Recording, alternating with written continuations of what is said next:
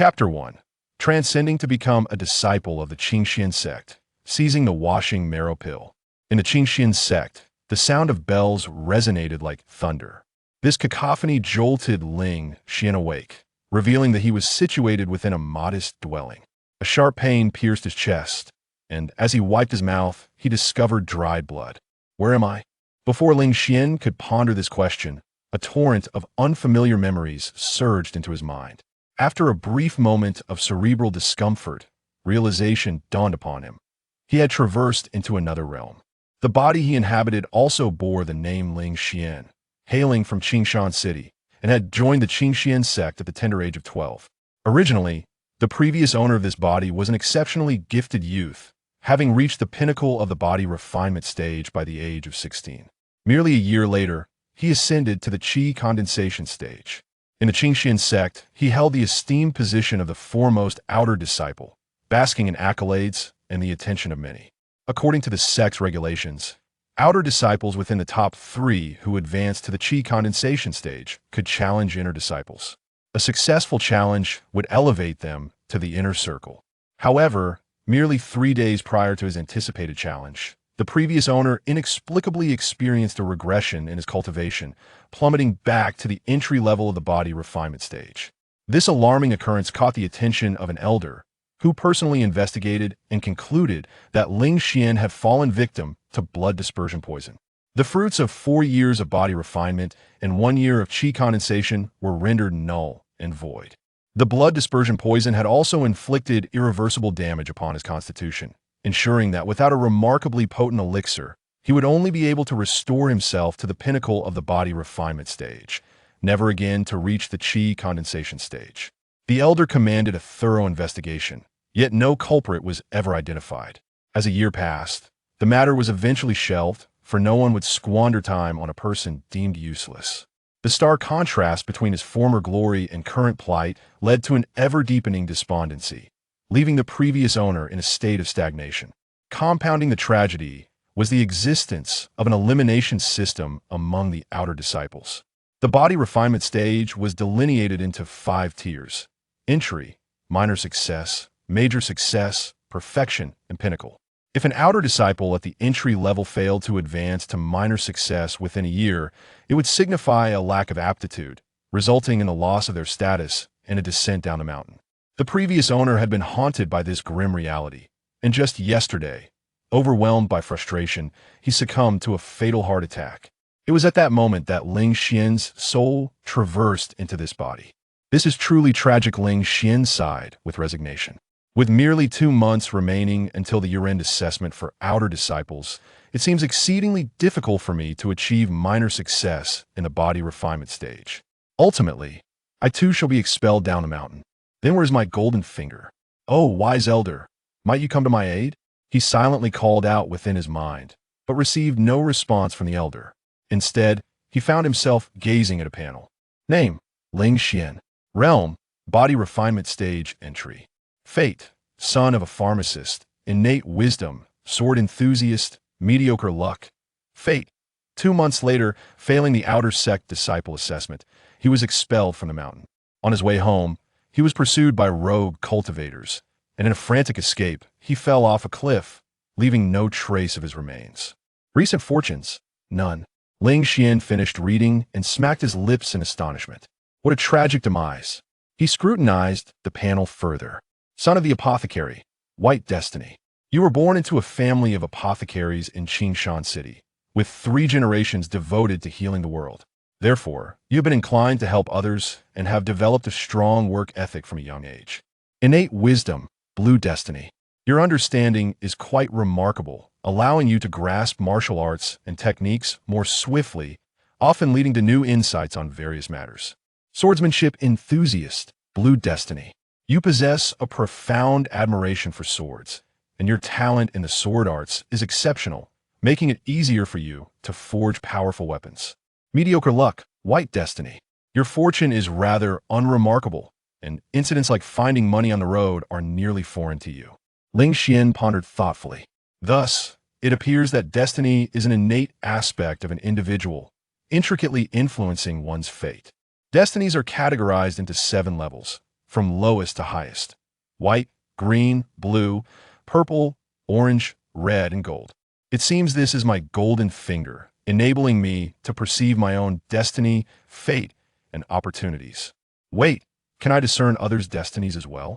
As this thought emerged in Ling Xian's mind, he heard the sound of footsteps approaching. Bang! A fierce young man with a brutish face kicked open the door and strode into the room, followed by 4 lean youths who appeared visibly intimidated. Upon seeing Ling Xian reclining on the bed, the brutish youth grinned coldly. Awake? Perfect. I have a task for you. Ling Xian's mind flickered with memories related to this individual. His name was Lei Yong, also an outer sect disciple. Like the original, he hailed from Qingshan City and was a member of the Qingxian sect. While the original was from a commoner family, Lei Yong belonged to the prominent Lei family of Qingshan City. Previously, when the original held the position of the top outer sect disciple, Lei Yong was overly respectful, acting as if he were the most loyal subordinate. However, once the original fell from grace, and it became clear that no one would advocate for him, Lei Yong immediately revealed his true nature. The spirit stones accumulated by the original were stealthily seized by Lei Yong and his subordinates. Leveraging the fact that he had a cousin within the inner sect, Lei Yong began to pilfer the Baichao liquid from many outer sect disciples. Baichao liquid is a medicinal concoction distributed monthly by the Qingxian sect to outer sect disciples for their cultivation, with each disciple receiving 2 bottles. Lei Yong was cunning, only targeting weaker outer sect disciples, while he would even bestow Baichao liquid upon those with greater strength and potential to curry favor. Moreover, he gathered a few outer sect disciples to bolster his own influence. As a result of these various factors, Lei Yong became a tyrant within the outer sect, with no one daring to provoke his wrath. Ling Xian's predecessor had once been the top outer sect disciple, and now, having plummeted in power, it brought Lei Yong immense satisfaction to bully such a fallen genius. As Lei Yong observed Ling Xian's lack of response, he intensified his tone, a glint of menace flashing in his eyes. "Can't you hear me speaking?" Ling Xian took a deep breath and promptly replied, "I can hear you." Seeing Ling Xian submit so readily, Lei Yong nodded in satisfaction. "Listen well." He then turned to the group of young men behind him. "You all need to fell 4 spirit trees today. If any of you fail to meet that quota, I will ensure you remain bedridden for half a year." "Understood." The others managed to croak out in unison. Ling Xian furrowed his brow deeply. Lei Yong frequently engaged in such coercive behavior, taking on difficult tasks from the task reception pavilion and forcing weaker outer disciples to assist him. He would delegate the labor while pocketing all the rewards for himself. Ling Xian wished to refuse. However, uttering such words would surely result in a brutal beating from Lei Yong. Reluctantly, he rose and joined the group, all the while fixating on Lei Yong's back, pondering a solution. At that moment, he suddenly noticed the information panel concerning Lei Yong. Name: Lei Yong. Realm: accomplished in body refinement. Fate: progeny of a noble family, skilled in weaponry, moderately fortunate. Destiny: ultimately stagnates at the pinnacle of qi condensation, serving as a steward of the Qingxian sect, perishing in a sect conflict a decade later. Recent opportunity: undertook a task to fell spirit trees, inadvertently discovered a small cloth pouch in a tree hollow containing a marrow-cleansing pill. Upon closer inspection, detailed information regarding 3 new fates materialized before him. Progeny of a noble family, green fate. You hail from a Lei family in Qingshan City, raised in a nurturing environment, with abundant resources at your disposal. Skilled in weaponry, green fate. You have shown an innate talent for blades and spears since childhood. Moderately fortunate, blue fate. Your luck is relatively good, you often stumble upon wealth and occasionally evade misfortune. Ling Xian felt a surge of astonishment within him. How could someone as malevolent as Lei Yong possess such fortuitous luck? In this world, treasures are categorized into 4 ranks: yellow, Xian, earth, and heaven, each further divided into inferior, average, superior, and extraordinary grades. The marrow-cleansing pill is classified as a superior grade Xian pill. Consuming one allows for the purification of one's meridians and the restructuring of one's foundation. It is indeed the unparalleled choice for restoring his own roots. The Qingxian sect does not sell such miraculous elixirs, and Ling Xian had no idea how this marrow-cleansing pill ended up in a tree hollow. However, he understood that if he could obtain this marrow-cleansing pill, he could recommence his cultivation, possibly utilizing its potency to directly break through to the minor success of body refinement. If he succeeded, he would surely pass the upcoming assessment for outer disciples in 2 months.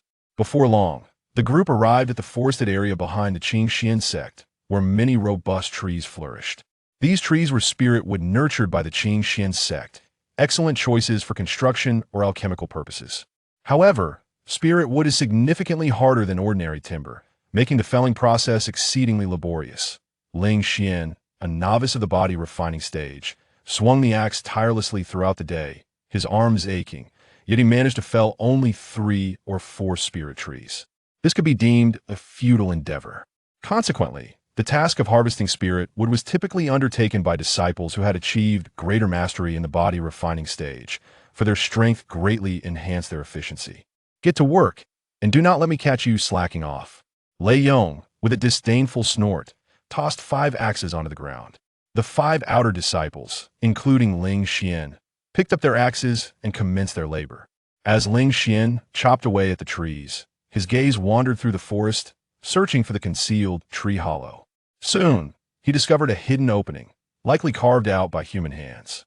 However, he refrained from reaching inside immediately, as Lei Yong was still watching them with a fierce glare. To act now would surely attract Lei Yong's attention. He needed to wait for the opportune moment. The work of felling spirit trees was exceedingly monotonous. Before long, noon arrived, and the 5 were drenched in sweat. I will grant you half an hour to eat and drink. Make sure to cherish this time, Lei Yong remarked, though not out of kindness. After working all morning without rest, they would surely faint, jeopardizing the completion of the task he had assigned. Thus, he allowed Ling Xian and the others a brief respite. The 5 hurriedly retrieved their rations from their belongings, consuming their food alongside water, and quickly closed their eyes to rejuvenate. Every moment of this precious time was to be savored. Lei Yong, disinterested in their plight, found a patch of clean grass to recline upon, taking out food he had prepared in advance and eating heartily. Seizing this opportunity, Ling Xian excused himself under the pretext of nature's call and swiftly distanced himself from the group, arriving at the tree hollow. Cautiously, he prodded the inside with a small stick to ensure there were no venomous snakes present. Once satisfied, he reached in and retrieved a small cloth pouch. Upon opening it, he discovered a jade box fashioned from white jade. Inside the box lay a thumb-sized emerald green pill indeed. It was the essence cleansing pill. Ling Xian quickly tucked it away in his clothing, then found a secluded spot to eat and drink, feigning nonchalance as if nothing had transpired. Before long, the half-hour had elapsed. With a sharp command, Lei Yong shouted, kicking one of the still sleepy individuals, "Get back to work." The man, unable to voice his indignation, dragged his weary body back to the task at hand. Time continued to pass. Ling Xian, wishing to avoid a harsh reprimand, exerted himself diligently in chopping trees. During this time, he noticed Lei Yong idly wandering and inadvertently approaching the tree hollow. Just then, a squirrel scurried into the opening, catching Lei Yong's attention. He reached in, pulling out the unfortunate creature, and cruelly crushed it before the eyes of the onlookers. "Umph, I thought there might be something valuable in this hollow. Turns out it was merely a squirrel," Lei Yong scoffed, hands clasped behind his back as he resumed his role as overseer. As dusk approached, the day drew to a close. Ling Xian and 4 others successfully completed their task, each having felled 4 spirit trees. "Well done. Be on your way," Lei Yong nodded with satisfaction. As for the spirit trees, personnel from the task hall would arrive shortly for inspection. The group hurriedly departed as if avoiding a plague. Ling Xian swiftly returned to the outer disciples' courtyard, making his way back to his residence. Chapter 2. Minor Achievement in Body Refinement. A new opportunity for Lei Yong. Ling Xian opened the wooden box, gazing at the aromatic washing marrow pill within. A smile gracing his fatigued visage. Without a moment's hesitation, he seized the pill and consumed it immediately. As the washing marrow pill settled in his stomach, its potent essence swiftly disseminated through his body, surging toward his limbs and bones. Ling Xian felt his skin flush with warmth, and vapor emanated from his head. Deep within his bones, a sensation akin to ants gnawing arose, as if something was burgeoning forth like bamboo shoots after rain. It felt as though shattered fragments were seamlessly merging into a flawless whole. Suddenly, an excruciating pain engulfed him. Ling Xian struggled to maintain his composure, but soon succumbed to the agony, his head spinning as he fainted. An hour later, he gradually regained consciousness. Ling Xian was astonished to find himself invigorated, enveloped in an indescribable sense of comfort. To his surprise, the aches and fatigue that had plagued him vanished entirely under the rich potency of the washing marrow pill. The vigor surging through his arms and legs had notably intensified. Such a remarkable enhancement could only signify one thing. The washing marrow pill had not only restored his foundational strength, but also propelled him to a minor achievement in body refinement. A wave of elation washed over Ling Xian. He no longer had to fret about the outer sect disciple assessment looming in 2 months. He promptly introspected, discovering that his status had indeed transformed. Name: Ling Xian. Realm: minor achievement in body refinement. Destiny: son of an apothecary, naturally gifted, obsessed with swordsmanship. Fate: poisoned the day before the outer sect disciple assessment in 2 months, his foundation utterly destroyed, ultimately failing the assessment and being expelled. On his way home, pursued by rogue cultivators, he succumbed to excessive blood loss due to his weak strength. Recent opportunity. Acquired. Found a small cloth pouch in a tree hollow while felling spiritual wood, containing a washing marrow pill. Ling Xian pondered. Why am I still vulnerable to poisoning? Why are these rogue cultivators pursuing me? His thoughts raced as he surmised that the restoration of his strength had likely alerted the unseen puppeteer. It was this shadowy figure who had struck once more, poisoning him. His strength remained insufficient. He must hasten his breakthrough to the qi condensation realm. He resolutely set his sights on this goal. The realms of cultivation are divided into body refinement, qi condensation, foundation establishment, core formation, nascent soul, and spirit transformation. Each realm is further subdivided into 5 minor tiers: entry, minor achievement, major achievement, perfection, and pinnacle. The vast majority of outer sect disciples reside within the body refinement stage, while inner sect disciples are predominantly in the qi condensation realm, with a select few elites advancing to foundation establishment. Those in the qi condensation realm can serve as stewards of the Qingxian sect, while those in foundation establishment may become outer sect elders. As for the core formation realm, that is the echelon of the sect master, deputy master, and inner sect elders. As for the subsequent stages of the nascent soul and transformation realms, they can only be witnessed within more formidable sections. If Ling Xian could swiftly recover to the qi condensation stage, he would undoubtedly be able to ensure his own safety. The following day, upon awakening, Ling Xian was greeted by the sound of wailing from outside. Opening his door, he beheld Lei Yong and his 2 underlings viciously assaulting an outer disciple. In the midst of their beating, they hurled insults, demanding repayment of the 20 low-grade spirit stones borrowed last month, stating that, according to their agreement, he owed 30 this month in total. The 2 lackeys, emboldened by their association with Lei Yong, chimed in, declaring that Lei only demanded 25 low-grade spirit stones this time, showing remarkable leniency. The disciple, in tears, pleaded, lamenting that those stones were meant for purchasing body-tempering pills. Without them, he would surely fail the upcoming year-end assessment. Lei Gu, please return them to me. I beg you, he cried. Witnesses among the outer disciples displayed 2 distinct attitudes. Those with considerable strength, either on par with or surpassing Lei Yong, merely crossed their arms, observing with indifference, offering no intention of intervening. Conversely, the weaker disciples were filled with dread, fearing they might be the next victims, and likewise refrained from intervening. Ultimately, they could only watch helplessly as the outer disciple was left bloodied and bruised. With a foot planted on the disciple's chest, Lei Yong smirked, reminding him that he still owed 5 low-grade spirit stones. His 2 companions chuckled, and Lei Yong declared they would head to the kitchen for a meal. With a huff, he added that they would visit the scripture pavilion afterward, intent on selecting a formidable martial technique. The trio then strode away. Ling Xian merely observed from his room, recognizing his own diminished strength and the futility of intervening. He was acquainted with the beaten disciple, who was once the most esteemed among the outer disciples, known for his generosity towards those weaker than himself. However, after Ling Xian's fall to the body-tempering stage, those he once aided did not come to his aid, including this very disciple. Yet, Lei Yong possessed an opportunity of his own. Ling Xian pondered thoughtfully, having clearly seen Lei Yong's panel information moments earlier. Name: Lei Yong. Realm: great perfection of body tempering. Destiny: a scion of a noble family, skilled in weaponry, with a touch of fortune.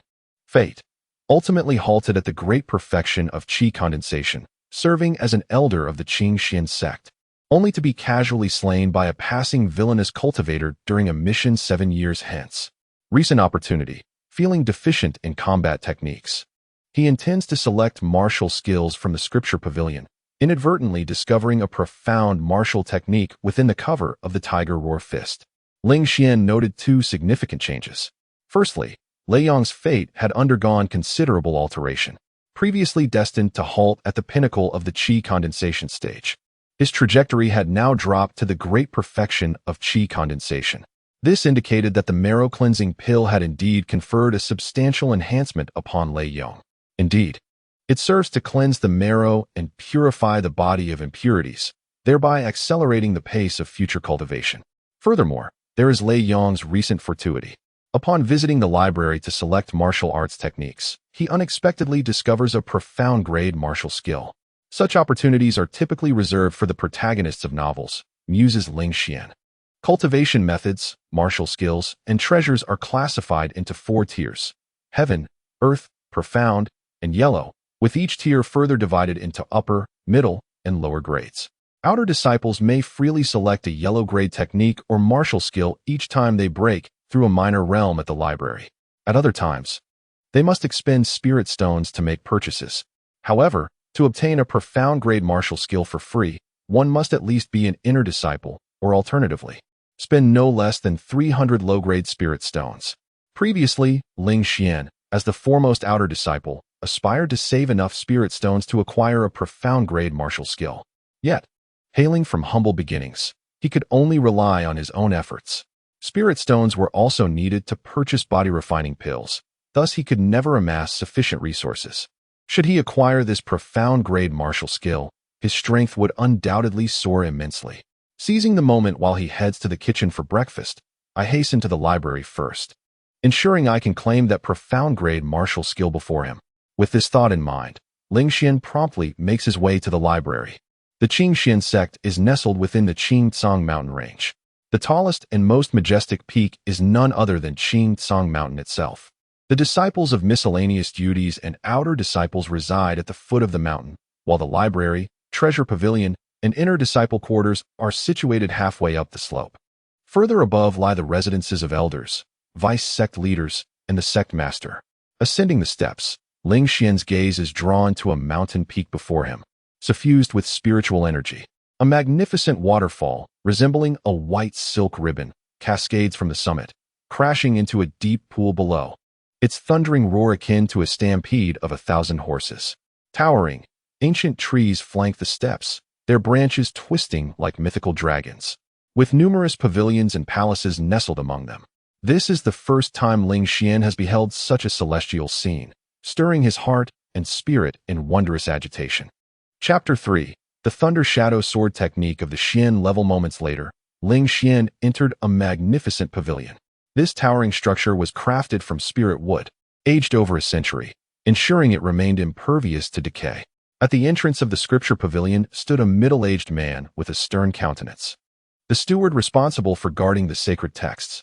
He was, however, no formidable elder or unparalleled master, merely an ordinary steward at the qi condensation stage. Before Ling Xian, 2 disciples were queuing to enter. Both were outer disciples. One was robust, while the other was gaunt. The stout disciple, with broad shoulders and a powerful aura, was evidently at the peak of the body refinement stage. In contrast, the thin disciple, pale and emaciated, had only just begun his journey in the body refinement stage. Such outer disciples were typically the targets of exploitation by Lei Yong.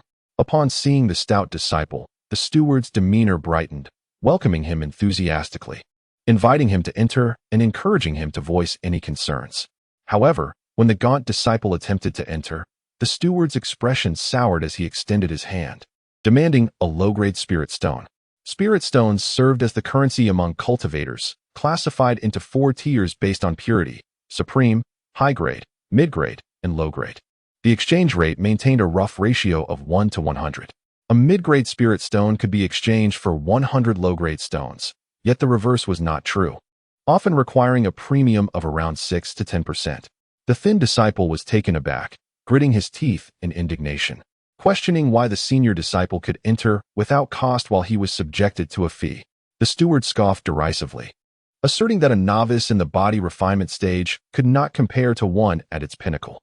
He insisted that the disciple pay up, or he would not be granted entry that day. Ultimately, the thin disciple, unable to resolve the impasse, was compelled to leave.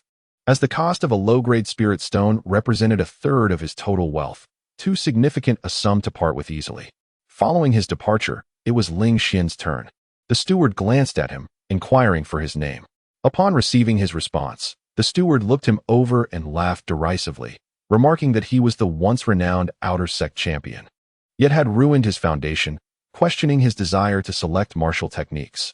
Ling Xian frowned, asserting that if disciples of the Qingxian sect could choose martial techniques, why should he be any different? The steward, with a mocking chuckle, replied that he could indeed choose, but only upon surrendering a low-grade spirit stone would he be permitted entry. Ling Xian was momentarily speechless. According to the sect's regulations, disciples could enter the scripture pavilion without charge. Only selecting techniques required payment. Yet, the steward, though possessing limited authority, exploited the weaker disciples, imposing additional fees while cleverly avoiding those of greater strength. Thus, he remained untouchable. Reluctant to waste time, Ling Xian ultimately retrieved a low-grade spirit stone and handed it over. The steward grinned, pleased, stating that he preferred those who understood the situation and allowed him to proceed within. He waved his hand, unwilling to engage further with Ling Xian. Ling Xian could not help but shake his head. Has the lower echelon deteriorated to this extent, and does the upper echelon of the Qingxian sect remain indifferent? Or is it that the entire Qingxian sect is utterly corrupted? Ling Xian cast a glance at the life panel of the man before him. This individual had reached the limits of his potential. It would take 3 years for him to enter the foundation establishment stage, and throughout his life, he would only attain minor success within that realm. However, this person had recently encountered a promising opportunity. 3 days hence, he would venture to Qingshan City, seeking romance, and on his journey, he might chance upon a golden mouse, though he would fail to catch it, only retrieving 3 low-grade spirit stones. The golden mouse is a beast particularly fond of shiny treasures, especially spirit stones. Its offensive capabilities are weak, but it is exceptionally swift. Without special bait, even a peak condensation realm cultivator would find it impossible to catch. Ling Xian noted this opportunity. The bait was not difficult to prepare, but it required advanced planning. If he arrived at that location with the bait 3 days later, he would surely be able to capture the golden mouse and seize all the spirit stones it carried. He strode forward, navigating through the many bookshelves. On the first floor of the scripture pavilion, one could find yellow-tiered techniques and martial arts. Only on the second floor could one discover profound-tier techniques and martial arts, accessible only to inner disciples. This arrangement was due to the rarity and value of profound-tier techniques. The Qingxian sect was the most formidable force within a 100-mile radius, yet it possessed only 3 profound-tier techniques and 8 profound-tier martial arts. Such esteemed texts were naturally reserved for the most exceptional disciples. Outer disciples were, of course, barred from access. Ling Xian moved slowly, his gaze swiftly traversing the multitude of techniques and martial arts, scrutinizing each one, unwilling to overlook any. After a brief moment, he found his target, a low-grade yellow-tier martial art, the Tiger Roar Fist. He picked up this seemingly unremarkable technique and examined it closely. He noticed that the cover of this book was slightly thicker than that of an ordinary volume. Had he not taken the time to inspect it closely, no one would have noticed this detail. Ling Xian pressed firmly, and indeed, beneath the weighty cover lay a hidden secret. He swiftly pulled out 2 yellowed pages from within the cover. The pages were densely filled with fine script. At the top, 4 characters stood out: Thunder Shadow Sword Technique. Ling Xian was mildly astonished. He had heard of this Thunder Shadow Sword Technique. It was one of the 8 profound-tier martial arts safeguarded by the Qingxian sect. Known for its formidable power and incredible speed, classified as a mid-grade profound technique. However, its cultivation was exceedingly difficult, resulting in few inner disciples mastering it. This appeared to be a new sword technique written by a certain expert after innovating the Thunder Shadow Sword. Ling Xian felt a surge of excitement in his heart and promptly tucked it away. Regardless, this was a profound tier martial art. Even a slight achievement in it would significantly enhance his strength. Ling Xian returned the Tiger Roar fist to its original position and turned to exit the scripture pavilion. However, just as he stepped outside, he unexpectedly collided with Lei Yong, who had just entered. When Lei Yong spotted him, he furrowed his brow slightly and inquired, "What brings you here?" Ling Xian, taken aback by the unexpected encounter, managed to conceal any trace of alarm, responding with composure. "I have let many of my martial skills languish and have come to the scripture pavilion to review them. Is that not permissible?" Lei Yong chuckled wryly. "Of course. It is." Had they been at the foot of the mountain, Ling Xian would have dared to speak to him in such a manner, and he would have received a punch in response. However, they were situated midway up the mountain, amidst a throng of both inner and outer disciples. To act against Ling Xian here would not bode well. Ling Xian proceeded forward. "Wait."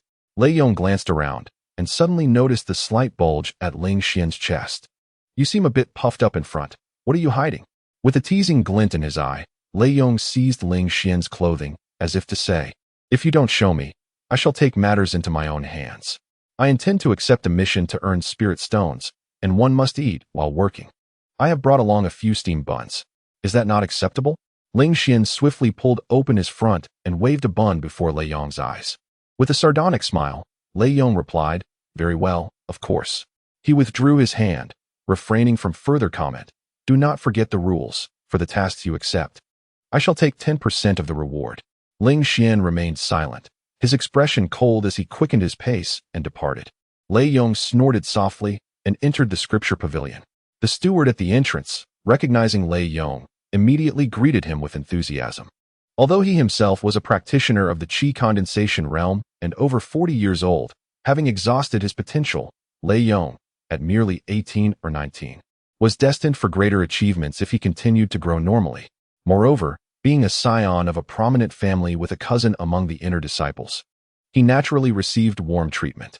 Lei Yong nodded in acknowledgement and ventured among the shelves, his gaze skimming over the various martial arts and techniques. Yet, he found none that suited him. However, at a certain moment, he suddenly halted, his eyes lingering upon a martial technique entitled Tiger Roar Fist. There is something peculiar about the cover of this book. As Lei Yong picked up the Tiger Roar Fist, he immediately sensed that something might be concealed within its cover. Yet upon pressing it, he discovered it was empty. TCH, it seems it was merely my illusion. He set the Tiger Roar Fist down, unwilling to waste further time. Nevertheless, for reasons unknown, he was suddenly overwhelmed by a sense of loss, as if something that ought to have been his had inexplicably slipped away. Chapter 4. The first layer of the Thunder Shadow Sword technique and the death of Lei Yong on the other side. Upon leaving the scripture pavilion, Ling Xian hastily returned to the outer disciples' courtyard at the foot of the mountain, making his way back to his abode. As soon as he arrived, he firmly shut the door behind him and, from within his garments, retrieved 2 pages of paper, commencing a diligent study of their contents. He devoted 2 hours to thoroughly reading them. After finishing, Ling Xian felt a surge of emotion. The modifications made to the Thunder Shadow Sword were indeed remarkable. On one hand, they enhanced both power and speed, yet on the other, they significantly increased the difficulty of cultivation. Nevertheless, I possess the ability to ceaselessly seize opportunities from others, and I shall undoubtedly devise methods to expedite my training. It is time to begin. Ling Xian tucked away the sword technique, seized his iron sword, and commenced a meticulous practice. With such earnest dedication to his training, half a month passed swiftly. In a bamboo grove at the foot of the mountain, sounds of slicing through the air echoed. From a distance, one could see a young man wielding the iron sword as if it were a frenzied serpent, swift as thunder, lethal as a snake. Moments later, the young man sheathed his sword. Scattered on the ground were several bamboo leaves, each severed cleanly in half. The young man, drenched in sweat, laughed heartily. Indeed, the first layer of the Thunder Shadow Sword technique was formidable, each move deadly, albeit exhausting to execute. Fortunately, I have achieved great mastery in body tempering. Otherwise, wielding such a sword would leave me utterly fatigued. The young man was none other than Ling Xian. The Thunder Shadow Sword technique comprises 3 layers in total. Numerous inner disciples and elders have attempted to master it, yet many find themselves stagnated at the second layer, with few ever grasping the third. The reason Ling Xian was able to enhance his strength so rapidly within a mere half-month and comprehend the second layer of the Thunder Shadow Sword technique was due to serendipity. Previously, he had intercepted an opportunity from the Scripture Pavilion steward, utilizing bait to capture a golden mouse, thereby acquiring over 20 low-grade spirit stones.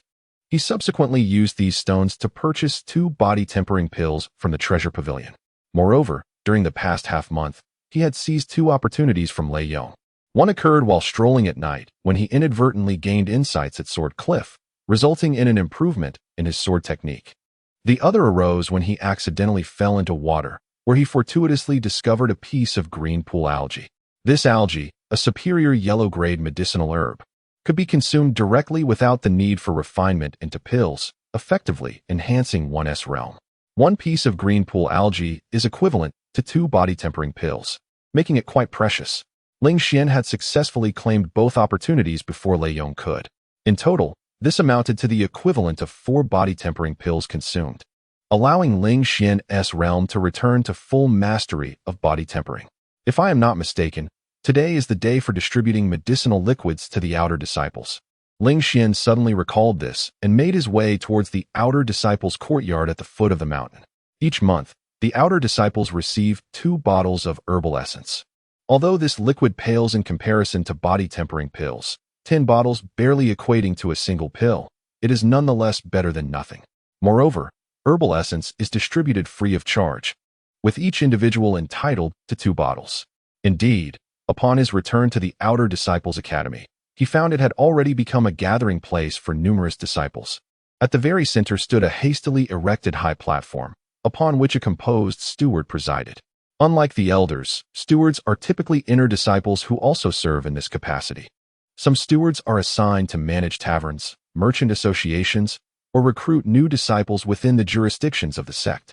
Within the domain of the Qingxian sect, there existed 3 cities, including Qingshan City, alongside several towns and hundreds of villages.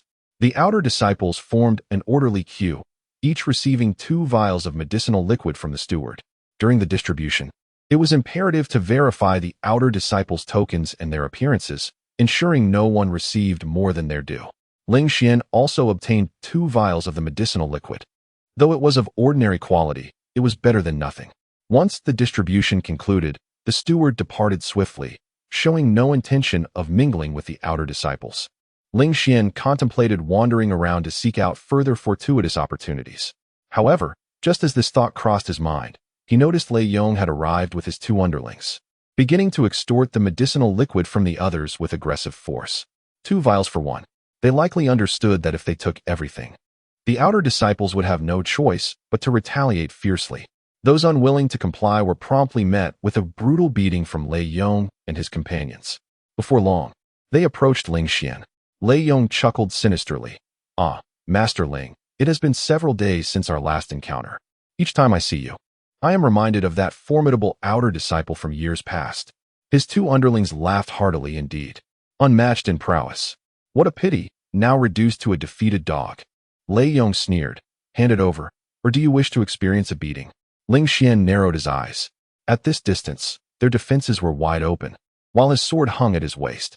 With a mere flick, employing the Thunder Shadow Sword technique, he could strike at Lei Yong's throat and eliminate him in an instant. However, Lei Yong's 2 underlings were merely at the initial stage of body refinement and posed no real threat. Yet, the Qingxian sect had strict regulations against killing within the sect.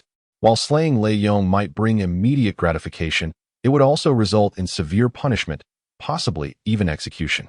Thus, it would be wiser to bide his time and seek an opportunity to deal with Lei Yong discreetly outside the mountain gate. Having resolved this in his mind, Ling Xian surrendered 1 vial of the medicinal liquid without resistance. Lei Yong, feigning a smile, replied, "No, 1 vial is insufficient." Ling Xian's gaze hardened. Lei Yong, with a smirk devoid of true mirth, remarked, "Your foundation is compromised. Consuming more medicinal liquid would be futile. It would be better to entrust it to me, and I shall realize its value for you." His 2 underlings erupted into raucous laughter. "Indeed, for a waste like you, consuming the medicinal liquid is pointless." Ling Xian remained silent for a moment before relinquishing the 2nd vial of medicinal liquid as well. Lei Yong chuckled. How perceptive of you yet, suddenly. He delivered a kick to Ling Xian's chest, sending him sprawling. But who said being perceptive means I want to beat you? Ha ha ha. Lei Yong, holding 2 bottles of herbal essence, laughed heartily as he stepped out of the house with 2 subordinates, making his way to another dwelling. Ling Xian, calm and composed, rose to his feet, clutching his chest, his eyes glinting with cold resolve. Today, he intended to see Lei Yong perish. Moments ago, he had observed a new opportunity arising for Lei Yong. Name, Lei Yong. Cultivation level, accomplished in body refinement stage. Fate, a scion of a noble family. Skilled in combat, with a modicum of fortune. Destiny, ultimately stagnating at the threshold of the Qi gathering stage, serving as a steward of the Qingxian sect, only to be betrayed and slain by teammates during a mission 5 years hence. Recent opportunity. This afternoon, departing from the Qingxian sect, he had arranged a rendezvous for a wilderness battle at Niujiao Mountain with a female disciple, who, having found a more formidable partner, abandoned him. Enraged, Lei Yong unleashed his fury upon the surrounding trees, inadvertently discovering a century-old Lingji mushroom, which upon consumption elevated him from peak body refinement to the pinnacle of the stage. The Lingji mushroom, an exceedingly rare herb, possessed the esteemed quality of being a premium yellow grade. A century-old specimen reached the mid-grade of the mysterious tier. Combined with several other herbs, it could yield even more potent elixirs, yet consuming it directly sufficed. Ling Xian's gaze deepened with intent as he immediately began to prepare. Niujiao Mountain, situated approximately 30 miles from the Qingxian sect's gates. Beneath a colossal tree, Lei Yong had arrived early, awaiting the appearance of the female disciple. The mere thought of her alluring figure ignited a fervor within him. Today, he was determined to showcase the prowess of his silver spear. He chuckled to himself, his mind racing with fantasies. However, as he waited, the minutes dragged on, and still, the enchanting silhouette remained absent. Lei Yong's brow furrowed deeply. Had he truly been stood up? Did that woman choose to pursue another man? The notion surged within him, igniting a tempest of rage. Anger clouded his judgment, compelling him to unleash his wrath upon the nearby trees. At that moment, he yearned for someone to appear, a target upon which to vent his frustrations. Just then, a delightful voice rang out from behind him. "Senior Brother Lei, you are here. How wonderful." Chapter 5. The slaying of Lei Yong and the acquisition of the flesh-spirit mushroom. Lei Yong was momentarily taken aback, directing his gaze towards the source of the voice. There, he beheld a familiar figure, Ling Xian, the once proud champion of the outer sect, now a fallen wretch. A sinister grin spread across Lei Yong's face as he exclaimed, "Ling Xian, your arrival is most fortuitous. I was just thinking." Ling Xian hurriedly interjected, "I have discovered a critically injured second-tier demon beast. The spoils from its defeat can be divided in a ratio of 1 to 9, with you receiving the greater share. What say you?" Lei Yong paused, momentarily stunned.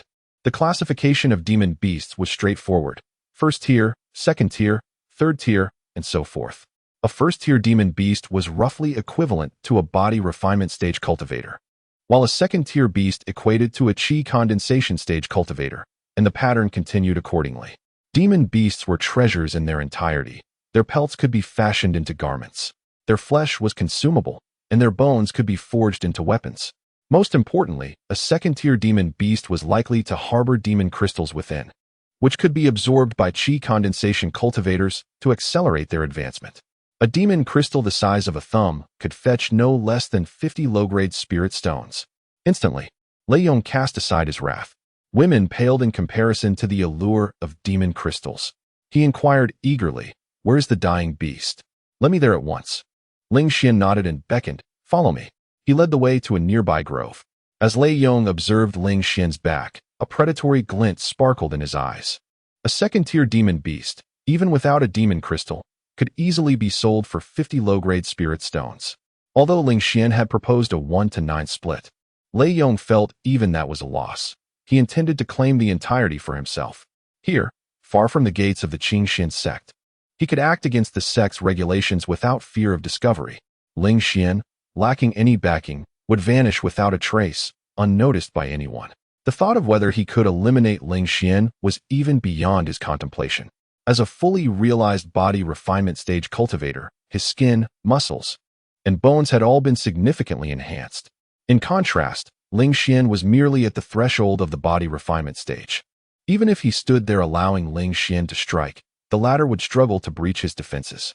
With a single punch, he could severely injure Ling Xian. The overwhelming disparity in their cultivation levels was his greatest assurance. At that moment, Ling Xian pointed toward the barely alive demon beast before them, saying, "There it is. You can engage it directly while I flank the sides." As he spoke, he unsheathed the sword at his waist. A surge of delight coursed through Lei Yong as he approached, his entire focus fixated on the demon beast. Unbeknownst to him, the figure behind had fixed a keen gaze upon his vulnerable back. Now, the distance between Ling Xian and Lei Yong was a mere half-meter. With Lei Yong completely turned away, Ling Xian had intentionally crafted this scenario to expose Lei Yong's vital points. With a swift motion, he unleashed the shadow blade technique. The long sword in Ling Xian's hand lunged forward with the ferocity of a tempest, akin to a striking viper. Without any forewarning, it pierced precisely into Lei Yong's back. A spray of crimson erupted. The excruciating pain surged, and only then did Lei Yong realize he had been attacked by Ling Xian.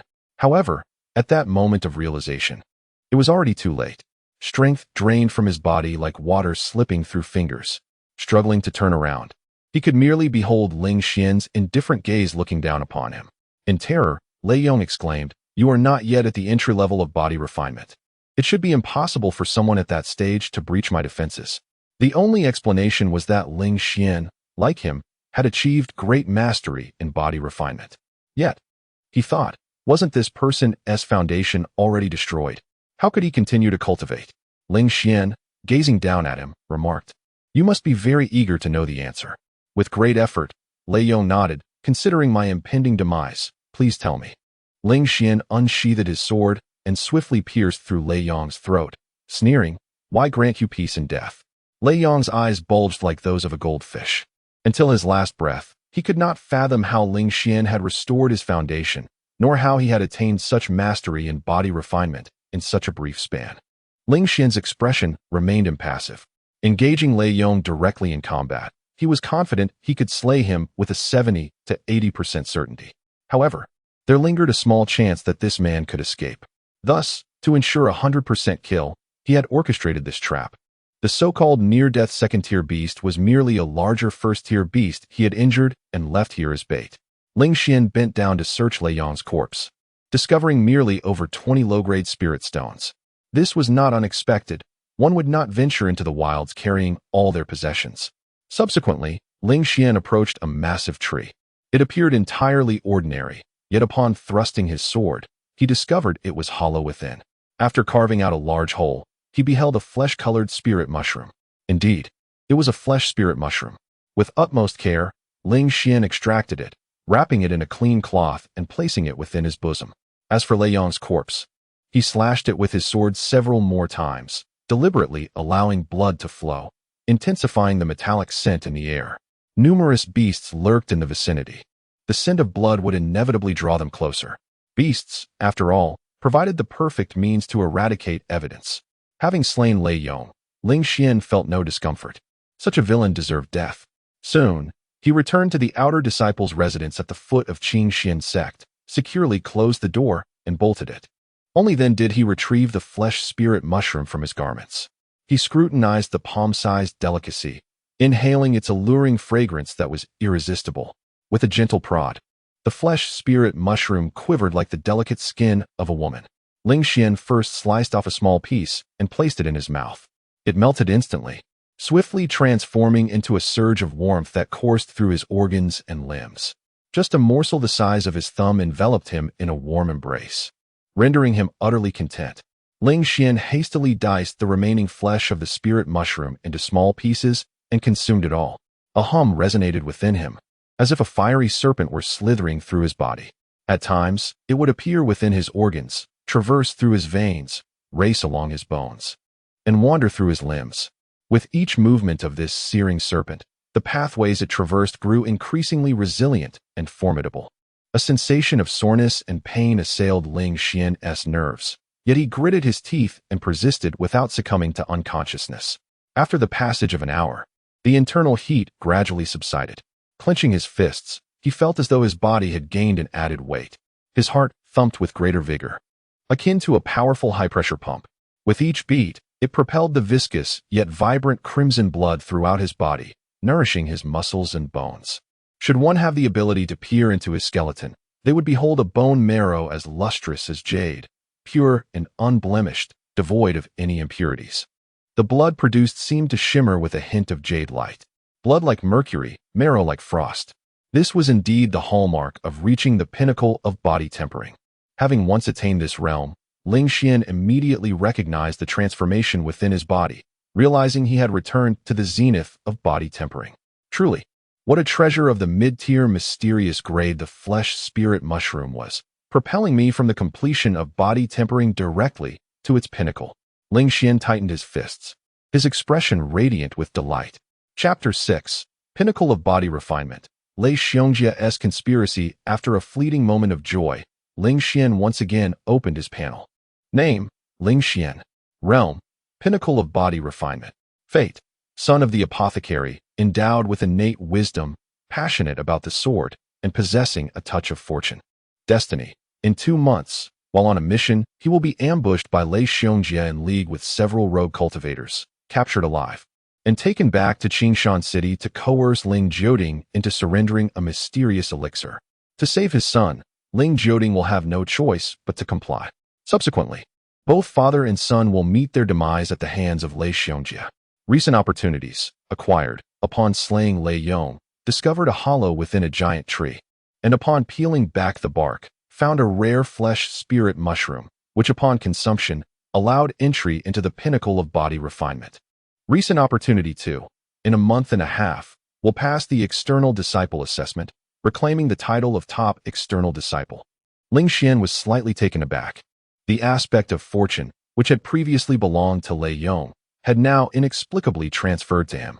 This signified that he too might occasionally encounter fortuitous events akin to those experienced by Lei Yong. As he continued to read, his gaze darkened upon perceiving the details of his destiny and recent opportunities. With his elevation to the pinnacle of body refinement, his fate had undergone significant alteration. He had also acquired a name, Lei Xiongji. This individual was well known to Ling Xian. Lei Xiongji, the cousin of Lei Yong, was regarded as one of the most outstanding young talents of the Lei family in Qingshan City.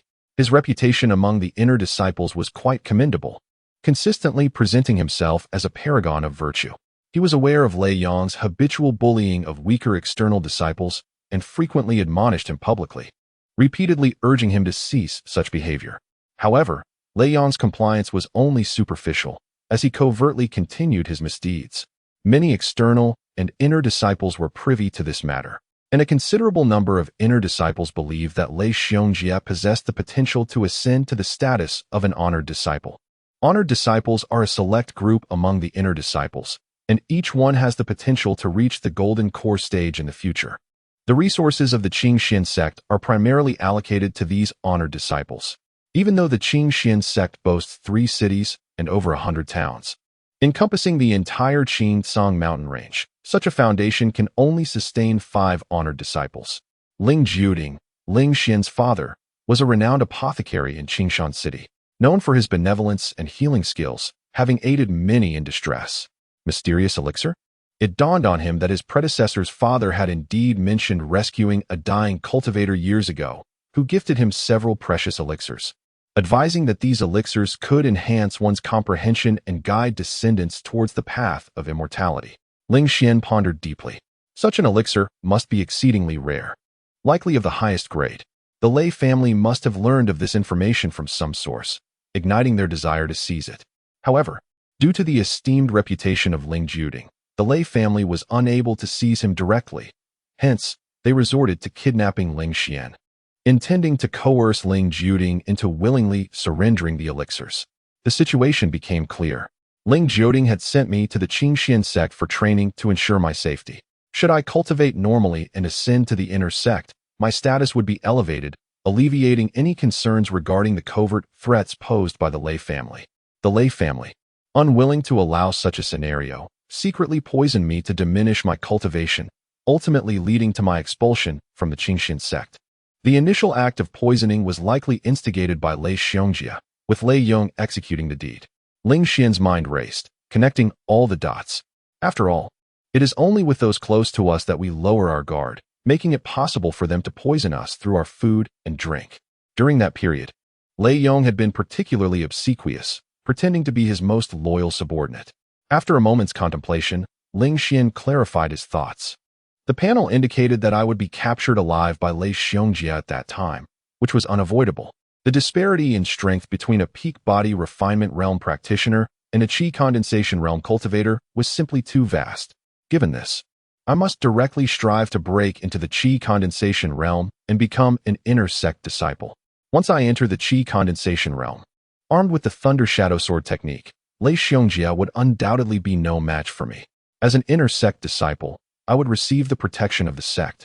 Unlike the outer sect disciples who live in constant uncertainty, the death of an outer sect disciple would evoke no reaction from Qingxian sect, whereas the demise of an inner sect disciple would prompt a thorough investigation into the cause of death. Each inner sect disciple is a precious asset to the sect. As long as an inner sect disciple progresses normally, they could at least assume the role of a steward in the future.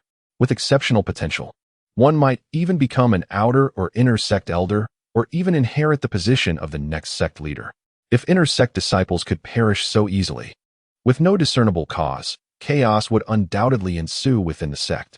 Ling Xian's gaze deepened, solidifying his resolve. Practitioners of the body refinement realm passively absorb the spiritual energy of heaven and earth.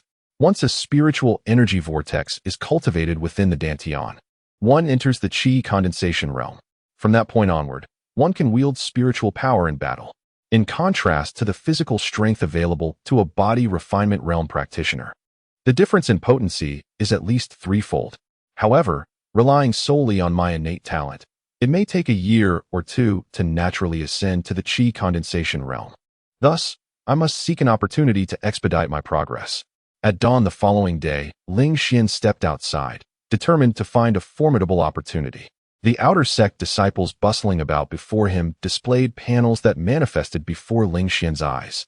However, they were either devoid of opportunities or had merely stumbled upon a few low-grade spirit stones. There were even stories of individuals, while eating, being accidentally struck on the head by an intruding person, resulting in their untimely demise. Truly the epitome of misfortune. Ling Xian could only shake his head in disbelief. At that moment, he suddenly heard several outer sect disciples exclaiming loudly, "Have you heard? Lei Yong has died on Niujiao Mountain. It was discovered by a passing disciple. I heard that even the corpse was completely devoured by the beast. How dreadful. If it weren't for the outer sect disciple token, no one would have known it was Lei Yong." Really? That's quite a fortunate turn of events. That bully got what he deserved. But how did he meet his end? Was he attacked by a beast? I'm not certain, but it must have been a beast attack. After all, it's not uncommon around the Qingtsong mountain range, where beasts are plentiful. With Lei Yong gone, his two subordinates, lacking any significant background, are fair game. Let's go teach them a lesson. Move, move, move. Damn it, they stole my spiritual stones. This time, I'll strip him of everything he has. The news spread rapidly. Before long, the entire outer sect disciple courtyard was aware of Lei Yong's demise. Soon after, the sounds of smashing and looting echoed from the distant buildings. Lei Yong's two subordinates were beaten to the brink of unconsciousness, likely unable to rise from their beds for at least 3 to 5 months. In all probability, they would be expelled from the mountain. Ling Xian felt no sympathy for such individuals. They brought their fate upon themselves by colluding with a tyrant. Just as he was about to head to the mountainside to see if any disciples there might be experiencing fortuitous opportunities, he suddenly overheard a conversation nearby. Quick, let us head to the mountainside to watch the excitement. Xiao Fan has broken through to the qi consolidation realm and is challenging Lei Xiongjia. Lei Xiongjia had just learned of his cousin Lei Yong's death and was in a foul mood. Now, there would be a good show to watch. Upon hearing this, Ling Xian couldn't help but smirk. How interesting. He was quite familiar with both of these individuals. Lei Xiongjia, of course, was Lei Yong's cousin and an inner sect disciple. As for Xiao Fan, when Ling Xian was the top outer sect disciple, Xiao Fan had only recently joined. The person who had oppressed Xiao Fan the most was none other than Lei Yong, making Xiao Fan a frequent target of abuse. Ling Xian had once lent him a hand, providing some spiritual stones for healing elixirs. Xiao Fan had been immensely grateful, vowing that he would follow Ling Xian through thick and thin. However, Once Ling Xian fell from grace, Xiao Fan vanished faster than anyone else, never again mentioning their connection, almost as if they were strangers. Nevertheless, it had only been a little over a year since Xiao Fan entered the sect, and now he had actually reached the Qi consolidation realm. His fortune must be exceptionally strong, perhaps offering me the opportunity to swiftly attain the same level. Ling Xian immediately made his way to the mountainside. At the mountainside, in the martial arts arena, when Ling Xian arrived, over 100 outer sect disciples had already gathered outside the platform, chattering animatedly. Their discussions revolved around the renowned martial skills of both contenders and comparisons of their strengths. On the platform stood two figures. One donned a deep blue outfit with a long sword at his waist, while the other wore a jet black ensemble, standing barehanded. These were none other than Lei Xiongjie and Xiao Fan. The two remained still, exuding a powerful aura that revealed their mastery in the Qi consolidation realm. The more they stood there, the greater the anticipation among the spectators grew, eager to discover who would ultimately emerge victorious. Ling Xian first directed his gaze toward Lei Xiongjie's life panel. Chapter 7. The Son of Destiny, the Red Fate Blinding the Eyes. Name, Lei Xiongjie. Realm, minor accomplishment in the condensation of Qi. Fate, progeny of a noble family, possessing a thunder spirit body, endowed with extraordinary fortune. Destiny, ultimately reaching the great accomplishment of the core formation stage, serving as an elder within the inner sect of the Qingxian sect. Meeting his demise during an external expedition 26 years later. Recent opportunity 1. Victorious in battle against Xiao Fan. He departed from the mountain gate to investigate the cause of his cousin Lei Yong's death, inadvertently discovering a earth dragon peony in the Green Vine Valley, consuming it to elevate his realm. Recent opportunity 2. 2 months later, orchestrated a task for disciples to lure Ling Xian into accepting, commanding scattered cultivators to ambush him upon his departure from the mountain gate, capturing him. He then brought Ling Xian back to Qingshan City, coercing Ling Jioding to surrender a mysterious elixir, subsequently murdering both father and son. Ultimately, consuming the elixir greatly enhanced his comprehension. Progeny of a noble family, Green Fate. You hail from the Lei family in Qingshan City, having been immersed in medicinal baths from a young age, enjoying a life of ease and abundance. Thunder Spirit Body, Purple Fate. You possess a profound affinity for thunderstorms, and your cultivation of thunder-attributed techniques and martial arts progresses at a remarkable pace. Extraordinary Fortune, Purple Fate. Your luck is exceptional, consistently astonishing others with your serendipitous encounters. Upon reading this, Ling Xian's eyes glimmered with a cold light. The life panel of Lei Xiongjie affirmed his suspicions. This individual indeed intended to abduct him to coerce Ling Jioding into yielding the elixir. However, now that Ling Xian was aware of Lei Xiongjie's intentions, he merely needed to enhance his strength to extricate himself from this predicament. He then shifted his gaze to Xiao Fan. Name, Xiao Fan. Realm, beginner in the condensation of Qi. Fate, son of fortune, possessing an ethereal grace, reincarnation of a great being, capable of miraculous survival. And the fiery sun body, not yet awakened. Destiny, stopping at the pinnacle of the transformation stage, becoming the lord of the burning heaven palace.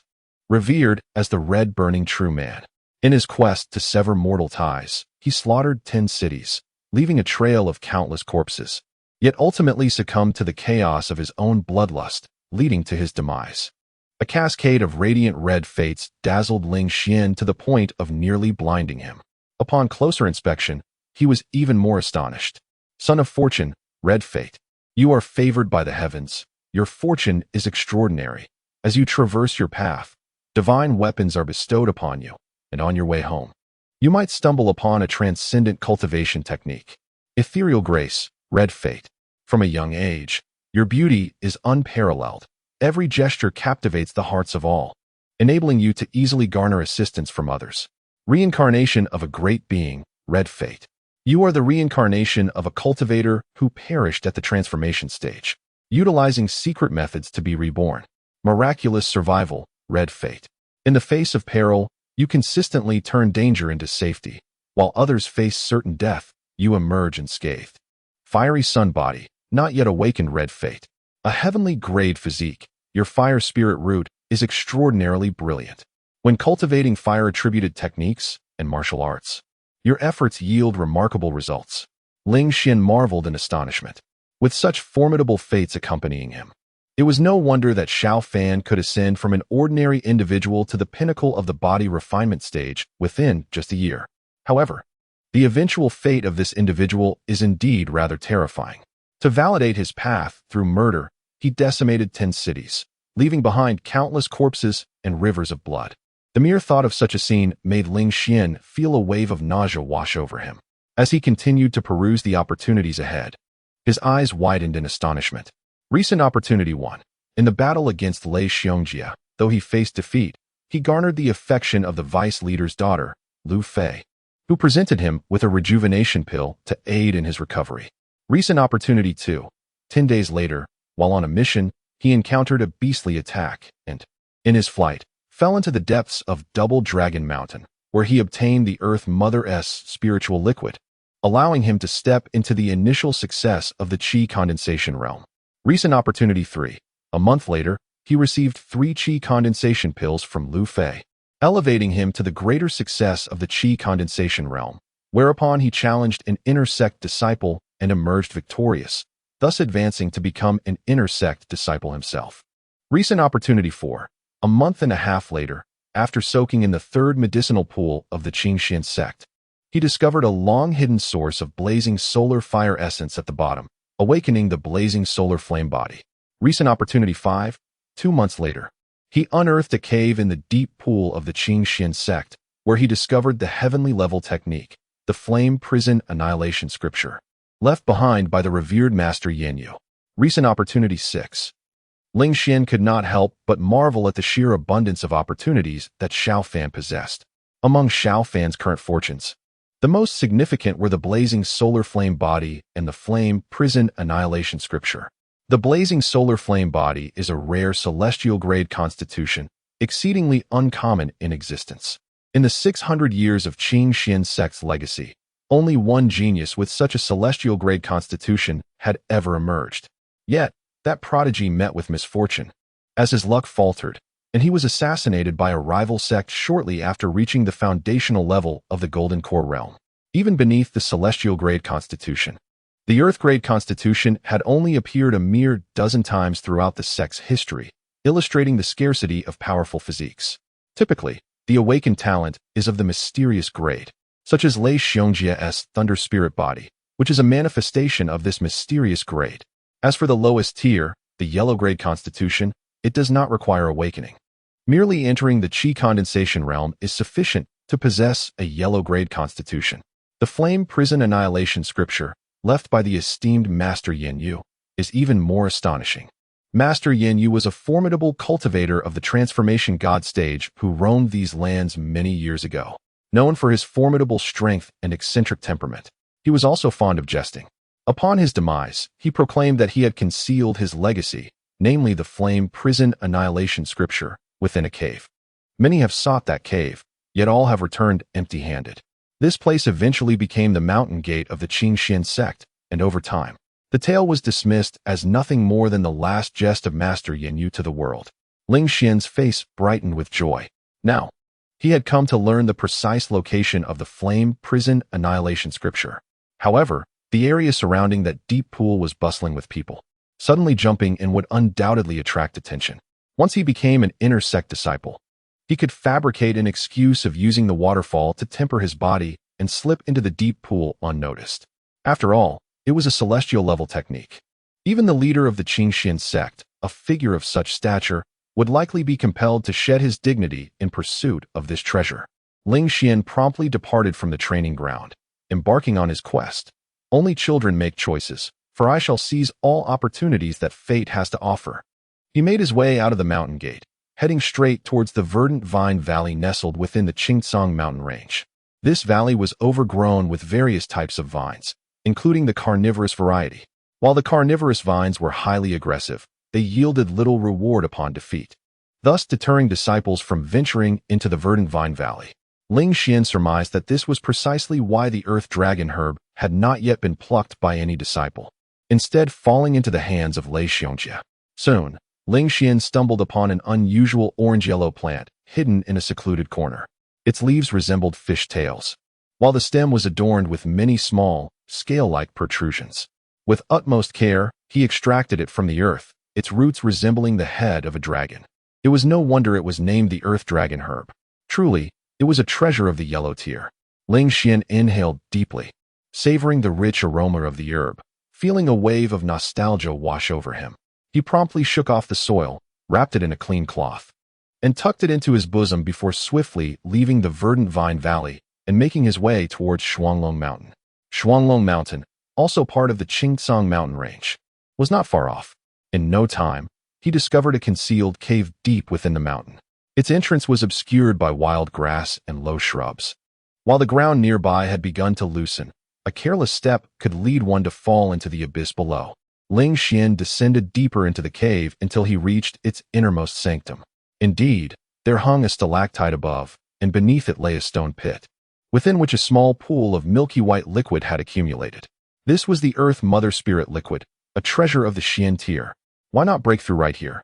The Earth Dragon herb combined with the Earth Mother Spirit liquid would surely suffice to condense my spiritual energy vortex. Both treasures could be consumed by cultivators in the Qi condensation stage, as well as those at the pinnacle of the body refinement stage. For those in the Qi condensation stage, it would elevate their realm, while for the peak body refinement cultivators, it would aid in condensing their spiritual energy vortex. Ling Xian settled into a cross-legged position, retrieving the Earth Dragon herb from his bosom, peeling away its tough exterior, and taking a hearty bite. The juices erupted within his mouth, and the herb's potent energy surged through him, rushing towards his lower abdomen, where his dantian resided. Within Ling Xian's body, the natural spiritual energy he had unconsciously absorbed during his body refinement stage began to coalesce under the influence of the herb's power, forming a small point. However, it still had a considerable distance to go before fully materializing. Without hesitation, Ling Xian produced a water pouch, filled it with the Earth Mother Spirit liquid, and drank deeply. The liquid flowed down his throat, cascading into his stomach like a small bomb detonating within. The overwhelming spiritual energy made Ling Xian feel as though every inch of his being was rapidly expanding. Under the overwhelming influx of spiritual energy, the nascent cyclone within his dantian began to spin with fervent acceleration. Buzzing, it resonated, once, twice, thrice. As the spiritual energy waned, Ling Xian promptly consumed the Mother Earth's spiritual liquid. Time elapsed, each second stretching into eternity. The cyclone whirled with increasing velocity. At a certain moment, devoid of external spiritual energy infusion, the cyclone continued its relentless rotation as if caught in an eternal dance. Threads of heavenly and earthly spiritual energy, drawn in and refined by the cyclone, ultimately transformed into pure spiritual power. This spiritual power is the very essence that elevates cultivators of the Qi gathering realm far beyond those of the body refinement realm. Ling Xian abruptly opened his eyes, erupting into laughter. He had reached the Qi gathering realm. Rising to his feet, he unsheathed the sword at his waist and unleashed the Thunder Shadow sword technique against the rock wall. Spiritual power surged forth, the sword's shadow flitted past, intertwining with arcs of lightning. Crack! The rock wall shattered with a thunderous roar. A look of delight spread across Ling Xian's face. The rock wall here was exceptionally resilient. Even at the pinnacle of the body refinement realm, he could only leave a faint mark with all his might. Yet now, with merely the application of spiritual power, he could effortlessly obliterate it. This is the remarkable strength of the Qi gathering realm. Chapter 8. Stepping into the Qi condensation realm. A perilous trial. What has become of my fate? Ling Xian once again opened his panel. Name, Ling Xian. Realm, beginner of the Qi condensation realm. Destiny, son of the apothecary, born with innate wisdom, a fervent disciple of the sword, with a modicum of fortune. Fate, ultimately cultivating to the pinnacle of the foundation establishment realm, serving as an outer elder of the Qingxian sect, living a life of peace and passing away without illness. Recent opportunity 1. Acquired, arrived at Greenvine Valley, discovered a Earth Dragon peony, which, upon consumption, accelerated the condensation of my spiritual energy vortex.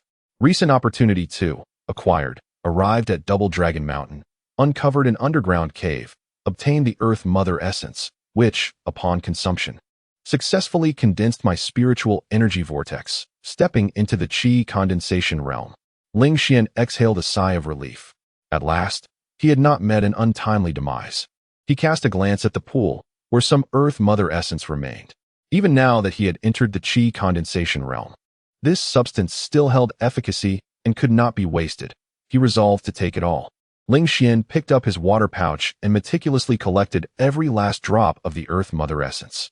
Subsequently, he returned to the gates of the Qingxian sect. Upon his arrival, he witnessed a deep blue figure rushing out of the gates, none other than Lei Xiongjie. His speed was astonishing. Several disciples were unable to evade him and were knocked aside. Ling Xian was among them. Instinctively, he wished to brace himself, but he forcibly suppressed his body's natural reaction and was sent flying instead. Had he attempted to resist, Lei Xiongjie would have discerned his cultivation level. Just as Ling Xian anticipated that Lei Xiongjie would charge out of the gates, he unexpectedly halted, turning back to personally assist the fallen disciples. Are you injured? Is it serious? I have healing elixirs to offer you all. I sincerely apologize. Upon receiving the news of my cousin Lei Yong's demise, I was anxious to investigate the scene and lost my composure. Lei Xiongjie's eyes reddened, tears welling within. The disciples quickly waved their hands to indicate they were fine, expressing gratitude for the healing elixirs bestowed upon them. At this moment, Lei Xiongjie approached Ling Xian, naturally grasping both of his hands. You are Ling Xian, are you not? I know you. My cousin often bullied you. I have warned him countless times not to oppress his fellow disciples, yet he never listened. Alas! As he spoke, Lei Xiongjie presented Ling Xian with an additional vial of healing elixir and produced a bottle of body refining pills. Ling Shidi, this bottle of body refining pills is a gift for you. In a few days, I shall have someone deliver more body refining pills to you. With these, you should be able to pass the outer disciple assessment. Consider this a form of compensation from me on behalf of Lei Yong. It pains me to see you suffer. Dear disciples, while uttering these words, he fixed his gaze intently upon Ling Xian's eyes. Ling Xian initially feigned surprise. Then his eyes sparkled with gratitude as he sincerely replied, Thank you, Senior Brother Lei. You are truly a good person. He hurriedly clutched the body refining pills in his hand, as if holding the most precious treasure, akin to grasping a lifeline. Lei Xiongjian noticed nothing unusual and gently patted Ling Xian on the shoulder before turning to the few disciples he had knocked over. I apologize once again. The disciples clasped their fists in understanding. Only then did Lei Xiongjian nod and head towards the mountain gate. After his departure, the surrounding disciples began to whisper amongst themselves. Senior Brother Lei is truly a refined gentleman. If it were me, I could never calm myself enough to apologize to them. Indeed. And you may not be aware that Lei Xiongjie has long admired Lu Fei. After he triumphed over Xiao Fan, Lu Fei actually went to check on Xiao Fan's injuries, which was quite a blow. The news of his cousin's death and the woman he loves turning her affections to another man. How disheartening. If I were in his position, I would have been consumed by rage. Senior Brother Lei even compensated Ling Xian for Lei Yong. He is truly a benevolent soul. The disciples felt a deep sympathy for Lei Xiongjie, admiring his ability to maintain his gentlemanly demeanor in such trying circumstances. Ling Xian stood still, his heart sinking. He had long realized that Lei Xiongjie was not merely the gentleman he appeared to be. Their brief exchange had already revealed a subtle clash. Lei Xiongjie had intentionally presented a vial of body refinement pills, using more of them as bait to test him. Ling Xian reflected that body refinement pills were only beneficial to practitioners at the body refinement stage. Had he still been at the initial stage of body refinement, he would have eagerly sought them. The absence of such a response likely indicated a change in his own cultivation level. He turned to gaze in the direction where Lei Xiongjie had departed, acknowledging that this individual truly was the most promising descendant of the Lei family, far from ordinary. Ling Xian quickly left the area and returned to his quarters, determined to elevate his strength. Only by becoming more powerful could he find peace and avoid continuing to play roles with someone as formidable as Lei Xiongjie. The following day, Ling Xian rose early. Upon getting out of bed, he caught sight of a porcelain vial on the table, containing 5 body refinement pills gifted by Lei Xiongjie. A practitioner at the initial stage of body refinement would have been eager to consume these pills. Ling Xian immediately got up, dug a small hole under his bed, and placed 2 of the pills inside. After covering it with the loose soil to create an unblemished appearance, he nodded slightly. Now at the qi condensation stage. Taking body refinement pills would not only be useless, but could also lead to pill toxicity. Hence, this was the necessary course of action. First, I shall head to the kitchen for breakfast, then seek out any opportunities suitable for me. Just as Ling Xian was about to push open the door, he heard a knock from outside. Upon opening the door, he was greeted by the warm smile of Lei Xiongjia, who resembled a gallant gentleman, holding a food container in his hand. With a smile, Lei Xiongjia remarked, "It seems I have arrived at just the right moment." Ling Xian paused. "Senior brother Lei, what brings you here?" Lei Xiongjia chuckled. "I am investigating the cause of my cousin's death and came here to inquire. May I enter?" Ling Xian nodded in agreement. He opened the door and sat down opposite Lei Xiongjia. From this vantage point, the disciples outside could clearly observe the happenings within the room. "You haven't had breakfast yet, have you?" "This is a meal I procured from the fire kitchen hall," Lei Xiongjia remarked, retrieving several dishes from the lunchbox. Ling Xian, having not yet eaten, picked up his chopsticks and began to indulge in the meal with great relish. He understood that the other was demonstrating the food's safety. Thus, he too began to eat. After a few bites, Lei Xiongjia casually picked up a small porcelain vial from the table and inquired, "Junior brother Ling, did you take the body-tempering pills I sent you yesterday? How were the effects?" Ling Xian replied with enthusiasm, "I took two, and they were quite effective. I feel as though my foundation has been somewhat restored. If I exert myself today, perhaps I can reach the minor completion of the body-tempering realm." Lei Xiongjia nodded slightly, uncorking the vial. Indeed, 3 pills remained inside. 2 had been consumed. He then produced another vial of body-tempering pills, stating, "I keep my word. This is another vial as compensation for my cousin." Ling Xian exclaimed with excitement, "Wonderful.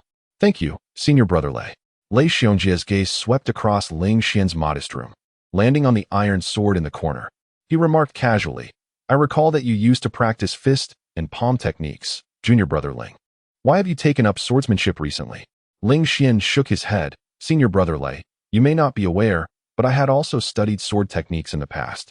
Specifically the yellow rank intermediate flash sword technique. I simply felt it was not suited to me, hence I rarely displayed it before others." Lei Xiongjia acknowledged with a nod, "My apologies. I was overly sensitive. I conducted an investigation yesterday and discovered that my cousin bore sword wounds, which made me particularly attuned to sword users." Ling Xian understood and replied, "I comprehend." Lei Xiongjia sighed softly. "In truth, I know that Lei Yong is a rogue. I have privately warned him several times, even threatening him with expulsion from the family, yet he remains obstinate. My intention in capturing the murderer is merely to hand him over to the sect for appropriate punishment.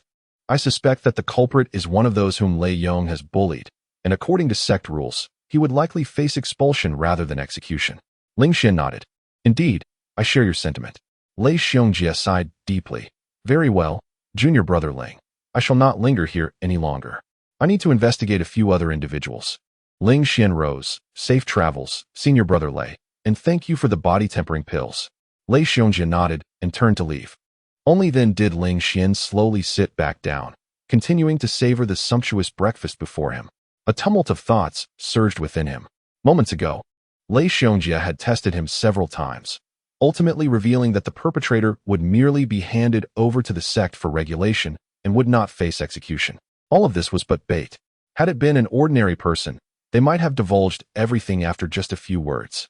Fortunately, Ling Xian had discerned the true nature of the Lei family and Lei Xiongjia through his life panel long ago.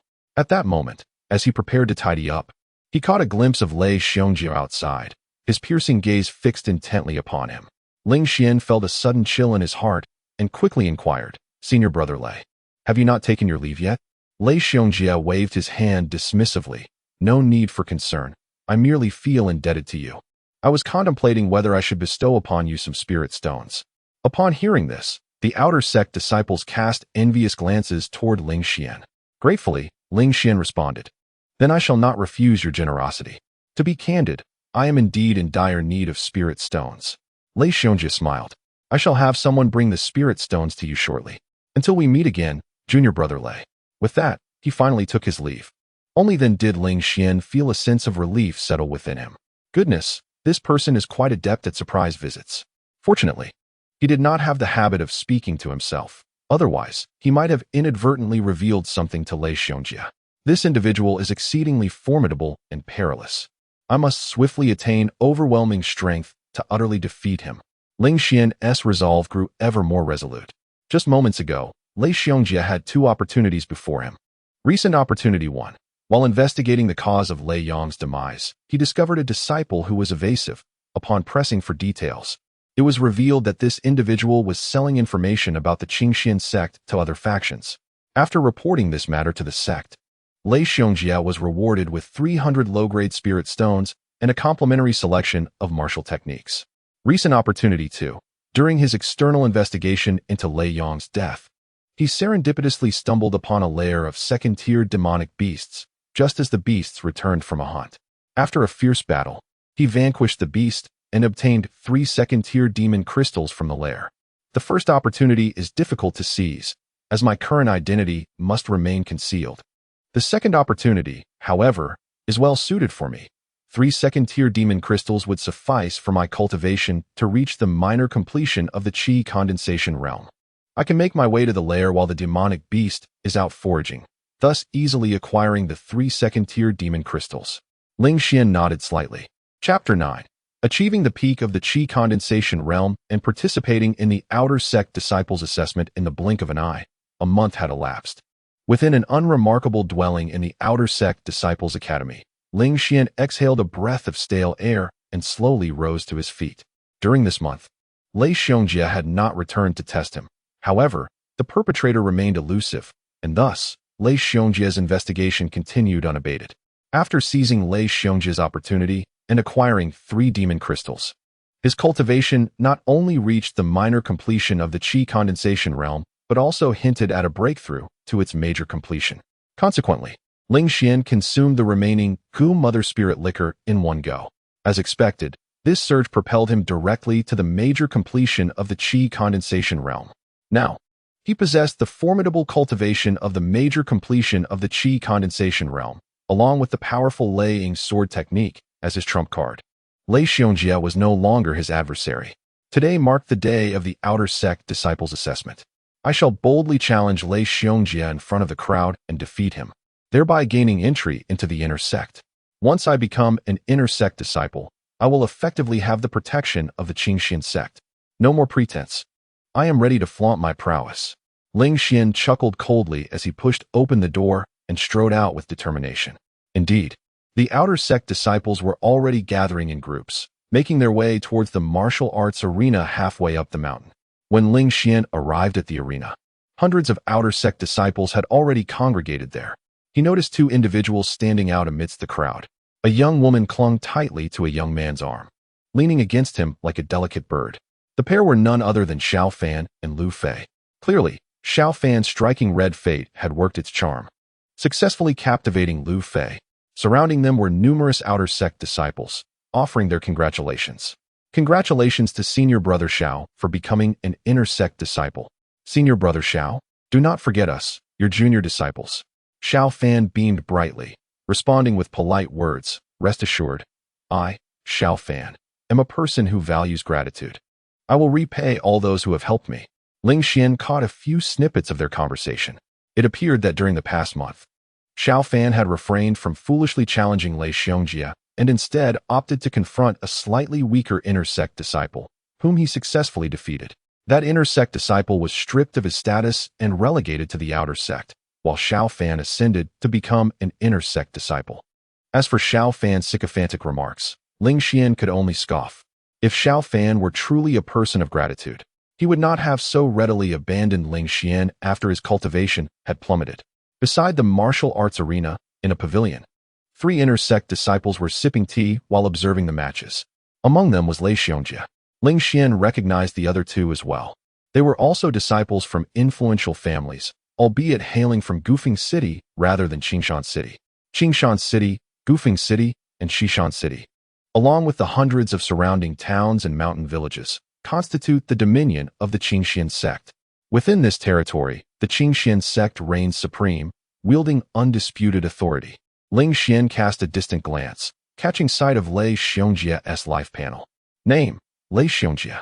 Realm: minor accomplishment in Qi condensation. Destiny: heir of a noble family, body of thunder spirit, remarkably fortunate. Fate: ultimately halting at the pinnacle of foundation establishment. serving as an elder in the outer sect, and after 19 years, attempting to forcibly break through to the core formation realm, resulting in severe injury.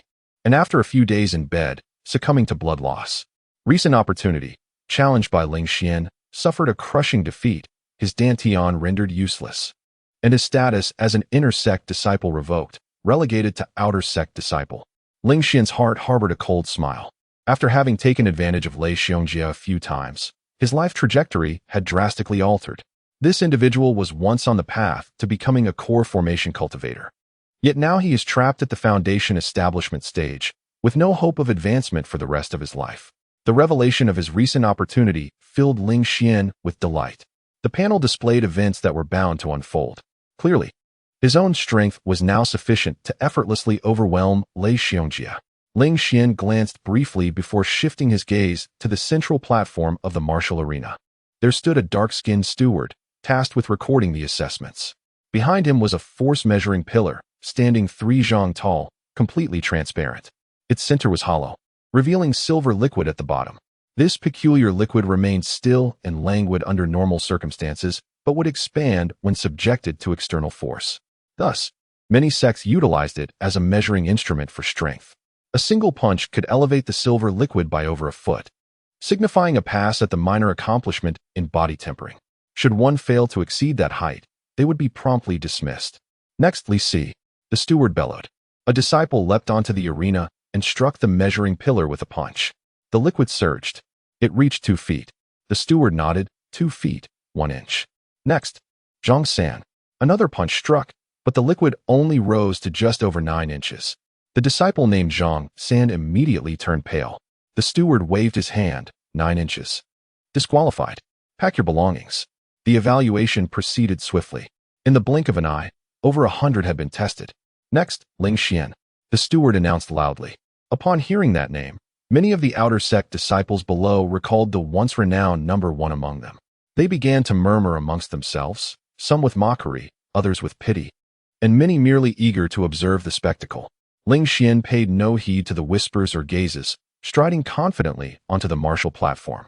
Xiao Fan watched Ling Xian's figure, his eyes flickering with intrigue. Lu Fei leaned against him and softly said, "Brother Xiao Fan, I just recalled something. That person seemed to have sent you spirit stones. Why did you not assist him later?" A chill ran through Xiao Fan's heart at Lu Fei's sudden inquiry, raising his vigilance. Such matters could be construed as ingratitude, and further speculation could lead to the label of a heartless man, something women despise most. He desperately needed Lu Fei to provide him with cultivation resources. Thus, he could not afford to reveal even the slightest hint of moral deficiency. He immediately grasped Lu Fei's hand tenderly and said, "Feier, you know only half of the story.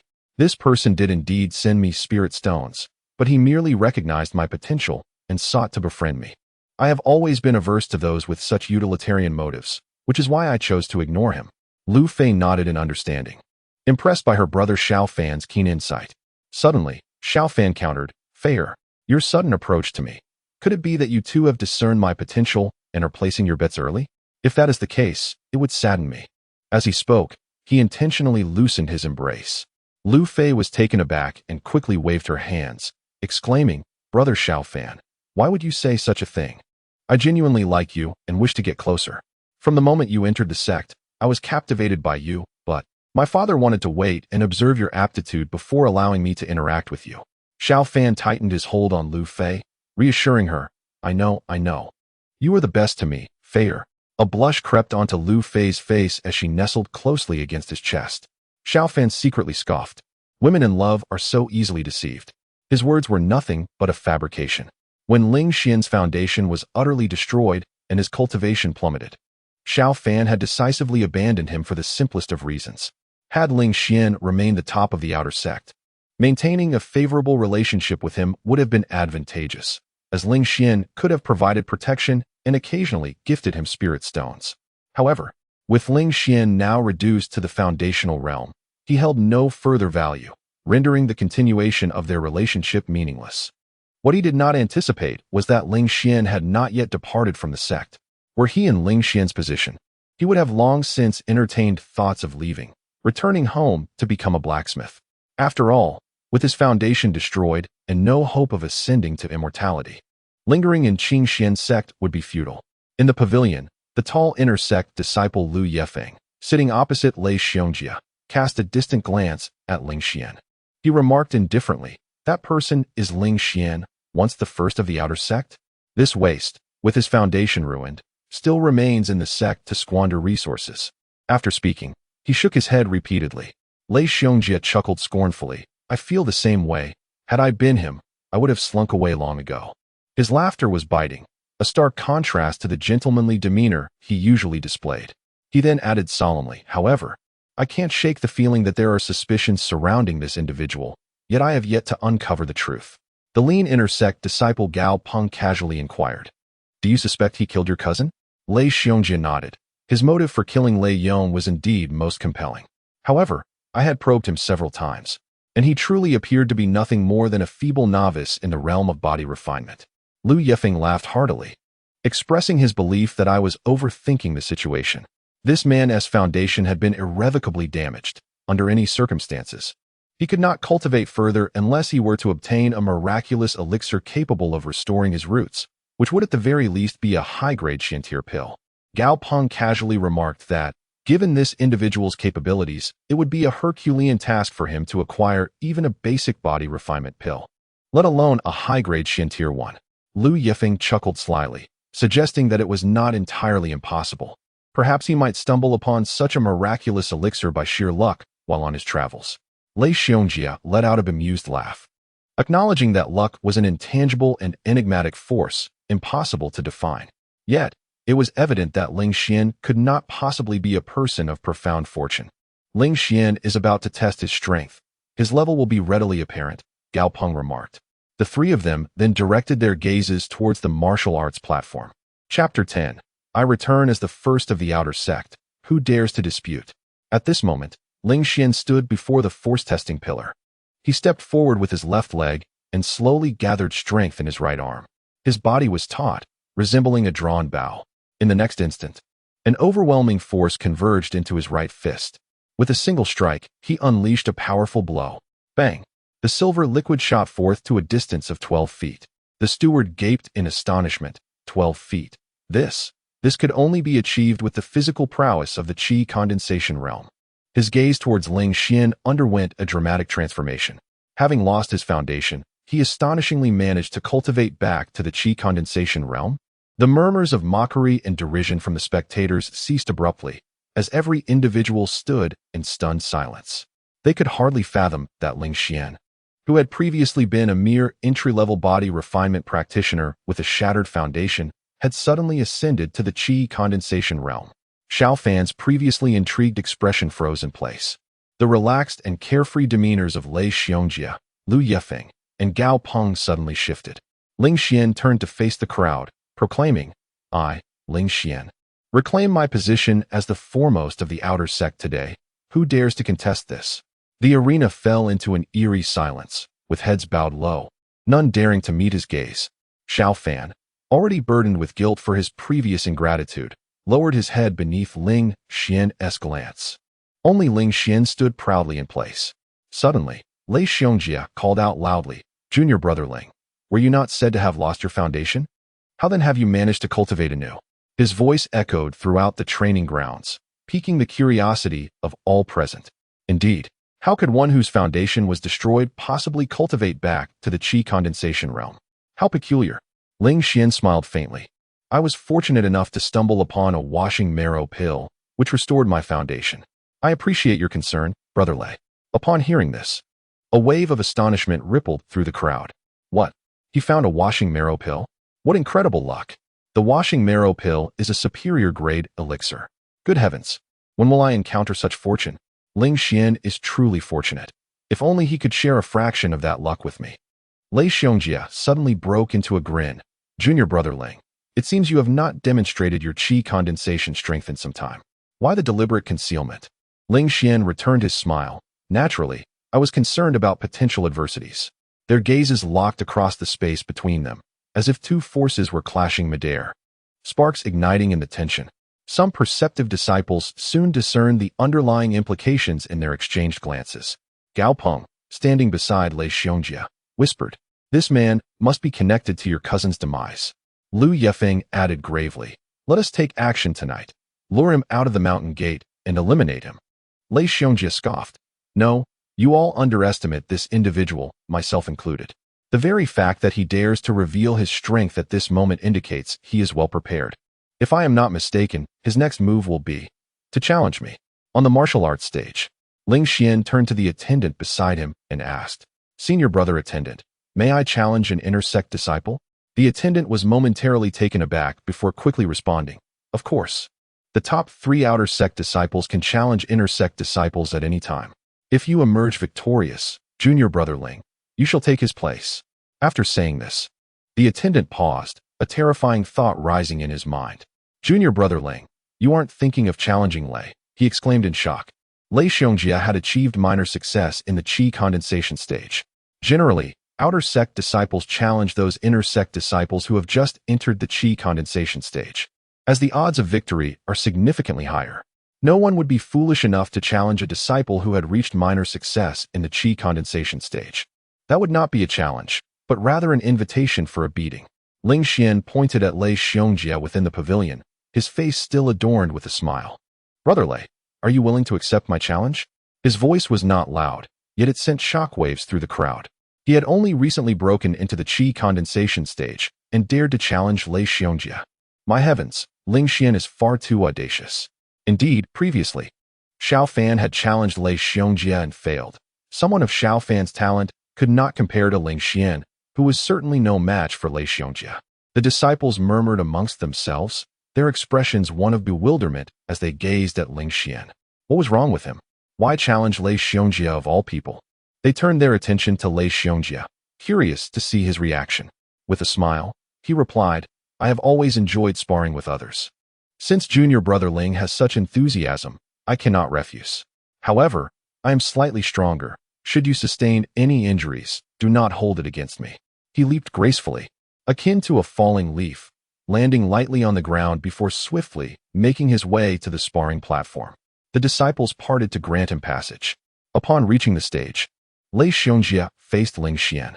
The attendant quickly retreated, aware that 2 cultivators at the qi condensation stage sparring too closely could result in injury. The 2 took their positions at a safe distance. Lei Xiongjia still bore a smile, whispering in a tone only they could hear, I never expected this. Despite my multiple attempts to test you, you managed to evade them all. Today, you suddenly reveal your strength, believing you have surpassed me? Young man, you are still too young and lacking in patience. Ling Xian returned the smile, retorting, You act as if you're ancient and wise, yet you're merely 3 years my senior. Lei Xiongjia's expression faltered for a moment, then turned to a cold smirk. Now you are left with only your sharp tongue. In the next instant, he lunged forward like a ferocious tiger descending the mountain, his muscles rippling with power. A fierce wind rushed towards Ling Xian as a massive fist aimed directly at his face. Ling Xian countered with a punch of his own. Bang! Their fists collided, and both staggered back. Ling Xian retreated 5 steps, while Lei Xiongjia fell back 3. The outer sect disciples watching the spectacle widened their eyes in disbelief. What? Only a 3-step difference and a 5-step retreat. Does this not imply that Ling Xian's strength is now comparable to Lei Xiongjia? The outer disciples appeared flustered, struggling to accept this revelation in such a short span of time. Lei Xiongjia's expression darkened. He had not anticipated Ling Xian's ability to conceal his true prowess so effectively. In their recent exchange of blows, he distinctly felt that Ling Xian's strength was only slightly inferior to his own. Without resorting to martial techniques, even if he were to claim victory, it would be far from graceful. He must employ his martial skills decisively to vanquish him. Ling Xian maintained his composure, deliberately feigning a slight inferiority, performing for the audience. Only in this manner could he unleash his full potential later and effectively incapacitate Lei Xiongjia. Suddenly, Lei Xiongjia burst into laughter, exclaiming that junior brother Ling had indeed honed his skills over time, demonstrating formidable strength. Very well, I shall now employ the thunderclap fist. Watch closely. Xiao Fan's gaze flickered. Lei Xiongjia was about to reveal his most powerful card, the thunderclap fist. He had heard that Lei had mastered this technique to the 4th level, significantly augmenting its power. Lu Fei nodded in agreement. affirming that achieving the fourth level in the Thunderclap Fist represented a qualitative leap, increasing its potency by at least 30%. It was this very technique that enabled Lei Xiongjie to suppress numerous inner disciples. As Lei Xiongjie's fist came hurtling towards him, Ling Xian's gaze remained indifferent. The Thunderclap Fist was merely a high-grade yellow-tier martial technique. He felt no need to resort to his trump card, the Thunder Shadow Sword technique. A simple application of the Tiger Roar Fist would suffice. After all, he had attained great mastery in the Qi condensation stage, while Lei Xiongjie had only reached a minor accomplishment. The disparity between them could not be bridged by a single Thunderclap Fist. Ling Xian proclaimed loudly, "Indeed, Senior Brother Lei is formidable. I too shall give my all. My trump card is the Tiger Roar Fist. However, I must warn you. The power of my Tiger Roar Fist is tremendous. Should I unleash it fully, even I fear the consequences. If Senior Brother Lei gets injured as a result, do not hold it against me." Chapter 11. Defeating Lei Xiongjie and advancing to intersect disciple. Upon uttering those words, not only did Lei Xiongjie almost burst into laughter, but the onlookers among the disciples below also struggled to contain their amusement. What a joke! A mere low-tier yellow-rank Tiger Roar Fist was treated as a trump card, and to claim that using it to its full extent would incite fear even within oneself. What a deceit! Lei Xiongjie scoffed, maintaining a facade of feigned warmth and benevolence. Rest assured, Junior Brother Ling, no matter the injuries I may sustain, they are of no concern to you. I, Lei Xiongjie, am not one to harbor grudges. Indeed, I admire Senior Brother Lei's magnanimous character. Ling Xian praised, then suddenly unleashed a punch. Unremarkable, yet striking first. The air reverberated with the faint sound of a tiger's roar. Lei Xiongjie retaliated with a forceful strike, seemingly accompanied by the winds and thunder.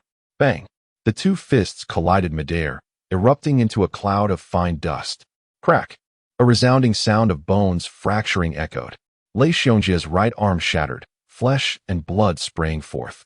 Before his anguished cry could escape, Ling Xian's left fist struck out fiercely, aiming straight for the dantian. Crack! A tremendous force erupted, shattering the dantian. The spiritual energy vortex was directly disrupted. Lei Xiongjie's cultivation plummeted to the body refinement realm. His body was sent hurtling away, akin to a kite with severed strings. Ling Xian gasped, rushing to support Lei Xiongjie. "Oh no, Senior Brother Lei. I exerted too much force. Are you all right?" He lamented. "I had warned you of the peculiar might of my Tiger Roar Fist, but you chose not to heed my words. Look at the severe injuries you've sustained. What shall we do about this? Senior Brother Lei, I feel so guilty." Ling Xian's voice trembled, as if tears were about to spill. Upon opening his eyes, Lei Xiongjie beheld Ling Xian's expressive face, overwhelmed by a torrent of emotions. Agony, shock, fury, and humiliation surged within him. Anger surged, and he spewed forth a mouthful of blood, promptly succumbing to unconsciousness. Silence enveloped the arena.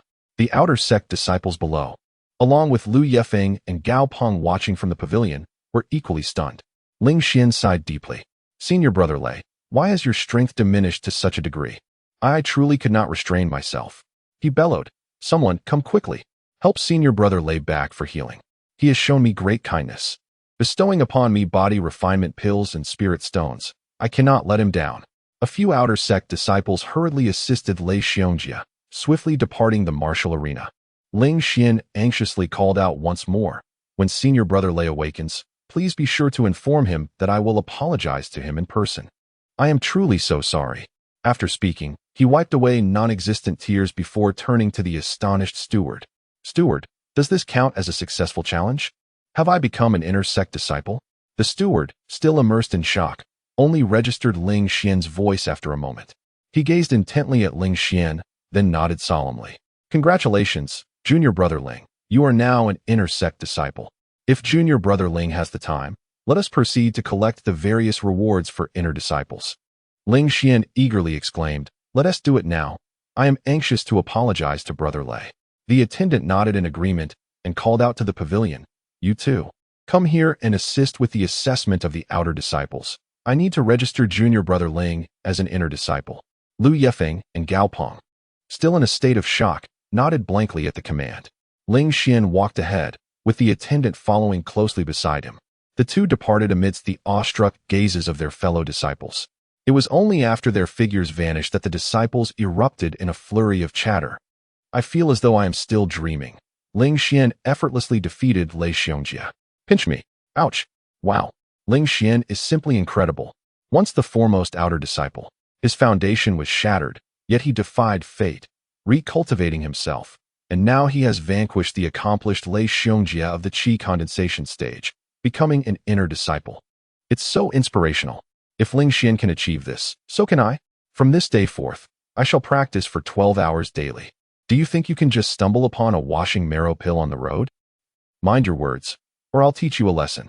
Meanwhile, Ling Xian and the attendant made their way toward a particular pavilion. Ling Xian's expression had lost all urgency, replaced instead by a serene calm. The attendant stole a few glances at Ling Xian, and seeing him remain unfazed, felt a surge of admiration. Becoming an inner disciple was a monumental leap. Yet Ling Xian's demeanor remained tranquil, as if he had merely accomplished a trivial task. At that moment, Ling Xian was deep in contemplation, pondering how to eliminate Lei Xiongjia. Just as he had anticipated, after Lei Xiongjia fell unconscious, he noticed that the latter's life panel had undergone a transformation. Name: Lei Xiongjia. Realm: perfect body refinement stage. Fate: prodigal descendant of the family, possessing a Lei Ling body, with extraordinary luck. Destiny: Dantian destroyed, unable to continue cultivation. Reduced to a marginal figure within the family, gradually succumbing to despair, dying resentfully in 3 years. Recent turn of events 1. Occurred, challenged by Ling Xian. Suffered a crushing defeat, Dantian crippled, status as an inner disciple revoked, demoted to outer disciple. Recent turn of events 2. Upon awakening, he realized he is no match for Ling Xian, and hurried to inform his family in the Lei clan of this incident, only to be ambushed by a first-tier beast on the way. Although he managed to slay the beast, he sustained moderate injuries. Indeed, Lei Xiongjia was quick-witted. He recognized that after being demoted to outer disciple, he had not lingered at Qingxian sect, fleeing that very night. Ling Xian mused to himself, reflecting on how this individual was vastly different from the typical one-track-minded villain. Thus, tonight, Lei Xiongjia must be eliminated to eradicate the root of the problem. His hasty escape provided Ling Xian with the perfect opportunity to strike him down unnoticed. After walking for a while longer, Ling Xian casually inquired, "Brother, what rewards come with being an inner disciple?" The steward hurriedly replied, "This is quite extensive. Firstly, there is the inner sect disciple robe, which is not merely a garment like the outer sect disciple robe. The inner sect disciple robe provides warmth in winter and coolness in summer, while also offering protection against ordinary blades. It is a high-quality item of the yellow tier. Additionally, the sect will directly allocate 100 inferior spirit stones. Lastly, there is the inner sect disciple token, which allows one to select a weapon from the treasure pavilion free of charge, as well as 2 bottles of qi condensation pills, and a single immersion in the medicinal pool, which may potentially awaken a powerful constitution." Ling Xian nodded slightly, contemplating the considerable benefits. Shortly thereafter, the two arrived at a towering pavilion. The steward whispered, "This is the residence of Elder Wu Huiran, who is responsible for the various logistical matters concerning the inner sect disciples." The steward's eyes held a deeper meaning as he cautioned, "Regardless of what Elder Wu says or does, junior brother Ling must not provoke him. Elder Wu oversees logistics, and with a mere flick of his finger, he could bring endless troubles upon you." Ling Xian frowned, but still nodded in acknowledgement. As they crossed the threshold, they soon beheld a gaunt middle-aged man reclining in a rattan chair. Beside him were 2 youthful and radiant female disciples, each wielding a large fan, diligently fanning him. The 2 young women were perspiring profusely from their efforts. Wu Huiran's hand was audaciously caressing one of the disciples' thighs. The young woman suppressed her discomfort, yet dared not withdraw, resigning herself to his unwelcome advances. Chapter 12. So you wish to exploit me? Lei Xiongjia escapes. The steward cleared his throat. "Elder Wu, I have brought the new inner sect disciples for registration." Humph. Wu Huiran let out a cold snort, displeased at the interruption of his affairs. Rising from his rattan chair, he cast a glance at the 2, noting Ling Xian among them. Ling Xian casually glanced at his life panel. Name: Wu Huiran. Realm: completed foundation establishment. Destiny: son of a wealthy merchant, earth spirit body, astute in business, mediocre luck. Fate: 3 years hence, he will perish in a wild battle, exhausted and lifeless. Recent opportunity. 10 days later, while searching for aphrodisiac herbs, he will stumble upon a beast grave in Infin Mountain, obtaining 21 second-tier beast crystals and 3 third-tier beast crystals. You seem somewhat familiar, Wu Huairan remarked with a slight gasp. The steward promptly replied, "This is Ling Xian from the outer sect, once the foremost disciple, though he inexplicably fell victim to blood-dispersing poison, damaging his foundation. However, he has now resumed his cultivation. Just earlier, he defeated the inner sect disciple Lei Xiongjia, thus becoming an inner sect disciple himself." Wu Huairan's eyes flickered with interest. "Oh? Your foundation, damaged by blood-dispersing poison, can actually be restored? Young man, how did you manage that?" Ling Xian candidly responded, "Elder, I was fortunate enough to find a cleansing marrow pill, which allowed me to reshape my foundation." Wu Huairan marveled. "A cleansing marrow pill? Such an advanced elixir can be found? Where did you acquire it?" Ling Xian concocted a casual tale. Wu Huairan chuckled. "You are indeed lucky. However, even if the innate foundation is restored, your future achievements will inevitably be limited. Wait here, I shall fetch your rewards as an inner sect disciple." He proceeded towards the storeroom in the rear courtyard. Moments later, he emerged holding several items. Wu Huairan presented a dark green disciple robe. This is the robe for inner sect disciples, crafted from green silkworm silk, warm in winter and cool in summer, also capable of repelling insects. The first set of robes is a complimentary gift from the sect. Should it be damaged, you must pay 35 low-grade spirit stones to replace it. Next, he handed over a brand new token. This inner sect disciple token symbolizes your identity.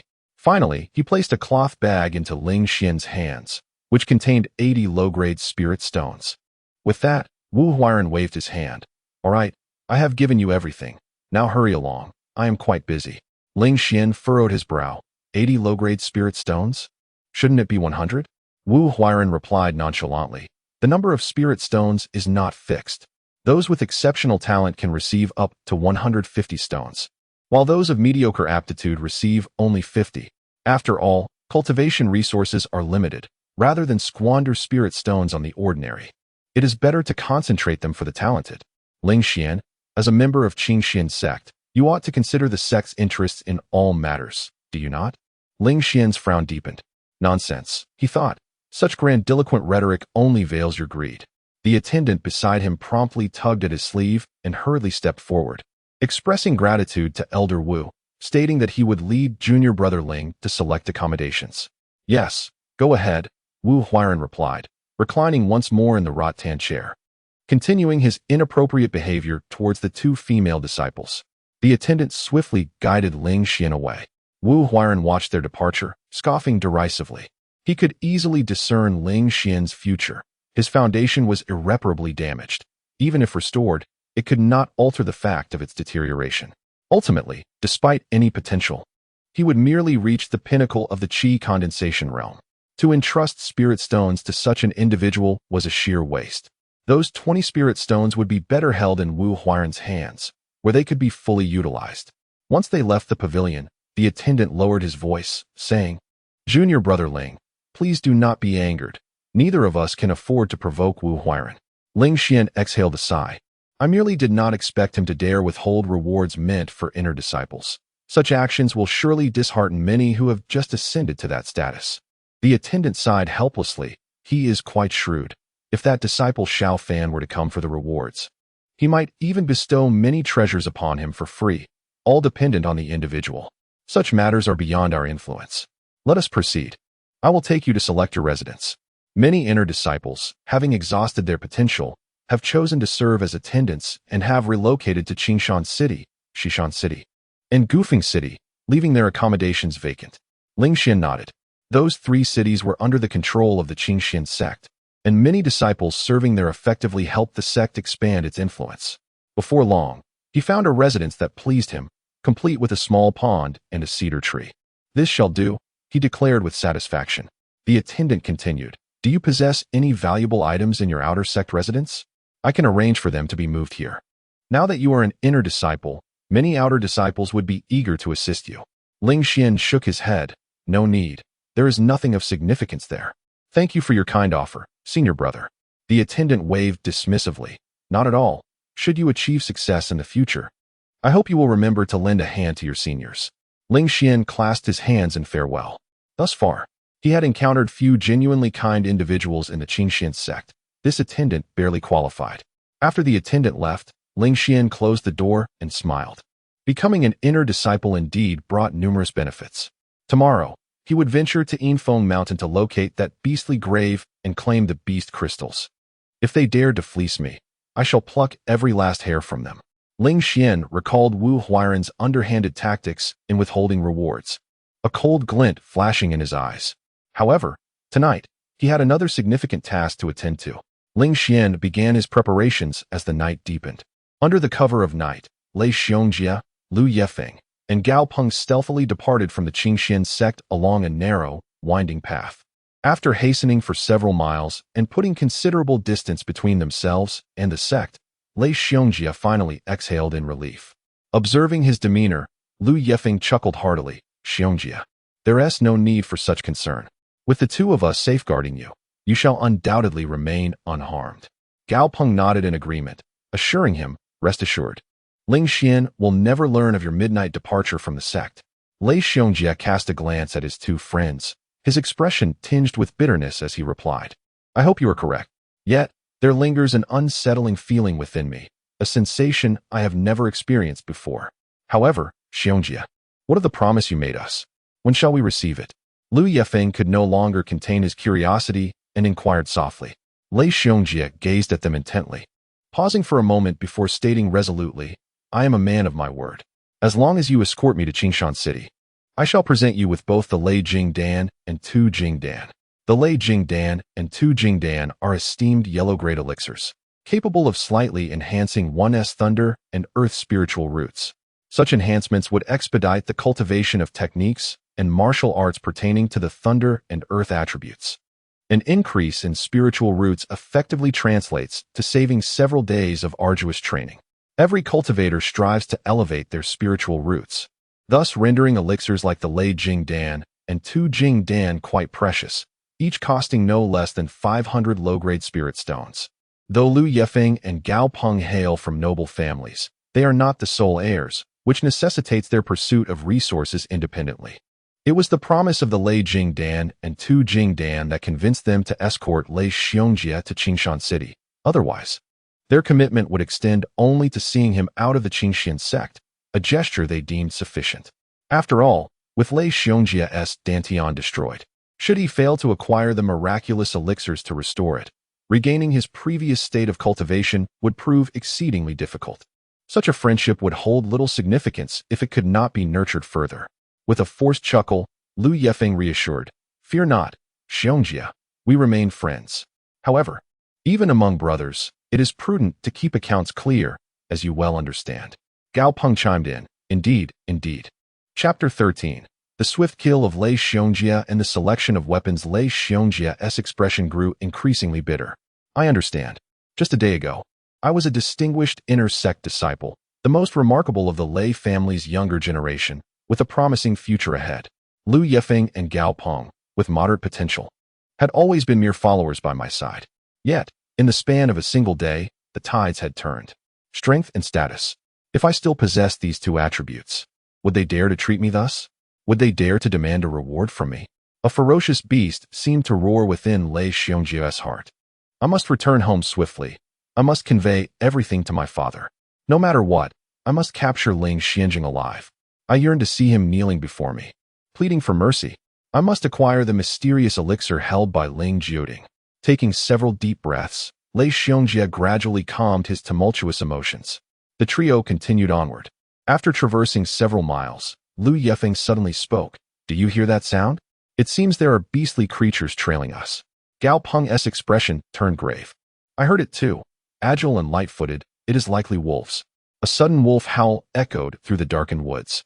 Several pairs of gleaming green eyes emerged amidst the shadows. Starving wild wolves advanced towards the three of them. Lu Yefeng scoffed. If a pack of wolves were to appear, I might have a modicum of concern. But now, with only 6 first-tier beasts, do they dare to attack a Qi gathering realm cultivator? The two immediately assumed a defensive stance. brandishing iron swords and knives to confront the wolves. Lei Xiongjia felt a slight sense of reassurance. Just starving first-tier beasts, after all. He had initially thought someone was launching a surprise attack. As this thought crossed his mind, he suddenly sensed a fierce wind rushing from behind. Instinctively, he turned around, only to see a shadow darting towards him with lightning speed. Swish! The strike was swift and fierce, piercing directly through Lei Xiongjia's heart. His vitality was obliterated in an instant by the overwhelming power of the mysterious martial skill. After slaying Lei Xiongjia, the shadow seized his lifeless body and vanished into the darkness of the forest with a few leaps. Lu Yefeng and Gao Peng, having heard the sound of the sword slicing through the air, turned back to look at Lei Xiongjia. However, apart from a pool of warm blood, there was nothing left. They exchanged a glance, both recognizing the terror reflected in each other's eyes. "Hai Peng, he has gone? Who did this?" Lu Yefeng's voice trembled. Although Lei Xiongjia's dantian was damaged and had fallen to the body refinement realm, his reflexes were still on par with the qi-gathering realm. Yet, he vanished without a sound. Gao Peng's expression darkened, indicating that the assailant's strength surpassed theirs. "Do you think it could be him?" he pondered. Thinking of Ling Xian, Lu Yefeng quickly covered his mouth and gestured. Lei Xiongjia was taken by passing thieves. Gao Peng instantly grasped the implication. Ah, yes. He was indeed abducted by thieves. "We cannot pursue. We must return to the mountain gate." The two hastily departed, not daring to linger any longer. In the shadows, a dark figure observed the departing silhouettes of the two, revealing a cold smile. These individuals were indeed astute, possessing an exceptional talent for evading danger while seizing opportunities. I left no evidence behind. Upon their return to their sect, they would be unable to identify me as the one who dispatched Lei Xiongjia. Beneath his feet lay the lifeless body of Lei Xiongjia, whose eyes were forever closed in death. The shadow, of course, was Ling Xian. He had closely followed the trio until the appearance of these wild wolves provided the perfect opportunity to strike. "Young Master Lei, I certainly cannot allow you to return home to summon reinforcements." Ling Xian gazed at the corpse with a calm expression. The Lei family would undoubtedly take action in the future. However, given Ling Xian's current rate of growth, by the time the Lei family discovered Lei Xiongjia's disappearance and suspected him, he would be more than capable of confronting the Lei family. Ling Xian searched Lei Xiongjia's body and indeed found a considerable amount of items. First, there was an exquisitely crafted silk pouch containing 3 translucent spirit stones, along with several lesser-quality spirit stones. Mid-grade spirit stones. A smile spread across Ling Xian's face. Over the years, Lei Xiongjia had amassed a substantial amount of resources. Upon fleeing the mountain gate, he must have exchanged inferior spirit stones for mid-grade ones for easier transport. Now, these had fortuitously fallen into Ling Xian's hands.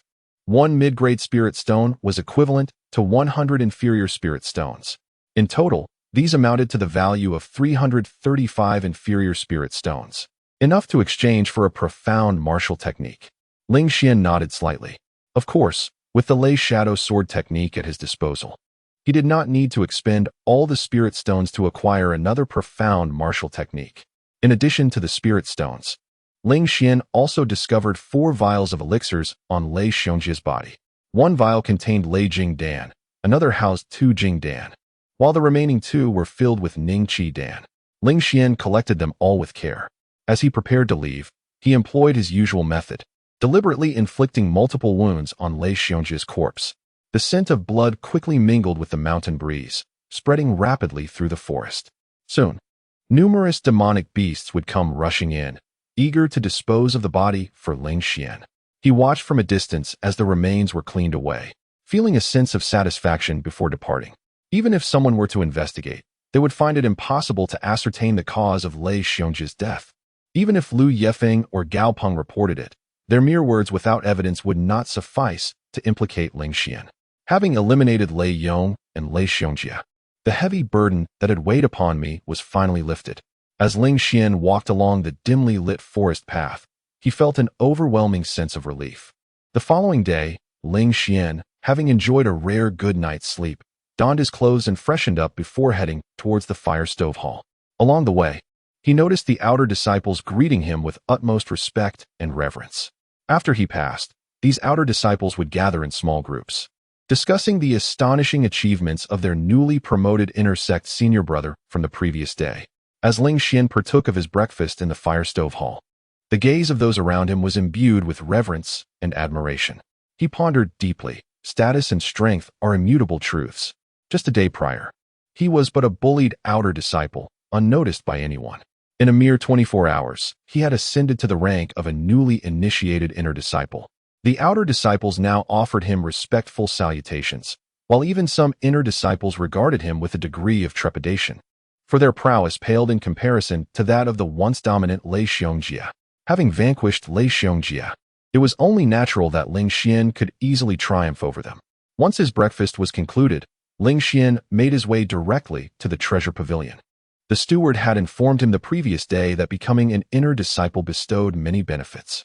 Among these was the privilege of receiving a weapon and 2 bottles of qi condensing pills free of charge, courtesy of the inner disciple token.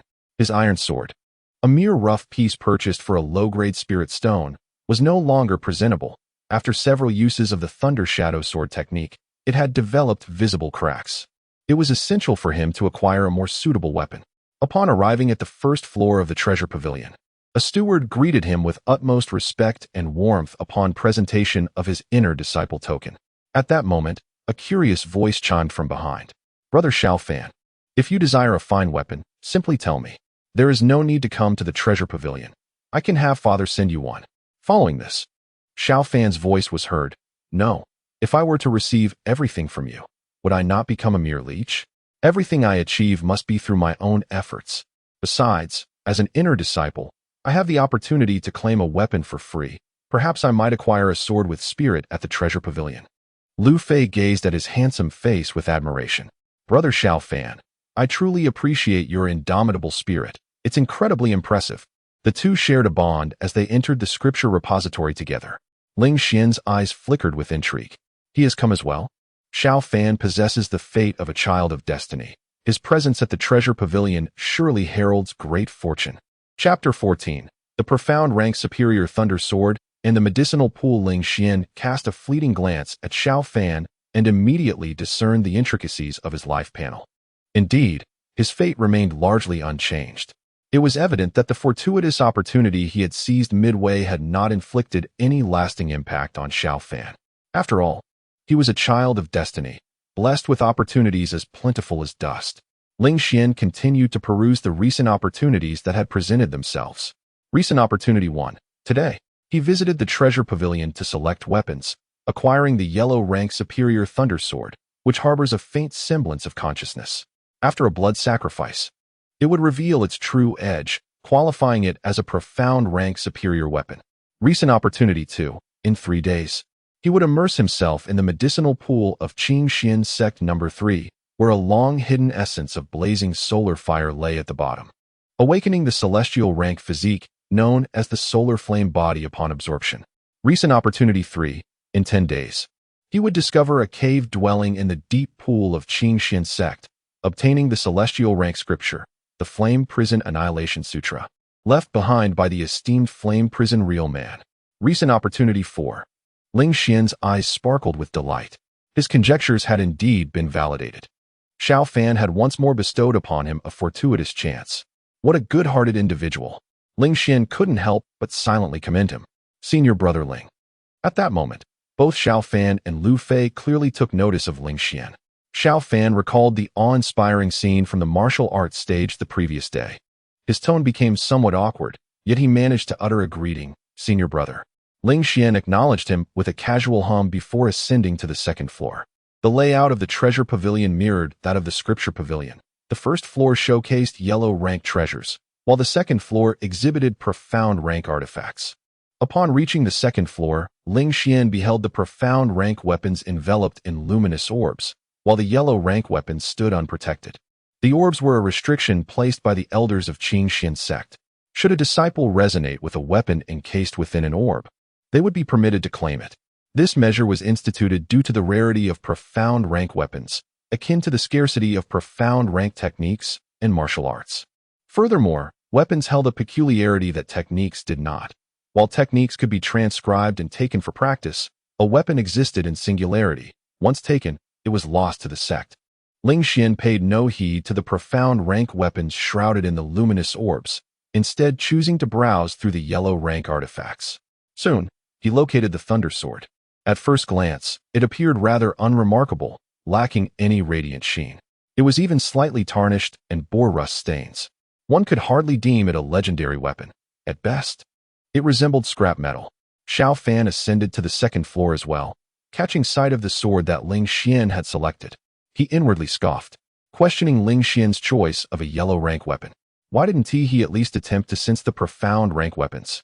Xiao Fan paused for a moment, then suddenly grasped the underlying truth. I see now, he thought.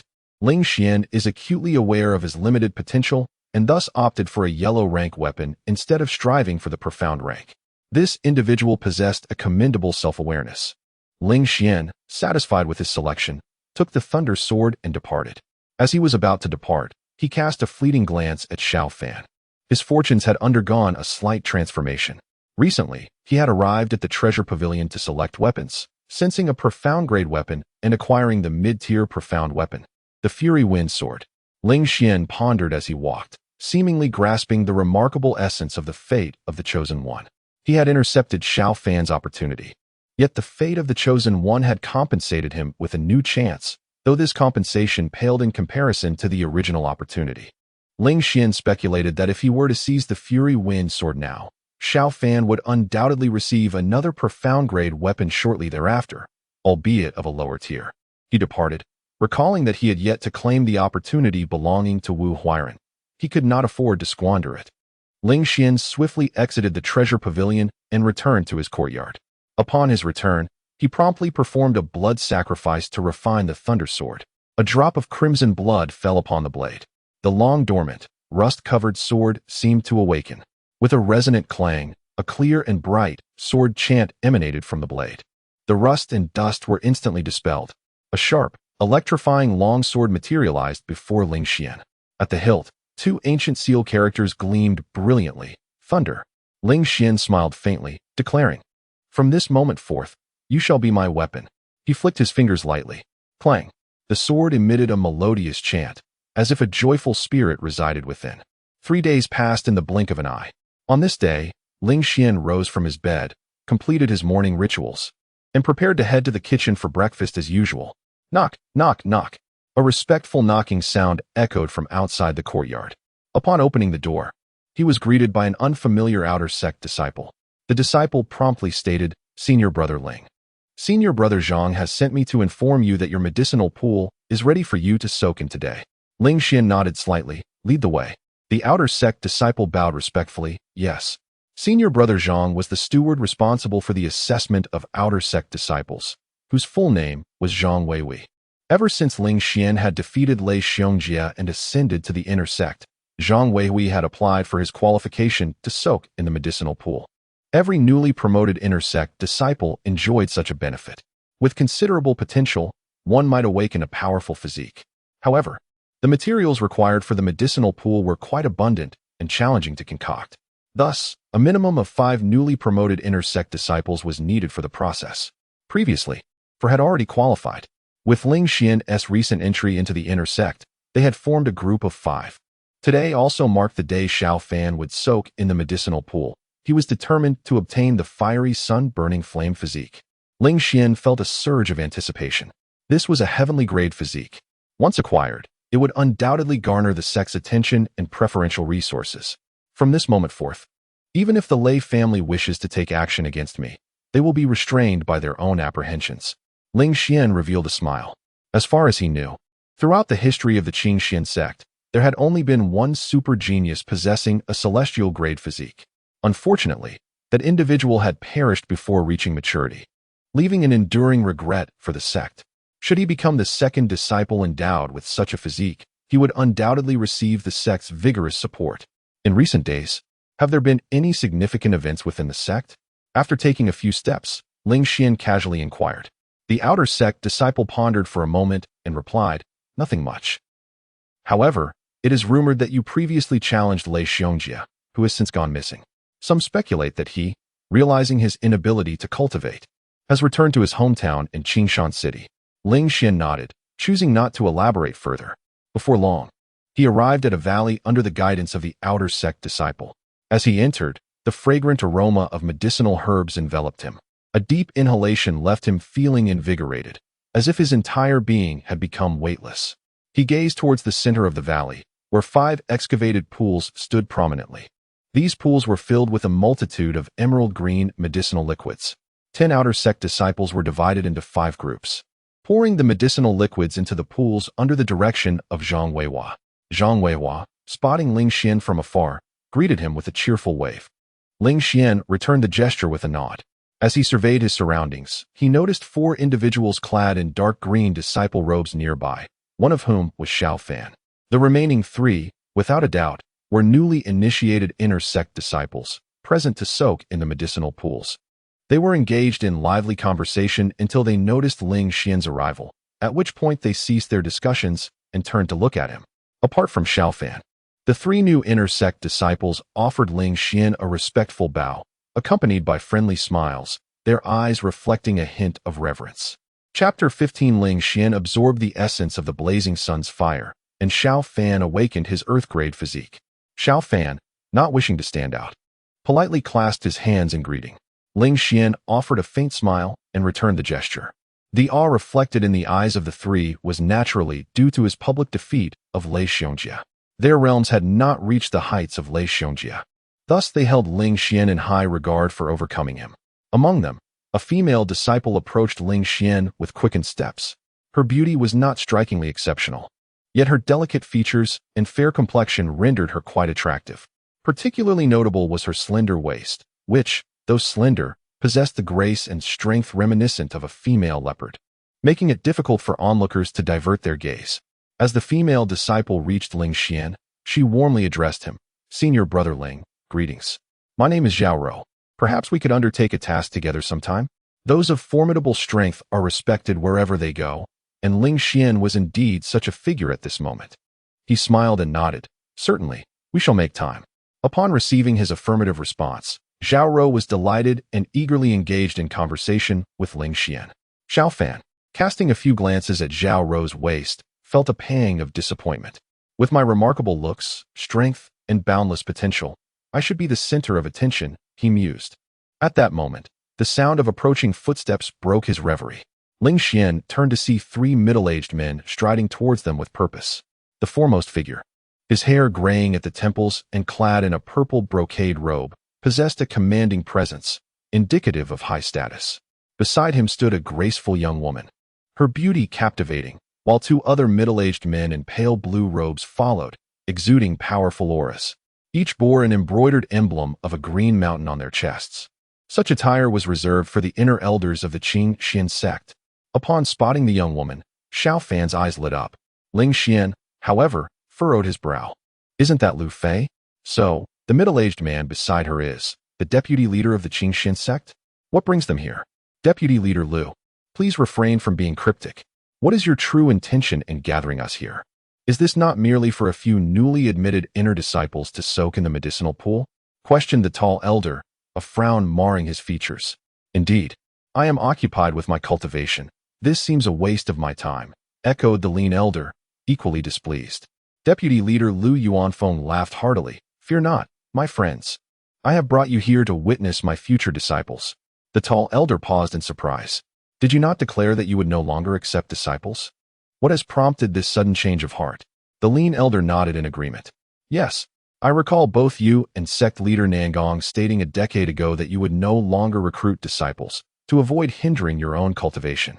Lu Yuanfeng laughed again. "You shall soon understand. Speaking of it now would spoil the surprise." The 2 elders exchanged resigned smiles. "Very well. We shall see what kind of disciple could compel you to make an exception." The arrival of these 3 figures sent a ripple of tension through the gathered disciples. Including Ling Xian, the disciples hurriedly bowed in respect. Lu Yuanfeng waved his hand, instructing them to immerse themselves in the medicinal pool, while he and the 2 elders merely came to observe. Lu Fei winked at Xiao Fan from a distance, igniting a surge of excitement within him. For he understood that Lu Yuanfeng had come today for his sake. This day marked the moment he would truly make a name for himself in the Qing Xian sect. Ling Xian, after a moment's contemplation, quickly grasped the situation as well. Lu Yuanfeng intended to impress the two elders, showcasing, "Look, the one awakening a remarkable physique is my future disciple." However, the final outcome might disappoint them. Ling Xian wore a knowing smile. At that juncture, all the medicinal liquid had been poured. Zhang Weihua nodded slightly, indicating to the 5 junior disciples that the liquid was ready for immersion. Zhao Rou glanced around, noticing the medicinal pools appeared quite similar, and proceeded towards pool number 2. Ling Xian strode confidently to pool number 3, declaring his choice. Xiao Fan had also intended to select pool number 3, feeling a natural affinity with it. Yet, since Ling Xian had already chosen it, he refrained from expressing his displeasure in front of Lu Yuanfeng and the two elders, settling instead on pool number 5. Before long, the 5 newly initiated inner disciples had chosen their respective pools. Zhao Rou swiftly discarded her disciple robe, revealing a snug white outfit she had prepared in advance. Had she worn something more revealing underneath, it would have led to an awkward situation. The other 4 disciples, being male, had no such concerns and entered the pools bare-chested. Ling Xian leaped into the water, diving to the bottom. His gaze scoured the depths and, as expected, he discovered a fist-sized crimson crystal nestled within an inconspicuous crevice. Its surface, coated with years of medicinal liquid, had kept it hidden from sight. This was the Liang Liuhua essence, a treasure that could awaken the Liang burning flame physique. Ling Xian grasped it in his palm. The essence was not scalding. Rather, it radiated a comforting warmth. He resurfaced, closing his eyes like Xiao Fan and Zhao Rou, diligently absorbing the medicinal liquid from the pool.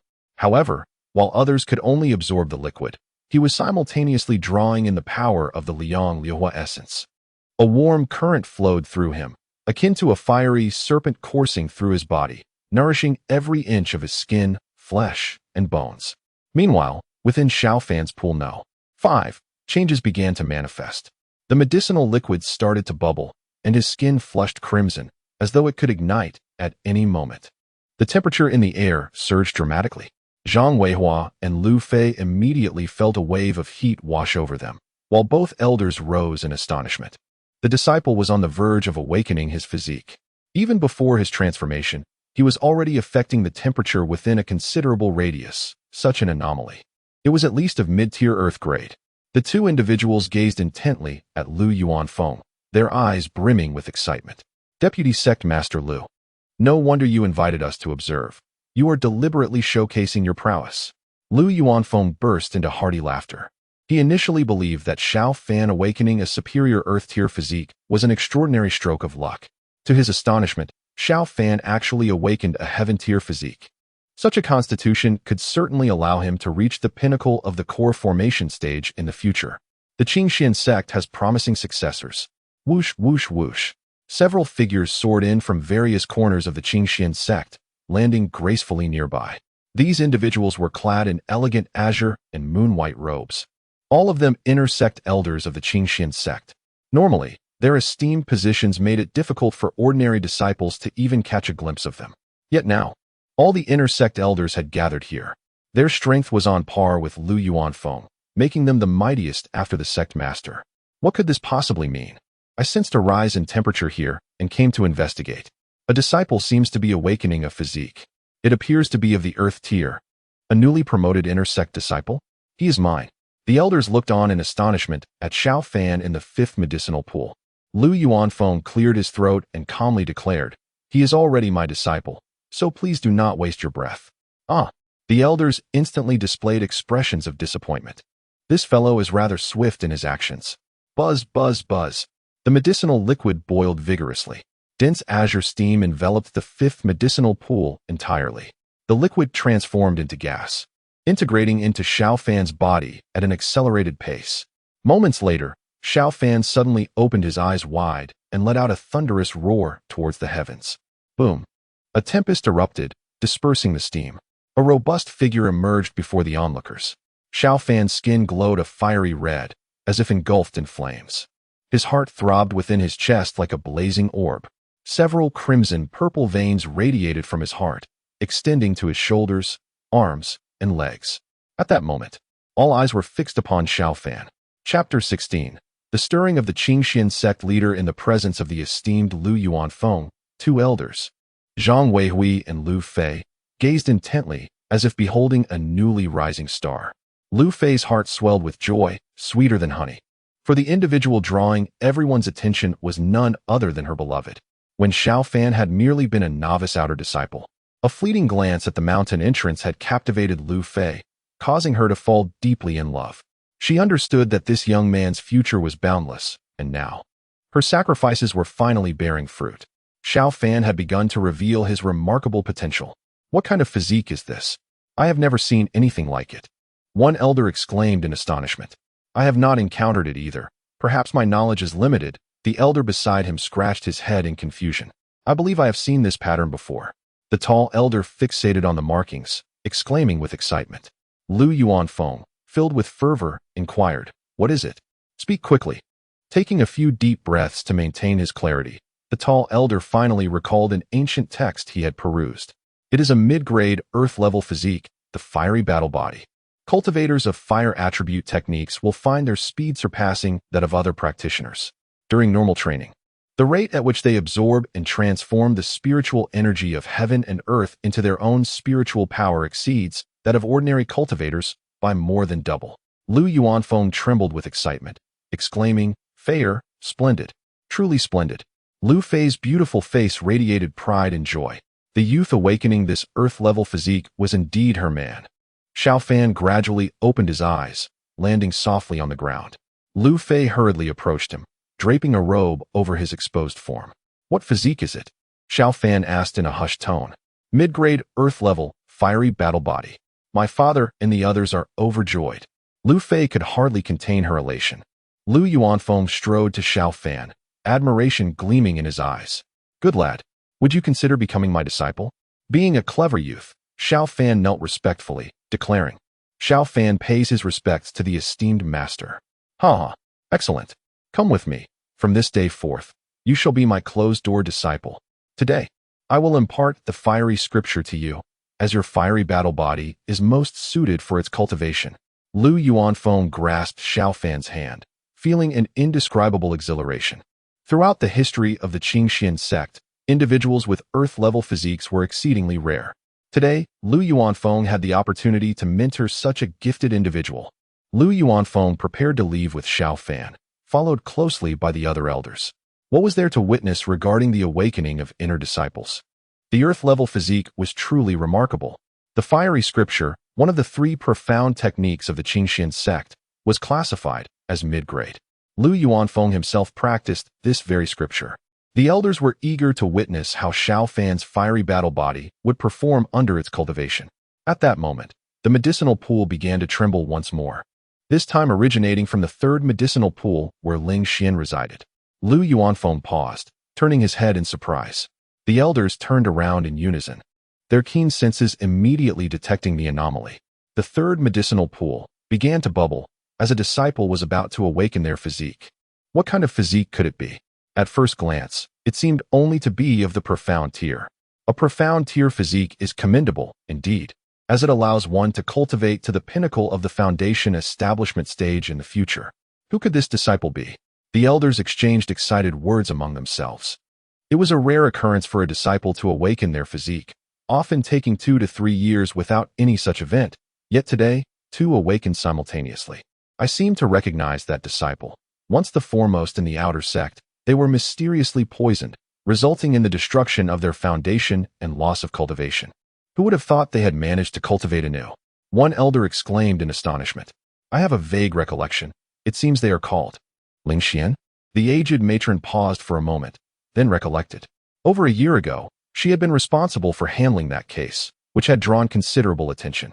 Regrettably, she had never been able to apprehend the mastermind behind it. Unexpectedly, more than a year later, this youth had restored their foundation and resumed cultivation. Xiao Fan's gaze flickered, pondering that Ling Xian was also awakening their physique. Indeed, they possessed considerable potential. However, they could not possibly rival my mid-grade fiery battle physique of the earth tier. Buzz. Flames erupted from nowhere, enveloping the entire third medicinal pool. Boom. A pillar of flames soared into the sky, reaching the heavens. The spectacle was visible for 10 miles around. Disciples from both the outer and inner sects of the Qingxian sect halted whatever they were doing, drawn to the ascending light pillar. The astonishing heat compelled several disciples near the medicinal pools to retreat hastily, as the liquid within their pools rapidly evaporated. Xiao Fan stared in disbelief. This had manifested as tangible flames. Many elders, including Lu Yuanfeng, were left utterly speechless. The tall elder exclaimed in shock. Such a phenomenon must be indicative of a heavenly tier physique. Whoosh! A streak of light emerged from the Qingtsang mountain range, instantaneously arriving at the scene. A fragrant breeze wafted through the air, prompting the elders to instinctively part ways. A beautiful woman clad in a sea blue palace gown descended gracefully. The fitted gown accentuated her voluptuous and alluring figure, resembling a ripe peach. Her expression was cool and aloof, akin to an unyielding iceberg. Upon her arrival, the elders respectfully greeted her. "We greet the sect master of the Nangong." Lu Yuanfeng's gaze flickered, his eyes sweeping over the beauty's form, igniting a spark of fervor within him. The sect master had been in seclusion for over a decade. How could she have possibly come? He suddenly inquired. The beautiful woman gazed at the pillar of flames, a look of joy gracing her oval face. With the emergence of a heavenly tier physique, how could I not come? Is it truly a heavenly tier physique? The elders were astounded. At that moment, the brilliance of the soaring light pillar gradually dimmed. A robust and perfect form slowly materialized. Ling Xian's attire had been completely consumed by the raging flames, leaving him utterly exposed and devoid of possessions. Fiery crimson patterns undulated across his body like a serpentine dragon, gradually receding and vanishing into his being. Zhao Rou observed from a distance, her eyes widening in astonishment as she couldn't help but lick her lips, marveling at his impressive physique. The beautiful woman, filled with excitement, recognized his extraordinary talent, exclaiming, "He possesses a heavenly grade physique, a body of blazing sun." The elders around her expressed a mixture of shock and delight. With a radiant smile, she inquired, "Does anyone know his name?" Zhang Weihua hastily responded, reporting to the sect leader, "He is called Ling Xian." Suddenly, her tone shifted to one of icy severity. "Let it be known that no one is to disclose that Ling Xian has awakened a heavenly grade physique. Should this information leak, it will be considered treachery against the sect, and the penalty shall be death." The elders, feeling a chill run down their spines, bowed their heads in compliance. The manifestation of a heavenly grade physique was clearly visible to all within the Qingtsang mountain range, making concealment impossible. However, if they could keep Ling Xian's identity hidden for a time, preventing other sects from discovering it, it would suffice. The fall of a heavenly grade talent from the Qingxian sect must not be allowed to repeat itself. The beautiful woman surveyed the assembly and nodded slightly, declaring, "From this day forth, Ling Xian shall be my disciple." The elders exchanged glances, some promptly following her, while others remained fixed on Lu Yuanfeng, motionless. Lu Yuanfeng cast a lingering gaze at the gradually awakening Ling Xian before hastily departing, prompting the elders to follow suit. At that moment, Xiao Fan gritted his teeth, a profound jealousy stirring within him. Today was meant to be his day of recognition, yet he found his glory overshadowed entirely by Ling Xian. Lu Fei, noticing his expression, quickly offered words of consolation. "Brother Xiao Fan, do not be disheartened. In my heart, you are the true genius." She continued, "Moreover, Ling Xian's foundation was previously destroyed. Even though he has regained some strength, it cannot mask the fact of his damage. Despite the advantage of a heavenly grade physique, his cultivation speed will surely not surpass yours." Xiao Fan's mood gradually eased as he replied, "Fair, you are right. There is no need for me to harbor envy. I am the true prodigy." The two departed swiftly. Chapter 17. Nangong Yun, the master of Qingxian sect, leisurely leaned against a great tree, enjoying the shade it provided. Soon, only Zhang Weihua and a few others, including Zhao Rou, remained in the vicinity. Zhao Rou and her companions gazed eagerly at Zhang Weihua. "Senior brother, what shall we do about our medicinal liquid?" Zhang Weihua, caught between laughter and tears, replied, "Perhaps next time. This is an uncontrollable factor. I will request the elder to concoct the liquid for you again." At that moment, Ling Xian's consciousness gradually cleared, and he slowly descended to the ground. Zhao Rou, her cheeks flushed, hurried over with her disciple robe to offer it to Ling Xian for modesty.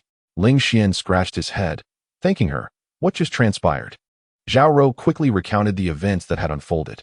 Even as she retold the story, her heart raced with excitement. It was astonishing that even the sect master, who had been in seclusion for many years, was stirred by Ling Xian. His future surely held limitless potential. I must seize this opportunity to cling tightly to this formidable ally. Ling Xian was equally surprised that his awakened constitution had triggered such a remarkable phenomenon. The fiery sun incineration body was indeed a heavenly grade constitution, and a superior one at that. He reflected on this, realizing it meant he could become a disciple of the sect master. No matter the schemes of the Lei family, they would dare not act against him. To offend him would be to offend the master of Qingxian's sect.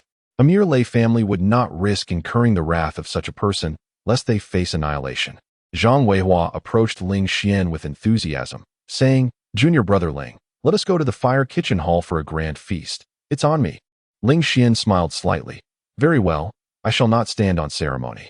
That day, astonishing news swept through Qingxian's sect like a tempest. A disciple had awakened a heavenly grade constitution. Yet, the identity of this disciple remained a mystery to all. For Zhang Weihua, Zhao Rou, and the others, the tantalizing sensation of knowing the answer, yet being unable to reveal it, only heightened their anticipation. As night fell, Ling Xian sat cross-legged upon his bed, acclimating himself to his awakened constitution. "My life panel has undergone a transformation," he mused, gazing at the changes before him. Name, Ling Xian. Realm, mastery of qi condensation. Destiny, son of a pharmacist, innate wisdom, obsessed with swordsmanship, fortunate in luck. Fate, ultimately cultivates to the pinnacle of foundation establishment. 5 years hence, perishes during the God Sword sect's assault on Qingxian sect. Recent opportunity. Today, I officially become a disciple of the master of Qingxian sect, the God Sword sect. I have not heard of it before. It appears I must urgently familiarize myself with the dynamics of the surrounding factions. I previously managed to remain unscathed, yet now I face the prospect of dying amidst the sect's conflict. I understand now. This is related to my status. Previously, I was but an ordinary disciple of Qingxian sect. Even if the God Sword sect triumphed, Qingxian disciples would merely transition into God Sword sect disciples. But now, my circumstances have changed. I have awakened a heavenly grade constitution and been accepted as a disciple by the sect master. If the sect leader were to risk everything to fend off the assaults from the Divine Sword sect, as a disciple of the sect, I have already borne the mark of the Qingxian sect. The Divine Sword sect would undoubtedly not allow me to escape their grasp. Even if I were to express my willingness to surrender, the disciples of the Divine Sword sect would never tolerate my presence among them. Fearing I might claim a share of the resources that rightfully belong to them, they would resort to underhanded tactics to eliminate me on the battlefield. Ling Xian, with a slight stirring of his intellect, unraveled the intricacies of the situation with clarity. Ironically, his newfound strength had drawn him into an even larger conflict. He smiled wryly, then swiftly steeled his resolve, "For I can seize opportunities, and that alone is the greatest variable. This predetermined trajectory of fate shall undoubtedly be shattered by my will." Knock, knock, knock. At that moment, a knock reverberated at the door. Upon opening it, he found Zhao Rou, whom he had encountered earlier that day. Zhao Rou beamed sweetly. "Senior Ling, the sect leader has sent me to summon you." "To where?" he inquired. "To the mountaintop. Additionally, Senior Ling, I have taken the liberty of collecting a new inner disciple robe for you from Elder Wu." Zhao Rou proffered a pristine robe for inner disciples. Ling Xian was taken aback. His previous robe had been incinerated during the awakening of the fierce sun-burning flame body. He had intended to retrieve a new one the following day, but to his surprise, Zhao Rou had delivered it to him. Curiously, he asked, "Do you know my size?" Zhao Rou's face flushed crimson, clearly revealing her embarrassment. Ling Xian nodded. "How many spirit stones do I owe you?" "I shall pay you." Zhao Rou blinked mischievously. "Consider it my small gift to Senior Ling. If you are inclined, perhaps you could return the favor with a small gift for me next time." Ling Xian nodded. "Very well, my culinary skills are quite commendable. I shall prepare a meal for you when time permits." After bidding farewell to Zhao Rou, he ascended to the mountaintop. The summit revealed an unremarkable courtyard, starkly contrasting with the opulent halls nestled among the verdant trees at the mountainside. Ling Xian gently knocked on the courtyard door. "Sect leader, your disciple Ling Xian requests an audience." A melodious voice, as clear as a mountain stream flowing through a stony glade, beckoned from within. "Come in." He opened the door to behold a modest courtyard. On either side stood a jujube tree, with a small pond beneath each, where goldfish swam gracefully. A beautiful woman clad in a sea-blue palace gown stood with her back to him, pruning the withered branches of the jujube tree. Previously, when the sect leader had appeared, Ling Xian had been engrossed in awakening his physique and was entirely unaware of the happenings beyond. Thus, this was his first encounter with the leader of the Qingxian sect.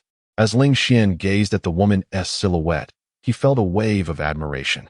This sect leader possessed an alluring and voluptuous figure, her every gesture seemingly captivating the senses of those around her. Yet, when the woman turned to face him, her stunning visage and icy demeanor sent a shiver down his spine. A fervent warmth and an icy aloofness, two starkly contrasting qualities, graced the same individual without appearing incongruous. It was indeed perplexing. Ling Xian instinctively glanced at her life panel. Name, Nangong Yun. Realm, perfected golden core stage. Fate, auspicious stars shine brightly. A beauty of national grace, fortune at your side, an untimely demise in your prime, and a body imbued with both blazing fire and profound ice.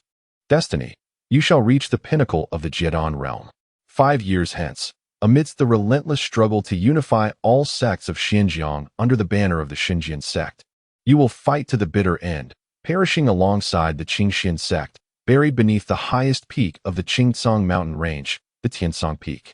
Ling Xian raised an eyebrow, scrutinizing his fate. Auspicious stars shine brightly, an orange fate. You shall consistently encounter good fortune, such as having a formidable master who takes you, a disciple of boundless potential, under their wing. Beauty of national grace, an orange fate. Your appearance is extraordinarily enchanting, perpetually captivating the attention of the opposite sex. Fortune at your side, an orange fate. Luck shall swirl around you, enhancing the fortunes of those closely associated with you. Untimely demise in your prime, a white fate. Due to the machinations of treacherous individuals around you, you shall meet an early end in the prime of your life. Body imbued with both blazing fire and profound ice, a purple fate. Your innate talents in both fire and ice spiritual roots are exceptional, allowing you to cultivate relevant techniques and martial arts with remarkable efficiency. As for opportunities, they can only be seized by those of Jidan cultivation. And thus Ling Xian refrained from further examination. The intertwining fates of Nangong Yun and the Qingxian sect suggest a dire outcome for them in this conflict. A thought that lingered in Ling Xian's mind. Through the life panel, he had already glimpsed a wealth of useful information. Ling Xian, from this moment forth, you shall be my disciple. I have never taken a disciple in my life. You are the first and shall be the last, the beautiful woman stated calmly. Ling Xian was taken aback, but quickly nodded. Thank you, sect master. You may not yet know my name. I am Nangong Yun. Henceforth, refer to me as your master. She waved her hand dismissively. Yes, thank you, master. Nangong Yun gazed at him. You possess a heavenly physique, which is both a blessing and a curse. Do you understand? Ling Xian nodded. I understand, master. With a heavenly physique, cultivation would be as effortless as eating and drinking, barring any unforeseen calamities.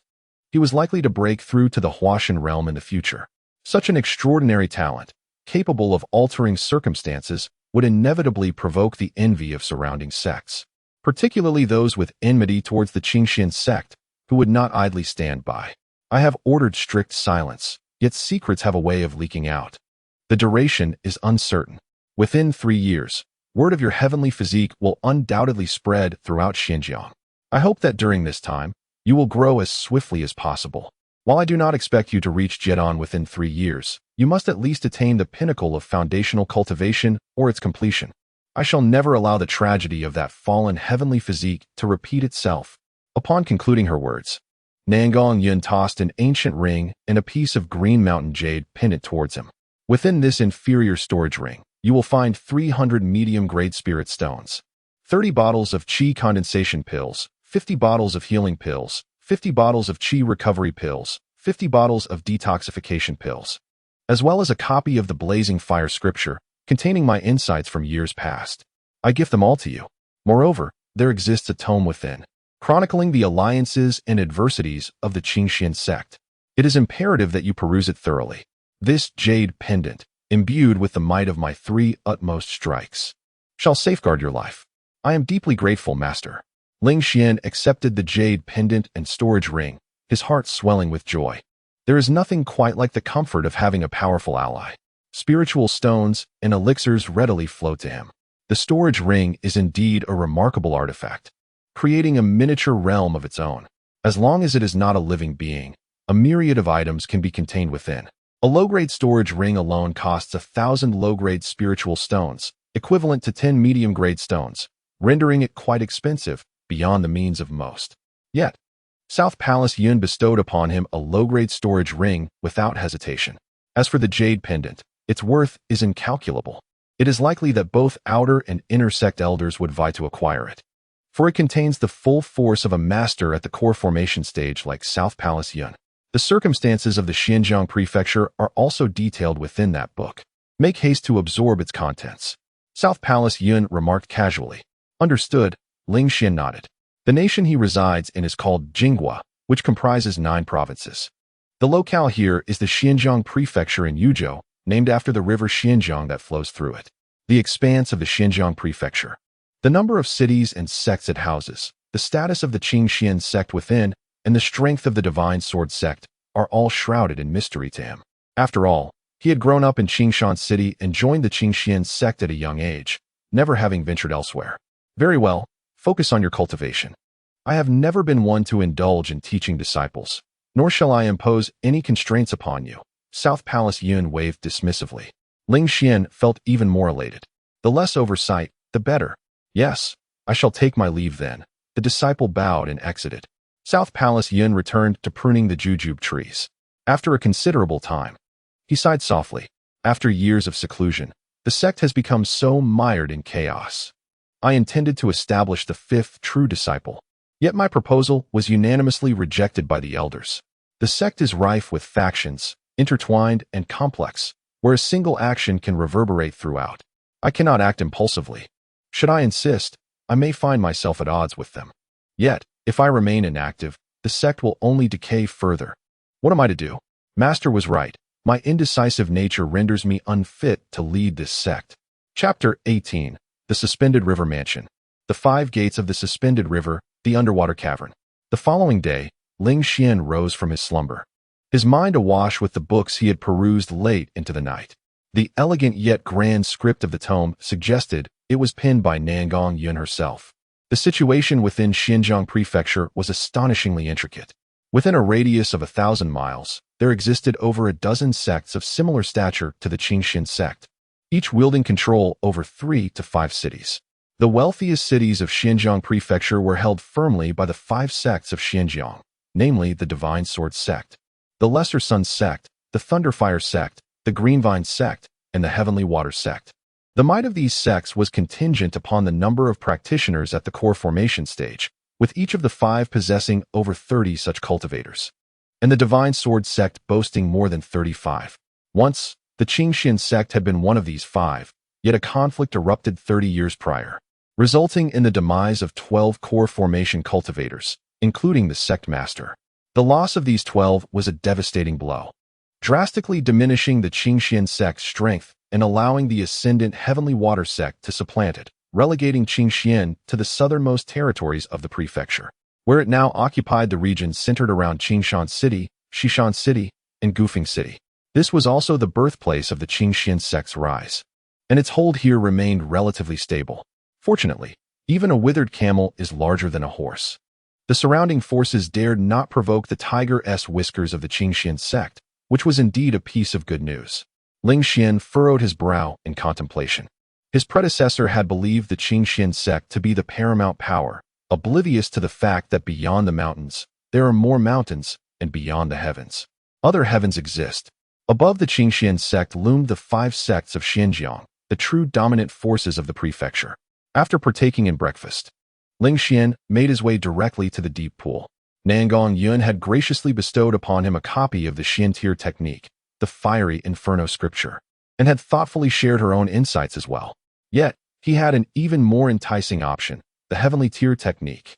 Beneath the deep pool lay the infernal rupture scripture, a prospect Ling Xian had long anticipated. His previous hesitation stemmed from the risk of drawing undue attention, as the area around the pool was bustling with activity, and his sudden plunge into the water would surely raise suspicions. However, his circumstances had changed. Aside from his heavenly tier physique and the status of a sect master's disciple, he had also directly vanquished Lei Xiongjie. Such prowess would undoubtedly place him among the elite of the inner disciples, and even should he dive into the pool, few would dare to question him. As he walked, Ling Xian recalled a matter, following the awakening of his physique. Both Zhang Weihua and Zhao Rou had mentioned that Nangong Yun had summoned all elders for a discussion, preparing to designate him as the fifth true disciple. Yet today, she had not broached the subject with him, suggesting that the elders may have rejected the proposal. Ling Xian's gaze deepened. It appeared that while Nangong Yun held the title of sect master, her grip on the Qingxian sect was not as formidable as one might assume. Nevertheless, her current strength was unparalleled, enabling her to command respect from all, including Lu Yuanfeng. The upper echelons of the Qingxian sect are not united in purpose. Aside from Nangong Yun, who genuinely intends to assist me, I must remain vigilant towards the others. Ling Xian nodded in acknowledgement. Regarding the status of the true disciple, he held a rather indifferent attitude. While attaining the title of true disciple is undoubtedly commendable, the lack of such a title for the time being poses no significant concern.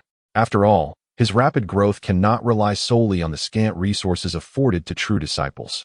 He must seize opportunities through his own efforts. As Ling Xian pondered, he advanced swiftly to the deep pool. Here, several robust disciples had stripped down and sat beneath the waterfall, enduring the punishing water pressure as a means of physical conditioning, a method not uncommon among practitioners. However, the waterfall cascaded from the mountain peak, exerting immense pressure.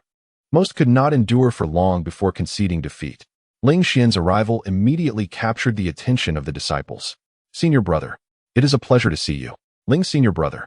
Both outer and inner sect disciples regarded him with a mixture of reverence and admiration. Ling senior brother, you too have come to hone your physique?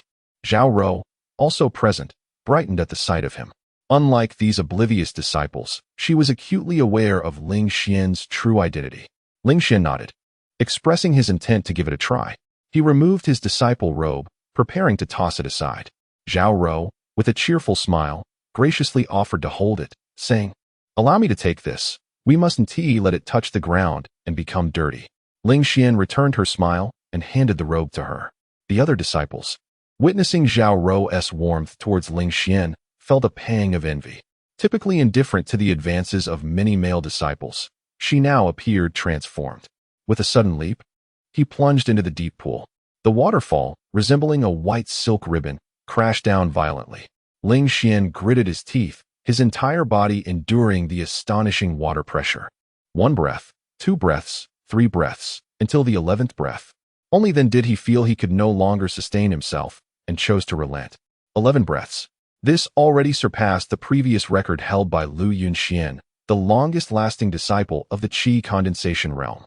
Indeed, Lu's senior brother had attempted this challenge at the peak of the Qi condensation realm and could only endure for 9 breaths. Few disciples in the Qi condensation realm managed to last beyond 5 breaths. Ling's senior brother is truly impressive. His physique must be extraordinarily resilient, undoubtedly honed through extensive training in the body refinement realm. Sure, did you not know? Ling's senior brother once suffered a setback in his foundation, but through diligent recultivation, he has attained his current level. He has endured more hardships in the body refinement realm than anyone else, the disciples whispered among themselves. Some recounted Ling Xian's past experiences, evoking both sympathy and admiration. Who is Lu Yunxian? Ling Xian casually inquired, leaning against the edge of the pool. Zhao Rou chuckled lightly, her eyes glimmering with warmth as she replied, Ling's senior brother, you are not aware of him? Lu Yunxian is the son of the deputy sect master and one of our Qingxian sect's 4 true disciples. He is now a cultivator in the foundation establishment realm, and many inner sect elders regard him as a strong candidate for the next sect leader. Ling Xian nodded slightly in understanding. Then, with a swift plunge, he dove deep into the abyss. Shortly thereafter, he extracted a water-blue pill and placed it in his mouth. This was a breath-holding pill, a low-grade yellow-tier elixir, the most rudimentary of its kind. Its sole purpose was to enable underwater breathing for a limited duration. In preparation for the inferno ruins beneath this deep pool, Ling Xian had meticulously equipped himself.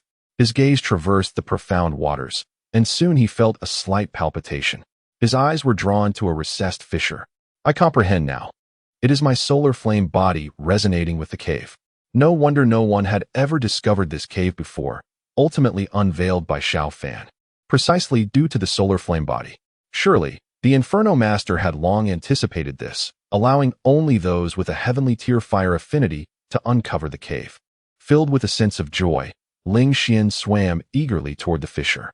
The gap was initially exceedingly narrow, just wide enough for a person to pass. But after swimming a distance of over 10 zhong, he found himself in a vast opening. However, here too, there was only a rock wall.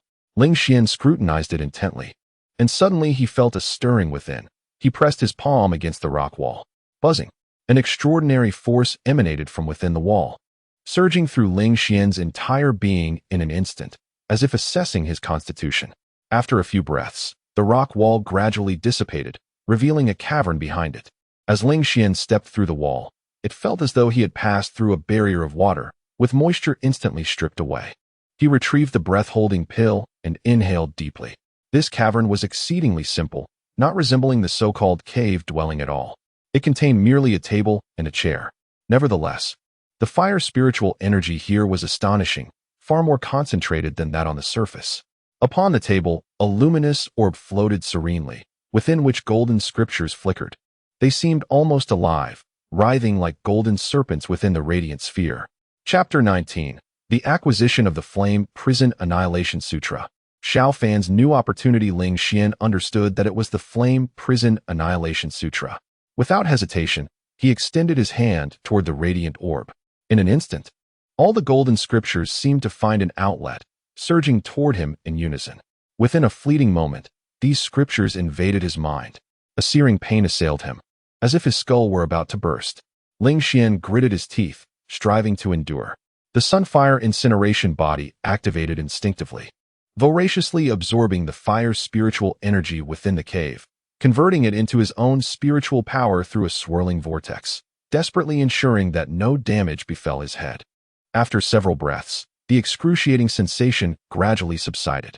The fire's spiritual energy in the cave had been entirely drawn out by the sunfire incineration body. Ling Xian knew he could not linger underwater for too long, lest he arouse suspicion among the other disciples, so he promptly left the cave and ascended swiftly. Before long, he resurfaced. At that moment, Zhao Rou and the others had already plunged into the water, searching for his whereabouts. Ling Xian emerged from the crevice unnoticed. Upon appearing before Zhao Rou, she let out a sigh of relief. The two surfaced together. Zhao Rou quickly inquired, "Senior brother Ling, where have you been? You nearly frightened me to death." Ling Xian observed this emerging lotus from the water and replied with a smile, "Out of curiosity, I explored this deep pool. Unfortunately, fortune did not favor me, and I found nothing of value within." Zhao Rou rolled her eyes dramatically. "This deep pool has been thoroughly searched. If Senior brother Ling truly found something, it would be a miracle." The other disciples chimed in with good-natured laughter, affirming, "Indeed, many believe treasures lie at the bottom of this pool and have searched tirelessly, yet all have returned empty-handed." Ling Xian returned to the shore, where Zhao Rou promptly offered him a clean towel. He accepted it, noting the lingering fragrance upon it. A faint smile graced his lips. He was well aware of Zhao Rou's intentions. She sought to align herself with him, drawn by his boundless potential. To be frank, Zhao Rou was quite attractive, especially her slender waist, both graceful and powerful, exuding the explosive energy of a female leopard. Establishing some form of connection was not entirely unreasonable. However, after encountering Nangong Yun, he found Zhao Rou somewhat lacking in allure. His standards had risen. He smacked his lips and smiled gently. While drying himself, he inadvertently caught sight of Xiao Fan and Lu Fei arriving together. Observing Xiao Fan's eager demeanor, it was clear he too wished to experience the pressure of the 100-foot waterfall. Ling Xian's gaze flickered as he considered Xiao Fan's prospects. Both of Xiao Fan's significant opportunities, the Sunfire Incineration Body and the Flame Prison Annihilation Sutra, had been intercepted by him. It seemed that Xiao Fan's fate had already undergone considerable change. Name: Xiao Fan. Realm: initial success in Qi condensation. Fate: child of fortune, ethereal elegance, reincarnation of a great power, surviving in extremity. Fate: having reached the pinnacle of the transformation stage and assumed the title of the revered lord of the Burning Sky Hall, known as Qi Fanjin Ren. He was besieged by several cultivators of the transformation stage while attempting to seize treasures from an ancient cultivator's cave. In a fierce confrontation, he managed to kill two and severely injure another, only to ultimately perish in battle. Recent opportunity 1. Today, he ventured into a deep pool to test the pressure of the waterfall, but to no avail. While exploring the depths of the pool, he inadvertently discovered a medium-grade spirit stone. Recent opportunity 2. 5 days later, he accepted a mission to hunt the green forest python. After slaying the beast, he discovered an indigestible treasure, the dragon blood tree heart, of the profound grade within its belly. Upon refining and absorbing it, he achieved great success in the chi condensation stage. Recent opportunity 3. Half a month later, he undertook a mission to eradicate the Black Wind Bandit stronghold. After clearing the bandits, he unearthed a damaged Earth-grade spirit tool, the Grass Character Sword Manual, from their treasury. Recent opportunity 4. A month later, he journeyed to Shishan City under the name of Lu Yuanfeng, the deputy sect master, to address the malicious competition among 3 families there. En route, he fortuitously encountered an elder of remarkable stature who bestowed upon him a heavenly grade technique, the Purple Micro-Futu technique. Recent opportunity 5. Ling Xian clicked his tongue in admiration. Truly, he was a favored child of fortune, just as I had intercepted the Infernal Destruction Sutra. This individual received the Purple Micro-Futu technique, also a heavenly grade art. Moreover, the manner in which he acquired it was fortuitous. It was a gift from a wandering cultivator. Ling Xian shook his head. In that case, he could only reluctantly accept the Dragon Blood Tree Heart and the Grass Character Sword Manual. After donning his attire, he departed from the deep pool. At this moment, Xiao Fan could no longer withstand the water pressure and reluctantly emerged from beneath the waterfall. 9 breaths. Brother Xiao Fan, you have held on as long as my elder brother. Lu Fei clapped her small hands, exclaiming joyfully. Xiao Fan immediately displayed a hint of pride. Indeed, he was a genius. Just upon arrival, he equaled the record for the longest endurance time. If he reached the pinnacle of the chi condensation stage, he would certainly surpass 9 breaths. Zhao Rou cleared her throat. Currently, the longest record is 11 breaths. Xiao Fan and Lu Fei were taken aback. Lu Fei exclaimed, "When was this broken? How come I didn't know?" Although enduring the waterfall's pressure was merely a private competition among disciples of the chi condensation stage, with no tangible rewards, it was not an accomplishment that could be easily surpassed. Lu Yunxian had held this record for 5 years without anyone breaking it. Zhao Rou pointed towards Ling Xian's departing figure. "There he goes, Brother Ling. Moreover, I believe he hasn't exerted his full strength. If he perseveres, he might endure even longer," she stated earnestly. The surrounding disciples nodded in agreement. Indeed, Brother Ling appears to be effortlessly managing the pressure. What cultivation level is he at now? He hasn't yet reached the pinnacle of the chi condensation stage, has he? Once he does, he will undoubtedly be able to endure for an even longer time. Upon hearing these remarks, Xiao Fan and Lu Fei fell silent. Xiao Fan's heart was filled with jealousy. How could a talent such as himself always be overshadowed by Ling Xian? Meanwhile, Ling Xian turned and headed to the task pavilion. The task pavilion was expansive, comprising 2 levels. Each level of the grand hall is adorned with a colossal stone tablet, upon which various tasks are inscribed. The 2 tiers correspond to the outer and inner disciples, respectively. Only by ascending to the status of an inner disciple can one ascend to the 2nd floor to accept tasks. The process of publishing a task is rather straightforward. One simply approaches the counter on each level and conveys the desired task to the steward, who will ensure that it is displayed on the stone tablet. Generally speaking, tasks issued by the sect are more stable, with known dangers and typically lower rewards. In contrast, tasks posted by disciples carry unpredictable risks, with rewards that may vary greatly. At this moment, it is morning, the busiest time for the task pavilion, as disciples flock to accept assignments. When Ling Xian arrives, the hall is abuzz with activity, with disciples bustling to and fro. Many are gathered nearby, exchanging intelligence regarding perilous occurrences, such as the appearance of dangerous demonic beasts or the unfortunate demise of a fellow disciple under mysterious circumstances. Ling Xian hastens to the 2nd floor, his gaze scanning the stone tablet. A 9-star task requires locating the cave of the esteemed Yin Yu Jinren, offering a reward of 50 high-quality spirit stones and an immediate promotion to inner disciple. Another 9-star task involves slaying the formidable magical ape of the Qing Song Mountain Valley, with a reward of 40 high-quality spirit stones, as well as the opportunity to select one profound technique or martial art, along with a personal guidance session from the Deputy Sect Master, Lu Yuanfeng. An 8-star task, Chapter 20, Perfecting the Qi Condensation Realm. Unexpected encounter with Lu Yunxian beside him. 3 inner disciples gazed longingly, their aspirations evident. It was rumored that the cave dwelling of the Flame Prison Master lay hidden within the Qingtsong mountain range. If I could uncover it and obtain the Flame Prison Destruction Scripture, my fortunes would be made. Oh, spare me. Countless experts have searched for over a century and still found nothing. Do you, a mere novice in the Qi condensation realm, believe you can succeed? Indeed, I have heard this is a celestial grade technique. The sect leader, the deputy sect leader, and so many elders must have searched in secret. Their silence suggests they have encountered no success. One wonders who will ultimately benefit from this stroke of luck. The 3 inner disciples accepted their mission and gradually moved away, continuing to share their lofty dreams of discovering the cave. Ling Xian touched his nose, feeling a strong urge to interject, urging them not to squander their time searching. The Flame Prison Destruction Scripture was already in his possession, and no amount of searching by others would yield results. Alas, he could not voice this truth. If he did, even his current master, Nangong Yun, would likely compel him to relinquish the scripture. Ling Xian continued to peruse the missions before him. Soon, he located his objective, a 4-star task, slay the green forest python, with a reward of 30 low-grade spirit stones. A 3-star task involved eliminating the bandits from the Black Wind stronghold that plagued Timber Town, offering a reward of 20 low-grade spirit stones. Both tasks were issued by the sect. The star rating corresponded to the difficulty of the task. Tasks solvable by disciples in the body refinement realm were rated 1 or 2 stars, while those manageable by Qi condensation practitioners were rated 3 or 4 stars. Higher difficulties were reserved for those in the foundation establishment and core formation realms. Timber Town, a place he had yet to visit.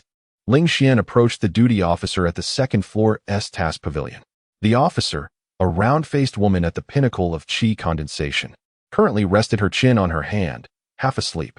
Ling Xian gently tapped the table. Sister Duty Officer, I require a map of the area surrounding the sect. The round-faced woman shot him an irritable glance before rummaging through a drawer and producing a map. 3 low-grade spirit stones. Ling Xian nodded and handed over the spirit stones. The price was clearly marked, and she had not attempted to overcharge him.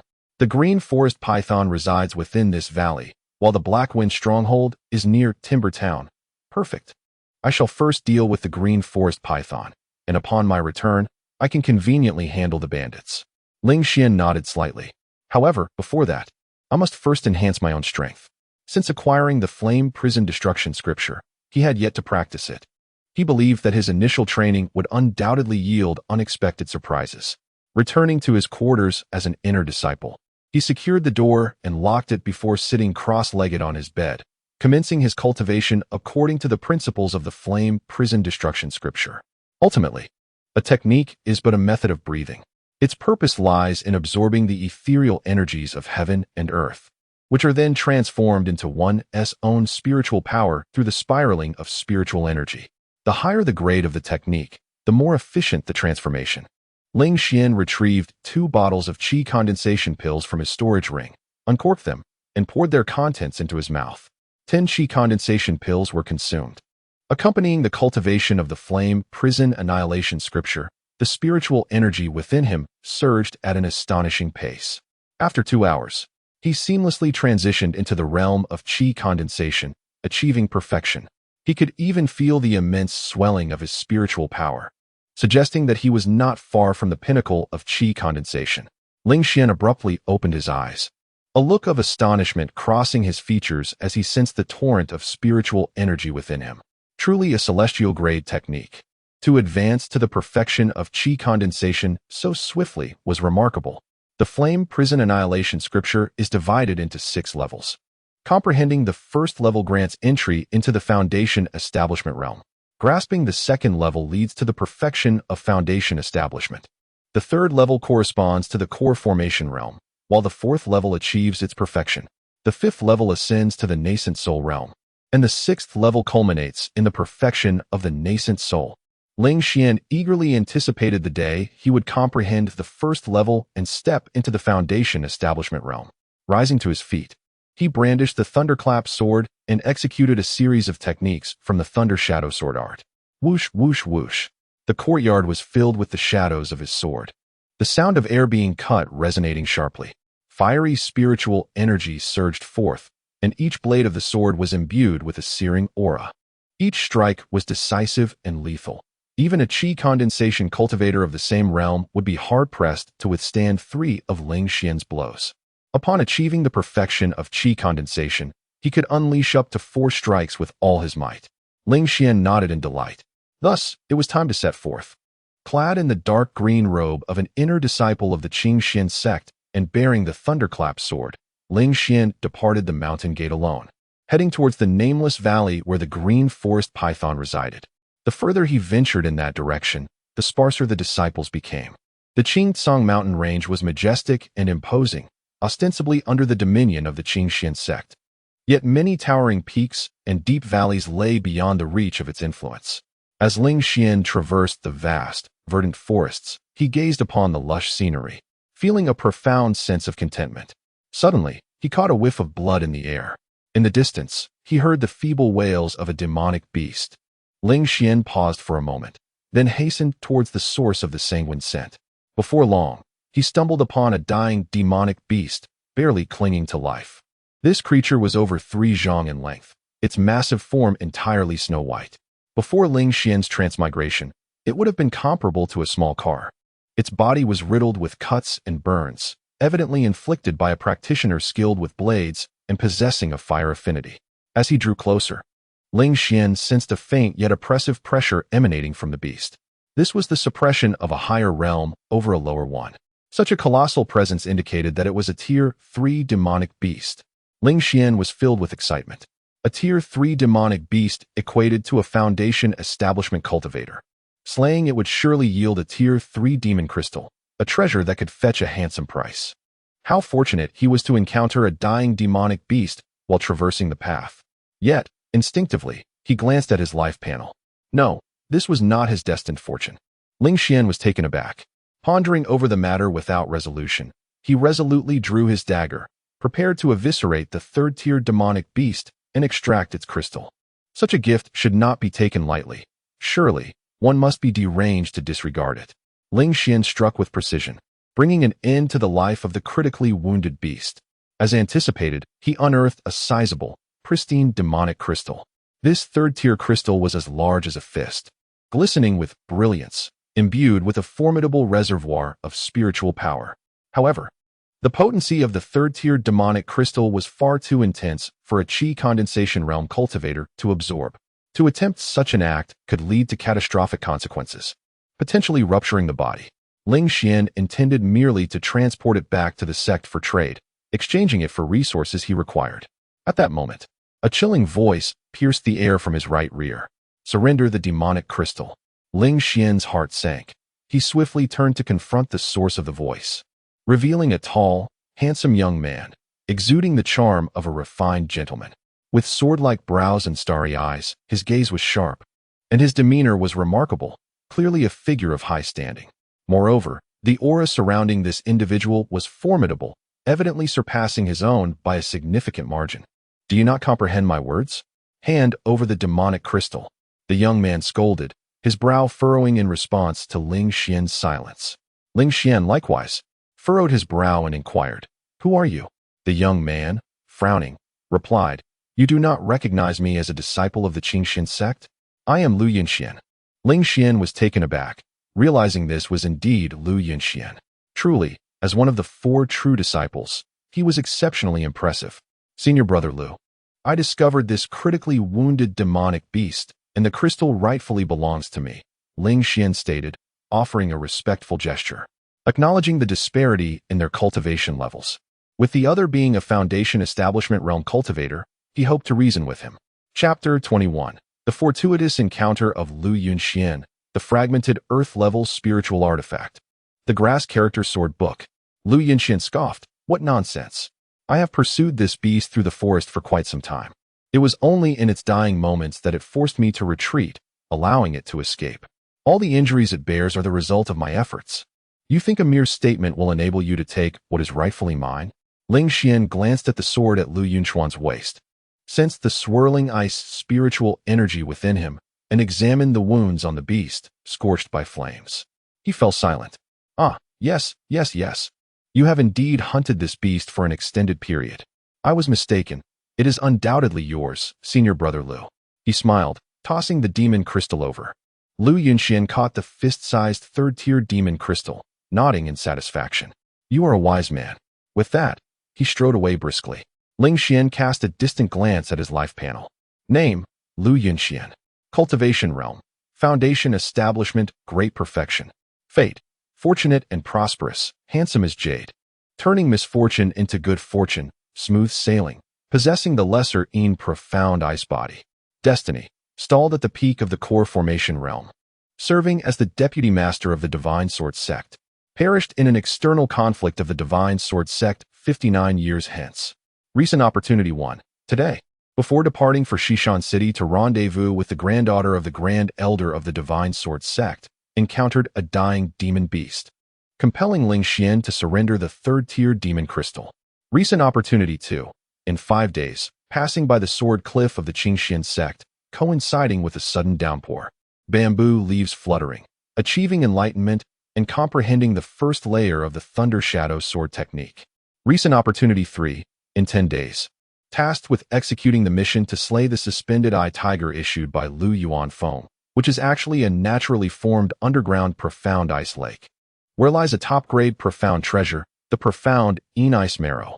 After refining it, one's physique will be enhanced, achieving complete foundation establishment.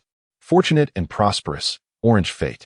You possess exceptional luck, encountering dying demon beasts on the road, inexplicably receiving an earth-level technique or martial skill. Such occurrences are merely commonplace. Handsome as jade, orange fate. You are remarkably attractive, consistently drawing the attention of the opposite sex. Visiting the Qingyi building can yield not only free benefits, but even profit. Turning misfortune into good fortune, orange fate. Each time you encounter danger, there is the potential to transform it into an opportunity. Smooth sailing, orange fate. Your life is extraordinarily smooth, rarely encountering setbacks. You consistently find yourself on the winning side. Lesser-een profound ice body, orange fate. Earth-level mid-tier physique. Your innate ice spirit root talent is exceptional, allowing you to cultivate ice attribute techniques and martial skills at an accelerated pace. After perusing the details, Ling Xian stroked his chin thoughtfully. No wonder I have no fortuitous opportunities. It appears this chance belongs to him, and I am merely a backdrop in this scenario. Compared to Xiao Fan, this fellow's fate is quite disparate, as Xiao Fan possesses entirely red fates, while he falls short by a tier, all orange fates. However, what is this matter of courting the granddaughter of the Grand Elder of the Divine Sword Sect? He may even become an inner sect elder of the Divine Sword Sect in the future. Ling Xian contemplated, quickly coming to a realization. Either the Qingxian sect has perished, leading Lu Yunxian to join the Divine Sword Sect, or Lu Yunxian has betrayed the Qingxian sect and allied himself with the Divine Sword Sect. Oh, he appears to be an upstanding gentleman, yet in reality, he is nothing but a traitor. Reflecting on the theft of his third-tier demon crystal, Ling Xian added, greedy traitor. This minor incident did not incite much ire within him. Although the third-tier demon crystal is precious, it pales in comparison to the essence of the Xianyin ice. Having taken my third-tier demon crystal, I shall reluctantly accept your Xianyin ice essence. With a cold snort, Ling Xian continued his journey toward the nameless valley. The encounter with the green forest python cannot be described as tumultuous. It was, at least, devoid of any complications. The green forest python is merely a second-tier beast, comparable to the peak of the Qi condensation stage. Yet Ling Xian has achieved perfection in the Qi condensation stage. With the suppression of realms and strength, he dispatched the green forest python with merely 3 strikes. Subsequently, Ling Xian retrieved a small knife and opened the python's belly, revealing a blood-red tree heart. This is the exquisite treasure of the Xian tier, the dragon blood tree heart. It contains a vast reservoir of pure wood spirit energy. Ling Xian took out a water pouch from his storage ring to cleanse the viscous surface of the tree heart, finally holding it securely in his palm. This item shall serve as one of the foundational elements for crafting my Dao platform. Ling Xian nodded in satisfaction. In the realms of body refinement and qi condensation, as long as the elixirs and training are adequate, the distinctions are not significant. Ultimately, it is the levels of techniques and martial skills that dictate one's strength. To ascend from the pinnacle of the qi condensation stage to the foundation establishment stage, one must condense the Dao platform within a spiritual energy cyclone. The quality of the Dao platform represents the first divergence among cultivators. The Dao platform is classified into 3 categories: ordinary Dao platforms, traceless Dao platforms, and perfect Dao platforms. By refining and absorbing 5 corresponding Xian tier inferior or mid-tier treasures of the 5 elements, one can forge an ordinary Dao platform. Utilizing 5 corresponding Xian tier superior treasures allows for the creation of a traceless Dao platform. If one refines and absorbs 5 corresponding Xian tier exquisite treasures, the most powerful perfect Dao platform can be established. This step is a formidable barrier for many qi condensation cultivators. Ling Xian sighed lightly. How could ordinary qi condensation cultivators seize opportunities like him? Their only recourse is to diligently accumulate spirit stones to purchase Xian tier treasures for crafting their Dao platforms. However, the price disparity between Xian tier inferior and exquisite treasures is immense. An inferior Xian tier treasure typically costs only 300 inferior spirit stones, whereas an exquisite Xian tier treasure demands 3,000 inferior spirit stones. This vast difference leaves many stuck at this juncture, not due to lack of talent, but rather insufficient funds. By the time they gather the necessary materials for crafting a Dao platform, the most opportune years for cultivation may have quietly slipped away. The Dao platform, also known as the Dao Foundation, serves as the root of the great Dao. Given that I possess such a fortuitous advantage, I must strive for a perfect Dao platform. Ling Xian established a modest goal. Before ascending to the realm of divine transformation, I shall first forge a perfect Dao platform. He placed the dragon blood tree heart into his storage ring and proceeded toward Ironwood Town. The bandits terrorizing Tima Town are remarkably feeble, predominantly consisting of individuals at the minor and major stages of body tempering. Even the leader of the Black Wind camp is merely at the pinnacle of this realm. Such meager strength allows the Qingxian sect to dispatch just 1 or 2 disciples at the grand completion stage of qi condensation to effortlessly sweep them away. The reason for the delay in action lies solely in the paltry rewards and the multitude of tasks at hand. A couple of disciples in body tempering cannot adequately deal with the Black Wind camp, and should more disciples be involved, the compensation would be insufficiently distributed. As for the disciples of qi condensation, although their power is ample, they disdain the meager rewards for eliminating the Black Wind camp. Thus, the camp has been allowed to persist in its rampant pillaging, leaving the common folk in dire straits.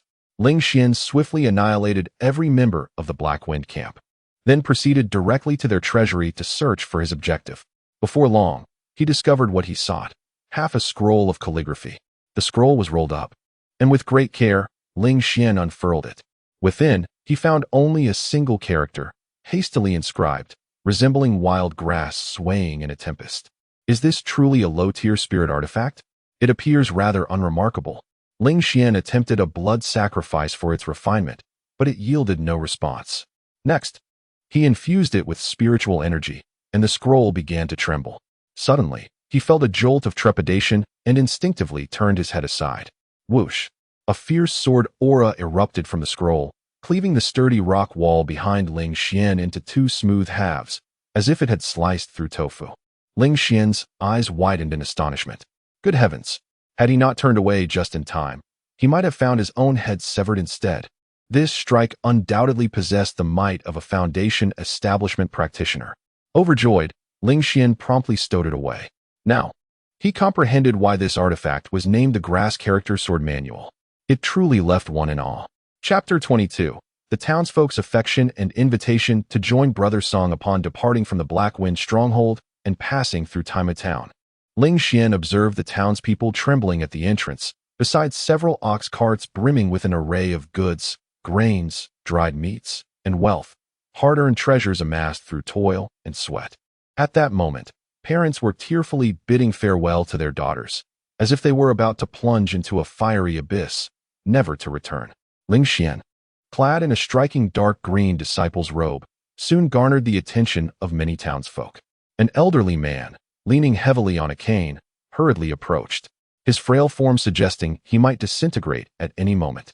The elder urgently inquired, "Revered Taoist, are you a disciple of the Qingxian sect?" Ling Xian nodded slightly. In a sudden act of desperation, the old man knelt before him, pleading, "Please, Taoist, save our Taima town. The Black Wind stronghold has ravaged us for years, and no disciple from the Qingxian sect has come to cleanse our plight. We can no longer provide grains to the bandits. If this continues, our town will face starvation." As the elder spoke, the gaunt townsfolk behind him also knelt, each one overcome with sorrow. It was evident they had endured enough of the bandit raids. A chill ran through Ling Xian's heart. Regardless of the world, the most afflicted are invariably the common people. While he could easily eradicate the bandits of the Black Wind stronghold, their presence inflicted lasting harm upon the townsfolk, potentially tearing families apart and leading to their ruin. A young man rushed forward, attempting to lift the elder. "Grandfather, do not kneel to him.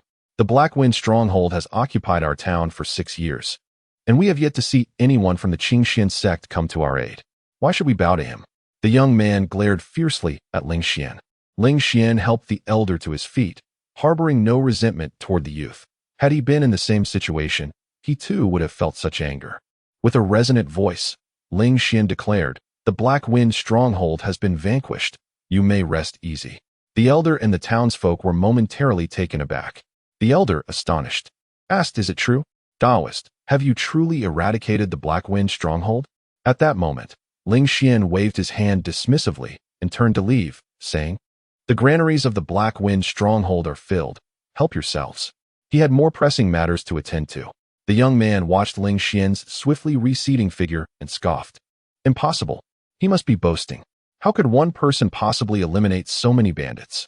The elder, filled with both astonishment and skepticism, pondered the truth of Ling Xian's words. "Let us send some of the young men to the Black Wind stronghold," he urged. A young man raised his hand, declaring, "I will go." Shortly thereafter, 5 men volunteered and sprinted to the Black Wind stronghold. Upon their return, their eyes were swollen with emotion. "Grandfather, the Black Wind stronghold has truly been defeated," the first young man exclaimed, overflowing with joy. The elder's eyes glistened with tears as he trembled and knelt in the direction Ling Xian had departed, prostrating himself in reverence. With all his might, he bellowed, "Thank you, Taoist." Behind him, the citizens of Taimu town knelt sincerely, echoing his gratitude.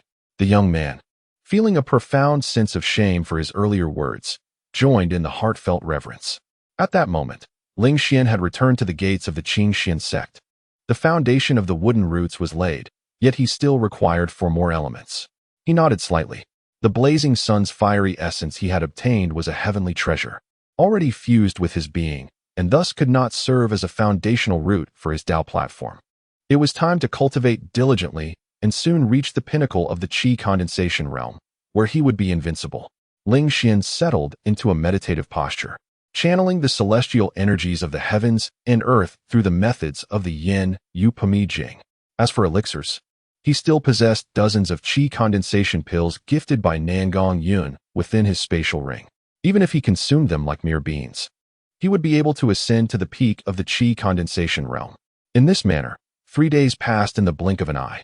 Over these 3 days, he consumed 10 bottles of Qi condensation pills, totaling 30 pills. With such diligent effort in his cultivation, he swiftly broke through to the pinnacle of the Qi condensation realm. Ling Xian opened his eyes, feeling the surging energy emanate from within, and a sense of satisfaction welled up within him. It was time to report his completed tasks at the task pavilion. Each task had a time limit, the longest being 7 days. Should he fail to complete them within this period, not only would he forfeit his rewards, but he would also face repercussions. Although Ling Xian was not particularly in need of the rewards from these 2 tasks, he wished to avoid any blame.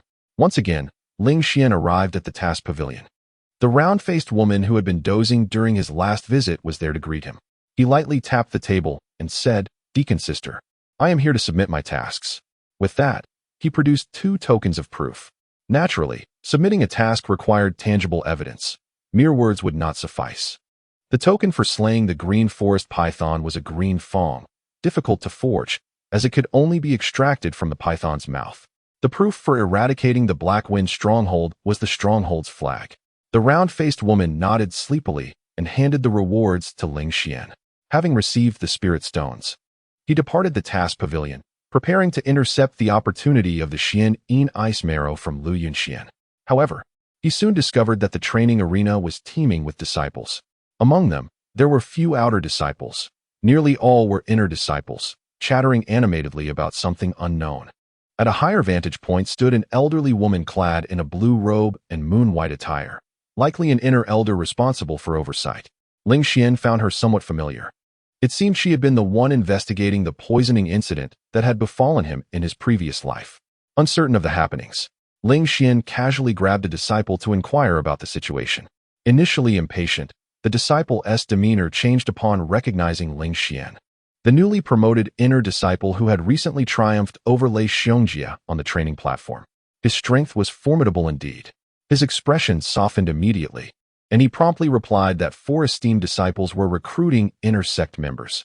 Ling Xian frowned, questioning why he had not heard of such a matter. The disciple scratched his head, explaining that this news had spread 2 days prior. The 4 esteemed disciples would personally attend the event, and those who joined their ranks as inner sect members would be rewarded with qi condensing pills and middle-grade spirit stones, which was why so many disciples had gathered. Ling Xian suddenly realized that he had been refining the dragon blood tree heart for the past 3 days and was indeed unaware of the happenings outside. However, the public recruitment of inner sect members by 4 esteemed disciples would likely exacerbate the current factional divisions within the Qingxian sect. Why would Nan Gongyan consent to such an affair? Ling Xian shook his head, disinterested in getting involved, and attempted to leave. Yet, just a few steps away, 2 female disciples brightened at the sight of him and blocked his path.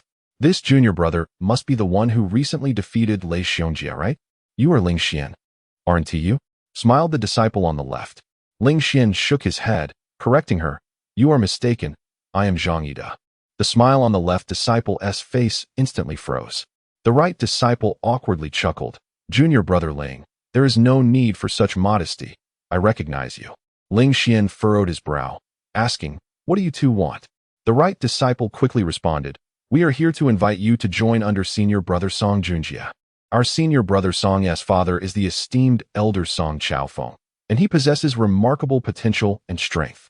He has already achieved a small success in the foundation establishment stage and is destined to become a core formation cultivator in the future. Junior brother Ling, your abilities are commendable. Should you choose to join under senior brother Song, you will receive 3 qi condensing pills and a middle-grade spirit stone for free. What do you say? Ling Xian remained silent, feeling a chill of disdain. To expect him to become a subordinate for such trivial offerings was utterly disrespectful. He naturally looked down upon these items, as he currently had dozens of qi condensing pills gifted by Nan Gongyun in his storage ring. How laughable. He would not even need to use them all. Chapter 23. The Wrath of Song Junjia. The elders rebuke no need. Ling Xian waved his hand dismissively, unwilling to engage further, and prepared to depart. The expressions of the 2 female disciples grew increasingly rigid. The one on the left, visibly annoyed, pointed an accusatory finger at Ling Xian and berated him. Ling Xian, do not mistake our kindness for weakness. We sought to recruit you under Brother Song, due to your commendable strength. To receive our invitation is indeed an honor. Do not fail to recognize it. Ling Xian scoffed softly. He held a deep disdain for such individuals, arrogant and self-important. However, he refused to be entangled in their trivialities, thus choosing to remain silent and continue on his way. At that moment, a hearty laugh echoed through the air. Junior brother Ling Xian, I have heard of your reputation. Defeating Lei Xiongjia in a direct confrontation showcases your prowess. Why not join my ranks? Ling Xian turned to behold a tall and striking young man, who, much like Lu Yunxian, presented himself as a refined gentleman. Yet, it was evident that his appearance paled in comparison to Lu Yunxuan's, and his mannerisms seemed to mimic Lu Yunxuan's rather clumsily. Ling Xian was familiar with the names of the 4 true disciples of the Qingxian sect.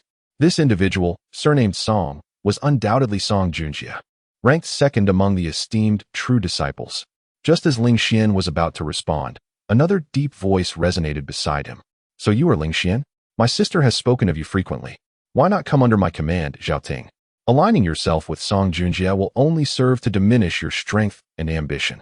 Ling Xian turned to see a tall, robust young man, muscles rippling beneath his loose dark green disciple robe, which he had somehow transformed into a fitted ensemble. Zhao Ting, a scion of the Zhao family from Gufeng City. Ling Xian raised an eyebrow, realizing this man was Zhao Rou's brother. At that moment, Zhao Rou stood beside Zhao Ting, her cheeks flushing crimson as she pinched her brother's side playfully. Song Junjie arched an eyebrow. Zhao Ting, speak respectfully. Refrain from verbal assaults, lest you face consequences you are ill-prepared for. I am not easily trifled with. Zhao Ting chuckled coldly. Let us see if you can back up your words with action first. The simultaneous declarations from Song Junjie and Zhao Ting immediately drew the attention of numerous inner disciples, who turned their gazes towards Ling Xian, recalling the astonishing feats of this formidable newcomer within the inner sect. Lu Yunxian, along with another true disciple, Luo Shangnan, also cast their sights upon him. Lu Yunxian recognized Ling Xian and frowned slightly. 3 days prior, while traveling to Xishan City, he had inadvertently encountered an inner disciple who had obtained a demon crystal. He had demanded the disciple surrender the crystal, only to discover that the individual was none other than Ling Xian. This name had been mentioned by his father, Lu Yuanfeng, in hushed tones. The realization that the person his father spoke of was indeed standing before him stirred a flicker of jealousy within his eyes. Although Nangong Yun had ordered silence on the matter, Lu Yuanfeng had nonetheless divulged the news of Ling Xian awakening his heavenly tier physique to him. Thus, Lu Yunxian could not help but harbor genuine envy. He merely awakened a low-tier physique, while this individual is of a high-tier caliber. If no unforeseen circumstances arise, Ling Xian's future accomplishments will undoubtedly surpass his own. Luo Shangnan scrutinized Ling Xian with disdain, curling her lips in contempt. This man, effeminate and delicate, is clearly of no practical use, a type she has no interest in. After expressing her thoughts, she licked her lips, gazing at Zhao Ting's retreating figure, lamenting that if he were not a true disciple, she would have chosen him without hesitation. With a sigh, she resumed her selection of other inner disciples. Though Luo Shangnan is a woman, her muscular physique and robust stature surpass that of many men, leading her to recruit inner disciples of similar rugged build.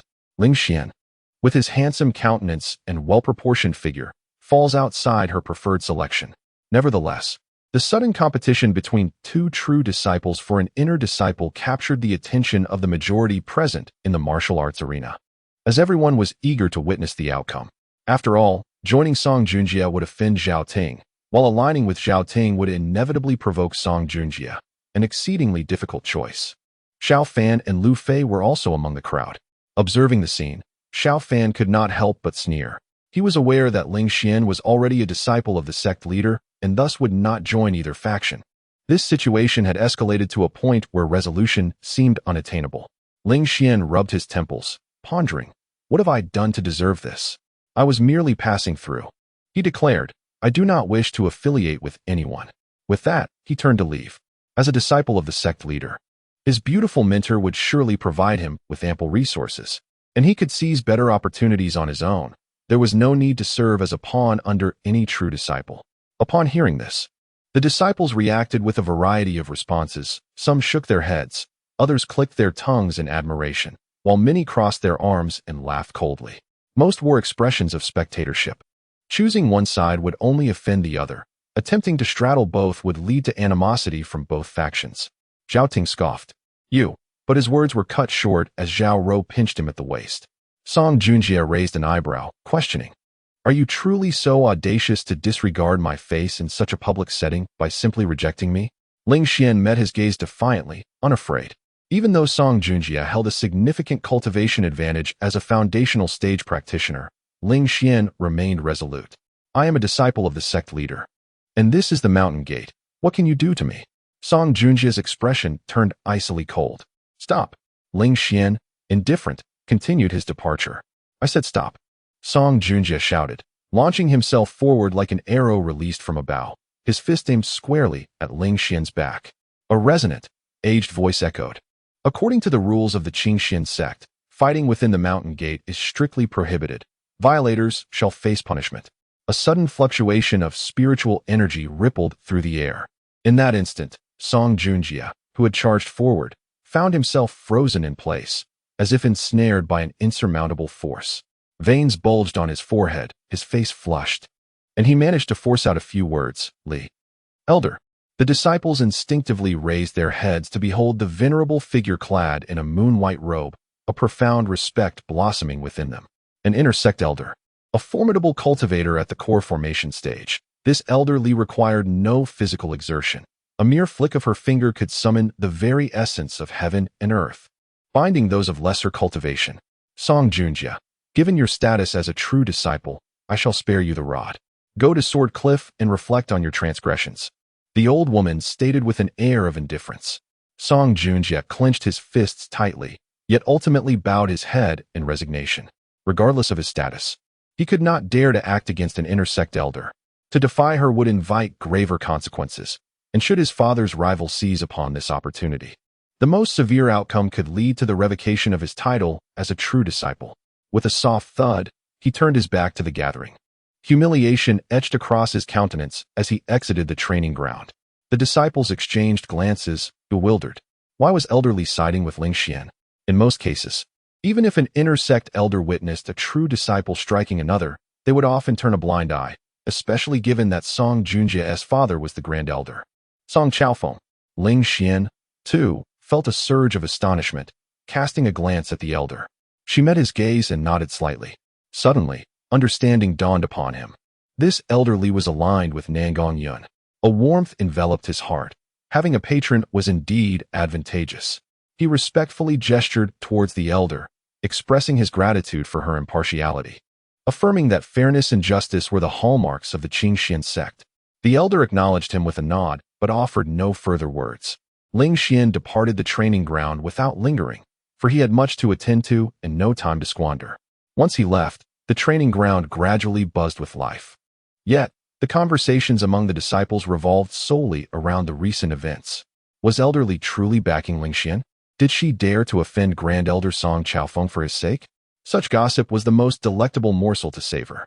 Lu Yunxian, being privy to the circumstances, understood precisely why Elder Li had come to Ling Xian's aid. With a cold snort, he mused that had Song Junjie's punch landed, Ling Xian would undoubtedly have sustained grave injuries.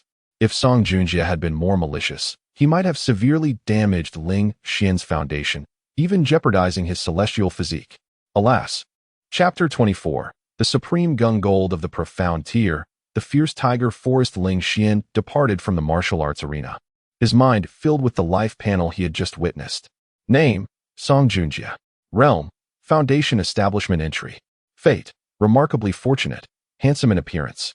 A master of both sword and blade, embodying the wind and thunder swordsmanship. Destiny, stagnate at the great perfection of the core formation realm, serving as an elder of the inner sect of the divine sword sect. 56 years hence, embarks on a quest for a breakthrough treasure, only to perish in an ambush by the elder of a rival sect. Recent opportunity 1. Today, in the martial arts arena, he sought to recruit Ling Xian to his side, but was rebuffed, inciting his wrath and leading him to act recklessly, ultimately being restrained by an inner sect elder and punished to reflect on his actions at Sword Cliff. Unexpectedly, he gained insights, advancing his wind sword technique to the 3rd tier. Recent opportunity 2. 3 days after reflection, he departed from the mountain gate, venting his anger by recklessly attacking in the Qing Tsang mountain range, inadvertently discovering a corpse within the Tiger King's cave in the fierce tiger forest. The corpse possessed a low-grade storage ring, which contained a piece of supreme tier Gung Gold, suitable for his foundational needs. Gung Gold, a treasure of the profound tier, unmistakably a gem of the metallic essence. Ling Xian smiled. Had it not been for the confrontation with Song Junjie today, he might have missed this fortuitous encounter. This item was precisely what he required to forge a perfect Dao platform's foundation. Yet, observing the trajectory of his fate, it was evident he was also a mere pawn. Ling Xian scoffed lightly. First, he would visit the underground Xian Ice Lake, then proceed to the fierce tiger forest. The route was perfectly linear. Truly, I am a genius in time management. Ling Xian swiftly departed the mountain gate, heading directly for the underground Xian Ice Lake. This locale was shrouded in secrecy. Had it not been for Lu Yuanfeng's serendipitous discovery, no one would have located it. When Ling Xian arrived, he found it completely unvisited. The frigid aura here deterred numerous demonic beasts. However, Ling Xian was well prepared. He had previously procured several warm pills from the Qingxian sect's treasure pavilion. Warm pills, akin to breathing pills, are low-grade yellow-tier elixirs readily available. Their function is straightforward. When placed beneath the tongue, they provide a continuous warmth. Thus, he would not succumb to the chilling grip of the Xian ice lake. Consequently, he effortlessly acquired the Xian ice marrow from the lake's depths. After placing the Xian ice marrow into his storage ring, Ling Xian pressed on towards the fierce tiger forest. The fierce tiger forest also lay within the Qingcang mountain range. However, it was not solely inhabited by disciples of the Qingxian sect, but also by numerous rogue cultivators. This situation is easily comprehensible. Although the Qingxian sect is nominally the sovereign of the Qingcang mountain range, the expanse is far too vast for them to exert complete control. There are always corners beyond their reach, which have become havens for rogue cultivators. There have even been instances where Qingxian disciples were ambushed and killed while on missions. Thus, the former sect leader took action. He understood that the Qingxian sect could never fully dominate the Qingcang mountain range, nor could they entirely expel the rogue cultivators.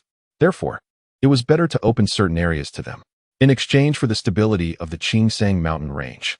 The Qingxian sect subsequently opened certain areas of the mountains to wandering cultivators.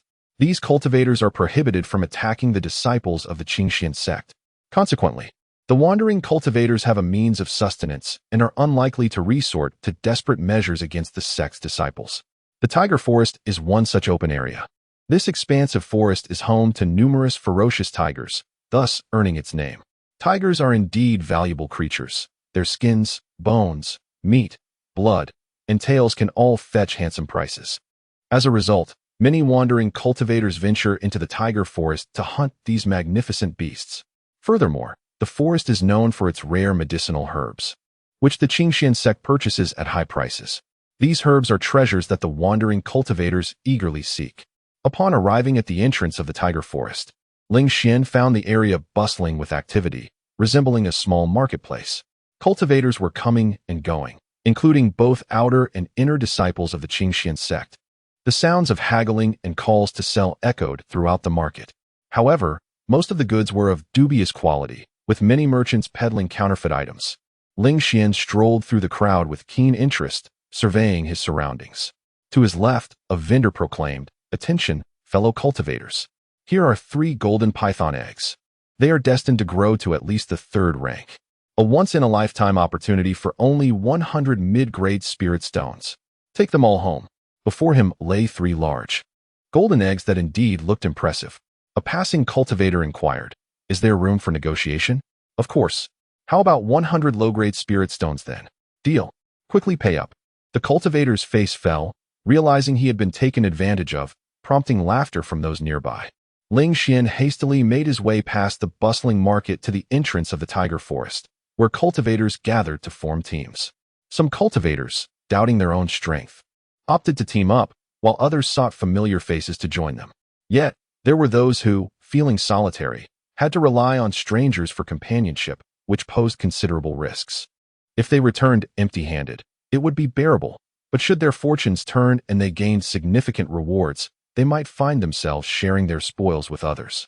As Ling Xian arrived, a striking woman caught his attention, her graceful figure moving towards him with a serpentine elegance. "Young brother, I am Shenyan. Would you care to join me in a team to undertake a task?" she asked, leaning in closer and whispering in a voice that only they could hear. "I know of a secret location where there is gung metal, and we can split the profits 50-50. She intentionally drew near, almost pressing her soft form against his arm. Ling Xian frowned slightly, noting the substantial pile of cabbage before him. However, such overt advances rarely boded well. Instinctively, he glanced at her personal information panel. Name: Wulan, Realm, Complete Qi Condensation, Fate, Remarkable Luck, Venomous Woman, Fond of Poison, Naturally Toxic Body, Destiny, Stalled at Complete Foundation Establishment, 16 years later. Employing old methods to deceive the disciples of the Thunderfire sect incited the wrath of the Grand Elder, leading several Golden Core elders to pursue and ultimately execute him mercilessly. Recently, an opportunity arose. Today, he lured unsuspecting cultivators to team up and explore the fierce tiger forest, launching a surprise attack and slaying them. Thus acquiring 3 mid-grade spirit stones, and 2 superior yellow-grade weapons. Another opportunity presented itself a month later when he attempted to deceive Zhao Ting, a true disciple of the Qingxian sect. However, Zhao Ting pursued him relentlessly, causing him to fall into an underground cavern, where he fortuitously discovered the rare and exquisite earth vein rock essence, which he refined to reach the pinnacle of the qi condensation realm. Ling Xian's gaze flickered with insight. What a cunning woman she is. She calls herself Xin Yan, yet her true name is Wu Lan. Her daily endeavors likely revolve around deceiving ignorant cultivators into forming teams, only to lead them to their demise. Ultimately, her fate would be to provoke the Thunderfire sect and meet a tragic end. Nevertheless, the earth vein rock essence is a valuable treasure, ideally suited as a foundational element. Declining the invitation to team up, Ling Xian resolutely bypassed her and strode directly into the fierce tiger forest. Wu Lan smirked. He appeared to be a clever individual, not easily swayed by base desires. Intelligent individuals are hard to deceive, and those who lack lustful inclinations are equally challenging to manipulate. Growing weary of idle chatter, she pivoted to seek out those ignorant cultivators susceptible to carnal temptations. Before long, she identified her target, a seemingly naive young man, evidently inexperienced in the world. Accompanied by 3 middle-aged warriors who bore a mature demeanor, they were clearly the kind nurtured by their families, embarking on journeys only after being groomed since childhood. Young master, you must be from a prominent family. I am Song Li. May I inquire your name and purpose in the fierce tiger forest? Wu Lan coiled her serpentine waist closer to the youth. The young man, taken aback by such fervent attention, quickly became entranced, revealing, I am Luo Fei from the Luo clan of Gufeng City. I have come to slay the Tiger King. These 3 are warriors I have recruited. Wu Lan discreetly appraised the 3 men, chuckling softly. The Tiger King? I am aware of him. Why not join forces? Indeed. Thank you so much, Luo Fei replied, beaming with delight. Chapter 25. Slaying the Tiger King and acquiring the Medal of Gung. What a labyrinthine realm this tiger forest is. With a swift kick, Ling Xian sent a bloodied, ferocious tiger flying, scratching his head in confusion. After an extensive search, he had yet to locate the Tiger King's lair as recorded on his personal interface. Along the way, he encountered several wandering cultivators. But upon approaching them to inquire about the location of the Tiger King's cave, they hastily retreated, exhibiting an acute sense of caution. Thus, Ling Xian wandered through the tiger forest, managing to slay a few ferocious tigers and several armored wild boars, yet he found nothing of significance. What is that powerful roar of a tiger? Ling Xian's ears perked up as he heard a remarkable roar emanating from the southeast. This roar was entirely different from those of the ferocious tigers he had dispatched earlier. It carried the majesty and ferocity befitting the king of beasts. Undoubtedly, it must be the Tiger King. He hastened towards the source of the sound. Meanwhile, before the Tiger King's lair, Luo Fei stood frozen in shock. Witnessing the gruesome spectacle of 2 warriors he had recruited being devoured, their upper bodies torn away by the Tiger King's maw, drenched in blood. He had not anticipated such peril lurking outside, nor did he foresee that the woman who had brought them here would vanish without a trace. Though he lacked experience in outdoor ventures, it had become clear to him by now. He had been led astray. Young Master Luo, we must flee. The Tiger King is too formidable. We stand no chance, shouted another warrior, barely evading the Tiger King's claws. Yet, as the words left his mouth, the Tiger King's razor-sharp claws swept across his neck, severing head from body in an instant. Luo Fei found himself paralyzed, his legs as heavy as lead, rendering him immobile. A bitter smile crept across his face. The Tiger King's gaping maw was now directed at him, a foul, rancid wind assaulting his senses. Memories of time spent with his father and sister flashed through his mind. If only he had not sneaked out from home in a reckless pursuit to slay the Tiger King for materials to treat his father's ailment. Perhaps this fate could have been avoided. At that moment, a blinding flash of the Thunder Shadow sword sliced through the air, akin to a thunderbolt streaking across the sky. With a splatter, a torrent of steaming blood erupted from the Tiger King, drenching the ground beneath. The Tiger King let out a pained roar and immediately retreated, glaring furiously at the assailant. Luo Fei felt a resurgence of hope as he turned to behold a young man who had appeared seemingly from nowhere. Tall and imposing, dressed in a dark green robe, with sharp features, he exuded a striking handsomeness and fortitude. I've been searching for you, so it is here you have been hiding. Ling Xian remarked with a cold smirk, channeling the Thunder Shadow Sword technique as he charged forward once more. Prior to his arrival, he had gathered intelligence indicating that the Tiger King was merely a second-tier perfected beast, equivalent to a fully realized practitioner in the Qi condensation stage. Now at the pinnacle of his own Qi condensation stage, Ling Xian found confronting such a beast far from daunting. That previous strike had nearly been enough to slay the Tiger King. It had narrowly evaded a fatal blow by relying on its instincts. Clang, clang, clang. Ling Xian unleashed 3 successive strikes. Each strike was as swift and fierce as thunder, aimed directly at the vital points. Initially, the Tiger King managed to withstand the onslaught.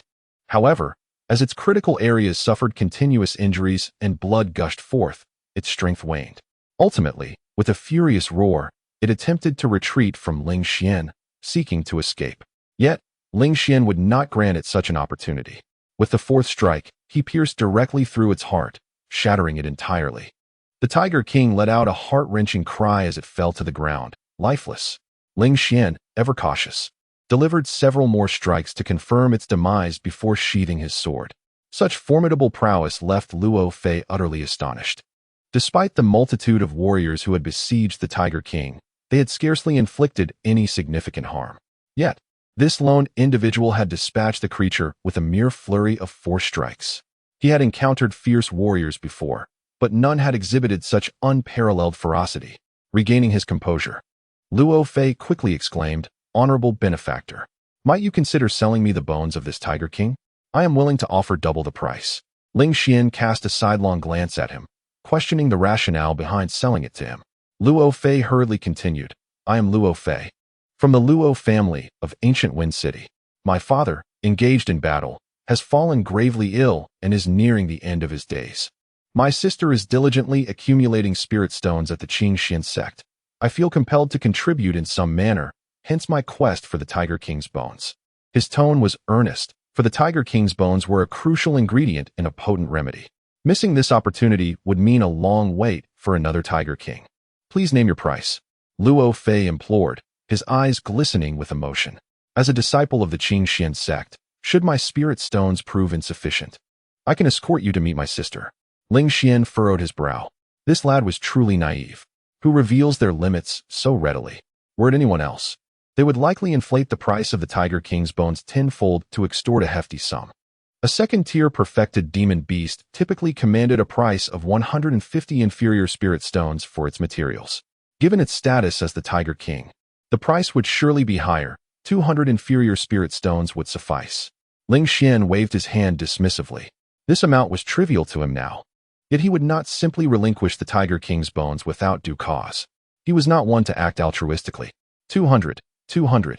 Luo Fei stammered, feeling a bit embarrassed. "I only have 100 on me, as I was swindled along the way. But my sister surely has funds. She wears a disciple's robe just like yours, in deep green." "Oh, what is your sister's name?" Ling Xian inquired casually.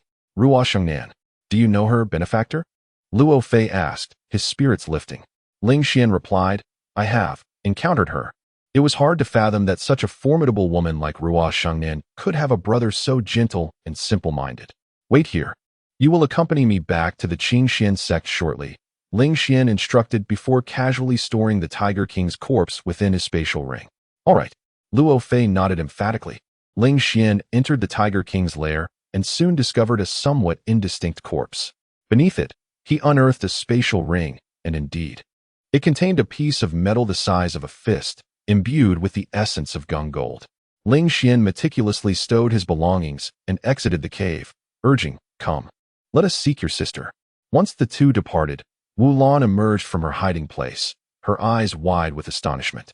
"Fortunately, I did not team up with that Qingxian sect disciple. That fellow was far too formidable. I must be more discerning in the future." Wu Lan rummaged through the belongings of the corpses, discovering nothing of value, and left in disappointment. Meanwhile, Ling Xian and Luo Fei had arrived at the entrance of the Qingxian sect. At that moment, the recruitment event for inner disciples, conducted by 4 esteemed disciples, had concluded. Ling Xian approached Luo Shengnan, presenting Luo Fei before her, and also handed over the corpse of the Tiger King. Upon seeing the remains, Luo Fei burst into tears. After recounting the events leading up to this moment, Luo Shengnan cast a grateful glance at Ling Xian. Thank you immensely. I have long sought this Tiger King, attempting to track it down multiple times without success. To think you vanquished it with but a few strikes. I previously regarded you as frail and unassuming, but your prowess is truly astonishing. She patted Ling Xian on the shoulder, causing him to feel an immediate weight pressing down. He inhaled sharply. Luo Shengnan erupted into joyous laughter. My strength is considerable. I often struggle to control it. Nevertheless, I am truly grateful. I shall take this Tiger King corpse entirely, offering you 400 low-grade spirit stones. What say you? That is acceptable, Ling Xian nodded. Luo Shengnan then handed over 4 medium-grade spirit stones. With this matter settled, Ling Xian promptly departed. Luo Fei gazed after him, filled with admiration. Sister, will I one day be able to become someone like senior brother Ling? Luo Shengnan, puzzled, inquired, why would you wish to be like him? Is your sister not strong enough? Luo Fei glanced at her sister's muscular physique, shaking her head vigorously. Strength is irrelevant. I simply admire those who wield a sword with such elegance. Luo Xingnan's expression froze as she lifted her palm, large as a fan. It seems I have been away from home too long. You've grown restless. Luo Fei exclaimed in alarm. Sister, please don't. Chapter 26. The Supreme Dark Fire Crystal of the Profound Level. Gathering 5 foundations as night enveloped the world, Ling Xian sat cross-legged upon his bed, preparing to immerse himself in cultivation. Suddenly, a series of knocks echoed through the stillness. Upon opening the door, he was greeted by the slender and graceful Zhao Rou. With a sweet smile, she announced, Brother Ling, the master has summoned you. Nodding in acknowledgement, Ling Xian swiftly made his way to the courtyard atop the mountain, where he encountered his alluring and voluptuous master, Nangong Yun. At that moment, she stood by the pool, casting bait into the water. The goldfish leaped eagerly from the surface, mirroring the insatiable nature of humanity. Today, Nangong Yun donned a fiery red, form-fitting palace attire, accentuating her figure exquisitely. However, her delicate brows were furrowed, indicating she bore some worry. Upon his arrival, her expression softened slightly. Disciple, how goes your cultivation? Nangong Yun inquired with a smile. Ling Xian clasped his hands in respect, replying, Master, I have successfully reached the pinnacle of the Qi condensation realm. There was no need to conceal this from Nangong Yun. He understood that his fate was intricately linked to hers. If he could demonstrate unparalleled potential and astonishing progress in his cultivation, she would only grow fonder of him and more concerned for his well-being. Such a dynamic would ensure his safety. As anticipated, her countenance shifted in surprise at his declaration. What did you say? You've reached the pinnacle of the Qi condensation realm? I recall you were merely at the consummation stage just days ago. The astonishing nature of his words seemed to have caught her off guard. The bait in her hand slipped from her grasp with a splash into the pool, where the goldfish hurriedly surged forth to seize it. Yet, Nangong Yun paid no heed to the bait as she quickly approached Ling Xian, her arm extending to press against his lower abdomen. Ling Xian stiffened at the unexpected contact. Had he not realized that she was merely checking his cultivation level, he might have instinctively drawn his sword in protest. After all, a young man's abdomen is not to be casually touched. However, he soon found the sensation surprisingly pleasant. He felt a surge of spiritual energy emanating from her palm, penetrating into his abdomen. This energy was peculiar, both warm and chilling, embodying dual attributes. Straining to suppress any sounds, Ling Xian could not help but utter a few incomprehensible syllables. Nangong Yun glanced up at him, puzzled, but continued her examination of the energy whirlpool. After several moments, she finally confirmed that Ling Xian's spiritual energy whirlpool had grown to an impressive size, surpassing that of an ordinary practitioner at the pinnacle of the Qi condensation realm. Indeed, it is quite substantial, Nangong Yun remarked with a delighted nod. You have reached the pinnacle of the Qi condensation realm. This breakthrough was the only piece of good news she had heard in recent days. You are not cultivating the fire scripture, are you? She suddenly queried. Ling Xian nodded directly in response. With her cultivation level, such an examination would surely unveil the truth. And he had already prepared a plausible lie. However, just as he was preparing to fabricate a lie, Nangong Yun waved her hand, stating that everyone harbors their own little secrets, and she would not pry. Ling Xian felt a surge of emotion in his heart. What a remarkable woman. How perceptive she is. The reason I summoned you today, aside from assessing your cultivation progress, pertains to the foundation of the Tao platform. Nangong Yun spoke casually. Do you know how to forge the Tao platform? I do, Ling Xian replied. Nangong Yun nodded, presenting you with two choices. Upon finishing her words, she extended her jade hand and gently brushed it. In her left palm, four crystals of varying colors emerged. Each of these crystals contained pure spiritual energy of water, wood, earth, and metal attributes, classified as high-grade mysterious tier, suitable as the foundation for constructing a Tao platform. As my disciple, I bestow upon you these four crystals. The final foundation you must seek for yourself, as I cannot assist you in every matter. With these 5 high-grade mysterious tier treasures, you can forge an unmarked Tao platform, surpassing those who create ordinary Tao platforms. At this point, she paused, and for the second choice, Nangong Yun beckoned with her hand, and a black crystal radiating intense heat appeared in her right palm. I previously stumbled upon a dark fire crystal. This item, a gem condensed from the body of a beast known as the dark fire lion, is a supreme treasure of the mysterious tier. It can serve as the fiery foundation for forging a perfect Tao platform. However, I can only provide you with this single dark fire crystal.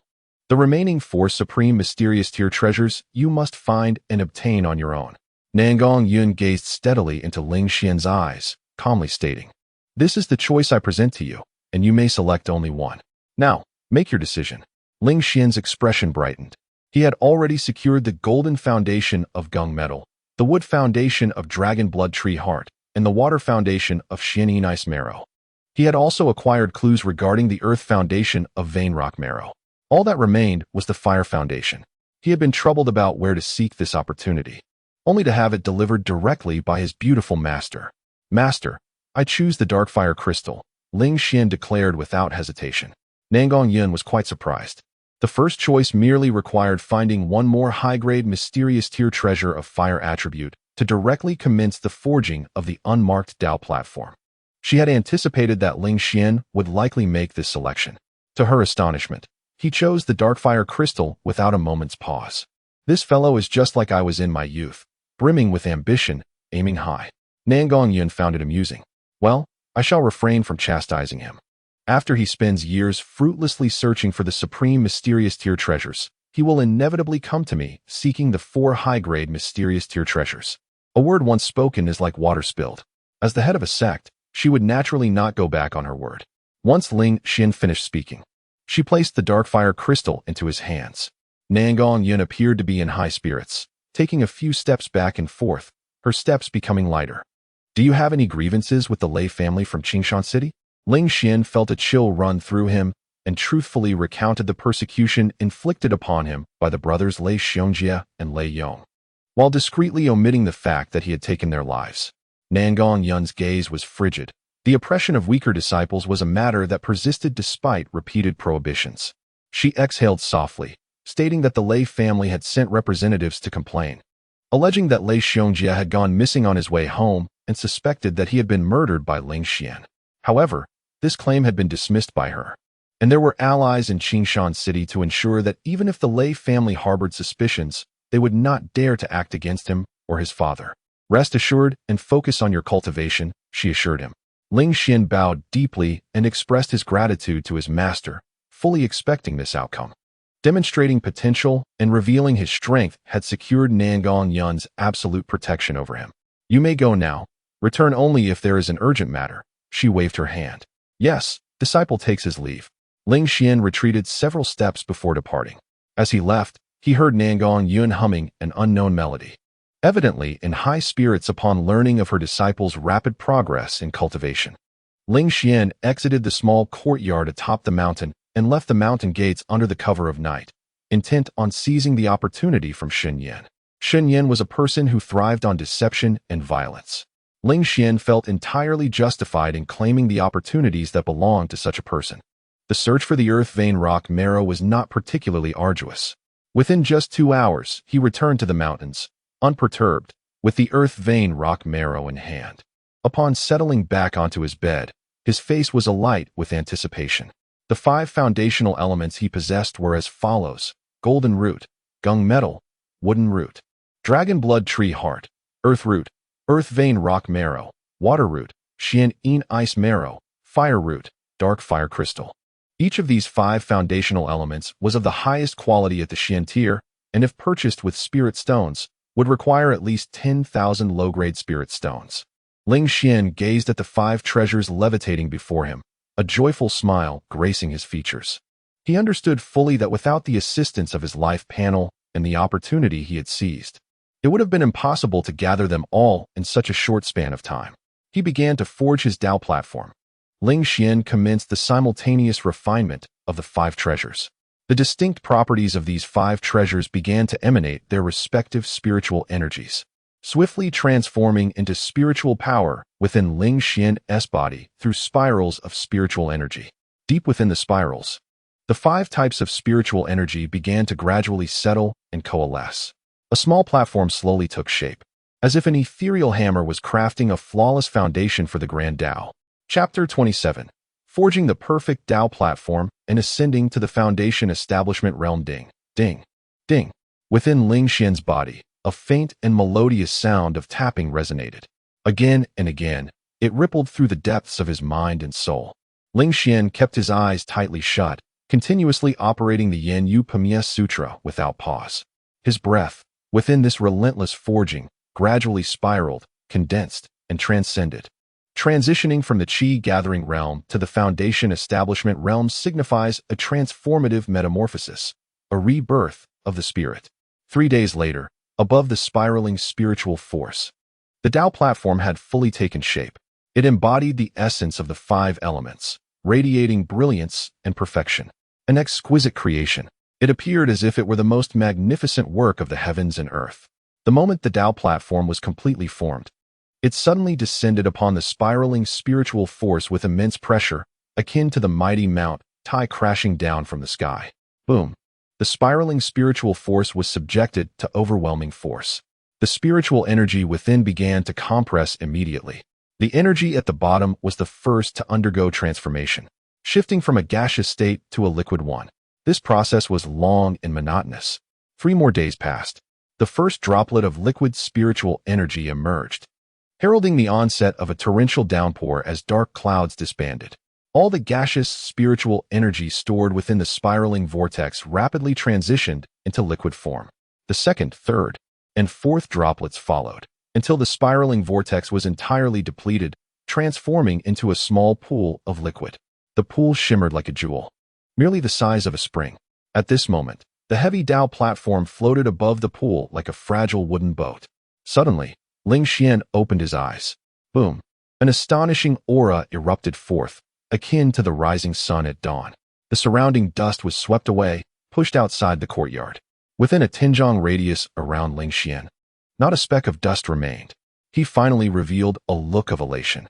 This was the foundation establishment realm. He savored the liquid spiritual energy within his dantian.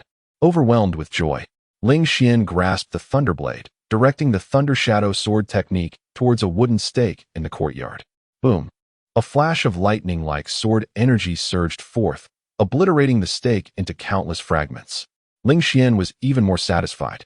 This stake had been specially crafted, made entirely of ironwood. Exceptionally sturdy, it was impervious to any cultivator below the foundation establishment realm.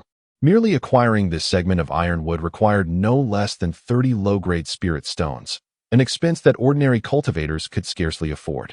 However, as the disciple of the sect leader, Ling Xian possessed a modicum of wealth. The stake was shattered, yet the knowledge of his current prowess made it worthwhile. Ling Xian glanced at his life panel. While most information remained unchanged, a new entry appeared in his fate. Fortune at hand, temporary. This was the result of becoming Nan Gongyun's disciple. As he continued to delve deeper, he was astonished to discover a new imminent opportunity awaiting him. Recent opportunity, ascending to the summit of Qingxian Mountain to meet my esteemed master, Nan Gongyun. I revealed that I had successfully forged a perfect Dao platform. Nan Gongyun was overjoyed, bestowing upon me a wealth of cultivation resources and granting me special permission to enter the Qingxian cave. Ling Xian chuckled softly to himself. His initial intention had always been to visit Nan Gongyun at the earliest opportunity. Having established a flawless Dao platform and entered the foundation establishment realm, such delightful news was certainly worthy of sharing with my master without delay. Upon hearing this revelation, Nangong Yun would undoubtedly regard me with even greater affection. Ensuring my safety was further secured. What exactly is the Qingxian Cave? I had never heard of it before. Filled with curiosity, Ling Xian made his way directly to the mountaintop courtyard. Along the way, he noticed the disciples wore expressions of joy, animatedly discussing various tidings. Ling Xian casually stopped one of the disciples to inquire. Upon recognizing him, the disciple immediately masked any sign of impatience and answered earnestly. After his questions were satisfied, Ling Xian released him. In the past few days, much had transpired since my breakthrough. Zhao Ting and Luo Xingnan's family encountered misfortune, necessitating their hurried return home. Just yesterday, an unexpected sign indicated the early opening of the Qingxian Cave, a precious cavern that opens only once every 50 years. The spiritual energy within had condensed into droplets. Spending a day inside would be equivalent to consuming 10 bottles of Gutai Dan. Ling Xian marveled at this revelation. Gutai Dan, a low-grade Xiantir elixir, serves to stabilize the Dao platform. For those in the Foundation establishment realm, it is the drug of choice, with increased consumption accelerating the enhancement of their realm. Only those in the Foundation establishment realm may enter the Qingxian Cave. Those below this threshold would meet a disastrous end. Furthermore, the spiritual liquid within is scarce, and older cultivators whose potential has been exhausted would naturally lack the qualifications to enter. Thus, only 4 true disciples could gain access to the Qingxian Cave. At such a critical juncture, the misfortunes befalling Zhao Ting and Luo Xingnan's family were undoubtedly shrouded in intrigue. Clearly, Nangong Yun must be troubled by this situation as well. Ling Xian quickened his pace and arrived at the mountaintop courtyard. Today, Nangong Yun donned a gradient blue-purple fitted palace outfit, with a pleated skirt cascading to her calves, exposing her delicate, fair legs and ankles. However, compared to our last encounter, the furrow of worry etched upon Nangong Yun's brow had deepened. She seemed unaware of Ling Xian's arrival, lost in her own musings. The early opening of the Qingxian Cave should be a fortuitous event. Yet why has it unfolded this way? Luo Xingnan's father is gravely ill. She had to return home 3 days prior, missing the opportunity for the Qingxian Cave. Zhao Ting's family is facing issues, under attack from hostile forces, compelling him to leave the mountain gate and return home. At present, only Lu Yunxian and Song Junjie remain eligible to enter the Qingxian Cave, but they, alas, if only Xianer were also in the Foundation establishment realm. Ling Xian scratched his head, repeatedly calling out, "Master? Master?" Nangong Yun was evidently unprepared for her soliloquy to be overheard by an outsider. When Ling Xian suddenly spoke, her heart raced wildly. Only upon recognizing her beloved disciple did she manage to compose herself. With a stern expression, Nangong Yun declared, "You must not startle me again." Ling Xian was both amused and exasperated. "I had no intention of alarming you. What brings you here today? If there is no pressing matter, I shall certainly have to reprimand you." Nangong Yun's charming face grew even more serious. Observing her demeanor, Ling Xian discerned her thoughts and couldn't help but smile knowingly. As the esteemed leader of the Qingxian sect, Nangong Yun had never displayed such a lapse in composure before outsiders. This time, however, she had faltered in front of her disciple, and she was determined to seize the opportunity to administer a fitting reprimand, thereby asserting her authority as a master. Alas, this time, not only would she be unable to chastise me, but she would also find herself further flustered. Amused, Ling Xian boldly stated, "Master, I have successfully forged a perfect Dao platform and entered the Foundation establishment realm." Upon hearing this, Nangong Yun's expression shifted to one of disbelief. "Impossible. Just 6 days ago, I entrusted you with the Darkfire Crystal. How could you have possibly gathered the other 4 superior treasures of the Xian rank in such a short span?" After speaking, it seemed she recalled something, and she comforted him. "I understand you wish to alleviate my burdens, but please do not resort to such methods. I have never been fond of deceitful individuals." Ling Xian remained silent, merely gazing at her. Noticing the absence of any hint of panic on her disciple's face, Nangong Yun was taken aback. Could it truly be the truth? She quickly extended her delicate hand to probe Ling Xian's abdomen. The chill of her touch abruptly pressed against his firm muscles, eliciting an involuntary reaction from him, causing a low sound to escape his throat. "Nangong Yun, what troubles you?" Ling Xian, having held back for quite a while, finally managed to say, "Your hand is simply too cold, master." Chapter 28. convening the elders for consultation. Public revelation and collective astonishment. Nan Gongyun nodded, opting for silence thereafter. Her cool, delicate hand occasionally moved up and down, meticulously probing Ling Xian's lower abdomen with her spiritual energy, seeking to sense his own. In no time, she indeed detected the existence of a perfect Tao platform and liquid spiritual energy. With her mouth agape in astonishment, she finally spoke. You have truly stepped into the foundation establishment realm. Following her shock was an overwhelming joy. With a wave of her hand, a multitude of elixirs and spirit stones emerged from her storage ring, cascading beside Ling Xian. I bestow upon you 10 vials of solidifying platform elixirs to enhance your foundation establishment cultivation, 300 mid-grade spirit stones, and 2 mid-grade mysterious artifacts. This is your due reward. The array of alluring treasures enveloping him left Ling Xian momentarily dazzled. He promptly stowed them all in his storage ring, deeming them all as valuable assets. Nodding, he then remarked, I couldn't help but notice that Master seemed somewhat troubled earlier. Nan Gongyun replied with elation, Indeed. Now that you have entered the foundation establishment realm, you may access the Qingxian cave. Come with me. I shall immediately summon the elders for a meeting. Upon finishing her words, Ling Xian felt a gentle breeze sweep past, and he found himself soaring into the skies, accompanied by Nan Gongyun's soft, cool presence. Am I flying in the heavens? Ling Xian gazed down at the ground, his eyes widening in wonder. The sensation was utterly exquisite. No wonder mortals longed to become immortals, wandering freely amidst the cosmos. After a few breaths, Nan Gongyun guided him down to the entrance of the grand hall on the mountainside. The disciples coming and going halted in their tracks, their eyes fixed on Nan Gongyun and Ling Xian with unabashed curiosity. Previously, Nan Gongyun had been in seclusion for over a decade, leaving many disciples oblivious to their leader's identity. However, just yesterday, she had convened a meeting, and thus many disciples recognized the mature and enchanting woman as their esteemed leader, Nan Gongyun. Today, her unexpected appearance alongside a disciple sparked whispers among the onlookers. Who is that male disciple? He's rather handsome. The leader seems to hold him in high regard. I saw them flying down from the mountaintop. You don't even know who he is? He's Ling Xian, the one who defeated Lei Xiongjia. Quite a formidable figure. Some say he is a strong contender for the position of the 5th true disciple. Come now, not long ago, wasn't there talk of a certain disciple with a heavenly physique in our sect? That individual hasn't even been recognized as a true disciple. Why should Ling Xian be any different? Just because he is handsome? Ling Xian overheard the murmurs below and couldn't help but chuckle at their peculiarities. At that moment, he noticed Nan Gongyun flick her fingers lightly. A strand of spiritual energy burst forth, colliding with the bronze bell at the entrance of the grand hall.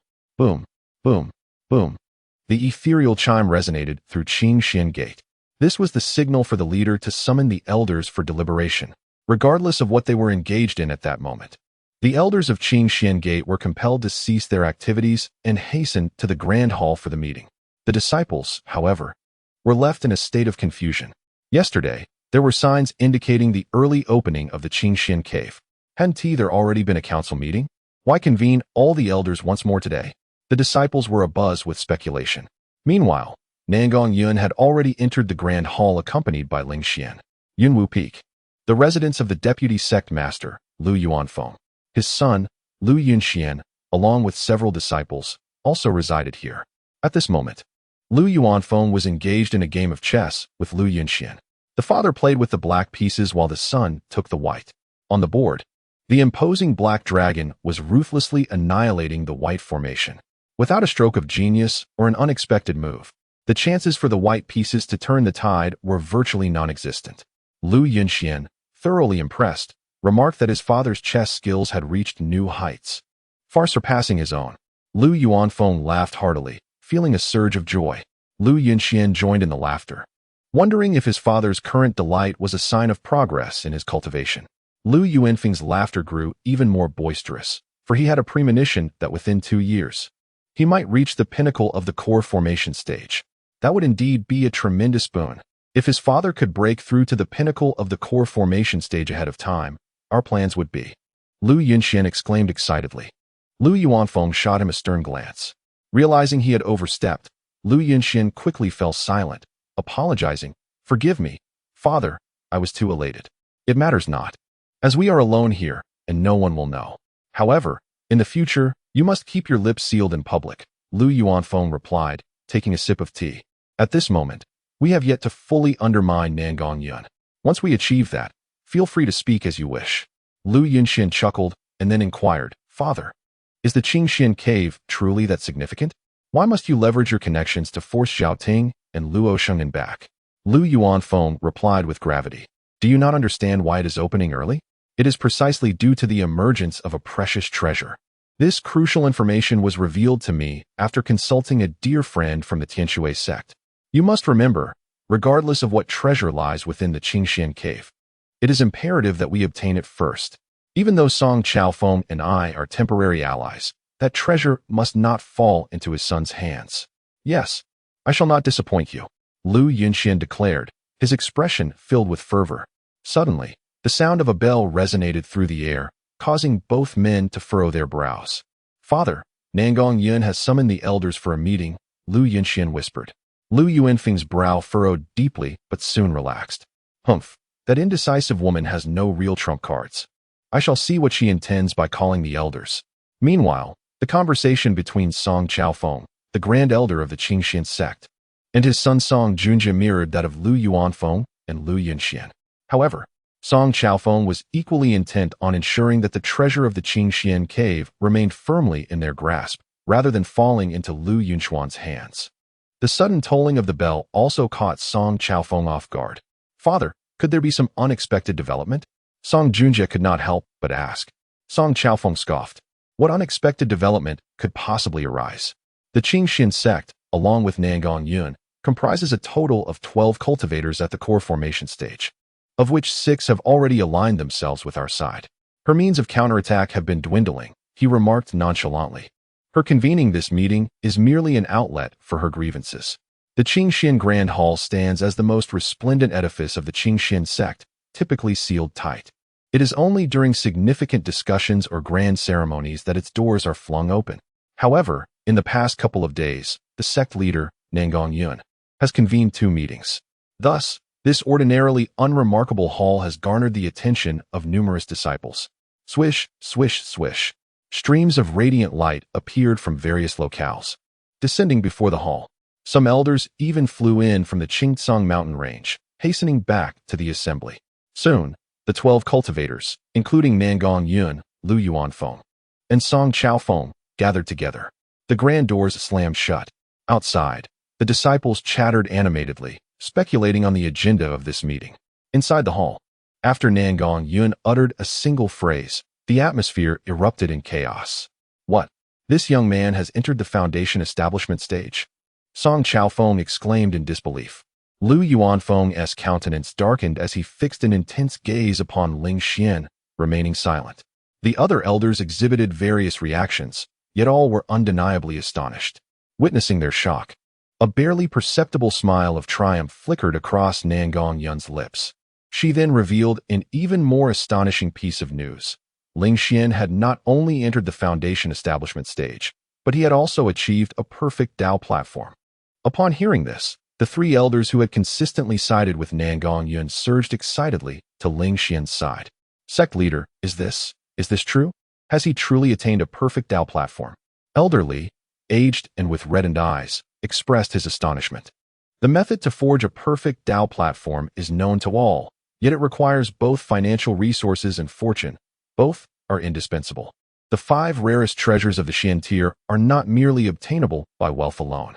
Among those present, only Nangong Yun had achieved a perfect Dao platform, a feat made possible due to the nurturing of her master, the previous sect leader. Now another perfect Dao platform has emerged. As staunch supporters of Nangong Yun, how could they not be overjoyed? This signifies that she has a worthy successor. Chapter 29. A notice regarding the extraordinary flame in the Qunixu N cave. Elder Li, brimming with excitement, extended his hand, urging me to touch it. Is it truly the perfect Dao platform? The elder beside him chimed in joyfully, urging, let me feel it too. Ling Xian, initially elated, was suddenly taken aback by their words. Nangong Yun may touch it, but you both wish to as well. At that moment, Lu Yuanfeng interjected, I have no doubt regarding the leader's keen insight. However, I worry that the leader's exuberance may cloud judgment. Hence I wish to witness it for myself. Song Chaofeng nodded in agreement, expressing that he shared the same sentiment. Both men abruptly rose and approached Ling Xian, who instantly felt a surge of caution. Their intentions may not be as innocent as they appeared. They could be harboring ulterior motives. Master, please lend me your aid. A fragrant breeze swept through as Nan Gongyun's graceful figure positioned herself before him. My disciple is of great importance. I fear that during your examination, you may inadvertently use excessive force. I kindly request that you both return to your seats. Her enchanting gaze was fixed firmly upon them. Lu Yuanfeng and Song Chaofeng paused for a moment in silence before breaking into affable smiles. You worry too much, leader. I, Lu Yuanfeng, always prioritize the sect's interests and would never harm your disciple, he reassured, waving his hand dismissively. Song Chaofeng added, I have always placed the sect's welfare above all else. I am delighted that our Qingxu sect has such a talented disciple. It would be inconceivable for me to cause him any harm. Your concerns are rather disheartening, I must say. Upon finishing their remarks, they returned to their seats. Only then did Nan Gongyun let out a cold huff and sit back down, pulling Ling Xian close beside her, as if to shield him from potential harm. Ling Xian felt warmth in his heart. My master is truly wonderful. The leader has summoned us today merely to discuss this matter? A waste of our precious time, one elder suddenly spoke up.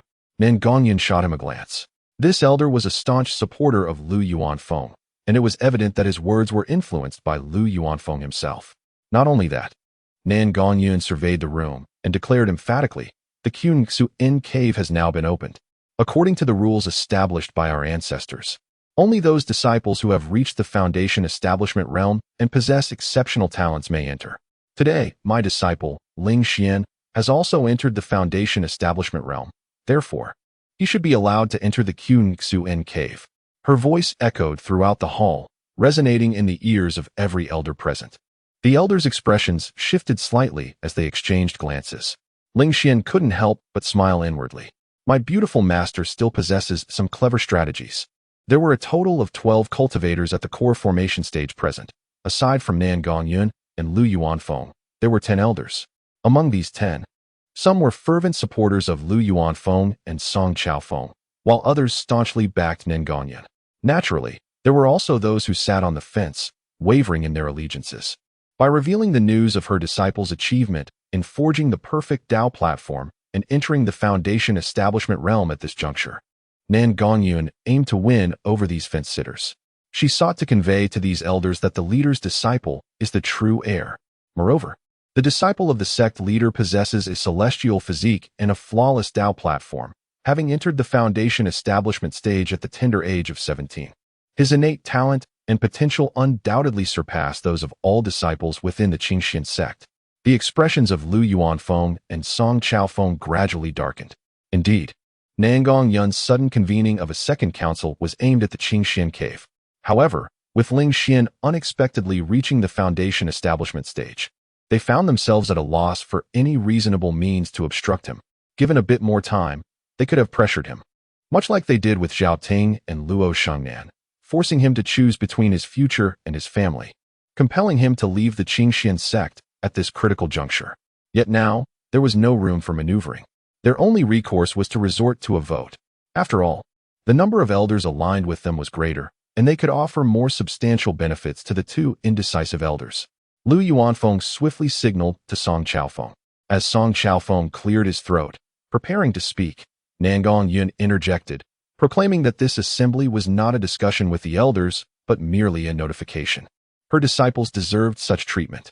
Tomorrow, Ling Xian, Lu Yunxian, and Song Junjie would be the chosen ones to enter the Qingxian cave. The meeting is adjourned. With that, she waved her sleeve and departed with Ling Xian, leaving Song Chaofeng and Lu Yuanfeng exchanging glances, both feeling quite distressed. The elderly chuckled, remarking to the deputy sect leader and the grand elder that this meeting was not about designating Ling Xian as the fifth true disciple. No vote was necessary. The selection for the Qingxian cave could be settled with a mere word from the sect leader, and they should not forget who the leader of the Qingxian sect is. With a cold sneer, she too turned and left, followed by several elders staunchly supporting Nan Gongyun. Soon, only Lu Yuanfeng, Song Chaofeng, and their loyal followers remained in the hall. Elder Song, the priceless treasures within the Qingxian cave must not fall into Ling Xian's hands, Lu Yuanfeng stated calmly. Song Chaofeng snorted, I am aware, no need for your reminder. Junjie has been favored by fortune since childhood. Those treasures are rightfully his. Lu Yuanfeng stood and slowly said, what I mean is, if necessary, we may resort to less honorable means. Song Chaofeng's gaze sharpened as he immediately grasped his meaning. At the mountaintop courtyard, Nangong Yun descended steadily with Ling Xian. The voluptuous beauty appeared somewhat fatigued, heading straight to her desk to sit down, resting her heavy bosom upon the table. There's no need for formality. Please, take a seat. Nangong Yun waved her hand. Ling Xian nodded, found a chair, and sat. After lightly rapping the table for a while, Nangong Yun spoke solemnly. Once you enter the Qingxian cave tomorrow, the cavern will seal for 3 days. What transpires within will be unknown to us, so you must exercise caution. Ling Xian nodded slightly. He was not particularly worried about Song Junjie. Both being at the initial stage of foundation establishment, he practices celestial-level techniques, possesses a celestial physique, and has forged a flawless Dao platform, undoubtedly surpassing Song Junjie in strength. However, Lu Yunxian has achieved great success in the foundation establishment stage, creating a significant disparity. In a direct confrontation, Ling Xian believes he can ensure his survival, but cannot defeat Lu Yunxian. Nangong Yun perceives his thoughts and smiles gently, assuring him that with the Qing Shan Jade pendant she has given him, he cannot be slain. Moreover, Lu Yuanfeng and Song Chaofeng are so eager, even resorting to clandestine measures to force Zhao Ting and Luo Shengnan to return home, undoubtedly due to the emergence of something from the depths of the Qingxian cave. Should you acquire that object, Lu Yunxian would no longer be your adversary. Ling Xian is immediately intrigued. What could possess the power to contend against 2 minor realms? Nangong Yun reveals a look of longing, exotic fire. Within the deepest recesses of the Qingxian cave lies a blue lotus of the earth's core fire, harnessing the power of underground flames for countless years. She continues, the might of exotic fire is extraordinarily formidable when it adheres to an attack. It can unleash several times its power. With your top-tier celestial physique, the sun-burning flame body, this fire attribute is the most amenable to taming the blue lotus earth's core fire.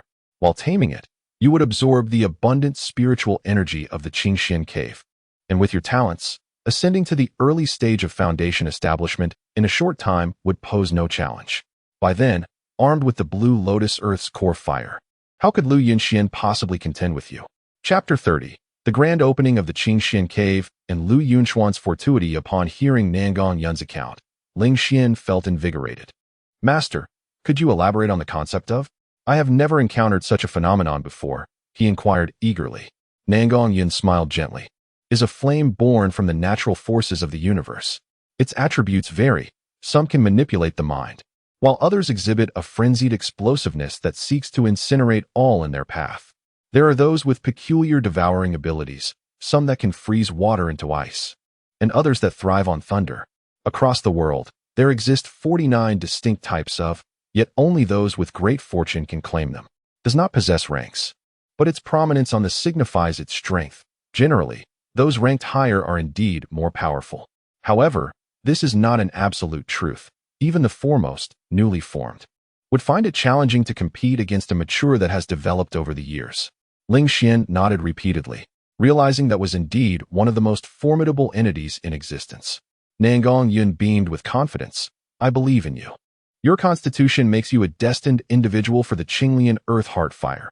You will surely be able to tame that. I vow not to let Master down. Ling Xian responded with a respectful gesture, his heart swelling with excitement. If he could indeed tame the Qinglian Earth Heart Fire, his combat prowess would undoubtedly soar to unprecedented heights. The following day, all disciples gathered at the edge of the deep pool belonging to the Qingxian sect.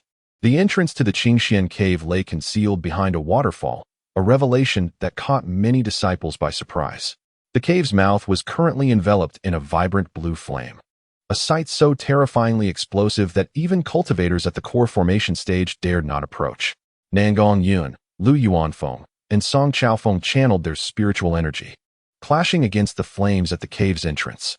The forces met in a volatile equilibrium, and the intensity of the blue flame diminished at a visible pace. Behind them stood Ling Xian, Lu Yunxian, and Song Junjie, the chosen ones destined to enter the Qingxian cave. Amidst the crowd below, Xiao Fan and Lu Fei observed. Xiao Fan's envy and jealousy were palpable. I should be among them, he thought, feeling as though a ferocious beast roared within him. Lu Fei, sensing his turmoil, hurried to console him. Xiao Fan, you will always be the best in my heart. Missing the Qingxian cave is inconsequential. My father can offer you ample other resources for cultivation. Xiao Fan forced a smile, yet a sense of rightful belonging gnawed at him. He felt that he ought to be standing there, partaking in the journey into the Qingxian cave. Yet, for reasons unknown, he had become a mere spectator, as if his place had been usurped by another. Perhaps, fortune truly did not favor me, he mused, his gaze clouded with melancholy. Am I truly a genius? Have I truly been forsaken by destiny?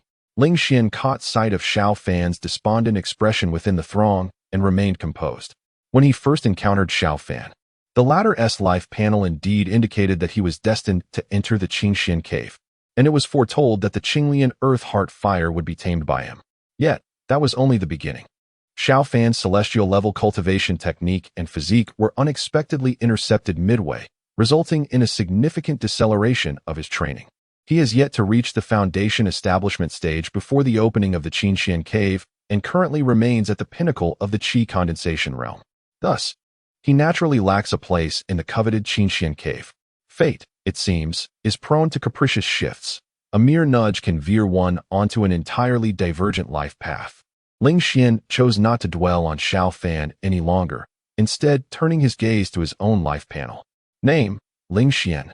Realm, entry-level foundation establishment. Destiny, son of a pharmacist, endowed with innate wisdom, a fervent devotee of swordsmanship, possessing moderate fortune and a blazing solar body. Fate, ultimately cultivates to the pinnacle of the foundation establishment realm. 5 years hence, he perishes amidst the incursions of the Divine Sword sect against the Qingxian sect. Recent opportunity. Today, he gains entry to the Qingxian cave for cultivation. Recent turning point 1. A month later, while training in the Qingxian cave, he suffers a devastating blow from Lu Yunxian, who has tamed the Qianghua heart fire, leaving his realm unchanged. Recent turning point 2. A month and a half later, upon exiting the Qingxian cave, he falls victim to Lu Yunxuan's framing, accused of causing Song Junjie's demise.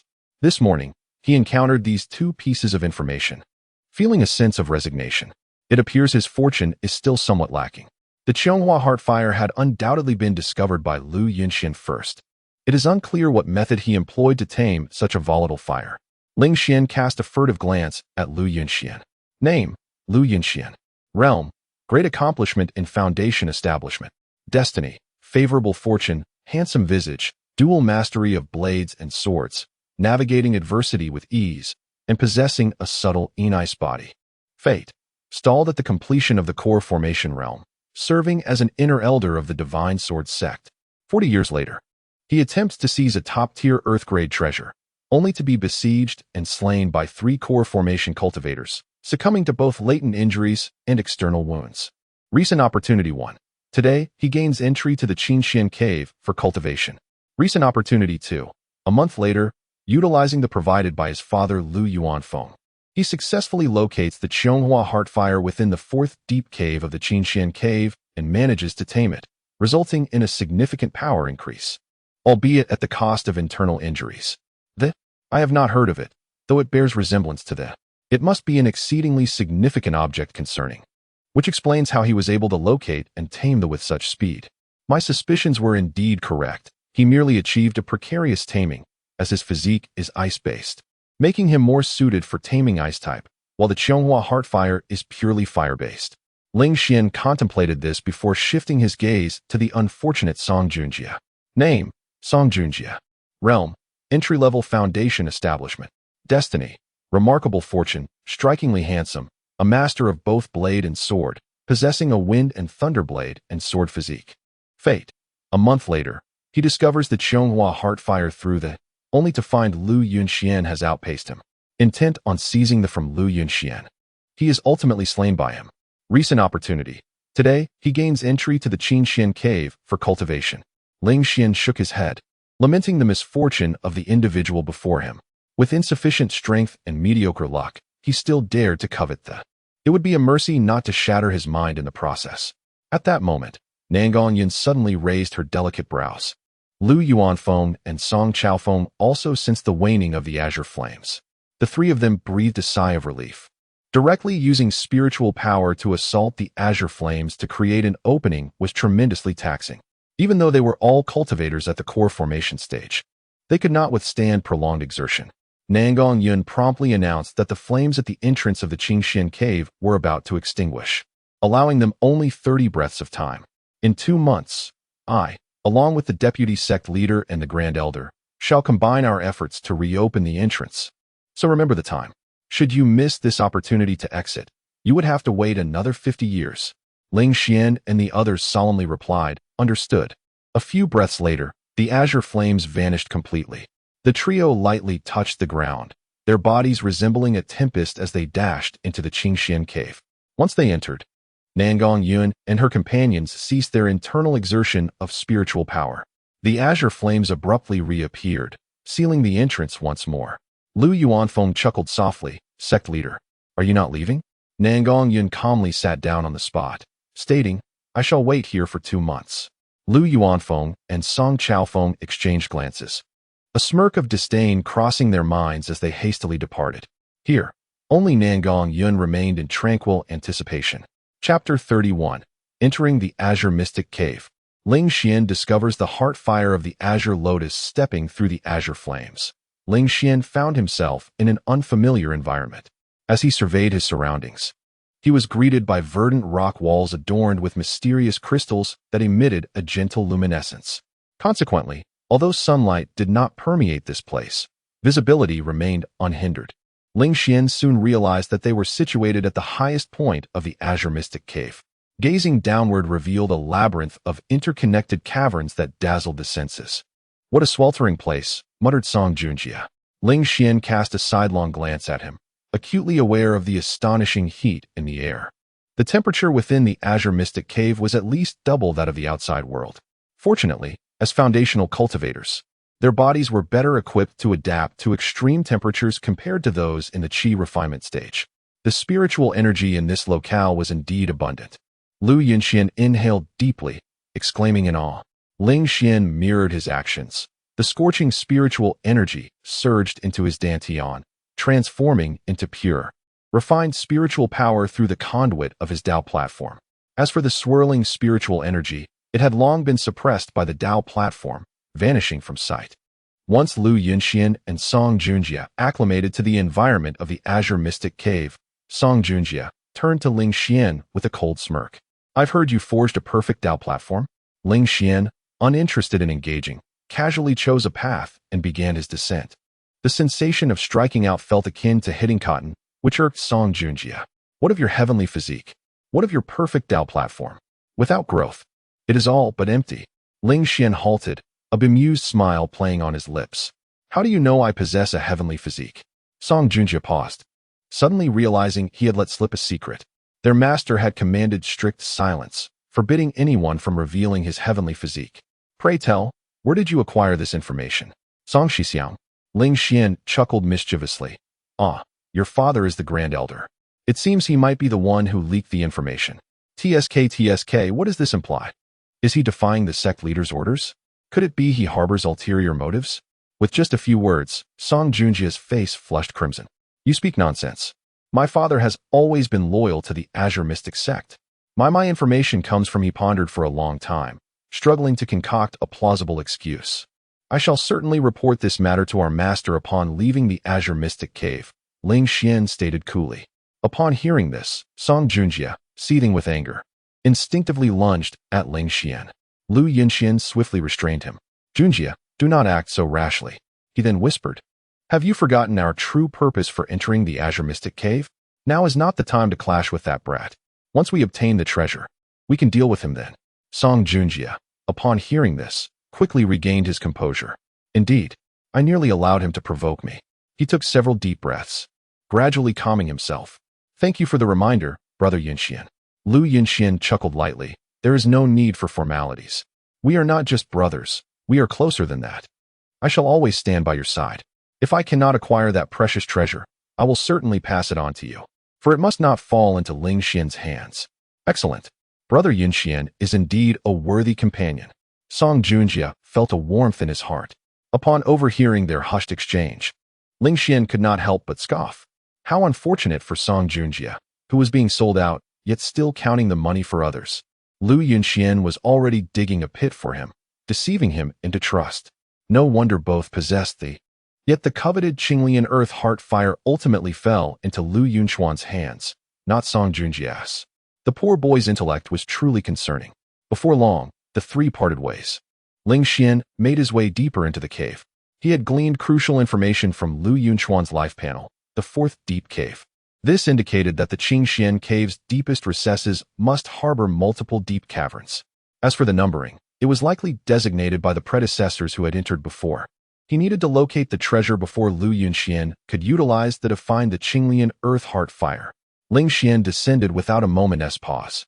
Even when he encountered several areas imbued with extraordinarily dense spiritual energy, exceeding the outside world by 30-fold, he did not relent. This was the advantage of having a clear purpose from the outset. Everything beyond that goal was secondary. Days passed, and Ling Xian arrived at a fork in the cave.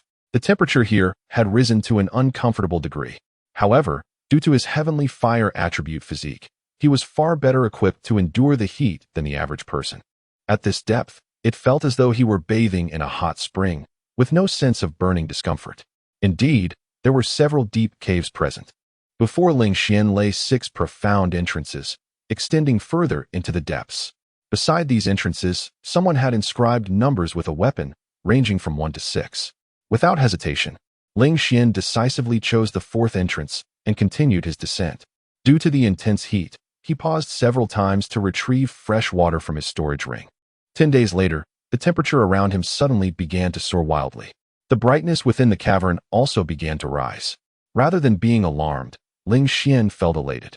This temperature, this brightness, without a doubt, it must be the Qinglian Earth Heart Fire. He was nearing its location. My precious, I have come for you. Ling Xian's face brightened as he pressed onward. Turning a corner, he beheld a verdant lake. Upon closer inspection, he realized it was not water, but fire. This was not a lake. It was a sea of flames. Within this sea, the fire spirit energy had transformed into a liquid state, known as fire spirit liquid. At the heart of this emerald sea of flames, a flame akin to a Qinglian was quietly burning. The flame manifested in 9 petals, a 9-petaled flaming lotus encircling its center. It is the heart fire of the azure lotus. As if sensing the approach of a living being, the heart fire stirred restlessly, instinctively yearning to unleash its fury. Ling Xian's gaze flickered, and he swiftly shed his disciple's robe. He then immediately began to channel the Inferno Devastation Sutra, revealing his blazing solar flame body. The skin on his chest suddenly shimmered, exuding an intense heat.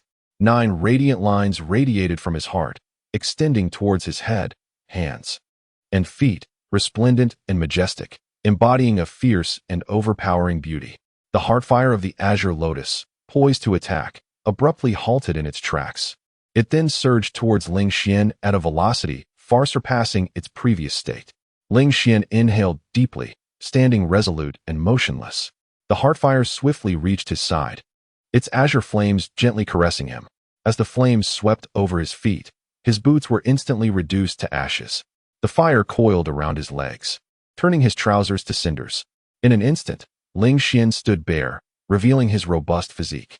The areas touched by the heart fire ignited a fierce burning sensation. Ling Xian, gritting his teeth against the pain, remained unmoved, fearful that even the slightest motion might startle this extraordinary flame. The heart fire circled him, as if assessing its subject. Ultimately, it conveyed a sense of satisfaction. In the next moment, it lunged directly towards Ling Xian's abdomen. With a sharp intake of breath, Ling Xian grimaced. Good heavens! A little lower, and I would be rendered a true eunuch. My dear little flame, do not be so rough. Allow me to guide you here. Ling Xian, enduring the agony, directed the heart fire towards his mouth. Upon perceiving an opening, the heart fire joyfully dove inside. Chapter 32, Taming the Lu Yunxuan's fury as the azure lotus heart fire entered his body.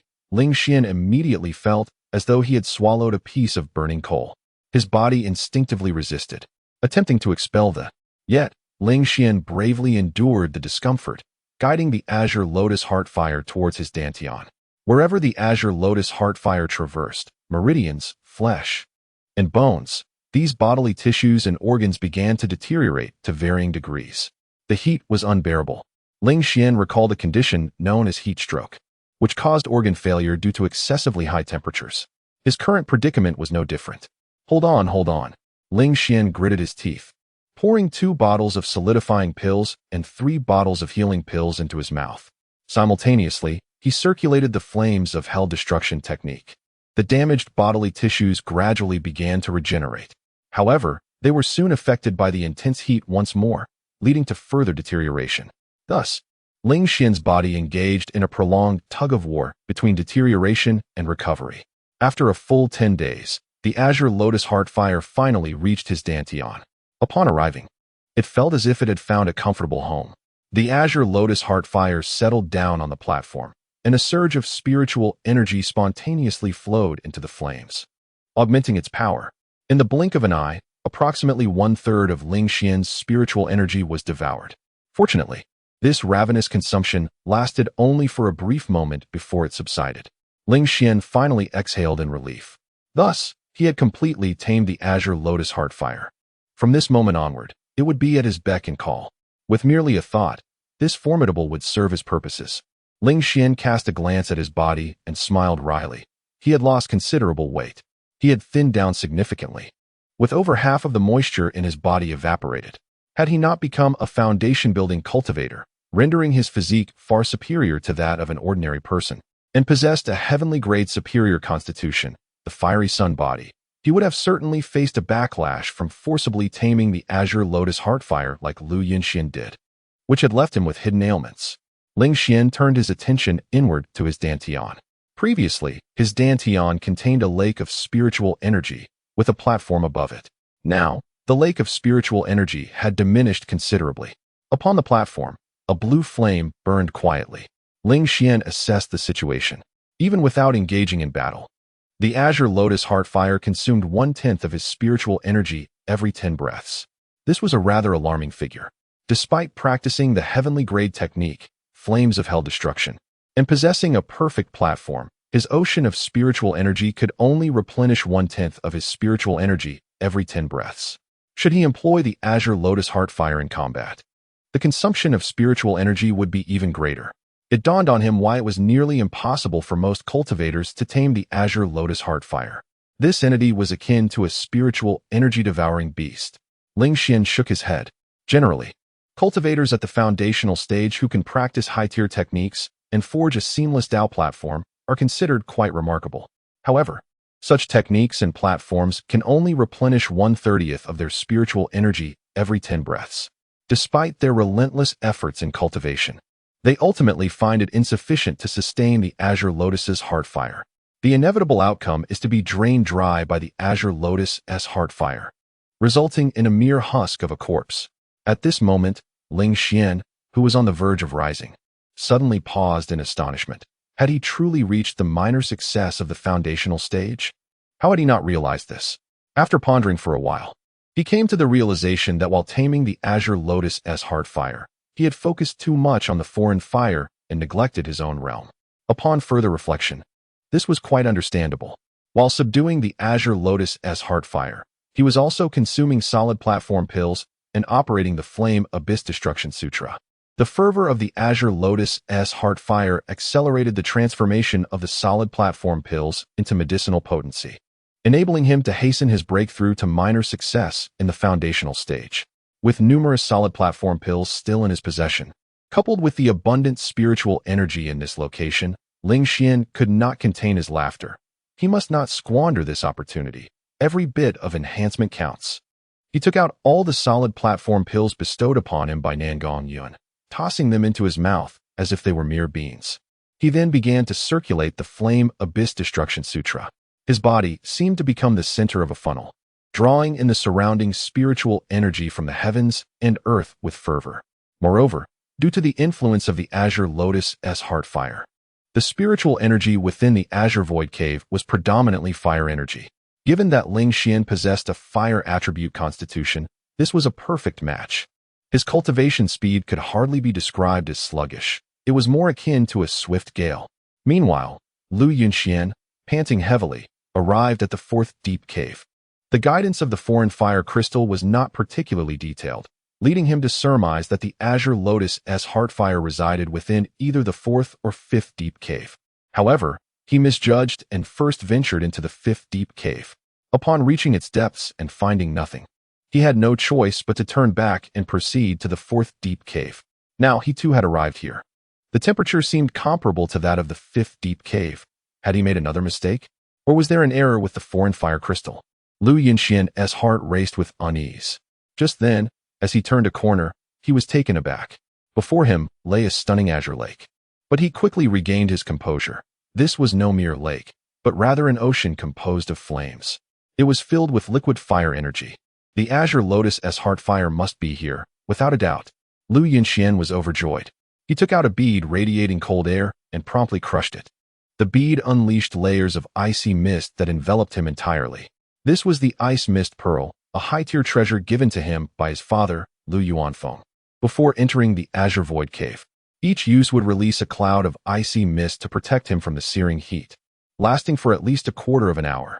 While not excessively expensive, each bead still required 350 low-grade spirit stones. Lu Yunxian had already expended 6 ice mist pearls along his journey. The remaining pearls in his possession were few, as he needed to reserve some to counteract the azure lotus heartfire. Relying on the protection of the ice mist pearls, he boldly plunged into the sea of flames, advancing towards its very core. Step by step, he persevered, gritting his teeth in determination. He understood that hope lay just within reach. If he could endure to the end, he would obtain the azure lotus heartfire, tame it, and become a paragon of mastery over the otherworldly flames. In the annals of the Qingxian sect, no one had ever wielded such extraordinary fire. Not even the founder of the sect had achieved this feat.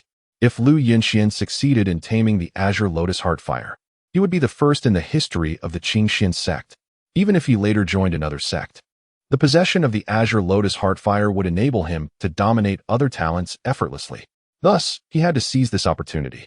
100 steps, 200 steps. At last, Lu Yunxian reached the shore. Amidst the inferno, he beheld a figure. The individual, entirely bare, sat cross-legged upon the ground. Their robust physique enveloped in tangible azure flames, presenting an image of a sovereign over fire.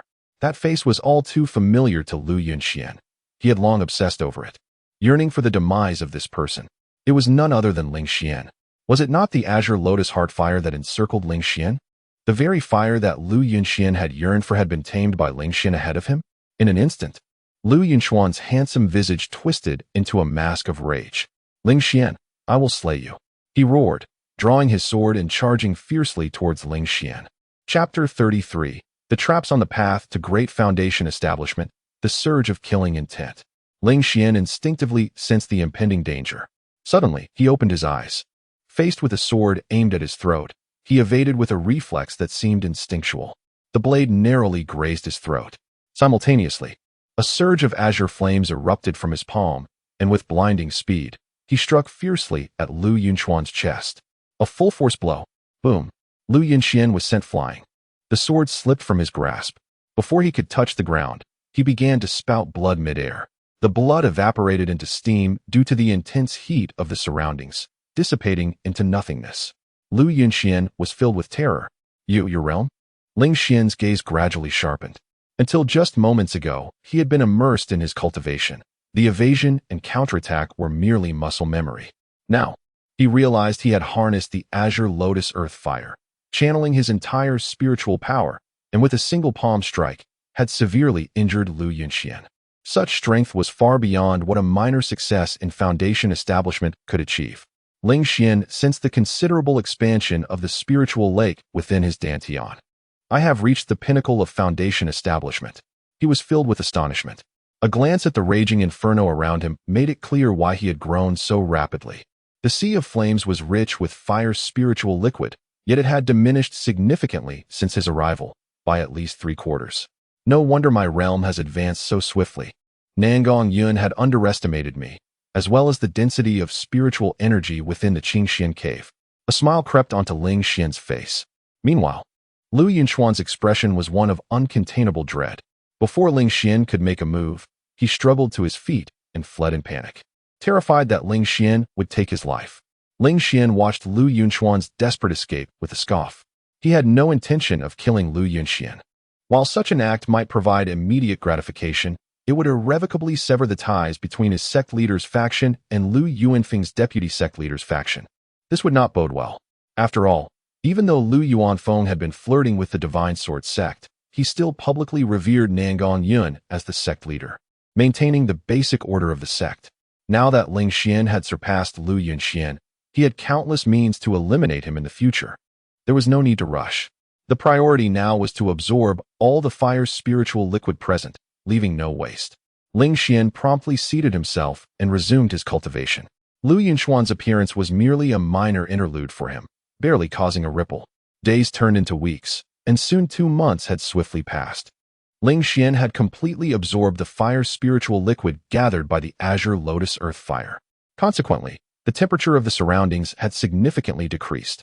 However, his realm had not continued to grow. Yet he sensed that he had firmly established the pinnacle of the foundation establishment realm.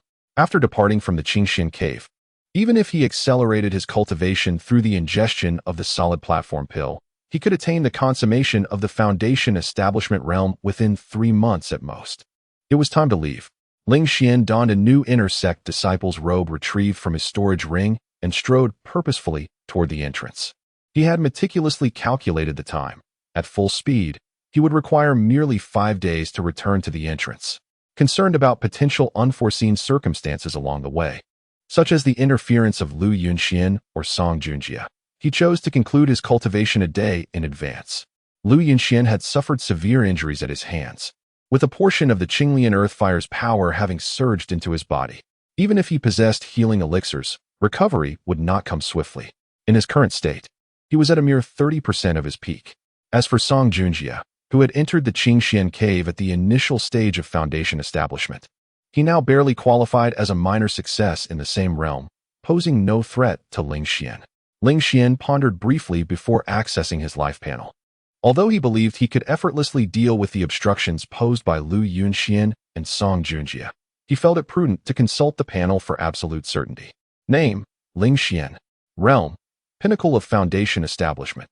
Fate: son of a pharmacist, born with innate wisdom, a swordsmanship enthusiast, modestly fortunate, and possessing a body of solar flames.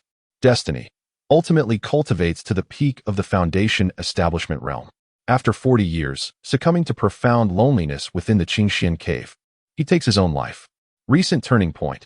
Today, embarking toward the entrance of the Qingxian cave, he falls into a poison crossbow trap set by Lu Yunxian and Song Junjie at the entrance of Deep Cave Number 4, suffering severe leg injuries, and ultimately fails to return to the entrance on time, becoming trapped within the Qingxian cave. Ling Xian's gaze flickered. A trap, indeed. Initially, he had assumed these two would ambush him along the path he must take to return. However, having discerned the location of the trap, dismantling it would pose no challenge. Ling Xian smiled confidently and continued on his original path. Before long, he arrived at the entrance of Deep Cave Number 4. Upon closer inspection, he indeed noticed several exceedingly thin, nearly imperceptible threads on the ground. The threads extended far back behind the rocks on either side. Ling Xian retrieved a knife from his storage ring and cast it from a distance. The blade struck the thread, severing it. Instantly, crossbow bolts, as thick as an infant's arm, shot forth from the rocks on either side. Whoosh! The 2 bolts, razor-sharp, embedded themselves deeply into the ground. Ling Xian glanced around and observed that the bolts bore a hint of green. As expected, they were poisoned. Moreover, he noted that the toxin on the arrowheads was particularly unusual, possessing not only great lethality, but also the ability to penetrate a cultivator's spiritual power. Ling Xian's gaze flickered once more. Previously, Nangong Yun had entrusted him with a handwritten tome detailing the circumstances of the Qingxian sect, its friendly factions, and adversarial forces. Notably, it provided an in-depth introduction to the 5 sects of Xinjiang, one of which was the Qingting sect. The Qingtung sect is notorious for its poisonous reputation. Furthermore, on the territory of the Qingtung sect, there exists a peculiar plant known as the spirit eradicating flower, whose venom can directly penetrate spiritual energy. They apply this toxic fluid to various weapons, including the arrows in question. It appears that Song Chaofeng is indeed under the influence of the Qing Tung sect. Ling Xian smiled enigmatically, cautiously retrieving another weapon and tossing it from a distance. Only after confirming there were no other crossbow arrows did he meticulously traverse the area. Before departing, he conveniently stowed away the two powerful crossbows and arrows into his storage ring.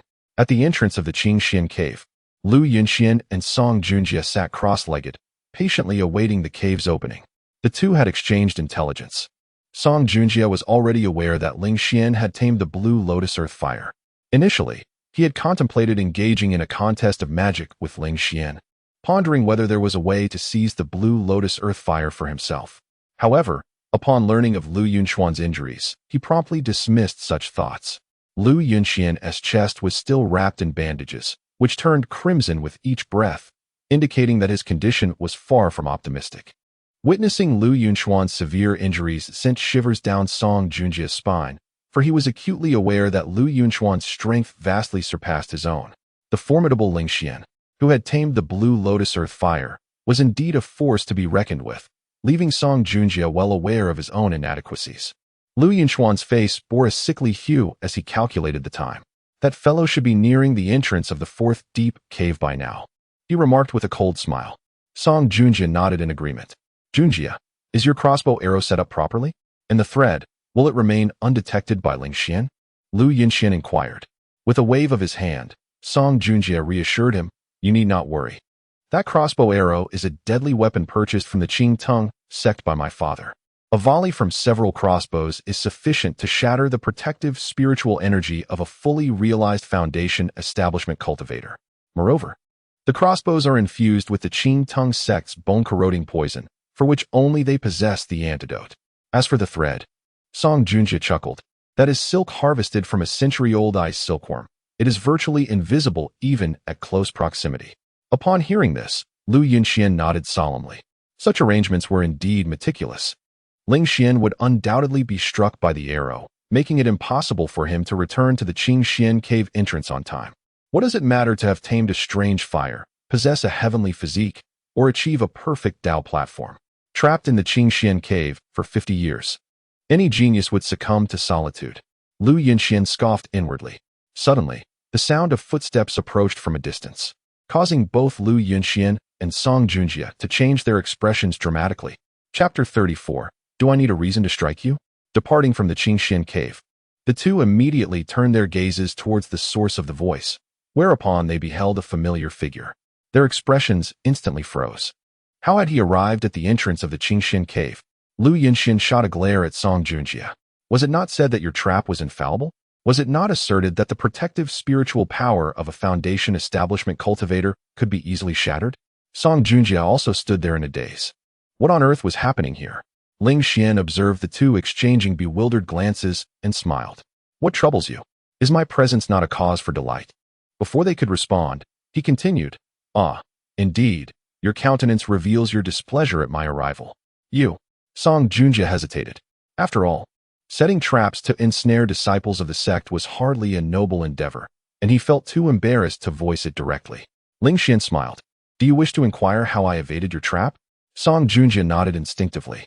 Ling Xian smirked. Your trap was so conspicuous that anyone could easily avoid it. Song Junjie felt a sense of disarray. Am I truly that inept? Unable to even set a proper trap? Upon witnessing his involuntary admission, Lu Yunxian shook his head. What a fool. One sentence had revealed his own shortcomings. Ling Xian's tone grew increasingly frigid. Song Junjie, what punishment do you deserve for plotting against the sect leader's disciples? A chill ran down Song Junjie's spine. He was already in the wrong, and Ling Xian's strength far surpassed his own. Lu Yunxian contemplated confronting Ling Xian, but the grim reminder of past failures deterred him from acting. Faced with Ling Xian's interrogative gaze, he felt rigid, unable to utter a single coherent word. Ling Xian scoffed. This individual has evidently lost all fighting spirit. Do not be overly pleased. Do not presume that being a disciple of the sect leader renders you untouchable. Lu Yunxian remarked gloomily. Ling Xian stepped before him, and before he could utter further threats, delivered a resounding slap. Crack! Lu Yunxuan's handsome left cheek immediately swelled, bearing the imprint of a vivid red handprint. Lu Yunxian, astonished, felt the searing sensation on his face, realizing he had indeed been struck. How dare you? Fury ignited within him. In his lifetime, not even his father had ever struck him so. Ling Xian smiled, delivering another slap to his right cheek. Crack! The sharp sound resonated once more, leaving another crimson handprint. Lu Yunxian, filled with rage, attempted to rise to retaliate. Ling Xian lifted his leg and delivered a kick, toppling him to the ground. Then, he brutally stomped on his chest, pressing down on the wound sustained from the previous scorching of the heart of Qinglian fire, which had yet to heal. Lu Yunxian immediately cried out in agony as the wound tore open wider. You dare treat me this way? My father will not let this go. Lu Yunxian seethed. Crack! Another slap echoed in the air. My father, slap. This time it struck my right cheek. I slap. Now it was a dual assault on both sides. Lu Yunxian, filled with silent fury, covered his right cheek and glared fiercely at Ling Xian. Ling Xian smiled, delivering yet another resounding slap. Lu Yunxian, consumed by rage, thought to himself, I clearly said nothing. Does silence render one immune to punishment? Ling Xian's grin grew ever more radiant, though to Lu Yunxian, it appeared chilling and diabolical, akin to a demon's. He cast a desperate glance towards Song Junjie, who seemed to shrink away like a frightened chick in the corner, unwilling to meet their gaze. As if everything happening bore no relation to him, as though the crisp sound of slapping was merely a backdrop. Lu Yunxian felt despair wash over him. This fool was not only dim-witted but also cowardly. At that moment, the azure flames at the entrance of the Qingxian cave began to flicker. The temperature of the flames gradually diminished, their hue fading. Both Lu Yunxian and Song Junjie felt a surge of excitement. At last, we can leave. I long to escape from Qingxian cave. Release me. On the other side, just outside the cave, Nangong Yun, Lu Yuanfeng, and Song Chaofeng stood, channeling their spiritual power against the fiery barrier of the Qingxian cave.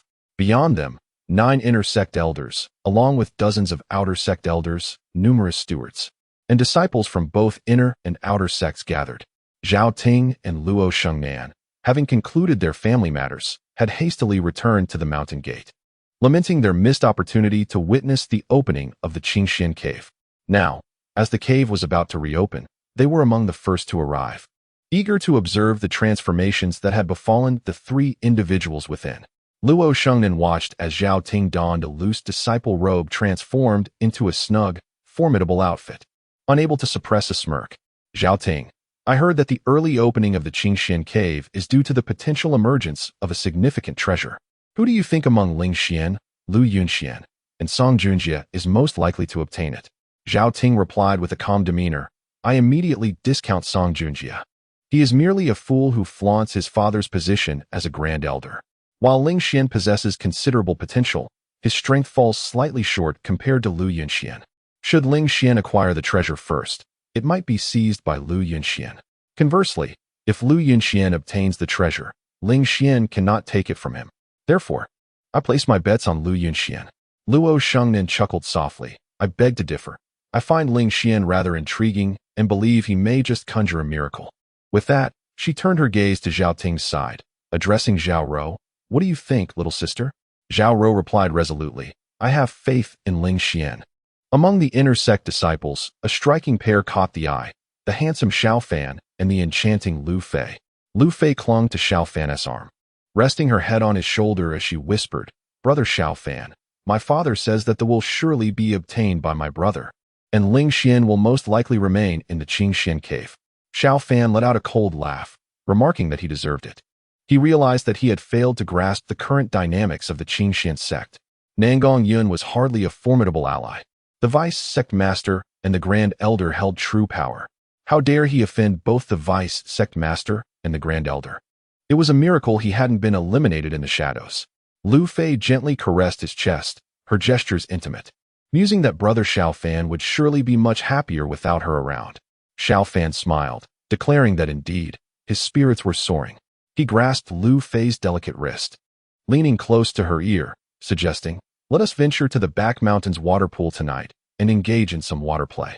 Lu Fei's face flushed crimson as she replied in a voice barely above a whisper, all right. At that moment, the azure flames at the entrance of the Qingxian cave dimmed rapidly. The crowd perked up, turning their gazes towards the cave's entrance. Nangong Yin glanced at Lu Yuanfeng and Song Chaofeng, noting their composed demeanor, which made her feel somewhat anxious. However, having served as sect master for decades, she had matured significantly and was no longer the young girl of her 40s. Despite her apprehensions, she was determined not to display her emotions. Ling Xian, please do not come to harm, she silently prayed.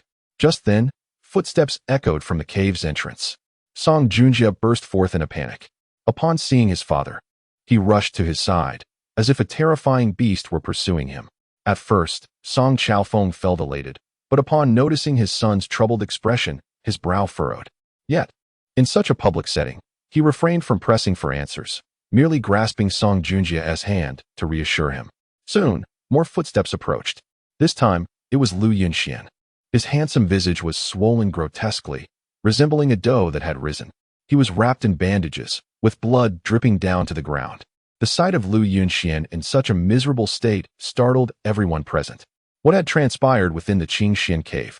Chapter 35, Nangong Yun's Fury. Elders in discussion at this moment. A third figure emerged from the cave. Ling Xian strode out of the Qingxian cave with great strides. Breathing in the fresh, cool air, he felt an overwhelming sense of exhilaration. Song Junjie, upon seeing Ling Xian, grew increasingly fearful and retreated further behind Song Chaofeng. His appearance cast a shadow over the hearts of Lu Yuanfeng and Song Chaofeng. In the crowd, Xiao Fan and Lu Fei's expressions changed dramatically. How could Ling Xian, who was supposed to be confined within the Qingxian cave, have emerged alive? Moreover, with Lu Yunxian gravely injured, Song Junjie appeared as if he had encountered a malevolent spirit, while Ling Xian seemed unfazed, his cultivation evidently having advanced significantly. What on earth was happening? Xiao Fan felt his mind spiral into confusion. He was certain that Lu Yuanfeng and Song Chaofeng were no less bewildered. Song Chaofeng, with a darkened expression, confronted Ling Xian directly, demanding, "What have you done to my son?" The invisible pressure of a core formation cultivator immediately descended, intending to instill fear in Ling Xian. Nangong Yun let out a cold snort, stepping forward to stand before Ling Xian, shielding him from Song Chaofeng's imposing aura. "Elder, what tone is this? Are you treating my disciple as a criminal to be interrogated?" The beautiful sect leader's voice turned icily severe. "Regardless of the situation, my disciple is certainly innocent. Even if he were at fault, it would still be justifiable. How dare you speak so harshly to my disciple? I will not hesitate to retaliate." The disciples below were left in utter bewilderment. Ling Xian was a disciple of the sect leader? When did this happen? What extraordinary potential did he possess to warrant the attention of a leader who had never taken in a disciple before? Ling Xian suddenly smiled, addressing the elder. "I could certainly elaborate, but are you certain you wish to do so in front of such a crowd?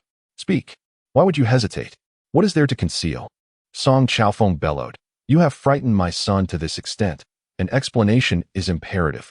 Nangong Yun swiftly turned to glance at Ling Xian, her beautiful eyes conveying a sense of inquiry. Ling Xian met her gaze and subtly nodded.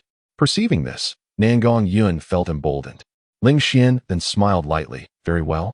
Since the elder insists, I shall speak loudly. A few days prior, as I concluded my training and prepared to return to the entrance of the Qingxian cave, I encountered a trap along the way. Elder, can you guess what sort of trap it was?" It was a crossbow and specialized arrows designed to pierce spiritual energy. Upon uttering these words, Song Chaofeng's expression shifted dramatically.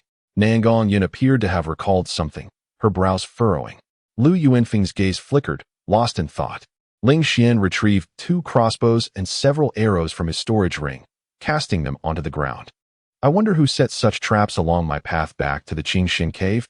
I suspect it was not Lu Shixiang or Song Shixiang, but rather the true disciples who entered the Qingxian cave 50 years ago." Ling Xian flashed a radiant smile, gazing at Lu Yuanfeng and Song Chaofeng. Nangong Yun extended her hand, summoning a powerful crossbow, its bolts suspended before her. Her gaze flickered with intensity. As the leader of her sect, she was well aware of the reputation of the 5 sects of Xinjiang. The hallmark of the Qingting sect was poison, particularly the unique venom of the extermination flower. This crossbow was also crafted by the Qingting sect, though the emblem on its handle had been deliberately obscured. Nangong Yun's icy stare swept over Lu Yuanfeng and Song Chaofeng. "You two must provide me with an explanation. It became evident that the usually composed and serene beauty of a sect leader could be utterly terrifying when provoked. Even if she held her fury in check, the concealed rage in her eyes sent shivers down the spines of Lu Yuanfeng and Song Chaofeng. I am completely unaware of this, Lu Yuanfeng declared, shaking his head resolutely. Song Chaofeng gritted his teeth, echoing, I too know nothing. Gather all the elders for a meeting. Nangong Yun commanded fiercely. Boom. The thunderous chime of the bell resonated throughout the Qingshan sect. Ling Xian and others did not partake in the council. Nor did he feel the need to. The moment he produced the crossbow and its bolts, the evidence was sufficient for Nangong Yun to seize the opportunity to relentlessly pursue Song Chaofeng into yielding substantial concessions. Unless Song Chaofeng intended to betray the sect, he had no choice but to compromise. Ling Xian intentionally revealed these items in public to maximize their impact. This old fellow still possesses some wit, though regrettably. He has a foolish son, Ling Xian scoffed. Had he truly remained within the Qingshan cave, no one would have ever known of these crossbow and bolts from the Qingting sect.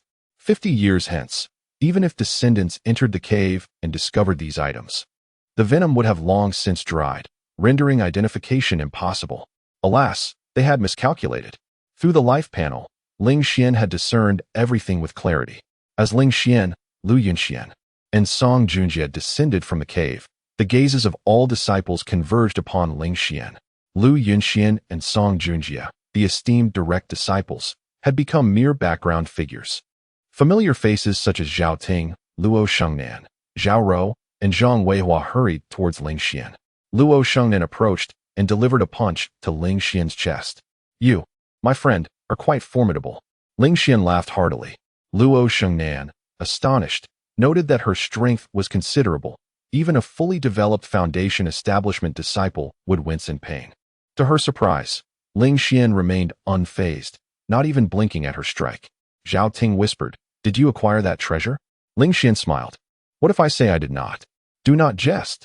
Song Junjie does not exude the demeanor of a victor, and the severely injured Lu Yunxian certainly cannot claim that treasure. The ultimate victor must surely be you, Zhao Ting remarked, his gaze profound. Ling Xian chuckled, surprised that the seemingly burly Zhao Ting possessed such keen analytical skills. The secrets of the sect are not easily divulged. Let it be said that the treasure has been acquired by Song Junjie. He is indeed deserving. Ling Xian's laughter resonated through the air. Zhao Ting, Luo Shengnan, and Zhao Rou exchanged exasperated glances. In the distance, the solitary figure of Song Junjie, upon hearing the derisive laughter behind him, felt a deeper sense of desolation and hastened his departure, moving with an ungraceful demeanor akin to a defeated hound in flight. Lu Yunxian, supported by Xiao Fan and Lu Fei, took his leave, casting a lingering gaze at Ling Xian's retreating silhouette. As night deepened, fervent discussions continued within the grand hall. Disciples passing through could always witness various beams of light shooting towards the heavens. This was the manifestation of the intense emotions of the Dan Formation Realm cultivators, their power inadvertently spilling forth. Throughout the day, disciples chattered incessantly about the matter. Wu Huairan walked anxiously along the path leading to the inner sect disciples' quarters. Upon encountering inner disciples, they feigned respect, bowing to him, only to mock him behind his back as soon as he left their presence. His reputation for being particularly distasteful was well known among them. Each inner disciple, unless exceptionally gifted, would find their rewards systematically withheld by him, even depriving newly initiated inner disciples of their due accolades. However, Wu Huairan paid little heed to the covert ridicule directed at him by the inner disciples. At this moment, he moved almost instinctively. Shortly thereafter, he arrived at the entrance of an unremarkable courtyard. To his surprise, there was another person waiting at the door.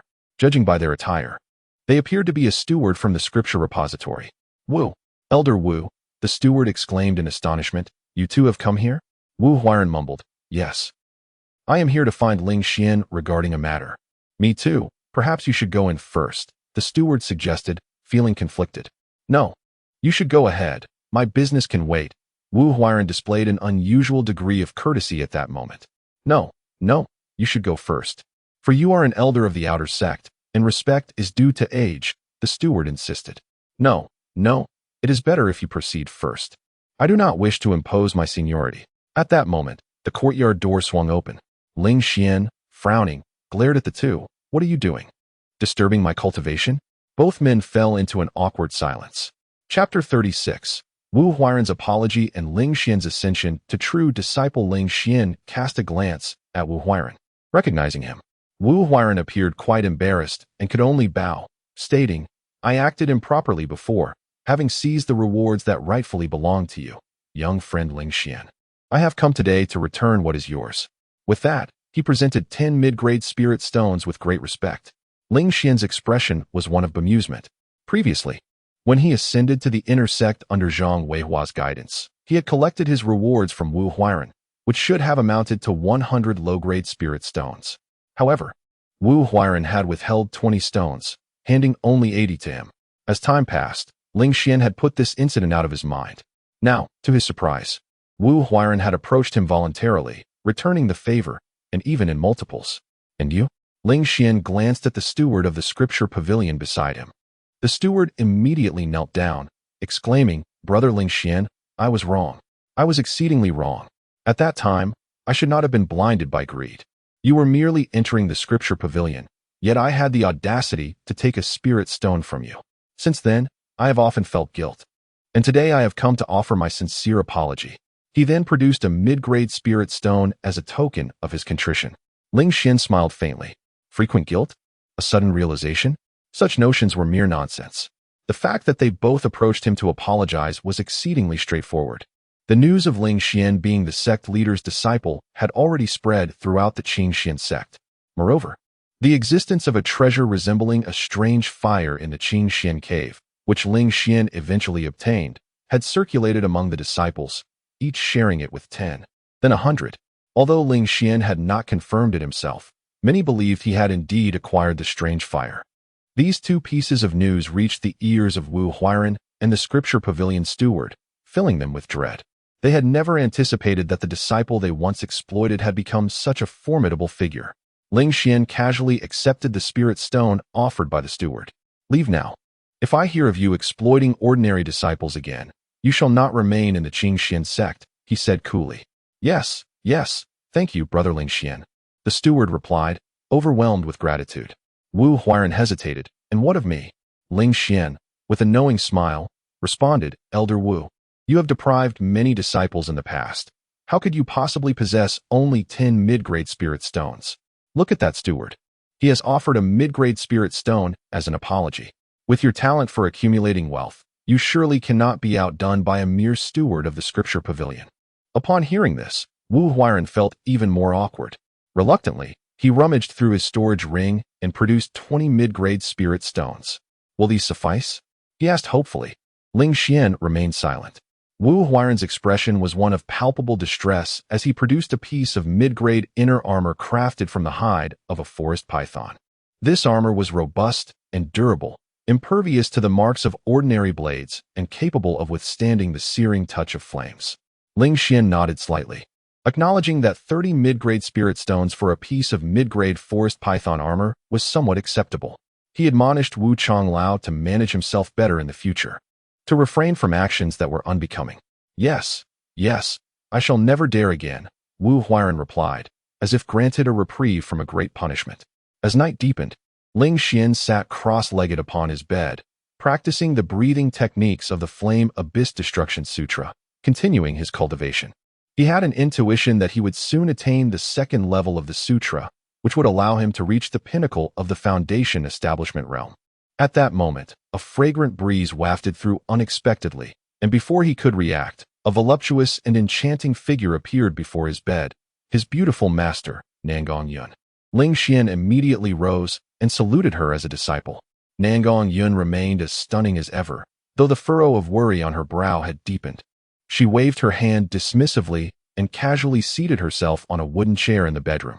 Your arrival must signify the conclusion of our discussions, Ling Xian ventured. Nangong Yun nodded, explaining that Song Chaofeng claimed Song Junjia only wished to exploit the crossbows of the Qingting sect, using the bolts as a trump card against enemies. These crossbows and bolts were merely purchased through the black market and had not been directly traded from the Qingting sect. The attack on you was merely the result of Song Junjia's momentary lapse in judgment. Ling Xian scoffed, recognizing this as an evident excuse. Given Nangong Yun's experience and wisdom, she would certainly not be deceived. Song Chaofeng, believing himself to be an inadequate teacher, had resigned from his position as Grand Elder and spent 4 years in solitary reflection at Sword Cliff. As for Song Junjie, who had conspired to harm a fellow disciple by procuring the Qingting sect's bolts, he would be expelled from the Qingxian sect henceforth, with no chance of readmittance. The position of true disciple, now vacant, would be entrusted to you, Nangong Yun concluded, gazing intently at Ling Xian. He clasped his hands in gratitude, saying, "Thank you, Master." This development lay within his expectations, following the typical trajectory of his life. It would still be over 4 years before the Divine Sword sect would launch an assault on the various sects of the Xinjiang prefecture. Song Chaofeng had not openly confronted Nangong Yun, but had instead chosen to compromise, evidently believing the timing was not yet ripe, and his wings were not yet fully developed. "My disciple, my master often says that the tides of fate cannot be reversed. One can only sail with the wind and must never strive against the current," Nangong Yun suddenly remarked. "Yet, I sometimes ponder, is it truly irreversible? Would it not be simpler if I were to eliminate Lu Yuanfeng and Song Chaofeng with a single strike, thus resolving everything?" Ling Xian raised an eyebrow, sensing that Nangong Yun had also perceived the shifting currents of power within the Xinjiang prefecture. However, the notion of striking down Lu Yuanfeng and Song Chaofeng was one that could not be entertained lightly. Lu Yuanfeng had ties with the Divine Sword sect, and Song Chaofeng was closely connected to the Qingting sect. The demise of these two would undoubtedly provoke a fierce retaliation from both sections. It may even lead to the premature downfall of the Qingxian sect. Ling Xian spoke gravely. "Master, I have something to say." Nangong Yun nodded her fair chin. Ling Xian carefully pondered his words. For the vast majority, the prevailing circumstances were indeed irreversible, yet if one's own strength were sufficiently formidable, then those circumstances would merely prostrate themselves at one's feet. A flicker of light danced in Nangong Yun's beautiful eyes, revealing a glimmer of extraordinary insight. "Well done, my disciple," she exclaimed joyfully after a prolonged silence. The aura surrounding Nangong Yun suddenly became somewhat uncontrollable, fluctuating erratically in intensity.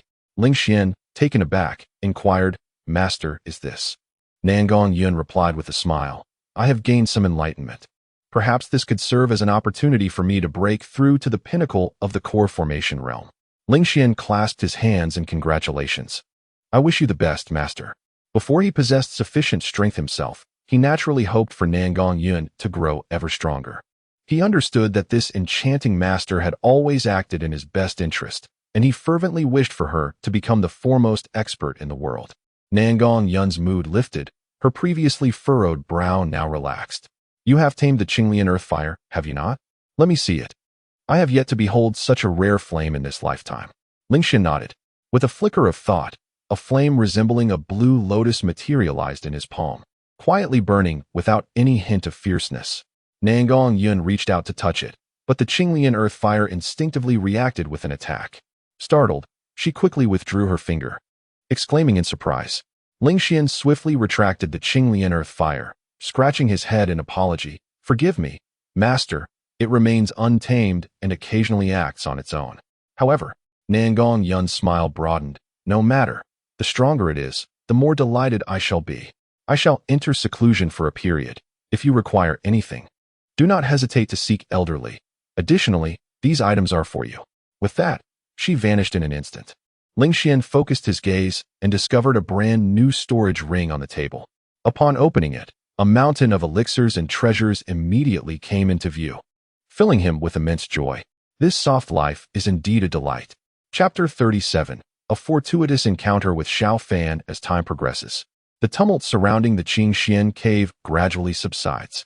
The esteemed elder Song Chaofeng meditates upon the Sword Cliff, while his son Song Junjie faces the forfeiture of his disciple status.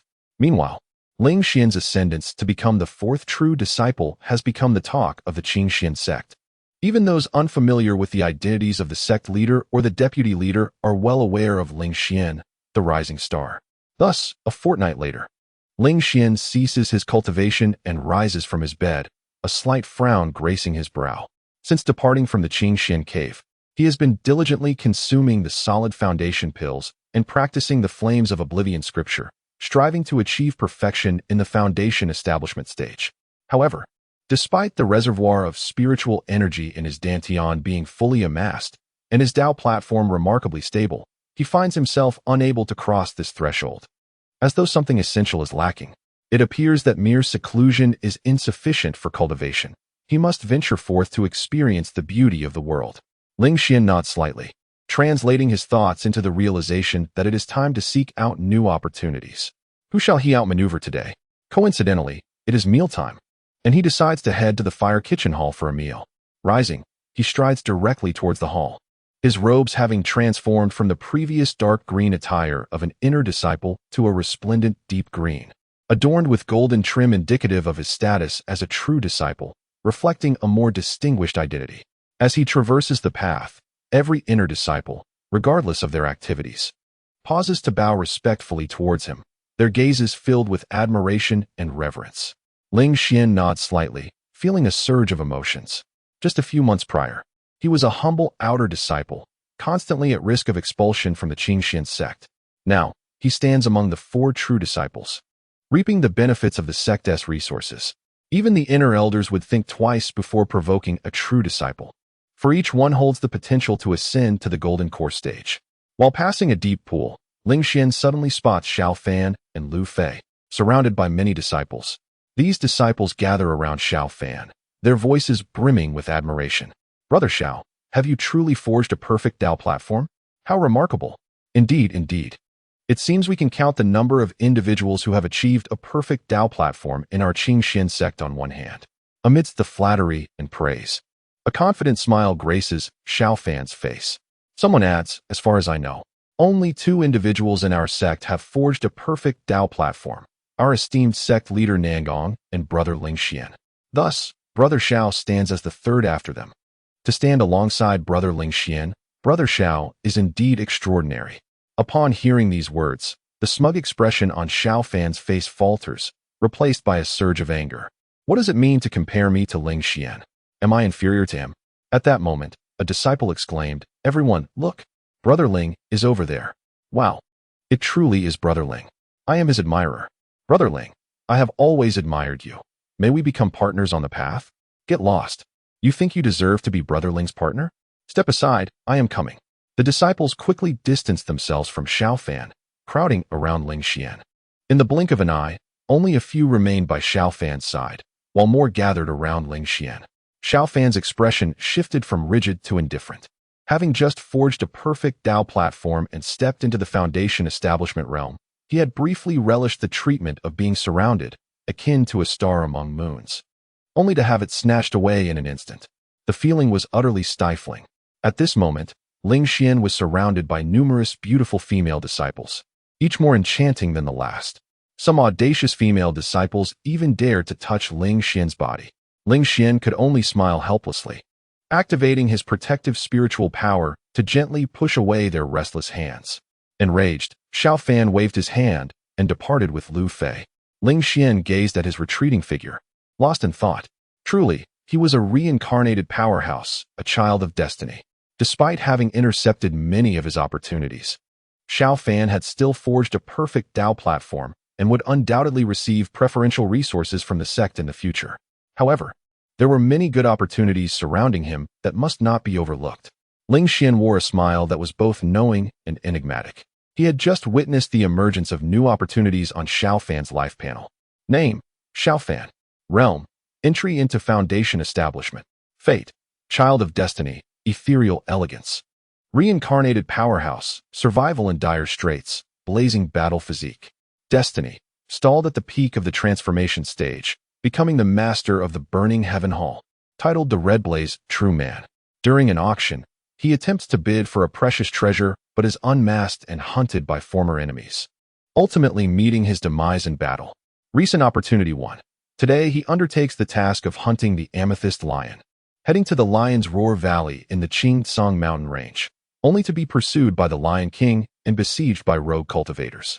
In the course of his escape, he inadvertently discovers a humble cave left by a nascent soul cultivator in the southeastern corner of the Lion's Roar Valley, where he finds 3 pure yuan solidification pills in the alchemical furnace, leading to a significant improvement and advancement to the peak of Foundation establishment. Recent opportunity 2. 3 days later, upon reaching the pinnacle of Foundation establishment, he immediately leaves the cave to counterattack the Lion King and the rogue cultivators, obtaining the Lion King's demon crystal and treasures from the rogue cultivators. Recent opportunity 3. 10 days later, under the orders of Lu Yuanfeng, he travels to Qingshan City for a clandestine meeting with Ouyang Qian, the daughter of the deputy master of the Divine Sword sect, and they fall in love at first sight. He receives 5 bottles of solidification pills from her, which enable him to attain perfection in the Foundation establishment realm. Recent opportunity 4. A month later, he returns to Qingshan City for another secret meeting with Ouyang Qian, but on the way, he is intercepted by rogue cultivators seeking treasures. After a counterattack, he finds another part of the grass character's sword manuscript in their storage ring. Recently, an opportunity arose. 2 months hence, I intended to travel to Qingshan City to engage in a romantic escapade with Ouyang Qian. However, midway through my journey, I was ambushed by a red-winged kite, which pursued me relentlessly to its lair. There, I discovered a storage ring containing 3 earth-grade elixirs, the everlasting bodyguarding pills. Ling Xian pondered deeply. He had heard of the pure yuan solid platform pill, reputed to be concocted through secret methods. Such a pill, when crafted, achieved the pinnacle of the profound tier.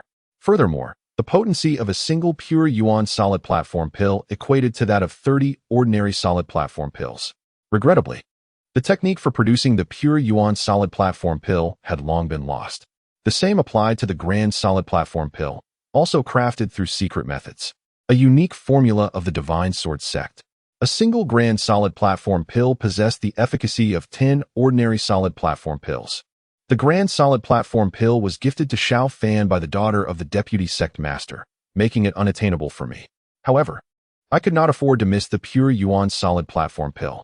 Upon consumption, it could significantly enhance my chances of directly reaching the consummation of the Foundation establishment stage. Additionally, I sought the remaining part of the grass script sword book. Currently, the grass script sword book served as one of Ling Xian's trump cards, though incomplete. It remained an Earth-grade spiritual artifact. If it were a complete Earth-grade artifact, even those at the core formation stage would covet it. Moreover, the everlasting bodyguarding pill was a valuable asset. As I practiced the Inferno Destruction Sutra to break through to the core formation stage, I needed to condense the Inferno Golden Pill, which required undergoing self-destruction 9 times. Such fragmentation would severely injure my body. And the Inferno Destruction Sutra mentioned the necessity of possessing treasures imbued with immense life essence for healing. The everlasting bodyguarding pill was among those treasures. Ling Xian felt a surge of joy. With this in mind, he chose not to visit the fire stove hall, but instead made his way directly to the task pavilion. Upon seeing him, the disciples within the pavilion immediately saluted him with utmost respect. Although Ling Xian had only recently become an officially recognized disciple, many had witnessed the injuries sustained by Lu Yunxian upon leaving Qingshan Cave. Consequently, numerous disciples believed that Ling Xian's prowess had surpassed Lu Yunxian, rightfully earning him the title of the strongest among the 4 recognized disciples. It was only fitting to show reverence to such an individual. Chapter 38. Undertaking a mission. The turmoil of the Zhao family. Ling Xian ascended to the 2nd floor of the mission hall. Before he could peruse the stone tablet in search of a task, the hall's steward, a round-faced woman known for her habitual drowsiness, eagerly approached him. Are you Ling Shidi? What mission do you wish to undertake? I can assist you. Ling Xian glanced at her, noting her newfound vigor. He smiled inwardly, recognizing the advantages of his status as a true disciple. The last time he visited the mission hall, she had scarcely acknowledged his presence. I wish to hunt the amethyst lion, Ling Xian replied. The round-faced woman quickly located the task. A 5-star mission, hunt the amethyst lion. With a reward of 60 low-grade spirit stones and a vial of solidifying pill. She then praised, given your prowess, completing this task will surely be a breeze for you. 5-star and 6-star missions are typically assigned to foundation-building disciples and stewards. The difficulty of a 5-star task is akin to the progression from entry-level to mastery within the foundation-building stage. Ling Xian nodded with a smile. While the task appeared straightforward, it would likely attract the attention of the Lion King and provoke an ambush from rogue cultivators. The true difficulty level was undoubtedly 6 stars. However, he refrained from voicing this, having gleaned such insight from Xiao Fan's life panel. "Brother Ling, is that you?" A familiar voice called from behind him. Turning, Ling Xian beheld a slender, agile woman, Zhao Rou. "Brother Ling, are you here for a mission too? Shall we undertake it together?" Zhao Rou proposed with delight. Ling Xian was about to decline when he instinctively glanced at her life panel. Name, Zhao Rou. Realm, perfected qi condensation. Destiny, a child of the Zhao family. Remarkably fortunate, yet destined for an early demise, adept with firearms and staves, possessing a pure water frost body. Fate, today, she will accept the task of stealing the amethyst lion cubs, inadvertently provoking the Lion King, and during her escape, will be attacked by Xiao Fan in an attempt to hinder the Lion King. Despite her desperate flight, she will ultimately perish in the jaws of the Lion King. Recent Opportunity 1. Today, she discovers a mutated amethyst lion cub in the lion's lair. Recent Opportunity 2. During her flight, she stumbles upon a rare heavenly-grade longevity vine by a small pond in Lion's Roar Valley, but is unable to retrieve it. Ling Xian felt a pang of regret upon reading this. Zhao Rou was indeed a commendable individual, beautiful and possessing a figure as lithe as a water snake. Furthermore, she had consistently supported him during their time in the medicinal pool, regarding him as a sturdy ally. Had she secured that mutated amethyst lion cub, her strength would have undoubtedly surged. A shame it would be, should she meet her end. Ling Xian also noted the longevity vine, which contained immense life essence and was mentioned in the Infernal Ruin Disruption scripture as a treasure. If refined into a pill, its effects would be even more profound. Such an item was exceedingly rare and must be acquired. Having seized your opportunity, I shall save your life, which can be considered a fortunate coincidence. With this thought, Ling Xian nodded slightly. Very well, let us embark on this task together. Zhao Rou beamed with a radiant smile, thanking senior brother Ling. The two then departed from the task pavilion, heading straight towards the region within the Qingtsang mountain range where the amethyst lions resided. Numerous disciples in the pavilion observed their affectionate demeanor with envy. Zhao Rou was indeed a paragon of beauty among the inner disciples, yet she typically remained aloof to everyone. Even the dashing Lu Yunxian, the charming Song Junjie, and the handsome Xiao Fan failed to capture her heart. Many male disciples speculated that she might have a preference for women. Little did they know, her affections were reserved for Ling Xian. Over an hour after the two had left the task pavilion, Xiao Fan arrived at the same location. He intended to undertake a task of considerable difficulty to test his burgeoning prowess, as he had recently entered the foundation establishment stage and felt a surge of eagerness. Upon noticing the strikingly handsome Xiao Fan, a round-faced woman's face lit up with delight. "Junior brother Xiao, what task do you wish to undertake? I can assist you in finding one." Xiao Fan discreetly glanced at her ample bosom and, with a gentlemanly smile, replied, "I would be grateful for your assistance, senior sister. As I have just entered the foundation establishment stage, I seek to undertake a 5-star task to hone my skills." "A 5-star task, you say?" The round-faced woman perused the task listings before lamenting. "Regrettably, the most suitable task for you is the hunt for an amethyst lion. However, that task has already been claimed by junior brother Ling Xian and junior sister Zhao Rou." Xiao Fan's gaze flickered. It was Ling Xian once more. Why did this individual always seem to be a step ahead? Moreover, Ling Xian was undertaking a task with Zhao Rou, the slender woman he had long admired. Yet, Zhao Rou had never afforded him a chance. He had anticipated that she would be so easily claimed by Ling Xian. How about this? There is also a task to steal amethyst lion cubs, which offers substantial rewards. Perhaps junior brother Xiao might encounter a solitary amethyst lion to test his skills. The round-faced woman smiled. "Very well, I shall take this task." Xiao Fan nodded, accepted the task, and then departed the mountain gate, making his way towards the Qingtsang mountain range. Meanwhile, Ling Xian and Zhao Rou advanced through the dense forest. Cultivators in the foundation establishment stage could fly using swords. Although the term sword could refer to any sort of spiritual tool, however, flying on a sword was considered more elegant, thus it had become the customary expression. Ling Xian and Zhao Rou chose not to fly on swords, as it would deplete their spiritual energy too rapidly, which seemed unnecessary. Once they reached the core formation stage, they would be able to truly fly using qi, consuming primarily the natural spiritual energy of the world, with only a fraction stemming from their own reserves. That would be the most efficient means for cultivators to travel. As they walked and conversed, Ling Xian suddenly inquired, "By the way, What transpired in your home recently that compelled both you and your elder brother to hasten back to Goofing City?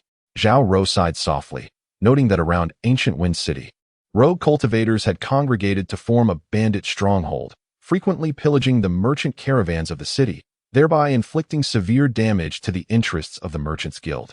3 years ago, our Zhao family took the initiative, uniting with several smaller clans, and invested heavily in hiring skilled warriors to eradicate the stronghold.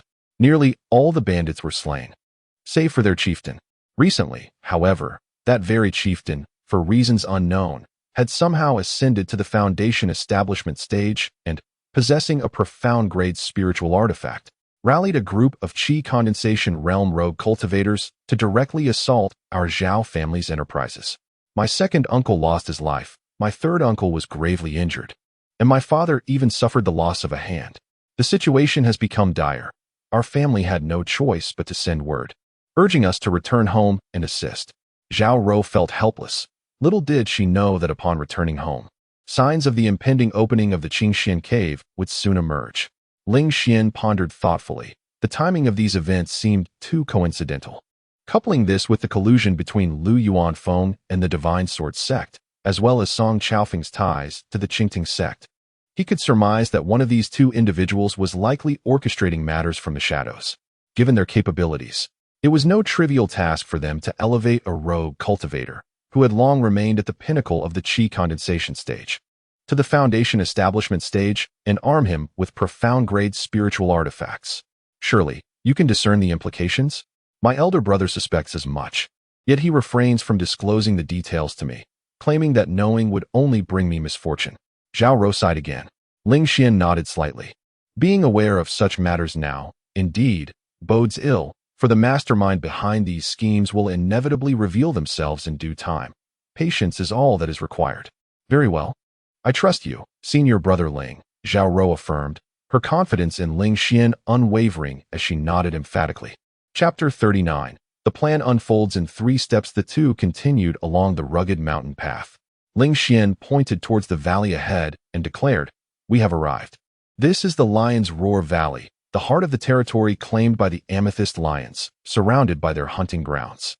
I had heard tales of this pack of Amethyst Lions, numbering 11, among them a king who had reached the pinnacle of the 3rd tier. Zhao Rou inquired hastily, "What is your plan, senior brother Ling?" Ling Xian smiled. "My strategy consists of 3 steps. Enter, eliminate, and cleanse the battlefield." Zhao Rou was taken aback. Then, she watched as Ling Xian, his garments billowing, ventured alone into the Lion's Roar Valley. This opportunity originally belonged to Xiao Fan. However, with his insufficient strength, Xiao Fan, at the Foundation establishment level, stood no chance against 11 third-tier beasts, especially the formidable Amethyst Lion King. Naturally, his only option was to flee. Yet Ling Xian now possessed a consummate Foundation establishment level. Furthermore, his cultivation technique was of the heavenly tier, and his martial skills were of the profound tier, complemented by the aid of a rare fire. With such prowess, should the Amethyst Lion King reveal a vulnerable spot, he could be dispatched in an instant. As for the ordinary Amethyst Lions, a mere glance would suffice for Ling Xian to obliterate them effortlessly. Roar! Within the valley, the thunderous roar of the Amethyst Lions echoed. Before Zhao Rou could react, the pitiful whimpers of a dying lion followed. She hastily drew her spear and rushed into the valley. Yet, the speed at which Ling Xian dispatched the Amethyst Lions far surpassed her expectations. In less than a quarter of an hour, all 11 lions lay lifeless on the ground. The once mighty 3rd-tier beast, the Amethyst Lion King, known for slaying many disciples of the Qingxian sect and rogue cultivators attempting to pilfer its cubs, now lay bloodied in a pool of its own essence. Its once bright eyes had dimmed, devoid of life. Meanwhile, Ling Xian remained immaculate in his golden-threaded disciple robes, untouched by the carnage he had wrought. The slaughter of the Amethyst Lions appeared to be as effortless as a casual flick of the wrist. Zhao Rou gazed at Ling Xian with admiration. Since childhood, her greatest idol had been her elder brother, Zhao Ting. Yet now, this young man had surged into her heart with an unmatched brilliance. In comparison, her brother faded into obscurity. Perhaps, I have truly fallen for him. Zhao Rou felt a flutter in her heart. You handle the beasts. There seems to be an issue over there. I shall investigate. Ling Xian remarked casually. All right, Zhao Rou replied sweetly, nodding in agreement. Ling Xian made his way toward the southeastern corner of the Lion's Roar Valley. Indeed, there was a barely noticeable crack in the rock wall. With a slight exertion, the fissure began to shift. Ling Xian applied force, and the crack suddenly widened. He had anticipated this, lightly stepping to avoid a fall. The commotion startled Zhao Rou. She rushed over, only to catch a glimpse of a deep cavern, its depth obscured. "Senior brother Ling, what is happening?" she called out anxiously. The voice of Ling Xian echoed from below. "I am fine. This must be a natural cave. I shall explore it, for there may be unexpected treasures within." Zhao Rou quickly responded, "Ling Xixiang, I shall accompany you." Ling Xian continued, "No need. Focus on the corpses of those amethyst lions and the cubs in their den. They are valuable too. Ensure that nearby rogue cultivators do not stumble upon them." Understanding his intent, Zhao Rou replied, "All right, I shall heed your advice." In the dimly lit cavern, Ling Xian produced a fire starter, illuminating the surroundings. After searching for a while, he indeed discovered a rudimentary cave dwelling. Inside, there was merely a stone bed and an alchemical furnace. A skeleton sat cross-legged upon the stone bed, having perished many years ago. Its appearance suggested a natural death, having lived its full span. Ling Xian respectfully bowed to the skeleton before approaching the furnace and opening it. The furnace had been sealed for an unknown number of years, yet its interior still radiated a faint warmth. Upon opening it, he was greeted by a refreshing aroma of herbs. Inside, he found 3 pills, each the size of an eyeball, resplendent in 5 colors and adorned with intricate patterns. These were the pure yuan solidifying pill. Overjoyed, Ling Xian placed them into a small jade vial and tucked them away. The furnace seemed valuable as well. He decided to take it too. Before departing, Ling Xian bowed slightly to the skeleton, acknowledging the appropriated relics with a gesture of goodwill. He then groped around the subterranean chamber and soon located the entrance back to the surface. However, upon his return, he found 4 rogue cultivators attacking Zhao Rou. The Lion's Roar Valley had long been dominated by amethyst lions, rendering it perilous, and few rogue cultivators ventured there. These 4, in their chi condensation stage, had not come to hunt the lions, but rather to seek medicinal herbs near the valley. Yet, after a prolonged silence from the depths of the valley, their suspicions arose, prompting them to investigate. Discovering the 11 fallen amethyst lions and only 1 female disciple of the Qingxian sect present, their greed was ignited. They coveted not only the corpses of the lions, but also Zhao Rou herself. Zhao Rou, a woman of remarkable beauty with a slender, agile waist, was something many rogue cultivators would yearn for throughout their lives. Currently, she had attained the pinnacle of the chi condensation stage. While she could contend with 1 or 2 cultivators, facing 4 simultaneously placed her at a disadvantage. I warn you, there is another of my foundation establishment senior brothers in the Lion's Roar Valley. Should he appear, you will undoubtedly meet your demise." Zhao Rou admonished fiercely. The leader among the rogue cultivators laughed heartily. "My dear, you were just trying to frighten us with that claim. But where is he?" Another chimed in with a sinister grin. "Heh, let us be swift and knock you out to carry you away. Even if you truly have a foundation establishment brother here, he cannot thwart us." Just then, Ling Xian strode forth confidently. "I hear someone is looking for me." The sudden sound startled all 4 rogue cultivators. The leader's gaze was fixed upon Ling Xian. Sensing his aura, a sudden rush of alarm surged within him. Zhao Rou, on the other hand, wore an expression of delight. Ling Xian had indeed returned. She had known he would appear. At that moment, her heart was sweeter than honey. This, truly, was the foundation establishment realm. The leader swallowed hard. Beside him, an itinerant cultivator growled, "Boss, don't be afraid of him. With the 4 of us together, how could we possibly be outmatched by a mere foundation establishment?" Slap. The leader struck the cultivator across the face, rebuking him. "You're courting death in the wrong manner. Do you have any idea how formidable a foundation establishment cultivator can be?" He immediately knelt before Ling Xian, exclaiming, "Master, no, esteemed sir. We were blind to your might and inadvertently offended your companion. Please spare us." Upon hearing the term companion, Zhao Rou's face flushed. She and Ling Xian were not in such a relationship. It was evident that this itinerant cultivator had made a mistake. Noticing Ling Xian's silence, the leader of the itinerants hurriedly added, "Esteemed sir, we actually share a common path with you and the Qingxian sect. We are one of your own." Ling Xian, with a hint of a smile, inquired, "Oh, how so?" The itinerant cultivator quickly replied, "Our elder brother is affiliated with Deputy Sect Master Lu. He assigned us a task to search for an alchemical cave within the Qing mountain range, and we have been seeking it for 3 or 4 years." Deputy Sect Master Lu even praised our elder brother, saying he handles matters exceptionally well. "So you see, we are indeed one of your own." Ling Xian's gaze sharpened. An alchemical cave? Was it the one he had just encountered? No, it couldn't be. The cave that Lu Yuanfeng was tirelessly searching for must be exceedingly valuable and could not be so rudimentary. "Well, it seems you are indeed one of your own." Ling Xian smiled. The 4 itinerant cultivators breathed a sigh of relief. "However," he added, "but I am not one of Lu Yuanfeng's." Suddenly, Ling Xian's expression turned sharp. In the next instant, he drew his sword. Thunderous flashes of light. Blood erupted. Before the 4 itinerant cultivators could react, they clutched their throats and fell, swiftly losing their vitality. Witnessing this scene, Zhao Rou felt an even greater sweetness in her heart. To her, this was a manifestation of Ling Xian's protection over her. Did he still need to look on? As a fellow disciple, did he have no intention of assisting? Ling Xian patted her shoulder and then called out loudly to the side. Zhao Rou was taken aback. Were there more people? From Ling Xian's tone, could they be disciples of the Qingxian sect? Chapter 40. Return to Qingshan City. Elderly bestows a life-saving jade pendant from behind the rock wall. Came in awkward laughter. "Brother Ling, since you are here, I truly have no need to show myself," Xiao Fan said, revealing himself with an embarrassed smile. He believed he had concealed himself well, yet he was still discovered by Ling Xian. Zhao Rou was initially taken aback, but her gaze gradually sharpened. "Junior brother Xiao, what do you mean by this? Just now, you could have intervened to save me. Why did you not?" she questioned, locking her eyes onto Xiao Fan's. Xiao Fan's expression grew even more uncomfortable. He had intended to wait until the last moment to leap in and assist. In that way, Zhao Rou would have been teetering on the edge of despair, and his timely rescue would have made him a hero in her eyes, easily breaking down her psychological defenses. However, upon hearing Zhao Rou mention that Ling Xian was also in the Lion Roar Valley, he abandoned that thought. Xiao Fan was acutely aware that he and Ling Xian were not on the same level.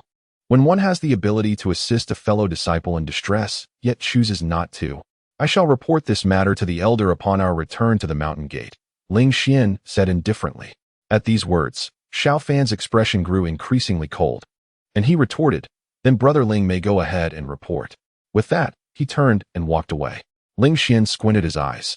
He possessed the strength to eliminate Xiao Fan, yet he worried that Xiao Fan's fate might invoke a miraculous survival instinct, allowing him to escape. Moreover, he needed Xiao Fan as a means to reap benefits. If he were to simply dispose of him, he would no longer have the opportunity to gain anything further. His desire for exploitation was insatiable. Ling Xian sighed within, watching Xiao Fan depart. Zhao Rou's expression was one of indignation. This man appeared to be a gentleman, yet his true nature was repugnant. Ling Xian smiled faintly, recalling that he had once been treated in a similar manner. He then recounted the time he had extended kindness to Xiao Fan, only for Xiao Fan to swiftly sever ties when Ling Xian's strength waned due to a blood poison. Upon hearing this, Zhao Rou's anger surged, her chest heaving with agitation. "This scoundrel, the daughter of the deputy sect master, must be blind to have chosen him," she exclaimed. "I predict he will one day abandon Lu Fei for another." Ling Xian silently mused, "You are indeed correct. This fellow will soon find himself entangled with the daughter of the deputy sect master of the divine sword sect. Regardless, how did we fare this time?" Ling Xian casually inquired. Zhao Rou gleefully produced a glistening purple crystal. Within the head of the Lion King, there is a palm-sized demon crystal, remarkably pure. We have struck it rich. Additionally, there are 3 cubs in the lair. I sense that one of them is particularly extraordinary. Perhaps a mutation has occurred in its bloodline. She presented the 3 cubs, pointing to one with delight. Ling Xian examined the little creature, nodding slightly. This cub was larger than its siblings. Its fur not only purple but adorned with numerous golden streaks. "The young amethyst lion cub shall be kept by you? Who knows? It may eventually be nurtured to the 4th tier." Ling Xian smiled faintly. A 4th-tier beast is akin to a cultivator at the core formation stage. With such a creature, it is equivalent to having a formidable ally at one's side. Wherever one goes, respect will follow. Within the Qingshan sect, one's status would rise significantly. "Is this a gift from Senior Brother Ling?" Zhao Rou's face flushed crimson. Ling Xian chuckled. "If you don't want it, I shall not bestow it upon you." As he spoke, he attempted to take the cub away. Zhao Rou quickly intervened, cradling the cub close. The little creature burrowed eagerly into her bosom, causing her cheeks to redden like a ripe apple. The two gathered all their spoils into their storage rings. Zhao Rou resolutely refused everything but the amethyst lion cub. As they departed from Lion Roar Valley, Ling Xian intentionally led the way, and indeed, Zhao Rou soon discovered a longevity vine along the route. Ling Xian expressed his desire for the vine, proposing to exchange it for materials from the amethyst lion. Zhao Rou readily agreed. Subsequently, they returned to the gates of the Qingshan sect. The following day, Ling Xian rose early. After dressing and freshening up, he heard a knock at the door. Upon opening it, he was greeted by a familiar face, Steward Zhang Weihua. "Brother Zhang, what brings you here?" Ling Xian inquired with a smile. Zhang Weihua scratched his head. "Elderly sent me. She said that Xiao Fan has been spared by Deputy Sect Master Lu, but his resources as an inner disciple have been suspended for 3 months as a form of punishment." Ling Xian nodded slightly. Upon returning to the sect with Zhao Rou the previous day, he had informed Elderly about Zhao Rou being attacked by rogue cultivators while Xiao Fan stood by idly. Elderly, aware of Xiao Fan's affiliation with Lu Yuanfeng, would naturally seize the opportunity. However, the punishment was mild, merely a 3-month resource suspension, a consequence that bore little weight. "If that is the case, I shall take my leave," Zhang Weihua said, nodding. Ling Xian suddenly spoke. "Brother Zhang, could you please convey a message to Elderly on my behalf?" Zhang Weihua eagerly nodded, delighted to assist. "Of course, Brother Ling, please go ahead."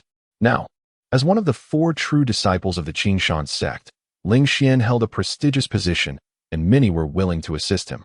When he requested help, there was no shortage of volunteers. "It is nothing significant. Simply inform Elderly that I intend to return to Qingshan City. Since I joined the sect at the age of 12, I have not visited my father in over 6 years," Ling Xian said with a smile.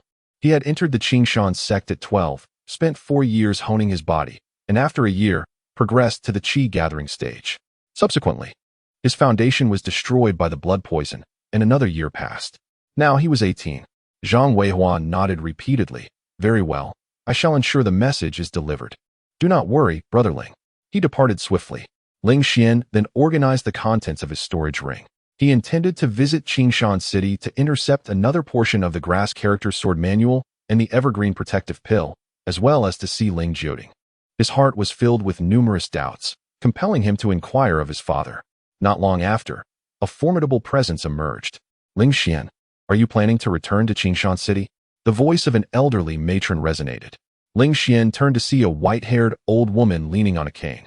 He was taken aback, not anticipating Elder Li's personal visit.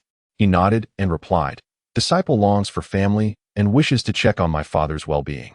Elderly nodded in understanding, acknowledging the deep yearning for family after many years away. After a moment of contemplation, she produced a jade pendant and tossed it towards him. The pendant gracefully hovered before Ling Xian. "Currently, the sect master and Lu Yuanfeng, Song Chaofeng have not completely severed ties. Yet I remain uncertain if they might act against you as you leave the sect alone.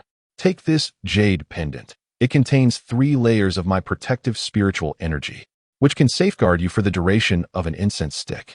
Although it pales in comparison to the Qingshan jade pendant bestowed upon you by the sect master, it serves as a crucial life-saving measure. Should you activate this pendant, I will hasten to your aid within that time frame. Do not doubt it. For a core formation cultivator indeed possesses such swiftness." Elderly's face was adorned with a kind smile. "Thank you, Elderly." Ling Xian bowed respectfully. Elderly gave a slight nod, tapping her cane upon the ground, causing her figure to vanish without a trace.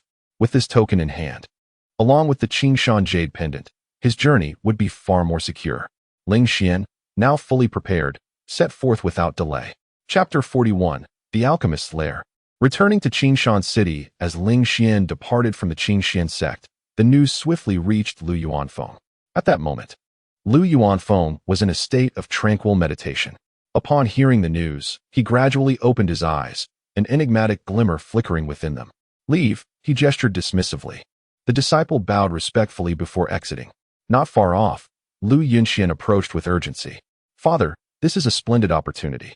Ling Xian's cultivation speed is alarmingly swift. His strength now surpasses mine. If we do not seize this chance to eliminate him while he is alone, When shall we? Lu Yinxian's expression was tinged with impatience. Ever since his chest wound had healed, he harbored a profound animosity towards Ling Xian, consumed with thoughts of vengeance.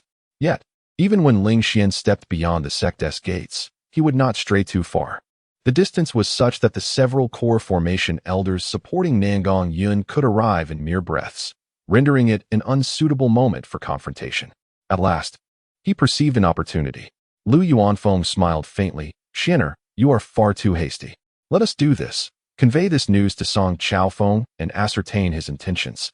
Lu Yinxian was taken aback, but nodded in acquiescence. Very well. He hastened away from Yunwu Peak, making his way to Sword Cliff. Sword Cliff stood as a remarkably smooth rock face, towering over 100 feet.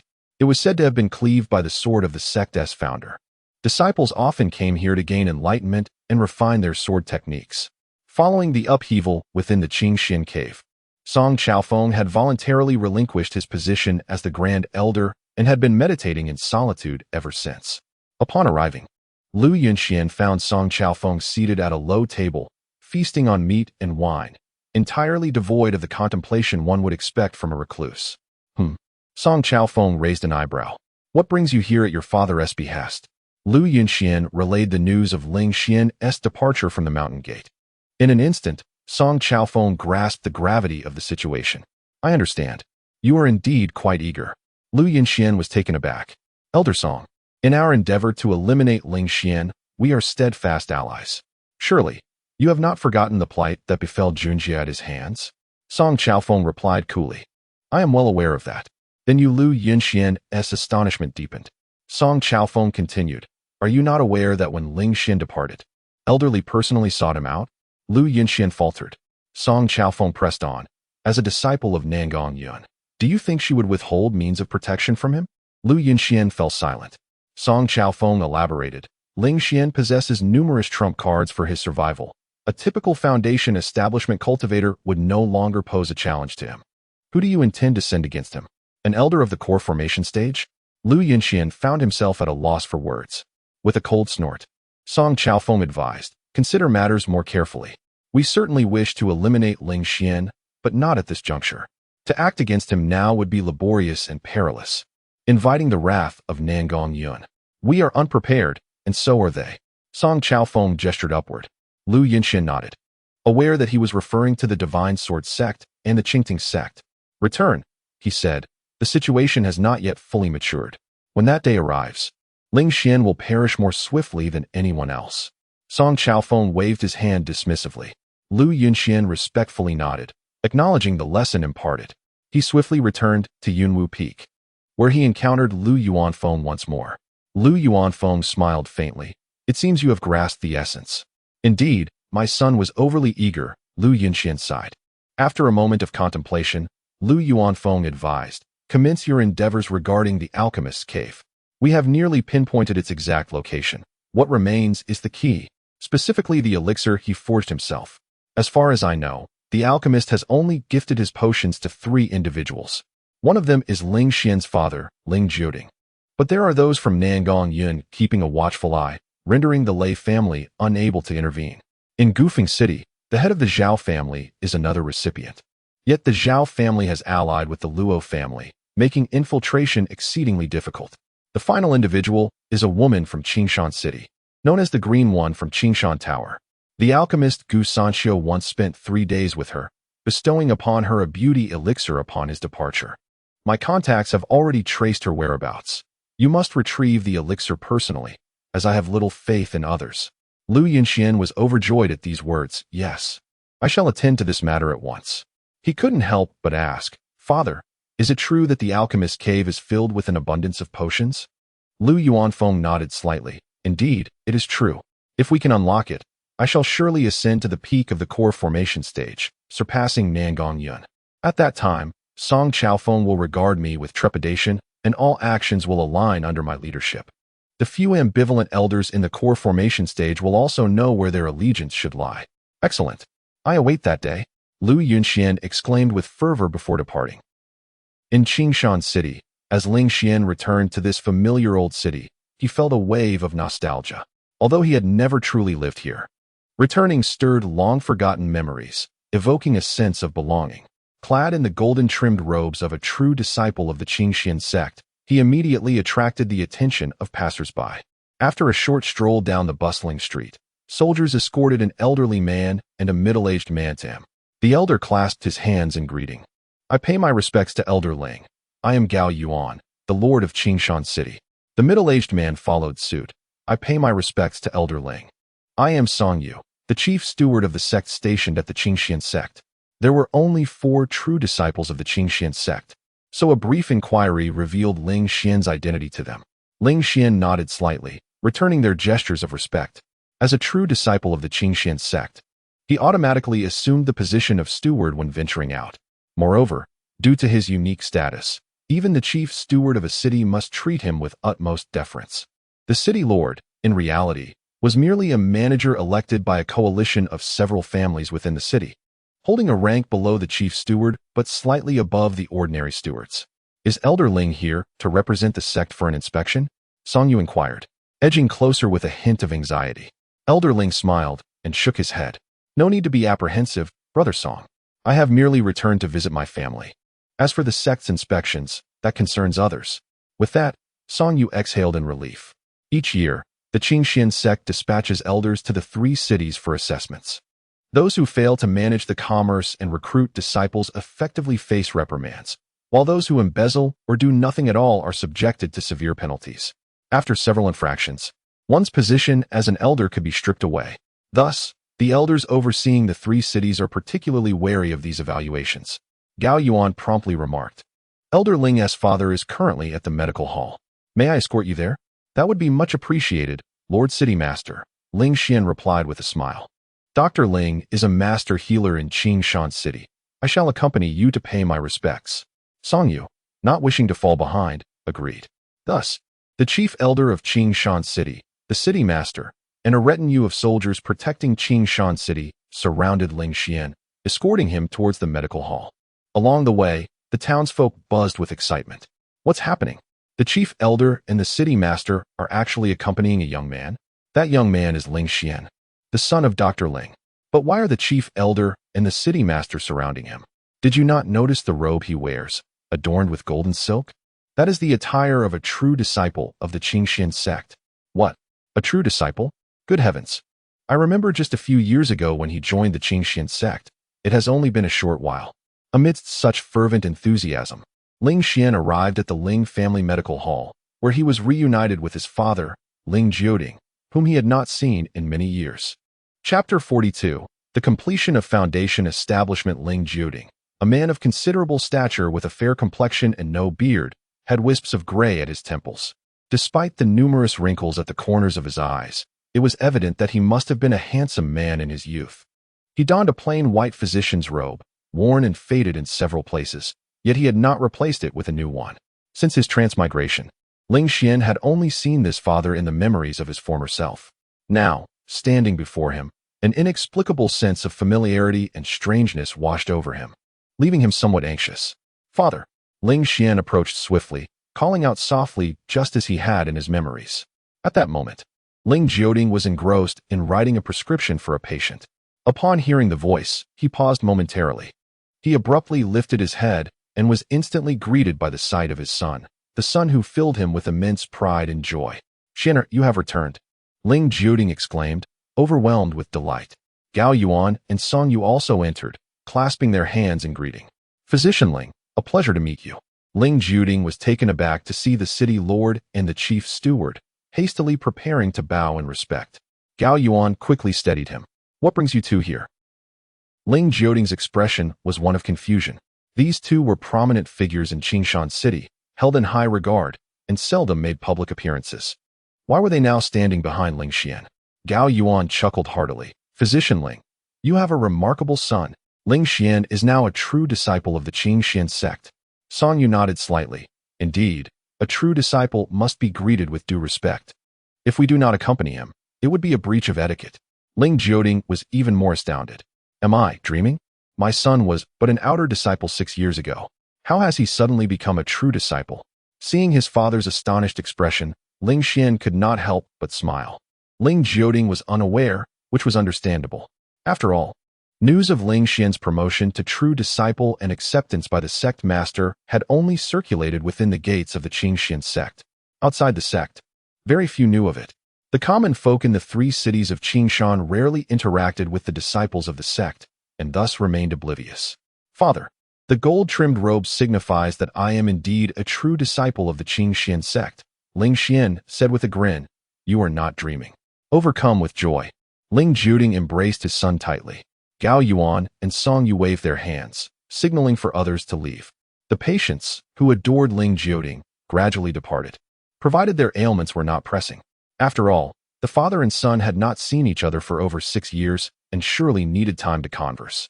Ling Xian gazed at the gray-haired man before him, and his impression began to merge with the memories he held. Ling Jiuding's demeanor resembled that of his father before his transmigration, silent, yet brimming with unspoken emotions. After exchanging pleasantries for a while, Ling Xian finally inquired about the purpose of his visit. Father, you mentioned that many years ago you rescued a severely injured monk who bestowed upon you several elixirs, correct? Ling Jiuding nodded affirmatively. Indeed, at that time I was merely 1 or 2 years old, too young to remember. Ling Xian inquired further, did the monk leave a name? Ling Jiuding shook his head. No, he only gifted me 2 elixirs, claiming they could enhance one's wisdom, but each person may consume only 1, and it must be taken before the age of 10. I have preserved the other one. Ling Xian nodded slightly and proceeded to inform him about the Lei family's desire to seize this elixir. He also recounted his own predicament of being poisoned, his foundation destroyed, and how he fortuitously acquired a cleansing elixir to restore his foundation. What? Ling Jiuding exclaimed, filled with indignation. How could the Lei family commit such an act? Did they attempt to harm you again? Ling Xian shook his head. No, they did not. I have been taken as a disciple by the sect master, and there are the master's people in Qingshan City, so the Lei family did not dare to act recklessly or directly snatch it from you. Ling Jiuding was taken aback, and suddenly something glimmered in his eyes. He quickly turned away to wipe his eyes before facing Ling Xian again. He placed a hand on Ling Xian's shoulder, revealing a look of profound pride. Never did I expect that one day you would be the one protecting me. Ling Xian smiled. Father, my realm has long surpassed yours. From now on, I shall protect you. Ling Jiuding felt even more gratified. Good. He had only this one father in his previous life, for his mother had succumbed to illness when he was merely 3 or 4 years old. It was precisely for this reason that Ling Jiuding vowed to heal all ailments and save countless lives throughout his lifetime. Father, please hand over that elixir to me.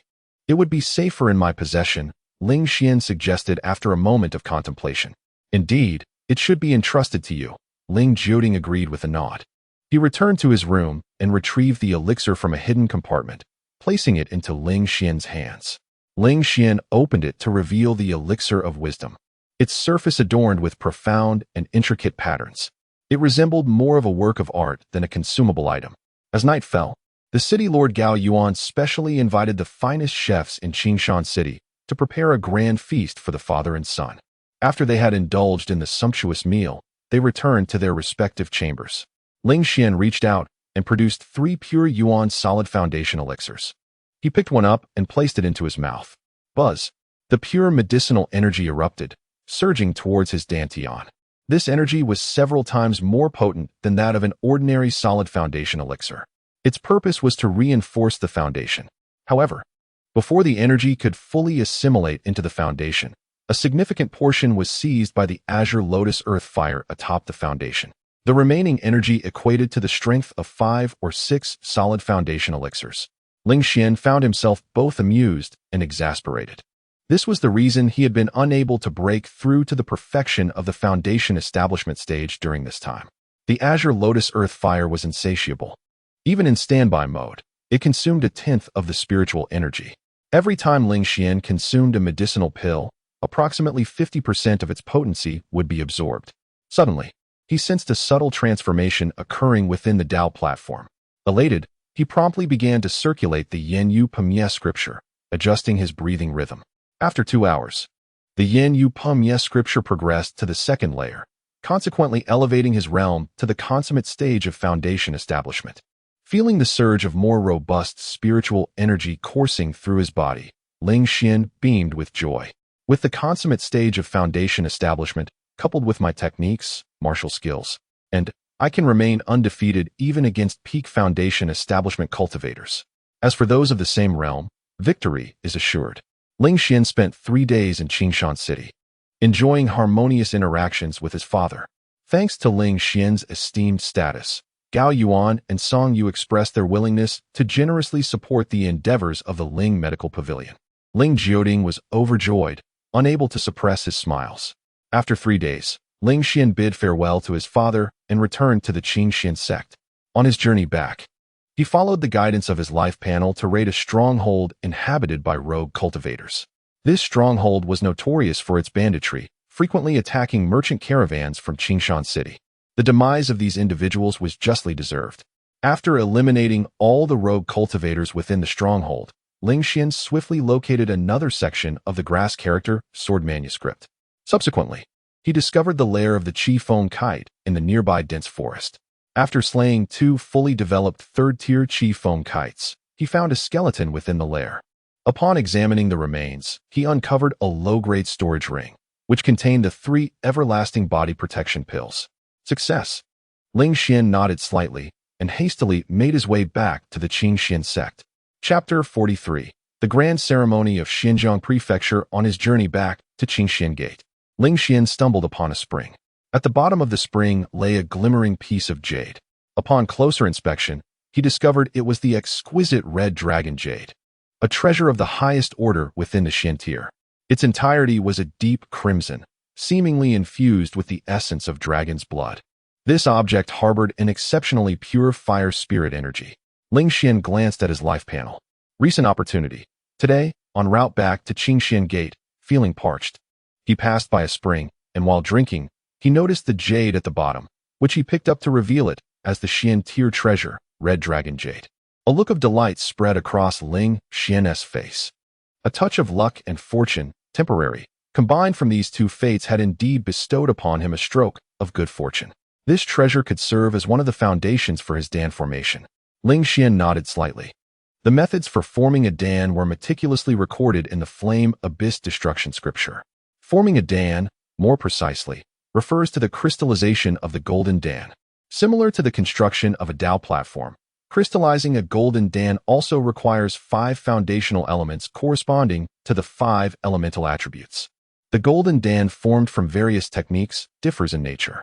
However, the quality of the golden Dan is distinguished by the number of cracks on its surface, categorizing them into ordinary golden Dan, flawless golden Dan, and perfect golden Dan. Fewer cracks indicate a closer approach to perfection, resulting in greater strength upon successful crystallization. The golden Dan formed from the Flame Abyss Destruction scripture is known as the Flame Abyss Golden Dan.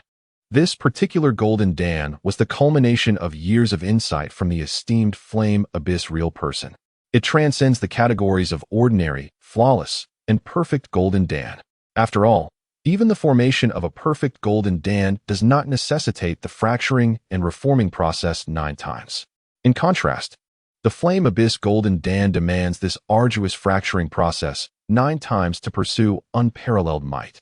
Of course, this implies that Ling Xian must prepare a staggering 45 pieces of Xian tier treasures. The Red Dragon Jade was merely a minor episode along his journey. Before long, Ling Xian returned to the mountain gate and resumed his diligent cultivation. Half a year slipped by in the blink of an eye. The Qingxian Gate remained tranquil, showing little change compared to 6 months prior. Reports from various regions indicated that Xinjiang Prefecture was equally uneventful. However, one day while dining in the Fire Stove Hall, Ling Xian inadvertently overheard astonishing news from Jinda Prefecture, located to the south of Xinjiang Prefecture. The local authorities, citing the mysterious disappearance of soldiers near Jinyang Gate, forcibly demanded entry to search Jinyang Gate's premises. When Jinyang Gate refused, the authorities mobilized a large army and utterly razed Jinyang Gate to the ground. The gate's master and deputy were slain, while numerous Golden Dan cultivators either perished or fled. It is worth noting that Jinyang Gate was one of the 3 major sects of Jinda Prefecture. The ease with which the authorities trampled it into the ground instilled genuine fear in the other sects of Jinda Prefecture. In the ensuing days, all sects within Jinda Prefecture faced a sweeping purge by the authorities. Some sects resisted and were obliterated, while others, recognizing the futility, surrendered immediately. Subsequently, even the second-rate and third-rate sects capitulated at the first sign of danger. The government swiftly eradicated all sects in Jianda Prefecture within a mere month. Renowned for its multitude of sects and persistent turmoil, Jianda Prefecture has now achieved a state of complete stability. This news, when it spread within the Qingxian sect, instilled a sense of unease among its disciples, who feared similar occurrences might transpire in Xinjiang Prefecture. However, during this period, Xinjiang Prefecture remained unperturbed, as the elders strictly forbade any discussion of the incident, allowing the matter to gradually fade away. Humans are creatures prone to forgetfulness. Before long, this event vanished from collective memory. On a bed, Ling Xian slowly opened his eyes. He had exhausted all 3 pure Yuan Gutai pills that he had acquired through chance. Initially, he believed these 3 pills would suffice for him to reach the pinnacle of the foundation establishment stage. To his dismay, after consuming them all, he still found himself unable to breach that threshold. Nevertheless, Ling Xian sensed the presence of a bottleneck. If there existed an experience bar above his head, it would signify that he had reached the end of the foundation establishment perfection stage. He required merely an opportunity to ascend to the pinnacle of foundation establishment. At that moment, a waft of fragrant air enveloped him. As he blinked, a familiar figure appeared in the courtyard. Nangong Yun, adorned in a delicate blue palace attire, accentuated her alluring figure with a graceful chest, slender waist, and curvaceous hips. The gown trailed to the ground, revealing only glimpses of her petite, delicate feet. "Master," Ling Xian greeted with a bow, sensing an increase in Nangong Yun's imposing aura. "Has your cultivation improved, master?" he inquired. Nangong Yun smiled charmingly. "Indeed. Otherwise I would not have emerged from seclusion." "Congratulations, master," Ling Xian replied, his expression brightening with genuine joy. The prospect of Nangong Yun's enhancement thrilled him. Moreover, it appeared she had come to find him immediately after her breakthrough. Her demeanor resembled that of an exuberant neighbor rather than that of a sect leader or master. "I have come to inform you of an important matter," Nangong Yun said, gliding gracefully towards him until they stood merely a foot apart. Ling Xian clasped his hands together. "Please, master, share." 5 days ago, the 5 sects of Xinjiang issued a notification to all sects, announcing that they will hold the Xinjiang 100 Sect Grand Ceremony 2 months in advance. At that time, every sect with a core formation cultivator must select elite disciples to participate in the grand ceremony at the Divine Sword City of the Divine Sword Sect. Currently, this information is known only to the upper echelons of the sects and has yet to be disclosed to all disciples, Nangong Yun stated solemnly. Upon hearing this, Ling Xian furrowed his brow. The 100 Sect Grand Ceremony? Divine Sword City? This matter seems far more complex than it appears. Such ceremonies have been conducted in the past, but they occur only once every decade. The last one was 6 years ago. It should not be advanced by such a significant margin. Noticing the change in his expression, Nangong Yun chuckled softly. "You are indeed astute. You sensed something amiss immediately upon hearing it." With a casual wave of her hand, she brushed away the dust from the tables and chairs before taking a seat. She gestured for Ling Xian to sit as well. The two faced each other, and Nangong Yun continued. "A few months ago, in the neighboring Jianda Prefecture, the authorities nearly eradicated all the sections. You must have heard about it." Ling Xian nodded, understanding that his master was implying that a similar fate could befall Xinjiang Prefecture. Nangong Yun sighed deeply, stating, "It is not a matter of possibility, it is a certainty." Ling Xian fell into silence. Nangong Yun continued, "Yuzhou is the most powerful among the 9 prefectures of Jinghua. Meanwhile, Jianda Prefecture is the most rampant in terms of sect influence among the 10 prefectures of Yuzhou. To what extent, you may wonder. 2 years ago, the governor of Jianda Prefecture died under mysterious circumstances. The official cause of death was drowning, yet everyone knew that the Jinyang sect, being the foremost of Jianda's 3 major sects, must have had a hand in his demise. Thus, Jianda Prefecture has become the first target of the new emperor." Ling Xian furrowed his brows, pondering whether the second target would be Xinjiang Prefecture. Nangong Yun shook her head, saying, "That remains uncertain. It could be Xinjiang Prefecture or perhaps the northern Jinshan Prefecture. The 5 sects of Xinjiang have convened the 100 Sects Grand Ceremony ahead of schedule, likely to discuss countermeasures, while the competition among elite disciples is of secondary importance." Ling Xian began to understand and nodded in agreement. Given that the 5 strongest sects of Xinjiang were witnessing the fate of Jinda's sects, such a reaction was entirely justified. So, Master, does that mean I must participate in this 100 sects grand ceremony? Ling Xian inquired. Nangong Yun smiled brightly, her expression radiant. Naturally. My Qingxian sect is fortunate to have you, a talent of heavenly caliber. You must participate and, more importantly, you must win, decisively and spectacularly, capturing the attention of all. Ling Xian nodded earnestly, affirming that he would not disgrace his mission. Chapter 44. The second layer of the Thunder Shadow Sword Technique on the second day. At the hour of the rabbit, the copper bell before the grand hall of the Qingxian sect resounded abruptly. The tolling echoed throughout the mountain gate. Nangong Yun's voice reverberated across the entire sect. In 2 months, our sect will dispatch 10 disciples to participate in the grand ceremony of the 100 gates hosted by the Hanging River 5 gates. Therefore, 1 month from now, our sect will conduct a selection of disciples. Any disciple who can pass the selection and become one of the 10 will be awarded 10 bottles of and 100 mid-grade spirit stones. Upon the announcement, the disciples were engulfed in frenzy. Goodness! After 6 or 7 years as an inner disciple, I have only managed to accumulate 18 mid-grade spirit stones. To think that passing the selection comes with such lavish rewards. From this day forth, I shall sleep but 3 hours daily, dedicating the remainder of my time to cultivation. I shall sleep but 1 hour. I shall forsake sleep altogether. Stop competing, and take a closer look. It appears there are 10 slots, but in reality, there are only 6. Indeed, the 4 true disciples possess the strongest abilities. Making competition against them futile, the top 4 will undoubtedly emerge from among them. The disciples debated with fervor, their hearts racing with anticipation.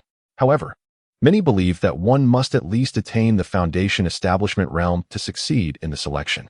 Otherwise, for those at the Qi condensation realm, passing the selection would be an arduous task. Even at the peak of the Qi condensation realm, facing an entry-level foundation establishment disciple, defeat would be inevitable within a mere 2 exchanges. The chasm between the 2 realms was far too vast. Amidst the external clamor, Ling Xian remained largely indifferent. He was hardly concerned about the rewards of the selection. To others, those prizes might seem plentiful. Yet within his storage ring lay over 500 mid-grade spirit stones bestowed by Nangong Yun alone. Additionally, he possessed dozens of bottles of. As for while somewhat useful, he was not in want of them. After all, he had the Thunderstrike sword for offense, the serpent skin armor for defense, and the grass character sword manual as his trump card. Currently, Ling Xian practiced martial techniques daily in his courtyard. Recently, he had been preoccupied with seizing opportunities, leaving little time to refine his skills. His Thunder Shadow sword technique remained at its first level. With innate wisdom and an affinity for the sword, his comprehension of the sword path far surpassed that of others. Even without seizing opportunities, through his own diligent efforts, he could elevate the Thunder Shadow sword technique to its second level. Ling Xian nodded slightly. After half a month, he indeed observed changes on his life panel. Recent opportunity. Today, while cultivating the Thunder Shadow sword technique, he unexpectedly encountered thunder and rain, leading to newfound insights. The Thunder Shadow sword technique has reached the second level. A smile graced Ling Xian's face. As expected, he continued his sword practice as usual. Before long, the radiant sunny weather abruptly shifted. Dark clouds loomed, and thunder rumbled ominously. In no time, a torrential downpour descended upon him. Ling Xian stood motionless in the torrential rain, ensnared in a state of profound enlightenment. Moments later, the thunder roared, and the lightning cleaved through the pitch-black sky like a sword. In that instant, the flash of light pierced through the chaos of his mind. Suddenly, Ling Xian felt a clarity of thought. He promptly grasped the thunder sword and resumed his practice. Indeed, the power had significantly increased. The Thunder Shadow sword technique had reached the second level. Ling Xian felt a surge of joy. Truly, his achievements were a testament to his relentless perseverance. In the blink of an eye, several days passed. Ling Xian, as per his routine, headed towards the fire kitchen hall for a meal. Along the way, he noticed a throng of disciples surrounding Lu Yunxian, seemingly engaged in fervent discussion. From a distance, he observed Lu Yunxian wearing a smug expression. Ling Xian, disinterested in his trivial matters, intended to proceed directly to the fire kitchen hall. However, Lu Yunxian caught sight of him from afar. With a sudden impulse, Lu Yunxian called out, "Ling Xian, long time no see." As his voice echoed, the surrounding disciples turned their gazes towards Ling Xian. They were well aware of the conflict between Ling Xian and Lu Yunxian. Some astute disciples even discerned that the discord between them mirrored the rivalry between the sect leader, Nangong Yun, and the deputy leader, Lu Yuanfeng. With Lu Yunxuan's outburst, the disciples realized they were in for an entertaining spectacle. Ling Xian furrowed his brow, inquiring, "What is it?" Lu Yunxian smiled slightly and said, "The selection for the 100 Doors Grand Ceremony is about to commence. Ling Xian, do you dare to compete? Let us see who can secure first place." Ling Xian felt a twinge of curiosity. What had instilled this fellow with such confidence to challenge him? Instinctively, he cast a glance at Lu Yunxuan's status panel. Name, Lu Yunxian. Realm, full foundation establishment. Fate, auspicious fortune, with a demeanor as graceful as jade. Turns misfortune into good luck, sails smoothly, possessing the lesser Ice body. Destiny, stalled at the great completion of the core formation. Serving as an inner elder of the Divine Sword sect. Perishes in battle against external foes 41 years hence. Recent opportunities to participate in the selection battle of the Qingxian sect's 100 Doors Grand Ceremony in 3 days, employing the ice crystal flame. Secretly consuming an explosive pill to defeat Ling Xian and claim the first place, yet reprimanded sternly by Nangong Yun. After a hasty departure from the Qingxian sect, he rendezvoused with the granddaughter of the Grand Elder of the Divine Sword sect, receiving 2 dark fire crystals as a gift, significantly enhancing the ice crystal flame. Ling Xian smirked. The ice crystal flame. This flame was not an extraordinary fire, but rather a beastly fire born within an ice flame wolf. However, the ice crystal flame is exceedingly rare, only manifesting within an aged ice flame wolf that has reached the 4th tier. Presumably, this flame was procured for Lu Yunxian by Lu Yuanfeng. It indeed suited Lu Yunxian's lesser ice body.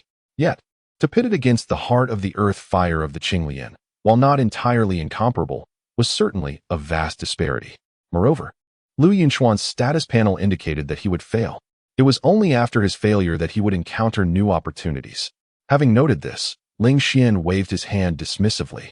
Lacking interest, the first place merely yields a few additional medium-grade spirit stones. What further rewards could there be?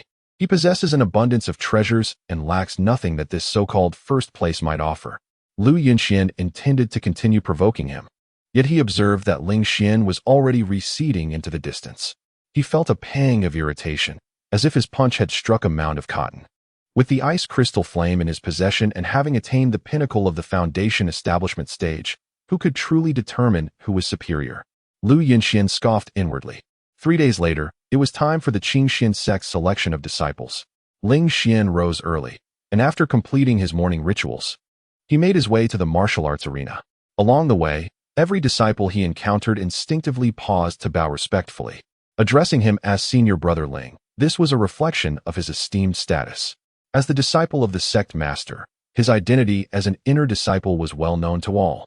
The sect master had even expressed his ire to the deputy sect master, Lu Yuanfeng, and the Grand Elder, Song Chaofeng, on Ling Xian's behalf. The significance of Ling Xian in the sect master's eyes was unmistakable. Upon arriving at the martial arts arena, the surrounding disciples parted to create a path for him. From an elevated position, Luo Shengnan laughed heartily. Ling Xian, come here. The view is splendid, allowing us to see the entirety of the combat platform. Zhao Ting, seated across from Zhao Rou, waved at Ling Xian. He nodded slightly in acknowledgement. Indeed, given his elevated status, he ought not to stand among the crowd. Before long, within the pavilion adjacent to the arena, Ling Xian, Zhao Ting, Luo Shengnan, and Zhao Rou found themselves seated together. The table was positioned by the window, offering a clear view of the battles taking place on the combat platform. As true disciples, we have no need to descend into the fray, Luo Shengnan declared with a flourish. Let us wait until the top 6 are determined, then we shall make our entrance. Chapter 45. The 5 gentlemen of Xinjiang. Ling Xian cast a glance at Zhao Rou and noticed a change in her aura. Raising an eyebrow, he inquired, Zhao Rou, have you established your foundation? Zhao Rou smiled sweetly, indeed, but it is not as flawless as Senior Brother Ling's perfect Dao platform. It is merely the imperceptible Dao platform. Ling Xian nodded, acknowledging that the imperceptible Dao platform was commendable, surpassing the majority. Zhao Ting and Luo Shengnan exchanged glances, their expressions tinged with wistfulness. Knowing that in comparison to the perfect Dao platform, it fell significantly short. The Dao platform represents the bedrock of the Grand Dao. They had only forged the imperceptible Dao platform, and thus their future accomplishments would undoubtedly lag behind those who had established the perfect Dao platform, like Ling Xian. The four then engaged in light-hearted conversation, discussing various topics. During this period, Zhao Rou visited the martial arts arena, and, being a foundational-level cultivator, she effortlessly secured a place among the top 6. Noticing Ling Xian's aura, which resembled a towering mountain, Luo Shengnan could not help but inquire, "Ling Xian, what is your current realm?" Ling Xian replied, "I have achieved the consummation of the foundation establishment realm." There was no need for him to conceal his realm. It served no purpose. When the time for combat arrived, his realm would inevitably be discerned by others. So soon, Zhao Ting, who was sipping tea, exclaimed in astonishment. Luo Shengnan scratched her head. "Just a couple of days ago, I broke through to the greater foundation establishment. I didn't expect you to surpass me." Zhao Rou's eyes sparkled with admiration. "Truly, you possess a heavenly tier physique. Your cultivation speed far exceeds that of ordinary individuals."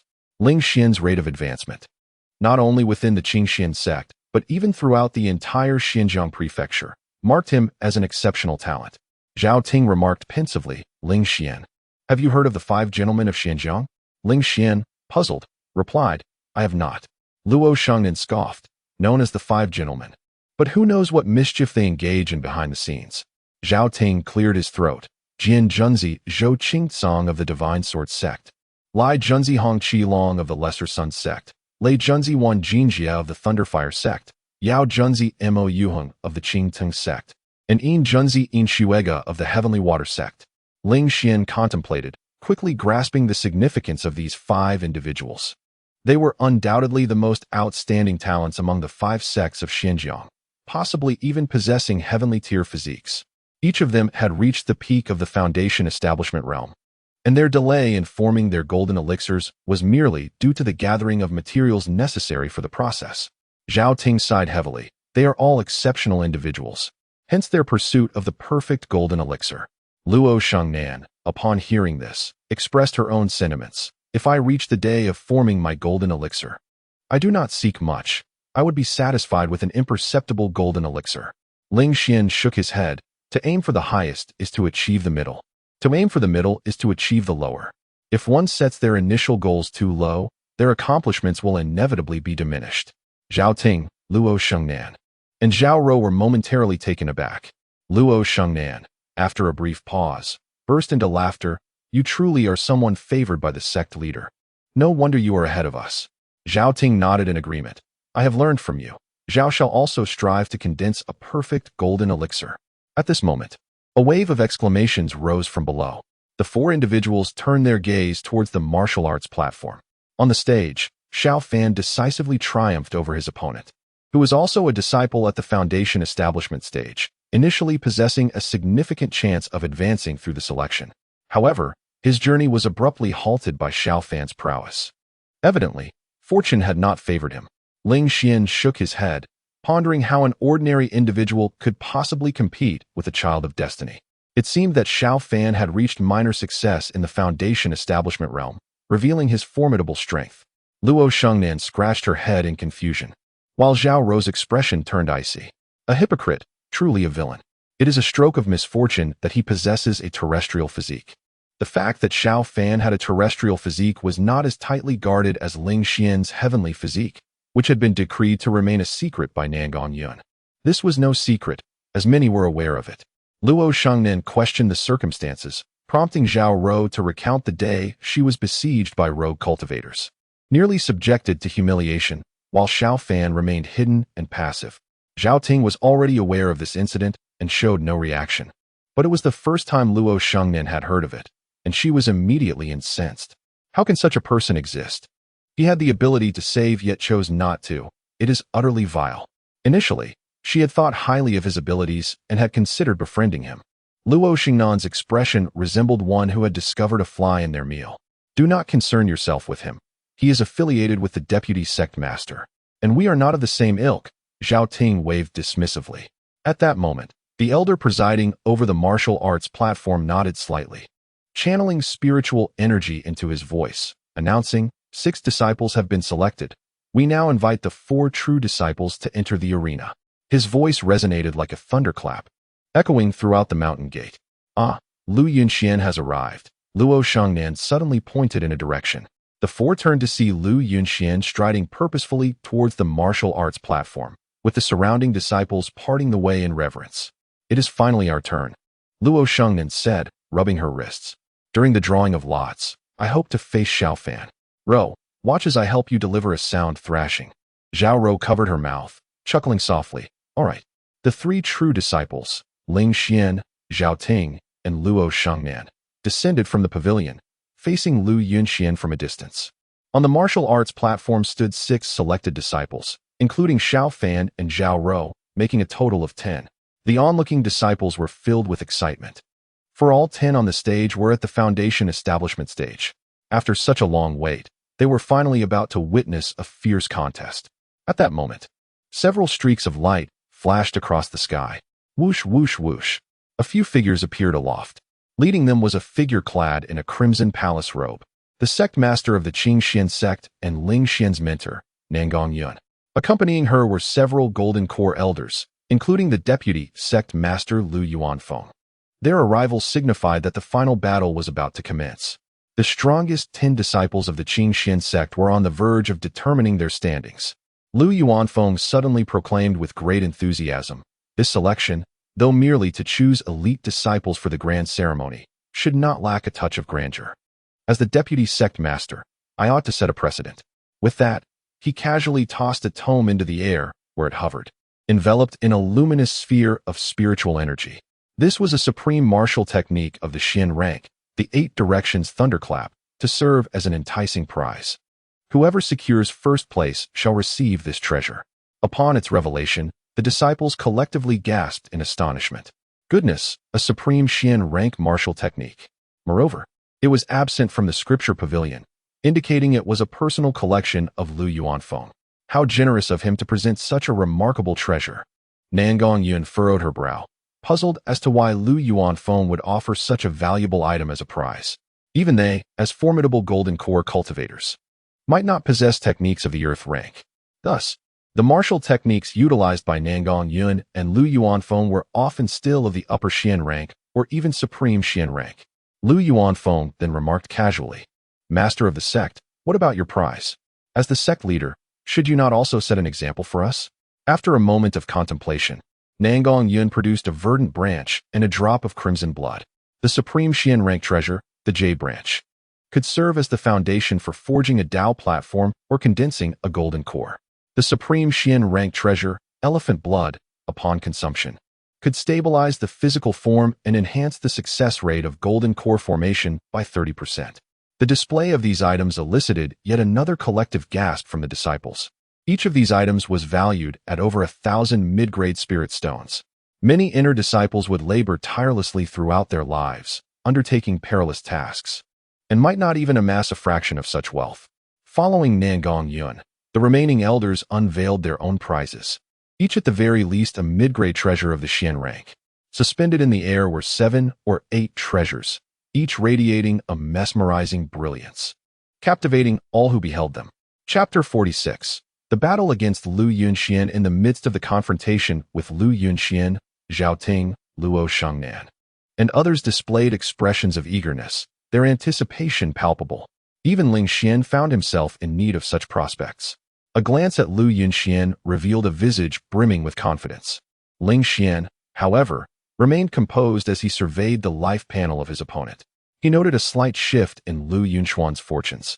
He had acquired the dark fire crystal ahead of time, which had significantly enhanced his ice crystal flame. Yet, despite this augmentation, Lu Yunxuan's prowess remained inferior to Ling Xian's blue lotus earth fire. The life panel still indicated defeat for Lu Yunxian, a revelation that did not surprise Ling Xian.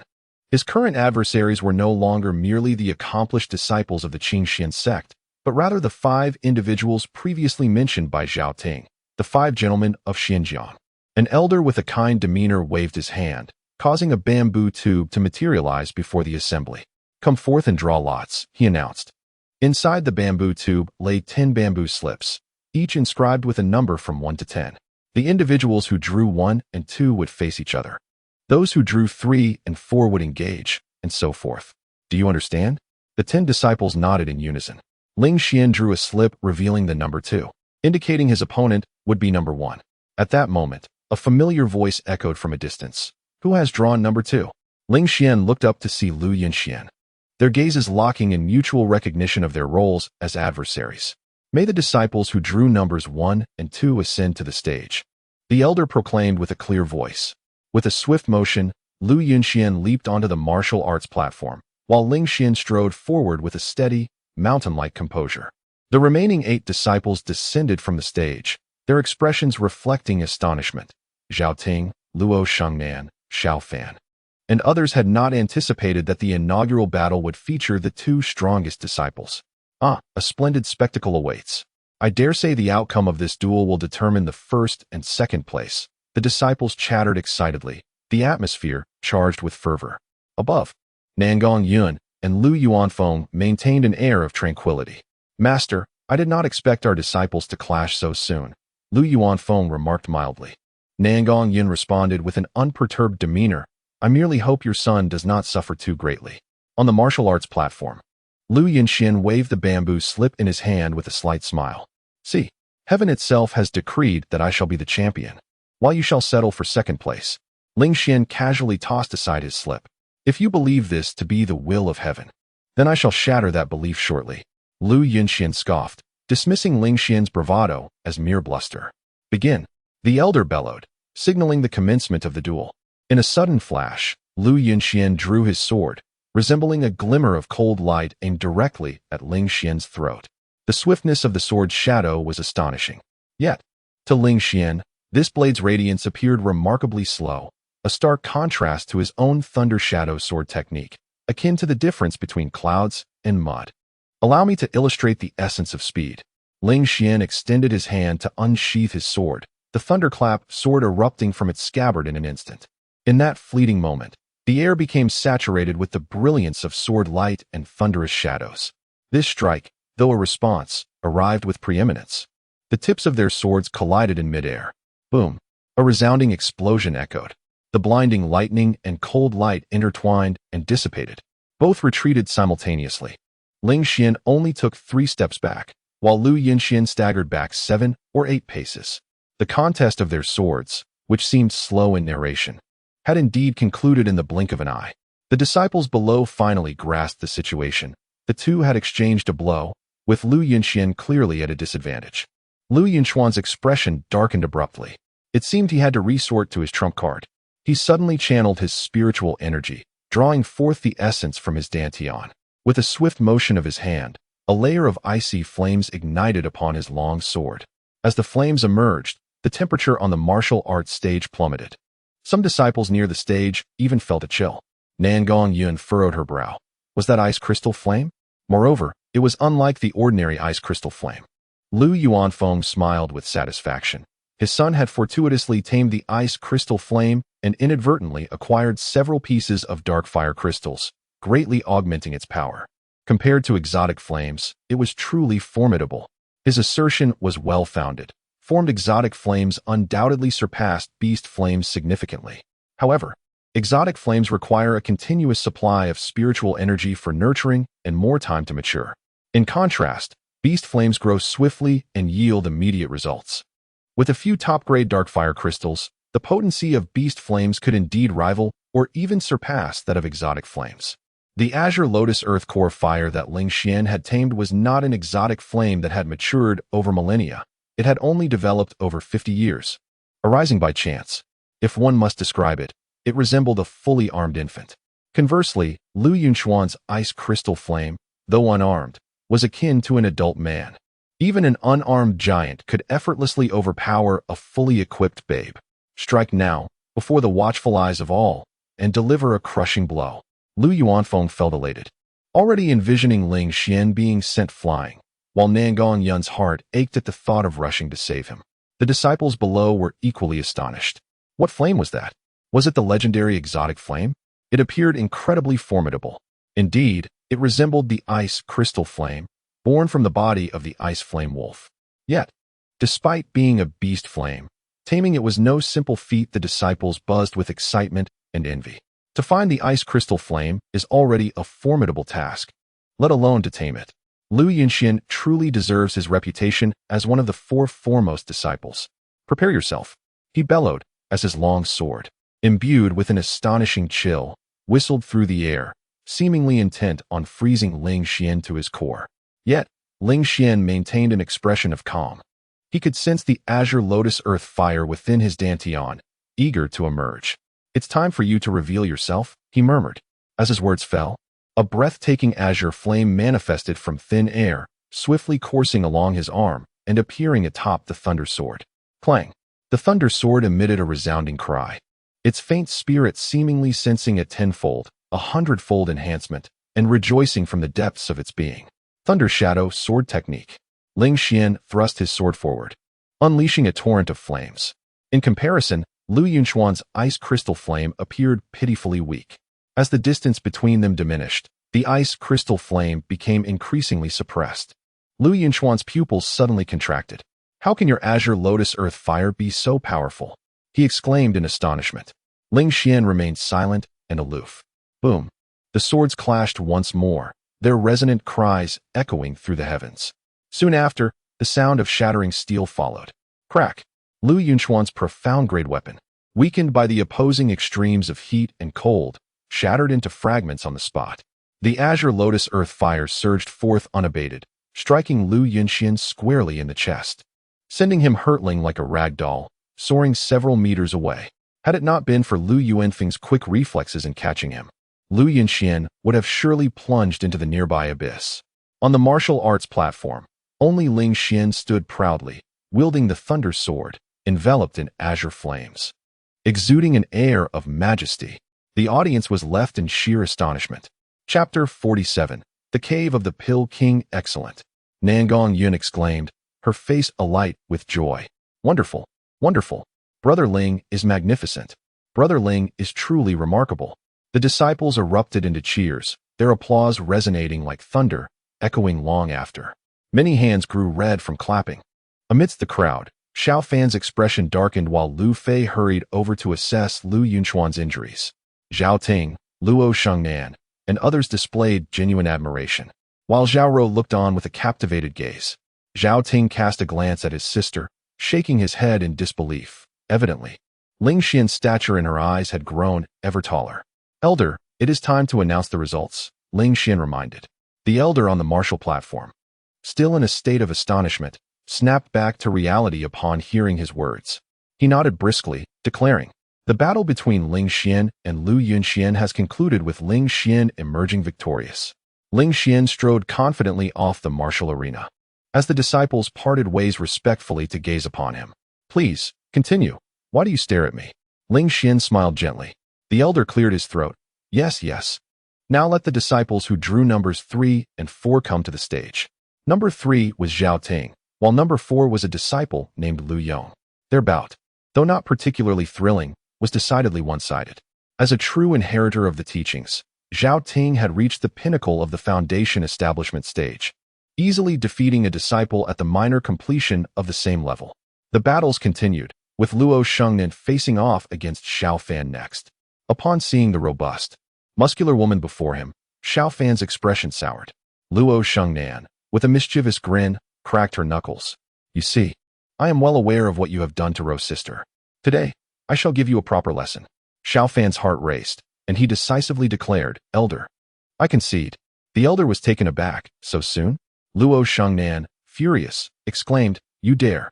Xiao Fan hastily leapt down from the martial platform, fully aware that he stood no chance against her.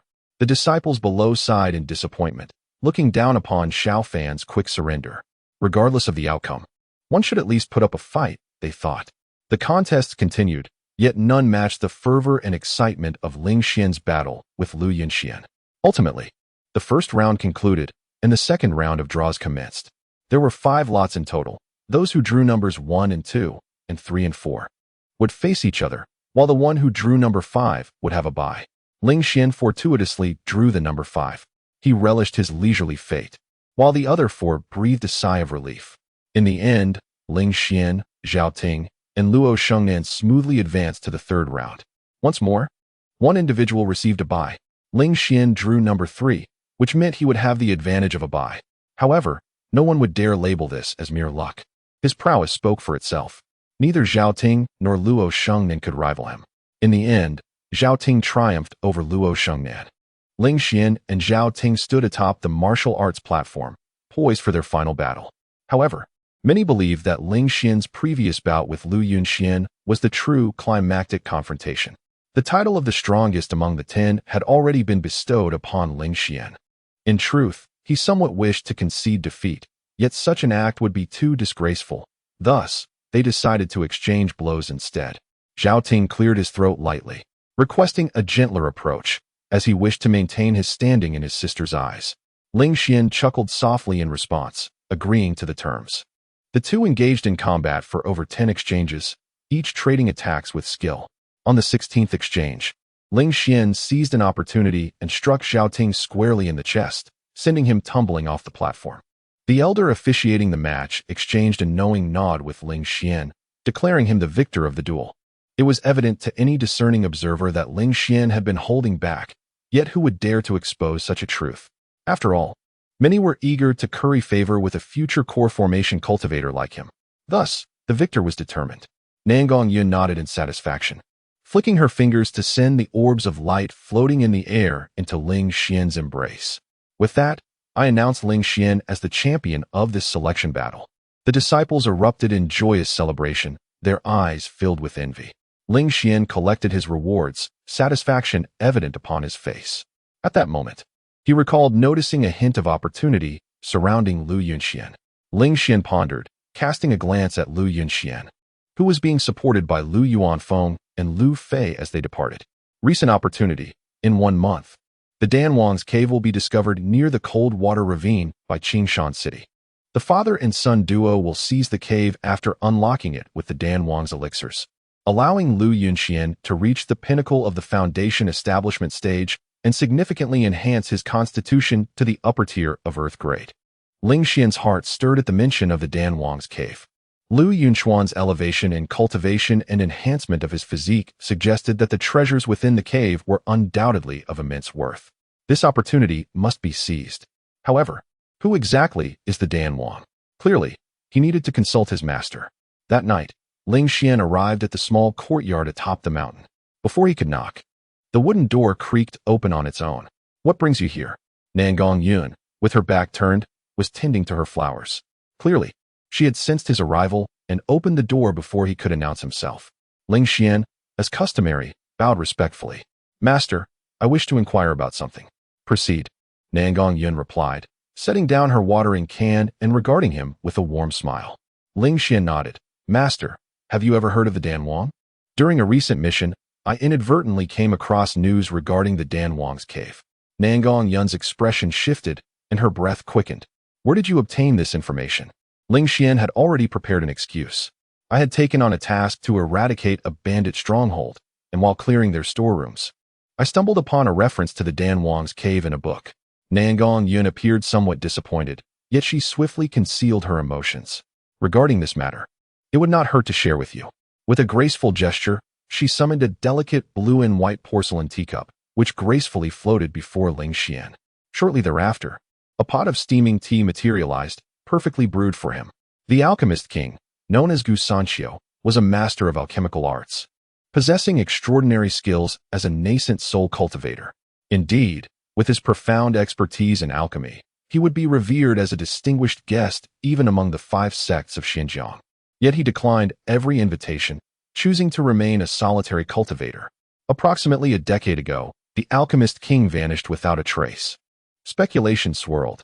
Some believed he had passed away peacefully, while others thought he had met with an untimely demise.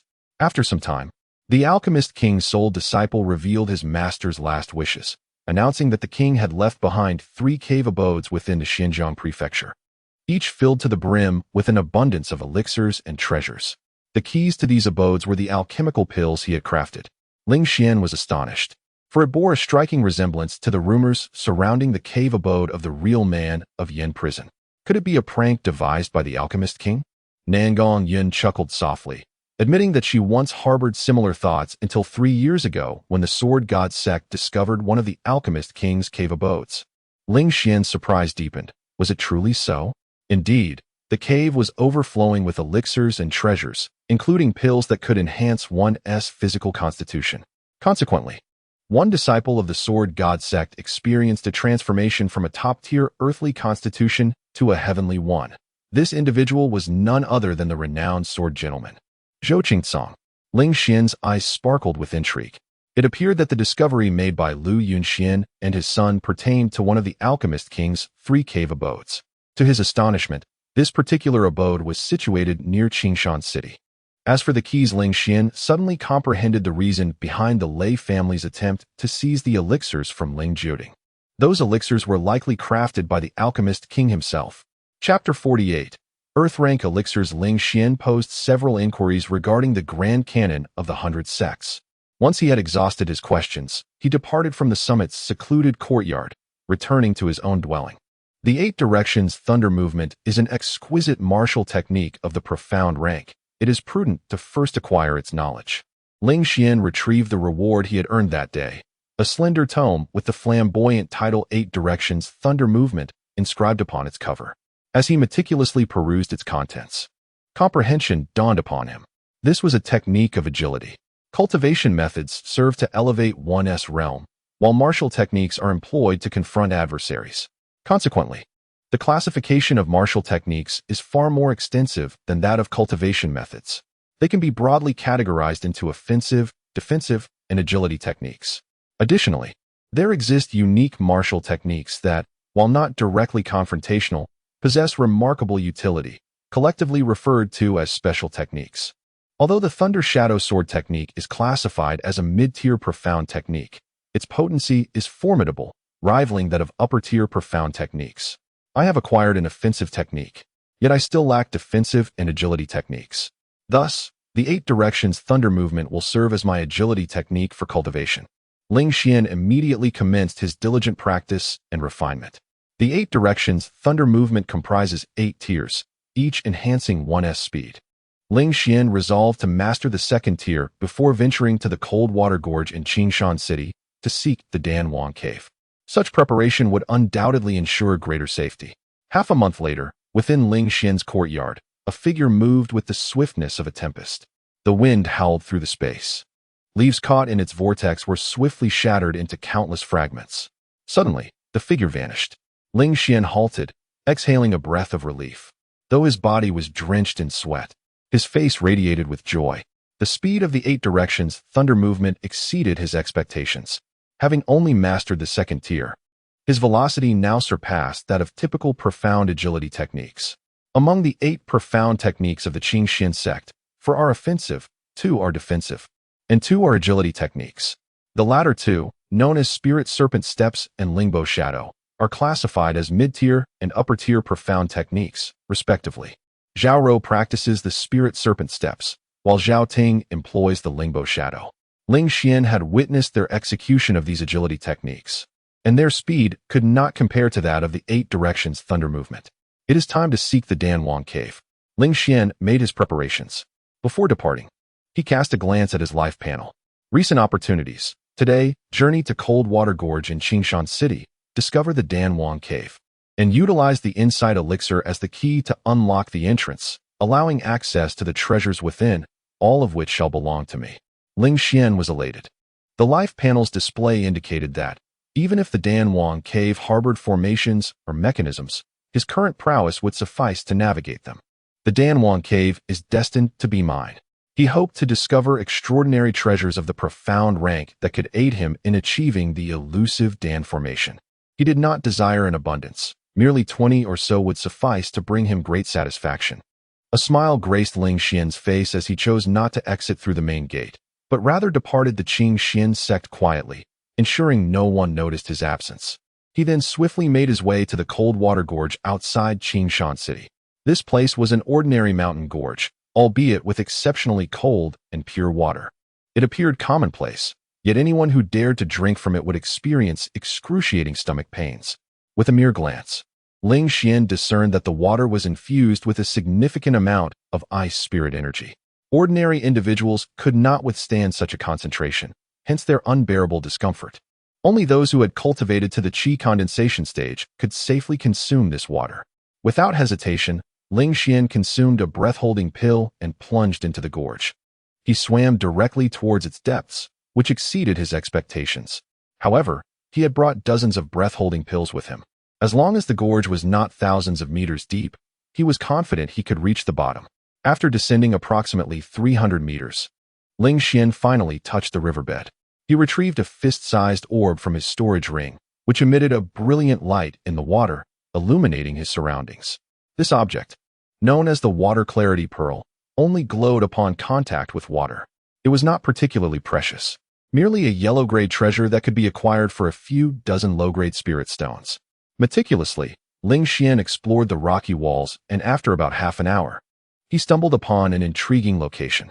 The rock face was exceptionally smooth, yet at its center, there was a circular depression. A thought crossed Ling Xian's mind as he took out an insight pill and placed it into the recess. A faint creaking sound emanated from within the rock.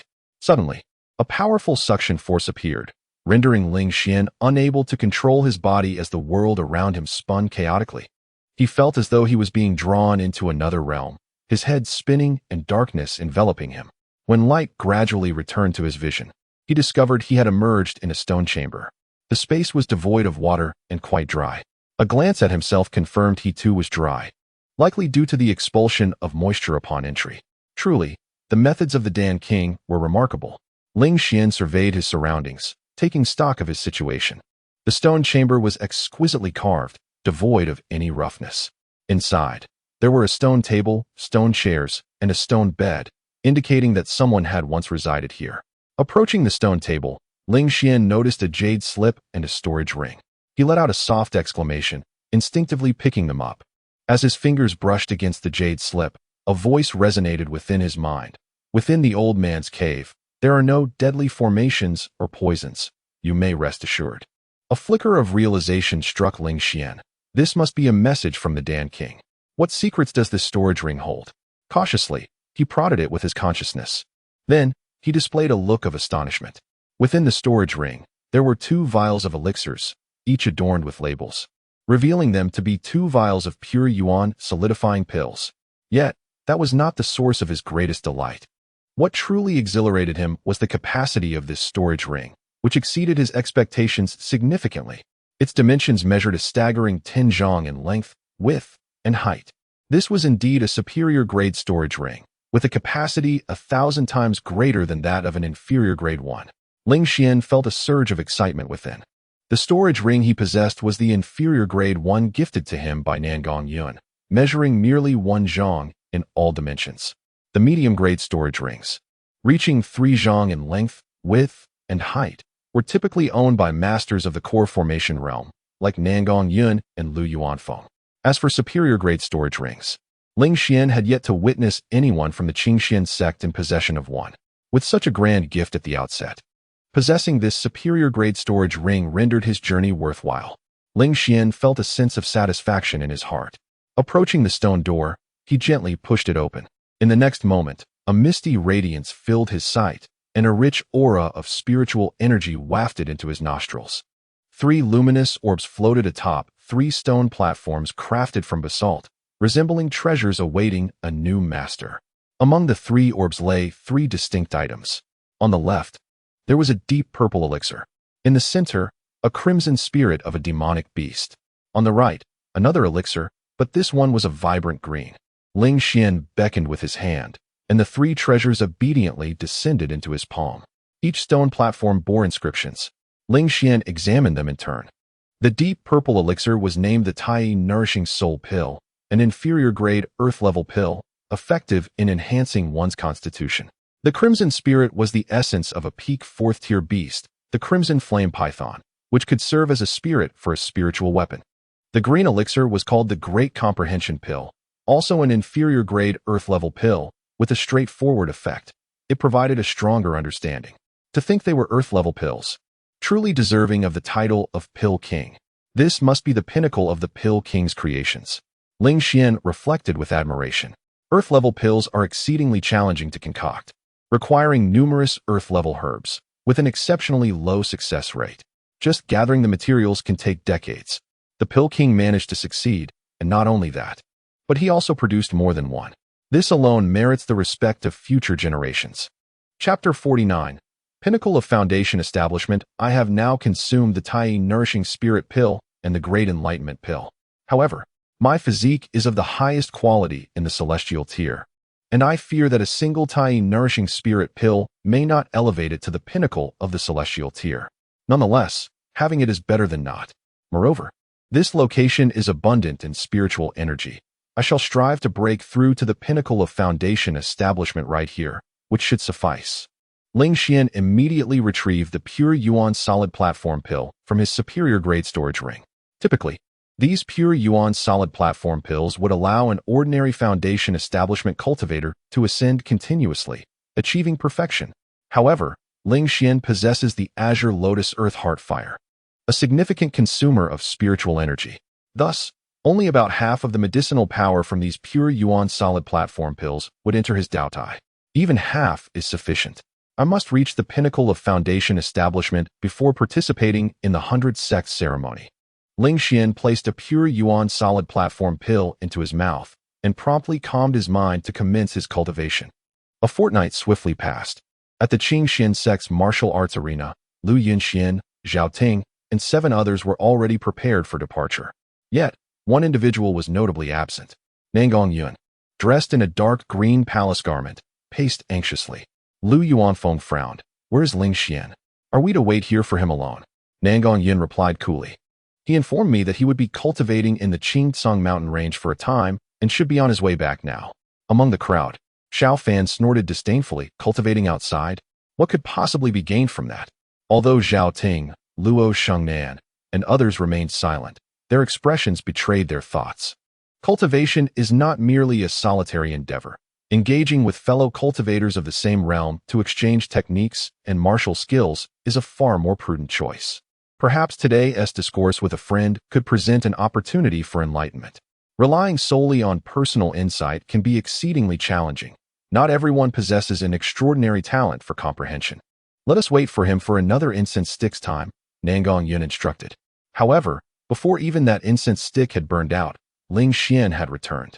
Seeing her disciple return unharmed, Nangong Yun breathed a sigh of relief. She was acutely aware of Ling Xian's fate, yet still harbored concerns for his safety. Lu Yuanfeng frowned and scolded. Where have you been? Do you realize we have been waiting for you for nearly 2 hours? Ling Xian clasped his hands apologetically. I sincerely apologize. I was in the midst of a breakthrough last night, which continued until this morning, hence my tardiness. Breakthrough? A breakthrough? Lu Yuanfeng's eyes widened. If memory serves, Ling Xian was at the perfected Foundation Establishment during the selection battle. If he has broken through again, has he reached the pinnacle of Foundation Establishment? Upon hearing Ling Xian's words, everyone turned their gaze toward him. Nangong Yun, filled with excitement, approached him and earnestly inquired. Was it successful? It was successful. I have now reached the pinnacle of Foundation Establishment. Ling Xian smiled. He still held the belief that there was no need to conceal his strength. Even if concealed now, once on the arena, under the scrutinizing gaze of the crowd, even a false claim of having reached the peak of the Foundation Establishment stage would be swiftly unmasked. Excellent. Truly splendid. I always knew your external cultivation would yield results. You never fail to impress me. A look of satisfaction adorned Nangong Yun's face. Zhao Ting, Luo Shengnan, and others were equally astonished, hastily stepping forward to offer their congratulations. Zhao Ting was deeply shaken. How little time had passed since Ling Xian resumed his cultivation. Step by step, he had ascended from the body refinement stage back to the qi condensation stage, and now he had reached the Foundation Establishment stage, far surpassing them, even to the point of being beyond their reach. His pace of cultivation was astonishingly swift. In comparison, they felt as sluggish as tortoises, Lu Yuanfeng and Lu Yunxian. At this moment, wore expressions more dismal than one discovering a half-eaten apple infested with worms. Master, everyone is present. Let us depart without further delay, Lu Yuanfeng interjected darkly. interrupting their exchanges of congratulations.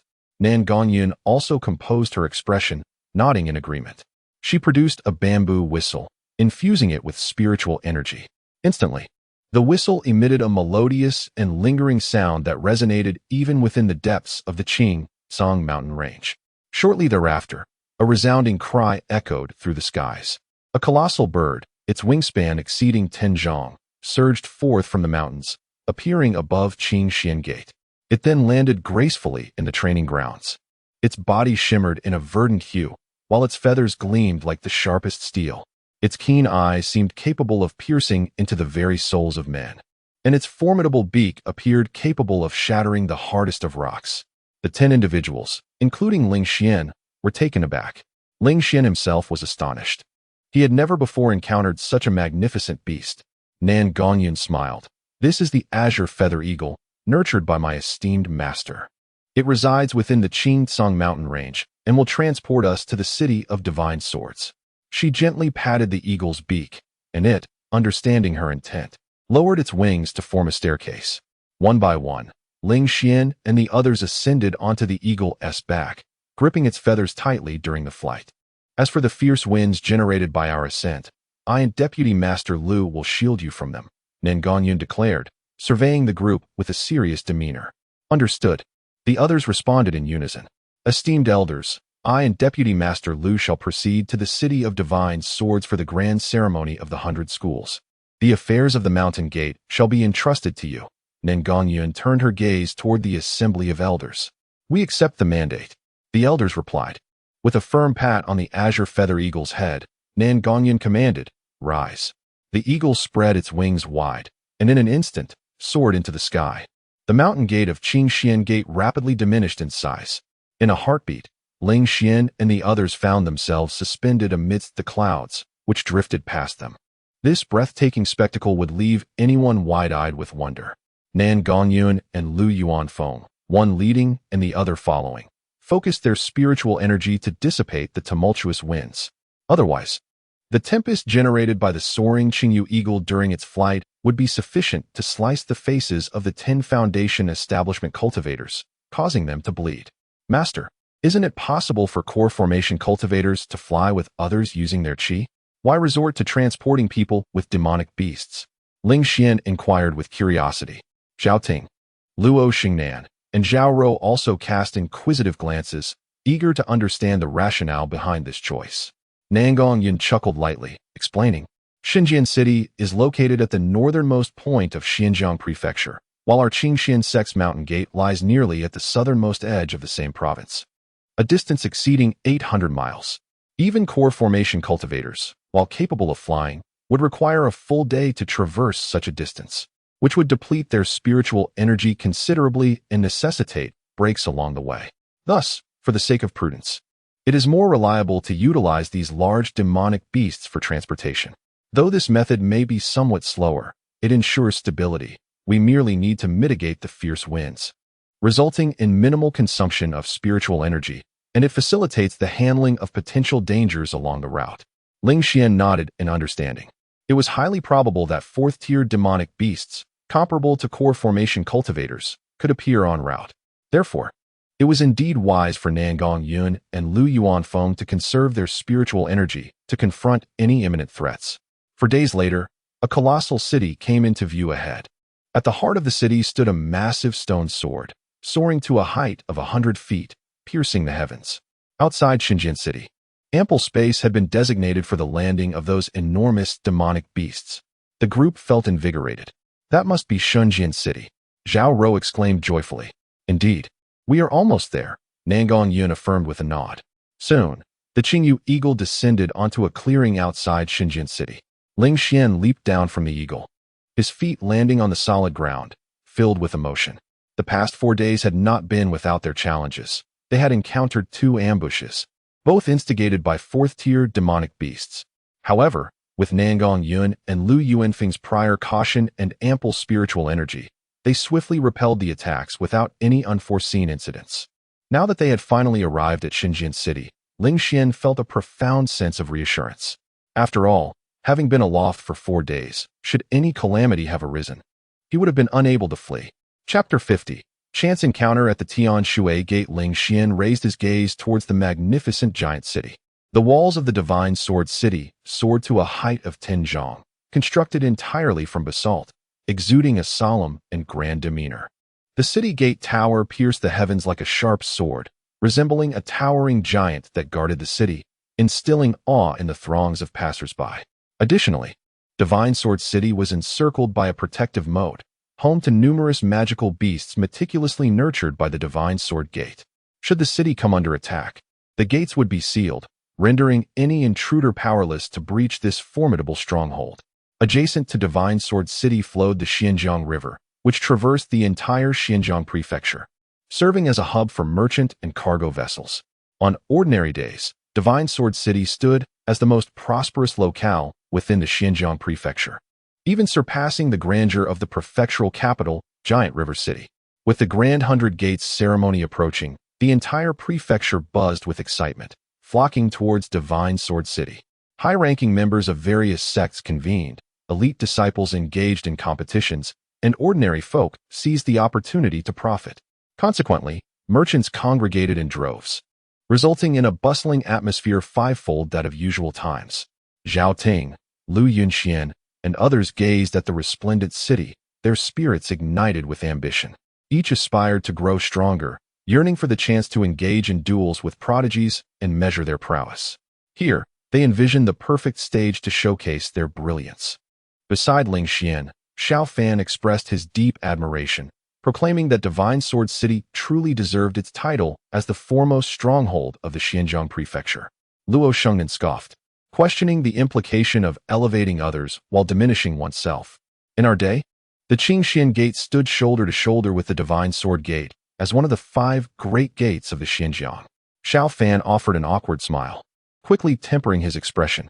Lu Yuanfeng calmly interjected, "One cannot merely dwell on the past glories of the Qingxian Gate while dismissing the present strength of others." At a loss for a retort, Luo Shengnan turned her gaze away, disinterested in engaging further, as she was not aligned with Lu Yuanfeng's faction. "Let us proceed into the city," commanded Nangong Yun with a serene demeanor. The group followed her lead. At that moment, the city gates swung wide open, revealing a silver-armored contingent stationed on either side. The arrival of the Qingxian Gate's emblematic Qingyu eagle had already captured their attention. As the entourage approached, the leading silver-armored general respectfully clasped his hands and inquired, "Which sect do you hail from?" "Nangong Yun, Qingxian Gate. I am the gate master, Nangong Yun," she replied. The silver-armored general's demeanor shifted to one of greater respect, signaling a nearby soldier to inscribe their names while presenting a token. "Gate Master Nangong, this is your token for accommodations." He then summoned another soldier, instructing, "You, escort the members of the Qingxian Gate to their quarters." "Yes." The soldier nodded in acknowledgement.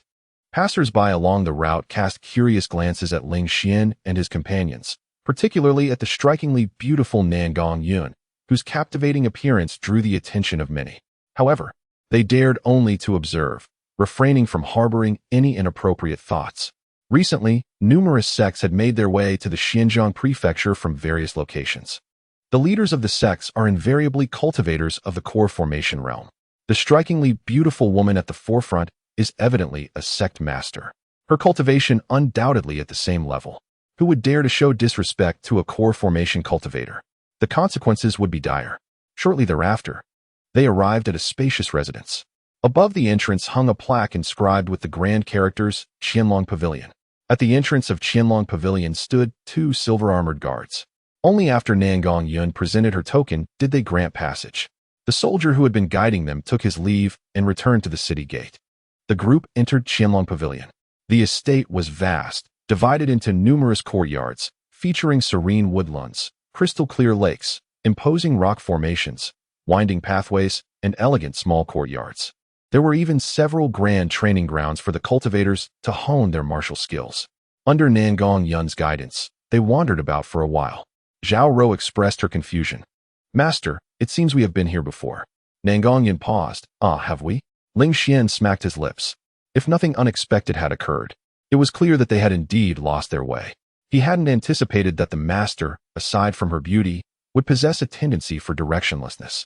He glanced at Nangong Yun, noticing a blush creeping across her fair cheeks, clearly realizing that she had led them astray. At that moment, a voice emerged before them, followed by a group of individuals clad in azure robes entering their line of sight. Ling Xian's gaze sharpened. The azure robes, embroidered with landscapes on the chest, unmistakably belonged to the Tianshui sect. In the past, the Qingxian sect was one of the 5 sects of the Suspended River. However, a mishap resulted in the loss of over half of their core formation cultivators, causing a significant decline in their overall strength. Seizing the opportunity, the Tianshui sect vanquished the Qingxian sect and subsequently gained recognition from the other 4 sects, rising to become one of the 5 sects. The Qingxian sect, on the other hand, fell to the 2nd tier, retreating to its former territory and could only govern 3 cities. Thus, the Qingxian sect and the Tianshui sect harbored a long-standing animosity.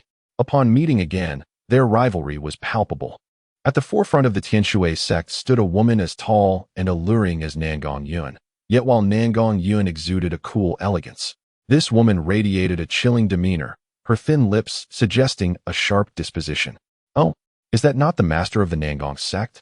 It seems our 2 sects reside in proximity, the master of the Tianshui sect remarked with a mocking smile. Nangong Yuan's expression remained unperturbed. Let us proceed. However, the master of the Tianshui sect obstructed her path. I have heard that your Qingxian sect has produced a prodigy with heavenly grade physique. Who is it? Bring them forth so that we of the Tianshui sect may behold. The disciples of the Tianshui sect cast their gazes towards those of the Qingxian sect. Having also heard the rumors, it was said that not long ago, a pillar of flame soared towards the heavens from the Qingxian sect, a magnificent spectacle undoubtedly signaling the awakening of a heavenly grade physique. Yet, the Qingxian sect had not confirmed this news. Nangong Yuan replied coolly. Whether or not it pertains to a heavenly grade physique is of no concern to you. The master of the Tianshui sect chuckled. And what of the earth grade physique? I have heard that your Qingxian sect possesses a mid-tier earth grade physique known as the fiery battle body, belonging to one Xiao Fan. Who is this Xiao Fan? Upon hearing his name, Xiao Fan instinctively straightened his posture, puffed out his chest, and wore a proud expression. He was utterly astonished that the esteemed master of Tianshui, one of the 5 great sects, was actually aware of him and had uttered his name. His heart raced with excitement. The master of Tianshui noticed his demeanor and could not help but laugh. So you are Xiao Fan? Excellent. Should your Qingxian sect falter in the future, you are most welcome to join my Tianshui sect. I shall surely open my doors to you. Xiao Fan dared not say much more and could only bow in acknowledgement. Nangong Yuan frowned and chastised. To poach a disciple in front of me, Zhuang Macho, as the leader of a sect, is rather shameless. Wouldn't you agree? The master of Tianshui laughed heartily, brushing past the disciples of Tianshui along with Ling Xian. As they departed, Zhuang Macho mockingly remarked, Nangong Yuan, if I recall correctly, your Qingxian sect fell to the 26th position in the last 100 sects grand ceremony. What do you aim to drop to this time? 30? 40? Ha ha ha. Nangong Yuan remained silent. The 100 sects grand ceremony is largely a mere formality. Much like the numbers 3, 6, and 9 in ancient texts, which often serve as placeholders. The term 100 sects implies a grander scale than reality. In truth, only about 50 sects are qualified to participate, as each must have at least one core formation cultivator to preside over it.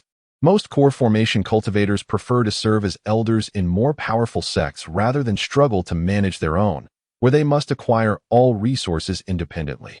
This time, the Qingxian sect will certainly not repeat its past mistakes, Nangong Yuan declared with confidence. Zhuang Macho merely sneered, choosing not to respond further. Chapter 51. The Enigmatic Gentleman. Mo Yuheng. The encounter with the Heavenly Water Gate was but a minor interlude. After a while, the members of the Qingxian sect finally found the correct path and arrived at the prearranged residence.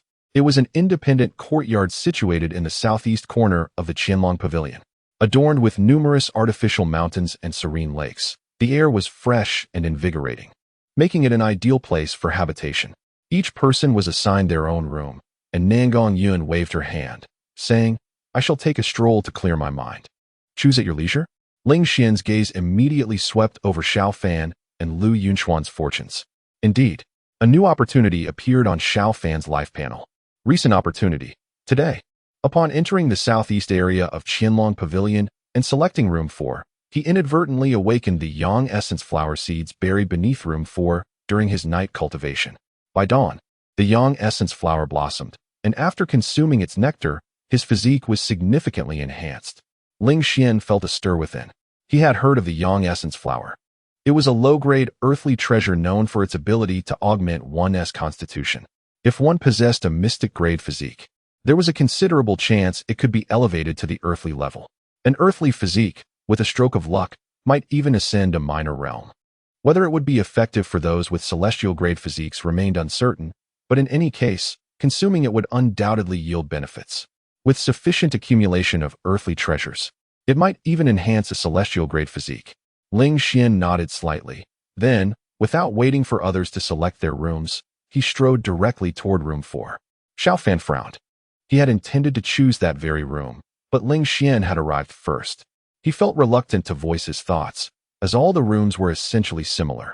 Moreover, these accommodations were specifically designated for outsiders like them, so it was unlikely they concealed any treasures within. Resigned, Xiao Fan opted for room 6 instead. Upon entering room 4, Ling Xian meticulously examined his surroundings. All the rooms were alike, decorated in understated luxury. Each chamber was equipped with a soundproof formation, which spoke volumes of the financial prowess of the Divine Sword sect. The soundproof formations, classified as high-grade yellow tier, required a complete set of formation flags and consumed 3 low-grade spirit stones daily. With over 100 identical rooms within this courtyard, the cumulative expense was indeed staggering. As the foremost sect of the Xinjiang region, their wealth was indisputable, a fact that left the Qingxian sect in the dust. Ling Xian couldn't help but feel a sense of awe. Preferring solitude, he shut the door and began his cultivation. Time swiftly passed, and night descended. 3 servants delivered meals to each individual's room. Soon, the darkness deepened. Ling Xian immediately immersed himself in earnest practice. Following the rhythmic breathing technique of the Flame Prison Destruction Sutra, 8 shallow breaths followed by 1 deep, a seamless flow of inhalation and exhalation. The Divine Sword City was a treasure trove. It was said that a vast spirit-gathering formation lay beneath, drawing in all the surrounding spiritual energy. The atmosphere here was rich with vitality, far surpassing the density of spiritual energy found at the Qingxian sect by 2 to 3 times. Ling Xian cultivated here, achieving remarkable efficiency, and soon entered a state of deep meditation. Meanwhile, a stone slab on the ground began to shift, as if something were striving to emerge from beneath it. Before long, a faint sound emanated from the slab, which silently fractured into numerous fragments. A golden plant gradually sprouted, unfurling its stems and leaves. Its form was extraordinarily peculiar. The stalk stood upright, while 2 leaves resembled radiant suns suspended above. In an instant, Ling Xian's room was bathed in light. However, the illumination also permeated the other rooms, thus failing to draw anyone else's attention. Noticing the change, Ling Xian opened his eyes and glanced at the ground. At the apex of the golden plant, a small flower bud was forming, housing the precious yang sui flower within. That was indeed a treasure of the earth level, though it was not yet time for it to bloom. At that moment, Ling Xian felt a stirring within him and suddenly turned his gaze toward the window. There, he beheld a small snake, its entire body a pristine white, as flawless and pure as jade. The only exception was its eyes, which glimmered a vivid crimson, resembling tiny rubies. The little snake was fixated on Ling Xian, its scarlet tongue flicking in and out, seemingly intrigued by him. A sentient beast? This was not mentioned in the prophecy. Ling Xian sensed its intelligence and extraordinary nature. Come here, little one, he beckoned. The small snake tilted its head curiously, observing Ling Xian. It was quite perceptive, yet remained cautious, not approaching directly. Instead, it traversed from the windowsill to the floor, casting a glance at the yang sui flower without much interest, and then circled around Ling Xian's bed several times before finally approaching him. The little snake gently brushed against the back of his hand, as if urging him for something. Ling Xian, puzzled, wondered if it desired food. He retrieved several pills and a few spirit stones from his storage ring. However, the small snake merely sniffed them and paid them no heed. Suddenly, it opened its mouth and exhaled a waft of intensely warm fire spiritual energy. Ling Xian's realization dawned. He possessed a superior heavenly physique known as the fiery sun burning flame body, naturally attracting abundant fire spiritual energy. Currently, he was practicing the heavenly technique, the flame prison annihilation scripture, which drew even more refined fire spiritual energy. This little creature must have been lured by the fire's spiritual energy. Very well, here you go, Ling Xian declared, promptly engaging in the flame prison annihilation scripture. Tendrils of fire's spiritual energy surged from all directions. The small snake nestled comfortably in Ling Xian's embrace, its scales seeming to relax in sheer bliss. Approximately 30% of the surrounding fire spiritual energy was absorbed by the little snake. Ling Xian merely smiled, not wishing to chase it away. The little creature was rather endearing, and he felt reluctant to expel it. However, given its evident intelligence, it was likely domesticated. Who could be its caretaker? A disciple from which sect? Or perhaps an elder or the leader of a sect? The little serpent, having obediently refrained from disrupting his cultivation, allowed Ling Xian to continue his practice with tranquility. However, it was not long before footsteps echoed in the air. Ling Xian lifted his gaze towards the window, where he beheld a young woman of exquisite form, her curves delicately enchanting. Her long, raven-black hair cascaded freely, framing a visage of porcelain skin akin to the finest jade. Clad in sheer garments, her alabaster arms and flat abdomen were openly displayed, while her elevated bosom was ensconced in a veil of black, rendering her utterly captivating. Her striking features exuded a beguiling allure that would leave any observer breathless. Indeed, for someone as youthful as Ling Xian, merely 18 years of age, the sight was particularly stirring. Yet, beneath her beauty, he sensed an unmistakable danger, an acute and palpable threat. If Nan Gongyun epitomized an icy beauty, then this woman was akin to a venomous serpent. Those ensnared by her stunning visage would pay the ultimate price for their folly. A shiver coursed through Ling Xian as he immediately scrutinized her life panel. Name, Mo Yuhong. Realm, Peak of Foundation Establishment. Fate, disciple of a sect. Blessed with fortune, a master of both medicine and poison, heir to the art of strange gates, a conduit for myriad beasts. Destiny, to cultivate to minor success in the transformation god realm. 61 years hence, while seeking a breakthrough, she will encounter a beast tide and perish amidst the onslaught of frenzied creatures. Recent opportunities, none. Ling Xian continued to observe. Sect disciple, Blue Fate. You hail from the Qingting sect, one of the 5 sects of Xinjiang, instructed by the sect master from a young age, allowing for an accelerated pace in cultivation.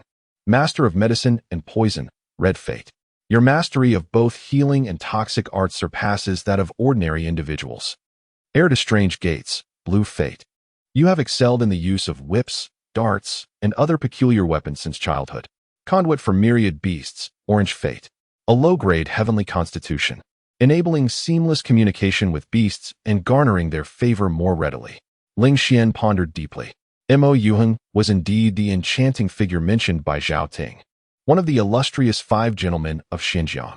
He had previously assumed Mo Yuheng to be male, but now he found himself astounded by the beauty and inherent peril that this young woman embodied. Chapter 52. The meeting of the sect leader. Mo Yuheng cast a few glances at Ling Xian, blinking playfully. Are you at the pinnacle of the foundation establishment stage? She inquired with a smile, her voice as melodious as a clear spring. Ling Xian remained silent. Mo Yuheng was not perturbed. Instead, she let out a soft whistle, light and airy. However, upon hearing this sound, the little serpent nestled in Ling Xian's embrace suddenly stirred awake. The serpent glanced at Mo Yuheng, seemingly reluctant to part. Mo Yuheng revealed a gentle smile, shaking her delicate fingers.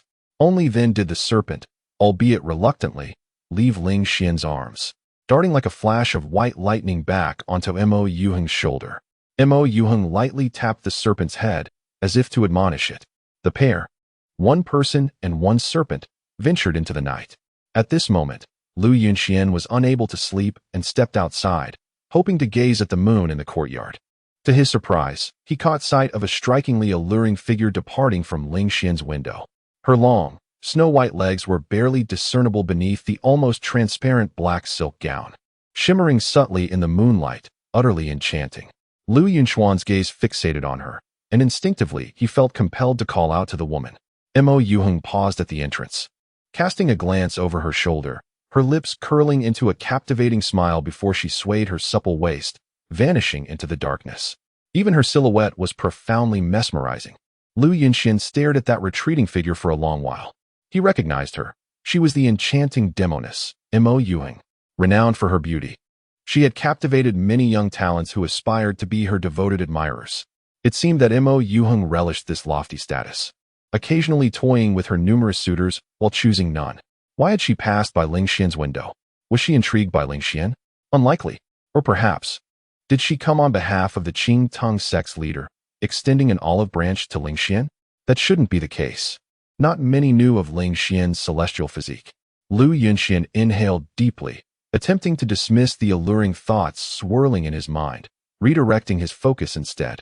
Yet, after much contemplation, he could not fathom why Mo Yuheng had appeared outside Ling Xian's window. Inside Ling Xian's room, Mo Yuheng's sudden presence was quite astonishing to him. However, this was merely a fleeting episode.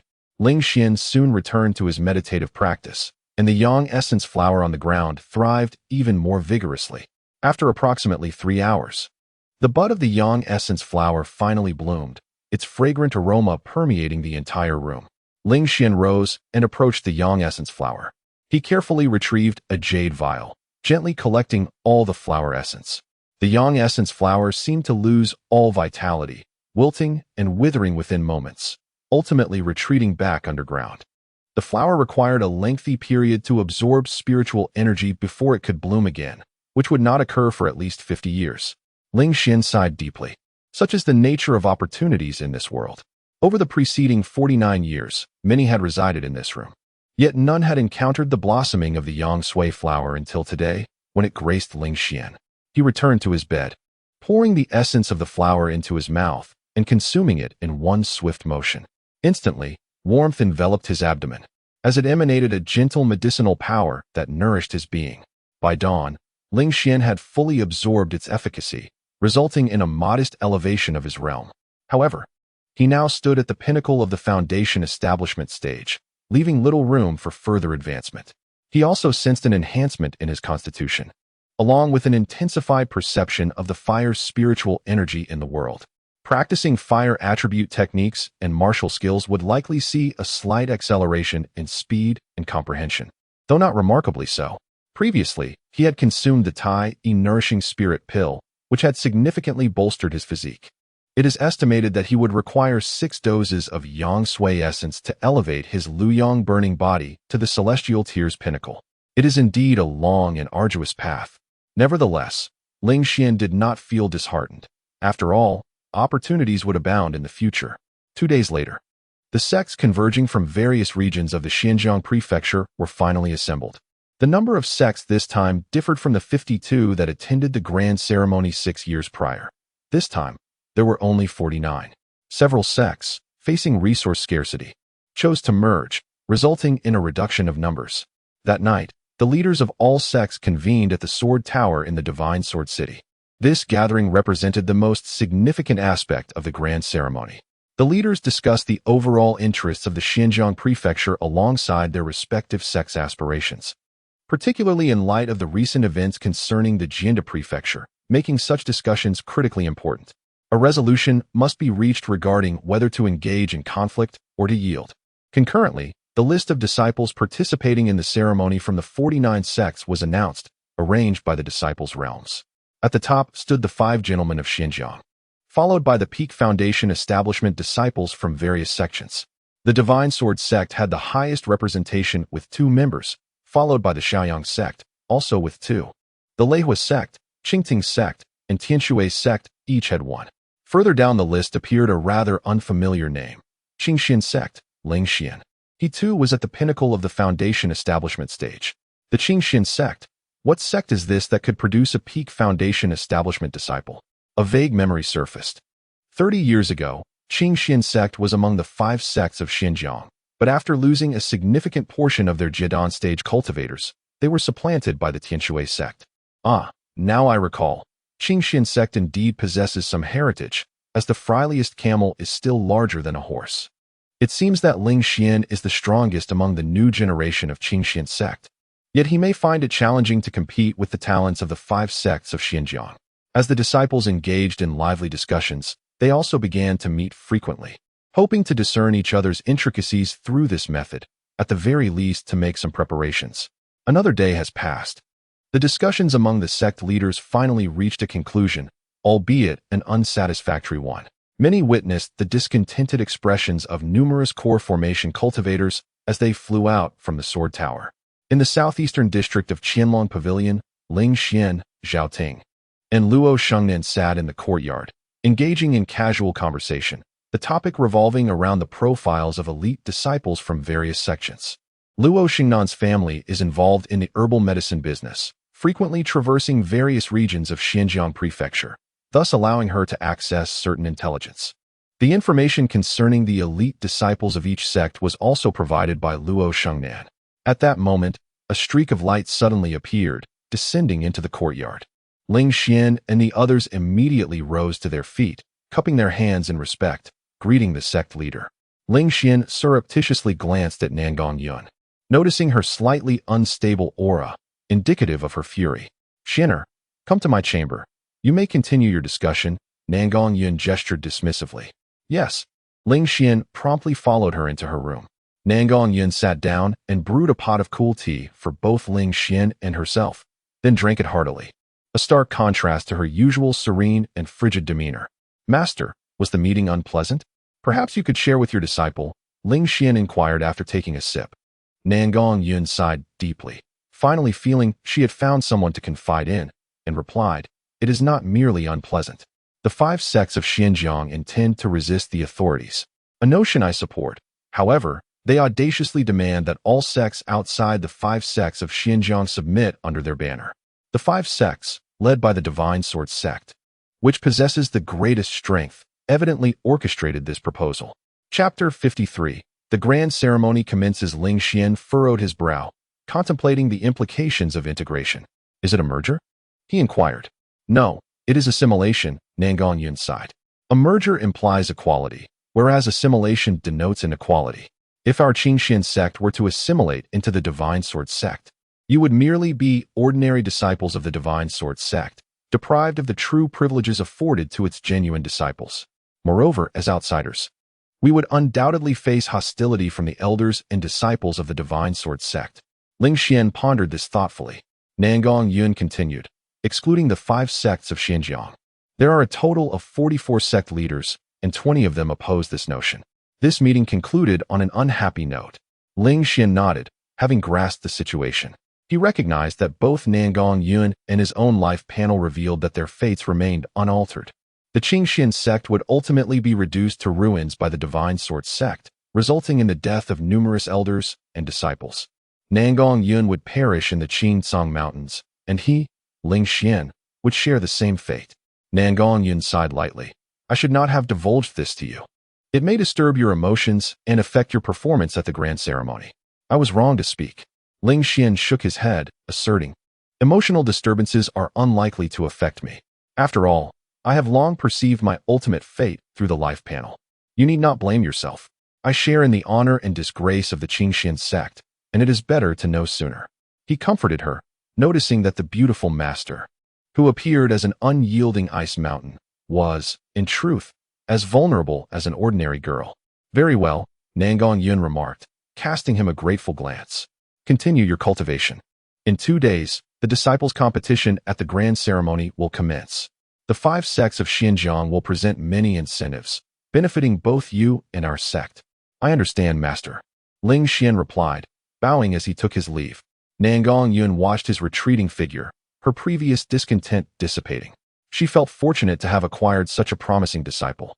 2 days later, the grand ceremony commenced as scheduled, taking place at the central martial arena of Divine Sword City. This arena was vastly larger than that of the Qingxian sect, boasting 4 times its size. Surrounding the arena were 4 tiers of spectator stands, ascending in height, capable of accommodating 40,000 viewers. Dong, dong, dong. The chimes resonated as 49 sects entered the arena, each bringing 10 elite disciples. Sects unable to muster even 10 elite disciples had no right to attend. The stands were abuzz with excitement. "Look, the tall and handsome one from Qingxian sect, adorned with golden silk trim, is Ling Xian. Indeed, he was strikingly handsome, exuding an extraordinary charisma. Zhou Qingcang, look, the leader of the 5 gentlemen. Behold, Mo Yuheng from the Qingting sect. Just look at that figure. If she were to become my wife, I would willingly sacrifice 20 years of my life. Hey, does anyone know the rules of the competition? A young scion of a wealthy family eagerly inquired. Shall I witness the appearance of the ink goddess? Not grasping the matter, he decided to enlighten them. Beside him, a gentleman wielding a folding fan smirked with delight. Lu, do enlighten us, urged the surrounding affluent youths and young ladies, who were merely there for amusement, utterly oblivious to the intricate rules. Lu, with a self-satisfied smile, waved his fan and began. The grand tournament consists of 3 rounds. The first round is a free-for-all, featuring 49 sects with a total of 490 participants, all of whom will engage in a chaotic melee until only 100 remain. The crowd erupted in disbelief. What? Almost 4/5 will be eliminated in the first round? Indeed, the victor of the grand tournament must be among the elite. Lu retorted, his patience wearing thin. Are you listening or not? Do not interrupt my discourse. Yes, continue. Lu, the interjectors awkwardly chuckled. Clearing his throat, Lu continued, the second round, which takes place tomorrow, will see these 100 combatants face off in pairs to determine the top 50. They will then fight again to establish the top 25. Subsequently, the third round, commencing the day after tomorrow, will have these 25 continue to battle, although some will have buys. Only after determining the top 10 will the grand tournament conclude, with prizes awarded to both the top 10 and their representing sections. The audience suddenly comprehended the significance. The grand tournament, held once every decade, attracted prodigies who possessed unique insights and exceptional skills in martial arts. Keep your eyes wide open and learn well. It will greatly benefit us. Lu proclaimed with an air of authority. The atmosphere in the stands was fervently charged. The spectators could hardly contain their impatience, frequently casting glances toward the disciples of various sects, pondering why the event had yet to commence. Among the resting disciples, the atmosphere began to simmer with anticipation. They exchanged glances, their spirits high, each secretly assessing whether they could best this or that opponent. Within the ranks of the Qingxian sect, Lu Yunxian spoke solemnly. This year's teams from all sects are formidable. Everyone must be prepared and hold nothing back. Luo Shengnan shot him a glance, retorting, that sentiment should come from our strongest. Ling Xian. Lu Yunxuan's expression darkened, filled with frustration. He had forgotten that he was no longer the strongest among the 4 true disciples. That title belonged to Ling Xian. Inadvertently, he had placed himself in the forefront during his earlier speech. Ling Xian nodded calmly. The chaos of the first round is unpredictable. Lu Yunxian is correct. We must unite and give our all, particularly against the Tianshui sect, which may ally with others to confront us. Zhao Ting slightly nodded, pointing towards several sects. Those sects maintain close ties with the Tianshui sect and can be considered its affiliates. We must remain vigilant. Ling Xian's gaze traversed the ranks of the various sections. Suddenly, a breathtaking figure caught his eye. With a sultry physique, stunning beauty, and alabaster skin, her attire was alluringly elusive, drawing the gaze of nearly half the audience. However, there was a palpable sense of trepidation, as onlookers dared not stare for too long, stealing glances instead. It was the enchanting demoness, Mo Yuheng. At that moment, she was playfully teasing a white jade snake nestled in her arms. Seemingly aware of Ling Xian's scrutiny, Mo Yuheng cast her gaze in his direction. Her violet eyes, mesmerizing and bewitching, seemed to promise a descent into oblivion with just a lingering glance. The disciples of the Qing Tung sect followed her line of sight towards Ling Xian. Lu Yuanfeng, noticing this interaction, furrowed his brow and softly admonished, do not gaze indiscriminately. Angering the Qing Tung sect now would only invite another adversary amidst the chaos. Lu Yunxian echoed. Ling Xian, avert your eyes. Ling Xian complied, reflecting, is she truly the demoness Mo Yuheng? Zhao Ting nodded affirmatively, adding, indeed. She is also the daughter of the sect leader of Qing Tung, proficient in the art of poison. She seems to possess a celestial physique, allowing her to converse freely with demonic beasts. Ling Xian nodded in acknowledgement and resumed observing the other sections. Yet, even as he averted his gaze, Mo Yuheng continued to scrutinize him from a distance. Alongside her, the disciples of Qing Tung sect remained fixated on this side, their expressions devoid of warmth, their demeanor icy. Suddenly, they turned their attention towards a certain direction, drawing considerable notice. Other sects, as well as the spectators in the stands, also directed their gazes towards Qing Xin sect. What could be amiss?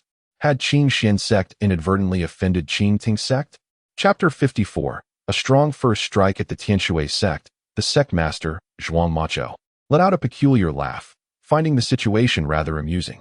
The Qing Xin sect was indeed showing newfound determination. Shui Gu, Ziyue, and the rest of you, listen closely. When the grand melee begins, focus on taking down the Qing Xin sect first. Behind her, apart from the deputy sect master, stood 10 disciples of the Tianshui sect. Leading them was the handsome yet cold-faced Yin Shuega, a Peak Foundation establishment cultivator. Following closely behind was another Peak Foundation establishment disciple named by Ziyue. Although both were at the peak of Foundation establishment, there was a significant disparity in strength between those who had reached this level for 5 or 6 years and those who had just arrived. The disciples understood this well. Nodding in agreement, the other sects observed the unfolding scene with delight, as the Qingting sect seemed to have set its sights on the Qingxin sect. Additionally, the Tianshui sect and the Qingxin sect had a long-standing enmity. Thus, with 2 of the 5 sects of Xujiang targeting the Qingxin sect, it effectively meant that the Qingxin sect would be helping to divert the attention of the Qingting and Tianshui sects away from their own teams, significantly alleviating their burdens. Nangong Yun and Lu Yuanfeng exchanged puzzled glances.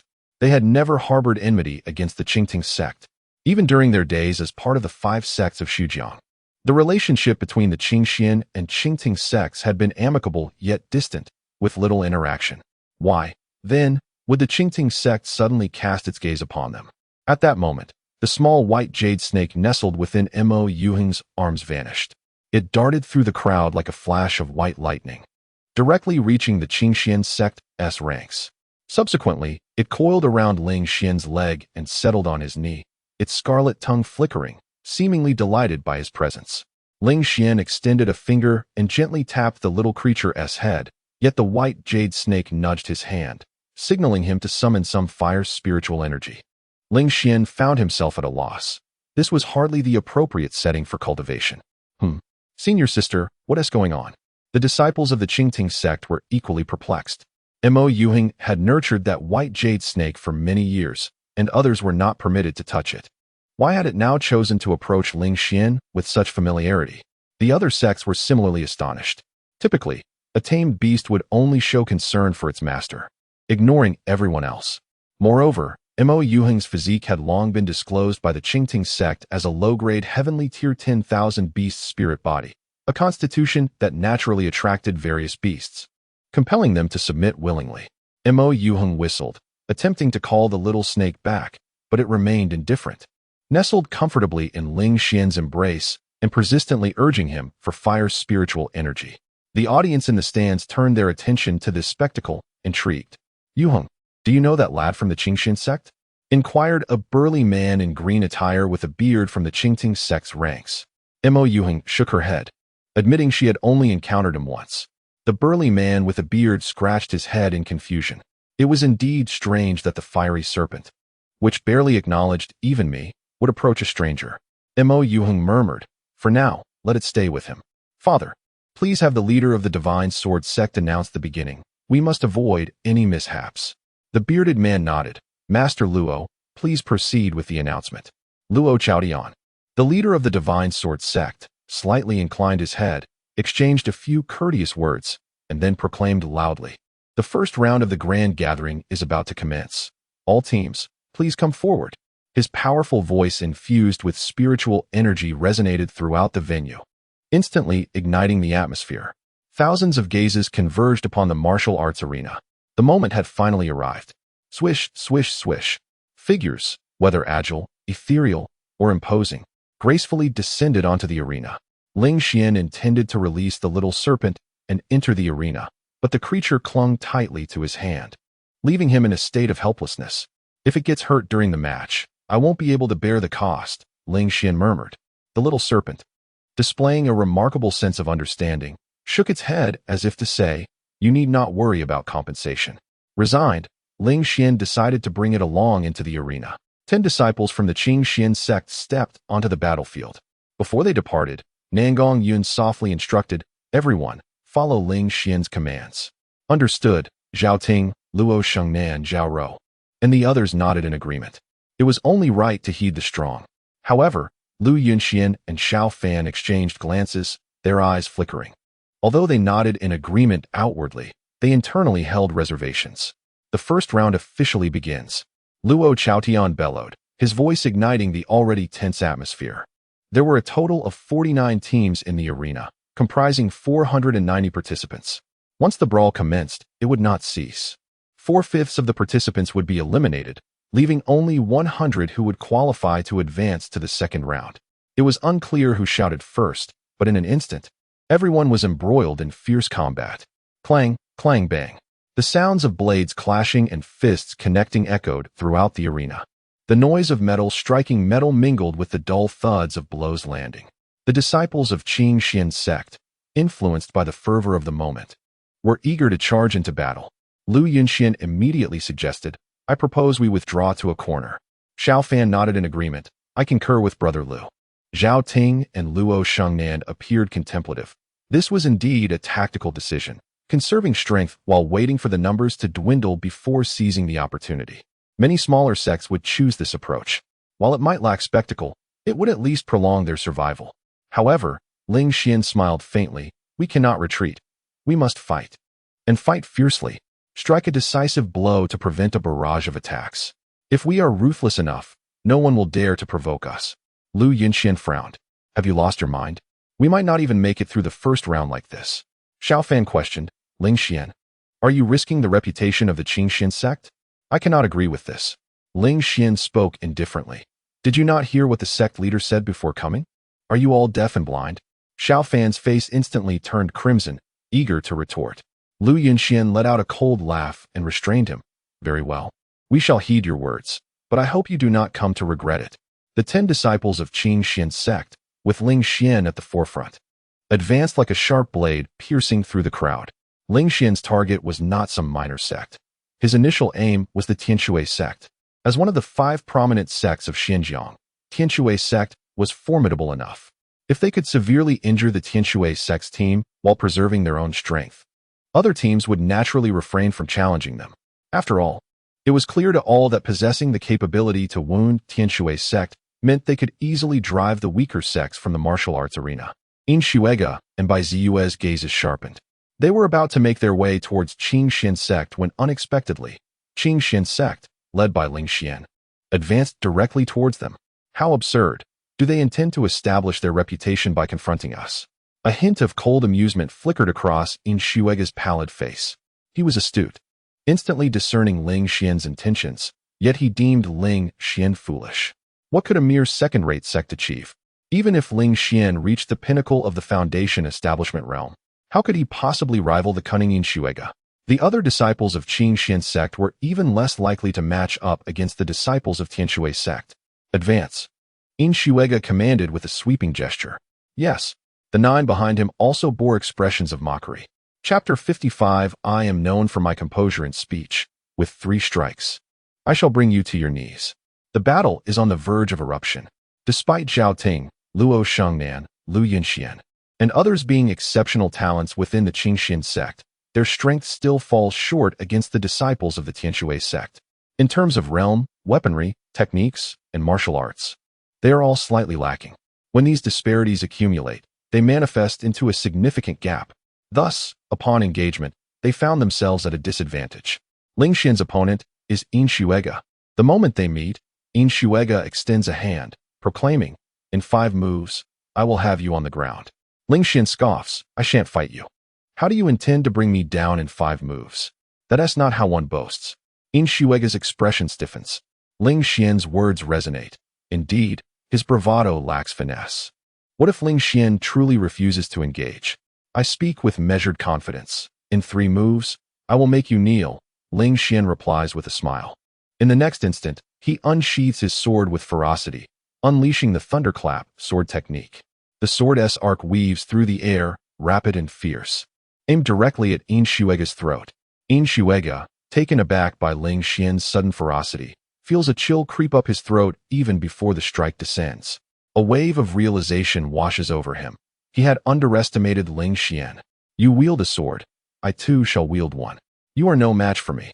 With a deep breath, Yin Shuega draws his own peculiar sword, which boasts two distinct colors. The left side a deep azure as tranquil as water, while the right side burns a fierce crimson like blood. Each side pulses with contrasting energies. Ling Xian, undeterred, accelerates towards Yin Shuega. The clash of their blades resounds with a piercing metallic ring as they collide. Ling Xian retreats 2 steps, while Yin Shuega stumbles back 5, his countenance darkening. He feels a tingling in his hands, struggling to maintain his grip on the weapon. Ling Xian's strength far exceeds his expectations. In their initial encounter, he finds himself at a disadvantage, igniting a fierce anger within Yin Shuega. With his prowess, he should have been able to dominate Ling Xian effortlessly. After all, he is one of the 5 gentlemen of Xianchuan. Again, Yin Shuega bellows, launching another assault. Ling Xian smiles, having gauged his opponent's strength from their previous exchange. He perceives weakness, significant weakness. The disparities in physique and techniques are the primary factors dividing them.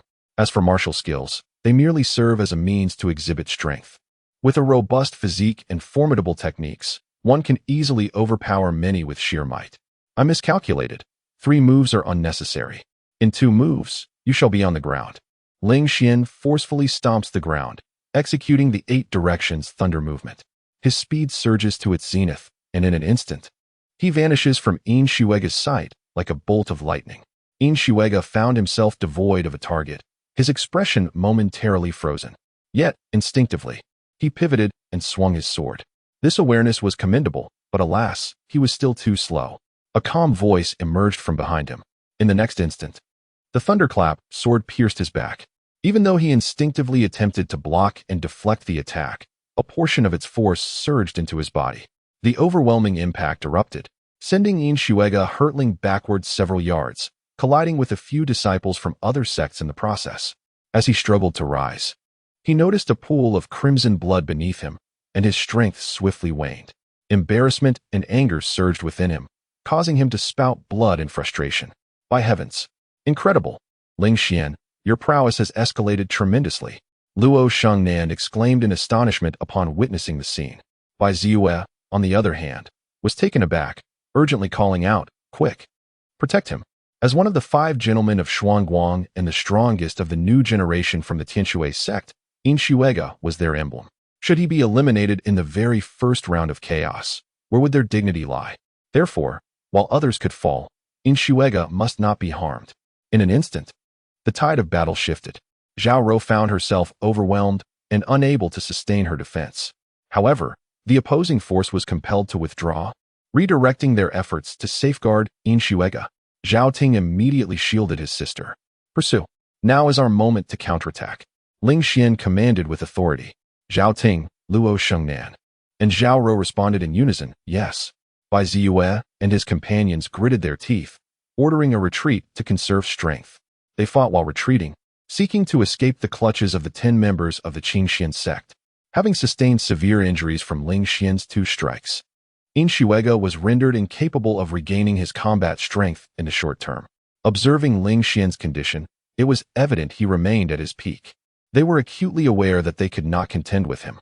Thus, retreat was their only option. Ling Xian scoffed, retreat? Where to retreat? Pursue. Drive every member of the Tianshui sect from the arena. He was the first to charge forward. The thunderclap sword aimed directly at Bai Ziyue's chest. Zhao Ting, Luo Shengnan, and Zhao Rou's eyes brightened, immediately following suit. Xiao Fan furrowed his brow, glancing at Lu Yunxian. With a gentle sigh, Lu Yunxian replied, we should join as well. Under Ling Xian's leadership, the Qingxian sect's team resembled a deadly dagger, trailing closely behind the Tianshui sect. Disciples from other sects hastily cleared a path, fearful of becoming collateral damage. This spectacle left the audience in the stands utterly astonished. My goodness, the Qingxian sect is actually pursuing the Tianshui sect. Who is that leader from the Qingxian sect? Absolutely remarkable. He incapacitated Yin Shuega in just 2 moves. They could hardly believe that the Qingxian sect had emerged as a dark horse in the 100 Sects tournament. At that moment, Zhuang Macho, the leader of the Tianshui sect, wore a deep frown. What kind of strength does that lad possess to have severely injured Shuega in merely 2 moves? Beside him, the deputy leader expressed his astonishment. He is likely the hidden celestial grade talent that the Qingxian sect has kept under wraps for so long. Zhuang Macho murmured gravely. The deputy sect leader was taken aback. What? No wonder. Observing the situation, which was decidedly unfavorable for them, there was hope that Ziyue could maintain composure. If anyone were to falter, Shuega must not be among them. Zhuang Macho took a few deep breaths, feeling a touch of anxiety. If Yin Shuega were to be eliminated in the first round, she would have no face left to continue sitting there. In stark contrast to the gloom enveloping Tianshui sect, Nangong Yun was filled with delight. She realized she had underestimated the prowess of her precious disciple. Excellent. Remarkably well done. Nangong Yun could not help but exclaim. Meanwhile, Lu Yuanfeng furrowed his brow. The pace of Ling Xian's growth was indeed formidable. Had he truly reached such a level of strength? He was indeed worthy of his high-tier heavenly physique. The 4 sect leaders and their deputies from the Divine Sword sect, Shaoyang sect, Thunderfire sect, and Qingting sect observed the scene from a distance. Their expressions revealing a myriad of emotions, some mocking, some astonished, some admiring. On the training grounds, the teams from the Divine Sword sect, Shaoyang sect, Thunderfire sect, and Qingting sect stood with their arms crossed, merely spectating. Their overwhelming strength deterred any other sects from provoking them. This had always been the case during the 100-sect grand ceremony. The 5 sects of Xiankong only needed to watch the first round of chaos with a detached gaze to easily advance to the second round. However, this year, Tianshui sect encountered a minor mishap. Within the ranks of the Shaoyang sect, Hong Qilong, with his head bowed, polishing his massive blade, remarked with indifference. That kid has grown so weak after some time apart. He merely relies on unorthodox methods. When it comes to true strength, he is hardly worthy to be compared to the senior brother. A nearby disciple of the Shaoyang sect smirked with pride. Chapter 56. The Shining Dark Horse. What are your thoughts on Ling Xian? Hong Qilong inquired. Mediocre, to say the least. In comparison to our senior brother, he pales significantly. And even when juxtaposed with our second brother, he is notably lacking. The disciples wore expressions of pride. Incorrect, Hong Qilong replied calmly. The disciples of the Shaoyang sect were taken aback. How is that incorrect? Hong Qilong stated with composure. When he confronted Yin Shuega, he did not exert his full strength. Do you still believe he is weak? Foolish. The faces of the Shaoyang disciples flushed with indignation, yet they dared not refute him and could only nod in agreement. Senior brother, shall I test his strength? A disciple stepped forward. He too was at the pinnacle of the foundation establishment realm, second only to Hong Qilong among the younger disciples of the Shaoyang sect. Not yet. Let us wait a while longer, Hong Qilong chuckled. I am awaiting his obliteration of the Tianshui sect. Surely not. Senior brother, look, several sects have already gathered. They are all allied with the Tianshui sect. The disciple pointed towards the crowd. Hong Qilong smiled faintly, merely a rabble. A similar discourse unfolded at the Xinjian sect and the Leihua sect. The Qingxian sect relentlessly pursued the Tianshui sect, finding amusement in their plight. Had Yin Shuega been in good form, he would undoubtedly seek trouble with the 4 sects, perhaps even expelling 1 or 2 of their disciples from the arena. Now, with the Tianshui sect preoccupied with its own troubles, they could conserve their strength amidst this chaotic melee. The 4 sects, comprising 40 individuals, might very well survive the first round. In the ranks of the Qingting sect, the eldest sister was approached by a disciple. Should we not intervene? Did you not express your disdain for that young man? Mo Yuheng rolled her eyes. I do not harbor disdain. I am merely curious about him. Moreover, my little snake is still with him. The surrounding disciples of the Qingting sect scratched their heads in confusion. So, shall we simply observe? Indeed, let us observe and refrain from intervening. Mo Yuheng gestured dismissively. Her beautiful eyes gazed longingly at Ling Xian, who was relentlessly pursuing the Tianshui sect. She pondered inwardly. How could he attract my little snake? He does not even heed my commands. What sort of constitution does he possess? Could it be superior to my own? Meanwhile, Ling Xian led the Qingxian sect in a fervent pursuit of the Tianshui sect. 3 disciples from the Tianshui sect had already been struck in the back by Ling Xian, sent flying from the arena. Bai Ziyue, carrying Yin Shuega, sprinted ahead, occasionally glancing back with a glint of coldness in his eyes. At that moment, Zhao Ting shouted loudly. A sect approaches from the left. It is the Baihe sect. Luo Shengnan called out. They are flanked on the right by the Shuhe sect. Lu Yinxian and Xiao Fan glanced over their shoulders to see the ranks of the Lingxi sect behind them. The Tianshui sect's formation had come to a halt. Bai Ziyue sneered. Why have you ceased your pursuit? Now, you are surrounded by 4 sects. Your Qingxian sect is destined to perish here. Ling Xian smiled faintly. Merely a motley crew, and you dare to claim we are encircled? In the pursuit of the Tianshui Gate, Ling Xian maintained an acute awareness of his surroundings. He had already surveyed the teams from Baihe Gate, Shuai Gate, and Lingxi Gate. The most formidable among them was merely at the pinnacle of the foundation establishment stage, while the others were at varying levels of proficiency within that realm. If he could eliminate the leading disciples of these 3 sects, the rest could easily be handled by Zhao Ting and Luo Shengnan. Arrogance, what could one do about it? Bai Ziyue, upon hearing this, could only scoff disdainfully. In the next moment, a blur rushed past him as Ling Xian propelled himself forward like a bolt of lightning. Bang, bang, bang. The disciples of Baihe Gate, at the peak of the foundation establishment stage, had yet to comprehend the unfolding chaos when they were struck with immense force to their chests. In an instant, they were sent flying, akin to kites severed from their strings, spewing blood mid-air, landing in a state of utter defeat. The other disciples embroiled in the tumultuous battle had become frenzied, and they descended upon the fallen, delivering a merciless beating. The disciples of Baihe Gate, eyes wide with shock, rushed forth to rescue their comrades. They were indeed a subordinate sect of Tianshui Gate, and should their strongest disciples come to harm, the wrath of their sect leader would be a fate they could not bear. Thus, their instinct was to prioritize the salvation of their kin. After vanquishing one adversary, Ling Xian charged towards the leading disciple of Shuai Gate. The latter, still reeling from the shock of witnessing his fellow disciple being sent flying, barely had time to react before Ling Xian's fist was less than a foot away from him. In a moment of desperation, he crossed his arms in a futile attempt to defend himself. Bang! The futility of his defense became apparent under the overwhelming force, and he too was sent sprawling. Mirroring the fate of the previous victim, Ling Xian intentionally propelled him into the thickest part of the crowd, knowing that if the disciples of Shuai Gate failed to intervene, he would surely suffer grave injuries, or worse. With the first 2 adversaries dispatched, Ling Xian advanced towards a third. Though this sequence may appear to unfold leisurely, in reality, Ling Xian employed the exquisite martial technique, 8 directions thunder, allowing him to move with remarkable swiftness. Each strike he delivered was decisive, swiftly concluding the engagements. Upon reaching the leading disciple of Lingxi Gate, the latter finally grasped the peril he was in. Yet, bound by the orders of Tianshui Gate, he could neither evade nor flee. After much deliberation, he resolved to stand his ground. With a fierce shout, he summoned the image of a colossal rhino, a manifestation of his defensive prowess. His body became as unyielding as the most resilient mountain, impervious to the elements. In the next instant, Ling Xian's fist descended. Bang! The disciple's defense shattered within mere moments, and he was sent hurtling away, echoing the fate of his predecessors, albeit with a lesser distance of 4 to 5 zhang. Go save him quickly. What are you hesitating for? Ling Xian remarked nonchalantly. The disciples of Lingxi Gate gritted their teeth, yet could only rush forward to rescue their comrades. In the blink of an eye, 3 punches swiftly shattered the encirclement that had surrounded the Qingxian sect.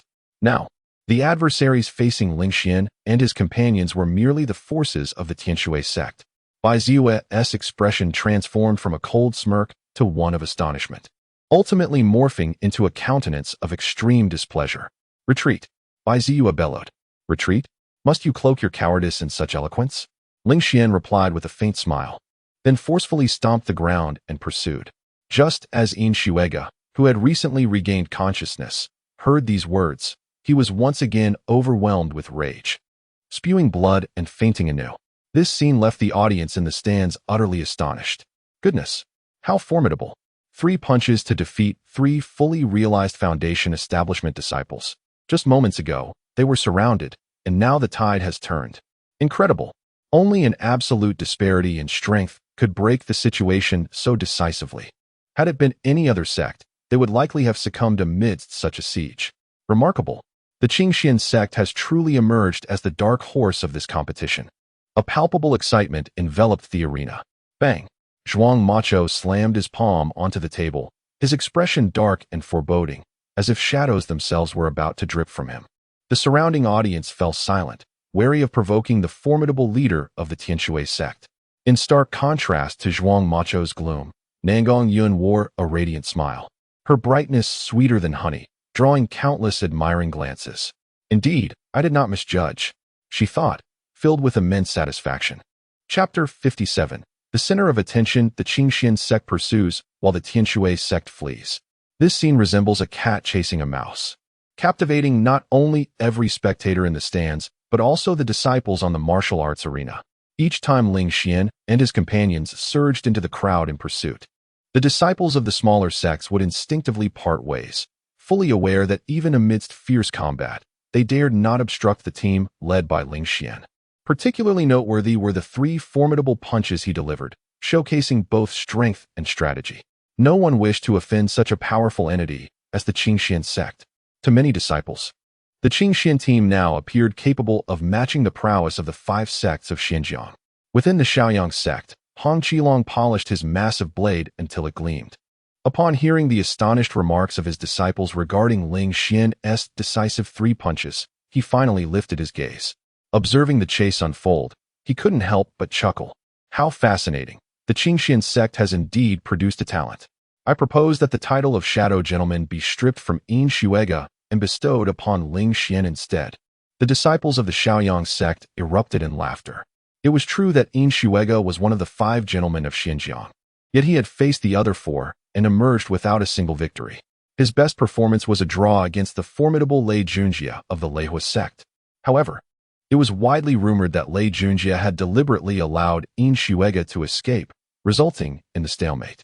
Thus, behind closed doors, Yin Shuiga was often referred to as the weak gentleman. In the Leihua sect, 9 disciples surrounded Wang Jinjie, their gazes directed toward Ling Xian. Wang Jinjie, tall and lean, was seething with rage.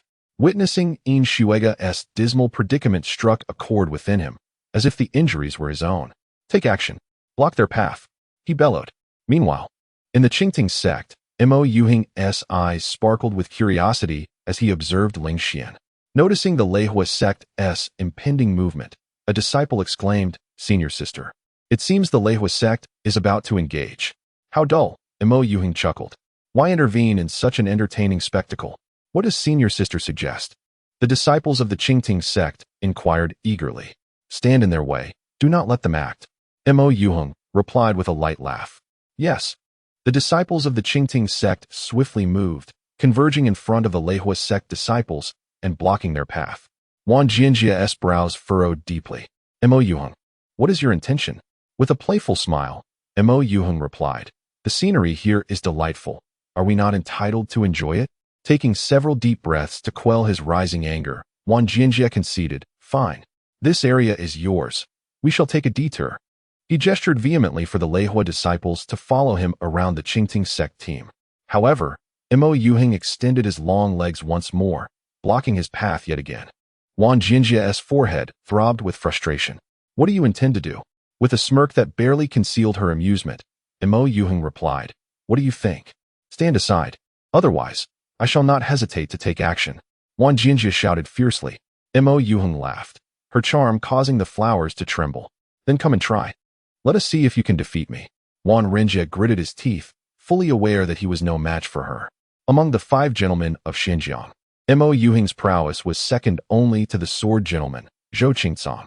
Indeed, I cannot best you, but can you guarantee the safety of the other disciples of Qingting sect? Wang Rinjie scoffed. Do you wish for Qingting sect to have only you, Mo Yuheng, advance to the next round? Mo Yuheng retorted with a smirk. Oh, and can you protect the other disciples of Leihua sect from my assault? Have you forgotten the signature techniques of my Qingting sect? She delicately tucked a strand of hair behind her ear. Wang Rinjie raised an eyebrow and instinctively took a step back. Mo Yuheng giggled lightly. Do not worry. I have not poisoned anyone yet. Wang Rinjie's expression shifted rapidly, revealing his anger. The hallmark technique of Qingting sect was, of course, poison. Poison powder, toxic water. Poisonous smoke. Once unleashed, Wang Rinjie could merely ensure his own survival, while the others would have to fend for themselves, hoping that they had sufficient antidotes on hand. Mo Yuheng's earlier gesture had mimicked that of administering poison. Wang Rinjie had suffered from such tricks before, almost ingraining it into muscle memory. Yet, unexpectedly, Mo Yuheng had deceived him this time. The standoff ensued. Senior brother, what shall we do? A disciple of Leihua sect murmured beside Wang Rinjie. After careful consideration, He finally replied, "Retreat. Let Yin Shuega handle his own affairs." Understood. The Leihua sect team had no choice but to withdraw. This scene left onlookers bewildered. The proud Mo Yuheng, who typically regarded men with disdain, was now assisting Ling Xian. Why was this so? Mo Yuheng, uninterested in Wan Renjia, turned her attention back to the skirmish between the Qingting sect and the Tianshui sect. During their standoff, under Ling Xian's leadership, the Qingting team had managed to eliminate several disciples from Tianshui sect. Now, only Yin Shuega and Bai Ziyue remained from Tianshui sect. Bai Ziyue struggled to maneuver with Yin Shuega amidst the crowd, feeling utterly beleaguered. His sole option was to flee. The number of participants in the arena plummeted swiftly, dropping from 490 to merely 200 in the span of a single incense stick's burning time. These 200 commenced a prolonged stalemate, each participant acutely aware that enduring a little longer might secure them a place in the next round. The battle grew increasingly intense. Yet, no one dared challenge the four teams: Xinjiang sect, Shaoyang sect, Qingting sect, and Leihua sect. Throughout the event, these four teams remained remarkably at ease. Were it not for their concern over appearances, they might have settled down to play cards. The pursuit of Yin Shuega by the Qingting team, led by Ling Xian, made Bai Ziyue's plight all the more conspicuous and captivating. Nearly 70% of the audience's gaze was fixed upon Ling Xian, all eager to see whether he could indeed force Yin Shuega from the stage. Should that occur, it would undoubtedly become even more intriguing. As the distance closed in gradually, Bai Ziyue felt an acute sensation akin to being pricked by thorns along his spine. Instinctively, he attempted to evade. However, Ling Xian's speed surpassed his own. By the time he thought to dodge, it was far too late. Ling Xian's calm voice resonated in the air, and in the next instant, his massive fist struck Bai Ziyue's back with tremendous force. Bai Ziyue immediately felt his internal organs churn violently, a wave of metallic sweetness surging into his mouth. He exerted all his strength to hurl Yin Shuego away, while his own body was sent flying by the overwhelming blow, hurtling out of the training arena. Throughout the encounter, he had not been afforded any opportunity to retaliate. The prolonged evasion and flight had already drained a significant portion of his spiritual energy. Now, he was ill-equipped to withstand such a powerful strike. Yin Shuega coughed up several mouthfuls of blood and slowly rose to his feet. In an instant, he found himself surrounded by Ling Xian, Zhao Ting, Luo Shengnan, and others. Yet, Yin Shuega displayed no signs of fear. Instead, he regarded Ling Xian with cold determination. "Do you truly intend to harm me? Are you really willing to sever ties with the Heavenly Water sect, one of the 5 factions of Xinjiang?" Yin Shuega threatened. "If I am cast out of the arena, my master will undoubtedly unleash his connections, compelling all sects to target the Qingxian sect in the ensuing battles." Upon hearing this, Zhao Ting, Lu Yunxian, and Xiao Fan exchanged glances, their expressions shifting slightly.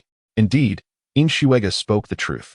Should he be eliminated in the first round, the Heavenly Water sect would lose face, and Zhuang Macho would surely incite other sects to act against the Qingxian sect. In such a scenario, even if the Qingxian sect succeeded in the first round, the subsequent rounds would be fraught with difficulty. Xiao Fan promptly suggested, "Ling Xian, I recommend we let him go this time and avoid further escalation." Lu Yunxian nodded in agreement, stating that, regardless of the situation, they were all still factions of Xinjiang. It was wise to maintain a facade of camaraderie. Extending a courtesy now could prove beneficial in future dealings with the Heavenly Water sect. Luo Shengnan glared furiously, cursing vehemently. "What utter nonsense!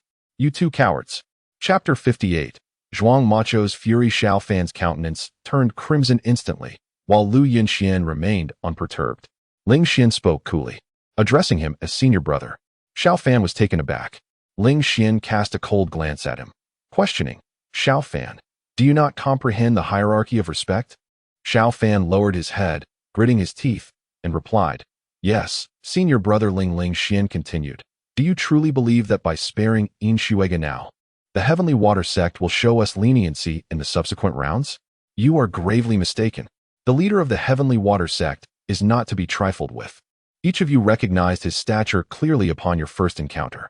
Ling Xian fixed his calm gaze upon Lu Yunchuan's eyes, dismissing any notion of appeasing the Heavenly Water sect for future favor as sheer nonsense. When the Qingxian sect was ousted from the 5 sects of Xinjiang, did the Heavenly Water sect show us any mercy? Why did they revel in our misfortune and relentlessly pursue us? Did they not consider that they might one day need the Qingxian sect? At last, Lu Yinxian could no longer maintain his composure, for he recognized the truth in Ling Xian's words, rendering him speechless.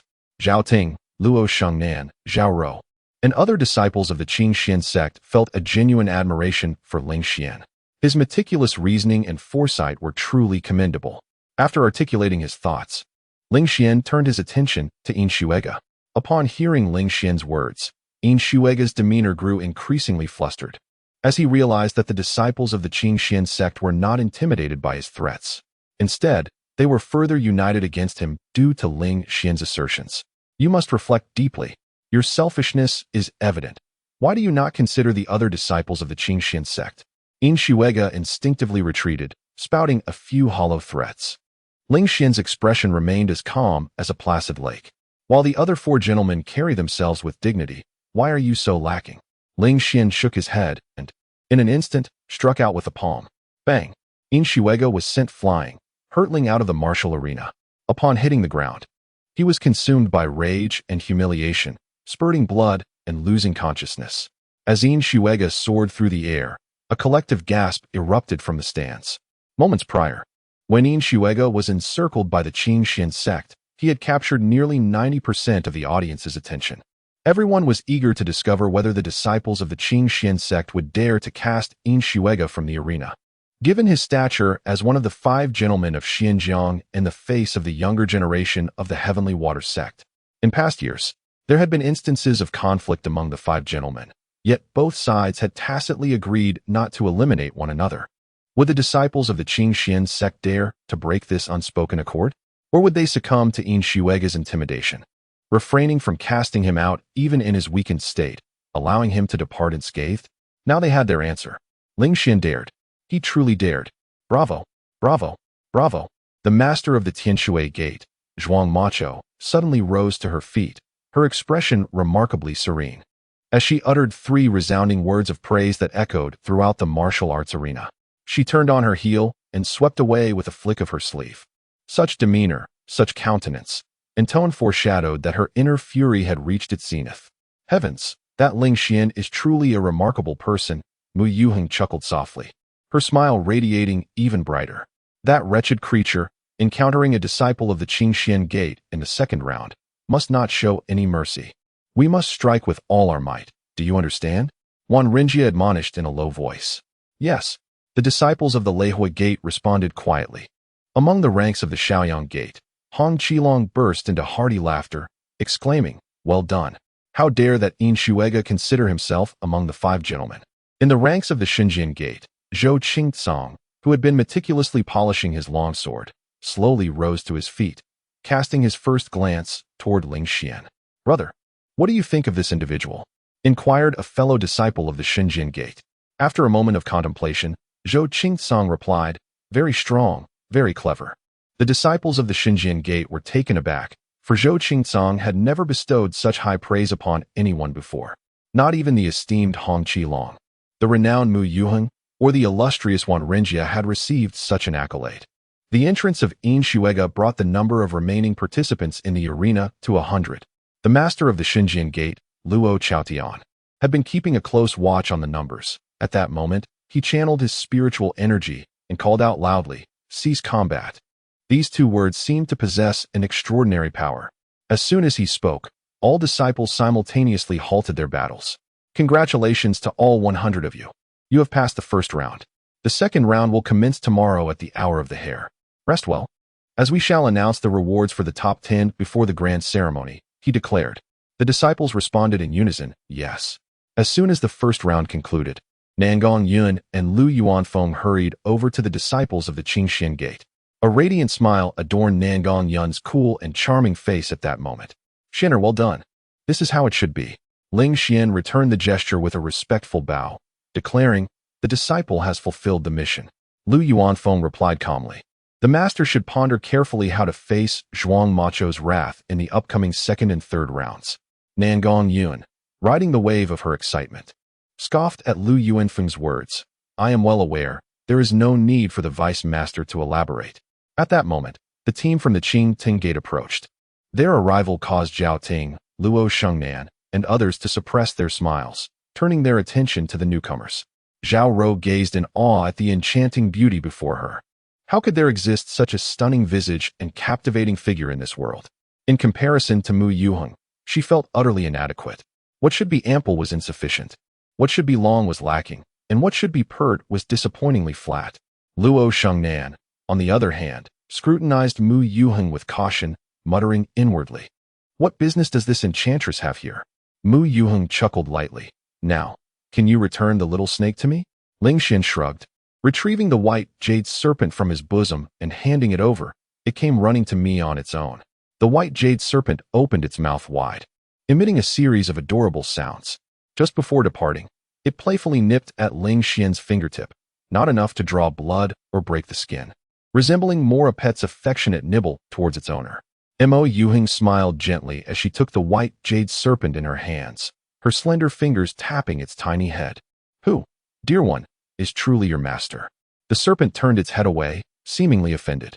After a moment's contemplation, it decisively burrowed into the delicate veil at Mo Yuheng's bosom, causing her to shiver slightly. "Farewell. I hope you endure the second round." Mo Yuheng waved her hand, blowing a kiss to Ling Xian as she departed. That fleeting moment of allure captivated countless men, causing them to pause in admiration. Ling Xian's heart raced uncontrollably, taking a long while to regain its usual rhythm. Nangong Yun furrowed her brow, positioning herself protectively in front of Ling Xian. Such a remarkable disciple of mine cannot be easily swayed by women from the outside. She directed her gaze towards Mo Yuheng's father, a bearded man clad in green. The bearded gentleman cleared his throat, acknowledging, "My daughter has grown up. She is no longer easy to manage." He then cautioned, "Nangong sect leader, do tread carefully. There may be some unfavorable reactions from the Zhuang sect." Nangong Yun nodded, watching as the Qing Tung sect's entourage departed. Chapter 59, Earth Grade Supreme, Fragment of the Demon Armor. The first round of the grand ceremony concluded, and the various sects returned to their temporary encampments. The audience in the stands also departed in droves. Nevertheless, even as they left, many could not help but excitedly discuss the exhilarating chase between the Qingxian sect and the Tianshui sect. It was simply spectacular and captivating, rendering any attempt to avoid the topic futile, as it was the talk of the day. Particularly memorable was the scene where Yin Shuega threatened fiercely. Yet Ling Xian decisively expelled him from the arena, a moment etched into the minds of countless spectators. Ling Xian, this name began to circulate throughout the Sword City, akin to the illustrious Five Gentlemen of Xinjiang. Moreover, being a dark horse of remarkable caliber, the speed and breadth of this name's dissemination surpassed even that of the renowned Five Gentlemen. Bang! Cursed wretch! Zhuang Macho suddenly crushed her teacup in fury, scalding tea splattering her hand and the floor, yet she remained oblivious to her own rage. Bai Ziwe hurriedly prepared a fresh cup of tea, approaching her respectfully. "Mistress, please calm down." Zhuang Macho suppressed her anger, inquiring about Shuega's injuries. Bai Ziwe promptly replied, "The senior brother's injuries are manageable. He is primarily distressed, which has caused internal harm." Zhuang Macho rose and strode toward Yin Shuega's chamber. Inside, Yin Shuega stared blankly at the ceiling, devoid of the spirited vigor characteristic of the Five Gentlemen of Xinjiang, resembling a defeated hound in flight. Zhuang Macho approached him, grasping his hand gently, and spoke soothingly. "Shuega, do not take it too hard. This is a trial for you. You have grown accustomed to pride, and I am concerned that your mindset may falter. This, in fact, could be a blessing in disguise." Yin Shuega remained in a daze, seemingly stripped of his vitality. Zhuang Macho suddenly leapt to her feet and slapped his face, causing his cheek to swell instantly, marked by a vivid handprint. The suddenness of the blow startled Bai Ziwe. Yin Shuega appeared to awaken from his stupor, regaining his vitality. Zhuang Macho said coldly, "If you allow this defeat to plunge you into despondency, I shall immediately revoke your status as my true disciple. Return to your family and never set foot in Tianshui sect again, and consider it a misjudgment on my part to have taken you as a disciple." Yin Shuega turned to Zhuang Macho, his lips moving as he uttered, "Master, I simply did not expect to lose so miserably. He is merely a disciple of a second-rate sect." Zhuang Macho replied calmly, "Ling Xian possesses a top-tier heavenly physique. It is not unjust to lose to him." Yin Shuega was taken aback. Bai Ziyue's eyes widened in astonishment. Top-tier heavenly? Among the 5 gentlemen of Xinjiang, the strongest physique belonged to Hong Qilong, who was merely of middle-tier heavenly quality. Ling Xian, unexpectedly, possesses a top-tier heavenly physique? Master, where did you acquire this information? Yin Shuega's eyes shimmered with an extraordinary brilliance. It was told to me by Lu Yuanfeng, the deputy leader of the Qingxian sect. Zhuang Macho let out a cold laugh. Bai Ziyue was utterly astonished. At that moment, Yin Shuega realized the internal discord within the Qingxian sect. A practitioner of superior heavenly stage physique, instead of being protected, was disclosed to the outside world. Zhuang Macho scoffed further, stating that the Qingxian sect had become nothing but a sieve. The deputy leader Lu Yuanfeng had deep ties with the Divine Sword sect, and the former elder Song Chaofeng had been exchanging glances with the Qingting sect. Even if Ling Xian possessed a superior heavenly stage physique, he would not receive adequate resources. As long as you regain your confidence and diligently cultivate, you will not be outdone by him. Moreover, Zhuang Macho's gaze deepened. The Divine Sword sect would inevitably traverse the Su-Injiang prefecture, and our Tianshui sect would closely follow. The Qingxian sect would most likely be unwilling to submit, and at that time, the humiliation would be yours to cleanse. His life shall be taken by you. Zhuang Macho firmly grasped Yin Shuega's shoulders, locking eyes with him.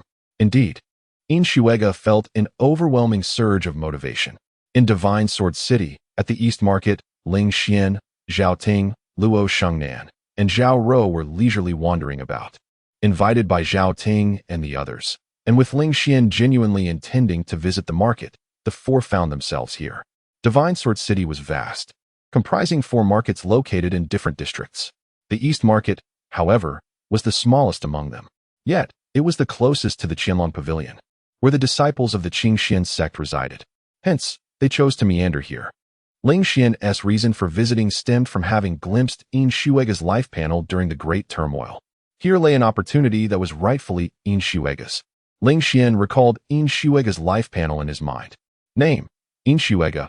Realm: pinnacle of foundation establishment. Fate: scion of a family, favored by fortune. Born with a sword body, possessing a 9-yin physique. Destiny: stalled at the pinnacle of the core formation realm, serving as an inner elder of the Divine Sword sect. 62 years later, he fell victim to the sect's internal strife, assassinated by another elder of the Divine Sword sect. Recent opportunity 1. Today, inspired by Zhuang Macho, the leader of the Tianshui sect, he regains his spirit. In the afternoon, while wandering the East Market, he discovers a fragment of an Earth-tier supreme treasure, the demon armor, at the stall of a bald old man. Recent opportunity 2. A day later, while practicing swordsmanship in the southeast district of Qianlong Pavilion, he inadvertently finds a true intent herb nearing maturity beneath an artificial hill, and shortly thereafter acquires a profound tier supreme treasure, the true intent herb. The profound tier supreme treasure, the true intent herb, could serve as the foundational wood for crafting my golden core. What about the earth tier supreme treasure, the fragment of the demon armor? It sounds formidable. Ling Xian pondered thoughtfully. Regardless, it was an earth tier supreme treasure, its rank so elevated that it could not possibly be worthless. Whatever it was, I shall take it. At that moment, many cultivators were setting up stalls within the East Market. The levels of cultivation among them varied greatly, with the lowest being at the qi gathering stage, while the highest reached the core formation stage. The items they offered were indeed a cornucopia of oddities. Among them were purported fragments of celestial artifacts, petrified eggs of fearsome beasts that had lain dormant for millennia, and ancient elixirs ensconced in amber. Alas, the majority were counterfeit, which led Ling Xian to lament the absence of a system to combat such deceptions. Were there such a mechanism, a venture here would undoubtedly yield substantial profits. As the 4 wandered, Zhao Ting, Luo Shengnan, and Zhao Rou each acquired numerous treasures. With their discerning eyes, they skillfully evaded the vast majority of fakes, sifting through the chaff to uncover items of genuine worth. Zhao Rou, in particular, was fortunate enough to procure a vial of primordial spirit blood. This exquisite item, a high-grade treasure of the Xian tier, was not true blood, but rather a byproduct of alchemical processes. It was intended not for human consumption, but for beasts, enhancing their bloodlines and physical forms. Previously, Zhao Rou had obtained a mutated amethyst lion cub, which she carried in her beast conjuring pouch. and the primordial spirit blood was meant for it. Ling Xian, why do you not purchase anything? Has the sect master withheld funds from you? Luo Shengnan exclaimed, casually draping an arm over Ling Xian's shoulder. Ling Xian could only smile wryly in response. At that moment, his gaze was drawn to a bald old man to his left, who was rather unceremoniously engaged in picking his feet, a display far from the decorum expected of a cultivator. The wares on the old man's stall were unremarkable, shrouded in dust and dirt. Even as the four approached, the old man remained engrossed in his task, as if the universe had shrunk to the singular focus of his foot. Ling Xian, however, found himself intrigued by a piece of purplish-black metal fragment, his eyes glimmering with interest. Chapter 60. The second round of the grand gathering. Old man, I want this, and this. Name your price, Ling Xian said, gesturing towards several items surrounding the metallic fragments, finally pointing to the shards themselves. The old man abruptly ceased his foot-picking and turned his gaze towards Ling Xian, calculating with his fingers. You are not a fated person. I cannot sell this to you. Just as he was about to withdraw his gaze, he suddenly recalibrated his calculations. Wait, how have you become a fated person again? The old man was visibly astonished. Ling Xian felt a stir within him. The elder seemed to possess a profound mastery of divination and mystical arts. He was acutely aware that this fragment of magical armor was indeed a remarkable treasure of the earth tier. However, he intended to sell it only to someone deemed fated. Under normal circumstances, that individual would be In Shuega. Yet, at this moment, Ling Xian had intercepted that opportunity. Thus, the old man's peculiar statements of you are not a fated person, yet you are a fated person emerged. Luo Shengnan furrowed her brows. Old man, what on earth are you saying? Just tell me if you're selling or not. The elder pondered for a long while before finally conceding. Yes, of course, I will sell. How much for all these? Ling Xian inquired. The old man extended one hand, displaying 5 fingers. 50 medium-grade spirit stones. Zhao Ting and the others gasped in astonishment. Why don't you just rob a bank? Luo Shengnan exclaimed. Ling Xian suddenly pointed towards the magical armor fragment. What if I only want this one? The old man grinned. That would also be 50 medium-grade spirit stones. Luo Shengnan erupted in outrage. What the heck? This is merely a fragment of armor covered in some dirt. Is your armor made of gold, or is the dirt made of gold? The old man shook his head. If you are a fated person, then buy it. If not, then do not. Ling Xian examined the old man's life panel, his brow slightly furrowing. This man was merely a peak foundation establishment cultivator, destined never to form a core, and would soon meet his end in a few years.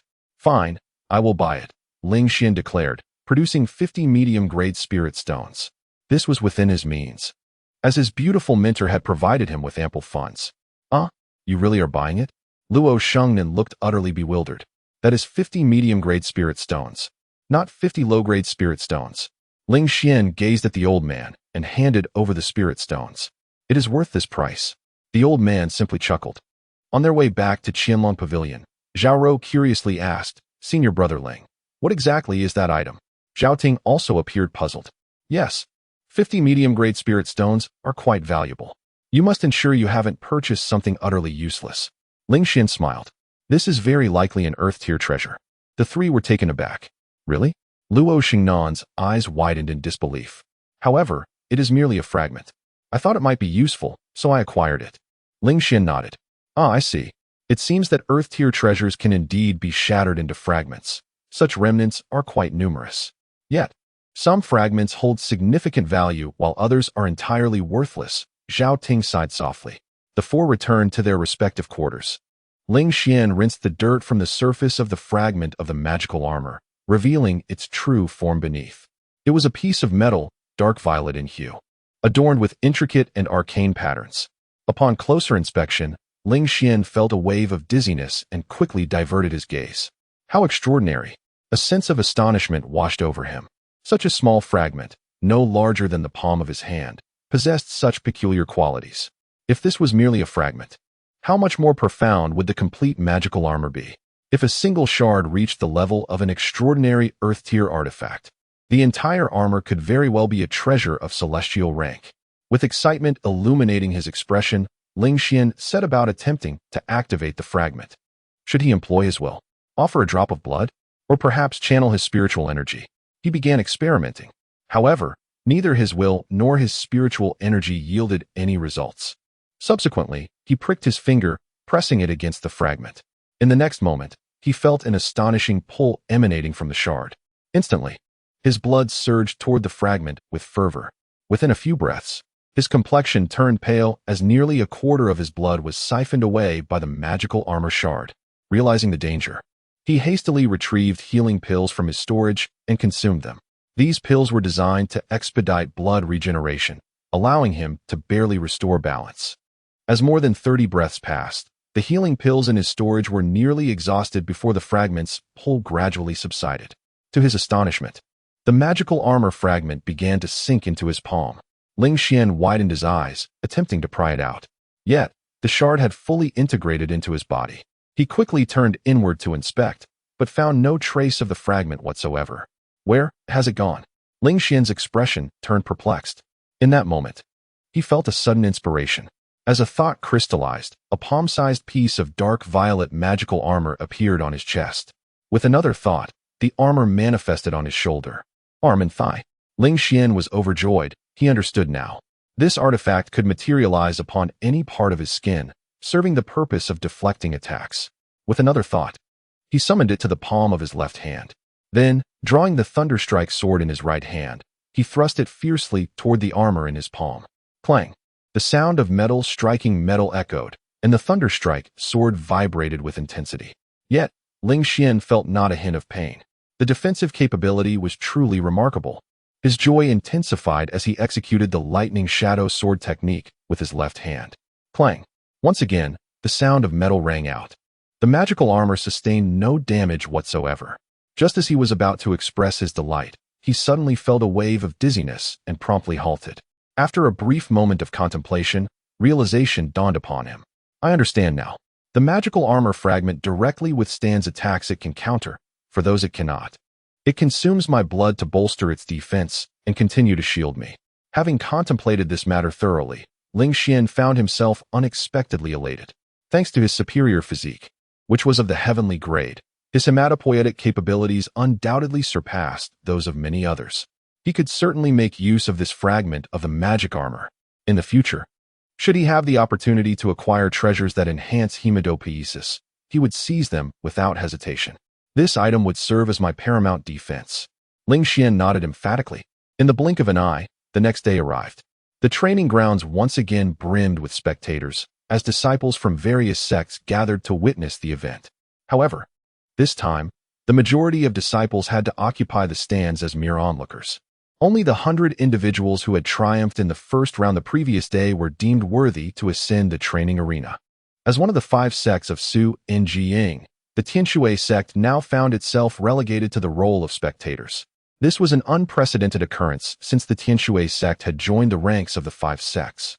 Countless gazes were directed toward them, causing the disciples of the Tianshui sect to feel a burning shame on their faces. It seemed as though they were surrounded by derisive, scornful, and disdainful glances. Such humiliation was unfamiliar to them. Remember these looks. Let them be etched in your minds at all times. In the future, whenever you feel a surge of pride, recall these stares and the disgrace of being ousted from the arena by the Qingxian sect yesterday, spoke Zhuomacho, the leader of the Tianshui sect, with a calm demeanor. The disciples understood. The 10 disciples of the Tianshui sect nodded quietly. Now, let us witness the spectacle. Today's performance promises to be captivating. Zhuomacho's expression remained composed. Indeed, In Shuega cast a glance toward the Qingxian sect's team. Their master had contacted numerous sects yesterday, either making promises or offering substantial sums of money. The sole request was for them to unite today against the Qingxian sect. Today, the Qingxian sect would undoubtedly become the target of collective ire. Chapter 61. The Rewards of the 100 Sects Grand Ceremony. The esteemed leader of the Divine Sword sect, Luo Chaotian, gazed upon the other 4 sect leaders and proclaimed, "Esteemed colleagues, it is time to announce the rewards for the top 10 of the 100 Sects Grand Ceremony." The leader of the Heavenly Water sect, Zhuang Macho, was the first to rise. "Allow me to take the initiative," she declared, producing 10 pieces of frost soul jade. With a casual toss, 10 radiant orbs ascended into the air, eliciting gasps of astonishment from the audience. Frost soul jade, a top-tier treasure of the Xian grade. is an exceptional choice for forging Tao platforms or condensing golden pills. The Heavenly Water sect possesses a mine of Frost Soul Jade, enabling them to present such a generous offering. Each piece of Frost Soul Jade requires at least 3,000 low-grade spirit stones to acquire. The leader of the Lesser Yang sect then cast 5 radiant orbs into the air. I may not be as extravagant as sect leader Zhuang, but allow these 5 Darkfire crystals to serve as my contribution. The audience was once again taken aback. Darkfire crystals, also a treasure of the Xian grade, are equally valuable for crafting Tao platforms and condensing golden pills. Ling Xian felt a flicker of interest when he was preparing to condense his perfect Tao platform. Nangong Yun had gifted him a Darkfire crystal. The Lesser Yang sect's ability to casually present 5 such crystals underscored the disparity between the Qingxian sect and the 5 major sects of Xinjiang. After the leader of the Lesser Yang sect took his seat, the leader of the Qingvine sect stood and declared, "My Qingvine sect shall provide 3 green jade pearls for the top 3 disciples of the 100 sects grand ceremony." With that, he conjured 3 green orbs that merged into the shimmering display above. Green jade pearls. The audience's eyes widened in disbelief. This item, a treasure of the Xian grade, surpasses both Frost Soul Jade and Darkfire crystals, as it is exceedingly rare and enhances the physical body. Once refined, it significantly accelerates the healing of wounds. An individual can only refine one throughout their lifetime. Any additional attempts yield diminishing returns. Each green jade pearl requires at least 4,000 low-grade spirit stones to obtain. And due to the necessity of deep underground mining by Qingvine sect disciples, their production is low, often leading to a situation where they are valuable yet scarce. To have 3 appear at once was truly astonishing. Ling Xian raised an eyebrow, recognizing the value of the green jade pearls, which he happened to need. At that moment, the leader of the Thunderfire sect waved his sleeve, sending 3 items soaring into the air. These are the deeds to 3 thunder crystal mines. The sect of any disciple who places in the top 3 shall claim one, he stated calmly. A collective gasp rippled through the audience. Such a grand gesture was unprecedented.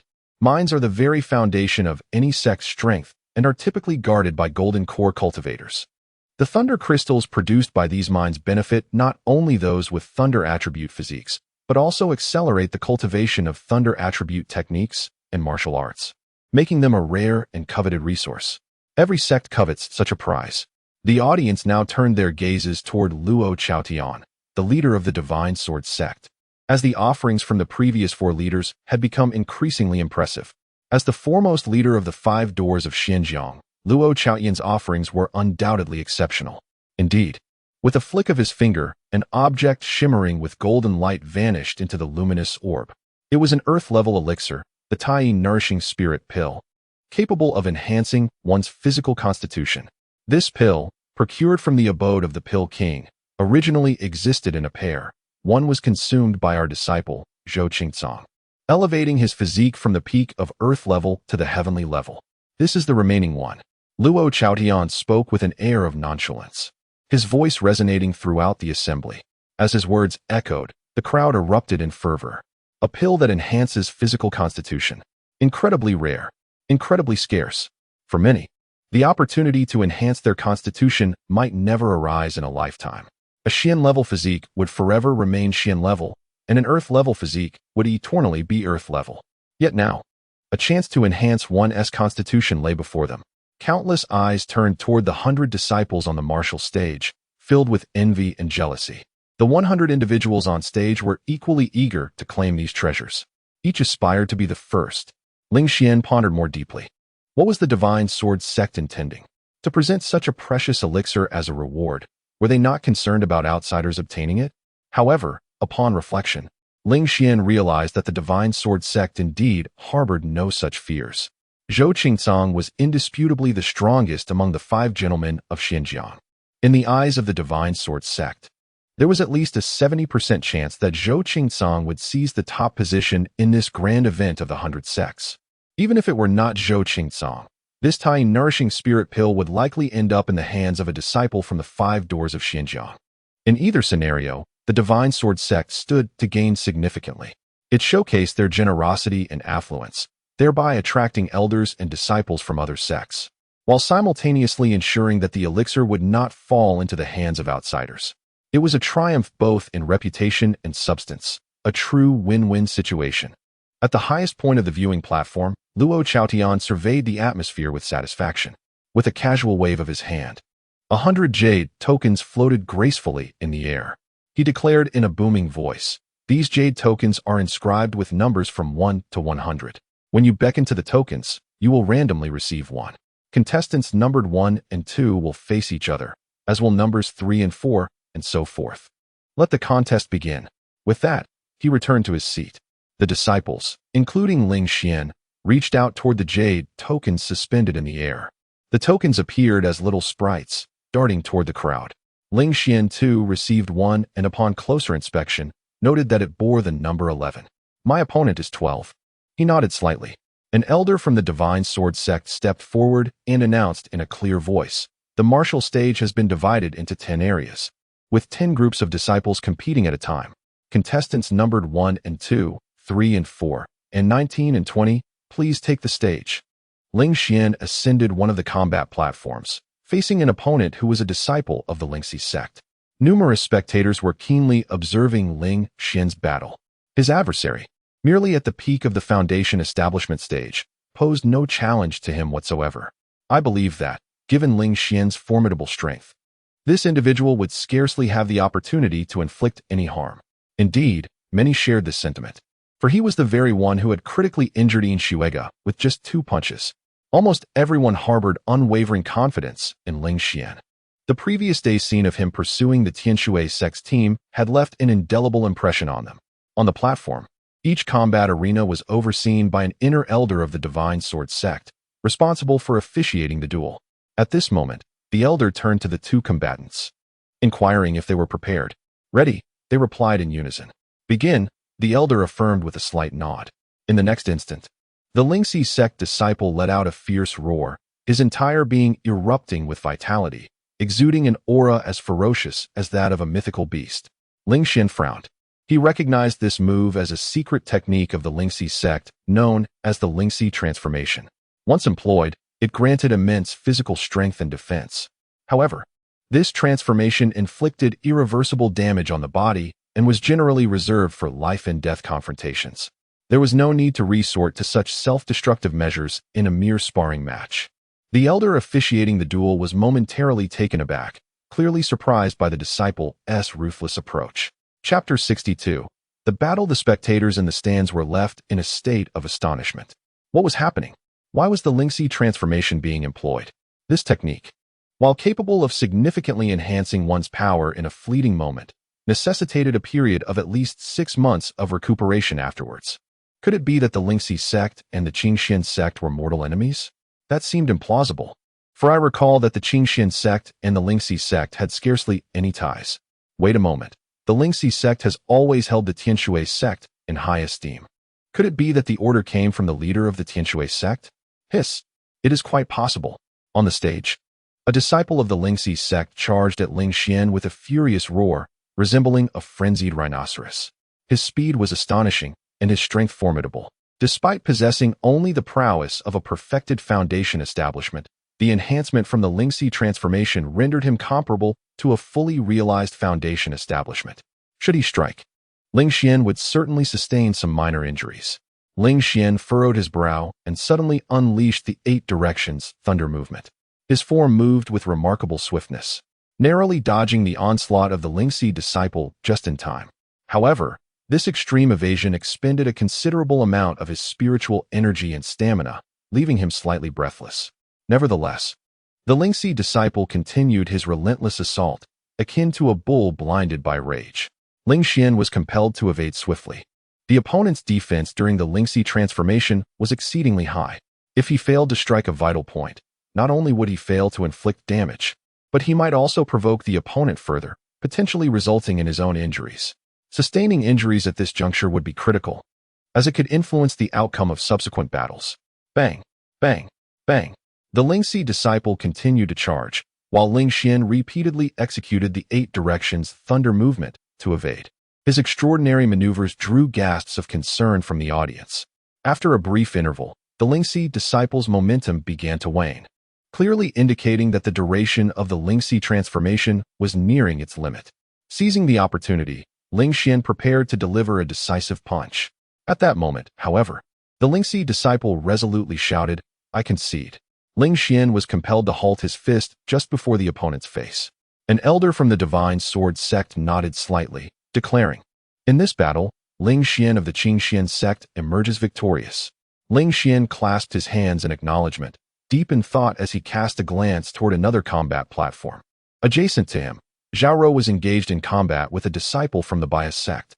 As expected, that disciple launched himself with ferocious vigor, employing a secret technique that cost him dearly. Faced with the brutal and beastly-like assault, Zhao Rou found herself unable to withstand the onslaught. After enduring more than a dozen exchanges, she was ultimately cast off the platform. Ling Xian's brow furrowed slightly. He was no fool and quickly discerned the connections underlying these events. It seemed that Zhuang Macho had orchestrated much to target the Qingxian sect. As Ling Xian descended from the stage and returned to his team, he shared his suspicions with the others. Zhao Ting snorted coldly, having already anticipated this, remarking that the individual was excessively cruel. Luo Shengnan flexed her wrist, undeterred by any challenge. Regardless of who approached, she was ready to vanquish all. "Don't be disheartened, Rome. Your prowess has already earned you a place in the second round," Luo Shengnan consoled upon noticing Zhao Rou's reddened eyes. Zhao Ting rolled her eyes in response. "Is this how you comfort someone?" Ling Xian found the exchange amusing. Zhao Rou couldn't help but laugh at their playful banter. "I understand, but I didn't anticipate my opponent would be so relentless." Zhao Rou sighed. At that moment, Nangong Yun spoke solemnly, "Be cautious. In the upcoming battles, we shall encounter more individuals like this. Particularly, watch out for those closely associated with the Tianshui sect." Indeed, the disciples of King Xuanmin responded in unison. Shortly thereafter, the disciples of King Xuanmin took to the stage for their battles. Zhao Ting faced defeat, while Luo Shengnan and Lu Yunxian triumphed, leaving Xiao Fan unsuccessful. Out of their team of 10, only Ling Xian, Luo Shengnan, and Lu Yunxian emerged victorious, while the remaining 7 faced failure. Their opponents, without exception, employed a strategy of exchanging injuries. Next came the competition to narrow the field from 50 to 25. The sect leader of the Divine Sword sect, Luo Chaotian, proclaimed in a resounding voice. He gestured, and all the jade tokens slipped from the disciple's hands back into his grasp. Subsequently, he removed the tokens beyond the top 50, retaining only the first 50. As per tradition, extend your hand to summon your jade tokens, Luo Chaotian stated nonchalantly. Ling Xian reached out towards the tokens suspended in midair, receiving a new jade token. 9. Thus, my opponent is 10. Ling Xian ascended the martial stage, with his opponent appearing almost simultaneously. Upon recognizing his adversary, Ling Xian's brow furrowed slightly. The opponent, taken aback for a moment, revealed a cold smile. "Ling Xian, I didn't expect to meet you so early. It seems you have no chance of advancing to tomorrow's decisive third round." The opponent spoke icily. This individual was none other than Wanrenji, a disciple of the Thunderfire sect. Known as the Thunder Gentleman, Ling Xian stood on the martial stage opposite Wanrenji, capturing the attention of countless spectators. A grand spectacle was about to unfold. Aside from the duel between Ling Xian and Wanrenji, the other 3 gentlemen faced rather ordinary opponents. Consequently, nearly half of the audience's focus converged upon this match. In Shuega's eyes sparkled with excitement. His friend, Wanrenji, would surely avenge his earlier defeat. Zhuang Macho nodded slightly, recognizing Ling Xian's misfortune in encountering Wanrenji. Evidently, her subsequent plans would be rendered futile. Bai Ziwei gleefully declared, "He shall be halted here." Within the ranks of King Xuanmin, Nangong Yun furrowed her brow. Zhao Rou gasped. "How is it that right at the onset of the second round, we encounter one of the 5 gentlemen of Xinjiang? How can we possibly contend?" Indeed, and even if Ling Xian were to defeat Wanrenji, it would likely bring about further complications. As the Thunderfire sect is likewise one of the 5 sects of Xinjiang, Zhao Ting remarked, his expression deep in thought, recognizing the underlying implications. Xiao Fan also witnessed this scene and could not help but smirk coldly. "Serves you right. Your reckless actions, casting In Shuega off the stage and provoking the wrath of the Tianshui sect, have led to my premature exit. This is your retribution." Xiao Fan inwardly cursed. The Qing Tung sect's team remained poised. The demon prince Mo Yuheng had yet to take the stage, but upon witnessing the unfolding drama, her beautiful eyes shimmered with intrigue. Father, regarding the battle between Ling Xian and Wang Jinjia, could it be that someone has meddled? She whispered. The leader of the Qing Ting sect shot her a disapproving glance. Do not speak carelessly. Only Luo Chaotian is privy to such matters. After saying this, he cast a meaningful glance at the composed Luo Chaotian. However, 50 years ago, when the Qingxian sect was still among the 5 sects of Xinjiang, the Divine Sword sect did not shy away from exacerbating their misfortunes. It is quite possible that Zhuang Macho has influenced him. What? Are you taken with this lad? The leader of the Qing Tang sect chuckled. He is indeed remarkable, possessing formidable strength and handsome looks, at least a tenth of my prowess in my youth. Mo Yuheng rolled her eyes. I am merely curious about him. To say I am fond of him would be an overstatement. What a pity. This lad is about to meet his end, the leader of the Qing Tang sect remarked with a smile. That may not necessarily be the case. His constitution seems rather peculiar. Mo Yuheng recalled something. Father, did you not mention that the Qingxian sect recently exhibited strange phenomena, likely indicating the emergence of a heavenly grade constitution? Indeed, do you think it could be him? Mo Yuheng nodded gently. The leader of the Qing Tang sect's gaze deepened. In that case, I shall closely observe this individual's performance. Chapter 63, The Unparalleled One, Epiphany in Battle on the Martial Arts Stage. Ling Xian and Wan Rinjia scrutinized one another. Of course, Wan Rinjia merely observed, while Ling Xian was keenly analyzing his life panel. His fate was designated as a disciple of the sect, marked by exceptional fortune, mastery in both fists and palms, and an imposing physical prowess. He nodded slightly, acquiring a general understanding of this individual. As he delved deeper, he discovered recent opportunities. Recent opportunity. Today, during the second round of the grand ceremony, as he faced suppression from Ling Xian and was on the verge of defeat, he experienced a sudden enlightenment, mastering the 3rd layer of the Earth-grade martial skill, Thunderfire technique, and unexpectedly defeated the unprepared Ling Xian, advancing to the 3rd round. Ling Xian's brow furrowed slightly. Is it truly possible to achieve such a thing? It seems even the protagonists of novels can attain sudden enlightenment in the midst of battle. Ling Xian pondered seriously. He was aware that the Thunderfire technique was an Earth-grade martial art of the Thunderfire sect. The 5 sects of Xinjiang each possess their ultimate Earth-grade techniques. Yet comprehension remains exceedingly challenging. Even the 5 gentlemen of Xinjiang, endowed with heavenly physiques, may not fully master them. The Thunderfire technique comprises 6 layers. Each layer unlocks a unique technique. The first layer is the Thunder Palm. The second is the Fire Fist. The 3rd layer combines these two, known as Thunderfire Resonance, allowing the practitioner to simultaneously wield the forces of both attributes in an attack. The power is immensely formidable. Even a cultivator of the same realm would suffer severe injury from such a strike. However, knowing this through the life panel, Ling Xian felt prepared. After all, the panel indicated that he had been struck unexpectedly. His hidden cards, including the Grass Character Sword Manual, fragments of the Demon Armor, and even the Blue Lotus Core Fire, had yet to be utilized. With adequate preparation, countering the Thunderfire Resonance would be a trivial matter. At that moment, an elder from the Divine Sword sect bellowed, "Begin." Wan Rinjia let out a peculiar laugh and declared, "I've heard you excel with the sword, so go ahead and use it. My greatest strength lies in my fists." Ling Xian, rather than succumbing to arrogance, unsheathed the Thunder Sword. Currently, he lacked formidable fist and palm techniques. His most potent skill was the Thunder Shadow swordplay. Thus he would engage with his sword. In the next instant, both surged forward like lightning. The clash of metal echoed through the air as their weapons collided. Indeed, the sound of iron striking iron resonated as fists met sword, revealing Wan Rinjia's relentless training had rendered his fists as hard as steel. This spectacle left the audience utterly astonished. As one of the 5 gentlemen of Xinjiang, Wan Rinjia undeniably possessed exceptional strength. That Ling Xian could exchange blows with Wan Rinjia ensured that, regardless of the outcome, he would earn lasting fame within the vast Xinjiang prefecture. Indeed, the world would come to recognize that one who stood alongside the 5 gentlemen of Xinjiang was none other than Ling Xian. Today, I have truly indulged my eyes. In the blink of an eye, the battle on stage has continued for over 30 rounds. Wan Rinjia is panting heavily, his stamina and spiritual energy significantly depleted.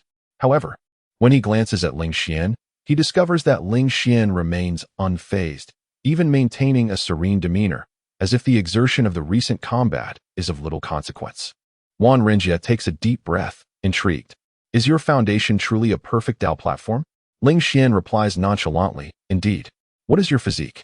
Is it stronger than my divine power overlord body? Juan Renjie inquires further. With a calm smile, Ling Xian responds, you will naturally find out tomorrow. Tomorrow marks the third round, where Ling Xian will face formidable opponents such as the Sword Gentleman Zhou Qingcong and the Demon Gentleman Mo Yuing. At that time, his hidden capabilities will be revealed, and his heavenly tier physique will undoubtedly be showcased before all. Arrogant, do you truly believe you can defeat me? Juan Renjie scoffs. With a fierce shout, he unleashes the Thunder Palm, a colossal hand imbued with fierce winds and lightning. Ling Xian effortlessly evades it with the 8 directions thunder movement. Just waiting for you to dodge. Juan Renjie cackles, his right fist descending with a torrent of raging flames. Flame Fist. This strike is aimed precisely at the spot where Ling Xian is about to appear. Unfazed, Ling Xian thrusts his sword forward. In an instant, the space around them is filled with the shadows of thunder and sword light. The clash of metal resounds violently. Juan Renjie stumbles back repeatedly, almost reaching the edge of the arena, his robes shredded by the sword light. Meanwhile, Ling Xian strides forward, suffering only minor singes to the edges of his clothing, almost entirely unharmed. This scene leaves the audience in awe. Incredible. Despite being at the pinnacle of the foundation establishment stage, Ling Xian appears even stronger than Juan Renjie. Remarkable. Is Juan Renjie about to be defeated? After vanquishing the Shadow Gentleman, is Ling Xian now set to conquer the Thunder Gentleman as well? Wait, look. Juan Renjie's aura is changing. What is happening? It seems he has entered a state of enlightenment. The audience gasps in astonishment, fixating on Juan Renjie. Ling Xian also feigns a look of confusion as he observes Juan Renjie. However, in reality, he has already grasped the Grass Character Sword Manual. Having acquired 2 versions of the manual, they have fused upon contact, transforming into a more potent version. I never expected the 3rd layer of the Thunder Fire technique to manifest at such a critical moment. Truly, the heavens are aiding me. Suddenly, Juan Renjie turns his gaze toward Ling Xian, his aura surging dramatically, as if enveloped in thunder and flames. The 3rd layer of the Thunder Fire technique? That is the treasured Earth-tier martial art of the Thunder Fire sect. It is said that many of the inner elders of the Thunder Fire sect have yet to comprehend the 3rd tier of the Thunder Fire Fury technique. Yet Juan Renjie has astonishingly achieved it, and in the midst of battle, no less. Mo Yuheng furrowed his brow. The 3rd tier, known as Thunder Fire Resonance, wields immense power, one that Ling Xian could hardly withstand. The leader of the Qingting sect shrugged, indicating that Ling Xian still fell short. Many who secretly supported Ling Xian began to sigh, while those like Shuang Macho and Yin Xuetian, who wished for Ling Xian's demise, were elated. From the moment Ling Xian ascended the stage alongside Juan Renjie, to the instant Juan Renjie was nearly cast out by a single sword technique from Ling Xian, and now to Juan Renjie's sudden enlightenment amidst the fray. Their emotions had oscillated like a roller coaster. At last, a resolution seemed imminent. Thunder Fire Resonance. Juan Renjie bellowed, as his fists came crashing down with ferocity. His left palm surged with thunder, while his right fist bore the searing flames. The staggering heat and blinding light appeared as though they would completely engulf Ling Xian. In response, Ling Xian presented a chaotic script, as if scrawled in haste. Suddenly, a streak of ink-like sword light erupted from the page. With a clang, the air resonated with a sword-s song. In the next moment, thunder and fire erupted violently, obliterating one another, vanishing without a trace, leaving only the profound darkness of the ink-like sword light in the air. Juan Renjie felt as though an invisible, colossal brush had marked his chest, inflicting a grievous wound from which blood gushed uncontrollably. His body was hurled back as if struck by a mighty elephant, flying several yards before crashing down onto the martial stage. A profound silence enveloped the arena. Chapter 64. The Phoenix Nest, New Opportunities at this moment. The gaze of all, whether they supported Ling Xian or anticipated his dismal defeat, was fixated upon him. More precisely, their attention was drawn to the calligraphy scroll he held. The master of the Qing sect exclaimed in astonishment, "A spirit artifact of the Earth grade? No, it is a fractured one." Mo Yuheng's beautiful eyes sparkled with intrigue. How could the Qing sect bestow upon him an Earth-grade spirit artifact as a trump card?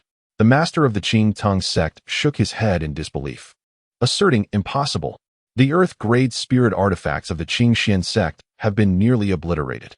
Those that remain are likely in the possession of core formation cultivators and would never be entrusted to a foundation establishment disciple. That artifact must be a fortuitous find of Ling Xian's own. After all, luck is indeed a facet of strength. Zhuang Macho suddenly slammed his hand on the table, his expression frigidly cold. That brat actually brought forth a fractured Earth-grade spirit artifact. How utterly unfathomable, he proclaimed, were it not for that damaged artifact. It would undoubtedly be Ling Xian lying defeated on the ground. As for the Qingxian sect, Zhao Rou's eyes brimmed with tears as she was the first to exclaim. He won. Zhao Ting and the other disciples echoed her fervent shouts. Ling Xian. He won. Nangong Yun was likewise moved. Everyone had anticipated his defeat, yet he emerged victorious. Such a stark contrast, such emotional turbulence, rendered the disciples of the Qingxian sect somewhat uncontrollable. Even she, a cultivator of the core formation stage, found it difficult to rein in her emotions. He won. My disciple has triumphed over one of the 5 gentlemen of Xinjiang, Lei Junzi. He has advanced to the 3rd round. Xiao Fan muttered. He used a spirit artifact, not his own strength. What skill is that? Bang! Luo Xingnan's fist, as large as a cooking pot, struck his face directly. Xiao Fan staggered from the blow, nearly tumbling to the ground. Clutching his cheek, he glared at the brawny senior sister. However, he quickly recoiled. Her realm and physique undeniably dwarfed his own. How could he dare to provoke Luo Xingnan? He had not anticipated that his quiet muttering would be overheard by her. While Ling Xian is fighting valiantly on stage, you are here sneering in a low voice. Do you have no shame? Luo Xingnan chastised him. Xiao Fan remained silent, too intimidated to respond. Deputy Sect Master Lu Yuanfeng noticed the commotion and reprimanded. What is the meaning of attacking a fellow disciple in front of everyone? Do you wish to tarnish the reputation of our Qingxian sect? Nangong Yin added. Xingnan, return to your seat. Yes. Luo Xingnan finally released Xiao Fan's collar, huffing as she returned to her place. The scene unfolding within the Qingxian sect's ranks astonished the surrounding sections. Is there such discord within the Qingxian sect? Meanwhile, on the martial stage, the elder presiding over the arbitration declared loudly, Ling Xian versus Wan Rinjia. Ling Xian wins. Luo Xingnan, Zhao Ting Zhao Rou, and others sprang to their feet, vociferously chanting, Ling Xian, 10,000 victories. Ling Xian, 10,000 victories. Their voices were immensely infectious, and soon, the teams from smaller sects around them joined in the chorus. Subsequently, a crowd of onlookers gathered to witness the spectacle, eagerly joining in the uproar. In an instant, the entire arena resonated with a single name, Ling Xian. Humph. Zhuang Macho snorted coldly and swept away.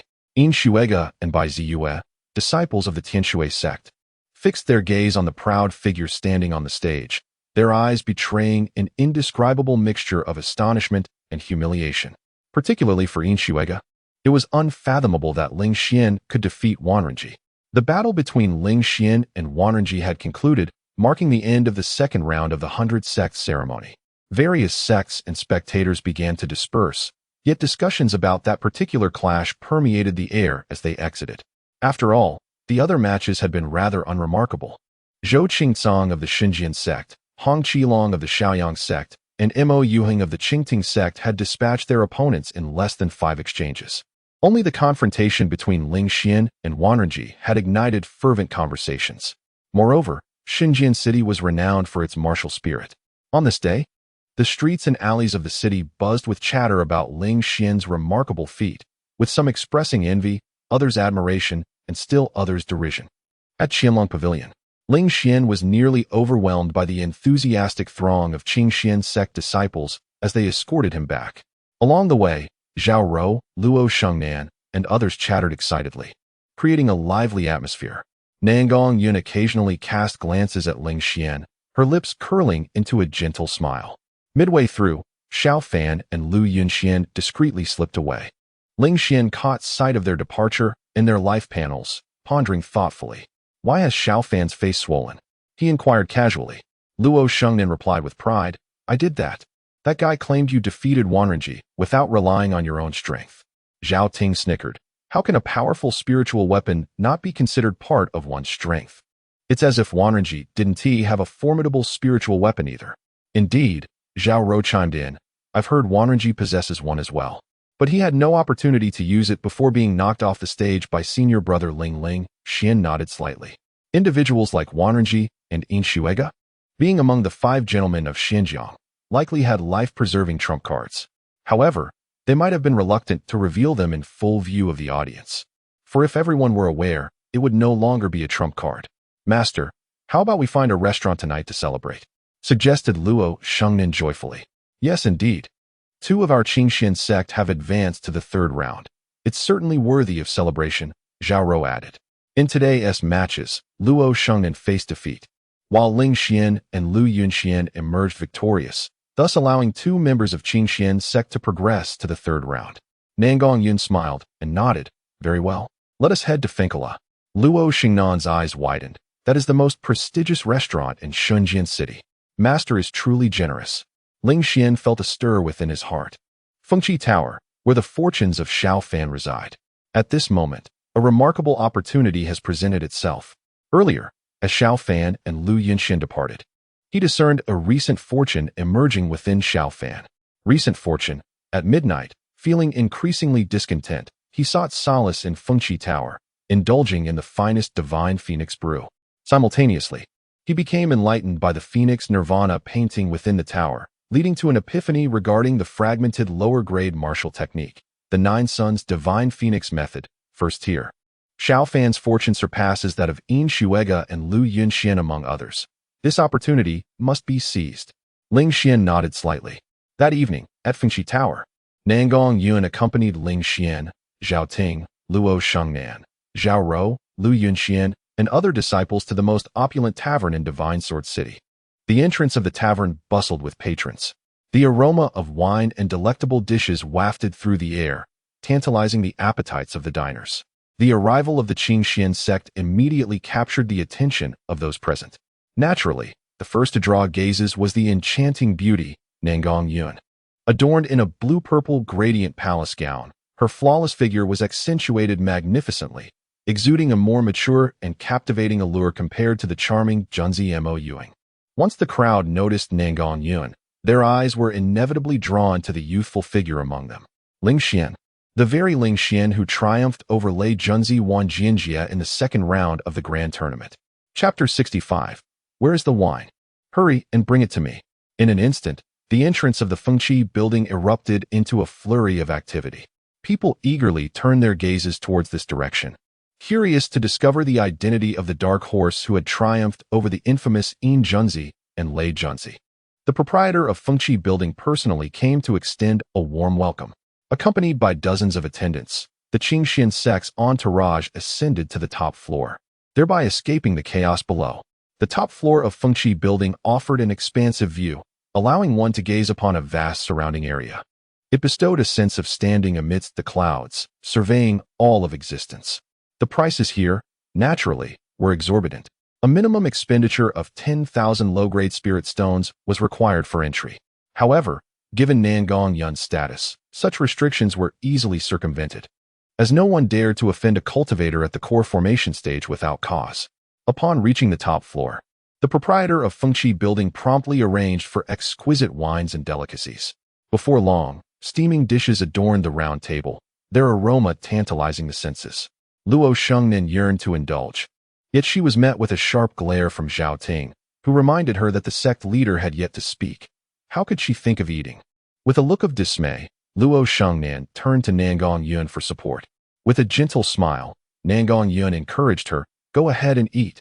Today is a celebration, and one must enjoy themselves. After feasting and drinking to their heart's content, the group began to engage in lively conversation. Luo Shengnan chuckled and remarked, do you know what the most remarkable feature of this Fengqi building is? What is it? Zhao Rou inquired, her eyes wide with curiosity. The Phoenix Nirvana mural. It's right on the wall of the top floor. We saw it when we entered, Luo Shengnan exclaimed with enthusiasm. It's just a mural. What is so impressive about that? Lu Yunxian replied casually. With a huff, Luo Shengnan countered, clearly, you lack appreciation. That mural is the genuine work of a divine transformation cultivator. Luo Xingnan's eyes sparkled with longing as she continued. It is said that within it lies the true essence of that divine transformation cultivator. If one could comprehend it, they would gain access to immensely powerful martial techniques. Unfortunately, no one has managed to decipher it all these years. Nangong Yun nodded with a smile. Shengnan is correct. In my youth, I too aspired to glean powerful martial skills from it, but alas, I failed. Upon hearing this, Lu Yunchuan's interest was piqued. I must go take a look. Zhao Ting and Zhao Rou also expressed their eagerness, urging, let us go, let us go. Come along, my disciple. Perhaps you are the fated one. Nangong Yin chuckled. Ling Xian rose to follow them. Although the destined one was Xiao Fan, having seized the opportunity, he too could be considered a fated individual in a different sense. The group arrived before the mural, which was truly magnificent, measuring approximately 3 zhang in length and 1 zhang in width. It would translate to roughly 10 meters long and 3 meters wide in earthly proportions, far too large for an ordinary household to accommodate. At the center of the mural, a blazing flame encircled a phoenix, symbolizing its fiery rebirth, its nirvana. Surrounding the mural are countless monstrous beasts, fierce creatures, and restless spirits. The theme of the mural is evidently clear. The phoenix succumbs to the onslaught of these malevolent entities, yet rises anew from the ashes. The moment of the phoenix's complete rebirth coincides with the demise of these vile beings. Ling Xian meticulously observes, discovering that each feather of the phoenix is exquisitely carved, brought to life with remarkable realism, as if one could feel the delicate texture of the feathers with a mere touch. Of course, such contact is forbidden. A transparent cover protects the mural, guarding against the possibility of someone carelessly reaching out. A few attempts may be harmless, but repeated contact would surely damage the artwork. At this moment, Lu Yunxian gazes intently at the mural for an extended period, hoping to discern some insight. However, apart from experiencing bloodshot eyes, he perceives nothing. Subsequently, disciples of the Qingxian sect, including Zhao Ting, Luo Shengnan, and Zhao Rou, approach to try their luck, yet none attain any enlightenment. Just then, a light laugh resonates through the air. Little sister, this phoenix rebirth mural is not something one can easily comprehend. Following this, the stunningly beautiful Mo Yuheng gracefully steps out from another elegant chamber, accompanied by the leader of the Qingting sect and several of its disciples. Nangong Yun nods in acknowledgement to the leader of the Qingting sect. We meet again. Mo Yuheng waves at Ling Xian, casting a flirtatious glance his way. Ling Xian smiles and nods in return. Nangong Yun snorts coldly, positioning herself in front of Ling Xian to obstruct Mo Yuheng's line of sight. At that moment, a robust voice booms from the staircase. Step aside. Today, I intend to indulge in revelry. A moment later, the disciple of the Shaoyang sect, the boisterous Hong Qilong, strides into the upper floor with great vigor, spotting Ling Xian, Mo Yuheng, and the others, visibly surprised. Mo Yuheng glances behind him, noticing that Zhou Qingcang has also arrived. Hong Qilong nods. Indeed, I dragged him along. This fellow spends every day honing his skills. He ought to relax a bit. With that, he yanks Zhou Qingcang into view. Now, the sword gentleman, the fiery gentleman, and the demon gentleman are all present, along with Ling Xian, who has recently triumphed over the shadow gentleman and the thunder gentleman. It is indeed a gathering of the elite of the new generation from Xinjiang Prefecture. Ling Xian, a pleasure to meet you, Zhou Qingcang acknowledges, spotting Ling Xian in the crowd and nodding in his direction. Ling Xian is taken aback. He had always perceived Zhou Qingcang as the foremost of the 5 gentlemen of Xinjiang, to be an arrogant individual under the protection of the sword sect's leader. Yet, upon meeting him today, he finds him to be remarkably affable. However, upon reflection, he understands. Zhou Qingcang's gaze is solely upon the strong. Having defeated Yin Shuega and Wanrenji, Ling Xian stands on par with the 5 gentlemen of Xinjiang, naturally catching Zhou Qingcang's eye. Hong Qilong bursts into hearty laughter. Ling Xian, you brought that cowardly Yin Shuega down, and it brings me great joy. That fellow is unworthy of being called a shadowy gentleman. I believe the title of the 5 lords of Xinjiang should rightfully include you. With that, he approached and casually draped an arm around Ling Xian's shoulder. Come, let us go drink. Ling Xian chuckled softly, realizing that this individual was indeed quite the character. He glanced at Nangong Yun, seeking her approval. Nangong Yun nodded, indicating her consent. Very well, Ling Xian clasped his hands in respect. As Zhou Qingcang brushed past Lu Yunxian, The latter hastily whispered, "Senior Brother Zhou, I have long admired you, and today I finally have the pleasure of meeting you. I am Lu Yunxian, and I have some connections with your esteemed sect." Zhou Qingsong paused momentarily. "Oh, Lu, I apologize, I am not familiar with that name." After saying this, he joined Hong Qilong and the others for drinks.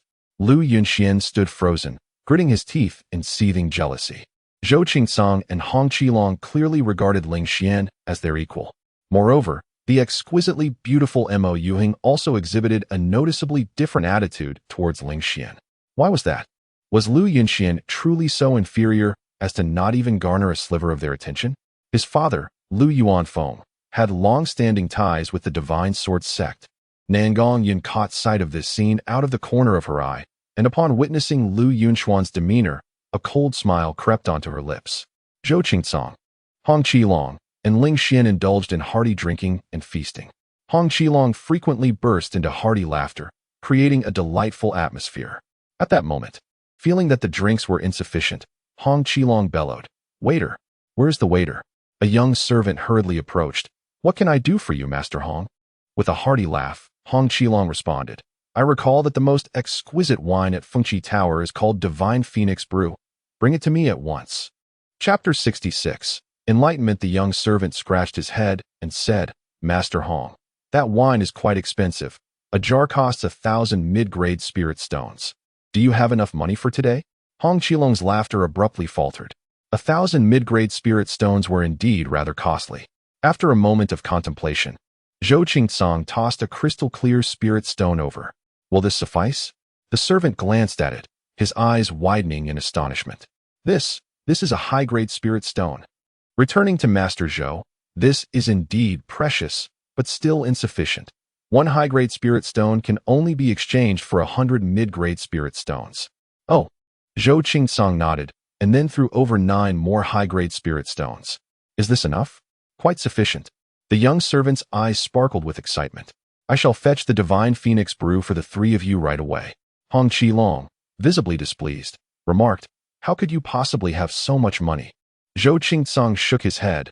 "I was unaware until the servant mentioned it. All of these were forcibly gifted to me by my master, and I still have over 100 left."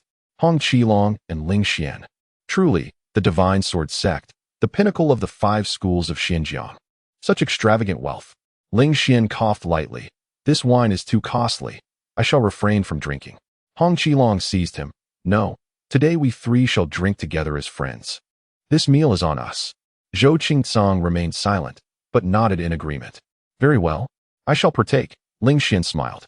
The art of feigned restraint was indeed mastered.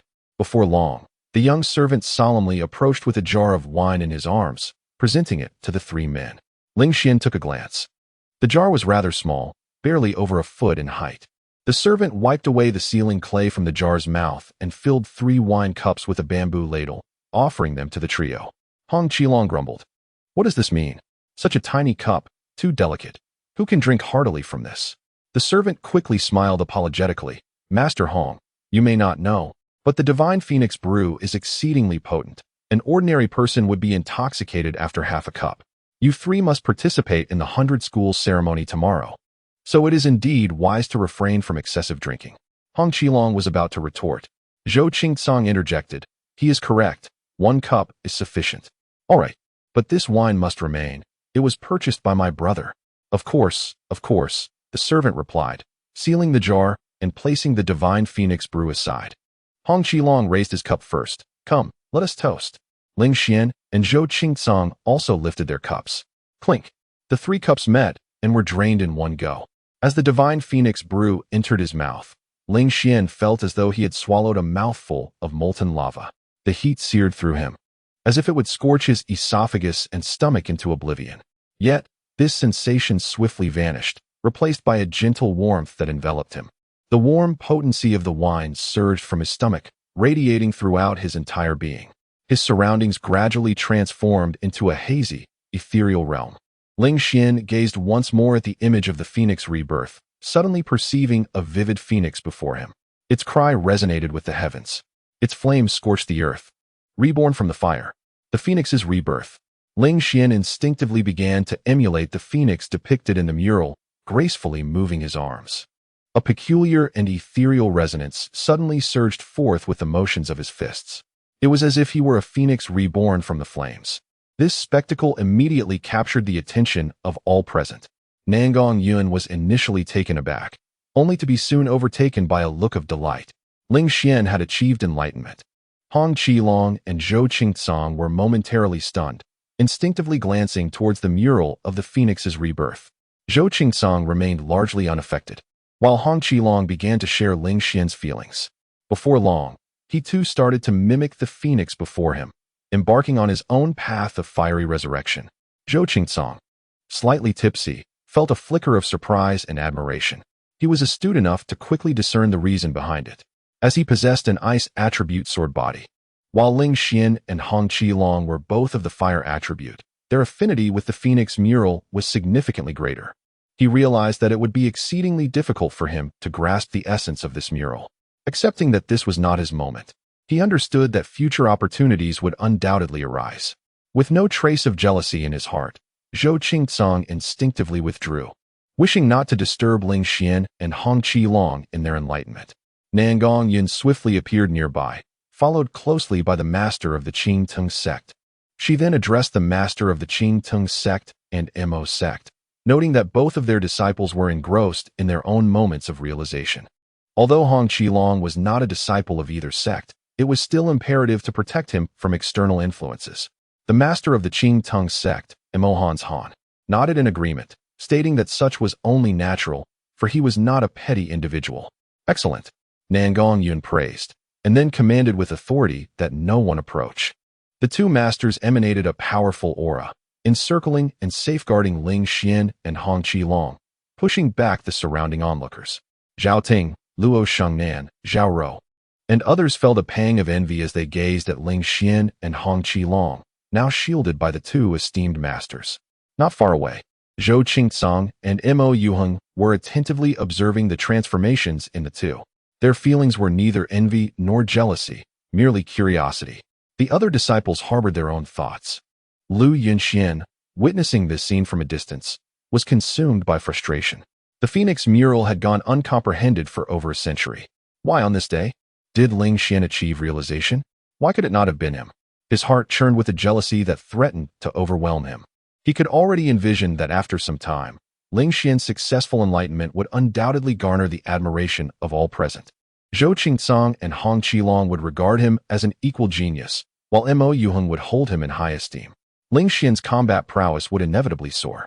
Yet, he would remain the same, stagnant in his current state. The more Lu Yunxian pondered, the angrier he became, and he resolutely turned away. At this moment, Ling Xian and Hong Qilong were immersed in a profound sea of consciousness. The world around them seemed to vanish without a trace. News of the enlightenment of the phoenix mural quickly spread throughout the upper floors. Many yearned to ascend to the top floor to witness the unfolding events. However, the Fengqi Tower promptly dispatched numerous enforcers to guard the entrance, barring the curious onlookers from entry, lest they disturb Ling Xian and Hong Qilong in their moments of enlightenment. As time ticked away, Hong Qilong's aura steadily ascended, as if a phoenix was being reborn in flames within him. In the next moment, he abruptly opened his eyes, exhaling flames that appeared almost tangible. Overjoyed, Hong Qilong sprang to his feet, eager to proclaim his elation. Yet, the oppressive presence of Nangong Yun and Mo Han soon enveloped him. He instinctively recoiled, especially upon noticing Ling Xian still absorbed in his meditation, nodding repeatedly to convey his understanding, refraining from uttering a sound. Only after stepping outside the sphere of influence did Hong Qilong exhale in relief. Mo Han inquired softly, "What have you comprehended?" The others cast curious glances in his direction. The Phoenix Nirvana diagram had been present for over a century, known merely as a relic left by a transcendent cultivator, yet its true insights remained a mystery. With a sense of pride, Hong Qilong declared, "The Nine-Yang Divine Phoenix Technique. I have grasped the first form." Nangong Yun's gaze sharpened. "Only the first form? What is its grade?" Hong Qilong scratched his head, uncertain, but sensed its formidable power. Mo Han nodded. "Once Ling Xian completes his enlightenment, you shall find a suitable venue to demonstrate it." "Excellent," Hong Qilong replied, his excitement palpable. He had a vague feeling that this first form of the Nine-Yang Divine Phoenix Technique might surpass the Earth-tier martial skills of the Shaoyang sect. As another 2 hours passed, Ling Xian's aura began to soar rapidly, accompanied by an astonishing surge in temperature. The onlookers instantly perked up. Ling Xian was awakening as well. Chapter 67. The Nine Yang Divine Phoenix Technique Boom. A surge of azure flames spontaneously ignited, incinerating Ling Xian's robes completely, revealing his robust and muscular physique beneath. This spectacle elicited gasps of astonishment from Zhao Rou and the other disciples. Nan Gongyun nearly rushed forward, but upon realizing that Ling Xian remained unscathed amidst the flames, she comprehended the situation.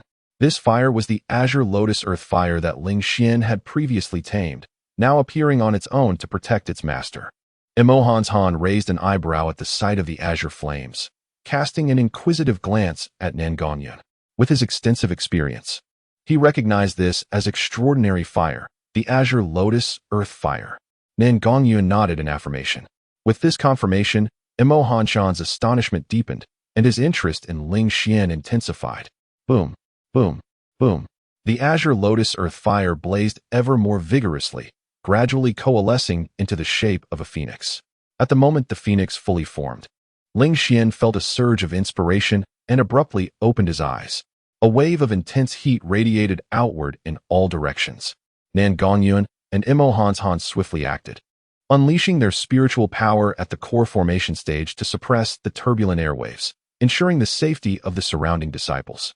Ling Xian's gaze gradually cleared, his expression transforming into one of unbridled joy. Master! He clasped his hands in salute toward Nan Gongyun, his eyes brimming with delight. A blush crept across Nan Gongyun's cheeks as she remarked, "You must have a spare robe. Quickly change into it." The female disciples, including Zhao Rou, hurriedly covered their eyes. Meanwhile, Mo Yuhing gazed at Ling Xian with a dreamy smile, unabashedly staring at him. Ling Xian looked down and realized he was completely unclothed. His modesty was shielded only by the tenacious azure lotus earth fire. However, the outlines of his form were still faintly discernible. He chuckled awkwardly, quickly surmising that the spontaneous appearance of the azure lotus earth fire during his moment of enlightenment had incinerated his garments. Hastily, he retrieved a new robe from his storage ring and donned it, contemplating the need to acquire attire that would withstand fire in the future. It was impractical to be so exposed before others. "What have you comprehended?" Then Gongyun inquired. "The first and second forms of the Nine Yang Divine Phoenix Technique." Ling Xian replied with a nod. Before the others could express their astonishment, Hong Qilong was the first to react with disbelief. "What? I could only grasp the first form. How did you comprehend two?" he exclaimed, astonished. "Could it be that your physique?" His words trailed off, but the astute among them could easily infer the implication. Ling Xian chuckled, having previously harbored some doubts himself. After all, he had seen on Xiao Fan's life panel that Xiao Fan had only grasped the first form of the Nine Yang Divine Phoenix Technique, while he had understood two. However, after a brief moment of reflection, he realized the truth. Xiao Fan possessed merely an Earth-grade fire warrior physique, while he himself was endowed with a heaven-grade superior sun-blazing body, naturally allowing for greater comprehension. Within the realm of the Phoenix Nirvana diagram, there exist only these two techniques. Let us venture outside the city to seek a spacious area and test the might of these two moves, exclaimed Nan Gongyun with delight. Indeed, Ling Xian nodded in agreement. Hong Qilong, brimming with excitement, declared, "I shall join as well." "Come on, Lao Zhou, you should witness this too." Zhou Qingsong nodded, fully in accord with the sentiment. In a whirlwind of activity, all departed from the Phoenix Nest Pavilion, heading towards the outskirts of the city. Numerous onlookers, eager to witness the spectacle, inquired who had grasped the essence of the Phoenix Nirvana diagram, yet no one responded. Some wished to follow them out of the city, but Nan Gongyun and Imo Han unveiled their formidable auras, causing the would-be followers to hesitate in fear. Outside the city, the group located a relatively secluded hollow among the mountains. Hong Qilong chuckled. "Allow me to demonstrate first." He inhaled deeply, and in an instant, spiritual energy surged forth as he struck the rocky surface before him with a mighty punch. Boom! The air crackled with explosive force, and in a heartbeat, the once solid rock shattered into a shower of debris under the ferocity of the flames. The spectators from the Qingxian sect and the Qingting sect gazed on in astonishment. How astounding! This is no mere Xin-level martial art. It must be at least Earth-level. Nangong Yun and Imo Hanshan exchanged knowing glances and nodded slightly. The power is at least of superior Earth level, quite possibly exceptional Earth level, they surmised, albeit only able to conjecture. Hong Qilong grinned. Regardless, it is certainly Earth level and surpasses the techniques of our Xiaoyang sect. Ling Xian, it is your turn to try, Nangong Yun urged. Ling Xian nodded, stating, I shall not execute the first move. Instead, I will demonstrate the second, which is the palm blade. He concentrated his spiritual energy, channeling it into his palm. In an instant, a tangible flame-like energy coalesced, forming a real palm blade, extending nearly 3 feet in length, sharp and searing. With a swift motion, he brought the blade down upon the rock. Crack! The stone shattered into countless fragments, showcasing a power evidently greater than that of Hong Qilong's punch. Hong Qilong slapped his thigh in admiration. Incredible! This technique surpasses my own. Both Nangong Yun and Imo Hanshan nodded vigorously in agreement. Nangong Yun. The might of this move is at least of exceptional Earth level. Imo Hanshan lamented, alas, it is but a fragment. Were it the complete 9-yang divine phoenix technique, it would surely ascend to the celestial level. Celestial level. The mere mention of these words struck each heart like a hammer, igniting an irrepressible yearning within all present. Even Nangong Yun and Imo Hanshan, as leaders of the Golden Core realm, could not suppress their inner longing. Celestial-level techniques and martial arts are exceedingly rare throughout the entire Xinyuan prefecture, with opportunities to witness them only arising on grander stages, such as Yuzhou. Of course, while some may serendipitously acquire celestial-level techniques, such instances remain exceptional. At the very least, within the 5 gates of Xinjiang, there exist no celestial-tier techniques or martial arts. The more Hong Qilong observed Ling Xian, the more he appreciated him. Ling Xian, you are a worthy opponent. I hope we can engage in a splendid duel tomorrow. Ling Xian smiled. You may not necessarily prevail against me. Hong Qilong laughed heartily. I am not one to compare myself to the likes of Yin Shuega or Wan Renjia. Regardless of the outcome, as long as it is fair, I shall accept it wholeheartedly. At that moment, Zhou Qingsong also turned to Ling Xian and spoke. Tomorrow, I shall await you at the decisive battle. This statement resonated in the hearts of all present, and the disciples felt a shiver run through them. Zhou Qingsong's intent was unmistakable. He regarded Ling Xian as the one destined to face him in the final confrontation, dismissing Hong Qilong and Imo Yuheng as contenders. Very well. Ling Xian chuckled lightly. Zhou Qingsong nodded. To the 2 sect masters, I shall return to my cultivation. After a courteous farewell, he made his way towards the Divine Sword City. If only Ling Xian and Zhou Qingsong were both sons of Imo Hanshan. Imo Hanshan mused as he gazed at the two. Imo Yuheng chuckled. Father, what do you mean? Imo Hanshan inhaled sharply. I mean nothing. Stop pinching me. Let us depart. It is time we returned. Nangong Yun beckoned. Sect Master Nangong, I have something I wish to discuss candidly with you. Imo Hanshan suddenly interjected. Nangong Yun paused. Please. Sect Master Imo, go ahead. Imo Hanshan smiled. Just as your Qingxian sect is not a monolith, neither is our Qingtong sect. It is inevitable that factions exist within. Let us not allow the intrigues between certain individuals within our respective sects to affect the relationship between us. Nangong Yun felt a stir of emotion. Very well. Since Sect Master Imo has expressed this, I shall await the outcome. Ling Xian, too, pondered thoughtfully. It seemed that Imo Hanshan was alluding to the entanglements between Song Chaofeng and certain individuals within the Qingtong sect, suggesting that this was not of Imo Hanshan's design, but rather actions taken covertly by others within the Qingtong sect. Chapter 68. The third round. A change in the rules this night was destined to be tumultuous. Within the confines of Fengqi Tower, whispers of someone comprehending the Phoenix Nirvana diagram spread like wildfire, reaching every ear. Even if Nangong Yun and Imo Hanshan attempted to conceal the truth, their efforts proved futile. Yet, the identity of the one who grasped the enigmatic diagram remained shrouded in mystery. With so many contenders, it was difficult to ascertain the truth. Zhou Qingsong, Hong Qilong, Imo Yuheng, and Ling Xian, these 4 were among the most exceptional young talents. Additionally, numerous young disciples gathered at Fengqi Tower, each potentially capable of unraveling the secrets of the Phoenix Nirvana diagram. As the news circulated, the city was abuzz with excitement, and discussions flourished, heightening the fervor in the air. Amidst this charged atmosphere, the sun rose, heralding a new day. The martial arts arena soon erupted into a cacophony. Compared to the previous days, the audience had swelled by at least 50%, with attendees traveling from various corners of Xinjiang Prefecture. After all, today marked the final round of the grand tournament of the 100 sects, where the top 10 would soon be decided. The allure of the lavish rewards for the top 10 ignited passion in even those who were not participants, stirring a desire to leap into the fray. Moreover, many had heard that this year's early-held grand tournament was unlike any other. In the first round, the enigmatic Yin Shuego was eliminated, followed by the formidable Lei Wanjie in the second. Remarkably, both were bested by the same individual, a dark horse, radiant in its obscurity, rivaling the 5 lords of Xinjiang, and drawing the gaze of countless spectators. Some who had initially planned to forego attendance rushed to the arena upon hearing the news.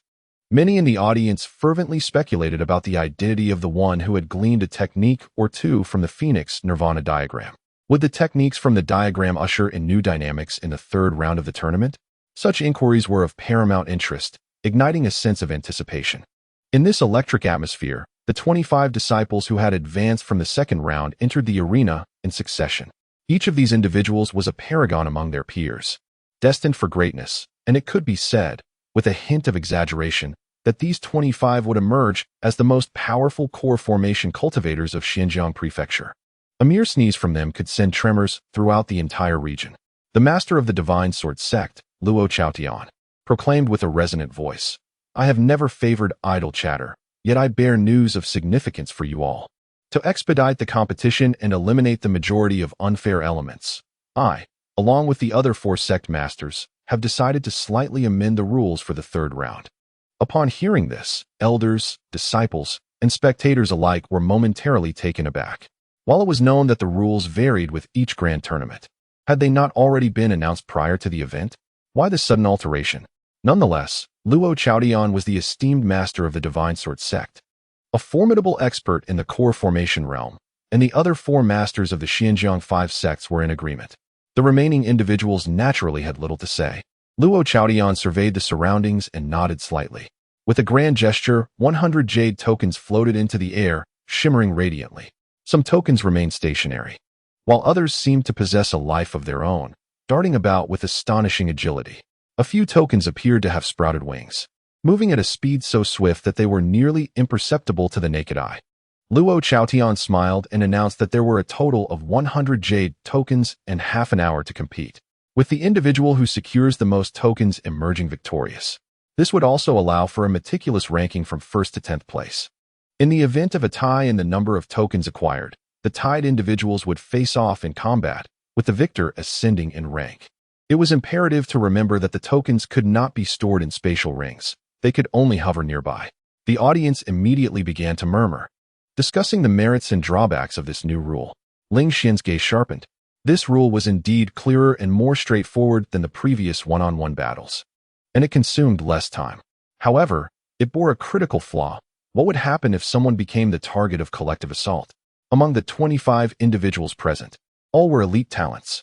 Against ordinary foundation establishment cultivators, they could almost effortlessly fend off multiple opponents. It was not to say one could take on 10, but 3 to 5 would be far from challenging. Even with strong individuals among them, it was unlikely anyone could single-handedly confront 3 to 5 elite opponents. Ling Xian believed that at most, he could manage to contend with 5 at once, and that did not include any of Zhou Qingcang, Mo Yuheng, or Hong Qilong. Contemplating this, Ling Xian glanced toward the Tianshui sect's team. Zhuang Macho sat calmly as before, her lips still frosty and sharp. At that moment, a cool jade hand grasped his. Ling Xian looked up to find it was Nangong Yun. The beautiful mentor smiled and reassured him, saying there was no need to worry. He should act boldly, for she would be his strongest support. Warmth spread through Ling Xian's heart. All disciples, take the stage, Luo Chaotian commanded, acknowledging with solemn nods. The 25 disciples, including Ling Xian, strode toward the martial platform. They dispersed, maintaining a distance of 10 feet from one another. Though their faces betrayed little emotion, their hearts were filled with vigilance. Those who stood here were no ordinary opponents, and no one would underestimate another. Ling Xian found himself in a position that was neither advantageous nor disadvantageous. He had only 3 individuals beside him, who hailed from the Divine Sword sect, Thunderfire sect, and Spirit Seal sect. The most likely to strike at him were the disciples from the Thunderfire sect and Spirit Seal sect. The former sought vengeance for Wang Jinjia, whom he had eliminated in the second round, while the latter was even more straightforward, as the Spirit Seal sect was an affiliated faction of the Tianshui sect. Though it was not openly acknowledged, their ties were exceedingly close. There have been instances where the most gifted disciples of the Lingxi sect were directly sent to the Tianshui sect, most notably by Ziyue. Initially a disciple of the Lingxi sect, he awakened his physique upon entering the foundation establishment stage, and the following day, he was personally escorted by the sect leader to the Tianshui sect, where he became a disciple. At the command of the elder from the Divine Sword sect, tasked with adjudication, 25 disciples simultaneously struck the ground with fervor, soaring into the air. There were 3 types of jade tokens: those that remained stationary, those that moved at a normal speed, and those that moved at high velocity. Each category contained approximately 30 tokens. It was evident that the priority was to seize the stationary jade tokens.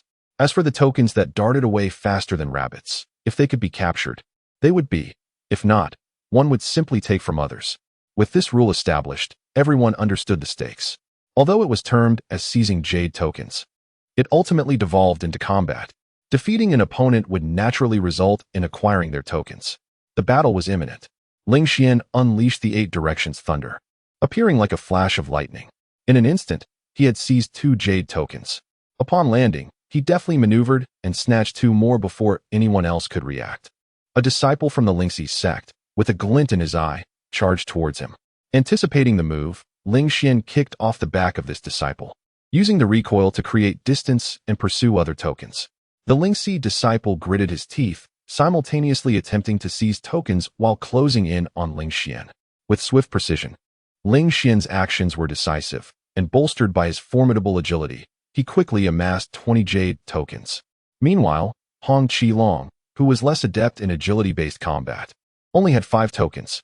Zhou Qingcong and Mo Yuhing fared slightly better with 10 and 11 tokens respectively. Ling Xian had amassed the most tokens, drawing the attention of several individuals who then decided to converge on him from 3 different directions. Chapter 69, 1 against 6. Utterly invincible, the foremost among the trio was at the pinnacle of the foundation establishment realm. While he may not have reached the level of the esteemed 5 gentlemen of Xinjiang, he was scarcely inferior. The other 2 were both at the consummate stage of foundation establishment. All 3 were the elite paragons of their respective sections.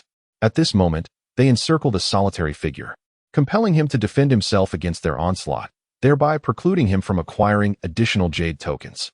The longer this standoff persisted, the lower his eventual ranking would inevitably be. Ling Xian cast a casual glance, a faint smile gracing his lips. Those few must be your comrades. Come at me together.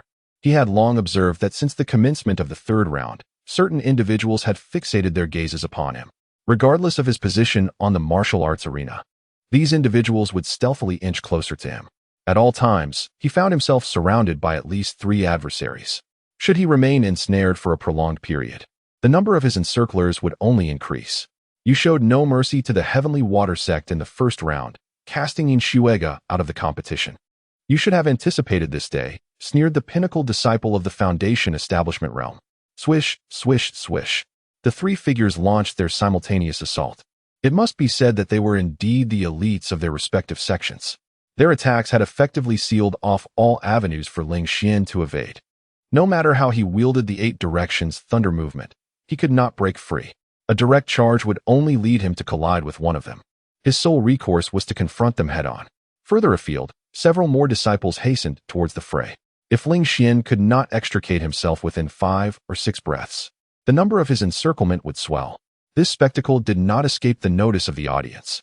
Goodness, the 3rd round has only just begun, and there are still many jade tokens out there. Why is it so fiercely contested? Indeed, those individuals seem to disregard the jade tokens entirely, focusing solely on surrounding Ling Xian. The Heavenly Water sect must hold considerable influence, likely persuading these sects to unite against him. Alas, the plight of smaller sects is truly dire. It seems Ling Xian may not secure a position in the top 10. What a pity. I had thought he could at least place in the top 5. Among the ranks of the Qingxian sect, Nangong Yun cast a distant glance at Zhuang Macho within the Heavenly Water sect. The 2 beautiful women locked eyes, and it seemed as though sparks ignited in midair. Nangong Yun observed the cruel smirk that played upon the other's lips, a hint of triumph. Maintaining her composure, she chose not to dwell further on that gaze, instead redirecting her attention to the martial arts arena. Zhuang Macho, however, let out a soft exclamation. Nangong Yun was typically not skilled at concealing her emotions. She had anticipated her shock, but found instead a remarkable lack of emotional response. Could it be that she had bestowed some hidden card upon Ling Xian? No. What hidden card could the Qing Xian sect possibly possess? On the martial arts arena, faced with the encirclement of 3 adversaries, Ling Xian remained unperturbed. Suddenly, he summoned his spiritual energy, and flames surged wildly. In an instant, he concentrated the essence of a phoenix-like blaze upon his fist. 9 Suns Divine Phoenix Technique, First Form.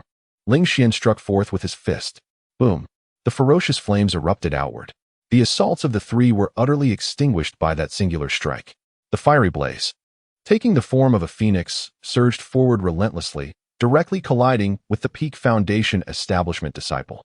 With a resounding crash, the individual was instantaneously engulfed by the flames. His figure propelled backward. His robes were incinerated mid-air, and upon hitting the ground, he spewed forth a torrent of blood, which quickly evaporated under the searing heat.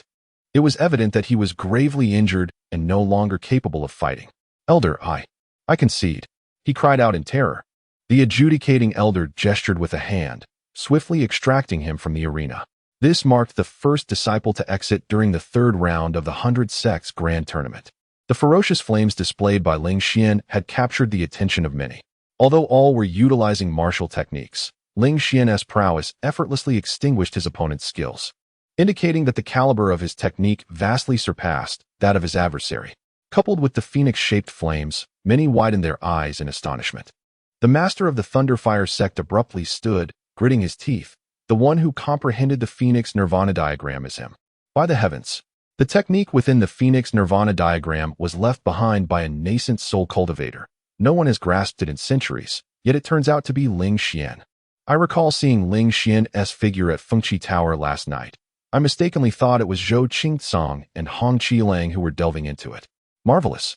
Ling Xian truly deserves to have vanquished Yin Shuega and Wanrenji. Look, Hong Qilang has also unleashed a punch. The crowd turned their gaze to the arena, only to discover Hong Qilang grappling for a jade token while delivering a powerful blow. The Phoenix's cry and flames emanated from the very techniques of the Phoenix Nirvana diagram. It became clear that the individuals who comprehended the Phoenix Nirvana diagram last night were indeed Ling Xian and Hong Qilang. Both seemed to possess a fire affinity, which enabled them to grasp the essence of the Phoenix Nirvana diagram. The spectators were filled with awe, pondering why such an opportunity had not befallen them. Hong Qilang scowled. Damn it, Ling Xian has stolen the spotlight. Zhou Qingcang lightly touched the ground, effortlessly snatching a swiftly moving jade token, and remarked calmly, do not fret. He shall soon eclipse the limelight even further. Look, more individuals have already surrounded him. Hong Qilang chuckled. Even if they surround him, it matters not. His palm technique, the blade of the hand, is something most cannot withstand. Swish, swish, swish. Ling Xian surveyed his surroundings. 6 individuals had already appeared beside him. He believed he could contend with 5 simultaneously, but with 6 approaching, he felt undaunted. You knocked my brother off the stage. Today, I shall avenge him. The leading figure, a robust and fierce man, growled menacingly. Who is your brother among those I have defeated? Ling Xian inquired with confusion. The man gritted his teeth. Wanrenji. I am his brother, Wanrenxing. Very well, then let us engage together, Ling Xian replied with a slight smile. You are overly presumptuous. With a cold smirk, Wanrenxiong commanded. Attack. Under his leadership, the group simultaneously unleashed their assaults. Shadows of swords, glimmers of blades, tips of spears, flames, and azure frost, an array of attacks surged towards Ling Xian, as if to obliterate his very existence. Ling Xian took a deep breath and slowly extended his right hand, which stretched forth with precision. Wanrenxiong glanced over. What appeared to be merely a hand, in his eyes, transformed into a blade capable of cleaving gold and jade. A mere trick, Wanrenxiong scoffed. Buzzing. Flames once again coalesced in Ling Xian's grasp, swiftly taking the form of a hand blade. But that was insufficient. With a gentle flick, an extraordinary azure flame descended into his palm, dyeing it completely in an ethereal hue. With a single slash, it seemed as though he aimed to repel all worldly malevolence. Unassailable. The second form of the Nine-Yang Divine Phoenix technique, merging with the heart fire of the Azure Lotus slash. The ferocious and domineering flames surged forth, crashing against the attacks of the 6 adversaries. Boom, boom, boom. The resounding explosions echoed continuously. Surprisingly, the 6 assaults were utterly obliterated. The Azure Fire handblade maintained its momentum, directly colliding with the 6 individuals. Bang! They erupted in midair, spewing blood as they were hurled backward. 3 were propelled several dozen feet away, eliminated from the fray. The remaining 3, still present, succumbed to unconsciousness, devoid of any combat capability. Ling Xian seized their jade tokens with fervor, causing them to levitate around him. In an instant, his collection swelled to 30 tokens, far surpassing that of any other participant present. At that moment, an eerie silence enveloped the arena. Chapter 70. The battle at the conclusion of the 100 Gates ceremony. After a brief silence, the stands erupted into enthusiastic applause. What was that move? It was astonishing. My mother questioned why I was kneeling to watch the match, and I was taken aback. Could it be that technique was derived from the insights of the Phoenix Nirvana diagram? Zhuang Macho, who had previously worn a cold smile, suddenly appeared more ghastly than liver. She understood now. It was clear why Nangong Yun remained unfazed despite Ling Xian being surrounded by so many. Nangong Yun had known all along. Ling Xian must have gleaned formidable martial skills from the Phoenix Nirvana diagram. At the very least, it was of earth rank. Zhuang Macho gritted her teeth in frustration. These individuals were the ones that the Tianshui sect had spent considerable resources to recruit. With their downfall, no one would surround Ling Xian any longer. Her calculations had utterly failed. Zhou Qingcong, Hong Qilong, and Mo Yuheng all reacted to the scene. Hong Qilong widened his eyes in astonishment, exclaiming, "Look, look! I told you that move was ridiculously powerful." Zhou Qingcong mused, "That azure flame seems to be a strange fire." Hong Qilong felt a jolt of surprise. "A strange fire? Are you certain?" Zhou Qingcong shook his head. "I've never seen one, but I've read about it in books." Hong Qilong sighed. "In that case, I surely cannot defeat Ling Xian. It's up to you now, old Zhou." "Huh? Why do you underestimate me? Do you think I cannot match Ling Xian?" Mo Yuheng chuckled lightly. Hong Qilong rolled his eyes. "You aren't much stronger than I am, and how much of your power relies on the tamed beasts?" Mo Yuheng smiled but remained silent. This was indeed true. She possessed the 10,000 beasts spiritual body, enhancing her strength through the taming of powerful beasts. Her individual combat capability was relatively weak. Moreover, the beasts she had tamed were far too strong to participate in the ceremony. Otherwise, the first place would undoubtedly be hers. The expressions of the other sects were equally intriguing. As for those who had traveled from various places to witness the ceremony, they were utterly delighted. Just the sight of Ling Xian single-handedly defeating 6 opponents was worth the ticket price. Ling Xian exhaled a breath of turbid air. The Juyong Divine Phoenix technique was a heavenly rank martial skill. Though fragmented, its consumption of spiritual power was immense. The Azure Lotus Earth Fire was even more voracious, always demanding vast amounts of spiritual energy. Were it not for Ling Xian also practicing the Infernal Ruination Sutra, another heavenly rank technique, which allowed him to exceed the spiritual energy limits of his peers by over tenfold, he would surely find his reserves lacking. Is there anyone else who wishes to join? Come forth. Ling Xian scanned the surroundings, sensing that several gazes were peering at him. Yet, the shock of his overwhelming victory had left these hidden individuals too intimidated to reveal themselves. Then I shall not indulge you any longer. Ling Xian maintained a calm demeanor as he continued to seize jade tokens. Time passed moment by moment, and the number of jade tokens Ling Xian had accumulated settled at 35. This number almost guarantees the first place. As time draws to a close, the jade tokens floating around Zhou Qingcong, Hong Qilong, and Mo Yuheng are visibly far fewer than those surrounding Ling Xian. It is evident that Ling Xian has already secured the first position. However, at that moment, disciples of the Divine Sword sect approached Zhou Qingcong, presenting their jade tokens directly before him.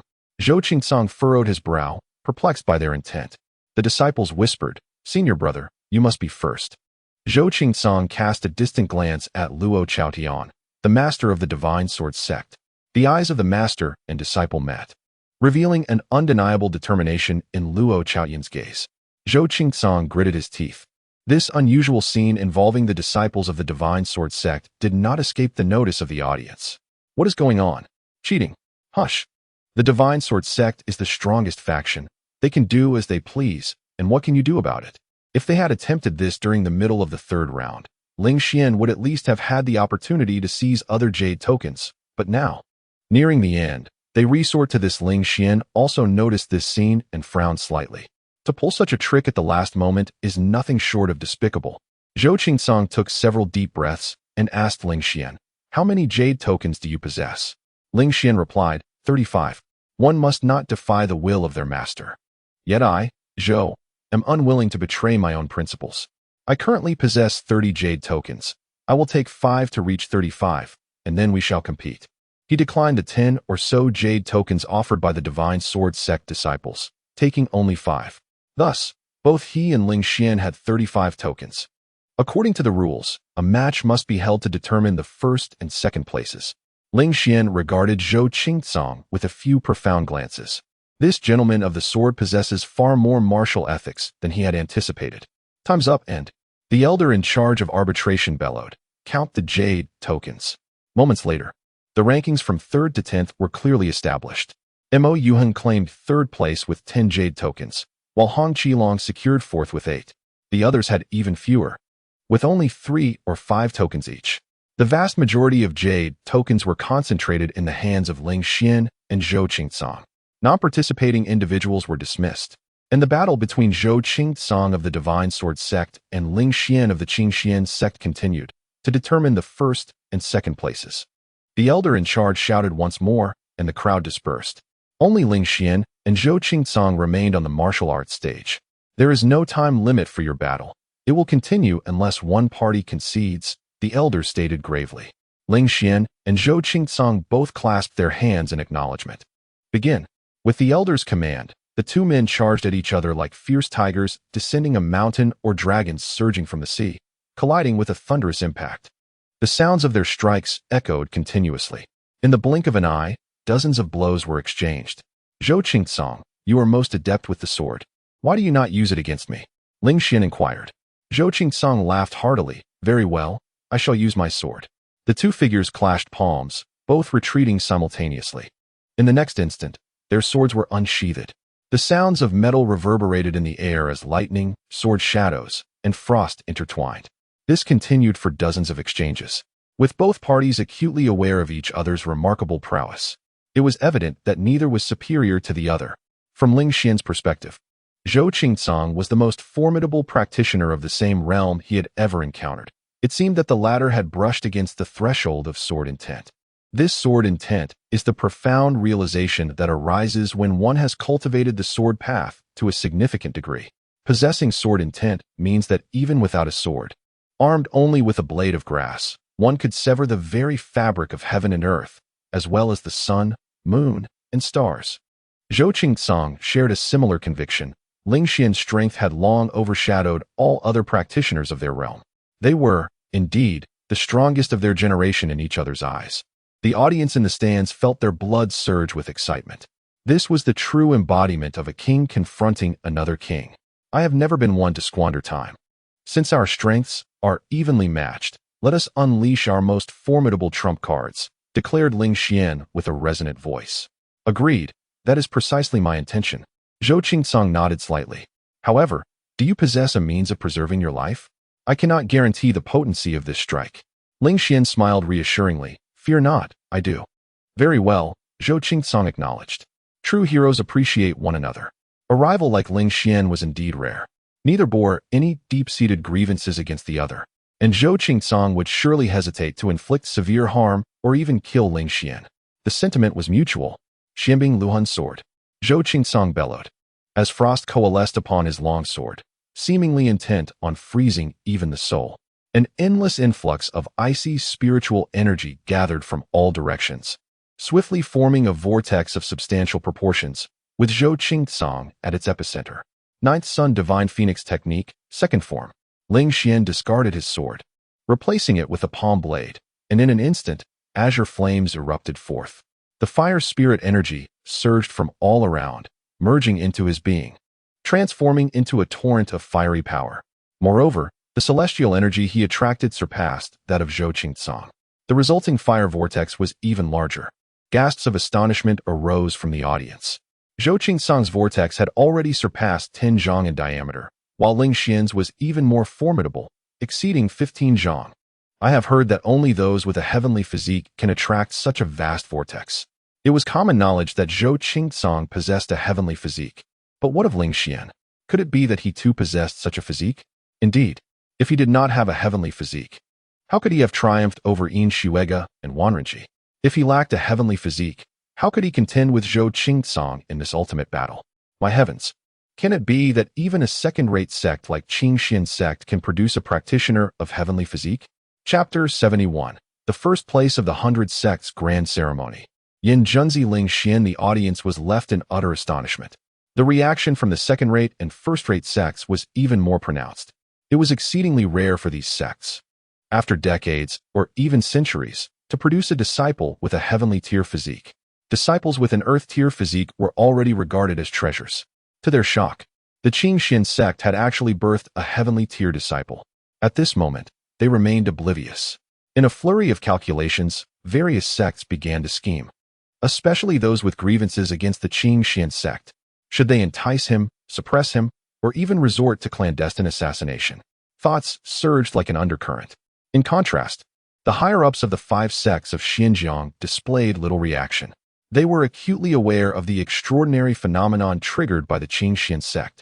While the first-rate and second-rate sects may have been ignorant, the 5 sects of Xinjiang knew all too well. They had long been aware of the heavenly tier disciple and had been probing into his true identity through their respective channels. Based on the recent developments within the Qingxian sect, even without concrete information, they could deduce through mere speculation that the heavenly tier disciple was indeed Ling Xian. On the martial arts platform, Qin Yin and Xian Bing intertwined in a fierce clash, colliding with a frenzy that led to obliteration and dissolution. The blinding light forced those of lower cultivation to shut their eyes. In the next moment, a deafening explosion resounded. Boom! The two figures were simultaneously hurled backward. Ling Xian slammed his palm onto the ground, forcibly stabilizing his retreating form. A fleeting glimpse of black fragments of demonic armor flashed across his chest, dissipating the most formidable force. Zhou Qingcang, on the other hand, drove his sword into the ground, managing to remain within the arena. Both were tattered and bloodied.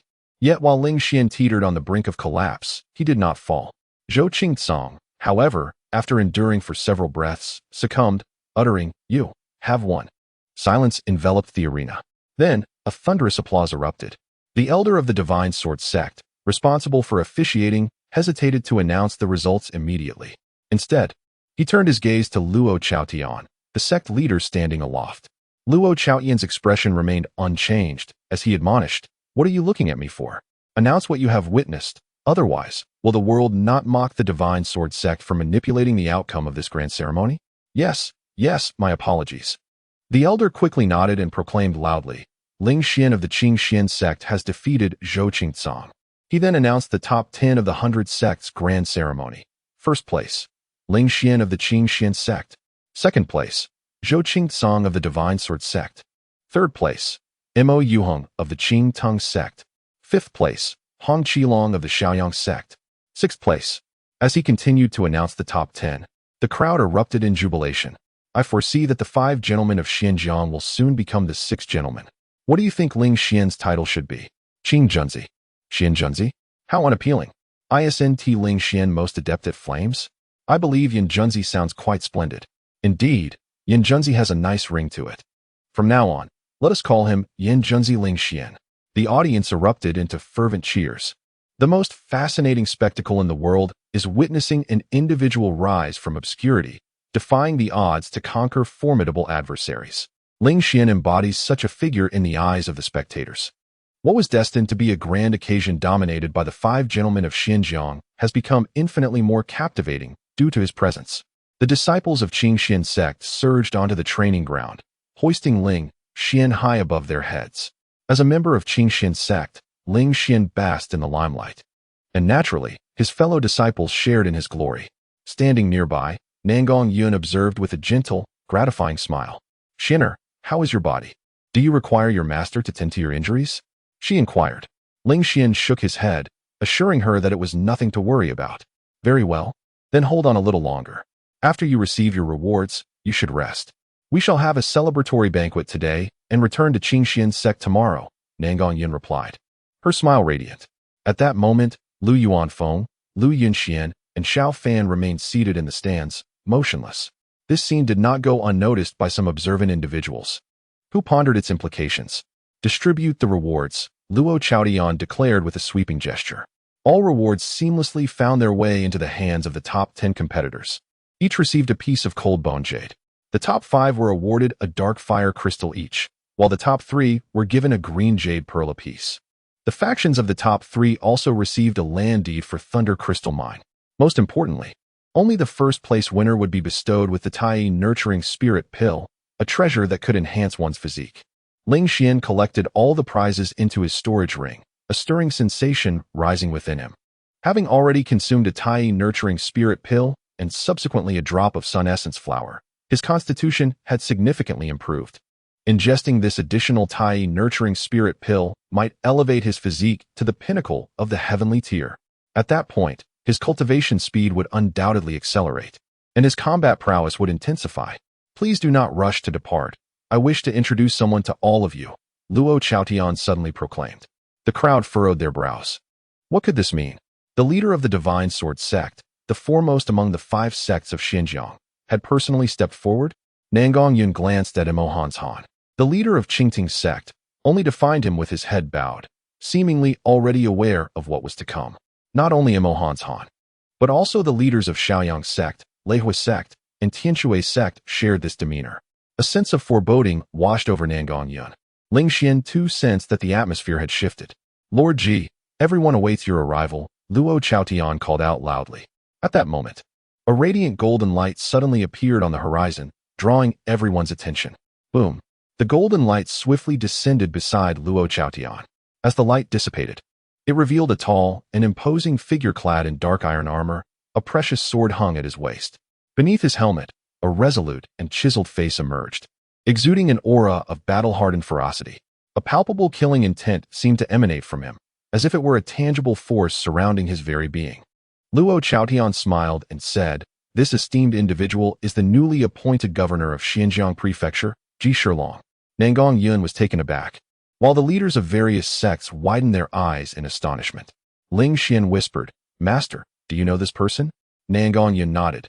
"Indeed, not only do I know him, but many cultivators at the core formation stage are also familiar with him. Xianer, you should recall the events in Jianda Prefecture not long ago. The officials led troops to eradicate the various sects in Jianda, including its strongest faction, the Jinyang sect.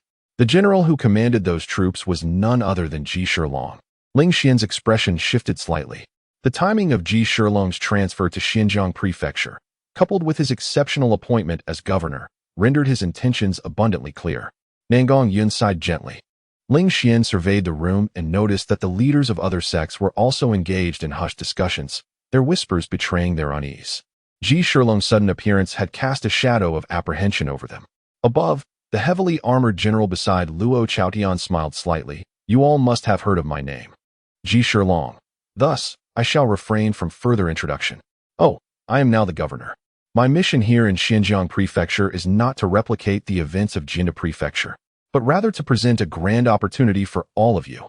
Upon hearing this, the crowd was filled with uncertainty. Was it the truth or a facade? Ji Shilong continued with a smile. "Xinjiang Prefecture is flourishing, with sects thriving in diversity. However, there is one aspect that lacks: a strict hierarchy. Such an absence of order is quite detrimental. My staff has devised a structured ranking system to rectify this matter. At the pinnacle lies the 5 sects of Xinjiang, which must possess at least 30 core formation cultivators, 500 foundation establishment disciples, and 3,000 disciples in total. If they fall short of these criteria, they will be demoted. Below the 5 sects are the first-rate sects, requiring at least 23 core formation cultivators, 100 foundation establishment disciples, and 1,000 disciples, with similar demotion conditions. Following that are the second-rate sects, which must have at least 15 core formation cultivators, 50 foundation establishment disciples, and 500 disciples. Ji Shilong elaborated.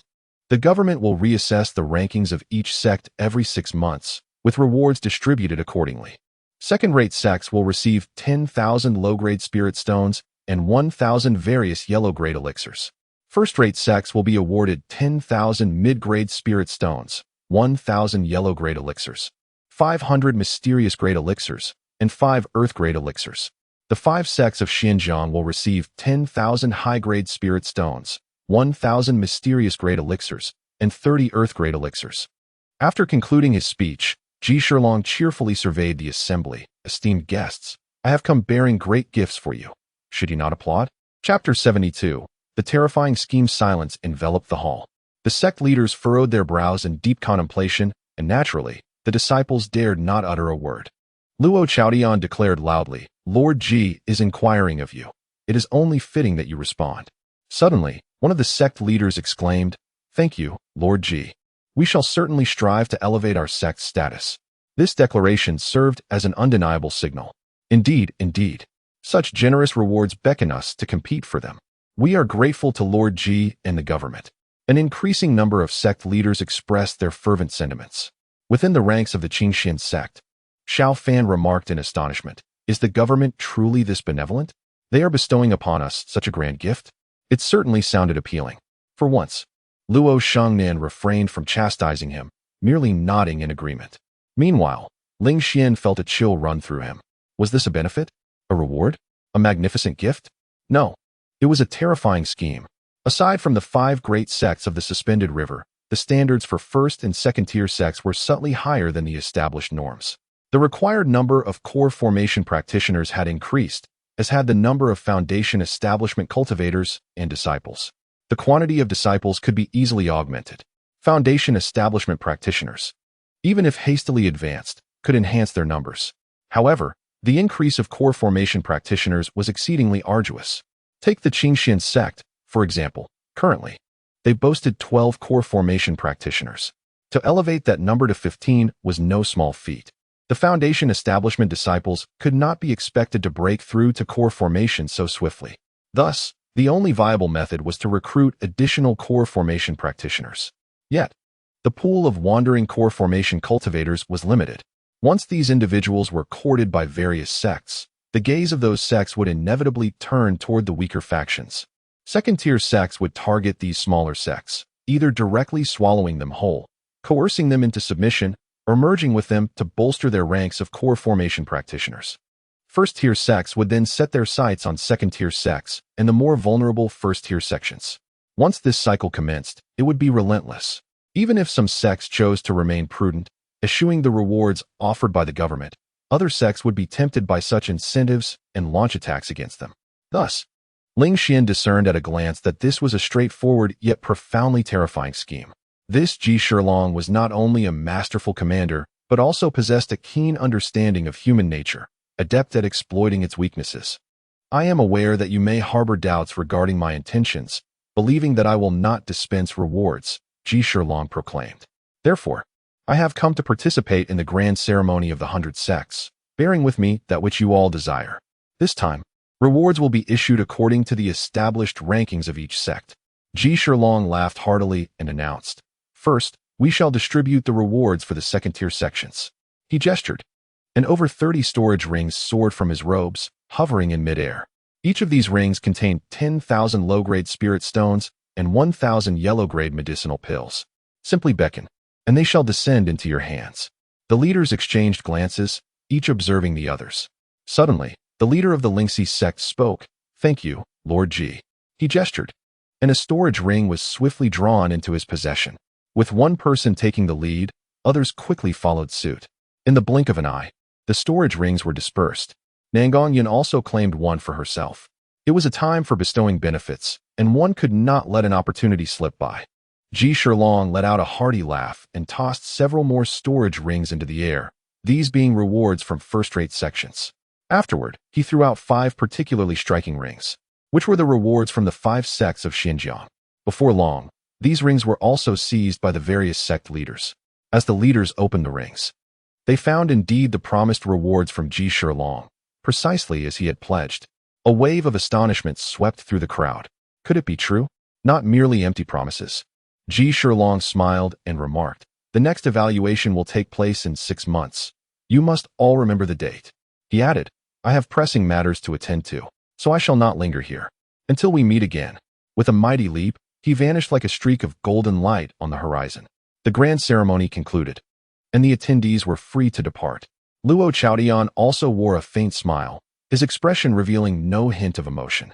At Qianlong Pavilion, the residence of the Qingxian sect, the leader exclaimed, This is a fortuitous event. We must seize this opportunity. Xiao Fan responded with excitement. Ling Xian shook his head. Can't you see? Xiao Fan replied, bewildered. See what? Ling Xian, somewhat exasperated, explained, This is Ji Shilong's cunning strategy. If one is not sufficiently astute, it is easy to fall into his trap. After articulating his analysis, a tremor of realization surged through the group. Zhao Ting and the others sensed something amiss, yet were momentarily at a loss. Upon hearing Ling Xian's explanation, they quickly comprehended the gravity of the situation. This was indeed a nefarious yet irresistible scheme. Luo Shengnan scratched her head. Should we then adopt a defensive stance, refraining from acting against other sects, and advise them to maintain the status quo? Zhao Ting shook his head. With such enticing rewards before them, some sects will inevitably succumb to greed, especially since they have already tasted the sweetness of the fruits. Ling Xian nodded in agreement. Indeed, he has offered too much. Ling Xian stated solemnly, Moreover, I surmise that initially, everyone will exhibit restraint. But it is certain that some sects will be the first to act. Those sects are likely already in cahoots with Ji Shilong. There will always be those willing to serve the government as pawns. Upon hearing this, the others nodded in deep agreement. Nangong Yun cast a grateful glance at him. Some of Ling Xian's insights had not even occurred to her. Her disciple, with such extraordinary talent, possessed a remarkably meticulous mind. Nangong Yun lightly tapped the table. Let us set aside these discussions for now and deliberate further upon returning to our sect. Today marks a day of great joy, as I have decided to host a celebratory banquet for Ling Xian tonight at the Phoenix Nest. Luo Shengnan, Zhao Rou, and others exclaimed with excitement. In stark contrast to their elation were Lu Yunxian and Xiao Fan. Although Lu Yunxian had advanced to the second round, he encountered formidable opponents and failed to reach the third round. Xiao Fan fared even worse, not making it past the first round. They could only watch as Ling Xian basked in the adulation of the crowd. Brother, shall we attend the celebration? Xiao Fan sighed, his expression a mixture of emotions. Unbeknownst to him, Ling Xian had surpassed him by such a margin. Of course we shall go, and we must indulge ourselves in feasting and merriment. Lu Yunxian replied with a faint smile. Now, we must ensure that no incriminating evidence is gathered against us. Understood, nodded Xiao Fan. That night, the Qingxian sect hosted a banquet at the Phoenix Nest. The news of Ling Xian's victory over Zhou Qingcong, claiming first place in the 100 Sects Grand Ceremony, had spread throughout the entire Divine Sword City. On every street and alley, men and women of all ages fervently discussed this name. The title of Yin Junzi was also propagated alongside it. Ling Xian, the Yin Junzi, had now been equated with the Jian Junzi Zhou Qingcong, the Yao Junzi Mo Yuang, and the Lai Junzi Hong Qilong. In contrast, the Yin Junzi Yin Shuega and the Lei Junzi Wan Renjia were seldom mentioned. The 5 Junzi of Xinjiang seemed to be gradually transforming into the 4 Junzi of Xinjiang. After a night of celebration, everyone, under the leadership of Nangong Yun, boarded the Qing Yujiao to return to the Qingxian sect. Qingxian sect, we have returned. Ling Xian gazed towards the south, a smile gracing his lips. Chapter 73. The Return of Ling Xian to the Qingxian sect. Steward Zhang Weihua was directing the outer disciples in the transportation of spiritual wood for the repair of buildings that had succumbed to decay or insect infestation. These structures were nearly 2 centuries old, and after such an extensive passage of time, deterioration was inevitable. However, the insects that infested the spiritual wood were no ordinary pests. Zhang Weihua also had to instruct the disciples to capture these insects. These plump, white larvae were considered a delicacy when cooked. The disciples referred to them as mubai ro. Simply washed and fried in oil, they required no seasoning, as their flesh was savory and even carried a hint of creaminess, filling the mouth with a rich aroma. Some disciples, who had initially declared they would rather starve or leap from the mountain than consume mubai ro, found themselves irresistibly drawn to this dish, scouring the spiritual wood daily for more larvae. All right, send them all to elderly, Zhang Weihua sighed in relief. Yes, the outer disciples nodded and prepared to leave. Just then, someone suddenly pointed at the sky and exclaimed, Look, there is a shadow in the sky. The shadow is growing larger. Could it be a fourth-tier demon beast attacking the mountain gate? Quickly, find an elder. Hurry. Wait, it seems not to be. I see it clearly now. It's a Qinglin eagle, the one that the sect master and the others are riding. They have returned. The disciples erupted in jubilation, all gazing skyward. Zhang Weihua, his face alight with excitement, called out, "Everyone, leave the training ground and clear the area." You few, quickly helped to disperse the disciples. Yes, the disciples shouted in unison. In no time, the training ground transformed into an open space. The Qinglin eagle descended gracefully. The howling winds it stirred causing the disciples to stagger and even struggle to keep their eyes open, forcing them to retreat repeatedly. It was only when the Qinglin eagle had fully landed and ceased flapping its wings that the tempest gradually subsided. From atop the Qinglin eagle, Nangong Yun, Ling Xian, and 12 others alighted gracefully. Nangong Yun patted the eagle's head, and it let out a resounding cry before flapping its wings and swiftly vanishing into the clouds, evidently off to hunt in the Qing-Song mountain range. Welcome back, Sect Master. Welcome back, Deputy Sect Master. The disciples bowed in unison. Several streaks of light emerged from various points of the mountain gate, swiftly converging upon the training ground. These were the esteemed inner elders. Led by an elderly matron, the steadfast supporter of Nangong Yun, elderly. She could hardly contain her eagerness and asked, "Sect Master, how did it go? Did we advance to the second round in the 100 Sects Grand Ceremony?" The other elders displayed a sense of urgency as well. Even those who were not supporters of Nangong Yun, but rather of Lu Yuanfeng, were keen to witness the sect's strength and reputation flourish in Suinjiang Prefecture. If the disciples could shine brightly at the 100 Sects Grand Ceremony, it would undoubtedly elevate the sect's standing. Ever since the Qingxian sect was displaced from its esteemed position among the 5 sects of Suinjiang by the Tianshui sect and subsequently relegated to a second-rate sect, its performance in the grand competition of the 100 sects has steadily declined. For several consecutive sessions, they have failed to advance beyond the initial rounds. Elder Li's aspirations are modest. She merely hopes to see her sect reach the second round, considering it a measure of progress. Upon hearing this query from Elder Li, Nangong Yun, with her enchanting visage, revealed an unusual expression. Not only she, but also Zhao Ting, Luo Shengnan, and Zhao Rou shared similar peculiar looks. Noticing this, Elder Li assumed the results were disappointing and quickly offered her reassurances, stating that victories and defeats are commonplace in the realm of martial arts, and that not advancing to the second round is inconsequential. After all, it is merely a competition among 100 sects, devoid of any substantial significance. Nevertheless, a hint of sorrow marred her countenance, as her beloved Qingxian sect had fallen to such depths. The other elders exchanged glances, each harboring their own thoughts. Meanwhile, the disciples in the distance had also caught wind of the situation. They felt pride in their sect's strength, yet experienced shame when it failed to achieve notable results in the grand competition. Finally, Nangong Yun could no longer contain her excitement and burst into an unexpected fit of laughter, her smile radiant and lively. "Elderly, you are mistaken. This time, not only did we advance to the second round, but we also made it to the third." Elderly was momentarily taken aback. "Really? The third round is the finals. Even the worst outcome would secure us at least the 25th place. Who achieved this remarkable feat? Was it Ling Xian or Lu Yunxian?" She hastily glanced towards the two in the team. Lu Yunxian averted his gaze. Nangong Yun shook her head, declaring that it was neither Ling Xian nor Lu Yunxian. "What?" Elder Li was bewildered. With a smile, Nangong Yun continued, "Ling Xian secured the first place." Elder Li instinctively tried to comfort her. "First place? That's nothing to worry about." "Wait, did you say first place?" "Indeed," Nangong Yun affirmed with a bright smile. She infused her voice with spiritual energy, causing it to resonate like a mighty bell that echoed throughout the gates of the Qingxian sect.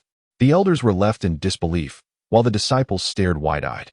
Elder Li, brimming with excitement, urged, "Please, tell me in detail what transpired." Nangong Yun's smile grew even more radiant, her voice soaring. "In the first round, amidst the chaos, Ling Xian led our Qingxian sect team to a resounding victory over the Tianshui sect, defeating all 10 members, including Yin Shuega, and sending them from the arena. In the second round, Ling Xian encountered the formidable disciple of the Leihua sect, Wan Renjia, but despite his sudden enlightenment, Ling Xian triumphed and expelled him from the arena.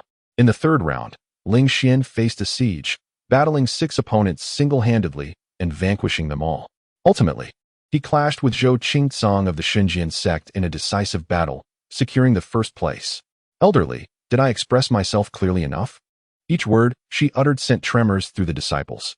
Upon finishing her account, the disciples were left awestruck, their gazes towards Ling Xian transformed entirely into admiration. Elder Li's eyes brimmed with tears of joy. Excellent, excellent, excellent. Her gaze upon Ling Xian was akin to that of a grandmother beholding her beloved grandson. Not only Ling Xian, but all the other disciples had also achieved remarkable results, advancing to the second round. This marked the finest achievement for the Qingxian sect in nearly 50 years. Nangong Yun felt an overwhelming sense of pride for her disciple.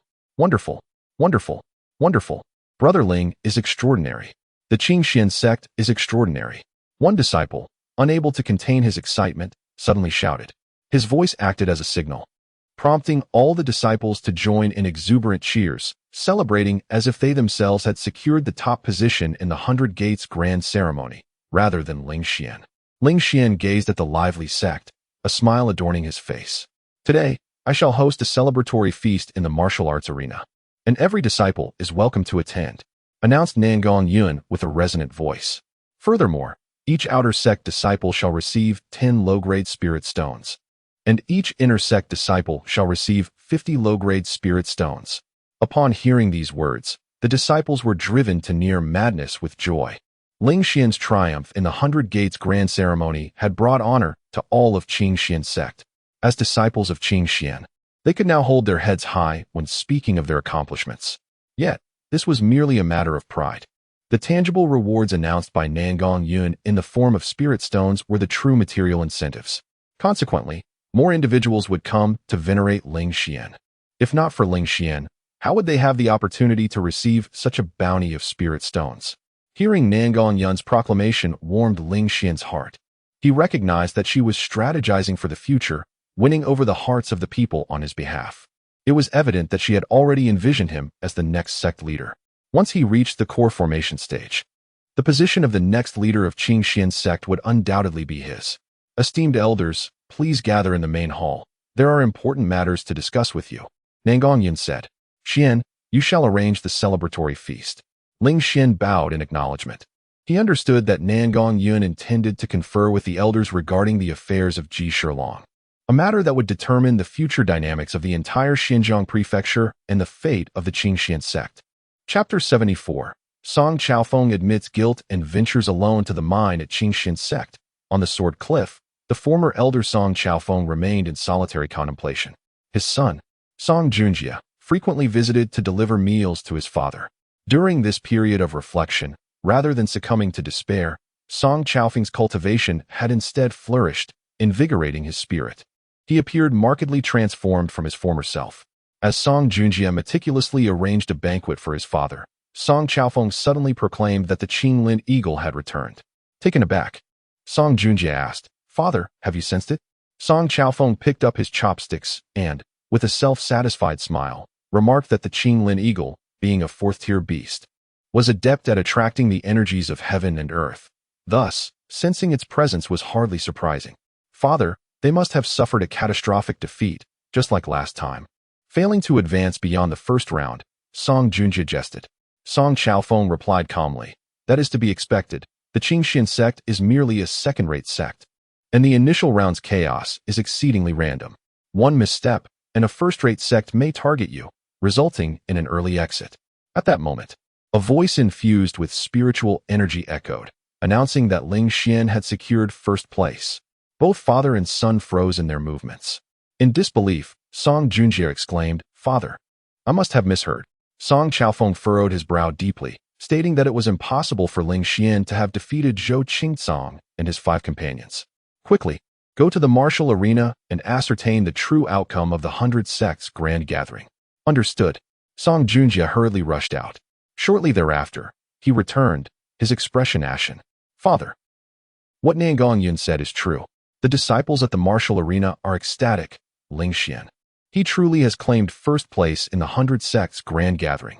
Song Junjie knelt, his voice laden with disbelief and a potent surge of envy. The thought of vanquishing the 5 gentlemen of Xinjiang, and seizing the top honor was beyond his wildest dreams. How could someone like Ling Xian, an outsider who had risen from the ranks, achieve such a feat? It was utterly astonishing and deeply envious. Song Chaofeng felt unsteady, his appetite for his once favorite dishes vanishing as if he had aged decades in an instant. I must contact the Qingting sect immediately. He hastily retrieved a piece of jade from his robes. This jade, known as the mother-child communication jade, consisted of a mother jade and a child jade. Crafted from a rare treasure of the earth, its unique properties allowed for communication over vast distances. Whatever was spoken into the mother jade could be heard by the child jade, and vice versa.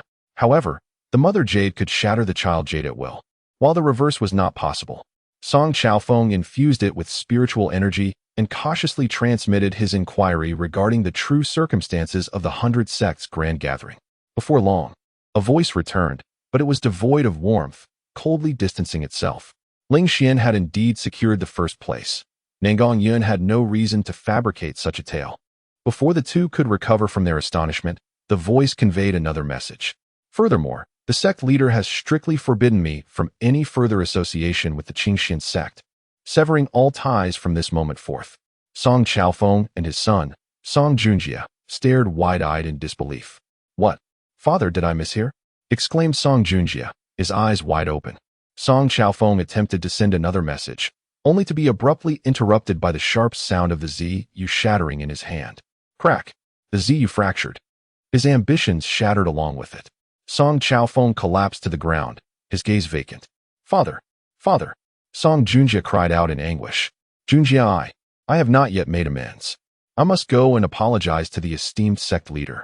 Perhaps, by doing so, there may still be a chance for survival.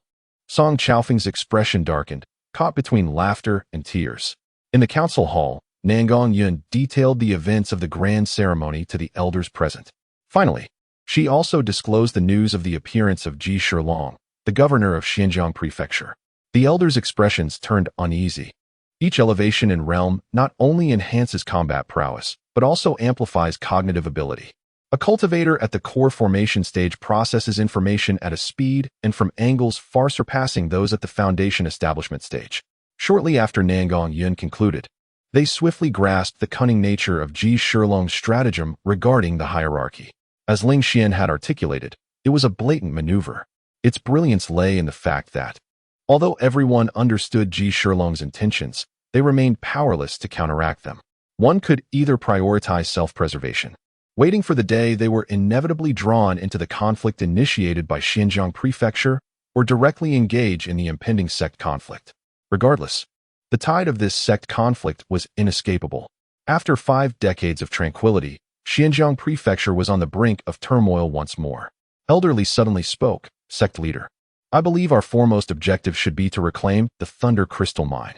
I have examined the land deed, and the mine is not far from our mountain gate, situated on the other side of the Qingtsong mountain range. Acquiring the Thunder Crystal Mine would significantly benefit us, whether for weapon crafting or enhancing our disciples' cultivation. Nangong Yun nodded slightly. She shared the same sentiment.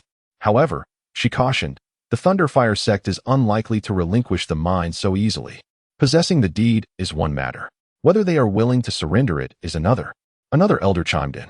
Nangong Yun turned to Lu Yuanfeng, Deputy Sect Master Lu, among the elders present, aside from myself. You possess the highest realm and greatest strength. Would you kindly undertake this task? Throughout the meeting, Lu Yuanfeng had remained silent, as if an outsider. Now, with this challenging task thrust upon him, he smiled without speaking. Sect leader, do you genuinely wish for me to go alone to retrieve the Thunder Crystal Mine? Or are you pushing me into a perilous situation? No one could ascertain what awaited them at the Thunder Crystal Mine. Would the Thunderfire sect honorably relinquish the mine? Or had they laid an ambush there? The impending conflict among the sects is about to commence, awaiting merely a signal. Perhaps, the Thunderfire sect is anticipating their arrival. I am willing to go. At that moment, a voice suddenly resonated at the entrance of the Grand Assembly Hall. Everyone turned to see none other than Song Chaofeng, who had been in solitary reflection at Sword Cliff. At this juncture, Song Chaofeng knelt on one knee, respectfully saluting Nangong Yun from a distance. I, Song Chaofeng, offer my apologies to the sect leader and the disciples of the sect. I am willing to venture to the Thunder Crystal Mine to investigate the truth and redeem my faults. Behind him, Song Junjie also knelt, bowing deeply to those within the hall, addressing them as the sinner Song Junjie, presenting himself before the sect leader, the deputy leader, and the esteemed elders. Nangong Yun's expression remained unchanged.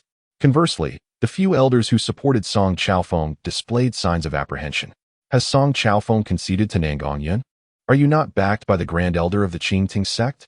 At this moment, Lu Yuanfeng narrowed his eyes, his expression fluctuating.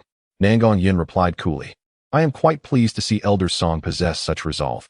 Do you intend to go alone, or will you take a few companions with you? Song Chaofeng rose, his demeanor resolute, stating, One is sufficient.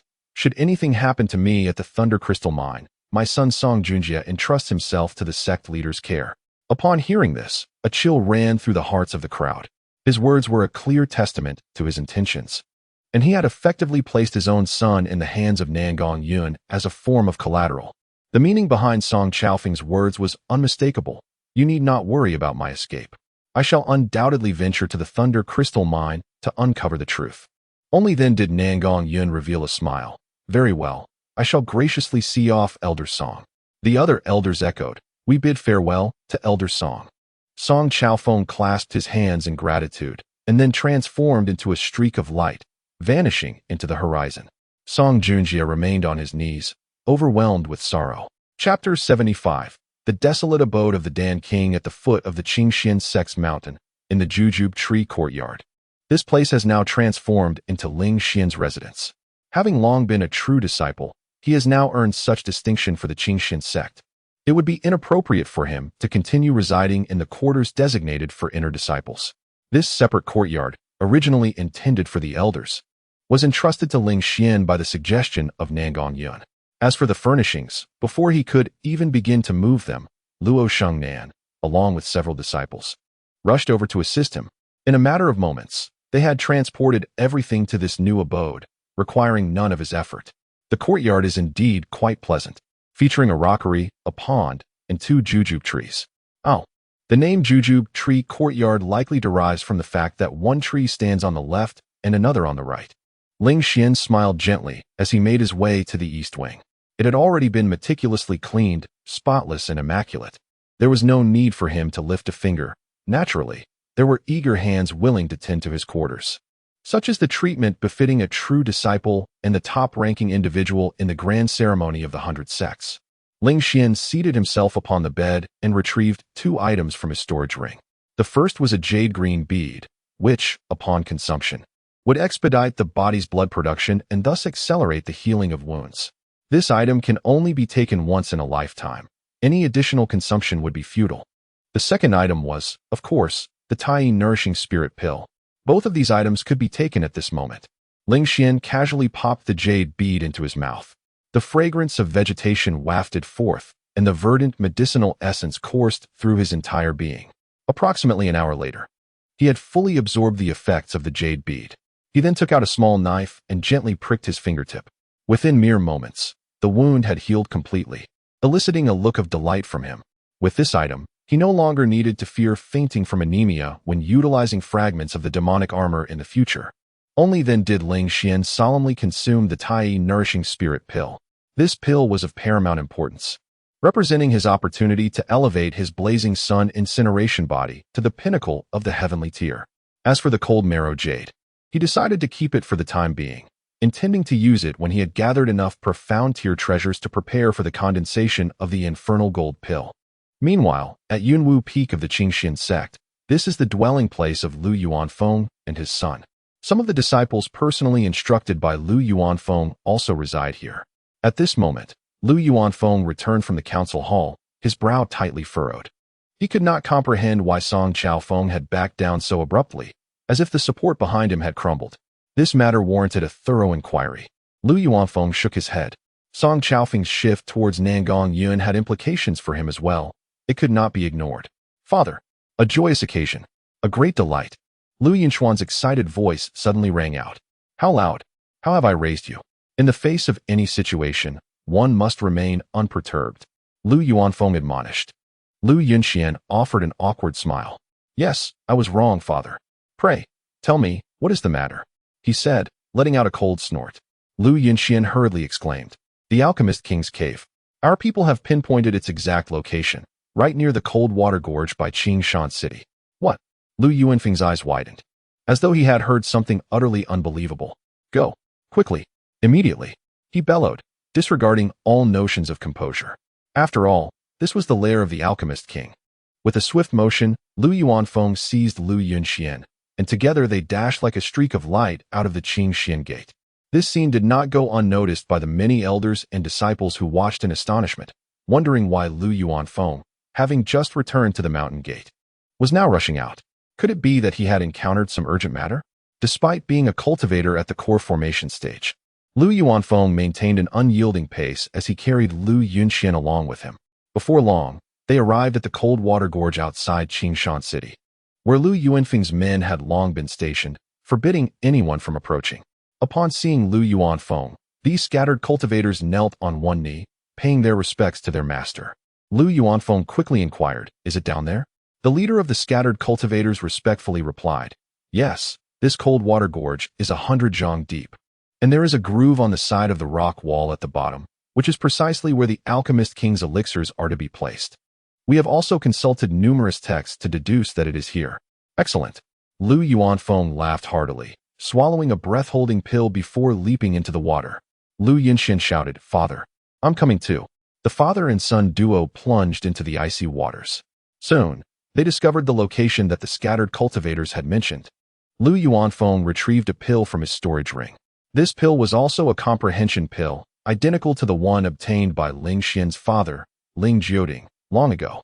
Lu Yuanfeng placed it into the groove, and a faint sound emanated from the rock wall, followed by an astonishing force of suction. Buzzing. Both were drawn into the depths. The scenery around them shifted, and moments later, they found themselves in a clean, dry stone chamber. The chamber was devoid of any furnishings, save for a stone bed, stone table, and stone chair, along with a tightly sealed stone door. "There's nothing here." Lu Yunxian surveyed the room, feeling somewhat bewildered. However, Lu Yuanfeng pointed at the stone door. "Do you not understand? This is the place where the Alchemist King secluded himself. The treasure lies beyond that stone door." Only then did Lu Yunxuan's eyes light up with excitement. Lu Yuanfeng placed his hands against the stone door, his arms surging with strength as he forcefully pushed it open. Boom! The stone door responded with a resonant sound, revealing an even larger stone chamber. Yet, this chamber too was starkly empty. The expressions of Lu Yuanfeng and Lu Yunxian transformed from elation to disbelief. "Where's the treasure?" Lu Yuanfeng murmured. The Alchemist King's Cave that the Divine Sword sect acquired contained the Tai nourishing soul pill that enhances one's constitution. Lu Yunxian echoed, equally astonished. Even though there are distinctions between the caves, there should at least be some spirit stones, some magical artifacts, and a few elixirs. "Father, what on earth is happening?" In an instant, Lu Yuanfeng appeared to have aged a decade, pleading for silence. "Father, why is this happening?" Lu Yunxian grasped his hand. "I told you to cease your inquiries." Lu Yuanfeng, consumed by fury, forcefully shook off his son's grip. Bang! Lu Yunxuan's body violently collided with the rock wall, nearly causing him to spit blood. Lu Yuanfeng was momentarily stunned, quickly rushing to lift his son. "Father, you have lost your composure." Lu Yunxian coughed up blood repeatedly. "Father, why are there no treasures at all?" Lu Yuanfeng painfully closed his eyes. "My son, do you not yet comprehend? There are those who arrived before us. Before we discovered this alchemist's cave, others had already found it, entered, and taken all the treasures."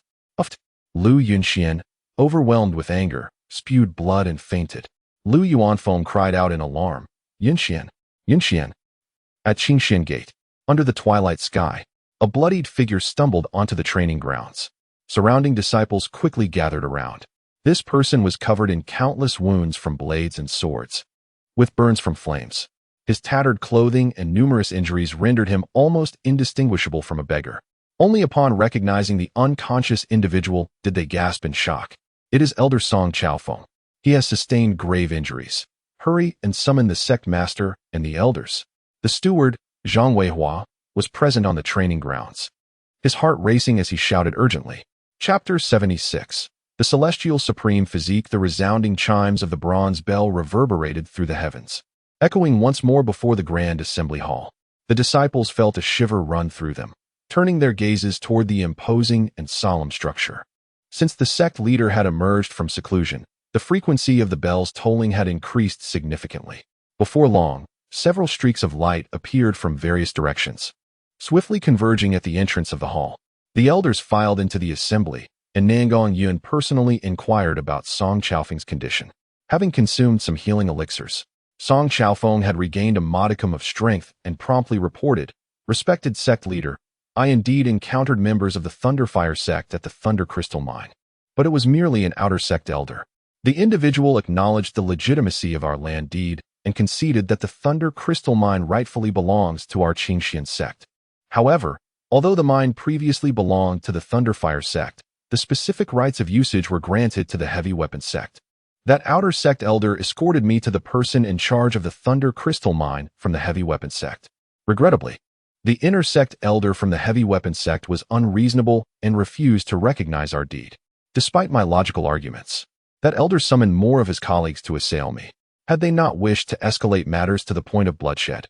And with the intervention of the outer sect elder from the Thunderfire sect, I fear I would not have returned today." Elderly slammed his hand upon the table, consumed by rage. "Outrageous. That Thunder Crystal Mine is ours, acknowledged by the Thunderfire sect, yet the Heavy Weapon sect dares to usurp it." The other elders were equally indignant.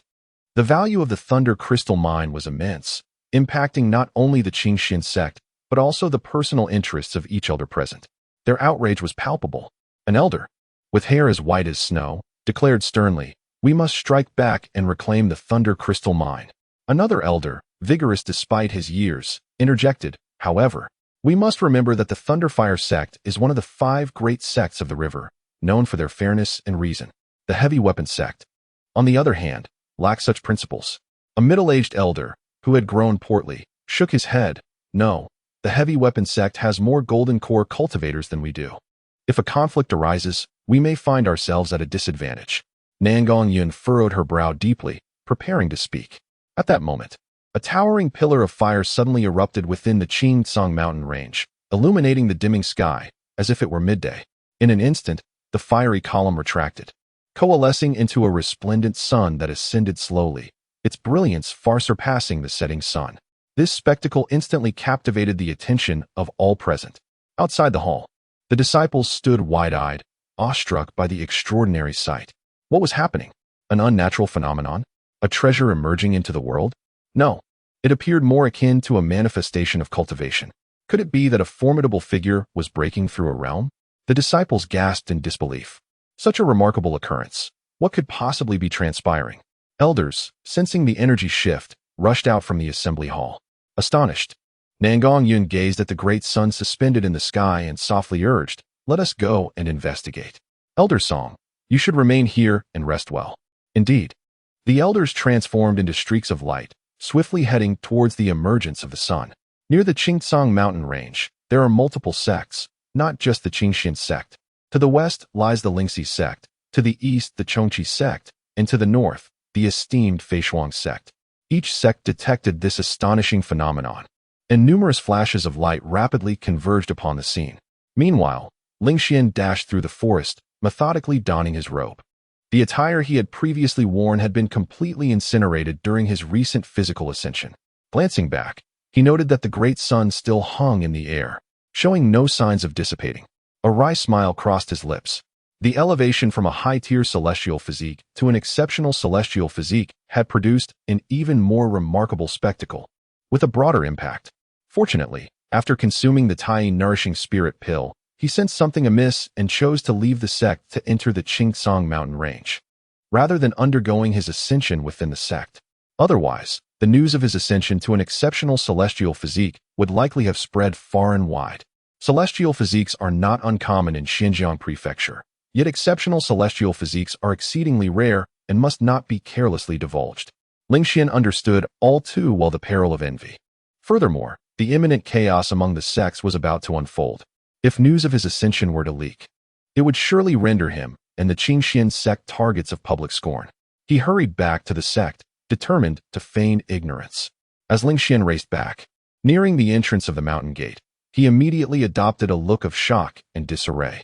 Many disciples noticed him and observed his expression, including Zhao Rou. Pointing to the sky, she exclaimed, "Senior Brother Ling, Have you just returned from the Qingsong mountain range? Did you see that great sun? Do you know what transpired there? Ling Xian shook his head. I was in pursuit of a demon beast when that great sun inexplicably appeared, causing the temperature to soar. Had I not run swiftly enough, I would have been scorched. He revealed the charred sleeves and back of his robe, intentionally singed by the Qinglian earth fire, with even some of his skin suffering minor burns. When performing, one must commit fully to the act. Zhao Rou expressed genuine concern. Senior brother Ling, you should rest immediately. Ling Xian nodded and promptly returned to his courtyard. Above the Qingsong mountain range, dozens of core formation cultivators gazed at the gradually dimming sun, deep in contemplation. The cultivators distinctly divided into 4 factions, representing the Qingxian sect, Feishuang sect, Lingxi sect, and Chongqi sect. Among them, Qingxian, Lingxi, and Chongqi were second-tier sects, while Feishuang was a first-tier sect. The master of the heavy weapons sect raised an eyebrow, noting the rich essence of fire energy present, which could potentially indicate that a cultivator at the god transformation stage had been training here, leading to a remarkable breakthrough that triggered such an extraordinary phenomenon. The master of the Lingxi sect nodded in agreement, asserting that only a cultivator at the god transformation stage could evoke such a breathtaking and lingering spectacle. However, he then shifted the topic, suggesting that it was also possible for a cultivator with a heavenly fire attribute physique to be the cause. If that were the case, even a cultivator at the core formation stage could instigate such an event. The master of the Feishuang sect slightly nodded, acknowledging the reasoning. Yet he pointed out that the two had overlooked another possibility. He suddenly cast a glance at Nangong Yun, a knowing smile playing upon his lips, and remarked, Master Nangong, I have heard that your sect seems to have produced a cultivator with a heavenly physique, namely Ling Xian. Has his physique attained further accomplishments? Has he ascended to a higher grade? Upon hearing this, the elders from both the heavy weapon sect and the Lingxi sect turned their attention to Nangong Yun, appearing contemplative. Nangong Yun felt a wave of confusion within, yet she maintained an unruffled exterior, her demeanor calm. I am unaware of such matters. Furthermore, how my Qingxian sect's disciples fare is of no concern to your Feishuang sect. The master of the Feishuang sect laughed heartily. Of course, it is irrelevant. I merely inquired out of curiosity. He then added, I must take my leave now. I have my own cultivation to attend to. The masters of the heavy weapon sect and Lingxi sect also prepared to depart. However, Nangong Yun coldly interjected, Hold on, Master Wu. What does it mean that your heavy weapon sect's elders severely injured my envoy, Elder Song? Wu Gongfei, the master of the heavy weapon sect, chuckled nonchalantly. That thunder crystal mine belongs to my sect. Elder Song came onto our territory. What is wrong with teaching him a lesson? Nangong Yun retorted. That mine has already been ceded to the Qingxian sect by the Thunderfire sect. You are unlawfully occupying it. Wu Gongfei laughed boisterously. I only know that a piece of meat within reach can never be relinquished.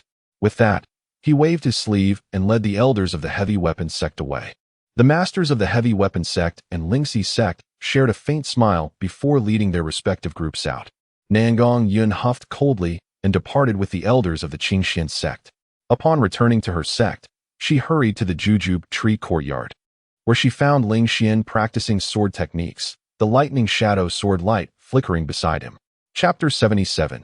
Establishing the young sect master Ling Xian. Where have you been? Nangong Yun smiled. Ling Xian sheathed his sword and replied, Master, I previously ventured to the Qingsong mountain range in search of formidable beasts to hone my thunder shadow sword technique, aspiring to swiftly comprehend the 3rd level.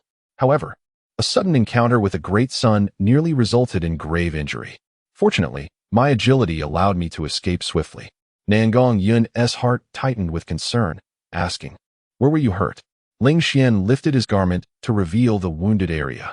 Nangong Yun's expression turned to one of compassion, urging him to rest well. Ling Xian nodded but soon noticed the persistent furrow in his beautiful master's brow, prompting him to inquire, Master, do you seem troubled? Nangong Yun chuckled helplessly, admitting, You have disowned my worry. Ling Xian smiled, encouraging, Master, feel free to share your thoughts with me. Nangong Yun nodded. Speaking of the situation at the Thunder Crystal Mine involving Song Chaofeng. Upon concluding her account, she sighed softly, clearly distressed. Ling Xian pondered thoughtfully. Nangong Yun chuckled lightly, saying, Xiana, what are your thoughts? Ling Xian replied, I believe this is merely a play orchestrated by the Thunderfire sect and the Heavy Weapon sect. The outer elder of the Thunderfire sect acknowledged the deed and agreed to transfer the Thunder Crystal Mine to our Qingxian sect. While the Heavy Weapon sect has always been aligned with the Thunderfire sect, as long as the Thunderfire sect issues an order, the Heavy Weapon sect will comply. Yet now, the Heavy Weapon sect not only refuses to comply but also attacks Elder Song. The hidden intentions behind this are rather transparent. Ling Xin asserted. The Thunderfire sect has no intention of relinquishing the Thunder Crystal Mine. Nangongyan nodded repeatedly, having considered this as well. However, she was somewhat surprised by the depth of Ling Xian's insight so swiftly. What do you propose we do? She asked with a smile. Ling Xian, recognizing her intention to test him, inquired, Master, in comparison to the Heavy Weapon sect, where does our Qingxian sect stand? Nangongyan contemplated for a moment, stating, the Heavy Weapon sect's techniques and martial arts are not particularly adept at combat, yet they possess the skills to bore and inlay spirit weapons, attracting many loose cultivators at the core formation stage. However, these cultivators lack a sense of belonging. When faced with adversity, they flee quicker than anyone else. In terms of numbers among core formation cultivators, the Heavy Weapon sect is stronger, but in terms of individual strength, our Qingxian sect prevails. Ling Xian nodded, concluding, thus, we can assert that both sects are evenly matched, neither superior to the other. The source of your concern lies in two aspects. First, whether surrounding sects will intervene. Second, whether the Thunderfire sect will take direct action. Nangongyan's eyes brightened, urging him to continue. She was astonished that Ling Xian could so effortlessly discern her worries. Ling Xian, I can assure you with certainty that no sect will overtly intervene in this matter. The Thunder Crystal Mine is a reward for the top 3 in the grand ceremony of the 100 sects, witnessed by countless citizens of Xinjiang Prefecture and all sections. For the sake of its own reputation, the Thunderfire sect will also refrain from direct involvement. As for the nearby Lingxi sect and Feishuang sect, both affiliated with the Tianshui sect, they would eagerly welcome a conflict between us and the Heavy Weapon sect, hoping for a chaotic clash. The longer the battle rages on, the greater the consumption of human and material resources, and the more delighted they will be. After speaking, he smiled slightly. Master, how do you find my words? Nangongyan's previously furrowed brow relaxed completely. Excellent. Well said. Come, let us attend the Elders' Council together. Ling Xian chuckled lightly. Master, according to sect rules, even a true disciple can only accompany the council, not listen extensively. Once the matters are concluded, one must leave the council hall. Nangongyan's beautiful eyes shimmered with satisfaction. From now on, you shall no longer be regarded merely as a true disciple. I intend to appoint you as the young sect master. When the time comes for you to speak, reiterate what you just said, along with your accomplishments at the grand ceremony of the 100 sects. Lu Yuanfeng and the others will have no grounds for dissent. Ling Xian felt a stirring in his heart. Young sect master, a position of immense prestige within the sect. As long as there are no unforeseen circumstances, he would undoubtedly become the designated successor to the sect master. Even in the face of life-threatening crises, everyone would be compelled to protect the young sect master. Should anything happen to him, it would be a violation of sect rules. Ling Xian understood that he would eventually be appointed as the young sect master. He just hadn't anticipated it would happen so soon. Yes, I shall obey your command. He nodded. Nangongyan, pleased, reached out her graceful hand to grasp Ling Xian's. The two swiftly departed from the jujube tree courtyard and arrived at the entrance of the council hall, where many elders were already awaiting them. As Nangongyan and Ling Xian entered and took their seats, the heavy doors slowly closed. Bang! A muffled sound echoed, awakening the disciples outside from their stupor. Senior Brother Ling has also entered the council hall, did you see? He even sat down. Wasn't it said that only elders could attend the council? Is it not clear?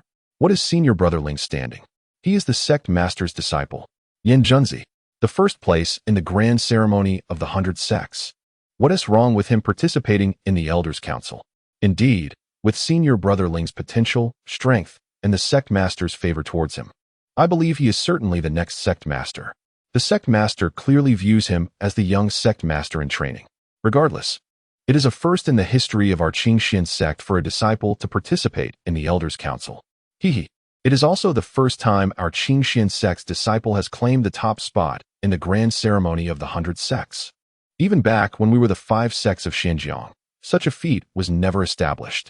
The disciples engaged in lively discussions, their words brimming with admiration and respect for Ling Xian.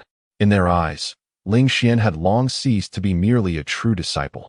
He had ascended to the esteemed position of young master. Zhao Ting, Luo Shengnan, and Zhao Rou were also present in the crowd.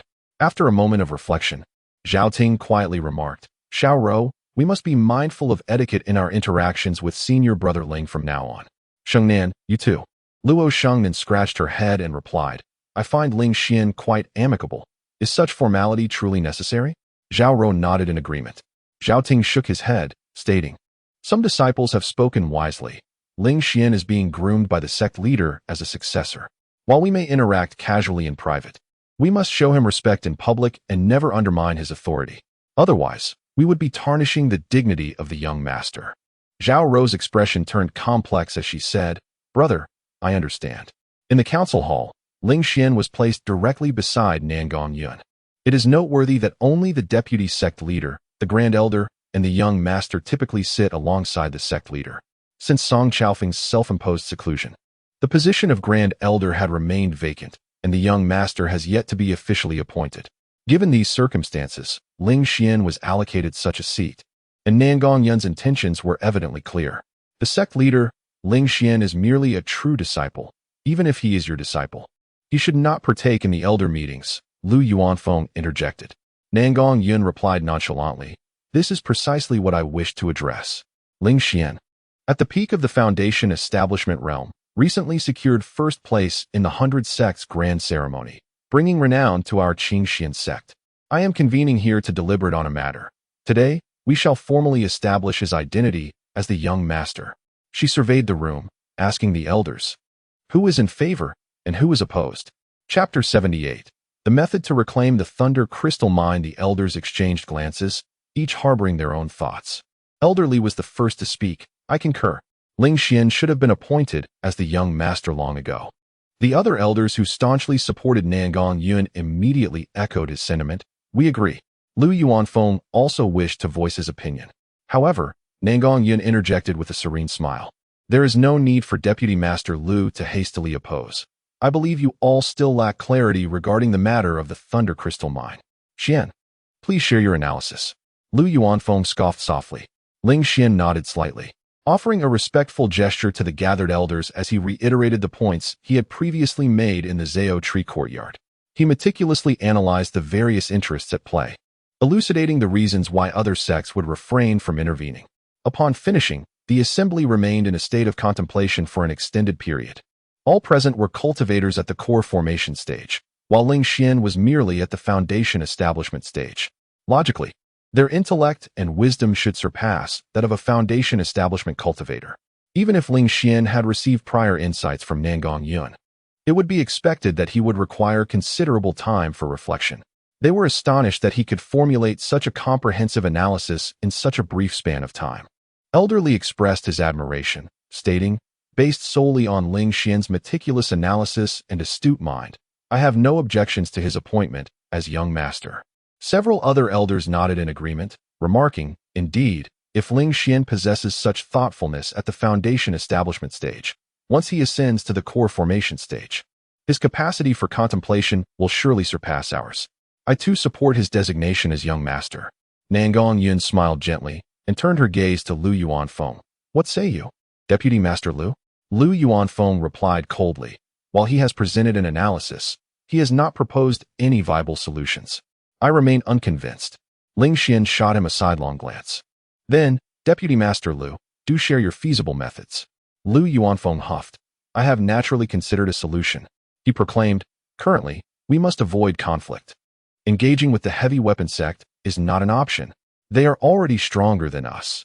Any confrontation would leave us at a disadvantage, creating a vicious cycle, making us an easy target for other sects during future disputes.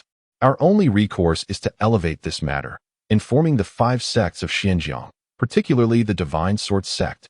As the foremost of the 5 sects, the Divine Sword sect will undoubtedly advocate for our Qingxian sect, compelling the heavy weapon sect to relinquish the mine." Upon hearing this, several elders nodded slightly in agreement. They too favored this approach, recognizing the substantial risks associated with violence. It was far better to resolve matters through reason.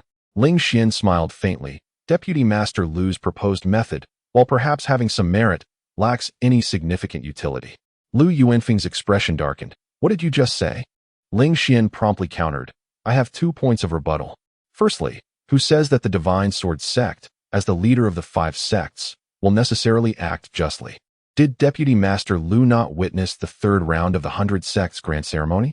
The disciples of the Divine Sword sect directly presented the jade token to Zhou Qingcang. In the glaring eyes of the public, can one dare to assert that such actions were not sanctioned by the higher-ups of the Divine Sword sect? Furthermore, the Heavy Weapon sect is affiliated with the Thunderfire sect, traditionally adhering only to the commands of the Thunderfire sect. Would the decrees of the Divine Sword sect hold sway? If the Thunderfire sect were to disregard this, allowing the Heavy Weapon sect to monopolize the mining site, would we merely wait for the Heavy Weapon sect to deplete the Thunder Crystal mine, leaving us with nothing but a desolate pit? Ling Xian vehemently admonished, stating that the method proposed by Deputy Sect Leader Lu, while seemingly beneficial, would ultimately pose a grave threat to the sect. Lu Yuanfeng's eyes widened in fury. The elders, upon hearing this, appeared contemplative. Elder Li and others nodded in agreement, their gazes towards Ling Xian softening. Lu Yuanfeng, infuriated yet smiling, retorted, very well. Since you have refuted my argument, then present a feasible solution. Ling Xian responded with a calm smile. My suggestion is to swiftly mobilize our forces and, while the Heavy Weapon sect is still establishing their foothold, act with thunderous force to expel them from the Thunder Crystal mine. Aside from the outer elder of the Thunderfire sect, we shall eliminate all others. We shall proclaim that the Heavy Weapon sect has unlawfully occupied the Thunder Crystal mine and has taken the outer elder of the Thunderfire sect as leverage. We, the Qingxian sect, stand our ground, driving out the Heavy Weapon sect and rescuing the outer elder. In this manner, the Thunderfire sect would have no choice but to swallow their grievances in silence, finding no legitimate excuse to retaliate against us. Then Gongyun's eyes lit up. Splendidly articulated. The elders could not help but applaud. Thus, even if the Thunderfire sect felt aggrieved, they would be unable to voice it. As Ling Xian articulated, they would indeed have to swallow their indignation. Deputy Sect Leader Lu, Linger has already put forth a viable suggestion. Do you still wish to oppose? Nen Gongyun remarked coldly. Lu Yuanfeng gritted his teeth. Indeed, I still oppose. Although there are no formal regulations, it has been a long-standing tradition within the Qingxian sect that the appointed young master must at least reach the core formation stage to command respect. Without such cultivation, one cannot earn the allegiance of the crowd. This has become an established custom. Upon uttering these words, the atmosphere within the great hall turned significantly colder. Those elders who supported Lu Yuanfeng suddenly understood what they ought to say. The deputy sect leader makes a valid point. Let us defer this matter until Ling Xian has reached the core formation stage. Ling Xian's talents are truly extraordinary, a rarity among thousands. Yet I believe he should attain the core formation before we deliberate on this matter. I concur. In the blink of an eye, the factions supporting and opposing the appointment became distinctly divided. Including Nan Gongyun and Lu Yuanfeng, there were exactly 5 on each side. 2 individuals remained, namely Song Chaofeng and the elder who had steadfastly supported him. Even though Song Chaofeng had resigned from his position as the Grand Elder for self-reflection, this elder continued to unwaveringly support him. It could be said that the stance of these 2 would ultimately determine whether Ling Xian could be appointed as the young master. In contrast to the tense atmosphere surrounding them, Ling Xian remained remarkably unconcerned. The position of young master is undoubtedly significant, providing access to numerous cultivation resources and an elevation in status. However, if Lu Yuanfeng were to obstruct and Song Chaofeng were to disagree, Nangong Yun would be unable to elevate him to the position of the young sect master. Ling Xian would not be overly disheartened. As for cultivation resources, he could effortlessly reap the benefits from Xiaofan, Lu Yunxian, and others. At least for now, Xiaofan still possesses ample resources to draw from. Without the fear of depletion, the enhancement of status and position becomes even less significant. As long as one possesses sufficient strength, respect from others will naturally follow.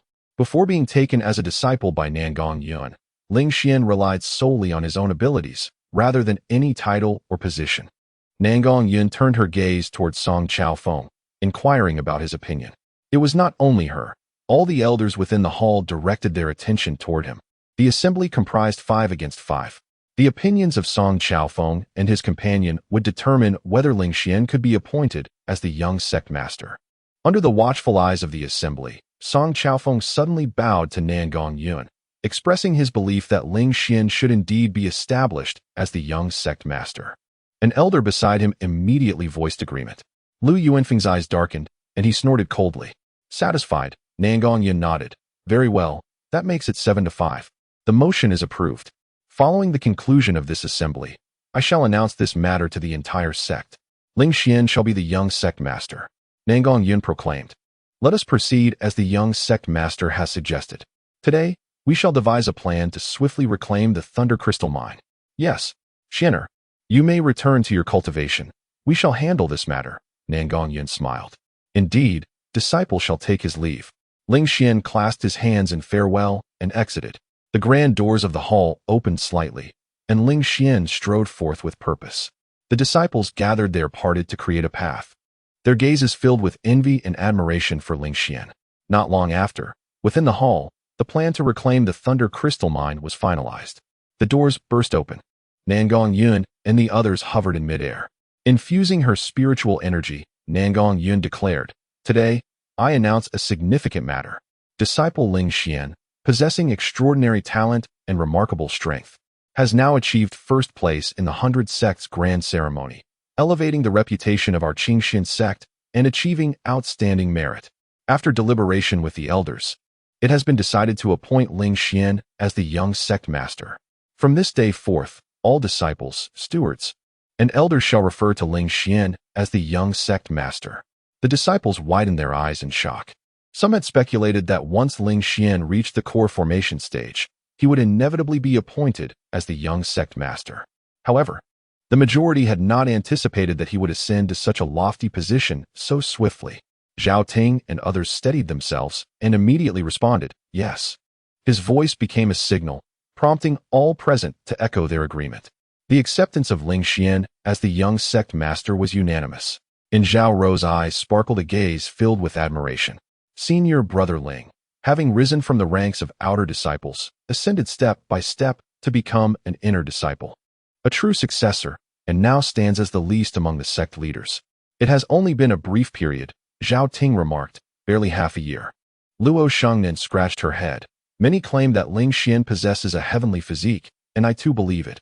If it were not for such a remarkable constitution, how could he cultivate so swiftly and forcefully? It's best to keep this knowledge to ourselves, Zhao Ting spoke softly. As long as the sect leader has not publicly acknowledged this matter, we must remain silent. I understand, Luo Shengnan nodded in agreement. Chapter 79. The male factions of the heavy artifacts sect in the blink of an eye. Half a month had elapsed. Ling Xian meticulously assessed the treasures within his storage ring, nodding in satisfaction.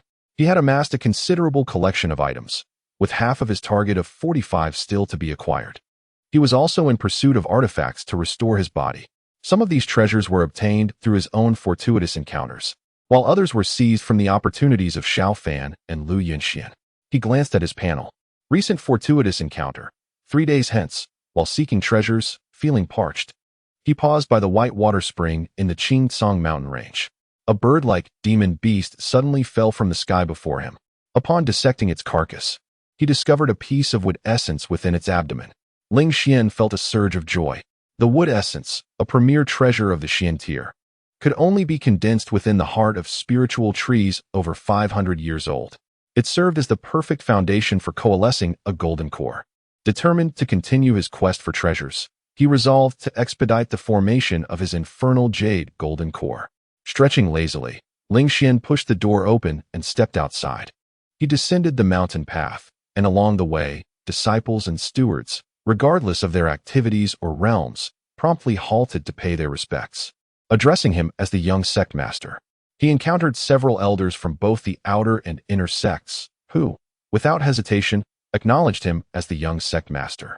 Refraining from exhibiting any airs of superiority, Ling Xian inclined his head slightly in return. Why does elderly appear so hurried? Ling Xian noticed a few familiar figures. Upon spotting Ling Xian, Elder Li's face brightened.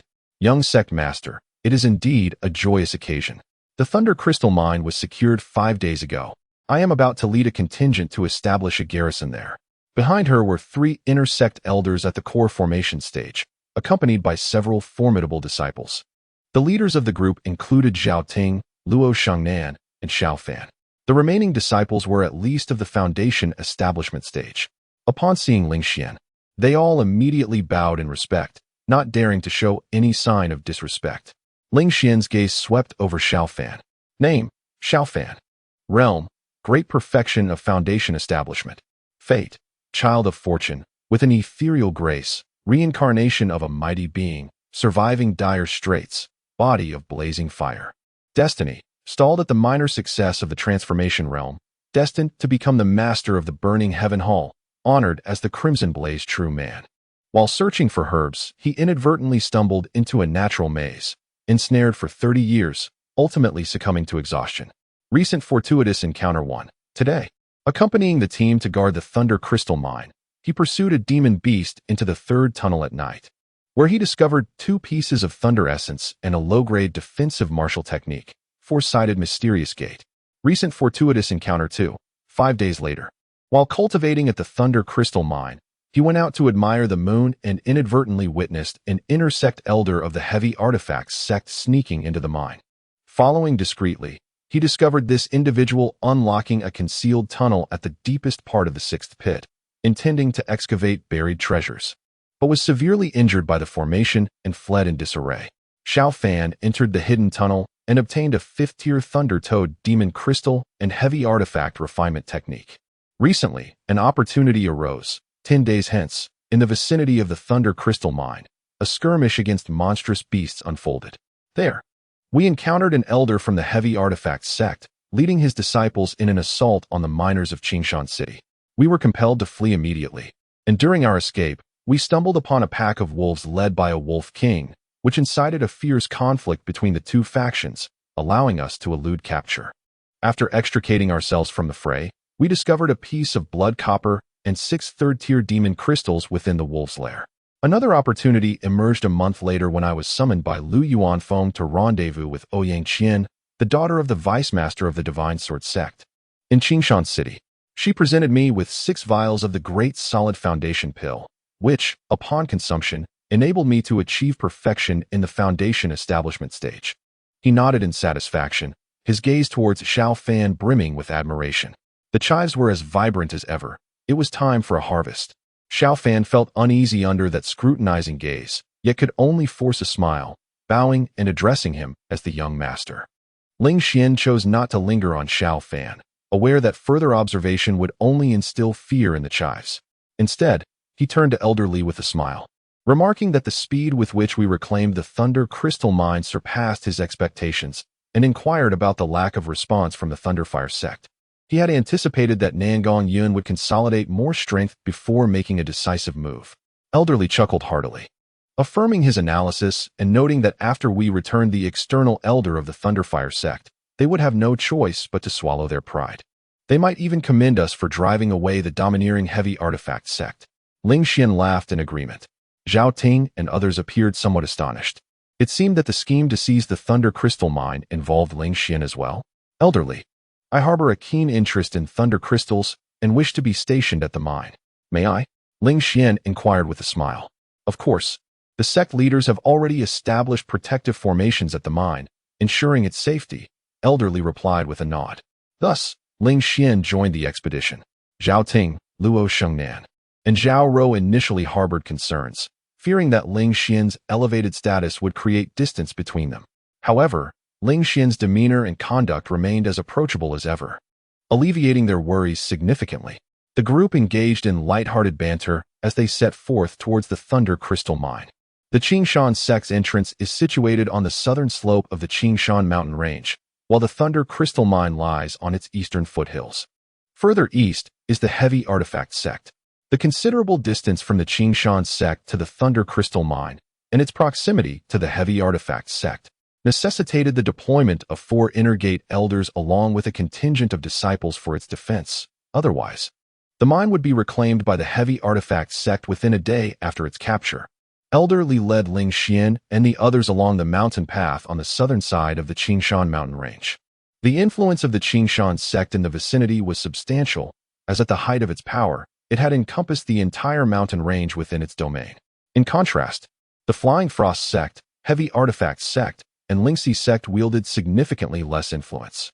Along their journey, they encountered numerous wandering cultivators, who, upon recognizing them as members of the Qingshan sect, instantly showed deference, bowing and expressing their respect. A group of individuals advanced for over an hour, inevitably arriving at the Laging Mine. Nestled at the foot of a mountain, the entrance was fortified with a towering wall constructed from local rock, enclosing a substantial area around the cave. This locale also boasted numerous stone houses and watchtowers, where disciples perpetually kept vigil from above. Elderly stood at the entrance, bellowing into the depths, "I have arrived, and so has the young sect master. Time for a shift." The gates swung open promptly, and two elders approached to greet them. Ling Xian observed that fatigue was evident on their faces, their eyes shadowed by dark circles, a testament to the relentless days and nights they had endured in their vigil, leaving them utterly exhausted. Finally, the young sect master has come, the leading elder remarked, his voice feeble as he clasped his hands in respect. The position of the young sect master, though subordinate to the sect master, was acknowledged, and despite Ling Xian not yet sharing their level of cultivation, the hierarchy of respect must be upheld. The terminology used must not be taken lightly. Ling Xian nodded, stating, "We are here to take over. You may take a moment to rest before returning to the mountain gate." A sigh of relief escaped the two elders. Elder Li, accompanied by these elders, ensured a swift handover of responsibilities at the mine. What? Not enough miners? Ling Xian was about to explore the mine when he heard Elder Li's astonished voice beside him. The elder with dark circles sighed repeatedly. Indeed, over 60 miners brought by the steward from Gufeng City were ambushed by members of the heavy weapons sect along the way. Many were killed and others scattered. In the end, only 12 reached the mine. As he spoke, his tone was laced with bitterness, clearly harboring a deep animosity towards the heinous acts of the heavy weapons sect. Chapter 80. The Thunder Toad's Crystal and the Art of Refining Heavy Weapons. Ling Xian furrowed his brows slightly. Conflicts among cultivators were commonplace. Yet the direct assault on mortal miners by the heavy weapons sect was utterly despicable. He inquired, what other circumstances should be disclosed? The elder with dark circles under his eyes gritted his teeth and replied, before the protective formations were properly established, the mining site was almost daily harassed by the heavy weapons sect. Moreover, they are quite affluent. They distribute spirit stones to entice rogue cultivators to disturb and attack our logistics teams, with their members blending in amongst them. At this point, he couldn't help but spit in disdain. Among our disciples, over a dozen outer disciples have perished, and 4 inner disciples met a tragic end. The elder with dark circles recalled something and added, by the way, young master, you are acquainted with the steward Zhang Weihua, right? He has also suffered. While transporting provisions from the mountain gate to the mine, he was ambushed by members of the heavy weapons sect, resulting in the severing of his right arm and half of his left arm. He is currently bedridden. Ling Xian's frown deepened, his expression turning cold. The elder with dark circles spoke in a low voice. In the coming days, more stewards will be transporting miners from Qingshan City, Xishan City, and Gufeng City. These mortals are willing to work for our Qingxian sect, and we must ensure their safety. Elderly nodded. I understand. I will manage these matters. Very well. I leave it to you. I can no longer endure this, Ling Xian replied. The elder with dark circles did not return to his room, but instead found an unoccupied corner, leaning against a large box. Before long, he fell asleep, snoring thunderously. Yet, no one dared to speak ill of him. During this period, the safety of the Thunder Crystal Mine relied heavily on the protection of these 2 inner sect elders. Without them, the Qingxian sect's personnel would have faced utter annihilation. Someone, arrange a room for the young master, and ensure it is the finest, Elderly bellowed. Immediately, a disciple rushed forward, nodding repeatedly. Ling Xian waved his hand. First, take me to see Zhang Weihua. Yes, soon. Ling Xian arrived at a modest stone house, where he found Zhang Weihua, the middle-aged steward who had previously warned him on numerous occasions. Now, he lay unconscious on the bed, his complexion ashen. His right arm was entirely missing, and his left arm was severely injured, wrapped in bandages that continued to seep blood. Are the healing elixirs insufficient? Ling Xian frowned. The guiding disciple sighed. We are nearly out. We must conserve what remains. Zhang Steward will have to endure for now. Ling Xian retrieved several healing elixirs from his storage ring and placed them into Zhang Weihua's mouth. He then applied some hemostatic powder to his wounds. Only then did Zhang Weihua's condition improve slightly. These elixirs were all gifts from Nangong Yun, having accumulated in his storage ring. It was of little consequence to take out a few. The disciple, moved, said, "On behalf of Steward Zhang, I thank the young master." Ling Xian nodded. "Now, please lead me to my quarters." Yes. Ling Xian was soon assigned to the finest room, equipped with all the necessities. However, Ling Xian was not particularly particular about the accommodation. As long as it was quiet, that sufficed. He immersed himself in contemplation. From Xiao Fan's life panel, he could roughly infer the future movements of the heavy weapons sect. Utilizing my unique advantage, I can gradually weaken the heavy weapons sect. Through this ebb and flow, the heavy weapons sect will inevitably diminish, no longer posing a threat to the Qingxian sect. In the future, the Qingxian sect may even take the initiative to assimilate the heavy weapons sect. At that time, as the young master, I will naturally acquire more resources and seize more favorable opportunities. Ling Xian immediately began to strategize. Night fell. The area around the Thunder Crystal Mine was rife with various beasts, rendering the night anything but tranquil. It was rather lively. Numerous nocturnal creatures emerged in search of food. Even the towering walls of the mine, standing over 2 zhang high, proved futile against the encroachment of these beasts. Many were able to slip inside. Furthermore, the protective formations arranged by Nangong Yun were only effective against formidable cultivators. Consequently, it was not uncommon for beasts to infiltrate the mine. This underscored the importance of the disciples. Each foundational level disciple would lead 5 qi condensation disciples on nighttime patrols, changing shifts every 2 hours. Upon discovering any beast, they would immediately attack, either driving it away or eliminating it, thereby minimizing the risk of injury from these creatures. At this moment, instead of cultivating on his bed, Ling Xian stood atop the roof, enjoying the cool night breeze and scanning the surroundings with keen eyes. He awaited the appearance of a particular beast. Before long, he spotted Xiao Fan leading 5 qi condensation disciples on patrol. At that instant, a lithe shadow suddenly darted in from beneath the wall and swiftly dashed toward the mine's cavern. Xiao Fan and his companions instantly detected the shadow and prepared to pursue. However, Ling Xian descended beside them, instructing, "You guard the wall to prevent more beasts from appearing. I will handle that one." "Yes, young master," Xiao Fan replied, not daring to defy him, nodding repeatedly. The other disciples also followed suit, nodding in agreement. Once Ling Xian pursued the shadowy beast, they expressed their astonishment, remarking on the young master's esteemed status and his willingness to personally confront a beast. Indeed, the young master is remarkably approachable, showing no airs at all. I heard that upon his arrival at the mine, he personally delivered healing elixirs to Elder Zhang Weihua. He is truly a good person. You have no idea. After this incident spread, the morale of the disciples and miners at the mine soared. Everyone knows the young master cares for us. The praises of Ling Xian echoed in Xiao Fan's ears, filling him with discomfort. He quietly admonished, "Silence. Do not forget our duties. Immediately inspect the wall for any beasts that may have burrowed through." Understood. The disciples complied reluctantly. Ling Xian pursued the beast and ultimately caught up to it deep within the 3rd tunnel. The little creature was a 3rd-stage minor demon beast, a pangolin. Highly adept at burrowing, the pangolin, cornered and desperate, suddenly revealed its ferocious demeanor and lunged at Ling Xian. Amused, Ling Xian effortlessly struck with his sword, cleaving the creature in 2.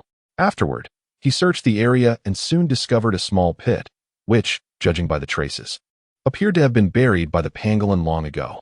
Upon excavating the pit, he indeed found 2 items of thunder essence and a small wooden box lying quietly within.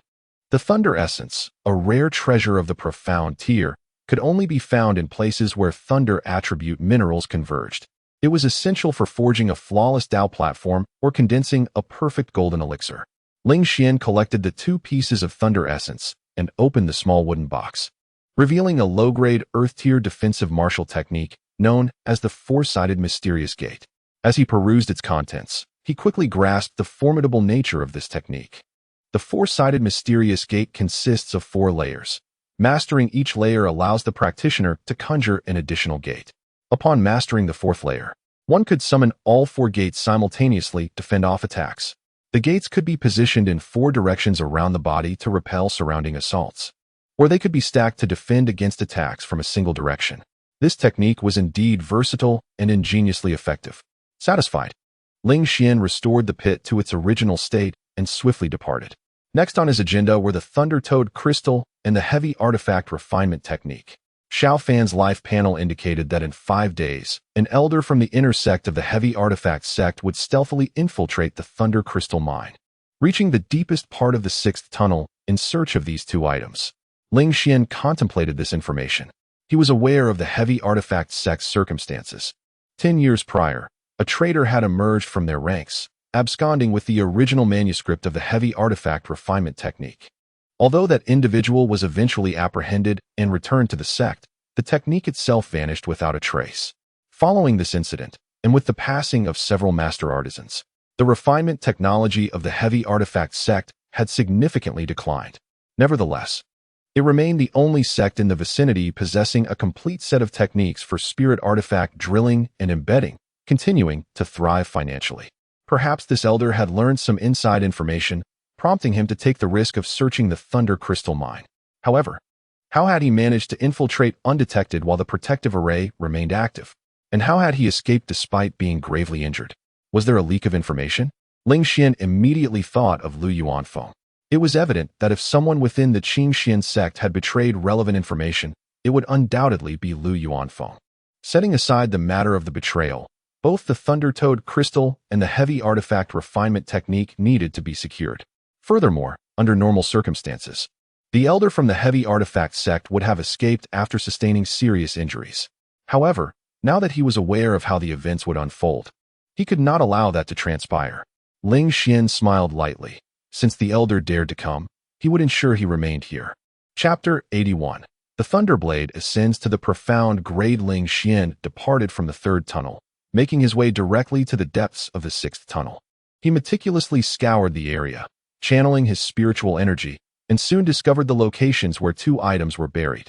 These treasures were concealed quite deeply, and there were no recent signs of excavation. Had Ling Xian not possessed the ability to perceive the life panel, he would have certainly overlooked them while searching diligently. At the bottom of the pit lay the 2 items in tranquil repose. One was a palm-sized, resplendent demon crystal radiating bolts of thunder. The other was surprisingly a book forged from metal. No wonder it had withstood the ravages of time without decaying. Ling Xian was well prepared. He donned gloves and retrieved the Thunder Toad demon crystal without a scratch. This crystal was left behind after the demise of a 5th-tier demon beast, harboring an exceptionally potent lightning attribute. The life panel of Xiao Fan indicated that an elder from the Heavy Weapons sect, in a moment of carelessness, had directly touched it with his bare hand, resulting in severe injury. Soon after, the area erupted with lightning, triggering a tremor in the array, compounding the injury. Ultimately, he had narrowly escaped due to a flaw in the formation. After securing the Thunder Toad Crystal, Ling Xian picked up the heavy metallic book. Wiping away the grime from its surface, he found that the cover was indeed inscribed with the 5 characters, Heavy Weapon Refining Technique. With this tome in hand, he could now create holes for spirit weapons and embed demon crystals himself. This was the hallmark skill of the Heavy Weapons sect, and he had managed to acquire it with such ease. A smile graced Ling Xian's face as he departed with his newfound treasures. Upon returning to his chamber, he immediately commenced a thorough reading of the Heavy Weapon Refining Technique. Approximately an hour later, he lifted his gaze from the book. So it was. The method for drilling holes in the Heavy Weapon Refining Technique was exceedingly ingenious, requiring a special material to forge the hammer and chisel. This tool must be sufficiently stable to ensure that no damage befell the spirit weapon while drilling. Hence, crafting the hammer and chisel necessitated various materials, with thunder crystals being one of them. No wonder the Heavy Weapon sect had long monopolized the thunder crystal mines. As for the embedding process, it required a special embedding liquid, which, when injected into the hole, would prevent any rejection between the demon crystal and the spirit weapon, allowing for a flawless embedding. The hammer and chisel, along with the embedding liquid, formed the foundation of the Heavy Weapon Refining Technique. Ling Xian nodded slightly. With preparations in place, he was ready to begin. The Thunder Crystal Mine not only contained thunder crystals, but also several accompanying ores, including those he required. 2 days later, he had procured a hammer and chisel, along with a jar of embedding liquid. Ling Xian took out several yellow-tier spirit weapons and a few second-tier demon crystals. Following the methods outlined in the heavy weapon refining technique, he employed the hammer and chisel to drill holes, then applied the embedding liquid for the embedding process. This intricate endeavor required intense concentration. A moment's lapse could result in failure. Initially, Ling Xian encountered numerous setbacks. However, having consumed both the Insight Pill and the Great Insight Pill, his comprehension far surpassed that of the average individual. After experiencing a few minor failures, Ling Xian had a clear understanding of his mistakes. With each attempt, he improved further. Feeling confident in his progress, he took out the Thunder Sword and repeated the previous steps. Finally, he donned gloves and embedded a third-tier demon crystal into it. This particular crystal was sourced from the third-tier demon beast, the Fire Ape, a creature capable of spewing flames. The Thunder Sword, being an artifact of the Xian grade, could not withstand crystals of excessive power. Thus, the third-tier crystal was its limit. As for the fifth-tier Thunder Toad crystal, Ling Xian planned to wait until he acquired a more formidable artifact before attempting to embed it. Moments later, the Thunder Sword shimmered with iridescent colors. Ling Xian gripped the hilt tightly and immediately sensed a surge of joy emanating from within. Clearly, the sword's innate spirit recognized its growing strength. Ling Xian nodded slightly. After embedding the Fire Ape's crystal, the Thunder Sword had attained the pinnacle of the Xian grade. The technique of refining heavy artifacts contained records of 4 types of chisels and 4 types of embedding liquids, which were of utmost importance. This technique was now firmly ingrained in his memory, and he felt it unnecessary to retain it entirely, believing he could entrust it to Nangong Yun. However, Ling Xian was not inclined to relinquish the entirety of the heavy artifact refining technique. In this vast world, he trusted no one more than himself. Therefore, the most valuable components, namely the recipes for the supreme chisels and embedding liquids, had to remain in his possession. As for the rest, he could share them freely without concern. Ling Xian lightly tapped on the door. Being the young master, he was always guarded by 2 capable inner disciples outside his door. Many vied for this duty. Upon hearing the sound, the 2 disciples promptly responded, "Young master, what is your command?" Ling Xian instructed, "Please summon Elder Li and inform her that I have pressing matters to discuss." The disciples nodded in agreement, understood. Moments later, Elder Li, appearing somewhat fatigued, entered Ling Xian's room. "Young master, what is the reason for summoning me?" she inquired, puzzled. Ling Xian rarely troubled them, and this sudden request genuinely surprised her. With a smile, Ling Xian replied, "A few days ago, while pursuing a demon beast into the depths of a mine, I inadvertently discovered this." He revealed a metallic tome before Elder Li. Initially dismissive, her eyes widened with astonishment upon reading the title on the cover. This, the heavy artifact refining technique? This was the secret text stolen by a trader from the heavy artifacts sect years ago. Ling Xian nodded with a smile. Indeed, though regrettably, it is not complete, as several pages have been removed. To avoid any suspicion regarding the missing pages, he had taken not only the finest recipes, but also the pages detailing the drilling techniques. These were the most exquisite parts. Yet, even without these sections, one could still successfully drill and embed crystals for spirit artifacts, surpassing the techniques of the heavy artifacts sect by a considerable margin. After all, the art of crystallization from the heavy weapons sect has been entirely lost. Even if future generations attempt to reconstruct it from memory, it cannot compare to the completeness of this tome, the art of heavy weapon crystallization. The Azure Xian sect possesses a level of crystallization technique sufficient for mass-producing crystallized spiritual instruments for external sale, which far surpasses that of the heavy weapon sect. Crystallized spiritual instruments differ from ordinary ones. Embedded with demon crystals, they wield greater power and are favored by cultivators. Elder Li rapidly perused the text, her astonishment growing with each page. The fatigue of several days vanished in an instant. It is indeed the art of heavy weapon crystallization. Who would have thought it lay buried deep within the Thunder Crystal Mine? Young master, this item is worth a fortune. Are you willing to present it to the sect? She exclaimed, her eyes gleaming with excitement as she gazed at Ling Xian. Ling Xian smiled and nodded. Elder Li, if I had no intention of handing it over, I would not have invited you here. Excellent. With you in the Azure Xian sect, it is truly a tremendous blessing. Elder Li's eyes glistened with tears. In her heart, Ling Xian's status rose immeasurably. This youth possesses immense potential, formidable strength, and great wisdom, and now he displays this noble quality of selflessly contributing to the sect. He is indeed a treasure bestowed upon the Azure Xian sect by heaven. Ling Xian smiled and requested Elder Li to summon an inner sect elder immediately so that they could return to the sect together and present this tome to the sect master, ensuring its utmost protection without any mishaps. Of course, with this book, our Azure Xian sect can also practice crystallization like the heavy weapon sect. This could determine the fate of our sect.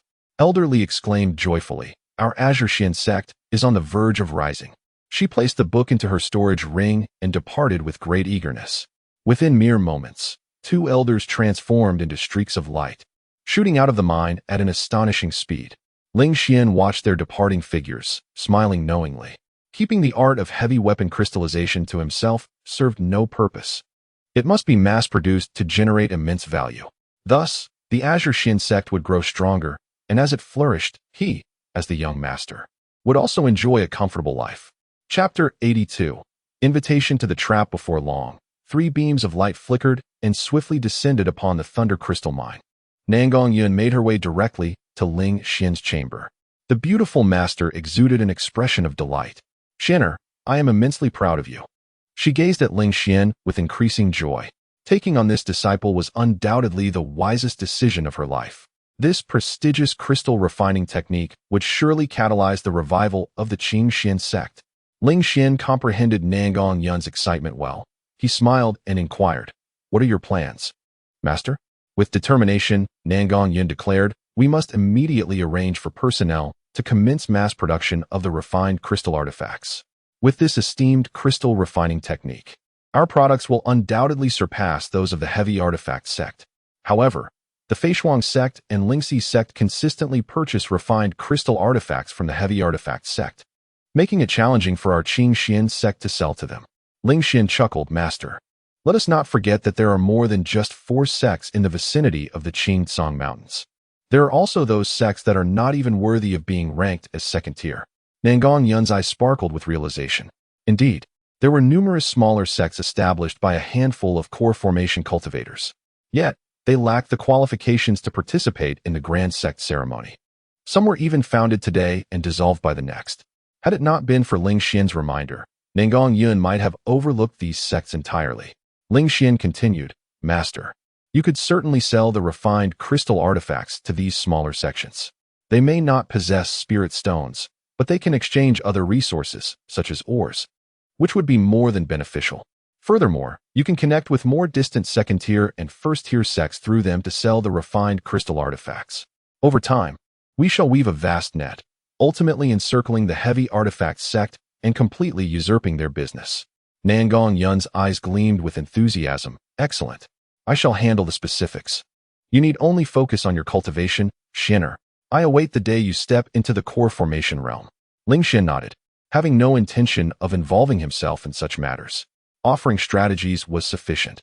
If he were to manage the implementation as well, it would render the entire Qing Xian sect ineffectual. 3 days later, at night, outside the Thunder Crystal Mine, 2 individuals were concealed within the woods. One, youthful and composed, appeared unfazed by any circumstance. The other, with a mature countenance, held a deep respect for the young man. They were Wu Ling, the son of the heavy artifact sect's master, and Shi Fei, an inner elder of the heavy artifact sect. In a hushed voice, Shi Fei inquired, "Young master, are you truly certain that the crystal refining technique, stolen by that traitor 5 years ago, lies within the Thunder Crystal Mine? The mine is now fortified with a formation, making entry exceedingly difficult." Wu Ling nodded slightly. "I have perused the ancient tomes from that year. The traitor was apprehended in the woods near the Thunder Crystal Mine. An investigation was conducted back then, yet we were unable to locate the artifact. And what do you propose?" Shi Fei scratched his head, perplexed. Wu Ling spoke softly, recounting how, in the past, the Leihua sect had sent only a few personnel, prompting them to borrow individuals from the Chongqi sect to oversee the mines, and he was among them. I am certain he is quite familiar with the intricate tunnels of this place. Initially, we found nothing in the tunnels, but this time, I discovered a treasure deep within the sect's treasury. He unveiled a blank metallic page. Shi Fei was momentarily taken aback. The Chongqi crystal refinement technique is crafted from metal. Elder Shi should be aware of it. Indeed, could it be one of its pages? But why is it blank? Wu Ling rolled his eyes. explaining that it was merely a surplus page without any inscriptions. "Ah, I see." Shifei scratched his head awkwardly. Wu Ling continued, stating that these metallic pages were all forged from the same ore. Elder Shi, by channeling spiritual energy into it, would be able to sense the other pages. He lamented that this item had remained undiscovered in the deepest part of the sect's treasury. Had we possessed it 5 years ago, we surely would have uncovered the sect's hidden secrets by now, and the standards of our crystal refinement techniques would not have deteriorated so much. Shifei was elated, yet his expression turned grim as he said, "However, I cannot break this formation." Wu Ling smiled lightly, asserting that money can move mountains. "I have already obtained the timing for the mine's protective array during the replacement of spiritual stones, which occurs every night at midnight. Furthermore, I am aware of a flaw in the array at the southeast corner. Should our plans be compromised, Elder Shi could escape from there." Shifei was filled with admiration. Indeed, the young master is truly far-sighted. If we can bring back the Chongqi crystal refinement technique today, it will be a monumental achievement. I can fill the vacancy left by the third elder, and you, young master, shall surely be promoted to the position of the young sect master. Those old geezers would not dare utter another word of dissent. Upon hearing the title of young sect master, Wu Ling, usually composed, felt his breath quicken. Though he was the son of Wu Gongfei, his potential was somewhat lacking, possessing only a low-grade, earthly physique. Despite his numerous improvements to the crystal refinement technique, which had helped the Chongqi sect earn substantial profits and cut down on costs, and his various proposals that enabled the sect to assimilate several nearby minor sects. Every time Wu Gongfei sought to elevate him to young sect master, he faced opposition from the other elders, who were intent on promoting their own prot-gs. However, if he could achieve such a significant accomplishment today, none of the elders would dare to voice a single objection. The position of young sect master would undoubtedly be his. Suddenly, Wu Ling remarked, "By the way, I have also received intel that Ling Xian, the young sect master of the Qingxian sect, is present in this mine." Shifei raised an eyebrow. "Is that the same Ling Xian who claimed first place at the grand ceremony of the 100 sects?" "Indeed, that is him. If Elder Shi could capture or eliminate him, it would be a tremendous achievement for both of us." Wu Ling smiled subtly. Slaying such a genius would surely be recorded in the annals of the Su, in Jiying Prefecture. Shifei's breath quickened. Of course. After the conclusion of the grand ceremony, the name of Yin Junzi Ling Xian swiftly spread throughout the Su, in Jiying Prefecture. To eliminate this individual would be tantamount to extinguishing the future of the Qingxian sect. I shall kill this man and acquire the crystal refinement technique as well. Shifei chuckled sinisterly, envisioning himself as the third elder, basking in power and prestige. Soon, the hour of the rat arrived. The faint glow enveloping the mine dissipated. As anticipated, Shifei executed his agility techniques, darting into the mine like a specter. Thanks to the detailed intelligence provided by Wu Ling, he encountered little resistance. He was intimately familiar with the patrol routes of the Night Watch. Wait, why did the metallic pages indicate that the book was not within the mine, but rather there? That place appeared to be Ling Xian's chamber. Shifei paused momentarily, realizing that the metallic pages were guiding him to a room high within the mine, the very room Wu Ling had informed him about. After a brief moment of astonishment, Shifei broke into a peculiar grin. Perfect. This saves me a trip. What a stroke of luck. Silently, Shifei approached Ling Xian's door and gently pushed it open. He beheld Ling Xian seated on the bed, eyes closed in meditation. With a menacing smile, he lunged forward, claws aimed at Ling Xian's throat. However, Shifei suddenly noticed Ling Xian open his eyes, a faint smile gracing his lips, as if he had anticipated the visit. Alarm bells rang in Shifei's mind. At that moment, 4 figures materialized from 4 directions, swiftly encircling him. It was none other than Elder Li and 3 other inner sect elders. Shifei's claw was effortlessly thwarted by Elder Li, who wore a cold smile. Rage erupted within Shifei. Even a fool could discern that he had fallen into a trap. He let out a piercing howl. Damn it, this is a trap. Chapter 83. The Feigned Redeemer. A resounding series of knocks echoed through the air as 5 cultivators at the core formation stage engaged in fierce combat. It was evident that Shifei was not capable of facing 4 opponents simultaneously.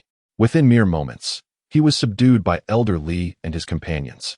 Meanwhile, Ling Xian had already vacated the room at the onset of the battle. After all, this was a confrontation among core formation masters. Even if Elder Li wished to protect him, There was a risk that Fei, driven by a desperate resolve, could inflict harm. Thus, it was prudent to deny the enemy any opportunity to trade lives. The commotion from the skirmish illuminated the entire mining facility, prompting stewards, disciples, and miners alike to rush from their resting places, casting uncertain glances toward Ling Xian's chamber. Outside the mine, Wu Ling heard Fei's piercing cry, causing him to jolt with alarm. As the sounds of intense conflict erupted, realization dawned upon him. It was indeed a trap. Cursed be it. Did Lu Yuanfeng deceive me with false intelligence? Could he truly be loyal to the Qingxian sect? Wu Ling's expression darkened considerably. Yet, given the circumstances, he had no choice but to leave immediately and inform his father, Wu Gongfei. Young sect master, this man has been captured. Elderly exclaimed with delight. Ling Xian nodded slightly before re-entering the room. As anticipated, Fei was severely injured, stripped of all combat capability, left at the mercy of his captors. The 4 inner-sect elders of the Qingxian sect were merciless in their approach.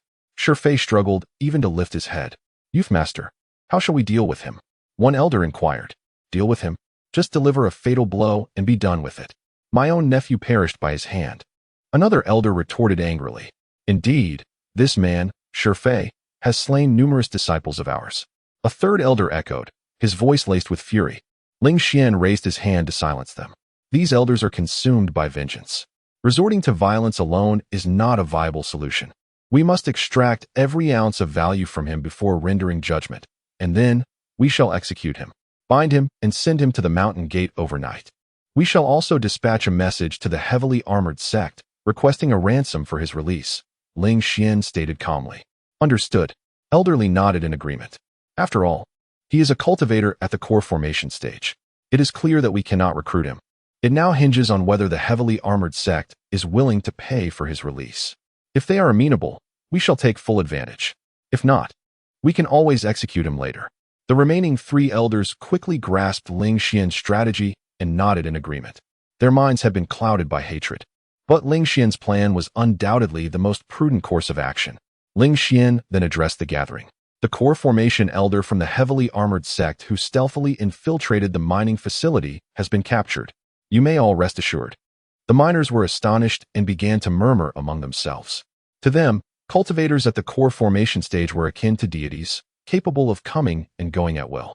They could scarcely believe that one had been taken captive that day. As for the stewards and disciples of the Qingxian sect, they were filled with elation. Our Qingxian sect has truly achieved greatness. Elder Li's face was awash with joy. The young master truly possessed an extraordinary foresight, having anticipated their lack of martial ethics and the impending ambush.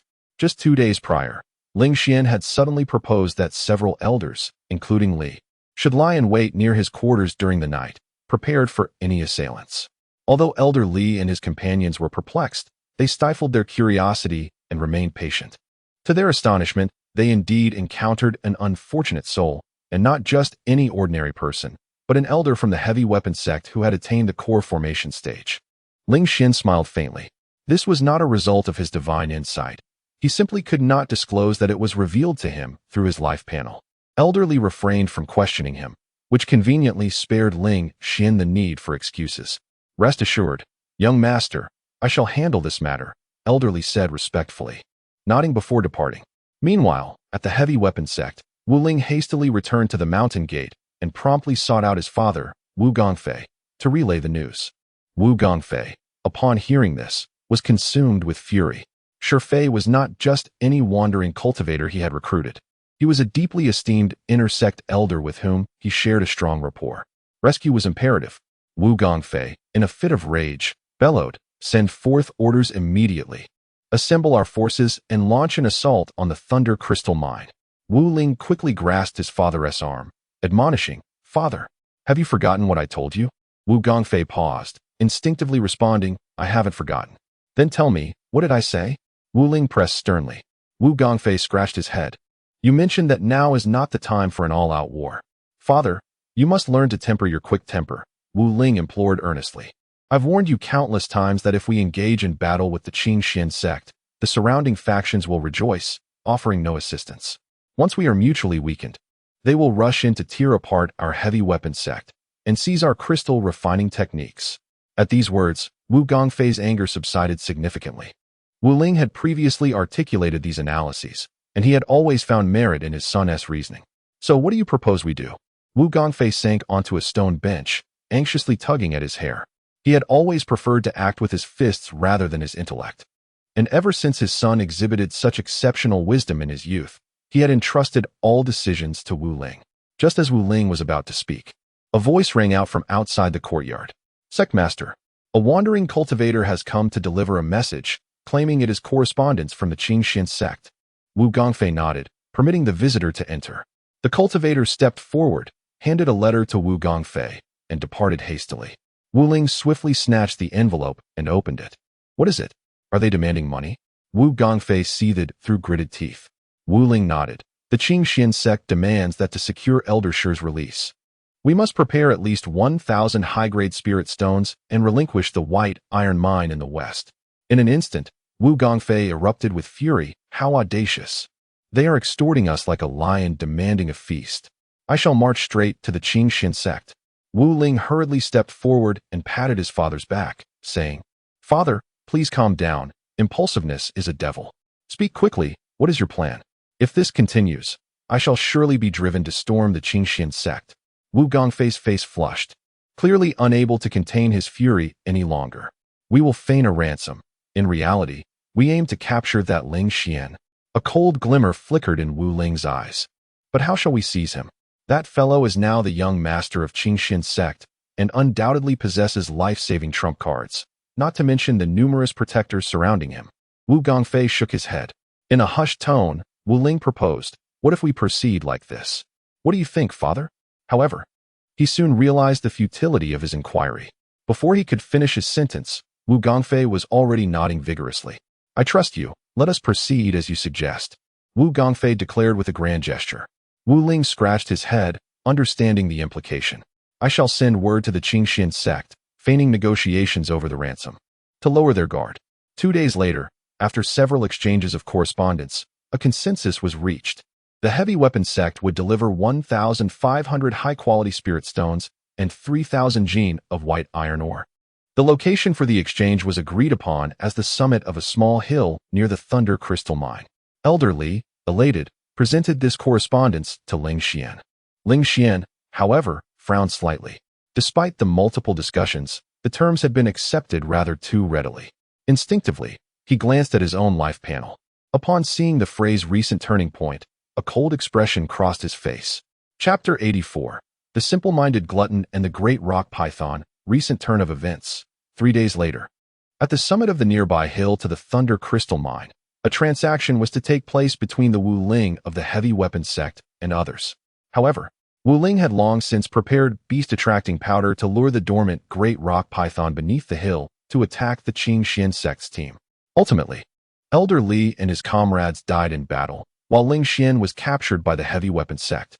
Ling Xian glanced at Elder Li and the others. Indeed, their recent turn of events bore striking resemblance to his own.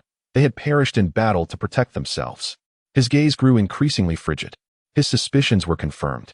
The adversary had no genuine intention of negotiating for their release. Wu Ling.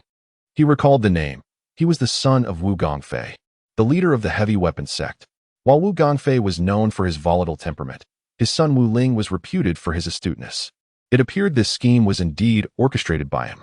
Noticing Ling Xian's lack of response, Elder Li inquired, Young master, are you concerned about the heavy weapons sect laying an ambush? Do not worry, he continued. The area around that hill is desolate, with hardly any trees, leaving them no opportunity for concealment. Ling Xian mused internally. Indeed, they had laid no ambush, but rather enticed the great python lurking below. Elder Li, are there any fourth-tier beasts in the vicinity? He asked. Elder Li paused and turned to the elder with dark circles under his eyes. The elder shook his head. No. The vicinity of the Thunder Crystal Mine has been thoroughly cleared of powerful, clustered magical beasts. What remains are merely solitary ones. After a moment, he suddenly recalled, half a year ago, a great python did appear near the Thunder Crystal Mine, having reached the fourth-tier peak, and it devoured a substantial amount of thunder crystals. However, it was gravely wounded in a coordinated attack by the elders of the heavy weapons sect and managed to escape. Are you concerned that the heavy weapons sect might lure this python to ambush us? He speculated, waving his hand dismissively. Young master need not worry. Although it is a fourth-tier beast, it has sustained serious injuries. Unlike us, magical beasts lack elixirs for healing, and it would be difficult for it to fully recover in just half a year. It may very well have met other beasts and become their prey. Even if it is still nearby, it would not dare to attack human cultivators. Ling Xian nodded slightly. It seemed that this great python was indeed the one in question. It had likely not perished. In fact, it had grown stronger. The heavy weapon sect had probably not killed it, but found a means to control it for their own purposes. The great rock python had a penchant for consuming thunder crystals, and the heavy weapon sect conveniently controlled the thunder crystal mine. It was likely that they utilized the thunder crystals to temporarily subdue the great python. Such a scheme, using magical beasts to assault human cultivators, was exceedingly ruthless. However, now that he understood the potential developments of this situation, Ling Xian was prepared. Is it merely thunder crystals? I have plenty of those, he declared. If I feed this great rock python sufficiently in advance, will it still heed your command? Very well. You may return for now and await the exchange of payment for personnel in 3 days. Ling Xian nodded, dismissing the others. The night enveloped the world. Ling Xian unleashed the movement of the 8 directions thunder, silently departing from the thunder crystal mine and arriving beside a nearby hill. He circled the area and, as expected, discovered a concealed entrance. The entrance was shrouded in vines, making it difficult for an ordinary person to detect. This place must be where the massive rock python lay in slumber. Ling Xian immediately ventured deeper. Shortly thereafter, he uncovered a vast, dark chamber deep underground. There, a colossal creature coiled in a deep sleep. The sight of that enormous python's head was profoundly awe-inspiring, even with just a fleeting glance. Oh, this creature possesses a panel as well. Ling Xian focused intently on its life panel. Ah, no, its serpent life panel. Name, Ao Huang, 5th Avatar. Realm, 4th Stage Perfection. Destiny, Eggborn Demon Beast, prone to mutations, immensely powerful, a great demon's avatar, Golden Python Bloodline. Fate, ultimately stagnates at the 6th stage, devoured by the 3rd Avatar. Recent opportunity, 3 days hence, awakened by beast inducement powder, attacks the Qing Xian sect team, thereafter receiving a top-tier mysterious or from Wu Ling, and falls back into slumber. Ling Xian felt a stir within his heart and scrutinized its destiny closely. Eggborn Demon Beast, White Destiny. You are not born live, but from an egg, sharing little distinction from the majority of eggborn demon beasts. Prone to mutation, Blue Destiny. After consuming minerals, you are highly susceptible to mutation. Though each mutation's direction remains uncontrollable, it may yield beneficial outcomes, yet more likely, adverse ones. Immensely powerful, Blue Destiny. Your strength is inexhaustible. Any attempts to contend with you are a path to self-destruction. Great Demon Avatar, Orange Destiny. You are a reincarnated avatar of a peak 6th stage great demon, possessing a fragment of its soul, yet regrettably, that great demon has 10 avatars. And these will ultimately contest for supremacy. Golden Python Bloodline, Purple Destiny. Through numerous mutations, you have acquired the Golden Python Bloodline, endowing you with a spirit root far superior to ordinary demon beasts, enabling a swifter absorption of the golden spiritual essence from the world. Ling Xian pondered thoughtfully. A great demon avatar? Intriguing indeed. He was aware that some powerful beings possessed reincarnated destinies. Xiao Fan, for instance, was a reincarnation of a god transformation realm cultivator. It seemed that this great demon was also a reincarnation. However, the manner of reincarnation for demon beasts differs significantly from that of human cultivators. This brutal method of consolidating 10 avatars to foster growth and engage in combat until the strongest emerges is evidently harsher, yet it produces a far more formidable champion. This creature may prove useful to me in the future. Ling Xian mused, retrieving a multitude of thunder crystals from his storage ring.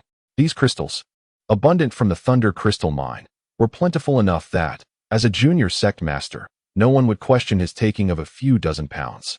Now, he thought, it would be prudent to use some to entice this simple-minded giant python. As anticipated, the slumbering rock python seemed to catch a whiff of the scent and gradually began to awaken. In the next moment, the enormous vertical pupil suddenly widened, reflecting Ling Xian's figure with an intimidating ferocity. However, upon catching sight of the substantial pile of thunder crystals beside Ling Xian, its gaze softened instantaneously. With a resounding growl, It devoured all the thunder crystals without a care for the living being before it. After consuming a dozen of the precious minerals, it blissfully closed its eyes, seemingly relishing the moment. Ling Xian reached out a hand and gently stroked its head. The creature gave a slight shudder but did not reject the gesture. Ling Xian chuckled softly, amused by this endearing glutton.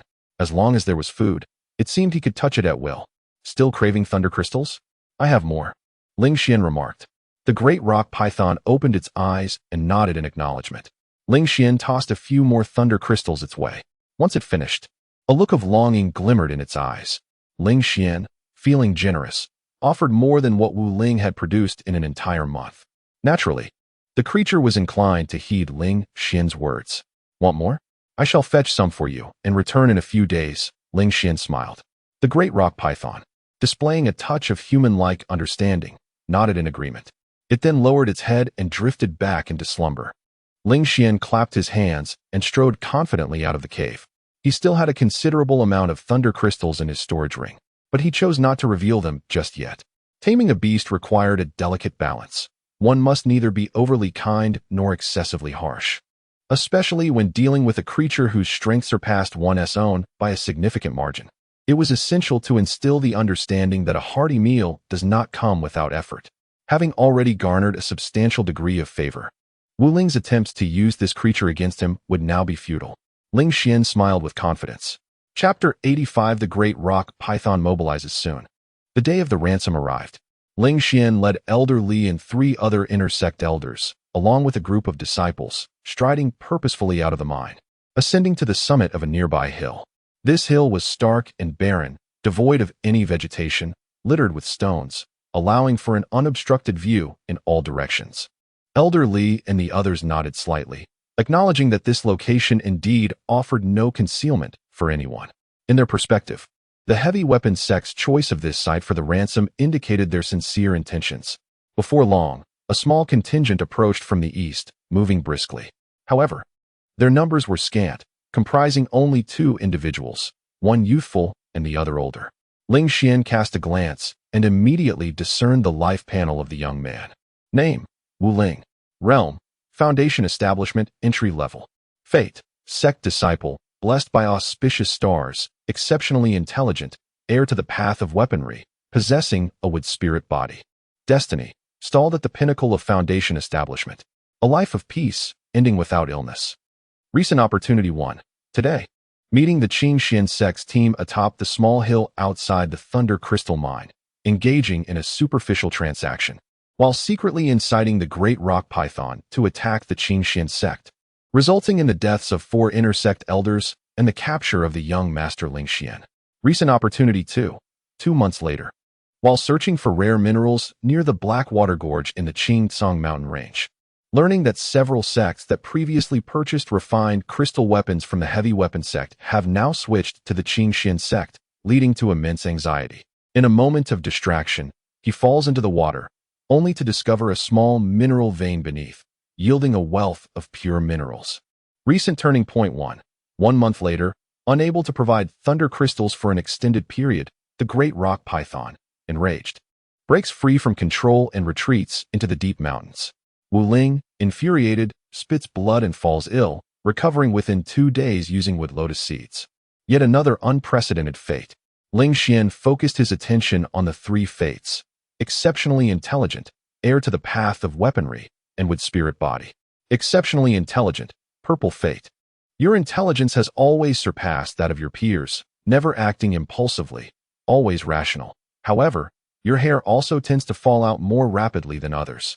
Heir to the path of weaponry, purple fate.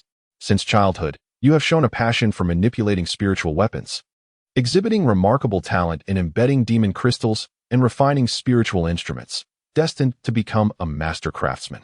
Wood spirit body, purple fate. Your wood spiritual root is extraordinary, allowing you to cultivate wood-based techniques and martial skills at an accelerated pace. Ling Xian observed Wu Ling's thinning hair for a moment longer. Indeed, it was sparse, showing early signs of a receding hairline. The wood lotus seeds. Ling Xian contemplated the opportunities and turning points before him. Rumors had circulated that the heavy weapon sect had unearthed a 5-colored lotus in the Qingtsang mountain range several years prior. The five-colored lotus produced numerous seeds, corresponding to the five elements of gold, wood, water, fire, and earth. Historically, the five-colored lotus had appeared multiple times in the Qingtsang mountain range.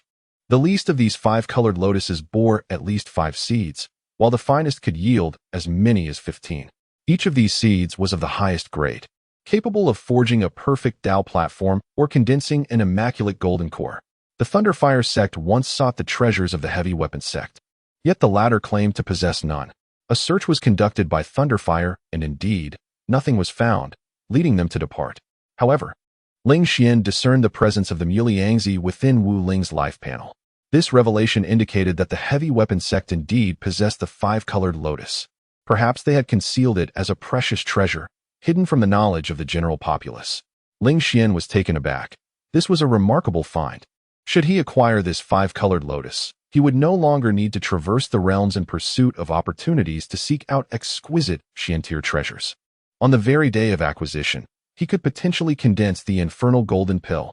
Ling Xian scrutinized Wu Ling, realizing that the annexation of the Heavy Weapons sect was of utmost urgency. Of course, his primary curiosity lay in the aesthetic beauty of the five-colored lotus, certainly not motivated by a desire for its seeds. Indeed, not at all. The Heavy Weapons sect exuded confidence. "Is it just the two of you?" Elderly remarked coldly, surveying Wu Ling and his companion. Wu Ling maintained a friendly demeanor, stating, "Naturally, in our endeavor to secure a release, we must demonstrate ample sincerity." Ling Xian inhaled softly, suddenly catching a whiff of a gentle fragrance. Wu Ling, still wearing a smile, explained, "This is the scent of a fragrance pouch I carry with me at all times. There is no cause for concern." With that, he removed the pouch from his waist and took a deep inhalation to demonstrate its harmlessness. "Very well. Let us proceed with the exchange, payment for the person. I have brought him to you." Elderly gestured toward the securely bound Shifei behind him. Wu Ling smiled. "Of course. However, we may need to consult the individual beneath regarding his feelings on the matter." With that, he stamped his foot forcefully. The fragrance erupted suddenly, and the ground began to tremble as if something was about to burst forth from below. Elder Li and his companions turned pale in an instant. In the next moment, a tremendous roar echoed. A colossal gray-brown python emerged, its massive head suddenly breaking the surface, its enormous vertical pupils brimming with fury as if questioning who had awakened it with such a fragrance. The python's size was formidable. Even the portion visible above ground measured over 5 zhang in length, with an equal length concealed beneath. Such a beast, when matched against cultivators of the same realm, could easily take on 3 foes at once. This exemplified the terrifying nature of demonic beasts. Upon the appearance of the great rock python, a look of satisfaction spread across Wu Ling's face. This creature was his greatest asset. Previously, he had provided it with vast quantities of thunder crystals at regular intervals to maintain a semblance of control over it. However, with the Heavy Weapons sect's loss of the thunder crystal mine, his ability to supply the great python had significantly diminished, leading to a loss of control. Thus, he was left with no choice but to utilize beast-attracting powder as a lure. "Eliminate everyone else and capture Ling Xian alive," Wu Ling commanded with a cold smile. The great rock python extended its crimson tongue, prepared to encircle Ling Xian and his companions. Elder Li and the others appeared pale. Despite having 4 individuals at the core formation stage, their strengths were merely at the minor and major accomplishments of that realm, rendering them no match for the colossal python. "Young master, flee quickly. We shall do our utmost to hold it off." Elder Li gritted her teeth, fully aware that confronting such a behemoth meant certain death. Yet, even in the face of this grim reality, Ling Xian could not perish. Even if they were to sacrifice themselves, they must create an opportunity for Ling Xian to escape. "No need. It will not attack us," Ling Xian replied, shaking his head. Elder Li was taken aback, as were the other 3 elders. With an incredulous expression, Elder Li exclaimed, "Young master, my dear young master, what are you saying? Run now? Even if it costs me my life, I will buy you time." Wu Ling, with a faint smile, remarked, "Ling Xian, have you lost your senses? What makes you think it won't strike at you?" Ling Xian extended his hand toward the great rock python. "Do you remember me?" The python, sensing a familiar scent, paused momentarily as it extended its crimson tongue. In the next instant, much to the astonishment of the onlookers, it slithered down, resting its enormous head upon the ground. Its fierce gaze softened, fixated on Ling Xian. as if awaiting his caress. Ling Xian smiled, gently stroking the creature. The great rock python promptly closed its eyes in bliss, thoroughly enjoying the moment. For a time, Wu Ling and the inner gate elders beside him stood as if petrified, their hearts plummeting to the depths of despair.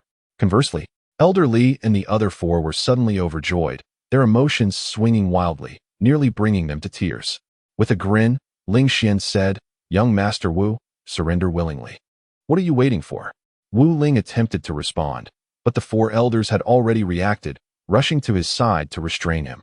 The elder from the heavy weapons sect tried to resist, but was intimidated by the python's aura, unable to muster even half of his strength. In the blink of an eye, both Wu Ling and his companion were subdued. Elderly, send another rogue cultivator to the heavy weapons sect to renegotiate the ransom, Ling Xian remarked with a smile. Certainly, Elderly laughed heartily. This immediately turned into 3 individuals at the core formation stage, one of whom was Wu Gongfei's own son. Wu Ling took a deep breath, realizing his predicament. His plans had utterly failed.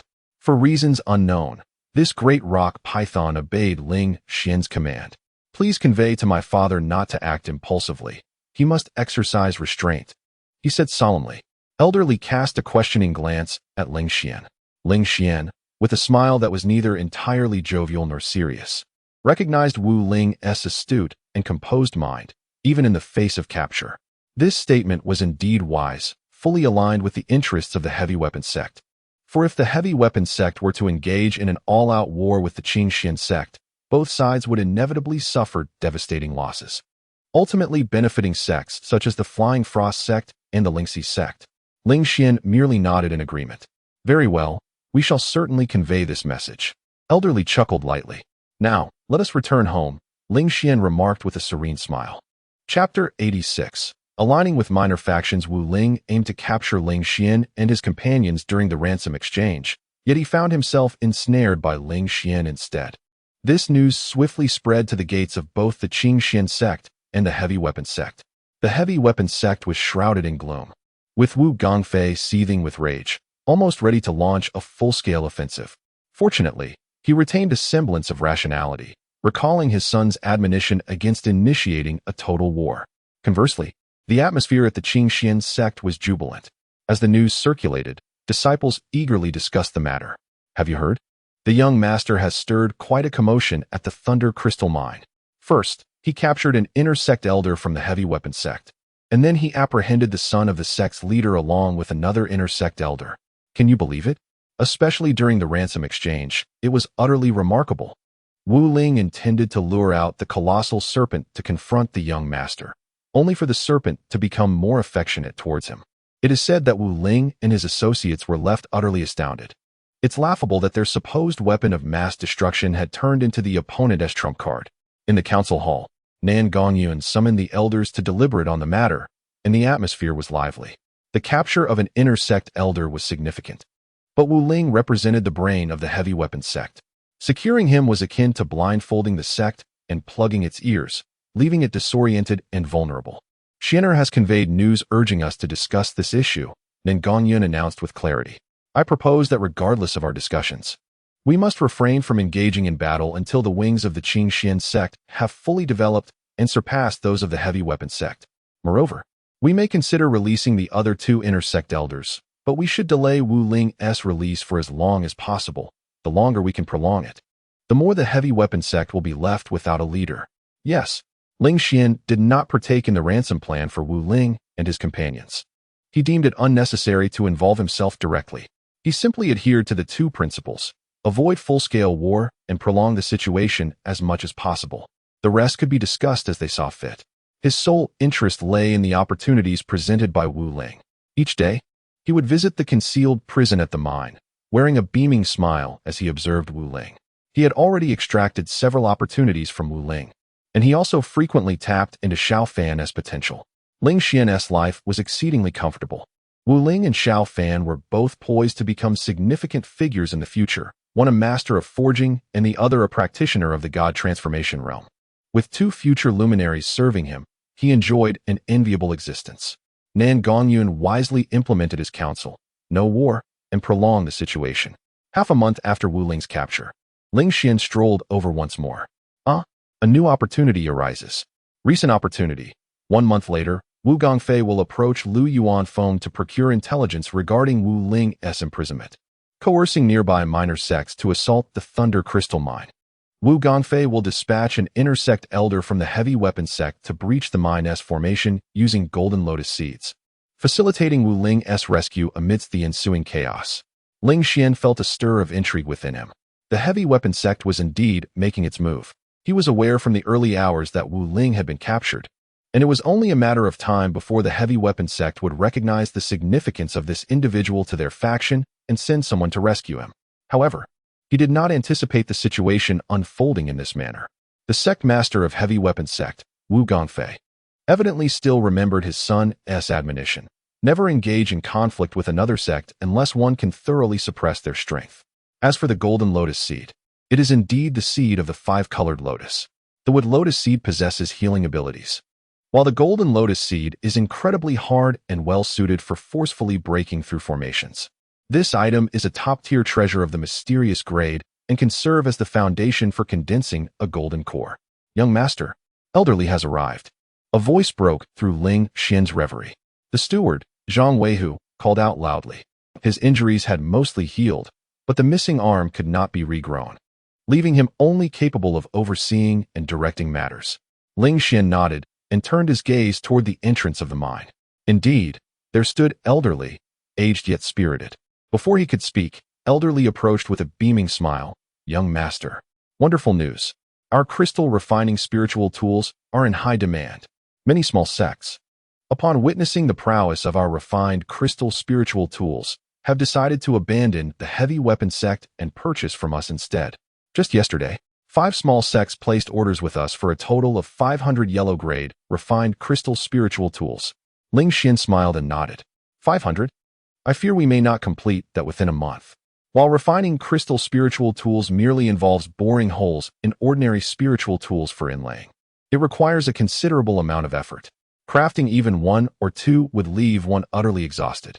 Moreover, given Ling Xian's remarkable comprehension, he experienced failures when he first began crafting the refined crystal spiritual tools. The success rate for ordinary disciples and elders was even more dismal. Failure was a frequent occurrence. Completing 500 items in a month is an overwhelming challenge. Elderly chuckled heartily. Indeed, indeed.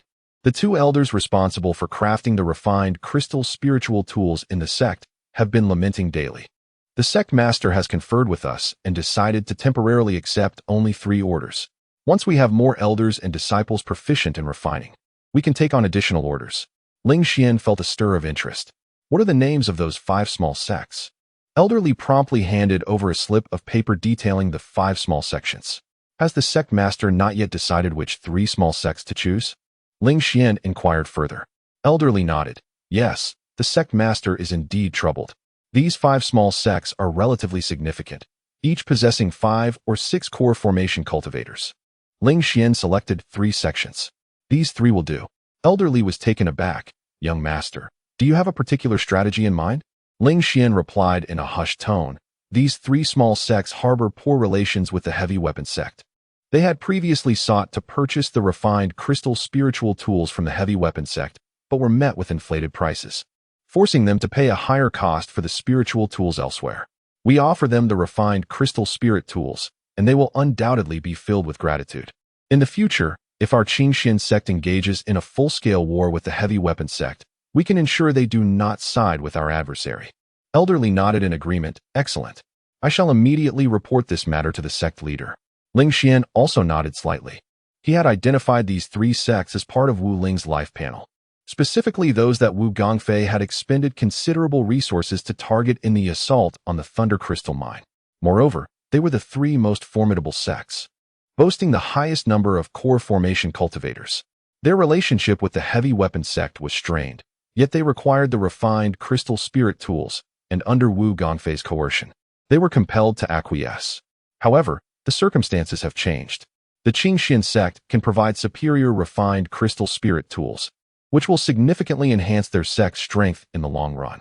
The power of the Qingxian sect is also steadily increasing, not inferior to that of the heavy weapon sect. Given this, why should we humble ourselves to curry favor with the heavy weapon sect? A month swiftly passed. The two inner sect elders, Shifei, had been ransomed back by the heavy weapon sect at a steep price. The heavy weapon sect paid 2,000 high-grade spirit stones and 10,000 pounds of white iron ore for their release. The primary purpose of white iron ore is to manufacture mining picks. The hardness of the thunder crystal is immense, rendering mining picks nearly consumables that wear out in a mere 10 to 15 days, necessitating a substantial quantity of white iron for their forging. Furthermore, white iron is also one of the materials for embedding liquid. Hence, the Qingxian sect requires a significant amount of white iron ore. Of course, while Shifei and his companion were ransomed back, Wu Ling remained detained at the Thunder Crystal Mine. Regardless of the ransom demands presented by the heavy weapon sect, the Qingxian sect has adopted a strategy of delay. After a month, even those core formation cultivators from the heavy weapon sect, who are merely occupying positions, should have realized that the Qingxian sect has no intention of returning. Wu Ling Chapter 87. Shifei, a double triumph at this moment. It was night. Ling Xian strolled through the Thunder Crystal Mine, delighting in the cool mountain breeze. Elderly accompanied him closely, step for step. The steward, disciples, and miners observed this scene with a sense of familiarity. Initially, they were taken aback, despite Ling Xian's status as a young master. He was still merely at the foundation establishment stage, while Elder Li was at the core formation stage. Respect was warranted, yet it seemed excessive for Elder Li to follow him like a servant. However, upon learning of Ling Xian's remarkable achievements during his time at the Thunder Crystal Mine, they soon understood that Elder Li's behavior was entirely justifiable. Ling Xian casually inquired, "Elder Li, what developments have emerged from the heavy weapon sect?" Elder Li could not help but chuckle. The young master will surely find this amusing. "Please, do enlighten me," Ling Xian encouraged. Elder Li laughed heartily. Ever since Wu Ling's departure, the heavy weapon sect has descended into utter chaos. Master Wu Gongfei's words carry no weight, and the elders are consumed by their own power struggles. They are nothing but a group of idlers. Without Wu Ling's astute strategies, they have become a disjointed assembly. The young master's earlier advice to delay was truly sagacious. Ling Xian smiled faintly. This was, after all, a world where strength reigned supreme. Wu Ling possessed an exceptionally brilliant mind, yet lacked the formidable power to dominate his peers in the same realm. It was only natural that the elders opposed his ascension as the young master. Ling Xian further asked, "In the meantime, have any core formation cultivators been recruited?" Elder Li nodded. "Naturally. If we do not recruit, we will soon find ourselves lacking in core formation cultivators." Within just these 2 months, 3 core formation cultivators have expressed their willingness to join our Qingxian sect. Additionally, a small sect has indicated their desire to merge with us. Ling Xian was somewhat surprised. That is quite a number. Indeed, Elder Li's expression brightened. This is all thanks to the young master acquiring the heavy weapon refining crystal technique. Ling Xian smiled, acknowledging the truth in Elder Li's words. Without that technique, the Qingxian sect would have had no capacity to seize business from the heavy weapon sect and would not be faced with such delightful troubles. At that moment, a voice rang out. "Young master, someone at the mine entrance claims they wish to see you. Call the disciple from the entrance. Bring him in." Ling Xian replied with a nod. Before long, a figure shrouded in a veil entered. Elder Li immediately positioned himself protectively in front of Ling Xian, eyeing the stranger with caution. "Who are you?" Ling Xian inquired. The masked individual spoke softly. "Could we find a secluded place to converse?" Elder Li was about to object, but upon glimpsing the man's life panel, Ling Xian nodded. "Very well, follow me." The 3 of them made their way to a deserted corner. The stranger then removed his veil and knelt before Ling Xian, addressing him with utmost respect. "I have come to pay my respects to you, young Master Ling." Without the slightest hint of disdain for Ling Xian's status as a foundation establishment cultivator, the masked figure continued, "I am an inner elder of the Iron Fist sect, representing the Black Tiger sect and the White Creek sect to convey vital intelligence to the young master of your esteemed sect." Elder Li was momentarily taken aback. These 3 sects were precisely those that Ling Xian had isolated a month prior. "Speak," Ling Xian nodded. 5 days ago, the heavy weapon sect unexpectedly dispatched orders, compelling us to attack the Thunder Crystal Mine tomorrow night to create chaos, allowing them to rescue Wu Lung amidst the turmoil. Not wishing to conflict with the Qingxian sect, the 3 sect masters specifically sent me to report this matter to your young master. Upon hearing this, Elder Li was instantly alarmed. The heavy weapon sect was indeed making moves. He had not anticipated such a stratagem, avoiding direct involvement while coercing the smaller sects to act. Thus, even if there were repercussions, they could evade blame. I understand, Ling Xian responded with a subtle nod. He had long foreseen the unfolding of events. Establishing good rapport in advance was precisely for this moment. As he had anticipated, these smaller sects were grateful and loyal, not only unwilling to assist the heavy weapon sect, but even coming to the Qing Xian sect to willingly divulge the heavy weapon sect's intentions.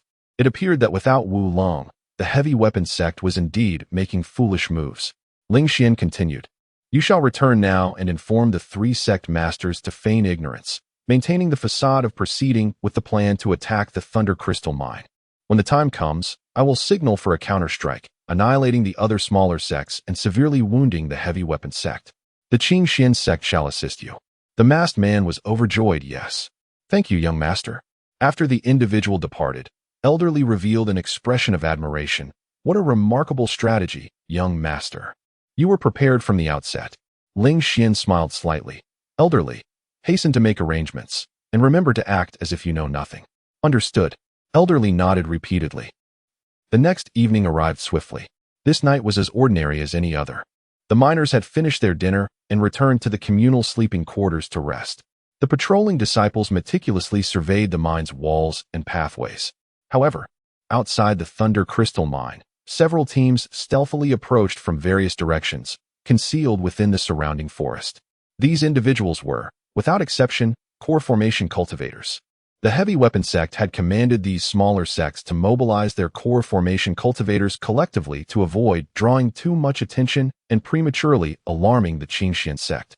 Before long, members of the heavy weapon sect arrived, led by Shi Fei, an inner elder who had recently been redeemed with a substantial sum. He surveyed the area and nodded in satisfaction. "Iron Fist Sect Master, I did not expect you to gather all the core formation cultivators from your sect." The leaders of the Black Tiger sect and White Creek sect nodded in agreement. "Indeed, since we are to rescue young Master Wu, we shall exert our utmost effort." The Master of Iron Fist cautiously inquired, "Elder Shi, given our considerable efforts, might the heavy weapon sect consider reducing the price of the crystal spirit tools?" Shi Fei waved his hand dismissively, asserting that the exertion of effort was one matter, while the pricing of the crystal spirit tools was an entirely different issue that could not be generalized. However, he acknowledged the contributions of the three sect leaders, assuring them that the heavy weapon sect would indeed lower prices for them in the future. His tone, however, was nonchalant, suggesting a lack of genuine concern. Exchanging glances, the leaders of the Iron Fist sect and the other two sects detected a fleeting glimmer of coldness in each other's eyes. Shi Fei then turned his gaze towards the other smaller sects, his expression growing frigid. "What is amiss with your sects? You have only dispatched 1 or 2 golden core cultivators. Do you harbor any doubts about aligning with the heavy weapon sect?" The leaders of the smaller sects hastily shook their heads, protesting. No, how could that be? Elder Shi, you jest. We simply have places to guard within our own sects, and it is impossible to send all our golden core cultivators." "Humph, I shall certainly report this matter to the sect master," Shi Fei retorted with a cold snort. Instantly, the leaders of the smaller sects wore expressions of distress. For if Wu Gongfei were to learn of this, he would undoubtedly raise the prices of the crystal spirit tools, causing them further losses. Very well. The time for action is approaching midnight. At that moment, the protective array of the Thunder Crystal Mine will briefly close for a change of spirit stones. You will strike then, Shi Fei commanded in a low voice. Understood. The gathered crowd responded in hushed tones. The leaders of the Iron Fist sect and their allies slowly shifted their positions, effectively surrounding the remaining individuals.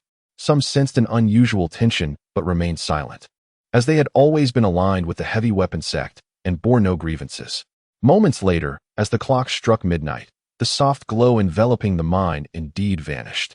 The moment someone shouted, all the golden core cultivators surged toward the mine. As they neared the perimeter of the mine, a sudden flare of fire erupted from within. Confusion swept through the ranks of the golden core cultivators. In the next instant, the attacks from the golden core cultivators of the Iron Fist sect were unleashed upon those beside them. The 3 most formidable cultivators of the Iron Fist sect launched their assaults on Shi Fei from 3 different directions. This unexpected turn of events left Shi Fei and his companions momentarily bewildered. Chapter 88 The Final Scheme. seeking external aid with a swift whoosh. Several beams of light burst forth from the mining site, revealing Elder Li and the inner elders of the Qingxian sect. Shifei, back again after a month? How delightful. Elder Li chuckled sinisterly. Upon recognizing Elder Li, Shifei's teeth clenched in fury. He vividly recalled the humiliation he faced when he infiltrated the Thunder Crystal mine, seeking the art of crystal refinement, only to be ensnared in a trap. You had this all planned out from the beginning, Shifei shouted, deflecting the punch of the Iron Fist sect's leader with a palm, pointing at the disarray of core formation cultivators surrounding him. Elder Li merely smiled, gesturing grandly for the attack to commence. Seize him. Shifei was seething with rage, yet he was not foolish enough to confront so many core formation cultivators head-on. He prepared to flee. However, although the three encircling him were slightly weaker, they were still formidable core formation cultivators. Even a momentary delay significantly hampered his escape. In that fleeting moment, Elder Li and his associates charged forth, encircling Shifei with 6 core formation practitioners. After a brief resistance, despair consumed Shifei as he was captured once more. His only flicker of hope lay with the few small sects supporting the heavy weapon sect, hoping they would rush to his aid. Hurry and save me. I can assure you that from now on, the prices for your crystal refinement tools will be reduced by 20%. He bellowed. This declaration stirred some hearts. At that moment, Ling Xian's voice resonated through the air. To my knowledge, the heavy weapon sect's pricing for crystal refinement tools is not uniform. The prices for small sects are 30% higher than those for the Feishuang sect and Lingxi sect. Such exorbitant rates, even with a 20% reduction, remain far greater than what the Feishuang sect and Lingxi sect would pay. Elder Shi, on what grounds do you presume that the heavy weapon sect's malevolence will compel small sects to serve you? Ling Xian emerged from the mine, standing at the entrance, gazing at the captured Shifei from a distance. The leader of the Iron Fist sect immediately shouted, "Young Master Ling is correct. I had just inquired of Shifei whether our efforts could warrant a price reduction, and he merely dismissed me without a thought, showing no regard for us. Now, the Qingxian sect can also produce crystal refinement tools, which not only surpass the heavy weapon sect in power, but are also offered at a lower price. Since we small sects must ally with a larger faction, why not align ourselves with the Qingxian sect?" Ling Xian and his words stunned the battling core formation cultivators, causing them to pause in bewilderment. I agree. I have long harbored disdain for the heavy weapon sect. Damn it. We exerted ourselves for them, yet received nothing in return. And now we must still appease Shifei's whims. It's revolting. I concur. From this day forth, my sect shall follow the Qingxian sect. A single stone stirred 1,000 ripples. The malevolent deeds of the heavy weapon sect, along with the accumulated grievances, erupted at this very moment. The few resolute supporters of the sect, who had reached the core formation stage, were promptly captured. Upon hearing these sounds, Shifei felt an instant sense of despair. Ling Xian cast an appreciative glance at the leader of the Iron Fist sect, recognizing his astuteness and ability to assess the situation. Before long, the venue was cleared entirely. Shifei was taken back into the palace, confined within the mine's prison. Everyone may return now. I keep my word. The 2 obstinate factions supporting the heavy weapon sect will be entrusted to your handling, Ling Xian stated calmly. Thank you, young Master Ling. The core formation cultivators expressed their gratitude and departed in succession. At that moment, Elder Li approached. Young Master, we discovered this on Shifei. Ling Xian glanced down to find a lotus seed radiating a gentle golden glow. This item was precisely what Shifei intended to use to breach the formation. A golden seed from the 5-colored lotus, serving as a foundation for his own core formation. Excellent. This is precisely what I require. He felt a surge of delight and accepted it. As the young master, the future ruler of the Qingxian sect, taking the spoils from Shifei posed no issue, and none dared to utter a word of protest. Ling Xian casually inquired, after this, how many minor sects remain loyal to the heavy weapon sect? Elder Li respectfully replied, none at all. The 2 factions that staunchly supported the heavy weapon sect will likely be consumed by other minor sects tonight. Those smaller sects have now pledged their allegiance to our Qingxian sect. Upon finishing, she added excitedly, our strength has evidently surpassed that of the heavy weapon sect. We could attack their mountain gate at any moment. Ling Xian, however, gestured dismissively, Elder Li, now is not the time. Although our power exceeds that of the heavy weapon sect, it is not overwhelmingly so. A forced attack, even if victorious, would result in Pyrrhic triumph. What of the Fei Shuang sect and Lingxi sect? They are affiliated with the Tian Shui sect and have long had their eyes on us. Elderly felt a chill and reflected, the young master speaks wisely. My thoughts were consumed with avenging the fallen elders and disciples of the heavy weapon sect, neglecting the broader implications. Ling Xian smiled. Currently, we have seized a significant portion of the heavy weapon sect's business, and their loyal minor sects have completely vanished. If we prolong this, the heavy weapon sect will inevitably weaken day by day. I believe we shall witness new developments within 1 or 2 months. Then we can respond accordingly. Elderly felt reassured. The heavy weapon sect will only grow more anxious. Elderly nodded repeatedly, understanding the situation. After pondering for a moment, Ling Xian proceeded directly to visit Wu Ling in the prison. At that moment, Wu Ling appeared pale and dazed, evidently numbed by prolonged confinement. Ling Xian examined him closely, noting that Wu Ling's life panel had yet to reveal any new opportunities. It appears that we must wait a while longer. It seems that Wu Gongfei has yet to devise a solution. Once they formulate a plan, Wu Ling's life panel will undoubtedly undergo a transformation. Ling Xian smiled faintly and departed hastily, turning his attention to the cultivation of martial arts. He felt no urgency whatsoever. The ones truly anxious were the heavy weapon sect. Soon, very soon, I shall acquire the 5-colored lotus. The mere thought of condensing the infernal gold pill and advancing to the core formation realm ignited a flicker of yearning within Ling Xian. Damn it! Damn it! Damn it! Wu Gongfei hurled the vases, tables, and brushes throughout the room in a fit of rage, his hair standing on end and fury radiating from him. Outside, 10 elderly inner sect elders awaited, all of whom, without exception, wore expressions of age and bowed their heads in silence. The disciples outside could hear the masters roar and exchanged worried glances. Speak up. How can we turn the tide? Wu Gongfei bellowed, smashing a fist against the door. The elders recoiled slightly. After a prolonged moment of silence, one elder with graying hair and beard finally spoke in a hushed tone. We possess the ability to refine crystal spirit weapons. We are surely in a position of solid advantage. There is no need for such haste, master. Wu Gongfei thundered back. Open your eyes and look. Our business is being completely usurped by the Qingxian sect. You still dare to claim we are in a position of strength? The elder immediately appeared embarrassed, for he had been preoccupied with indulgences and was unaware of the recent developments within the sect. I have a strategy, another elder proclaimed confidently. Let those smaller sects unite to attack the Qingxian sect. This way, our heavy weapon sect can remain uninvolved while exhausting the Qingxian sect. The other elders nodded in agreement, praising the cleverness of this plan. Wu Gongfei, incensed, pointed a finger at him and exclaimed, Do you not realize that the smaller sects that once supported us have fled? The only 2 remaining allies have been swallowed whole. The elder looked utterly astonished. What? Wu Gongfei, furious yet mocking, retorted, Now I understand. Without my son, you intersect elders have all lost your minds. You all deserve to perish. The elders fell silent, daunted by his words, which bore an unsettling truth. While Wu Ling had been present, he had managed nearly all affairs, leaving the elders to indulge themselves and collect their dues. It seemed that only one course of action remained. A middle-aged elder spoke softly, There is but one solution left. Speak quickly, Wu Gongfei commanded, his voice laced with fury. We must seek external assistance. The Fei Shuang and Lingxi sects will undoubtedly lend us their support, the elder murmured. Chapter 89, A Powerful Ally. The prestigious Stormgate sect upon hearing these words, Wu Gongfei felt as if he had grasped a lifeline. Indeed, the Fei Shuang sect and the Lingxi sect would undoubtedly come to our aid. They are backed by the Tianshui sect, which has a strained relationship with the Qingxian sect. For whatever reason, they could not possibly side with the Qingxian sect. On the contrary, they would be more inclined to assist the Zhongqi sect.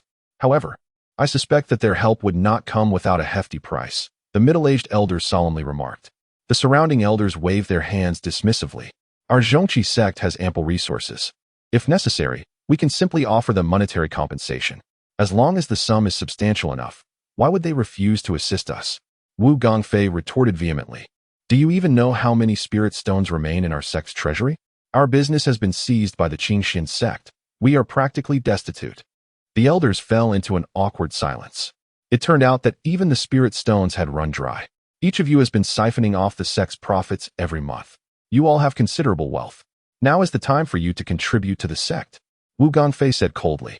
Each person must present one top-grade Xian-tier treasure. If you cannot, then find a way. I will give you 1 month. Each of you must at least submit one top-grade Xian-tier treasure. The elders groaned in despair, some with downcast eyes, stirring with unspoken thoughts. Very well, we take our leave, they said, each departing with their own intentions. At the Thunder Crystal Mine, a new day dawned.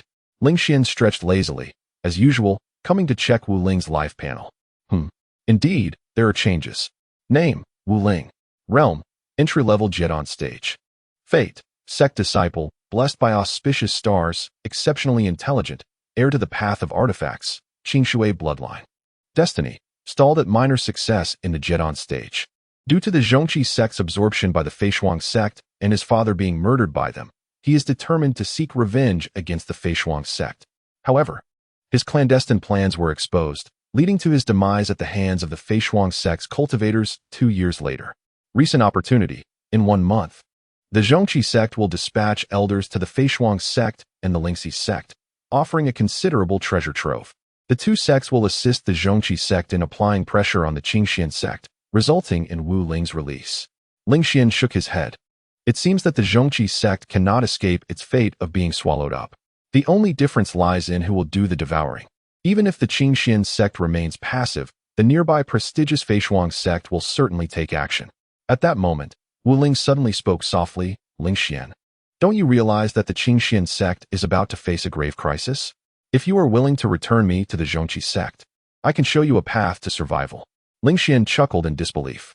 Are you suggesting that the Zhongqi sect has already sought external help, and thus the Qingxian sect will be powerless to resist? Wu Ling raised an eyebrow, surprised at how quickly Ling Xian had deduced the situation. Wu Ling replied coldly, indeed. The Feishuang sect will not idly watch the Zhongqi sect weaken.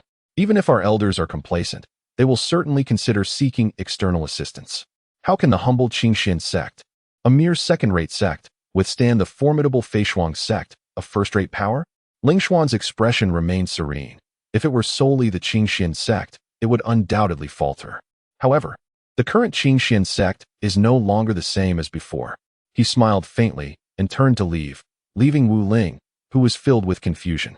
Ever since he had been captured, Wu Ling had been confined within the mine's prison. He was entirely unaware of the Qingxian sect's acquisition of the refined crystal craft, which allowed them to seize a substantial portion of the heavy weapon sect's business. In his eyes, the Qingxian sect still appeared to be an unremarkable second-rate sect. At best, a withered camel larger than a horse, merely possessing some remnants of the Xinjiang 5 sect's heritage. Yet now, the Qingxian sect had transformed entirely. It was wealthy and well-staffed. Ling Xian returned to his chamber and casually instructed a steward to summon Elder Li. Shortly thereafter, Ling Xian found himself in the presence of Elder Li. Young sect master, what is it that you require of me? Elder Li inquired promptly. With Ling Xuan's repeated successes in unraveling the heavy weapon sect's tactics, his standing in her eyes had risen significantly. Thus, upon his request, she came without hesitation or inquiry.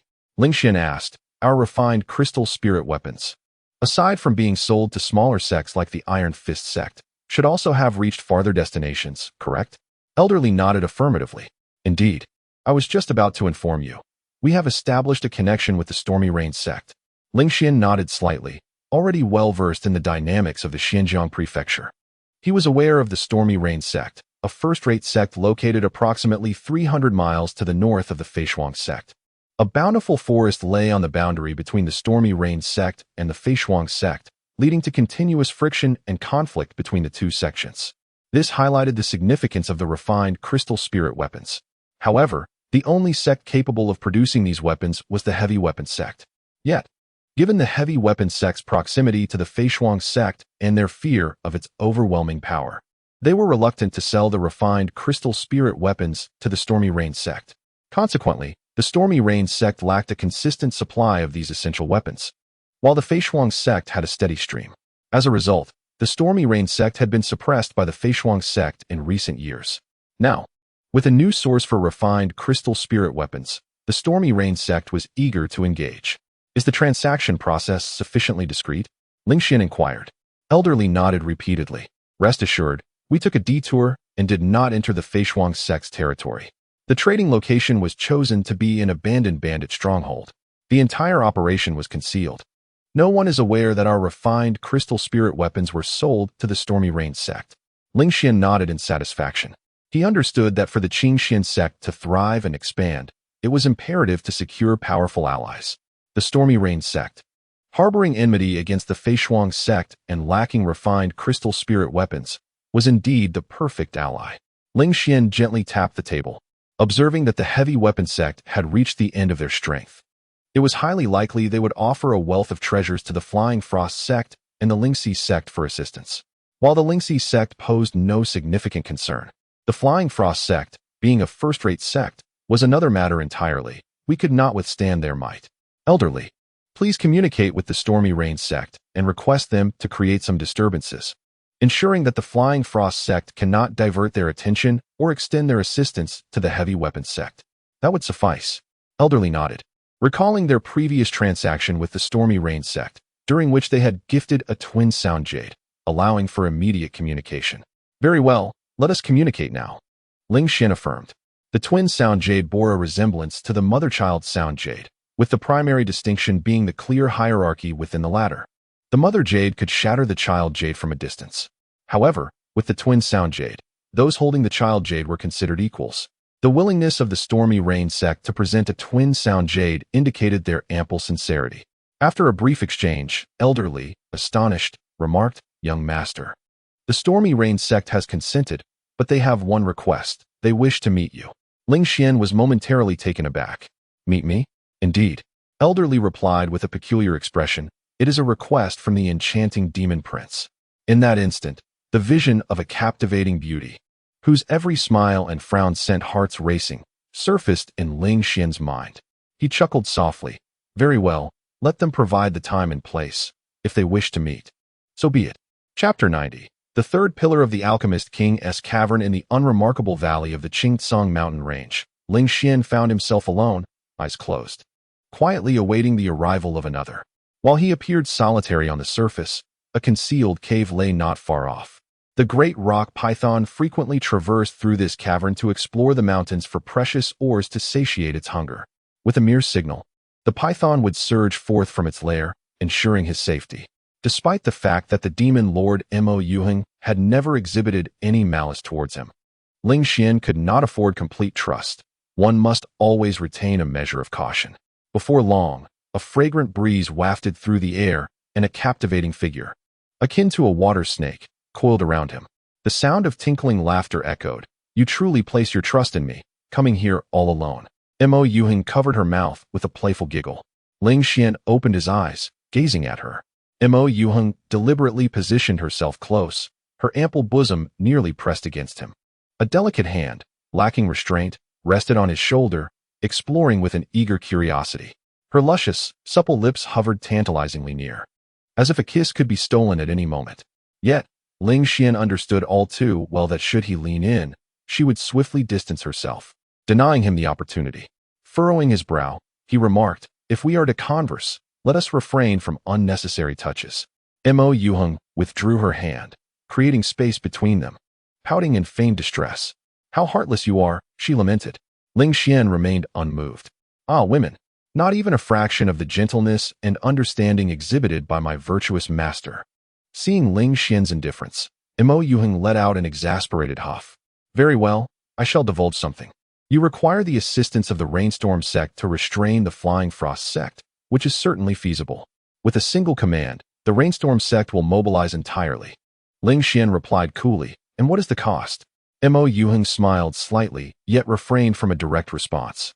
Instead, she abruptly stated, "According to reports from our informants within the Qingting sect, the Flying Frost sect discovered a cavern in the thorny forest a month ago. All knowledgeable loose cultivators were ruthlessly exterminated, and the elders have been ordered to maintain silence. We suspect that what the Flying Frost sect has unearthed may very well be the third pillar of the Alchemist King's cavern." Ling Xian felt a stir within. There were 3 such caverns in total. The Divine Sword sect had uncovered one, and he had obtained another, leaving the third lost to obscurity. The heinous actions of the Flying Frost sect in silencing all witnesses likely stemmed from the cavern's immense value, leaving no trace of information to escape. Any leak could incite dire consequences. Furrowing his brow, Ling Xian questioned, You wish for my assistance in acquiring that pillar of the alchemist king's cavern? Why not enlist the Rainstorm sect? Moreover, a month has elapsed. The treasures within that cavern have likely been thoroughly plundered by the Flying Frost sect. The thorny forest lies between the Frosty Gate and the Rainstorm Gate, a land abundant in resources. The distance between the Azure Gate and the thorny forest is considerable, with the territory of the Frosty Gate lying in between. Mo Yuheng smiled and shook his head, noting that the Alchemist King's cave, rich in treasures, is also fraught with peril. The Frosty Gate is undoubtedly still deciphering the array, unable to access the cave. The choice of the Azure Gate is predicated on its recent mastery of crystal refining techniques, enabling the creation of spiritual artifacts that surpass those of the Heavy Weapon Gate, thus establishing its foundation as a first-rate sect. Your alliance with the Rainstorm Gate will inevitably facilitate the elimination of the Frosty Gate and grant you access to the Alchemist King's cave. I have come today to elucidate the conditions. The Rainstorm Gate will assist you in restraining the Frosty Gate, while ensuring that the Azure Gate can smoothly annex the Heavy Weapon Gate, free from interference from other sections. In exchange, once the Azure Gate ascends to a first-rate sect, you must aid us in dealing with the Frosty Gate. As for the treasures within the Alchemist King's cave, they shall be claimed by those fated to possess them. Whoever obtains them shall rightfully own them. Mo Yuheng's smile was cunning, reminiscent of a white jade fox. Ling Xian raised an eyebrow. The terms were sufficiently generous for him to refuse. Moreover, Mo Yuheng was quite astute, asserting that the treasures would go to those fated to receive them. However, the concept of fate ultimately hinges upon one's own strength. Without sufficient power, even fate is of no consequence. Yet, by that time, he would have secured the five-colored lotus, undoubtedly placing him among the ranks of the core formation cultivators, who would ultimately claim the treasures. It remains uncertain. Ling Xian smiled slightly and nodded. Very well, I agree. Mo Yuheng, taken aback by his prompt acquiescence, inquired, What of your master? Shouldn't you inform her? Ling Xian shook his head. My master has always trusted my judgment. Good, for specific matters. You may directly contact the Rainstorm Gate. My Azure Gate will not be involved in this affair. Mo Yuheng replied with a smile before turning to leave. Ling Xian chuckled softly. Indeed, the 5 gates of the suspended river were reluctant to engage hastily. After Mo Yuheng departed, Ling Xian also made his swift exit. Time passed swiftly, and soon a month had elapsed. Before Ling Xian knelt 2 elderly core formation cultivators, their expressions fraught with anxiety. They were inner elders of the Heavy Weapon Gate, specifically sent to seek aid from the Frosty Gate and the Spirit Link Gate. However, Ling Xian had long been informed of this through Wu Ling's life panel and had strategically positioned ambushers along their inevitable path. Consequently, capturing the 2 men was a trivial task. It is rather amusing that despite their significant prowess in the core formation realm, they offered no resistance against the Azure Gate's ambush, surrendering instantly with a formal military salute, hands raised in submission. Hand over everything, elderly commanded, trembling. The 2 hastily presented their storage rings with both hands. Indeed, here we are. Wu Gongfei has coerced us into presenting our most precious treasures of the profound tier. Yet such items are invaluable and scarce. We could only contribute 500 superior spirit stones each. Wu Gongfei himself has contributed 2 treasures, now among us. Elderly respectfully offered them to Ling Xian. Upon inspection, Ling Xian was filled with astonishment. Within these 2 storage rings lay over 2,000 superior spirit stones. Moreover, there were 2 critically important items. The first was a palm-sized 5-colored lotus, containing 5 lotus seeds, precisely the 5-colored lotus Ling Xian had long desired. The second item, even more astonishing, was a fragment of black armor, evidently of the same material as the demonic armor fragment he had previously acquired. However, this 5-colored lotus had only 5 seeds and appeared entirely intact, suggesting it had not been utilized. Ling Xian pondered. He quickly deduced that the Heavy Weapon sect likely possessed 2 5-colored lotuses. The one presented had fewer seeds, while the one still hidden must possess more. It seemed that Wu Gongfei had indeed made a significant sacrifice, yet it ultimately benefited him. A faint smile graced Ling Xian's lips. With these treasures, he was merely 10 profound tier treasures away from his goal of condensing the flame prison Golden Dan. Simultaneously, he marveled at the profound depth of the Heavy Weapon sect's resources, which allowed for such an abundance of treasures to be so easily produced. After seizing the sect's mountain gate, the rewards would undoubtedly be even greater. Young sect master, how do you intend to deal with us? Inquired the cultivator of the core formation realm on the left, with a demure demeanor. Ling Xian's expression was one of bemusement. He was not the young sect master of the heavy weapon sect. Yet, this individual had already addressed him as such. As the two awaited Ling Xian's response in silence, their thoughts began to stir. In truth, we harbor no affection for that scoundrel Wu Gongfei. The orchestrations to assault the Thunder Crystal Mine, the slaughter of miners, and the ambush of Qingxian sect disciples were all his doing, wholly unconnected to us. As long as the young sect master gives a nod, we can position ourselves close to Wu Gongfei, ready to report on his movements at any moment. They hastened to assert. Elderly, standing behind Ling Xian, now wore a scornful expression. The heavy weapon sect had indeed diminished significantly, but had not yet become utterly desolate. These two inner sect elders had only just been captured, and without enduring severe torture, they were ready to betray. Such behavior was truly despicable. If this was the case with the inner sect elders, how many more would exhibit treachery among the outer sect elders, stewards, and disciples? It was evident that the current heavy weapon sect had already become a melting pot of divided loyalties, each seeking their own path. Ling Xian smiled lightly. How could I possibly place my trust in you? The two exchanged glances, gritting their teeth. We are willing to secretly deliver our beloved grandson. The young sect master may send someone to verify. Both our families possess only one grandson. With this, the young sect master could rest assured, yes? Ling Xian nodded with a smile. Very well, indeed. Voluntarily surrendering hostages to ensure trust is indeed commendable. However, it remains uncertain how the grandsons of these two individuals would react. It would certainly create a scene of profound filial piety. Chapter 91. The heavy weapon sect cannot possibly endure for 2 months, can it? In the courtyard of the Fei Shuang sect, a robust middle-aged man paced anxiously, his brow furrowed. Seated gracefully on a stone bench was a young woman, exuding an air of tranquility. Her features were exquisite, and her skin radiated a luminous white. The man was Pang Longxiang, the sect master of Fei Shuang, while the young woman was his only daughter, Pang Ziyu, also known as the young sect master. After a considerable time of contemplation, Pang Longxiang finally spoke. After much deliberation, I believe we ought to concentrate our efforts on the Alchemist King's Cave. Pang Ziyu shook her head solemnly. Father, while the Alchemist King's Cave is undoubtedly significant, it is exceedingly difficult for us to access it given our current capabilities. I estimate it would take at least 6 months. However, the heavy weapon sect does not have that long. Currently, the strength of the Qingxian sect has surpassed that of the heavy weapon sect. In just 3 or 4 months, the heavy weapon sect will likely be consumed. The absorption of the heavy weapon sect would undoubtedly have considerable repercussions on the surrounding dynamics. Pang Longxiang's brow deepened with concern. Pang Ziyu continued, moreover, let us not forget about Ling Xian.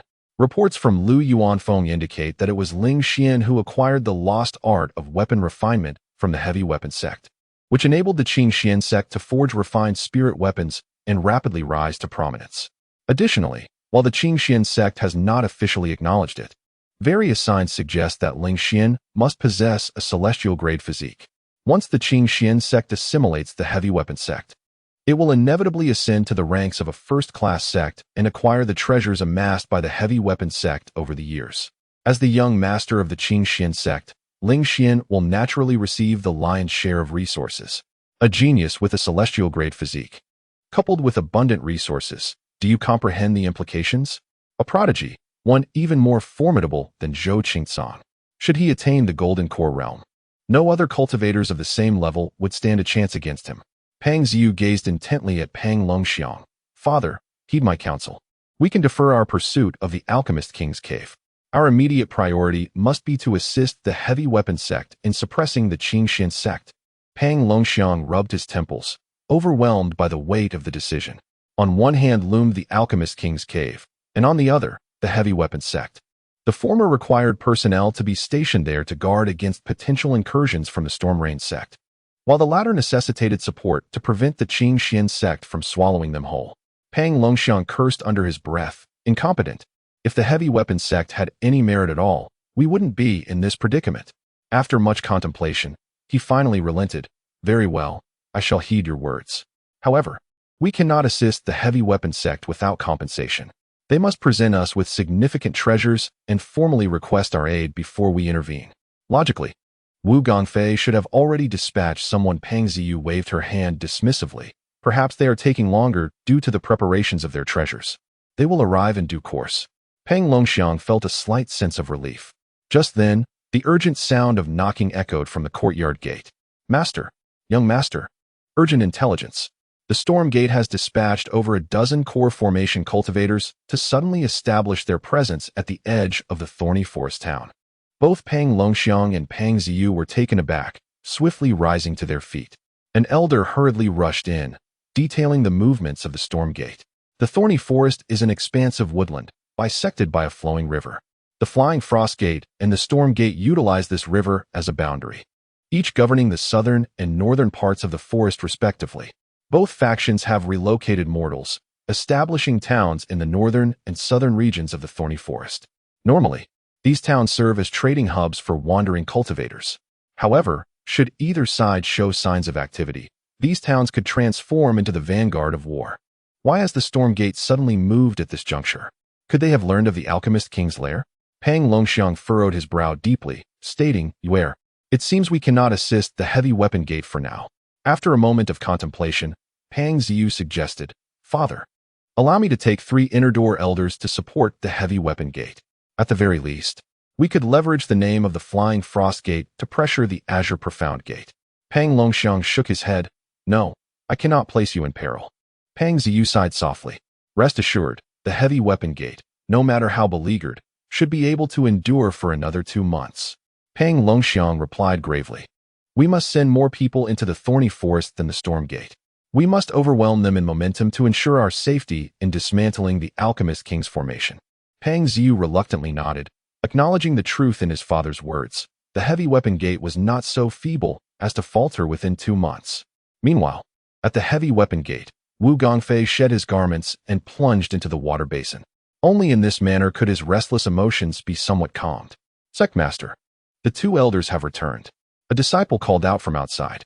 "Quickly, let them in," Wu Gongfei exclaimed with delight. Moments later, the 2 elders approached the edge of the water basin. Not long ago, they had surreptitiously sent Wu Gongfei's grandson to the Azure Profound Gate as a hostage. How did it go? Were the items delivered? Wu Gongfei inquired hastily. The 2 elders exchanged glances, and the elder on the left immediately presented the prepared response. The items were delivered, but the Flying Frost Gate and the Spirit Seal Gate did not explicitly state whether they would provide assistance. The elder on the right quickly added, "However, they did accept the items. I believe they are not the sort to take the goods without offering help." Wu Gongfei nodded in agreement. Indeed, within sects, credibility is paramount. It is rare for the Flying Frost Gate and the Spirit Seal Gate to accept items without follow-through. Well then, with their promise secured, we can rest easy. Wu Gongfei exhaled a breath of relief, his anxious demeanor greatly alleviated. Suddenly, a fierce glint flashed in his eyes.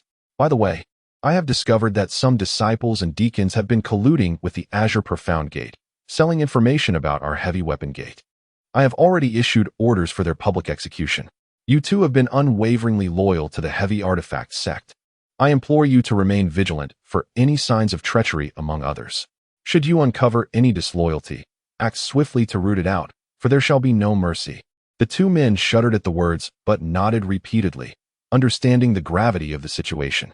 As they exited the courtyard of the sect leader, their resolve to betray the heavy artifact sect only intensified. It appeared that many disciples and deacons had already entertained thoughts of defection.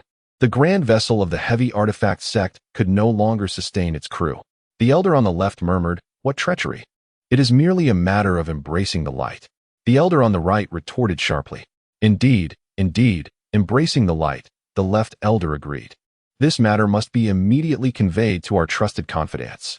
If anyone harbors thoughts of embracing the light, they too must be drawn into our fold." The right elder whispered even more quietly, "In this way, we shall secure greater influence within the Azure Xian sect." "I understand. I shall discreetly communicate with those individuals at once," the left elder affirmed. As days turned into weeks, a month passed, and the Azure Xian sect had already seized 90% of the heavy artifact sect's business. The elders, deacons, and disciples of the heavy artifact sect had nearly all secured new affiliations. The Azure Xian sect, the Lingxi sect, and the Feishuang sect were all promising alternatives. The heavy artifact sect had, indeed, become a dilapidated edifice, ready to collapse with a mere kick. At that moment, Ling Xian sat calmly sipping tea. Elder Li approached him with palpable excitement, hastening to his side and handing him a stack of papers. "Young master, here is the latest update." Ling Xian swiftly perused the documents. The number of core formation cultivators in the Azure Xian sect had surged to 20, while the heavy artifact sect's count had dwindled to 9. Among these 9, 2 had openly declared their allegiance to the Azure Xian sect, even sending their own grandchildren as hostages. As for the others, almost all harbored treacherous thoughts. The truly loyal to the heavy artifact sect were now exceedingly rare. "Please inform the master. The time has come." Ling Xian nodded slightly. Such a vast disparity in strength guarantees a seamless and injury-free assimilation of the heavy artifact sect. If not now, when? Elder Li's face radiated with excitement. "Yes, I shall proceed at once." Chapter 92. The situation is settled. Surrounding the heavy weapon sect's entrance, it was yet another day. Around the Qingsing mountain range, scattered cultivators hurried about their business. Unlike sect disciples, these solitary practitioners could not dedicate themselves solely to cultivation. They were compelled to enter and exit the mountains daily, either hunting demonic beasts or foraging for medicinal herbs and minerals. This led to a lifestyle where they rose before dawn and retired long after dusk. Nevertheless, some still preferred the carefree existence of a solitary cultivator rather than adhering to the commands of a sect. Wulan was one such solitary practitioner. However, unlike ordinary cultivators, she engaged in a few inconsequential yet unsavory tasks daily. Deception, murder, and theft were not unfamiliar to her. Recently, Wulan had undertaken a task for the heavy weapon sect, assisting them in harassing the Thunder Crystal Mine and taking advantage of the chaos to eliminate several disciples of the Qingxian sect. Consequently, the heavy weapon sect held her in high regard, granting her more spirit stones and instructing her to recruit other scattered practitioners to specifically disrupt the Thunder Crystal Mine. At this moment, in a temporary camp within the mountain range, 6 scattered cultivators gathered, awaiting the bubbling of meat soup in a large pot. The leader among them was the serpentine-waisted Wulan. Each cultivator was at the foundation establishment stage, and due to their frequent encounters with danger, their combat prowess exceeded that of sect disciples. A bald man spoke in a hushed tone, expressing concern. "The Qingxian sect is growing increasingly powerful. It may not be wise for us to oppose them." A tall, lean man echoed. "Indeed, I've heard that the Qingxian sect now boasts 18 core formation cultivators, and 5 or 6 smaller sects are willing to align with them. Their strength is formidable." Another man shook his head, declaring, "Your information is outdated. The Qingxian sect now has over 20 core formation cultivators, and the smaller sects that once followed the heavy weapon sect have now aligned with Qingxian." The bald man sighed. "I've heard it's all due to that young sect master, Ling Xian. He somehow acquired the crystal refining technique, enabling the Qingxian sect to produce refined crystal spiritual tools." He added, "I even bought one. It indeed surpasses the heavy weapon sect's refined crystal tools in both power and cost." The tall man nodded vigorously. "Ling Xian is indeed terrifying. The Qingxian sect's sudden rise from a second-rate sect is largely due to his efforts. Moreover, when the heavy weapon sect sought to deal with him, they ended up capturing several of their core formation cultivators and had to pay a hefty ransom to retrieve them. Yet, not long ago, they were captured again." The surrounding scattered cultivators began to murmur among themselves. The more they conversed, the more anxious they became. Yet, Wulan, seated before the fire, remained unmoved, seemingly oblivious to their discussions. Finally, the bald man could no longer contain himself, addressing Wulan directly. "Sister Wu, with so many core formation cultivators in the Qingxian sect, they could slaughter us as easily as pigs or dogs. Should we still oppose them?" The other scattered cultivators turned their gazes toward Wulan, eager to hear the words of their leader. Upon hearing this, Wulan merely smiled faintly. "Your information is rather lacking," she remarked. "Let me enlighten you. An elder from the inner sect of the heavy weapon sect has informed me that they have already sought assistance from the Flying Frost sect and the Spirit Insight sect." The scattered cultivators were momentarily taken aback. The Spirit Insight sect, a second-rate faction, the Flying Frost sect, a first-rate one. In their eyes, either sect loomed like a giant. Even though the Azure Profound sect had grown considerably stronger, attempting to confront the Flying Frost sect and the Spirit Insight sect would be tantamount to courting death. Is that true? Then we must not only continue our disruptions at the Thunder Crystal Mine, but also intensify our efforts, exclaimed the bald man with excitement. Indeed, if that is the case, now is our perfect opportunity to strike while they are down. In doing so, we might secure even greater rewards from the heavy weapon sect. Another man revealed a greedy expression. Striking while the iron is hot was precisely what scattered cultivators relished and excelled at. 30 years ago, when the Azure Profound sect was ousted from the 5 sects of the Suspended River by the Heavenly Water sect, the scattered cultivators had descended upon the Azure Profound sect like ravenous hyenas, tearing at its flesh. At that moment, a sudden surge of spiritual energy rippled through the sky, startling Wu Lan and the others, prompting them to instinctively gaze upward. Whoosh, whoosh, whoosh. Over 20 streaks of light dashed across the heavens, racing eastward. Subsequently, the ground began to tremble gently. Wu Lan and her companions turned their attention to the forest, where hundreds of disciples clad in dark green and deep green robes advanced swiftly along the path. Their expressions were vibrant, each one akin to a sword drawn from its sheath. These were all members of the Azure Profound sect. Those streaks of light were cultivators at the core formation stage. The bald man gasped in astonishment. Could it be that the Azure Profound sect intends to engage in full-scale war with the heavy weapon sect? The man beside him was equally shaken. They had long known of the animosity between the Azure Profound sect and the heavy weapon sect. The Azure Profound sect's stewards, disciples, and miners had all suffered casualties at the hands of the heavy weapon sect. The enmity ran exceptionally deep. However, the sudden mobilization today, their audacious actions, were beyond their expectations. How foolish. The Azure Profound sect's actions now will be in vain.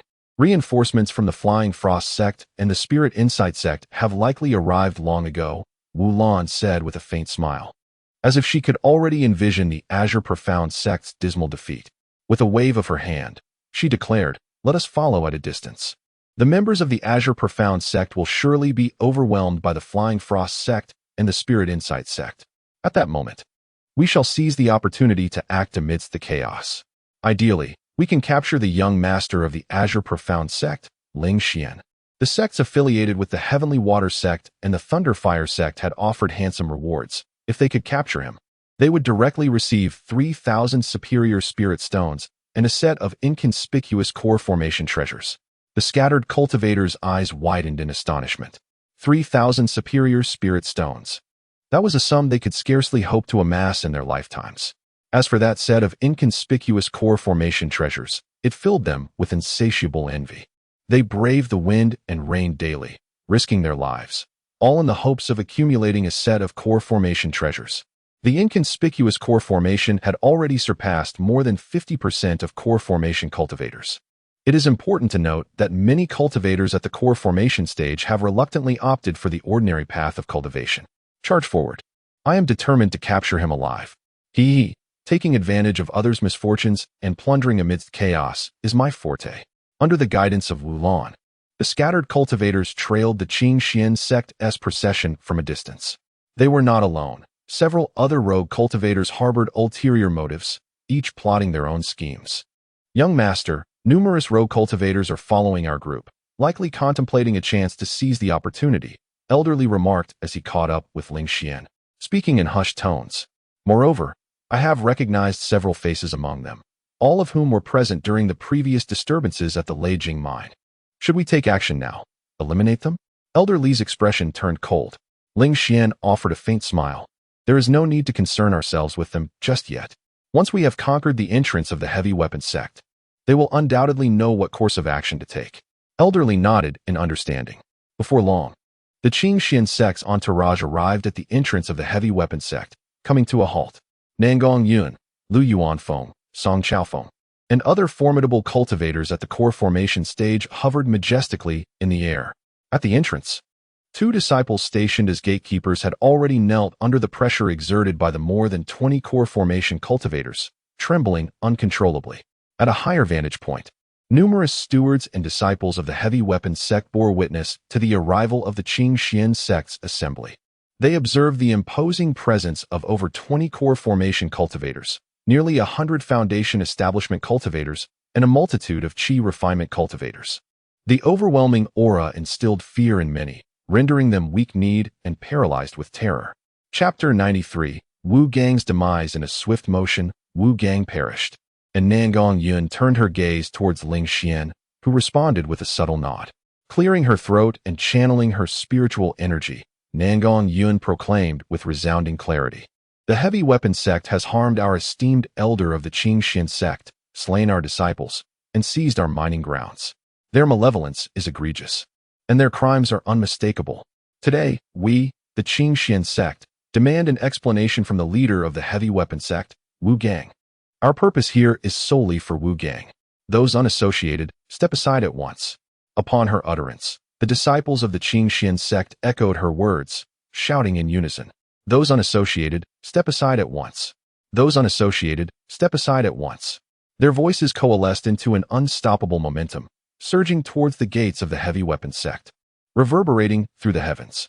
The two gatekeepers of the heavy weapon sect, upon hearing this, felt as if a great weight had been lifted, discarding their weapons and hastily fleeing. In their haste, they tore off their sect robes. With these two leading the charge, more disciples quickly followed suit, and chaos erupted at the gates of the heavy weapon sect. "Stand firm. Do not disperse." Wu Gang's thunderous roar emanated from within the courtyard. In the next moment, he emerged, wielding a hefty broadsword, resembling a colossal ape as he smashed through the surrounding wall. His eyes were bloodshot, his fury palpable. He appeared less like the leader of a second-rate sect and more like a frenzied beast. Reinforcements from the Flying Frost sect and the Lingxi sect were imminent. Once they arrived, the Qingxian sect would be as insignificant as a mere chicken or dog, easily extinguished with a mere snap of the fingers. Who dares betray the sect at this moment? I shall cleave him on the spot. Wu Gang glared with bloodshot eyes, surveying his surroundings. Those who met his gaze felt a chill run down their spines and bowed their heads in trepidation. He was indeed correct.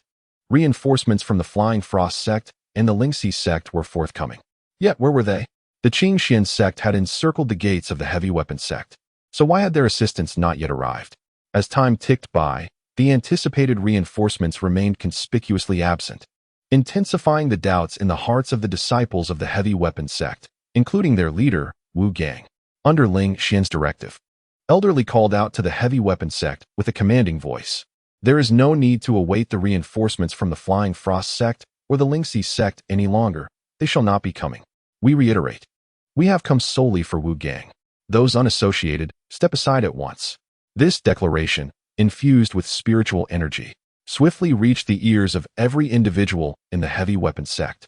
Uncertainty spread among the crowd. Several elders exchanged glances, subtly inching closer to Wu Gang. In a sudden outburst, Wu Gang roared, "How could they not come? Did you truly deliver the items? Have you consumed them yourselves?" He raised his broadsword, pointing accusingly at the surrounding elders. You, did you swallow the treasures? Otherwise, the reinforcements from the Flying Frost sect and the Lingxi sect would have undoubtedly arrived by now." A dangerous glint flickered in his eyes, as if he were poised to cleave with his great blade at any moment. The elders felt a surge of panic within, rendering them momentarily speechless. Wu Gongfei let out a chilling laugh, declaring, "The greatest regret of my life is that I did not appoint my son as the young master. You, the ineffectual elders, can all go to hell." He swung his massive sword directly at the nearest elder. With a thunderous crash, the elder had no time to react, instinctively raising his arms in a futile attempt to block. A sickening crack echoed as blood erupted, his arms severed at the roots, and his chest split open. A small-formed elder of the Golden Core stage collapsed lifelessly to the ground. "Die! All of you die!" Wu Gongfei raged, wielding his blade with abandon, slashing at anyone in his vicinity. Disciples below the Golden Core stage were grievously injured or killed with the slightest contact. "The master has gone mad. Run! Run! Heavens! The master is insane. Quickly break the mountain gate formation and let the Qingxian sect in. They are our only hope." The disciples fled in terror, sprinting down the mountain. The elders, despite their years of indulgence, were awakened by the scent of blood, rekindling their former valiance. "Brothers, let us unite to slay this fiend. We cannot allow him to drag the heavy weapon sect into the abyss." Agreed. In an instant, the elders banded together to assault Wu Gongfei. Cries of agony, shouts of fury, and wails of despair echoed within the gates of the heavy weapon sect. Even Ling Xian and the others at the foot of the mountain could hear the tumult. At that moment, the faint glow that had shrouded the mountain gates began to rapidly dim, ultimately vanishing altogether. This was the low-grade earth array that the heavy weapon sect had purchased at great expense, reputed to be incredibly sturdy, impervious even to the attacks of 30 golden core cultivators. Yet now, it was being dismantled from within. Elderly scoffed, "It appears we need not lift a finger. Master, it is time to ascend the mountain." Ling Xian smiled. Nangong Yin nodded in agreement. "Everyone, follow me." In a flurry, over 20 streaks of light darted toward the gates of the heavy weapon sect, while Ling Xian and his companions followed at a leisurely pace. The downfall of the heavy weapon sect was now an inevitable fate. There was no need for haste. Meanwhile, the scattered cultivators who had been eagerly anticipating the chaos were left in a state of bewilderment. What is happening?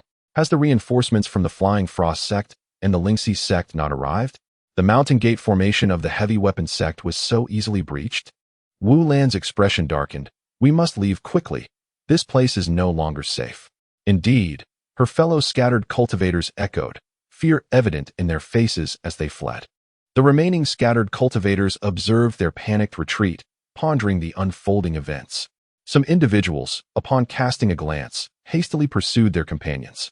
Soon, Ling Xian arrived at the heavy weapon sect's training grounds, where he discovered Wu Gongfei, battered and sprawled in a pool of blood. Scattered around him were several elders of the heavy weapon sect, some lifeless, while others teetered on the brink of death. Only 2 had managed to survive with the loss of an arm, clinging to life by a thread. The deranged Wu Gongfei had evidently fought valiantly against numerous foes, even managing to slay several cultivators at the core formation stage. This scene left Ling Xian shaking his head in disbelief. The elders of the heavy weapon sect had grown accustomed to a life of luxury, possessing only superficial mastery of the core formation stage. And in terms of true combat prowess, they likely could not even contend with novices of that realm. Nangong Yun observed Wu Gongfei's condition with a sigh. His meridians were severed, and though he still breathed, death was imminent. Ling Xian carefully examined Wu Gongfei's life panel and confirmed that his fate was indeed sealed for today, prompting him to nod in agreement. "Deputy Sect Master Lu, Elder Song, you shall remain here. The rest of the elders, follow me to the sect's treasury," Nangong Yun declared with authority. Yes, Elder Li and the others rejoiced, for the moment they had long awaited had finally arrived. They had heard tales of the heavy weapon sect's immense wealth. What treasures could possibly await them in the sect's treasury? Upon hearing this arrangement, Lu Yuanfeng could not suppress a sneer. It was evident that Nangong Yun had deliberately excluded him. Wu Gongfei, barely clinging to life, caught sight of Lu Yuanfeng and suddenly regarded him as an enemy. He pointed a trembling finger, fixated on Lu Yuanfeng. With a flick of his finger, Lu Yuanfeng unleashed a surge of spiritual energy that pierced Wu Gongfei's throat. "Once you're dead, take your grievances to the underworld," he stated coldly. Beside him, Song Chaofeng observed with a sardonic smile. Meanwhile, Ling Xian had also entered the sect's treasury. The array of treasures was indeed impressive, showcasing the depth of a second-rate sect. However, where was the 5-colored lotus? That was the prize he desired most. Ling Xian furrowed his brow, inadvertently catching sight of Xiao Fan, who had entered the treasury alongside the group. He glimpsed Xiao Fan's life panel. Recent opportunity. Today, entered the heavy weapon sect's treasury and inadvertently discovered a hidden mechanism. Deciding to keep it a secret due to the crowd, he refrained from activating it. Tonight, after the treasury has been thoroughly looted, he plans to return, activate the mechanism, and access the cavern beneath the treasury to obtain 12 lotus seeds from the 5-colored lotus. Chapter 94. Seizing the opportunity to obtain the 5-color lotus, Ling Xian smacked his lips. Well, the treasure I had my eyes on from the very beginning has ended up in your hands. Truly, you are the favored child of fortune. He continued his exploration through the treasury, yet his gaze remained fixed on Xiao Fan. Before long, he indeed noticed Xiao Fan lingering in a certain spot, a look of astonishment flashing across his face. However, Xiao Fan quickly masked his expression, pretending as though nothing had caught his attention before departing from that location. Ling Xian etched that place into his memory. It seemed the hidden mechanism lay right there. Nangong Yun proclaimed, "Everyone, remember, the treasures within the heavy weapon sect's treasury must not be hoarded. Once we return to the Qingshan sect's treasury, Rewards will be distributed based on merit. Understood. The crowd nodded in agreement, fully aware of the rules. Anyone attempting to hoard would lose face entirely. Ling Xian was merely awestruck by the abundance of treasures, casually toying with a few, without any intention of hoarding. After all, he was the junior master. The lion's share would ultimately fall to him. Before long, the items within the heavy weapon sect's treasury were completely cleared out, leaving it as barren as if locusts had swept through. Elderly, you shall bring these storage rings back and secure them in our sect's treasury, Nangong Yun instructed solemnly. Yes, I understand, Elderly replied with a serious nod. This represented decades of the heavy weapon sect's foundation and was the capital for the Qingshan sect's future rise. It absolutely could not be compromised. Everyone, let us convene to discuss how to take over the heavy weapon sect's assets. Nangong Yun sighed with relief. After battling the heavy weapon sect for so long, it had finally come to an end. The elders of the Qingshan sect displayed expressions of joy, each proposing their thoughts. Ling Xian chose not to waste time involving himself further. These elders undoubtedly knew how to resolve such matters. He strode confidently out of the sect's treasury and made his way to the training ground. At that moment, Zhang Weihua spotted Ling Xian, his expression brimming with excitement as he hurried over. Junior Master, there are a few rogue cultivators who wish to see you. Ling Xian smiled faintly. Did they capture those who previously troubled the Thunder Crystal Mine? Zhang Weihua was taken aback. How did you know? Ling Xian chuckled. Rogue cultivators are the most adept at gauging the situation. Once reinforcements from the Flying Frost sect and the Lingxi sect had not arrived, they knew precisely what to do. Bring them over, he commanded. Zhang Weihua nodded vigorously, yes. Moments later, over 20 rogue cultivators were escorted to the training ground. The leader, bound in ropes that accentuated her alluring figure, was none other than Wu Lan. I have a faint recollection of you, Ling Xian remarked, casting a glance at the woman with the sinuous waist. He had previously encountered Wu Lan in the fierce tiger forest. At present, her hair was disheveled and a trickle of blood stained her lips. However, this appearance only served to enhance her pitiable charm, causing the male cultivators present to gaze at her with desire. Junior Master, I was compelled by the heavy weapon sect to attack the Thunder Crystal Mine, Wu Lan pleaded. Please, spare my life. I am willing to comply with your every desire. Upon uttering these words, she provocatively licked her lips and swayed her hips. The scattered cultivators who had captured Wu Lan felt a tightening in their hearts. Ling Xian appeared vigorous and full of life, but they feared he might not withstand the allure of this woman. If he were to spare her life, it was certain that Wu Lan would seek retribution against them in the future. Ling Xian's expression remained indifferent as he waved his hand, ordering them to take her away and confine her in the dungeon. Once our Qingshan sect has complete control over the heavy artifact sect, we shall execute them publicly in this martial arena. Each of these individuals owed a heavy debt of blood that must be repaid.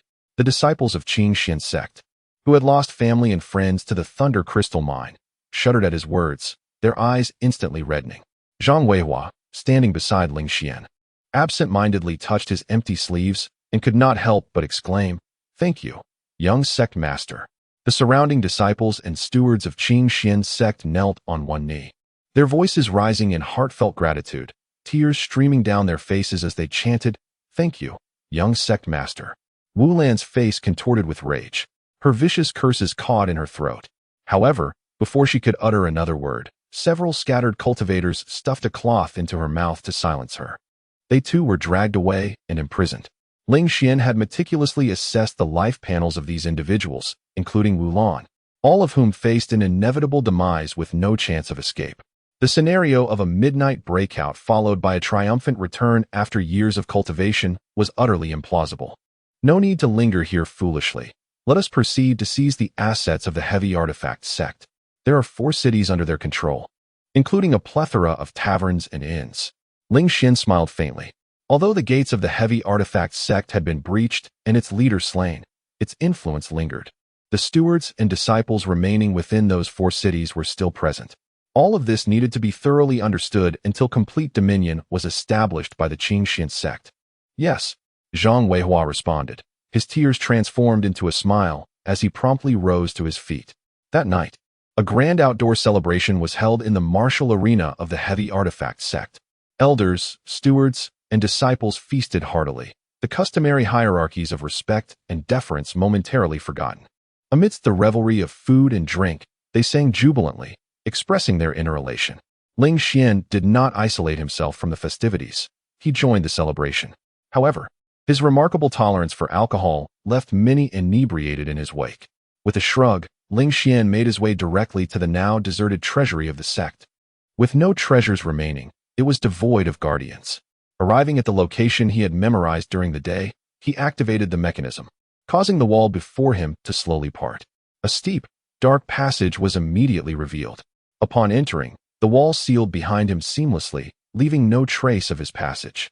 Ling Xian descended the staircase, traveling downward for approximately 100 meters, until the space before him suddenly expanded into a vast underground cavern. In the cavern, an eerie emptiness prevailed, save for a solitary pool at its center. Upon the tranquil surface of this pool floated a resplendent five-colored lotus, each hue radiating a distinct brilliance, symbolizing the harmonious duality of the five elemental forces. Within this exquisite flower coexisted 5 lotus seeds, each a paragon of the profound realm. Ling Xian scrutinized the lotus, noting the presence of 15 orifices, 3 of which lay vacant, leaving a dozen seeds intact. It appeared that Wu Gang had utilized 3 of them. However, this was of little concern. With only 10 rare treasures of the profound realm required, these 12 seeds sufficed. Ling Xian extended his hand and gathered all the seeds, causing the 5-colored lotus to wither almost instantaneously. He then strode purposefully back to the surface. As the wall before him parted, he beheld Xiao Fan stealthily entering the treasure trove under the cloak of night. Xiao Fan, upon seeing Ling Xian emerge from behind the wall, was momentarily taken aback. Was that not the concealed mechanism I discovered during the day? How could Ling Xian have also uncovered it? With a subtle smile, Ling Xian inquired, Xiao Fan, what brings you here? Xiao Fan's expression turned awkward as he stammered, Young master, I merely came to take a casual look. Ling Xian nodded, replying, Very well, continue your observation. With that, he ambled away with an air of nonchalance. Xiao Fan watched his retreating figure, his fists clenched in frustration. The treasures hidden behind the mechanism had undoubtedly been seized by Ling Xian, and he had arrived too late. Why had he revealed the concealed mechanism, only to allow Ling Xian to enter before him? Cursing his misfortune, he seethed with indignation at the perceived injustice of fate. Chapter 95. 9 Condensations, 9 Fractures. Ultimately forming the infernal core in the serene valley of the Qingtsang mountain range, Ling Xian had previously rendezvoused with Mo Yuing. Nearby lay a deep cavern, a lair where the great rock python could appear at any moment. This time, he returned with the intent to solidify the infernal core. Inside the cave, the great python sensed a familiar aura and immediately emitted a hissing sound. Shortly thereafter, a colossal serpent's head emerged from the shadows. Ling Xian produced several high-quality thunder crystals and tossed them into its mouth, affectionately stroking the scales on its nose. The massive serpent, instantly content, relaxed its posture. I shall be cultivating here. Please keep watch for me, Ling Xian remarked with a smile. The python blinked in acknowledgement. Ling Xian then settled cross-legged, retrieving an array of treasures. He had prepared 45 exquisite items of the Xian grade and 9 treasures for bodily restoration. He reflected on the sheer quantity of materials required to condense the infernal core, which surpassed that of a perfect core by 9-fold. Thus, he was all the more eager to discover the distinct qualities the infernal core would possess. Let us begin. 5 treasures, representing the 5 elements of gold, wood, water, fire, and earth, floated before Ling Xian. A torrent of profound spiritual energy surged forth, enveloping these 5 items as they were swiftly refined. This exceptionally pure spiritual essence poured into Ling Xian's dantian, converging upon the Tao platform. Under the amalgamation of the 5 elemental energies, a smooth, round core gradually took shape. After 2 hours, the core had fully condensed, an epitome of perfection, devoid of any fissures, a flawless golden core. In that moment, Ling Xian's aura surged dramatically, propelling him to the core formation realm. An extraordinary phenomenon was poised to manifest in the heavens. Without hesitation, Ling Xian resolved to shatter the core. With a sharp crack, the newly formed perfect golden core was pulverized. Agonizing pain radiated from his abdomen, and he coughed up blood. The formidable defensive capability of a core formation practitioner lies in expelling the golden core from their mouth to strike an adversary, a move of immense power, yet fraught with peril. The fragility of the core meant that its destruction would plummet one back to the foundation establishment stage. Ling Xian bore the brunt of this severe injury. The celestial phenomenon, which had been on the verge of materializing, gradually dissipated. The great rock python slithered over, its large eyes blinking with concern as it gazed at him. Ling Xian felt a warm swell in his heart. "I am all right. Thank you for your care." The python's tongue flicked towards the storage ring on his finger, seemingly urging him to ensure that should anything happen, he must retrieve the minerals within. Ling Xian, touched, took a deep breath and retrieved a Qingqing protective pill to consume. The verdant medicinal energy surged forth, swiftly mending his injuries. Within half an hour, his body had been restored to a considerable extent. Commencing the second refinement of the golden core, Ling Xian once again extracted 5 exquisite treasures of the Xian tier, initiating the process. As the perfect golden core coalesced, and the extraordinary phenomena of heaven and earth were on the verge of manifesting, he resolutely shattered the core once more. Following the fragmentation, he hastily consumed various healing elixirs, such as the evergreen protective pill, to swiftly mend his wounds. This cycle repeated itself incessantly. The celestial phenomena above manifested and dissipated in a continuous rhythm, and if it possessed a temperament, it would likely have begun to express its ire. Time trickled away relentlessly.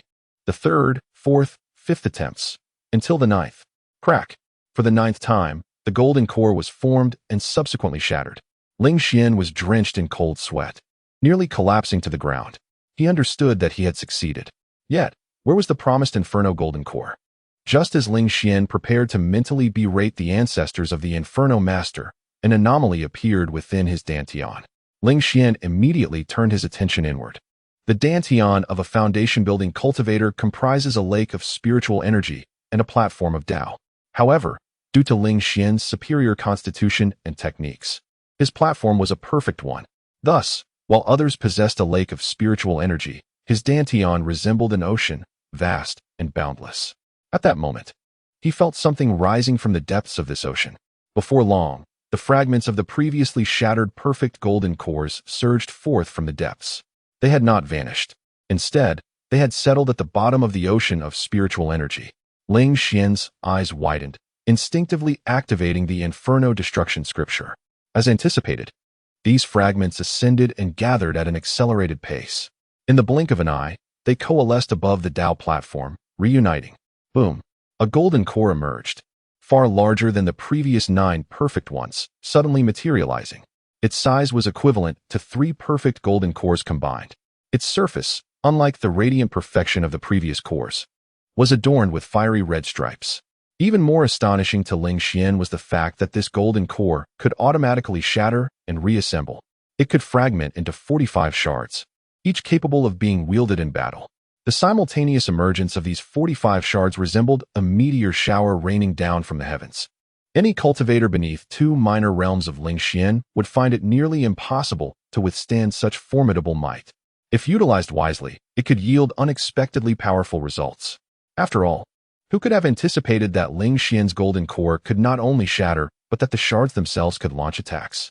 By heavens, the Inferno Master is truly a genius. The imagination to conceive such a fantastical golden core is remarkable. Ling Xian was overwhelmed with joy. Simultaneously, astonishing phenomena of heaven and earth erupted around him. A torrential rain suddenly fell, nourishing the flora. The plants grew wildly, transforming into robust specimens in an instant. The overgrown vegetation soon shed numerous withered branches and leaves, which accumulated excessively and ignited rapidly in the dry, high-temperature environment. The conflagration transformed the flora into mere ashes in the blink of an eye. As the ashes multiplied, they coalesced into mounds of earth and grains of sand, ultimately cracking open to reveal the unyielding metal within. The metal, enduring the passage of day and night, gradually gathered droplets of water upon its surface. These droplets multiplied, eventually forming mighty rivers. Along the banks of these rivers, the vegetation thrived once more, initiating a cyclical process. With each cycle, the sphere of influence expanded further. After 9 cycles, the anomalies began to subside, yet the impact had reached an astonishing 300 feet. The spiritual essence of heaven and earth was thrown into disarray, unable to recover for an extended period. Ling Xian marveled slightly. as he seemed to grasp the essence of cultivating immortality. To forge a Tao platform requires the foundation of the 5 elements. To condense the golden elixir also necessitates this elemental foundation. Regardless of one's inherent constitution, one must ultimately supplement the other attributes to embark upon the supreme path of immortality. Suddenly, a tremendous aura surged forth from him, radiating in all directions. Dust billowed around him, yet within a 30-foot radius of Ling Xian, not a speck of dirt could be found. After a considerable time, the dust gradually settled. Ling Xian exhaled a breath of stale air, gathering his strength. Abruptly, he struck the air before him with a punch. The martial technique was rather unremarkable, merely the yellow-tier tiger roar fist. However, as he unleashed this punch, it was as if a ferocious tiger, ravenous for prey, materialized from thin air. The roar echoed through the mountains and forests, resonating for a long while. The spiritual essence of heaven and earth converged from all directions, compressing abruptly and striking forward with great force. 30 feet away from Ling Xian, a colossal tree, capable of being embraced by 3 individuals, was suddenly struck by the compressed air. In an instant, it shattered into countless fragments. Ling Xian revealed a hint of delight. This exemplified the formidable power of a golden elixir realm cultivator. Every movement resonated with the spiritual essence of heaven and earth. With merely a fragment of spiritual energy within, one could unleash might far surpassing that of a foundation establishment realm cultivator. Suddenly, Ling Xian leaped into the air. The spiritual energy converged, manifesting beneath his feet. Though there was nothing beneath him, he felt as if he were suspended in midair. After a brief period of adaptation, he appeared like a streak of light, soaring through the skies. Just by mastering the art of walking upon the void, a golden elixir realm cultivator far surpassed a foundation establishment cultivator. The vastness of the world was his playground. Chapter 96. This phenomenon could not possibly be induced by Ling Xian, filled with exhilaration, soared through the air for a brief moment before gently descending, his face still radiating joy. A cultivator at the core formation stage enjoys a lifespan of 500 years, far surpassing the 200 years of those at the foundation establishment stage. From this moment forth, I have established myself as a formidable presence in the Xinjiang prefecture. Ling Xian was acutely aware that although he was merely a novice at the core formation stage, he could easily overpower those with minor accomplishments at the same level, provided he revealed all his hidden trump cards. Even when facing a fully realized core formation cultivator, he would at least have the opportunity to flee. However, the commotion caused by my breakthrough was too significant. It is likely that others are already en route here. I must depart swiftly. Ling Xian tossed a few thunder crystals to the great rock python before transforming into a streak of light and departing hastily. His suspicions were confirmed. Such a tremendous disturbance within the Qingtsang mountain range immediately captured the attention of nearby cultivators. No sooner had he left than several figures arrived from all directions, each one undoubtedly a cultivator at the core formation stage. The first to arrive were, naturally, the disciples of the Qingxian sect, led by the enchanting Nangong Yun. Dressed in a delicate lavender palace gown, she furrowed her brows, surveying the surroundings. Song Chaofeng followed closely behind her, astonished by the peculiar situation before them. The air still retained a pure essence of the 5 elemental spiritual energies, intertwining in a continuous cycle. The dense wood spiritual energy within the Qingtsang mountain range had been disrupted and was now in disarray. Those with wood spiritual roots would find such an environment exceedingly uncomfortable. Moreover, judging by the concentration of the residual elemental spiritual energy, it would likely take no less than 3 to 5 days for it to dissipate.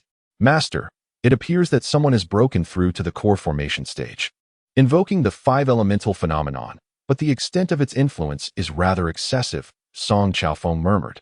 Nangong Yun nodded slightly, sharing his sentiment. Typically, when an ordinary core formation cultivator condenses a standard golden core, such a 5 elemental phenomenon would only affect an area of about 10 zhang. Even for a Wuhan golden core, the range would be approximately 15 zhang. When Nangong Yun herself condensed a perfect golden core, the influence extended to 30 zhang, prompting cultivators from all around the Qingtsang mountain range to gather and witness the spectacle. Yet now, the phenomenon here spanned over 100 zhang. This was still in the process of dissipating. It was unfathomable to consider the magnitude of the phenomenon at the very moment when that unknown cultivator ascended to the core formation stage. 200 zhang, 300 zhang. Truly astonishing. Swish, swish, swish. A few more figures arrived, elders from the Flying Frost sect and the Lingxi sect. They cast several discerning glances at Nangong Yun and offered respectful salutes.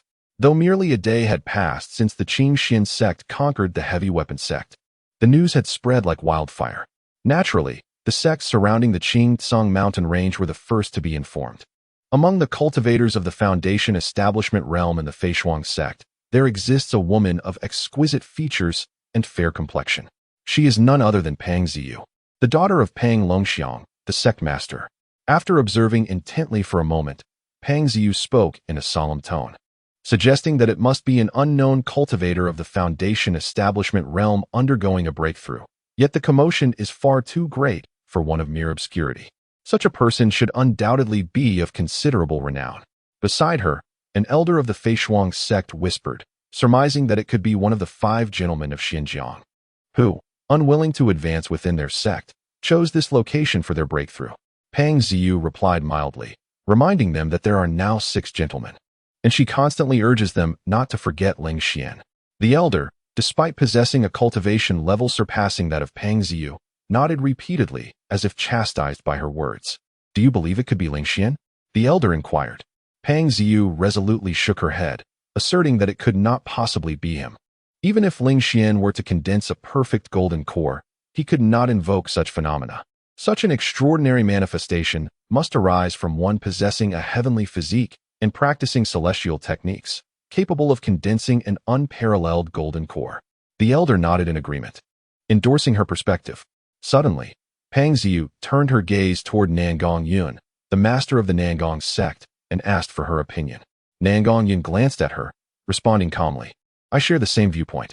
Pang Ziyu continued, Master Nangong, the Qingxian sect's ruthless annexation of the heavy artifact sect is rather unjustifiable.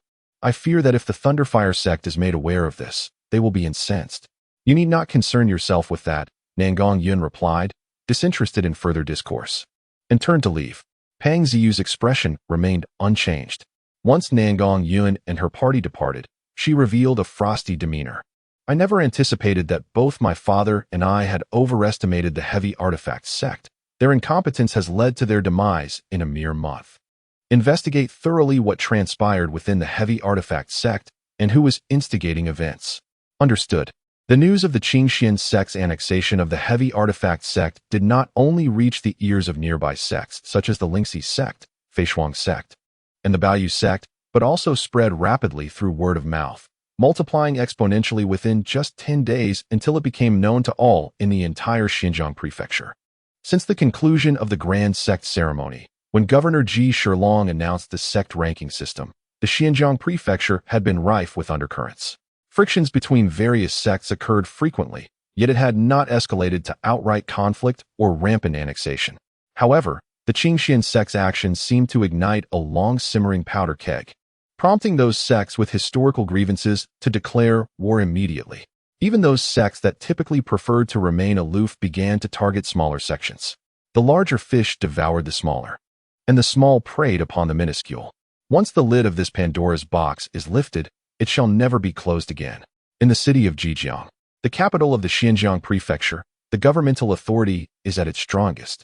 However, its level of prosperity pales in comparison to that of Shenzhen City, relegating it to the second position. At the heart of Giant River City lies the Xinjiang Prefecture's government office. Contrary to the grandiosity one might expect, the office is rather modest, showing signs of neglect. In some places, the red paint has dried and peeled away, yet no repairs have been made. As the common folk pass by the government office, they murmur and gossip about the peculiar new magistrate. Do you know why the office appears so impoverished? I have heard that all the spirit stones allocated from Yuzhou have been entirely devoted by the new magistrate to the military camp. Indeed, this new magistrate is quite formidable. Upon taking office, he neither sought to amass wealth nor repair the government office, focusing solely on the military camp, almost resembling a general. Unbeknownst to you, before arriving at Xinjiang Prefecture, he served in Jianda Prefecture as a general, leading troops to quell sects such as Jinyang Gate. At that moment, the sound of hooves suddenly echoed. A person on horseback swiftly crossed the street and arrived at the government office. Urgent report. Urgent report. In the southern part of Xinjiang Prefecture, 2 second-rate sects have gone to war. Qingxian Gate has swallowed up Chengqi Gate. Let me in quickly, shouted the soldier on horseback. The 2 soldiers stationed at the entrance of the government office were taken aback by the news and hurriedly assisted the individual inside. Upon entering the government office, the first sight to behold was the Grand Hall, which is reserved for significant celebrations. The magistrate usually conducts official business in the secondary hall behind the Grand Hall. At that moment, Ji Shilong was occupied with handling documents sent from various regions of Xinjiang Prefecture. Beside him stood a young man with a jade-like visage, his expression cold and stern, assisting with the various paperwork. Suddenly, the urgent call resounded from outside. My lord, a sect has gone to war within a day. Qingxian Gate has completely annexed Chengqi Gate. The soldier knelt on one knee and presented a letter sealed with wax. Ji Shilong sprang to his feet, took the letter, yet did not open it immediately. Qingxian Gate. I seem to recall something about it. Is it the sect where Ling Xian, the first-place winner of the 100 Gates ceremony, resides? The 3 soldiers beside the desk promptly responded, reporting to the lord, indeed it is. A flicker of intrigue passed through Ji Shilong's eyes as he unfurled the letter to examine its contents closely. Chapter 97. I sensed the aroma of opportunity. The atmosphere within the hall was remarkably tranquil. The soldiers dared not utter a sound, and the only noise that permeated the air was the rapid rustling of letters by Ji Shilong. After a considerable time, this robust governor finally laid aside the correspondence, his countenance reflecting astonishment. The sinister man beside him inquired, My lord, what is the situation? Ji Shilong waved his hand, signaling the 3 soldiers to withdraw. Only then did he present the letter to his companion and slowly articulate, This Ling Xian possesses not only extraordinary talent, but also remarkable wisdom. He has been intricately involved in the entire process of absorbing the heavy instrument sect. First, he obtained the crystal refinement technique, gradually engulfing the business of the heavy instrument sect. Secondly, he imprisoned Wu Long, incapacitating the most astute mind of the sect. Thirdly, he courted smaller sects, severing the wings of the heavy instrument sect. Fourthly, he allied with the Storm Gate, compelling them to restrain the Frost and Lingxi sects, thereby preventing any assistance from them. Ji Shilong sighed slightly, pondering, why would such an individual serve a sect? Why not my court? I truly wish to recruit him to my side. The sinister man furrowed his brow, replying, My lord, recruiting this individual is unfeasible. To my knowledge, he is greatly favored by the leader of the Qingxian sect and is highly likely to be the next sect leader. Moreover, based on his demeanor, he does not appear to be one who would willingly submit to another. He continued, Furthermore, in my opinion, he does not possess great wisdom. He simply excels at leveraging circumstances, contemplating several steps ahead of his adversaries.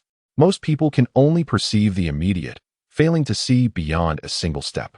If one can foresee 3 steps ahead, they have already surpassed the majority. Ji Shilong chuckled heartily. What about me? The sinister man smiled. My lord, you can envision 5 steps. Ji Shilong maintained his smile. Oh, and how many steps can you foresee? The sinister man proudly replied, I humbly believe I can predict 8 steps ahead. Ji Shilong's laughter grew even brighter. Then why is it that I can govern you? The sinister man was momentarily taken aback and quickly responded, I spoke in error. The 5 steps you envision are significant strides, while my own are mere small steps. Thus, my lord is capable of overseeing me. As he uttered these words, a cold sweat suddenly appeared on his forehead. He had now comprehended the gravity of his situation.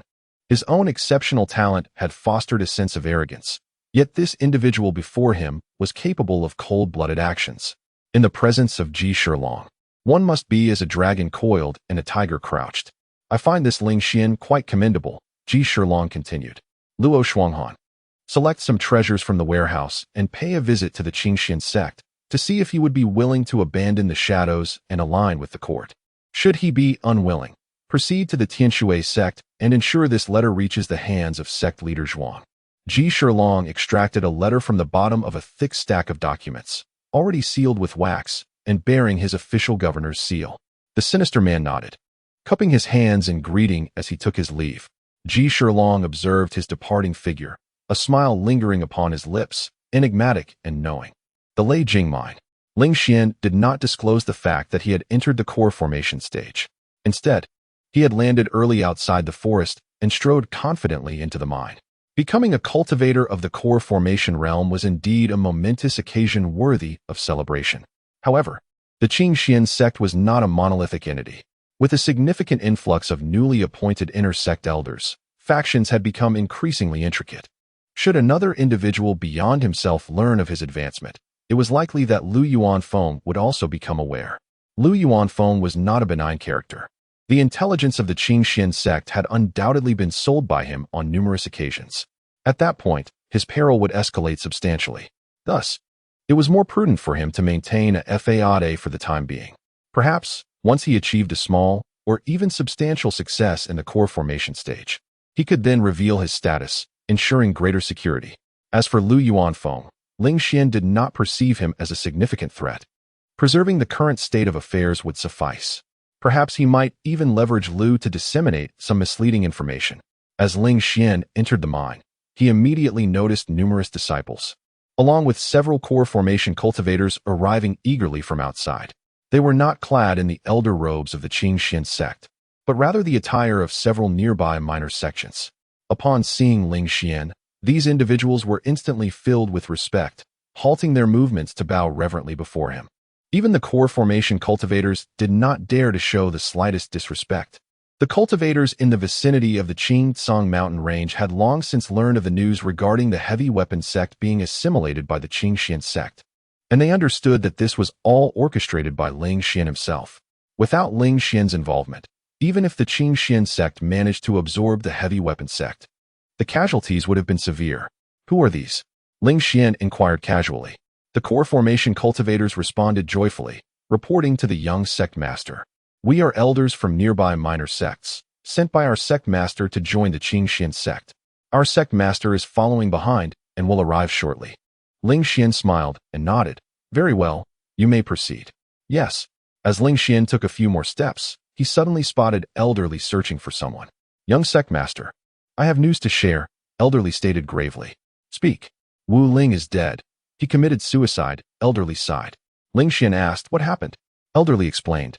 The news of our Qingxian sect absorbing the heavy weapon sect has spread, and many in the mine are discussing it.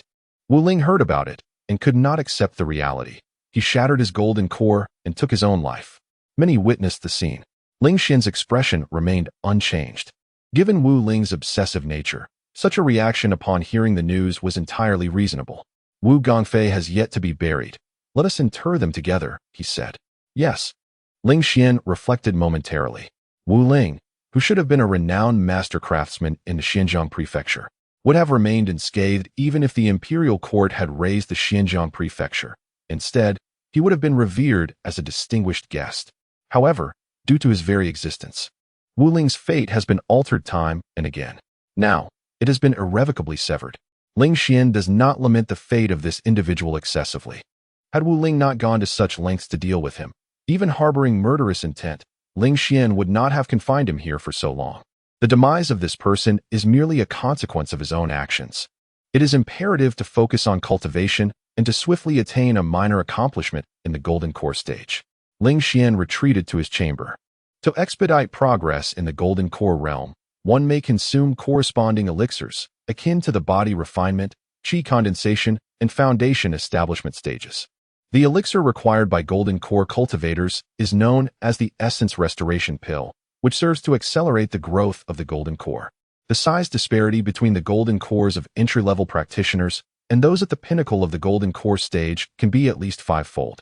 This pertains to ordinary golden cores. When considering the flawless or immaculate golden cores, the difference could be even greater, potentially 7 or 10 times, varying from individual to individual. Each expansion of the golden core signifies an advancement in one's cultivation realm. However, the essence restoration pill is already classified as a top-tier elixir of the Xian grade, and the Qingxian sect does not possess any. The sect has only 2 alchemy elders, and the most potent elixirs they can concoct are of the lower Xian grade. Lacking a master to impart knowledge, they have become self-taught through trial and error. Consequently, the success rate for crafting higher-grade elixirs is exceedingly low, making it less favorable to attempt. This predicament, however, is not unique to the Qingxian sect. Others face the same challenges. To procure the essence restoration pill, one must venture to the 5 gates of Xinjiang, where the quantity is stringently controlled. The monthly supply of this elixir is exceedingly limited. At this juncture, Ling Xian can only rely on his own strength for cultivation. After several days of seclusion, an unexpected voice broke the silence. Elder Li's voice echoed from outside. "Young master, there is a golden core cultivator outside the mine who claims to hail from the capital and is associated with Ji Shilong. He wishes to see you." Ling Xian slowly opened his eyes, a glimmer of brilliance flashing within. "Ah, I sense the aura of opportunity."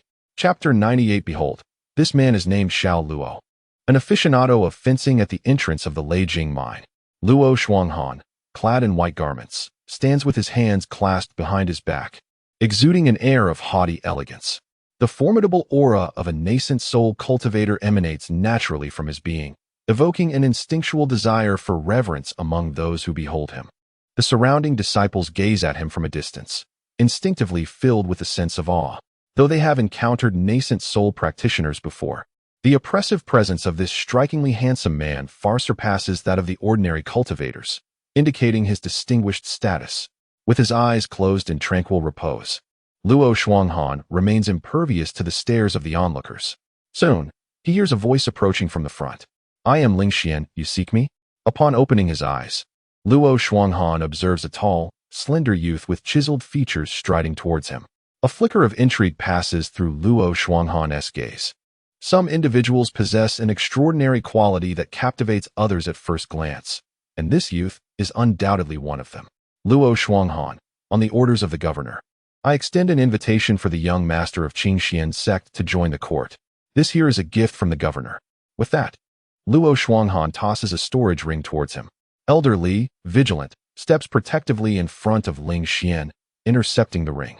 However, the force behind it is immense, causing Elder Li to stagger back several steps before regaining her stance. Her expression darkens, and her right hand begins to flush red. Ling Xian receives the storage ring. His tone icy. "Is this also the governor's intention?" Luo Shuanghan responds with a faint smile. "I did not anticipate that a nascent soul cultivator could exhibit such frailty." Elder Li's demeanor turns frigid. "In all my years, this is the first time I have witnessed an invitation to the court delivered in such a tone." Upon inspecting the contents of the storage ring, Ling Xian's brow furrows. Inside, he finds merely 3 bottles of great solid-stage pills and 500 high-grade spirit stones. One might mistakenly assume they were being dismissed with such meager offerings. "Very well, I have now grasped the governor's sincerity." With a dismissive flick, he returns the storage ring. Yet, Luo Shuanghan does not retrieve it. Instead, he turns to leave. "Whether you accept it or not is inconsequential. I have conveyed the governor's message. I shall be departing for the Tianshui sect shortly." With that, he transforms into a streak of light and vanishes swiftly. The contents of the storage ring hold no value in his eyes. Elder Li's countenance darkens. Is Ji Shilong intentionally attempting to offend us by sending him? Ling Xian maintains his composure, unsure of Ji Shilong's motives. However, this Luo Shuanghan clearly embodies a character of arrogance. Such a person is ill-suited for the task of recruiting talent. Do not concern yourself with him, Elder Li. Take the items from the storage ring and place them in the sect's treasury. I have no need for them. Ling Xian gestures dismissively. Understood. In Ling Xian's mind, the life panel of Luo Shuanghan materializes. Name, Luo Shuanghan. Realm, great perfection of nascent soul. Fate, a bastard child, blessed by fortune, narrowly escaping death. An heir to the swordsmanship tradition, possessing an inclination towards the male, and embodying the extreme een of the 9 hells. Destiny, stagnation at the pinnacle of the core formation stage. During a contest for the position of deputy sect leader of the Divine Sword sect against Xiao Fan, he was deceived and lured out of the sect, ultimately falling into a deadly trap and meeting his demise with resentment. Recent opportunity. Today, after departing from the Thunder Crystal Mine, he ventured to Feiyu City to practice fencing. In the evening, while traversing the Qingtsang mountain range en route to the Heavenly Water sect, he experienced a sudden sensation and descended into a stream. Upon searching, he discovered a sword pellet at the bottom of the stream. After refining it, his cultivation level advanced significantly, and his understanding of swordsmanship deepened considerably. Ling Xian meticulously examined this individual's fate. Bastard child, blue fate. You are the illegitimate offspring of a prominent figure. although lacking a legitimate father. You have enjoyed a life of comfort since childhood. One day, you will find yourself embroiled in the contest for the position of deputy sect leader of the Divine Sword sect. Fortune's blessing, orange fate. You have been fortunate since a young age, notably having a father who, though never present, has continuously provided abundant resources for your cultivation. You can effortlessly remove obstacles from your path. Narrow escape from death, purple fate. Throughout your life, you will encounter numerous perilous situations, yet you will nearly always evade death. Until one day you confront an opponent with greater fortune than your own. Swordsmanship heir, purple fate. You chose a sword during your coming-of-age ceremony, and have slept with a sword since childhood. Your innate talent for swordsmanship is exceptional, often leading to unique insights during your training. Inclination towards the male, white fate. Your preferences are quite peculiar, diverging from the mundane. You prefer to practice fencing with your companions, always assuming the subordinate role. Extreme een of the nine hells, purple fate. Your ice spiritual root possesses remarkable potential, enhancing your training in ice attribute techniques and martial skills. Ling Xian clicked his tongue in contemplation. If his deductions were correct, this individual was likely the illegitimate son of Luo Chaotian, the leader of the Divine Sword sect. It is no wonder he, despite not being an official disciple of the sect, became entangled in the contest for the deputy leader. However, his fate is evidently weaker than Xiao Fan's. Ultimately, he was defeated and lost his life. It seems he was sent by Luo Chaotian to the side of Ji Shilong, hinting at the ambiguous stance of the Divine Sword sect towards the authorities. Ling Xian pondered deeply. From these subtle clues, he could infer a wealth of information, unraveling the threads to uncover elements beneficial to himself. Luo Shuanghan would be spending the night in Feiyu City. Thus, he resolved to take the initiative and intercept his opportunity. Ling Xian promptly departed from the Thunder Crystal Mine and entered the Qingtsang mountain range. Before long, he located the seemingly unremarkable little stream, which was so diminutive that even a mortal could leap over it with ease. It was hard to believe that a sword pellet could be buried here. Ling Xian extended his hand, immersing it in the stream's water.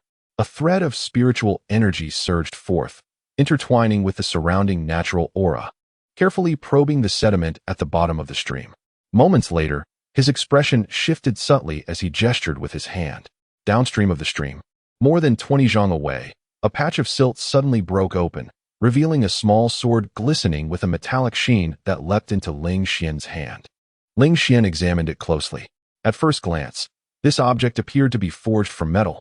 However, it was neither metal nor wood. To be precise, this sword pellet should be referred to as a sword elixir, a condensation created by practitioners who have deviated from conventional paths.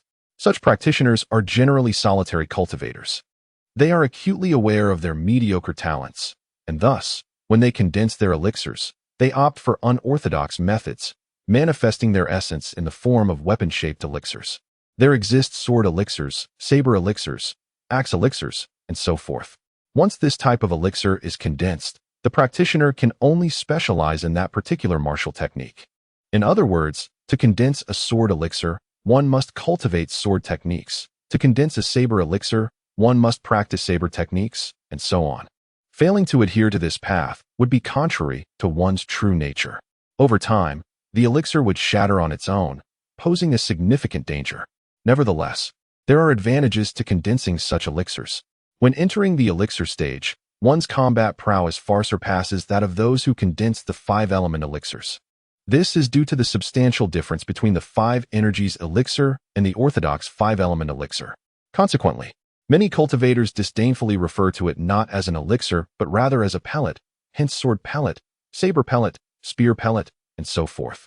However, preserving a sword pellet is no small feat. It requires the practitioner to have passed away while their dantian remains intact, followed by an intense process of refinement through high-temperature flames to manifest.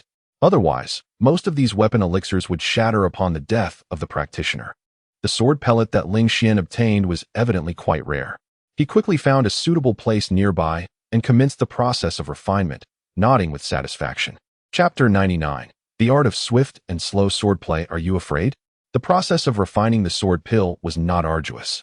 After 2 hours, this thumb-sized sword pill seamlessly melded into Ling Xian's flame prison golden core. Suddenly, his mind was enriched with a plethora of unique insights into the sword path. Remnants left by the sword pill's former master. Ling Xian, in a contemplative state, fell into a moment of enlightenment. Several hours later, he abruptly rose, drew the Thunderblade, and instinctively activated the Thunder Shadow sword technique. Whoosh, whoosh, whoosh. The sword light flashed like lightning, akin to a lethal serpent, swiftly claiming lives. After executing several strikes, the pace of the sword light suddenly decelerated. The rhythm oscillated between rapid and slow, rendering it elusive to his adversaries. After a series of movements in the Thunder Shadow sword technique, Ling Xian gradually regained his senses, a look of delight gracing his features. This swift and slow swordplay was extraordinarily lethal. Most cultivators would scarcely react in time. Henceforth, he decided to rename it the Swift and Slow Thunder Shadow sword technique. He nodded in satisfaction. With this enhancement, the technique's rank could at least reach the pinnacle of the profound tier. His usual methods of confronting foes had thus achieved remarkable advancement. Furthermore, his cultivation realm had also seen a notable increase. Ling Xian estimated that if there were a progress bar, he would be nearing 60%. With some additional time investment, or by seizing a few opportunities, he should soon attain minor success in forming the golden core at the Thunder Crystal Mine. Upon returning, Ling Xian had scarcely taken a few steps when a nearby disciple hastily approached him, saying, "Young master, the master is looking for you urgently."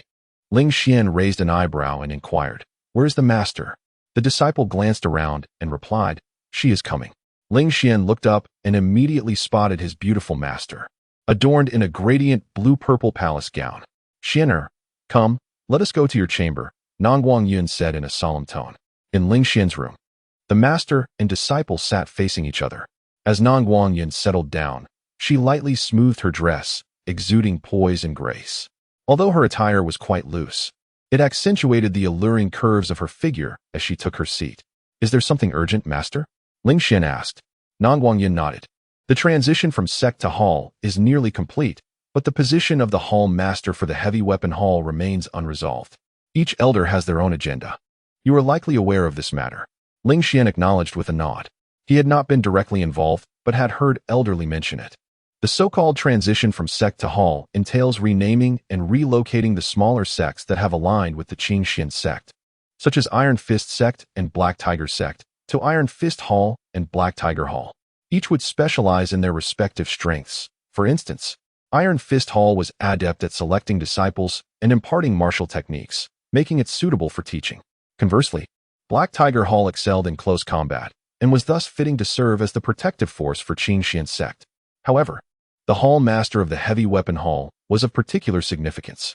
It was common knowledge that this was a lucrative position, with many vying for it, either for themselves or their acquaintances. "It seems the outcome has been decided, but it is not what master desires," Ling Xian remarked casually.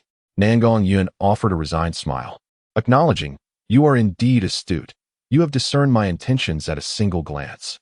I initially intended to nominate Song Chaofeng as the head of the heavy weapon hall.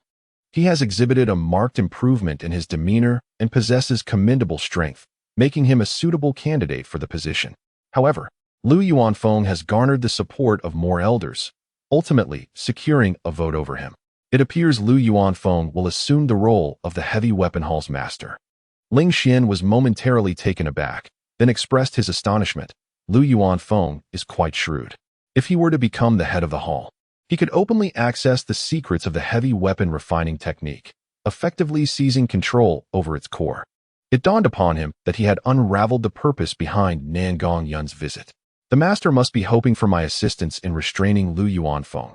Am I correct?" Nangguang Yun nodded emphatically. "Precisely. I intend to establish both a head and a vice head for the heavy weapon hall. Xianer, in your capacity as the young master, you shall also serve as the vice head of the heavy weapon hall. While Lu Yuanfeng may appear to be compliant, if he secretly engages with other sects and commits acts of treachery against the Qingxian sect, such as selling the formulas for hammers, chisels, and embedding liquids, we must act swiftly to expose him." Ling Xian's eyes brightened with understanding. Both master and disciple were acutely aware that Lu Yuanfeng's allegiance lay elsewhere, and he may have already betrayed the Qingxian sect. This individual ought to have been dealt with long ago. Yet, Nangguang Yun had yet to uncover evidence of Lu Yuanfeng's disloyalty, leaving the matter unresolved for the time being. Ling Xian found himself rather enjoying this task. As a cultivated practitioner at the core formation stage, he could certainly take advantage of Xiao Fan's situation, but Xiao Fan was merely at the foundation establishment stage, and his opportunities might not align with Ling Xian's needs. However, now there was another target, Lu Yuanfeng. I accept the assignment, but the master should send a core formation elder to accompany me to the heavy weapon hall, Ling Xian promptly affirmed. Nangong Yin nodded, that is only fitting. You are still at the pinnacle of the foundation establishment stage and cannot match Lu Yuanfeng in cultivation. Let us assign Song Chaofeng, an elderly, to protect you. You may also take this opportunity to ascertain whether Song Chaofeng has truly reformed his ways and harbors no ulterior motives. Understood, Ling Xian replied. That very day, Ling Xian and his companions departed from the Thunder Crystal Mine and made their way to the heavy weapon hall. He chose a modest courtyard for their stay, with Song Chaofeng, an elderly, situated on either side.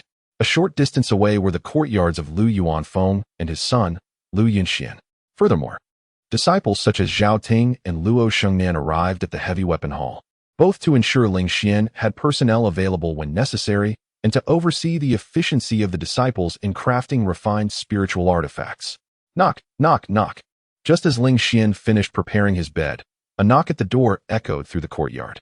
Upon opening the door, he found 3 individuals standing before him, Song Chaofeng, Lu Yuanfeng, and Lu Yunxian. The first 2 greeted him respectfully. We pay our respects to the young master. However, Lu Yunxian's gaze was icy, unwilling to offer the same courtesy. Lu Yuanfeng promptly smacked his son's head, urging, hurry and pay your respects. Reluctantly, Lu Yunxian complied and offered his greeting. Ling Xian maintained a serene expression and inquired, what brings you both here? Lu Yuanfeng offered a sincere smile and replied, it's nothing of great import. Merely some words I wish to convey. As the current hall master and deputy hall master, we should undoubtedly collaborate harmoniously to produce more refined crystal spiritual tools, thereby fortifying the Qingxian sect. I acknowledge that my father and I have had some past grievances with the young hall master. Yet we are all members of the Qingxian sect, and our foremost priority must be the interests of the sect. Hence, I have brought Yun Xian along today with the hope of setting aside past animosities with the young hall master. What say you? Upon finishing, he displayed a genuinely earnest smile, devoid of any pretense. Ling Xian, witnessing this, returned a warm smile, saying, Deputy Hall Master Lu, your words are quite unnecessary. I have never harbored ill feelings regarding those minor grievances.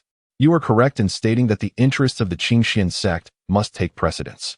As long as you, Deputy Hall Master Lu, and I share the same path, there shall be no enmity between us.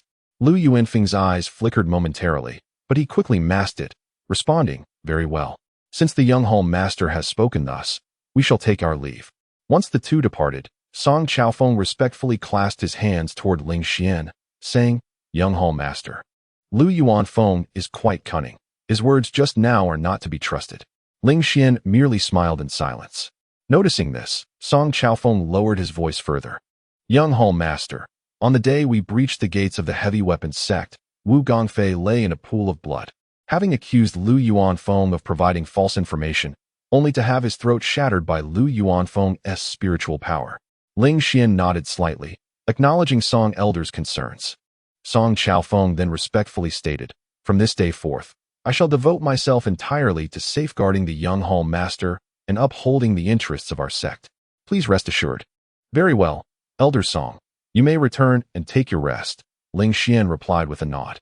After Song Chaofeng left, Ling Xian closed the courtyard door, deep in thought. Chapter 100. I am the one who will take your life. Ling Xian had already thoroughly examined the life panels of the 3 individuals during their conversation.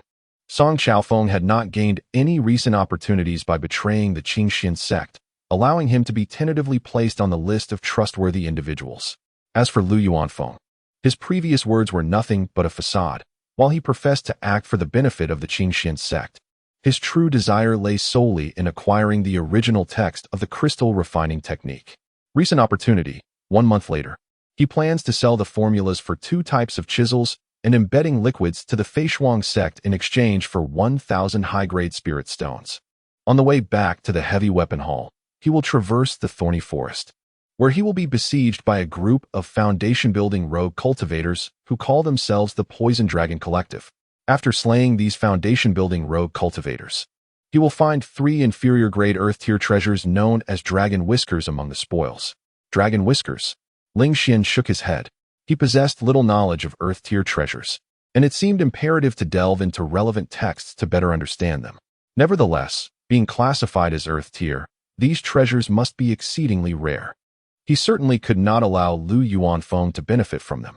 The significant treasures within the Heavy Weapon Hall sect treasury had already been moved to the Qingxian sect's mountain gate, and the profound techniques and martial arts in the scripture pavilion had also been relocated. However, many historical texts and geographical records remained intact, providing an excellent opportunity for exploration. After contemplating for a moment, Ling Xian pushed the door open and made his way directly to the scripture pavilion. For the next 5 days, he immersed himself within the pavilion, fervently poring over the texts. The stewards and disciples of the Heavy Weapon Hall were quite taken aback. The young master, now also the deputy hall master of the Heavy Weapon sect, had become exceedingly diligent. Rather than practicing or overseeing the production of crystal spirit tools, he was engrossed in reading. Elder Li was equally puzzled but remained faithfully committed to his duties, guarding the first floor of the scripture pavilion daily. Song Chaofeng was likewise diligent, supervising the production of crystal spirit tools and keeping a watchful eye on Lu Yuanfeng, which made the latter feel rather uncomfortable. After 5 days, Ling Xian closed the last book and exhaled a breath of turbid air. Despite 5 days of sleeplessness, fasting, and abstaining from food, he felt invigorated rather than fatigued. This was the benefit of being a core formation cultivator. Foundation-building cultivators had not yet achieved complete fasting and still needed to partake in earthly sustenance. However, core formation cultivators could entirely abstain from eating. Of course, this did not mean they could not indulge in culinary delights, while one could choose not to eat. The desire for food remained. The Dragon Whiskers, an inferior-grade Earth-tier treasure, possessed a balanced and neutral medicinal property, almost devoid of toxicity, making it one of the most suitable secret treasures for strengthening the golden core.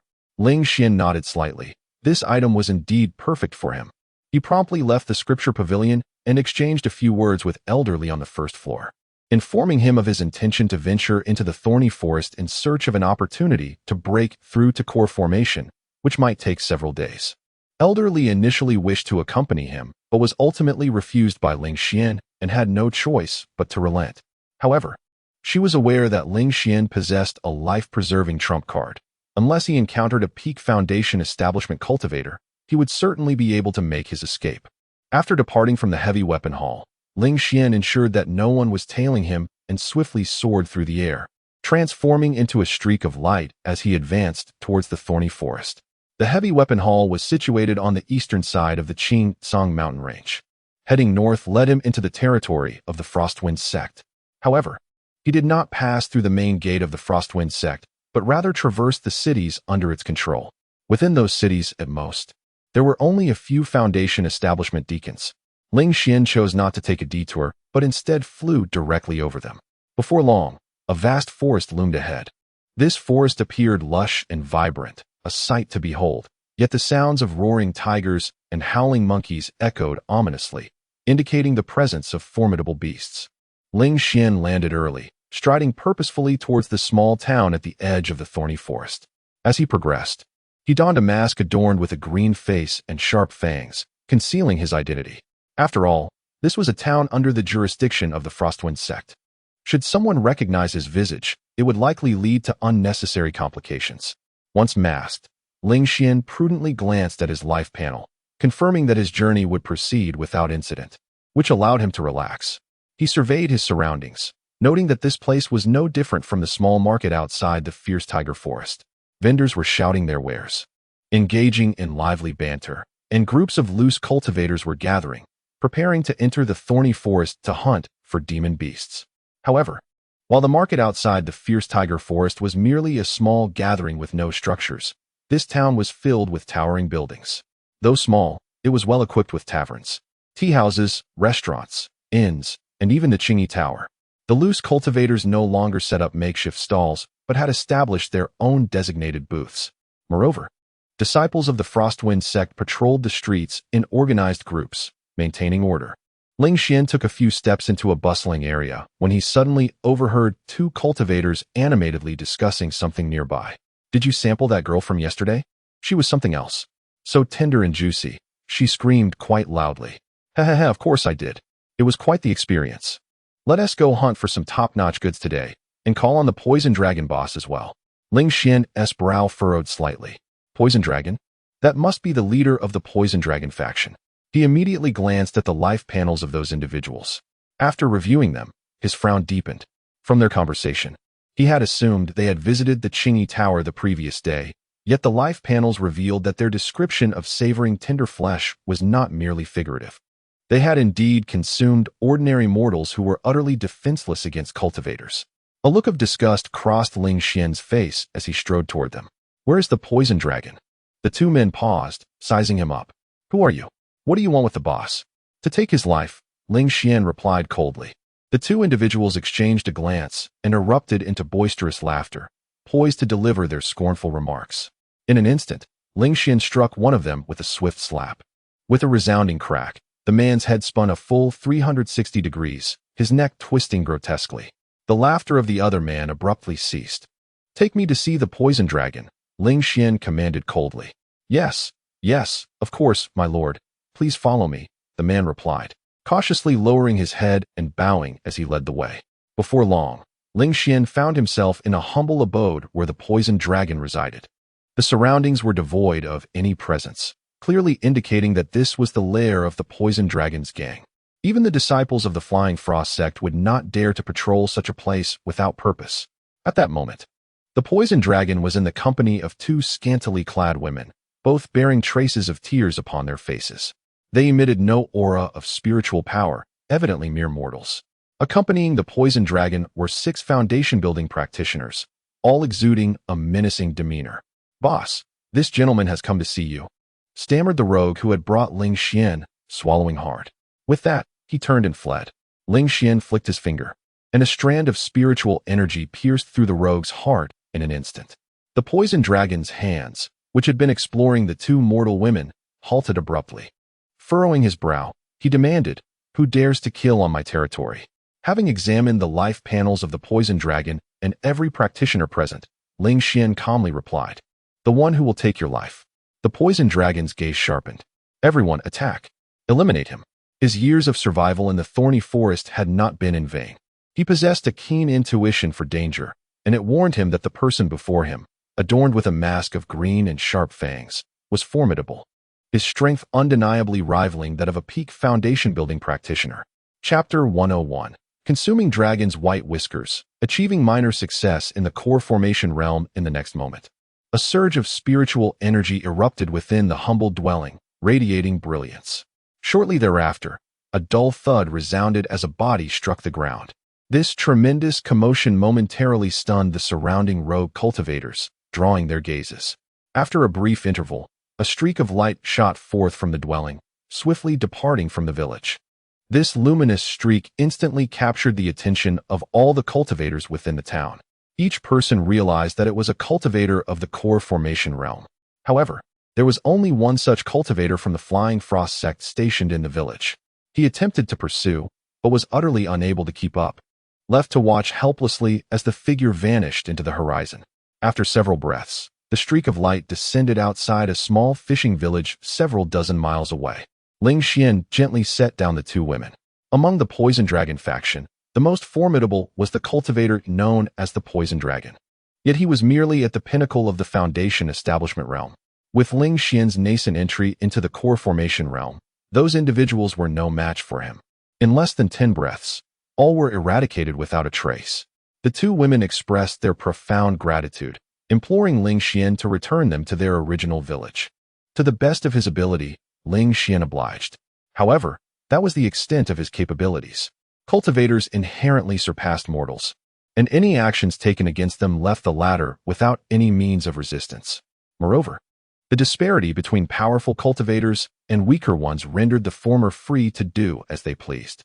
The only path for Ling Xian was to continuously grow stronger, until he surpassed all others and could seize control of his own fate. After Ling Xian transformed into a streak of light and departed, the two mortal women knelt once more in reverence, weeping uncontrollably at his retreating figure. In the thorny town, the gathering of rogue cultivators swiftly arrived at the dwelling occupied by the poison dragon. They were met with a gruesome sight, a ground strewn with corpses. The rogue cultivator, known as the poison dragon and at the pinnacle of the Foundation establishment realm, had met a fate more tragic than a dog. His limbs were crushed, and his skull shattered, with blood and gore splattered everywhere. Some were astonished, others terrified. Some reveled in his demise, while others clenched their fists in gratitude towards the unknown core formation cultivator who had acted justly. An elder is coming, make way. A sudden commotion erupted within the crowd. Parting to clear a path, an elderly elder, with hair ashen, appeared and began to scrutinize the scene. This man was the elder dispatched by the Flying Frost sect to guard Thorny Town. It was undoubtedly the work of a core formation cultivator. Otherwise, the poison dragon would not have been rendered powerless. From the refinement of his spiritual energy and his flight speed, it was evident he was at least a fully accomplished core formation cultivator. The elderly elder was taken aback. A fully accomplished core formation cultivator? The poison dragon has offended such a figure. The poison dragon got what he deserved. With his demise, that territory is now ours. This scoundrel had it coming. Who knows how many mortal women he tormented to death. His subordinates were even more horrifying, resorting to cannibalism. The rogue cultivators engaged in animated discussions, many displaying expressions of disdain. The venerable elder waved his hand, dismissing the matter as though it had never occurred, instructing the scattered cultivators to take over the territory of the poison dragon. After the elder departed, the loose cultivators exchanged glances and suddenly surged forward, frantically seizing the corpses of the poison dragon and his companions, striving to obtain their storage rings. Chaos ensued once more. Beyond the thicket lay an unremarkable stone mountain. Atop it sat Ling Xian, contemplating 3 white strips of flesh before him. Each strip was approximately the thickness of a finger, yet stretched to 3 feet in length. These were the dragon whiskers that Ling Xian had procured from the storage ring of the poison dragon. It was said that only a dragon's head over a century old could produce such a whisker. The exterior of the dragon whisker was incredibly tough, requiring a cultivation level of at least the core formation stage to penetrate. As for dragon beasts, they were the demonic creatures imbued with dragon blood. The poison dragon had likely stumbled upon these 3 dragon whiskers by chance, unaware of their true nature and unable to open their hardened exterior. He had cast them aside in the corner of his storage ring to gather dust. Ling Xian channeled his spiritual energy, enveloping one of the dragon whiskers. The searing fire energy surged forth, swiftly encasing the whisker. After a few breaths, the tough exterior began to soften. Ling Xian, akin to peeling a banana, stripped away the outer skin, revealing the blood-red flesh within. This flesh bore no resemblance to the usual pungent odor of pork or fish. Instead, it emitted a fragrant aroma reminiscent of verdant foliage. A gentle poke revealed it to be as soft and bouncy as jelly. With a slight parting of his lips, Ling Xian consumed one of the dragon whiskers. As he digested it, he deftly peeled the remaining 2, devouring their flesh entirely. Moments later, he felt his lower abdomen gradually warm, as if a small sun were radiating warmth from within. Upon introspecting his dantian, he discovered that the infernal gold core began to spin vigorously, visibly enlarging. 1 day, 2 days passed. The time taken to digest the 3 dragon whiskers exceeded Ling Xian's expectations. It was not until the dusk of the 3rd day that he fully assimilated them. At that moment, his infernal gold core reached a certain pinnacle, suddenly expanding significantly. A surge of energy erupted from Ling Xian, pushing everything within a radius of several dozen feet away. Trees uprooted and collapsed instantly, rocks were sent flying, and dust was dispersed far and wide. Within Ling Xian's vicinity, not a speck of dirt remained. He abruptly opened his eyes, feeling the burgeoning vitality of his infernal gold core, a hint of delight gracing his features. He had achieved minor success in the core formation stage, faster than he had anticipated. Ling Xian smiled faintly, a restless urge swelling within him. He promptly delved into a nearby deep mountain, seeking 4th-tier demonic beasts to hone his skills. Yet, as was his custom, he cast a glance at his life panel. Recent opportunities. Today, I broke through to minor success in the core formation stage. Feeling a surge of restlessness, I entered a deep mountain in search of demonic beasts. easily slaying a fourth-tier perfected demonic beast and obtaining its demon crystal. After a brief search, he discovered the tiger's lair and found a storage ring containing a bottle of rejuvenating elixir. Ling Xian's eyes instantly brightened. Indeed, fortune had favored him. Soon, he encountered the unfortunate creature, a white tiger at the pinnacle of the fourth tier, measuring over 4 zhang in length, which translates to more than 10 meters of sheer beastly might on earth. At that moment, the white tiger was descending the mountain in search of prey. As the man and the tiger faced one another, the white tiger lunged forward with ferocity. Its sharp claws aimed directly at Ling Xian's face, while its steel-like fangs targeted his throat, an overwhelming stench emanating from its gaping maw, inducing a sense of dizziness. Ling Xian refrained from employing martial techniques or drawing his thunder sword.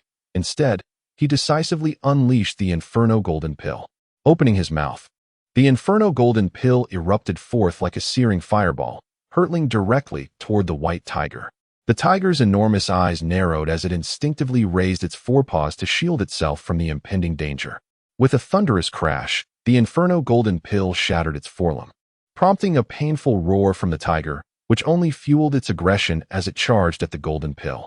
It had come to realize the magnitude of its adversary's strength. Without exerting its utmost effort, it would surely meet its demise.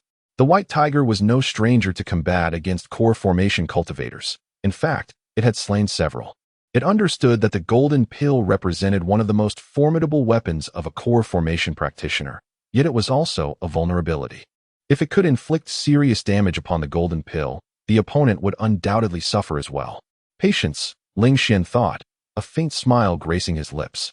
As he dramatically opened his palm, the Golden Pill suspended in midair suddenly erupted into 45 fragments, resembling a meteor shower as they rained down upon the white tiger. Each shard inflicted devastating damage, singeing the tiger's fur and leaving its robust body riddled with wounds. Its roars gradually diminished in intensity until, ultimately, the shards converged once more and pierced through the tiger's form, delivering a second wave of injury. Finally, the white tiger collapsed under the onslaught. Ling Xian proceeded to dissect its carcass, discovering a palm-sized demon crystal within. He then scoured the vicinity, uncovering a cavern littered with bones. Among them, one skeleton bore a storage ring containing dozens of high-grade spirit stones. Most importantly, however, was the vial of elixir designed to expedite the growth of golden pills. With fortune in hand, it was time to return. Ling Xian wore a satisfied expression. Chapter 102. The Vicious Woman, Pang Ziyu, of the Heavy Weapon Hall. Upon his return, Ling Xian was greeted by the disciples who bowed respectfully. However, he discerned an unsettling blend of anxiety and alarm etched upon their faces. At that moment, he spotted Luo Shengnan and inquired about the situation. Luo Shengnan, upon recognizing him, exclaimed with delight, "Ling No, young master, you have finally returned. We have been searching for you." Ling Xian, perplexed, pondered the peculiar circumstances. Ordinarily, with the presence of Lu Yuanfeng, Song Chaofeng, Elderly, and others, both trivial and significant matters could be adeptly managed. Among the surrounding sects, the Lingxi sect had fewer core formation cultivators than the Qingxian sect, making it improbable for them to have suddenly engaged in frenzied aggression. As for the Feishuang sect, the majority of their core formation practitioners were still ensnared by the Rainstorm sect in the Thorny Forest, leaving them incapable of addressing the Qingxian sect. What could possibly necessitate his personal intervention? In a hushed tone, Luo Shengnan revealed, "It is Feiyu City. The Feishuang sect has launched an unexpected assault, capturing the city and our stewards and disciples. We learned this from a passing merchant caravan." Ling Xian frowned slightly. Feiyu City was one of the 4 cities previously under the control of the Heavy Weapon Hall. Following the Qingxian sect's annexation of the Heavy Weapon Hall, it was only natural for their stewards and disciples to assume control of these cities. The remnants of the Heavy Weapon Hall were expected to either surrender or flee, and the process of takeover had proceeded smoothly. It was inconceivable that, after just over half a month of tranquility, the Feishuang sect would instigate conflict. Suddenly, Ling Xian recalled a few days prior when Luo Shuanghan, under the command of Ji Shilong, had approached him with an invitation. This individual had mentioned his impending visit to the Tianshui sect. Ji Shilong was aware that Ling Xian could not be swayed. Hence Luo Shuanghan must have been dispatched to the Tianshui sect on his orders. The Feishuang sect was affiliated with the Tianshui sect. This led to the possibility that the Tianshui sect had provided either a subtle or overt signal, prompting the Feishuang sect to act despite their core formation practitioners being largely preoccupied. Ling Xian inquired, "What of Elder Song and Elder Li?" Luo Shengnan gestured towards the main hall, stating, "They are awaiting you in the council chamber." Ling Xian nodded and was about to proceed towards the council chamber when a sudden exclamation echoed from the entrance of the heavy weapon hall. Elder Zhang, who was tasked with the takeover of Feiyu City, has returned." Ling Xian turned to see a blood-soaked middle-aged steward, Zhang Weihua, struggling to approach. Upon catching sight of Ling Xian, he laboriously retrieved a letter from his bosom, barely managing to utter, "Why, young master? I have an important letter." Ling Xian hastened towards him, his gaze inadvertently sweeping over Zhang Weihua's life panel. Destiny, peak of the stopping Qi realm, poisoned with blood-exploding toxin by Pang Ziyu. The young master of the Feishuang sect, in return to the Qingxian sect, instructed to personally deliver the important letter to Ling Xian. The moment the letter was handed over, an internal explosion of poison ensued, resulting in immediate death.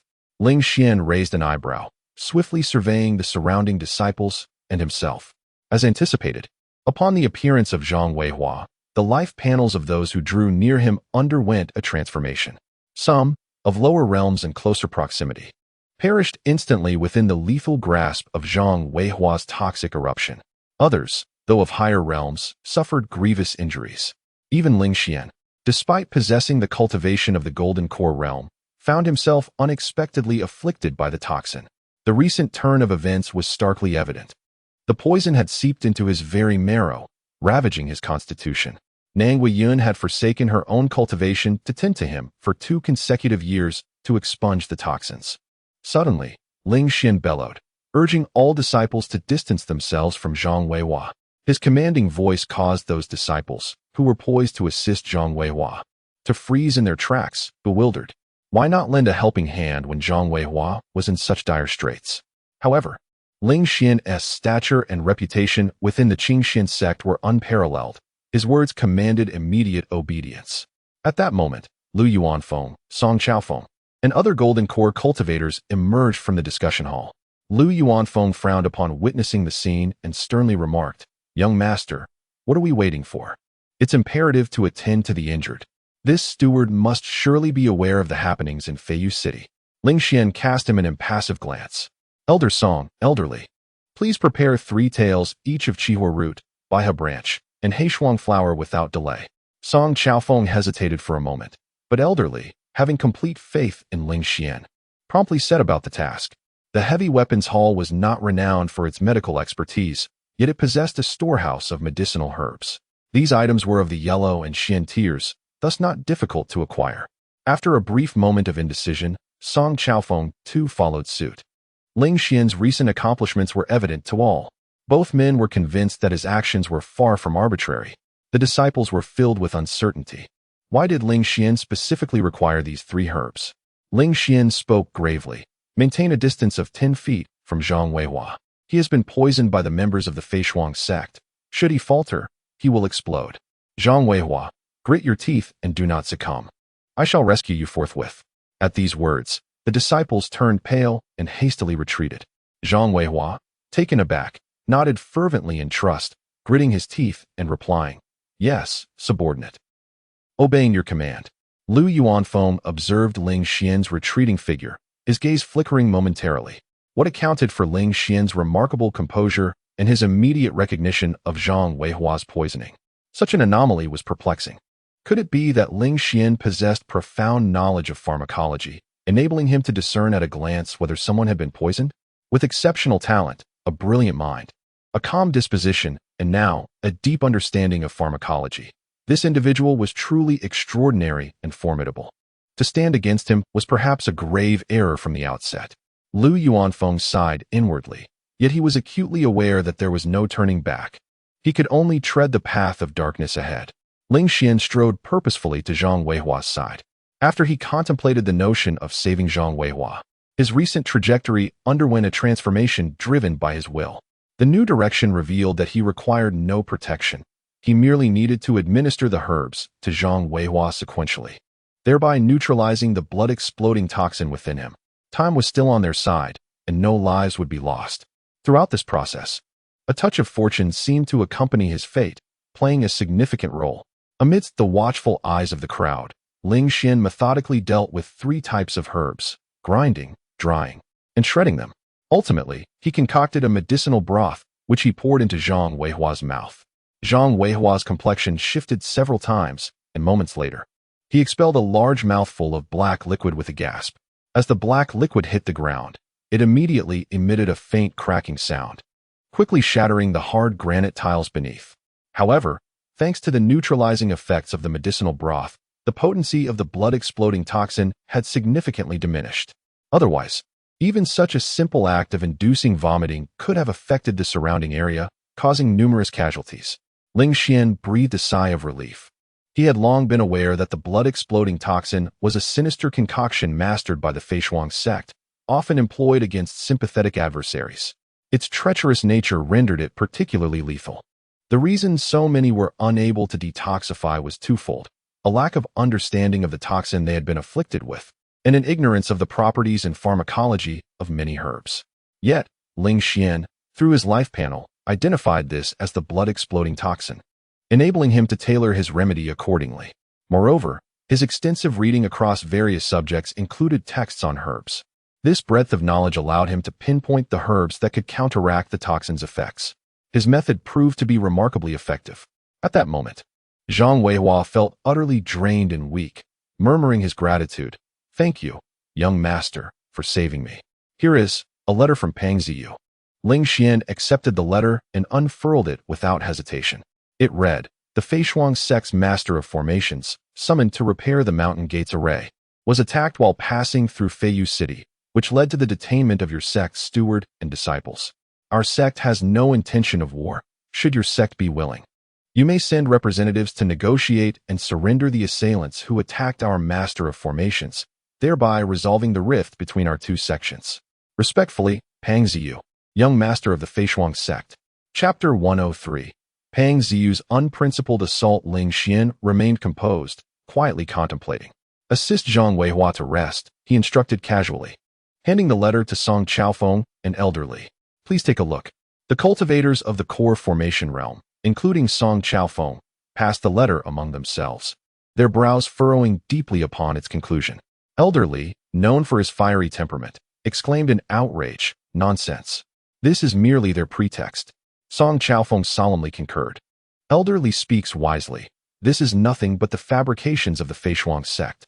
If we were to send someone to negotiate, they would likely be detained as well." Elderly, seething with anger, retorted, "However, many of our disciples and stewards stationed at Feiyu City have been captured by them. We cannot abandon those individuals." With a heavy sigh, Song Chaofeng lamented, "This Pang Ziyu, releasing a single Zhang Weihua only to insist on personally delivering the letter to the young master. Yet, had the young master failed to detect the explosive blood poison within him, he would have already suffered grave injuries. Now, with our stewards and disciples held captive, we find ourselves in a perilous situation. If we do not act, the Feishuang sect will undoubtedly make this matter public, tarnishing our reputation and deterring future cultivators from joining us. Conversely, should we send someone to negotiate, we will need at least one cultivator of the core formation realm to lend weight to our efforts. But there is a high likelihood they would detain him under various pretexts, effectively crippling our combat capability. Such treachery," Elderly declared sternly. "We cannot accept either of these options. I propose we gather all our core formation cultivators and launch an assault on Feiyu City." Lu Yuanfeng shook his head, pointing out the flaw in Elder Li's suggestion. "How can we mobilize all our core formation cultivators? What of the defense of the Qingxian sect's Mountain Gate? What of the Thunder Crystal Mine and the Heavy Weapon Hall?" Elderly huffed in frustration, rendered momentarily speechless. The size of the sect necessitated that various locations be guarded. Thus, it was indeed impractical to deploy all our elite forces. Ling Xian's gaze turned icy. Song Chaofeng's analysis was astutely accurate, though it only encompassed their present circumstances. Earlier, Ling Xian had glimpsed his imminent fate and recent turning point through the life panel. Pang Ziyu was resolute in his intent to target him. Destiny, ultimately attaining perfection in the core formation realm. 5 years hence, the Xunjian sect will assault the Qingxian sect. leading to demise at the hands of the Xinjiang sect's master, Luo Chaotian. Recent turning point. On the night 5 days hence, Pang Ziyu shall assemble 3 core formation cultivators for a midnight raid on the heavy weapon hall. Ling Xian will single-handedly confront and defeat them. Unable to capture him alive, Pang Ziyu will command Li Tai to activate the Bloodvine Array to ensnare Ling Xian, while another cultivator of the core formation realm will provide cover and self-detonate, aiming to kill Ling Xian. Caught off guard, Ling Xian will sustain severe injuries, requiring over a year for recovery, during which he will be unable to cultivate. It appeared that Pang Ziyu had perceived the vulnerability of the heavy weapon hall, prompting his brazen attack. Ling Xian, however, felt a flicker of elation. His combat prowess was undeniably formidable. Otherwise, his life panel would not reveal his capability to engage and overpower 3 adversaries single-handedly. Furthermore, he had survived the self-detonation of a core formation cultivator, albeit with significant injury. As long as I evade the Bloodvine Array, I can escape the explosive wrath of the core formation cultivator with minimal injury. Moreover, I might have the chance to capture Pang Ziyu. However, who is Li Tai? He is not an elder, but rather a steward or disciple, I presume. Ling Xian's gaze swept through the crowd, and soon he spotted a Foundation establishment disciple named Li Tai. This individual was previously a disciple of the Iron Fist sect, and after its merger with the Qingxian sect, he was assigned to the heavy weapon hall. Ling Xian swiftly assessed this person's life panel. There was little to say about his fate or destiny. He was merely an inconsequential passerby. His future merely culminated in an ordinary golden core, and he would ascend to the core formation realm for a brief period before succumbing to greed and venturing into perilous territories in search of treasures, ultimately falling prey to ferocious beasts. The only aspect Ling Xian deemed significant was this person's recent opportunity. In 2 days, he will obtain the Bloodvine Array flags provided by the Flying Frost sect in a nearby grove to the heavy weapon hall. In the following days, he will stealthily arrange the flags around the training ground, burying them without being detected. On the night 5 days hence, upon receiving orders from Pang Ziyu, he will activate the Bloodvine Array, significantly hampering Ling Xian's speed, leading to Ling Xian being gravely injured by the explosive backlash. Subsequently, he will be rewarded by the Flying Frost sect with 3 bottles of solidifying pill. So it is. This person was initially a hidden agent planted by Pang Ziyu within the Iron Fist sect. His allegiance lies not with the Iron Fist sect nor the Flying Frost sect, but solely with Pang Ziyu. Ling Xian nodded slightly. Having glimpsed the future and identified the traitor makes matters much simpler. He was somewhat taken aback, as he had previously suspected that Lu Yuanfeng might be colluding with the Flying Frost sect, working in concert from within. In reality, Lu Yuanfeng had merely sold intelligence about the Qingxian sect and did not personally intervene. Young master, we unanimously believe that this matter should be reported to the sect master and decided upon after deliberation with the elders. What do you think? Elderly inquired. Ling Xian nodded and promptly reported to his master. That night, Ling Xian and the core members returned to the Qingxian sect's discussion hall to partake in the deliberations. There were not many elders present for the discussions, as some were preoccupied with guarding important areas such as the mines. During this meeting, Ling Xian did not speak much. The outcome was, in fact, quite clear. Nangong Yun was not foolish. She knew precisely what needed to be done without his prompting. Rescuing those in peril was imperative, yet it must not align with the enemy's intentions. Otherwise, it would be akin to the Calabash boy rescuing his grandfather, one after another. After the discussions, the Qingxian sect reached a unanimous decision to launch a surprise assault on Blackstone City, controlled by the Flying Frost sect. By swiftly seizing Blackstone City and capturing the elders, stewards, and disciples of the Flying Frost sect, they could catch them off guard. Thus, with the upper hand, they could negotiate with the Flying Frost sect on equal terms. Blackstone City is the southernmost stronghold within the Flying Frost sect's territory, in close proximity to the Qingtsang mountain range. However, the city boasts thick walls and deep moats, and is guarded by 3 core formation cultivators and 20 Foundation establishment stewards. It is not so easily conquerable. The Qingxian sect must also employ the assistance of golden core cultivators. After a brief deliberation, Nangong Yun decisively proclaimed, "Very well, we shall proceed in 5 days. Elder Song Chaofeng will lead 4 intersect elders to mount a night assault on Haishi City. This battle must be won swiftly and without error. Understood. The five, including Song Chaofeng, nodded solemnly. Ling Xian discreetly glanced at their life panels. The surprise attack on Haishi City would indeed be victorious. The sole regret lies in the fact that not a single member of the Feishuang sect was captured. It seems Pang Ziyu must have anticipated this.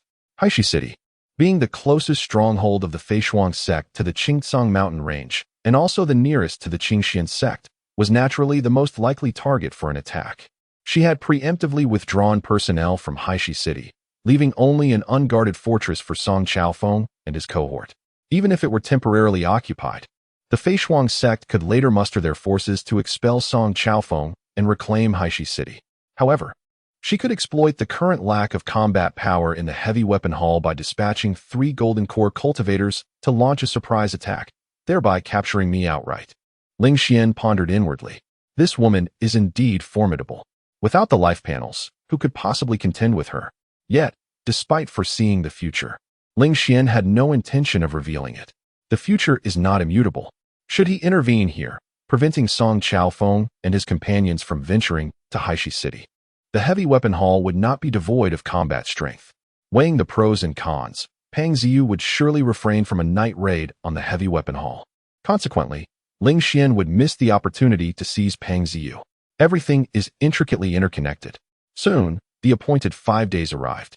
Under the cover of night, Song Chaofeng, Lu Yuanfeng, and others departed from the heavy weapon hall, traversing the Qingtsang mountain range to launch their assault on Haishi City. The only golden core cultivator stationed at the heavy weapon hall was Elder Li. As for Ling Xian, he had not disclosed his true cultivation level. Thus, he ostensibly remained at the peak of the foundation establishment stage.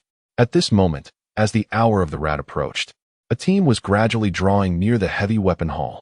Chapter 104. He appears to be at the core formation stage. At the forefront stood a slender woman, who evidently served as the nucleus of the group. Accompanying her were 3 cultivators, each at the core formation stage. The quartet halted as they approached a designated perimeter around the heavy artifact hall, gazing intently at its imposing entrance, which was firmly shut. 2 disciples at the foundation establishment stage stood guard at the entrance, their fatigued expressions betraying their yawns. "When shall we make our move, young master?" one inquired. Pang Ziyu, exuding confidence, replied, "Patience, we shall wait for half an hour until they change shifts."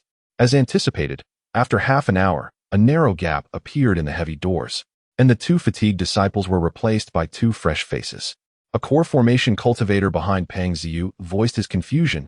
"Young master, the previous 2 were utterly exhausted. At this distance, they would be unable to react in time and could easily fall victim to us. Why wait for now to strike, when we could have acted before with the fatigued guards?" Pang Ziyu smiled enigmatically. "You shall soon understand." The 3 core formation cultivators then fixed their gazes upon the doors, witnessing the newly stationed disciples silently swing the doors wide open, fully unveiling the entrance. Upon completing this task, they ignited a torch, seemingly signaling a prearranged cue. In an instant, the 3 core formation cultivators grasped the implications. Those 2 were already planted within the heavy artifact hall by Pang Ziyu. The doors of the hall, forged from solid white iron, required the concerted effort of at least 2 core formation cultivators to force open, a process that would undoubtedly deplete considerable spiritual energy. Now, with internal assistance, their task was rendered significantly simpler. Young Master S. foresight is truly commendable. The trio expressed their admiration. Pang Ziyu offered a slight smile before lowering her voice. "Do you remember what I mentioned before our arrival?" One promptly replied, "Indeed, we must achieve a swift resolution. Our singular target is none other than Ling Xian." Pang Ziyu nodded, asserting that capturing Ling Xian alive and completely obliterating his future would constitute their greatest triumph. She added with a hint of regret, "Alas, the stormy rain sect unexpectedly reinforced the thorny forest, compelling us to dispatch most of our core formation cultivators as well. Otherwise, I would have brought along 2 additional cultivators to assist in capturing Ling Xian." The 3 cultivators beside her chuckled. "Young master, there is no need for such caution. Have you forgotten? Ling Xian is merely at the peak of the foundation establishment stage. Indeed, he likely harbors lofty aspirations of achieving a perfect golden core," another chimed in. "I doubt he has even gathered a complete set of treasures necessary for such a feat." You mentioned prior that there is only one core formation cultivator within the heavy artifact hall. With our 4, capturing Ling Xian should be a mere formality. Pang Ziyu shook her head. Caution remains imperative. I do not believe Ling Xian is so easily subdued. However, there is no need for concern, should any unforeseen circumstances arise. I have contingencies in place. The 3 individuals marveled at the young master, acknowledging his profound foresight and meticulous consideration, despite his youth. Very well, let us proceed. Pang Ziyu chuckled lightly. The 4 figures glided across the ground and soon arrived at the entrance. There, 2 disciples were stationed, one of whom was Li Tai. Upon seeing Pang Ziyu, he immediately knelt respectfully, acknowledging the young master. Pang Ziyu nodded, instructing them to remain vigilant and await his command to activate the formation. Understood. The 2 replied, nodding in affirmation. The 4 continued deeper into the Hall of Heavy Artifacts. At that moment, Elderly, feeling somewhat perturbed, exited her chambers for a patrol and swiftly spotted the 4. Without hesitation, Pang Ziyu commanded, eliminate her. She is a staunch loyalist of Nangong Yun. The 4 cultivators at the core formation stage surged forward to besiege Elderly. She immediately erupted in rage, exclaiming, damn it, Pang Ziyu, how shameless of your Flying Frost sect to launch a covert attack. The ensuing clash of 5 core formation cultivators generated a tremendous uproar, awakening several disciples who were caught off guard. However, the aftermath of such a fierce confrontation was terrifying, leaving them unable to intervene. Ling Xian also stepped out of his room with urgency. Elderly bellowed, young master, flee. I will sacrifice my life to hold them off. Pang Ziyu's gaze flickered, commanding, do not let her escape. Yes. One of the cultivators in green, engaged in the assault on Elderly, shouted, suddenly striking out with a palm that sent her reeling. He then leaped into the air, his right hand morphing into a claw aimed directly at Ling Xian's throat. Yet, as Pang Ziyu had previously indicated a desire to capture him alive, he refrained from exerting his full strength, only employing 30% of his power. In the face of the oncoming assault, Ling Xian did not retreat or evade. Instead, he advanced boldly. Elderly closed her eyes in anguish, completely unprepared for the surprise attack on the Hall of Heavy Artifacts. The demeanor of Pang Ziyu and his companions indicated that they were indeed targeting Ling Xian directly. This was a meticulously orchestrated scheme. She felt a profound sense of guilt for her inability to protect him. However, in the next instant, a ferocious flame erupted from Ling Xian's palm, coalescing into a miniature fire phoenix that surged towards the green-clad cultivator's right hand. 9th Yang Divine Phoenix Technique, First Form. With a resounding crash, their attacks collided. The green-clad cultivator's right arm was instantly engulfed in flames. Ah! He screamed in agony as the fabric of his robe was reduced to ash. His skin sizzled under the intense heat, the searing pain penetrating to the marrow. Yet, even amidst such torment, the green-clad cultivator did not retract his hand. Instead, he resolutely grasped for Ling Xian's throat, believing this to be the life-preserving trump card Ling Xian had concealed. After all, he was the young master of the Qingxian sect. Nangong Yun undoubtedly bestowed upon him certain means to unleash an assault equivalent to that of a core formation practitioner. However, once again, he miscalculated. Before his eyes, a blur occurred, and his clawed hand grasped only at the air. The azure-robed practitioner momentarily froze, and in the next instant, a chilling voice resonated from behind him. Do not search any longer. I am right here. Boom.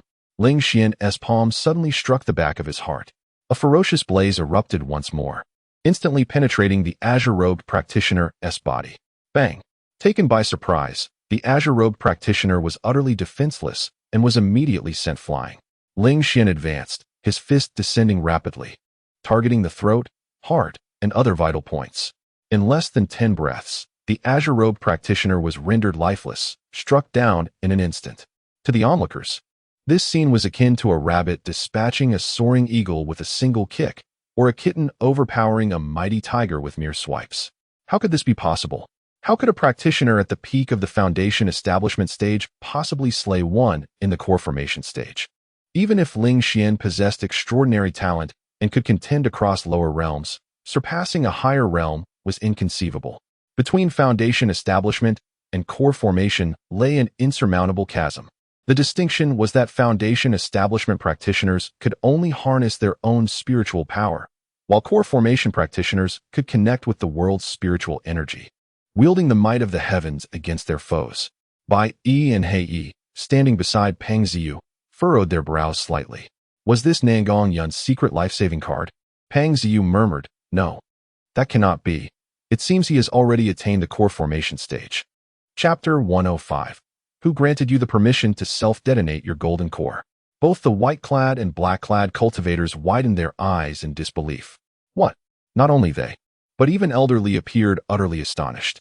You mean to say that our young sect master has reached the golden core stage? What? How was I unaware of this? Ling Xian proclaimed loudly, "Elderly, I am here to assist you." Elderly hastily replied, "Young master, I am unaware of your circumstances. But should you have merely just entered the golden core stage, you would undoubtedly be unable to contend with seasoned cultivators who have advanced for years.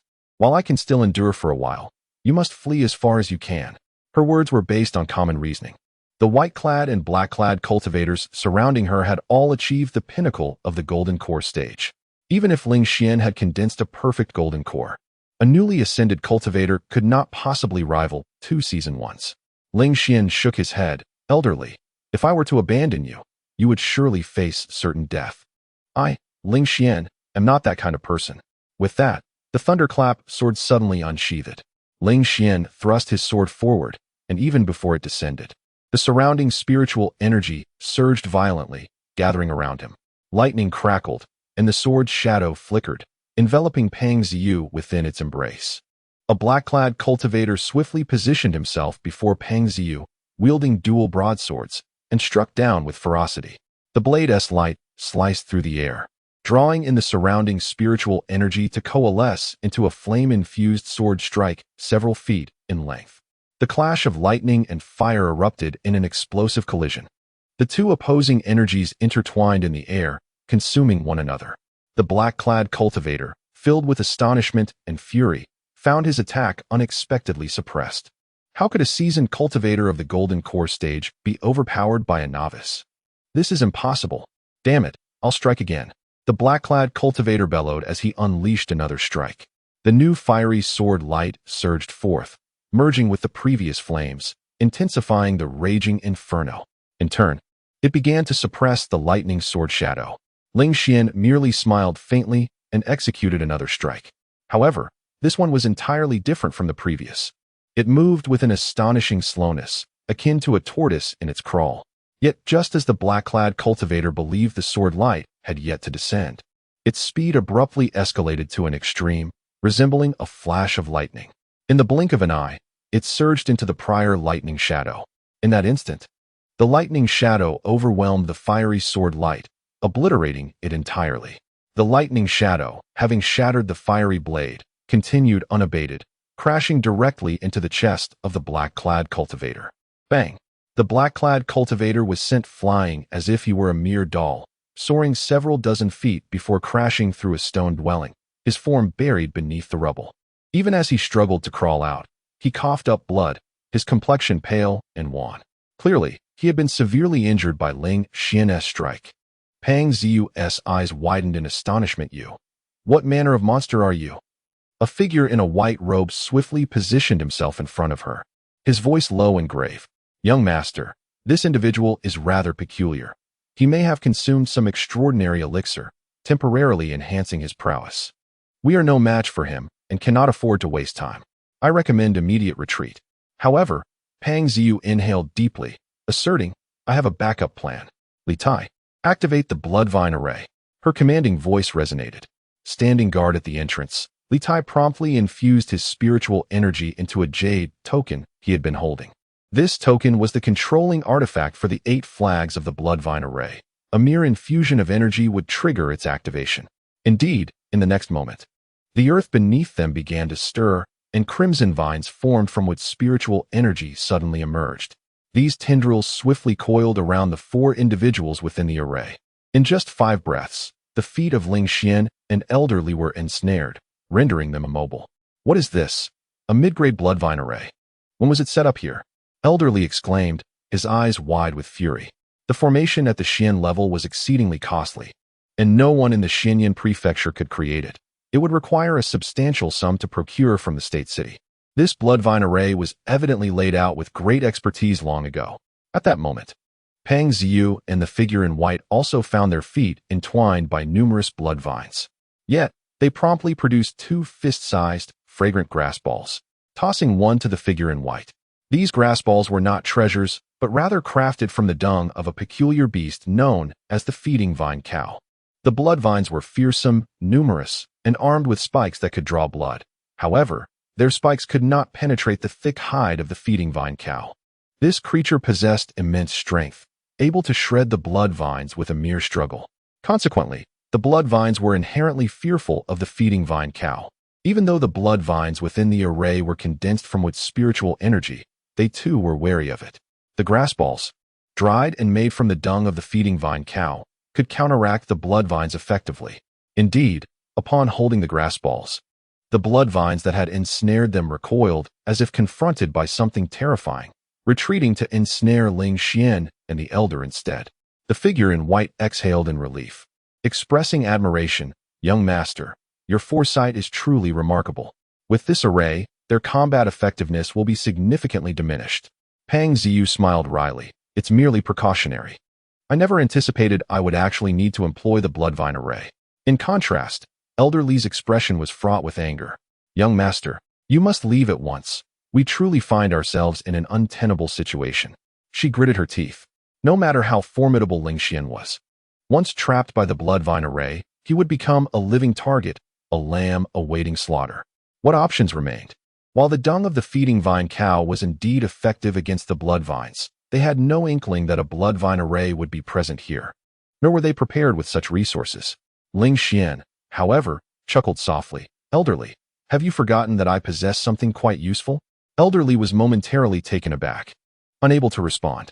As Pang Ziyu and the white-robed cultivators swiftly advanced, they did not resemble those inept antagonists who merely linger in place, wasting precious moments with empty rhetoric. Seizing the opportunity while Ling Xian was ensnared by the bloodvines, they aimed to swiftly incapacitate his combat prowess. Pang Ziyu's whip lashed out with sudden ferocity, while the white-robed cultivator brandished a spear, targeting Ling Xian's heart with deadly intent. In the face of their fierce assault, Ling Xian took a deep breath and unleashed the heart fire of the Azure Lotus.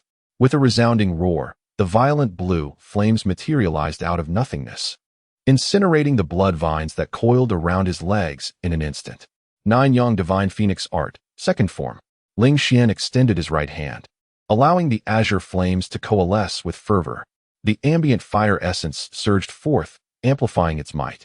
Within moments, a blade of azure flame, over 3 yards in length, formed in his grasp, radiating an intense heat that instilled a profound sense of peril in both Pang Ziyu and the white-robed cultivator.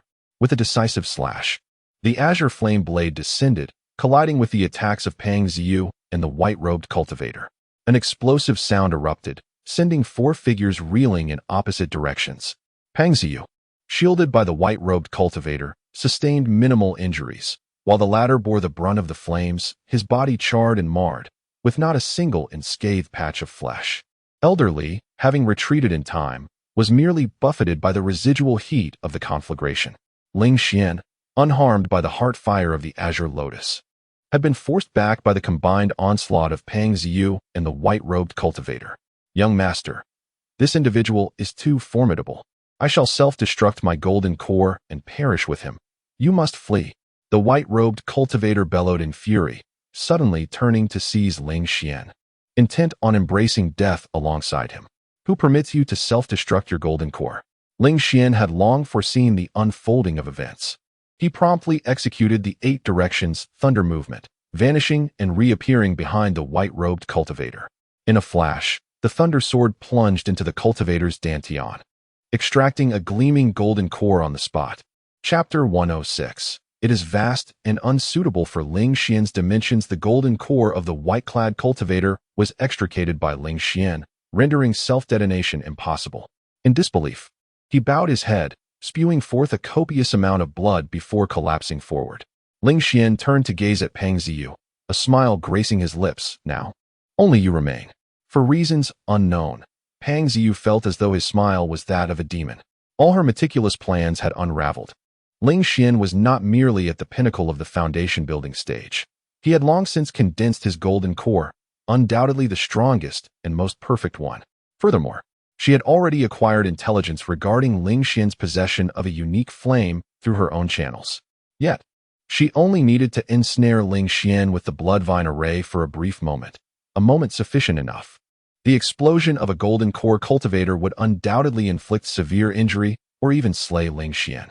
However, his reaction was swifter than any of theirs. As the blood vines began to entwine his feet, he unleashed the unique flame, incinerating the vines entirely.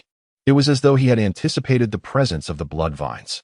At this thought, Pang Ziyu cast a furious glance at the entrance, where Li Tai appeared flustered.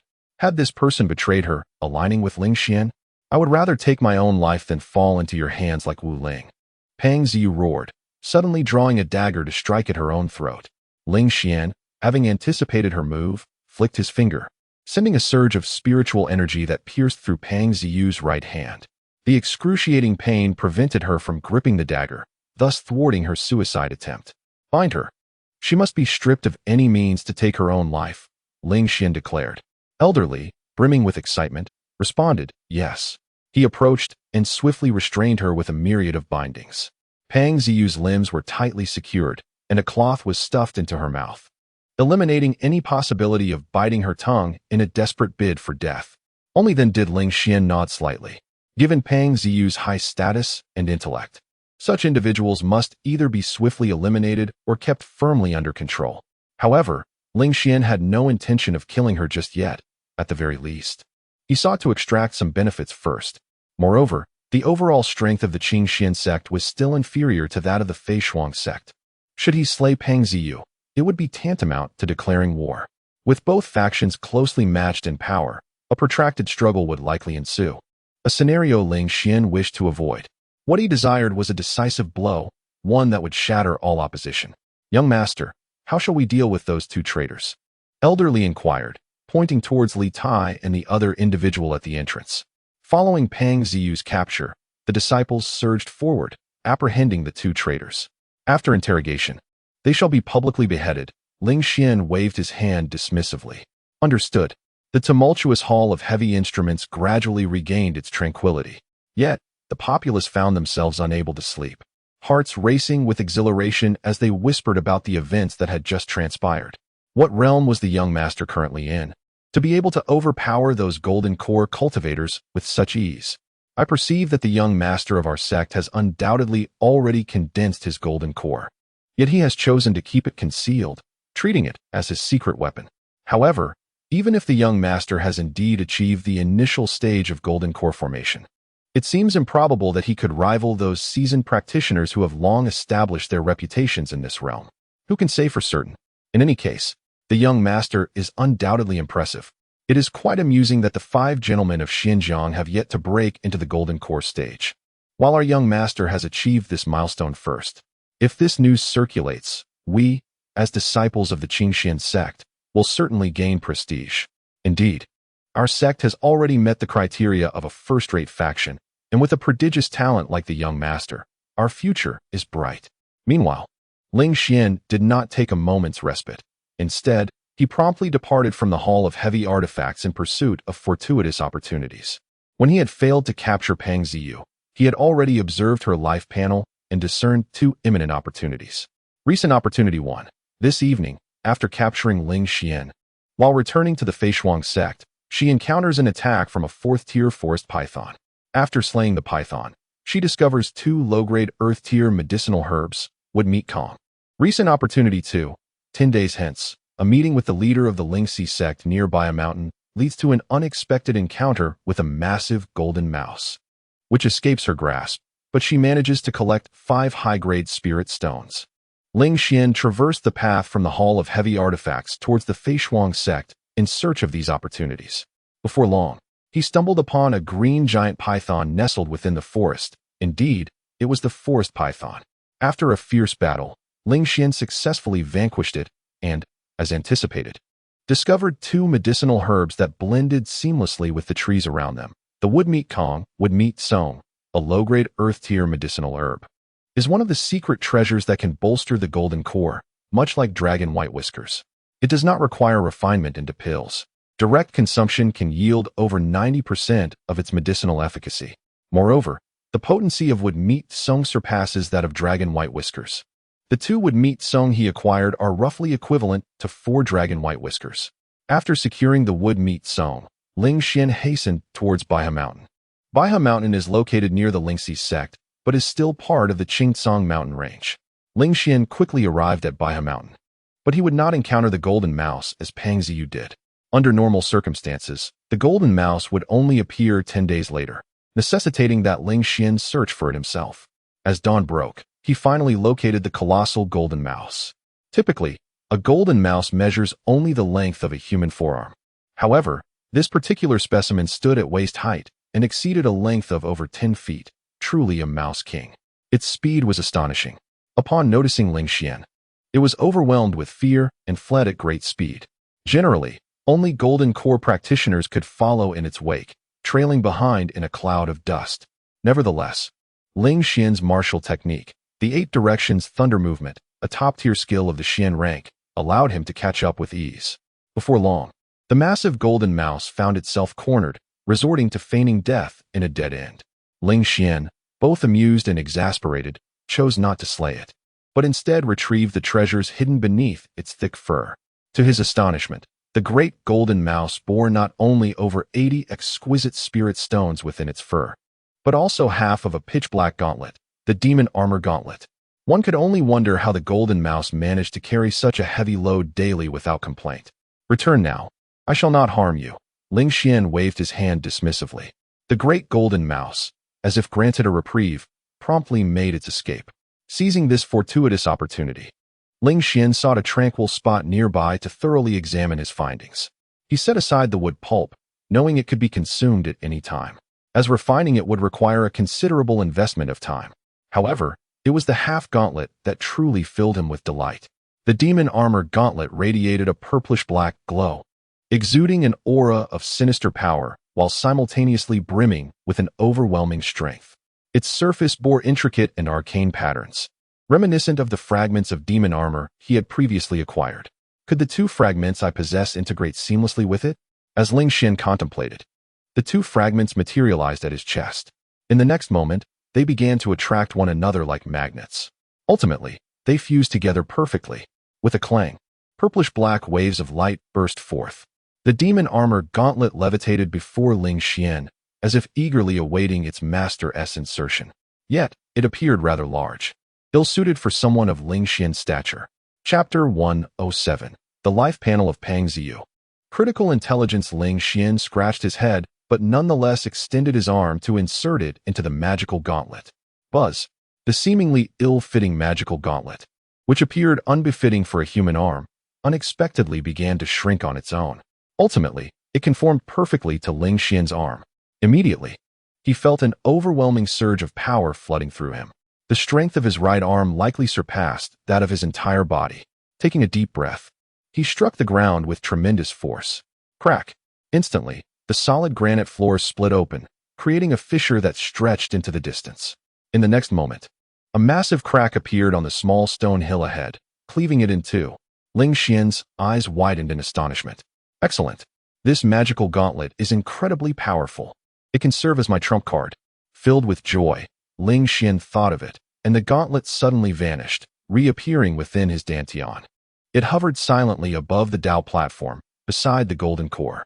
With just a thought, it could materialize again, assisting its master in battle and vanquishing all foes. Before long, Ling Xian returned to the heavy weapon hall and arrived at the prison.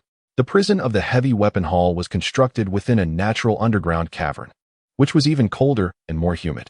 Those confined here endured the torment of icy air every moment. Consequently, the guards had to wear thick robes. Upon Ling Xian's arrival, 2 Foundation establishment disciples were stationed at the entrance. Ling Xian recognized them as elder disciples of the Qingxian sect, not recent additions. He glanced at their life panels and found no discrepancies, confirming their loyalty to the sect. Greetings, young master. The 2 disciples immediately bowed respectfully upon seeing Ling Xian, their admiration evident on their faces. Ling Xian nodded slightly, instructing them to take him to Pang Ziyu's cell. Yes, sir. As they passed numerous cells along the way, they observed only 2 types of prisoners: traders and rogue cultivators who had committed various misdeeds. Following an inquiry, the outcomes for these individuals were invariably grim. Either their dantians were destroyed and they were released, or they faced public execution. Before long, Ling Xian reached Pang Ziyu. Her cell was located at the deepest part of the underground prison, even more damp and chilling. By the way, young master, these items were confiscated from Pang Ziyu. An elderly instructed us to deliver them to you personally. The disciple on the left presented several items. They included a storage ring, a whip, and a necklace. Ling Xian examined them in succession. Inside the storage ring, he found over 100 high-grade spirit stones and some spiritual artifacts, none of which piqued his interest. Finally, he discovered a bottle of recovery pills hidden in the corner of the storage ring, which prompted a satisfied nod from him. As for the whip and necklace, they were both low-grade spiritual artifacts. After retrieving the contents of the storage ring, Ling Xian instructed the nearby disciple to take the remaining items to be deposited in the sect's treasury. At this moment, Pang Ziyu also caught sight of him. She remained bound, her mouth stuffed with cloth, rendering her unable to articulate a word. Instead, she could only glare at Ling Xian with eyes full of resentment. If glances could kill, Ling Xian would be 1,000 wounds deep by now. Ling Xian smiled in silence, meticulously examining the life panel of Pang Ziyu. Name, Pang Ziyu. Realm, entry level of the core formation stage. Destiny, a disciple of the sect, possessing a modicum of fortune. With beauty that could make fish sink and wild geese fall, an astute mind, and a body of purple lightning. Fate, ultimately reaching the consummation of the core formation stage. A life filled with many tribulations, yet ending peacefully. Recent opportunity, in 2 months. The Alchemy King's cave will soon be opened, and Pang Ziyu will be brought back to the Flying Frost sect by her father, Pang Longxiang, in exchange for a broken array jade plate. Recent turning point. In 2.5 months, upon entering the Alchemy King's cave, she will suffer severe injuries from the formation, on the verge of death, but will be saved by the leader of the Lingxi sect. Ling Xian furrowed his brow slightly. The Alchemy King's cave is about to open? A broken array jade plate? This is crucial information. The Flying Frost sect had long discovered the third Alchemy King's cave and had been working to decipher the formation, even inviting a master array maker from another cave under the pretense of repairing their Mountain Gate S formation. However, the exact location of the Alchemy King's cave had never been disclosed, with the only certainty being that it lay within the thorns. It appears that in just 2 months, the Flying Frost sect will use the broken array jade plate to access the Alchemy King's cave. Indeed, it seems that only the broken array jade plate could be used to exchange for Pang Ziyu. Ling Xian pondered thoughtfully. According to his plan, Pang Ziyu must not be allowed to escape. She must pay the price for her folly. However, given the existence of the broken array jade plate, letting her go is not entirely out of the question. Moreover, once Pang Ziyu enters the Alchemy King's cave and is severely injured by the formation, such a future is easily alterable. With just a slight manipulation, she could go from being gravely wounded to lifeless. With this thought, Ling Xian felt a sense of satisfaction. He then turned away, disregarding Pang Ziyu's resentful gaze, leaving her with a gradually shifting expression from hatred to bewilderment. He came all this way, spoke not a word, merely to observe me? What on earth is this person doing? Upon leaving the underground prison, Ling Xian returned to his courtyard and retrieved the wooden meat paste he had acquired earlier, preparing to commence his cultivation. Not long into his practice, a fragrant breeze wafted through. Soon after, he heard the delighted voice of Nangong Yun. "Xianer, have you condensed your golden dan?" Ling Xian looked up to see a figure in a loose, pale white long dress entering his view. The beautiful master, not adorned in palace attire, wore a casual and relaxed dress, likely meant for leisure. Ling Xian smiled helplessly. "Elderly must have informed you?" Nangong Yun covered her mouth with a light laugh. "Of course. Such monumental news, Elderly told me at the first opportunity. Come, tell me what you've condensed. Is it a perfect golden dan?" Her expression was one of eager anticipation, so much so that she usually referred to herself in the first person, yet now she used I in addressing Ling Xian. Ling Xian nodded.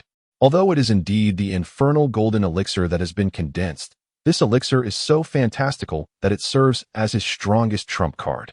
Therefore, he acknowledges that what has been condensed is the perfect golden elixir, rather than the infernal golden elixir that surpasses it." "Very well," Nangong Yin exclaimed, her expression one of delight as she repeated the word several times. She then inquired, elderly mentioned that last night. Pang Ziyu and others launched a surprise attack on the heavy artifact hall. Xianer, you must have recently broken through to the Golden Core realm. How could you? Ling Xian had long prepared an excuse. Master, I was well prepared for their arrival. Under such circumstances, I naturally would not act in a panic like others. Furthermore, have you perhaps forgotten, Master, that I have tamed the heart fire of the Azure Lotus? My combat prowess far exceeds that of ordinary Golden Core cultivators. Nangong Yun nodded slightly, acknowledging his point. Indeed, with such a trump card, Xianer would find it effortless to deal with typical Golden Core practitioners. However, Xianer, the news of your breakthrough to the Golden Core realm will spread swiftly. You must be prepared. A cultivator so young and brimming with potential will undoubtedly cause a stir in various circles. Ling Xian nodded subtly.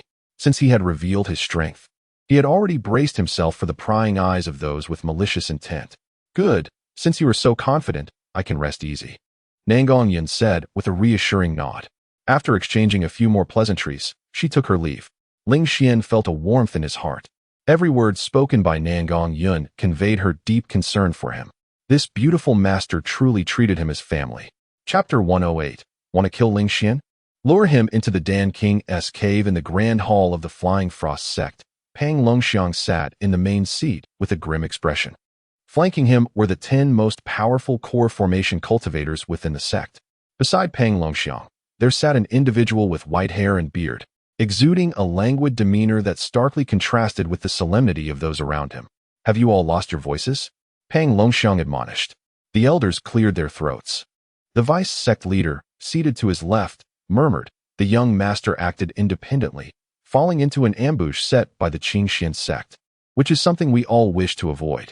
The elder nodded in agreement, adding, however, I implore the sect leader to exercise restraint. It is unwise to engage the Qingxian sect at this moment. The second elder interjected, the people from the Stormy Rain sect remain in the Thorns Forest. We cannot ascertain their true intentions, nor do we know if they are aware of the Dan King's cave. The vice sect leader continued. If we declare war on the Qingxian sect now, while the Stormy Rain sect also takes action from the north, we would find ourselves embroiled in a two-front battle, which would be exceedingly perilous. Suppressing his anger, Pang Longxiang demanded, then what do you propose we do? The vice sect leader replied solemnly. The young master previously claimed that Master Su was attacked while passing through Feiyu City, which led to the conquest of the city. This situation is indeed troublesome. I suggest that we temporarily release some of the captives to demonstrate our sincerity. We can then negotiate with the Qingxian sect on how to secure the young master's return. After all, we are not in a position of advantage in this matter. The elder immediately advised, sect leader, negotiations need not yield immediate results. Stalling for time would suffice. He gazed at the white-haired elder. Once you summon Master Su to decipher the formations of the Dan King's cave, we can seize all its treasures, significantly enhancing our sect's strength. At that time, we might even enlist the aid of the Heavenly Water sect. Even if we faced both the Stormy Rain sect and the Qingxian sect simultaneously, we would still hold the upper hand. The other elders voiced their agreement, all opposing immediate action against the Qingxian sect, advocating instead for a delay while awaiting the opening of the Dan King's cave. Pang Longxiang took several deep breaths. After all, Pang Ziyu was his own daughter. His earlier anger stemmed from a father's perspective, but viewing the situation from the angle of the sect leader, it was clear that biding time until the Dan King's cave opened was indeed the most prudent course of action. Very well, we shall delay, but we must ensure Ziyu's safety, Pang Longxiang stated solemnly. Understood, I will personally handle the negotiations. The elder took on this responsibility. Pang Longxiang surveyed the room and added, there is another matter. We have some operatives within the heavy weapon hall who reported back on last night's events. Upon hearing this, the assembly perked up, eager to understand why Pang Ziyu led 3 core formation cultivators to raid the heavy weapon hall, only to end up losing 3 of their own while capturing 1. Pang Longxiang spoke gravely. Ziyu's assessment was correct. There was only 1 core formation cultivator in the heavy weapon hall. Yet we overlooked another individual, Ling Xian. The deputy sect master was momentarily taken aback, then swiftly comprehended the implication. This person has achieved the Golden Core stage? The Grand Elder and Second Elder immediately countered, impossible. Absolutely impossible. How long has it been since he reached the pinnacle of foundation establishment? Even if he is the young master of the Qingxian sect, He should not have gathered a complete set of treasures for perfect golden core formation. Pang Longxiang sighed deeply, urging them to abandon the notion of impossibility. Anything is possible. The 3 cultivators sent by Ziyu were slain by Ling Xian, who had also preemptively set up the Bloodvine array. Yet it failed to restrain him and was instead consumed by the exotic fire he tamed. One cultivator attempted to detonate his core to obstruct Ling Xian, buying time for Ziyu's escape, but Ling Xian skillfully maneuvered behind him and directly extracted his golden core, interrupting the detonation. Ziyu was also captured by Ling Xian himself. It could be said that the ambush by the 4 of them last night was entirely thwarted by Ling Xian alone. After Pang Longxiang finished speaking, the hall fell into an eerie silence. The sound of a pin drop could be heard. Every face was etched with horror and shock. Ling Xian, has he truly achieved the golden core stage? Possessing such formidable combat prowess, he must have a perfect golden core. A being of such caliber has even tamed an exotic fire. It is utterly terrifying. The Shuangguang prefecture is likely but a mere puddle for him. Ling Xian is destined to become a figure of great renown throughout Yuzhou. However, the more formidable he becomes, the more restless they are in opposing the Qingxian sect and Ling Xian. I have already conveyed this news to the Tianshui sect. Sect Master Zhuang himself spoke with me, Pang Longxiang stated gravely. In the hall, expressions turned serious, and all eyes were immediately fixed upon Pang Longxiang. The Feishuang sect has always been closely aligned with the Tianshui sect. Zhuang Macho's words must be heeded and treated as commands. Pang Longxiang intoned. The sect master expressly stated, kill him. Should the opportunity arise, he must be slain. The elders' hearts tightened. Even through Pang Longxiang's relay, they could sense Zhuang Macho's unmasked murderous intent. After all, during the grand ceremony of 100 sects, Ling Xian had brought great shame to the Tianshui sect. Zhuang Macho had long desired to eliminate him swiftly. However, the Tianshui sect is too far removed from the Qingxian sect and has yet to find a suitable pretext to act. Deputy Sect Master. With Ling Xian possessing such talent and strength, he indeed deserves to be killed, but I suspect Nangong Yun will surely bolster his protective measures. The Grand Elder nodded. Indeed, it is not as simple as deciding to kill him. At this moment, the white-haired elder, who had remained silent, suddenly spoke. Want to kill him? Simple. Lure him into the Danwang cave. Pang Longxiang was taken aback and promptly inquired, Master Su, what do you mean? Master Su replied calmly, this 3rd Danwang cave is not only protected by formations preventing outsiders from entering, but it is also riddled with deadly traps within. Once I have deciphered the array within the Danwang's cavern, I shall craft a unique array-breaking jade token for each of you, ensuring that you remain unharmed by the majority of the formations within the cave. However, for those who venture inside without this jade token, they shall face insurmountable challenges, and a single misstep could lead to their untimely demise. Pang Longxiang's eyes sparkled with realization, and the other elders seemed to have grasped the implications as well. The deputy sect leader promptly exclaimed, Master Su speaks wisely. We can certainly exploit this to our advantage. Why not draw the Stormy Rain sect into the fray as well? The Grand Elder nodded in agreement. Yet, we must play our parts convincingly, feigning that we are compelled to compromise, thus allowing them to enter the Danwang's cavern alongside us. Otherwise, they will undoubtedly grow suspicious. Indeed, the other elders concurred, nodding vigorously. Pang Longxiang, filled with gratitude, immediately rose and deeply bowed to Master Su, exclaiming, Thank you, Master Su. I am profoundly grateful. Inviting you here has proven to be the wisest decision of my life. Master Su hastily assisted him to his feet, smiling as he said, During my travels in Jianda Prefecture, you once saved my life. This is merely a repayment of that debt. No need for such expressions of gratitude. Moreover, I am passionate about unraveling various formations, as it enriches my own understanding of the craft. The Grand Elder and Second Elder, among others, lavished praise upon the Venerable Elder's wisdom. The entire sect rallied behind Master Su, pledging unwavering support. Whatever he required would be provided without delay, and no excuses would be tolerated. Pang Longxiang declared in a booming voice. Understood. The others replied in unison. Chapter 109. The signal of the opening of the Dan King's cave, Qing Tung Gate, within the verdant bamboo grove.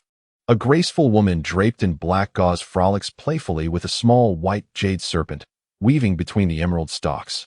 Not far away, A massive bear with glossy black fur lazily indulges in honey from a beehive it clutches. As the bees emerge in fury to attack the bear, their stings fail to penetrate its thick fur, and instead, they fall victim to a swift swipe of the bear's paw. At that moment, a robust middle-aged man strides into the bamboo forest. The bear, instantly alert, rises on its hind legs and roars loudly, as if warning him to stay at bay. The man, with a hint of resignation, recalls, "When you were just a cub, I entrusted you to Yuhong." The bear continues to roar defiantly. With a sigh, the man retrieves a jar from his storage ring, opens it, and tosses it towards the bear. The roaring ceases immediately as the bear joyfully embraces the jar, eagerly consuming the honey, allowing the man to proceed. What has happened to the Li Huatian Mang? It has grown remarkably fast since the 100-gate ceremony. The middle-aged man muses. The woman in black halts, chuckling lightly, who knows? After all, it is an ancient aberration.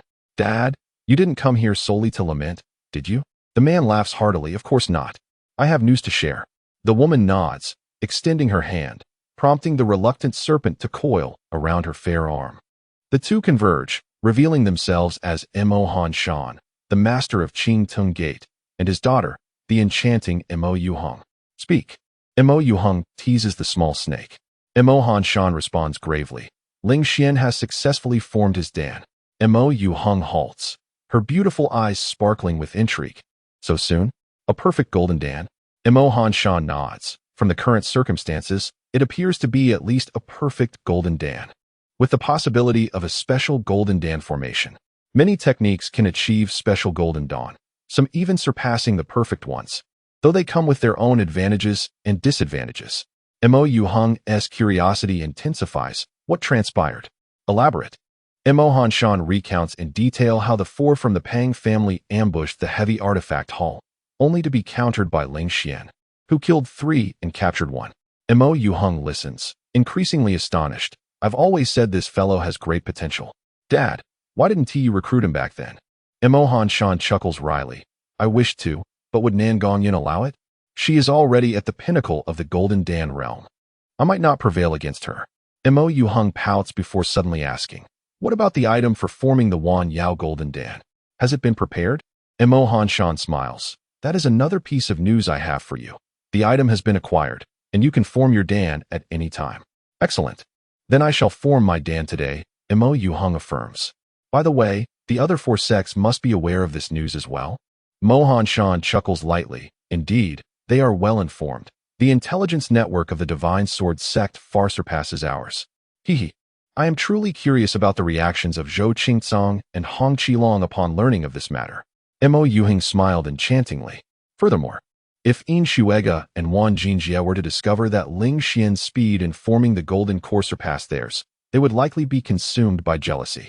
At the Sacred Sword sect, within a forbidden area, 7 towering stone swords, each exceeding 10 zhang in height, stand resolutely, piercing the earth and defying the heavens. Their surfaces are imbued with the wear of time, as if they have witnessed the passage of countless ages. At the center of these 7 colossal swords sits a figure, Zhou Qingcong. With eyes tightly shut, he gathers an intense aura, as though a sharp sword is coalescing behind him. Yet, at the moment the sword's essence reaches its zenith, it shatters spontaneously. Zhou Qingcong's complexion pales slightly, prompting him to retrieve and consume a healing elixir. Nevertheless, he persists in the arduous task of reconstituting the sword. This cycle of attempt and failure repeats a total of 6 times. However, when he attempts to coalesce for the 7th time, his body can no longer endure the strain. He suddenly opens his eyes and expels a mouthful of blood. His visage wan. A tall, slender man promptly steps forward to support Zhou Qingcong. Master, I have failed once more. I have reached the 6th kill but cannot attain the 7th to crystallize the 7-kill sword Dan. Zhou Qingcong sighs deeply. Luo Chaotian smiles reassuringly. It is of no consequence. The 7-kill sword Dan possesses formidable lethality. Only our sect's founding ancestor has succeeded in its formation. You have merely faltered 3 times. It is no cause for alarm. Zhou Qingcong furrows his brow, yet each failure consumes a significant quantity of high-grade mystical treasures. The first time, I faltered at the 2nd kill, wasting 10 treasures. The 2nd time, I halted at the 5th kill, expending 25 treasures. The third time, I reached the sixth kill, depleting 30 treasures. Master, these treasures could have been utilized for other disciples. Luo Chaotian's smile remains warm. You are my most gifted disciple. If these resources are not allocated to you, to whom should they be given? Zhou Qingcang feels a swell of gratitude within him. Master understands that you still blame me for the events of the third round of the 100 Sects Grand Ceremony. I am aware that your nature is overly upright. I was at fault in that matter. Luo Chaotian reflects with a gentle sigh. Zhou Qingcang quickly responds, No, disciple dares not blame you. In my youth, I was merely a shepherd. Had it not been for your guidance, I would still be a simple cowherd, devoid of today's accomplishments. Luo Chaotian pats his shoulder. Everything I do is for your benefit. It is a pity about that tiny, nourishing soul, Dan. Zhou Qingcang instantly feels a pang of guilt. By the way, I have good news to share, Luo Chaotian announces with a smile. Master, please do tell, Zhou Qingcang prompts eagerly. Your friend, Ling Xian from the Qingxian sect, has successfully formed his golden core. Luo Chaotian continues, recounting the events that transpired in the Hall of Heavy Artifacts. Ling Xian's golden core is likely above the perfect grade, though its precise quality remains unknown. Zhou Qingcang exclaims joyfully, Is that true? This is indeed splendid news. I envy him for being able to condense the special golden elixir. Luo Chaotian smiled warmly, saying, You too can achieve this. The 7-kill sword elixir is the pinnacle of martial prowess. Once you condense it, there will be no rival in your realm. At that time, you may challenge him. Yes, I shall commence the condensation anew. Zhou Qingcang's eyes shimmered with excitement, the gloom in his heart dissipating, allowing him to immerse himself more swiftly in his cultivation. Very well, I shall attend to the affairs of the sect, Luo Chaotian replied, still wearing a kind and gentle smile. Yet, upon leaving the forbidden grounds, that smile abruptly vanished, replaced by a cold demeanor. A disciple cannot surpass a sun. The tranquil days of cultivation are always fleeting. During this period, Feishuang sect seemed to have softened, initially returning some of the detained Qingxian sect disciples, and subsequently sending representatives to negotiate the redemption of Pang Ziyu. However, discussions regarding compensation remained unresolved. Time dragged on, extending to 2 months. At this moment, within the Hall of Heavy Artifacts, Ling Xian refined the last of the replenishing elixirs and slowly opened his eyes. Throughout this time, he had refined all the replenishing elixirs and wood meat paste, achieving remarkable progress in his cultivation, having vaguely touched upon the threshold of completion. Regrettably, time was running out, and he had exhausted his supply of replenishing elixirs. Otherwise, Ling Xian believed that with another half-month, he could have entered the realm of golden elixir completion. Calculating the time, it was nearly upon him. Ling Xian leapt gracefully to the highest peak of the Hall of Heavy Artifacts, gazing toward the north. After the duration of a single incense stick, a towering beam of light abruptly emerged from the thorny north, piercing the heavens and enduring without waning. This tremendous commotion instantly captured the attention of all nearby cultivators and mortals alike, sending ripples of shock throughout. Those in proximity hastened toward the direction of the light beam. Ling Xian's eyes sparkled with anticipation. The Danwang Cavern has been unlocked. Chapter 110. Do you wish to retrieve Pang Ziyu? Offer treasures and exchange the thorny forest. Once alive with the roars of tigers and the cries of monkeys, now lay in eerie silence. After all, it was uncommon to see so many nascent soul cultivators congregating in the vicinity of thorny forest. While the beasts would occasionally vocalize to proclaim their ferocity, should nascent soul cultivators attempt to do the same, it would be tantamount to courting death. At that moment, dozens of nascent soul cultivators had already arrived. The Qingxian sect and Lingxi sect had reached the scene but were thwarted by the Feishuang sect at the forest threshold. Meanwhile, the Rainstorm sect had assembled a contingent of nascent soul cultivators on the opposite bank, poised for action. Such a commotion could hardly go unnoticed. To remain oblivious would be sheer foolishness. Ling Xian, along with Nan Gongyun and other nascent soul cultivators, stood outside the thorny forest. Pang Sectmaster, what is the situation within the thorny forest? Is it the emergence of a great treasure? Nan Gongyun inquired with a smile. Pang Longxiang's countenance darkened, and he remained silent. The master of the Lingxi sect also smiled and said, Pang Sectmaster, our Lingxi sect and Feishuang sect have always shared a brotherly bond. Might you enlighten us? From a distance, a commanding voice echoed. Pang Longxiang, Do you truly believe that your single sect can withstand the combined might of our three sects, along with so many rogue cultivators? Ling Xian turned to see the master of the Rainstorm sect standing across the river. Upon hearing this, the rogue cultivators, barred from entering Thorny Forest, began to stir. Such an astonishing occurrence could only signify the revelation of a significant treasure. Even if they could not claim the ultimate prize, surely they could partake in some share. Pang Longxiang's expression wavered, a tempest of emotions crossing his face. After a prolonged silence, he finally conceded, "Very well. I shall inform you that the recent commotion was caused by the opening of the Alchemist King's cave." At this revelation, a collective gasp resonated among the assembled cultivators, swiftly replaced by expressions of exhilaration. The treasures of the Alchemist King's cave were well known to all present. The Sword of God sect had previously acquired one, filled with countless riches, including the Earthgrade Pill, Tai Nourishing Soul Pill, which enhanced one's physique. Such treasures were coveted by all. Not long ago, another Alchemist King's cave had surfaced near Coldwater Gorge in Qingshan City, but many who ventured there found it utterly devoid of treasures. It was believed that a third cave would not appear for another 7 or 8 years, yet here it was today. No wonder you barred our passage. You were already aware of the Alchemist King's cave's location and have been on guard against us. The master of the Rainstorm sect scolded. Pang, hoarding all the riches is unwise. Why not explore the Alchemist King's cave together? Suggested the master of the Lingxi sect with a smile. Nan Gongyun added with a slight smile, Pang sect master, even if the Feishuang sect desires to monopolize the Alchemist King's cave, it cannot do so alone. Let us 4 sects explore together. Pang Longxiang roared in fury. I have spent months employing a master of formations to dismantle the protective array and unlock the Alchemist King's cave. You think I will simply hand it over to you? Not a chance. The master of the Rainstorm sect sneered, refusing to comply?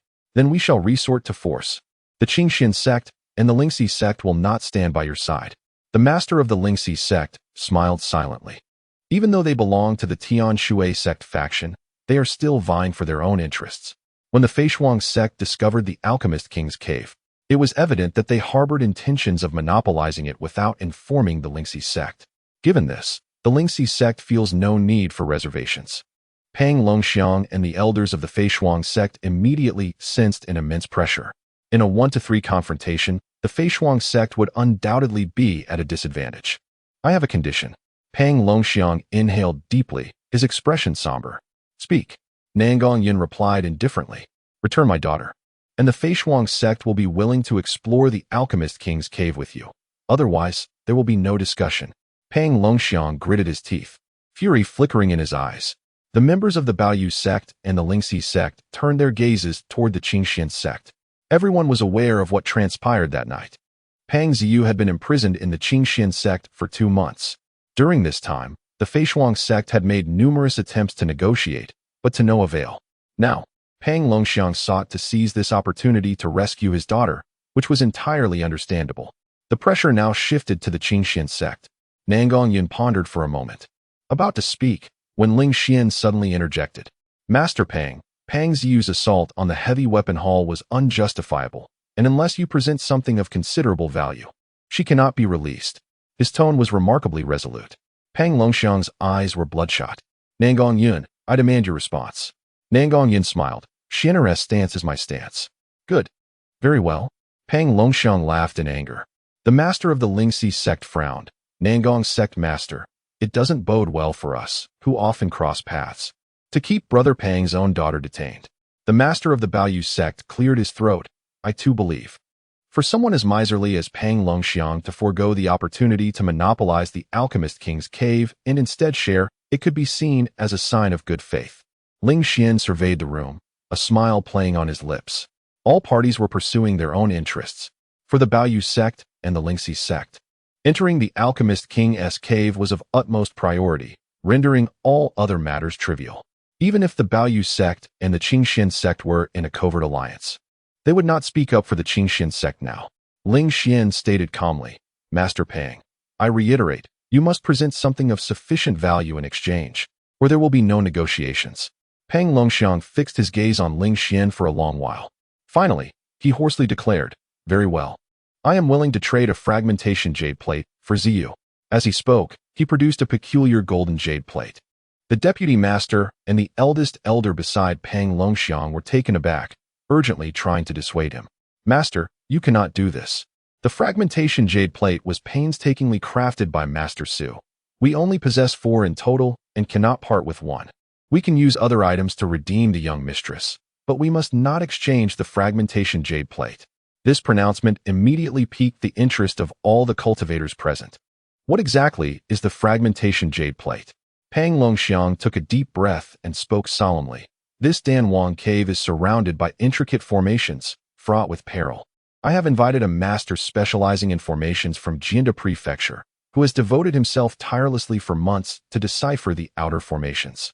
After much effort, he has crafted 4 jade tablets capable of breaking through portions of the formations to evade danger. With these, our exploration of the Danwang cave will be considerably safer. This item is indeed immensely valuable. As he spoke the last words, Pang Longxiang gritted his teeth, each syllable seemingly forced through clenched jaws. His tone and expression clearly conveyed the preciousness of the jade tablets. Initially, the Feishuang sect could have kept all 4 for themselves, but now they must part with 1. How could one not feel a pang of regret? Given the sincerity of sect master Pang, I shall reluctantly acquiesce. Ling Xian said with a faint smile. Elderly, would you kindly fetch Pang Ziyu? Yes. Pang Longxiang let out a sigh of relief. Meanwhile, the deputy sect master and the grand elder beside him pounded their chests in frustration, their expressions even hinting at resentment towards Pang Longxiang, as if blaming him for squandering such vital resources of the sect in his quest to save his daughter. The surroundings fell silent. Before long, Elderly returned with Pang Ziyu in tow, delivering her to Pang Longxiang. The father and daughter were finally reunited, shedding tears of joy. Pang Longxiang inhaled deeply, surveying the area. The Danwang cave had not yet fully opened. According to Master Su, it would still require at least another fortnight. I must first take my daughter back to recuperate. If anyone is concerned, feel free to send personnel to remain here. With that, he waved his hand and, accompanied by Pang Ziyu, transformed into a fleeting light and swiftly departed. The others, though still filled with doubt, decided to send personnel to establish a presence in the thorny wilderness. Chapter 111. The ultimate victor of the Alchemist King's Cavern turns out to be Xiao Fan. In the courtyard of the Flying Frost sect, Pang Longxiang embraced Pang Ziyu, both overcome with emotion. Ziyu, you have finally returned. They did not torment you, did they? Are you injured? Pang Longxiang inquired with deep concern. Pang Ziyu shook her head. No, they did not torture me, nor did they inflict any pain. They merely confined me in a prison cell. Pang Longxiang sighed in relief. That is good, very good. Father, I wish to enter the Alchemist King's Cavern as well. Pang Ziyu declared, her eyes bright with determination. I know you must have devised a plan. Pang Longxiang regarded his daughter with a proud smile. You are correct. I have indeed crafted a flawless strategy. Not only will we deal with Ling Xian, but we shall also ensure that the Qing Xian sect and the Stormy Rain sect meet their demise within. Once we emerge from the Alchemist King's Cavern, the southern region of Xinjiang will belong solely to our Flying Frost sect. Pang Ziyu exclaimed, her excitement tinged with a flicker of hatred. Father, you must promise me. Allow me to personally slay Ling Xian. The 3 cultivators I brought with me all perished at his hands, and I cannot accept this. Pang Longxiang nodded. Do not worry. When the time comes, I shall break Ling Xian's limbs and present him to you. You may torment him as you wish. Pang Ziyu then responded with a determined nod. Very well. I await that day eagerly. In the heavy weapon hall, Song Chaofeng stationed his men in the Thorns Forest, while Ling Xian and the others returned to the heavy weapon hall. Ling Xian settled into his courtyard, his gaze contemplative. When the Qing Xian sect secured the opportunity to explore the Alchemist King's Cavern, the life panels of all involved underwent a profound transformation, including Ling Xian's own. Destiny, stagnation at the minor completion of the core formation realm, perished after being drained of all vitality by Gu Sanqiu. Recent opportunity, in half a month, access the 6th stone chamber of the Alchemist King's Cavern and obtain 2 bottles of vitality restoration pills. Recent turning point, due to tampering with the arrayed jade plate. Pursued by Pang Longxiang, unable to resist, captured after losing my right leg. As for Nangong Yun, Song Chaofeng, Elderly, and others, their fates were no exception. They all met their ends at the hands of Gu Sanqiu, albeit in various bizarre manners. Poisoned by Gu Sanqiu. Drained of all vitality by Gu Sanqiu, turning into a desiccated corpse. Trapped by Gu Sanqiu's killing array, perishing from exhaustion. I had initially believed that the greatest threat within the Alchemist King's cavern would come from the Flying Frost sect.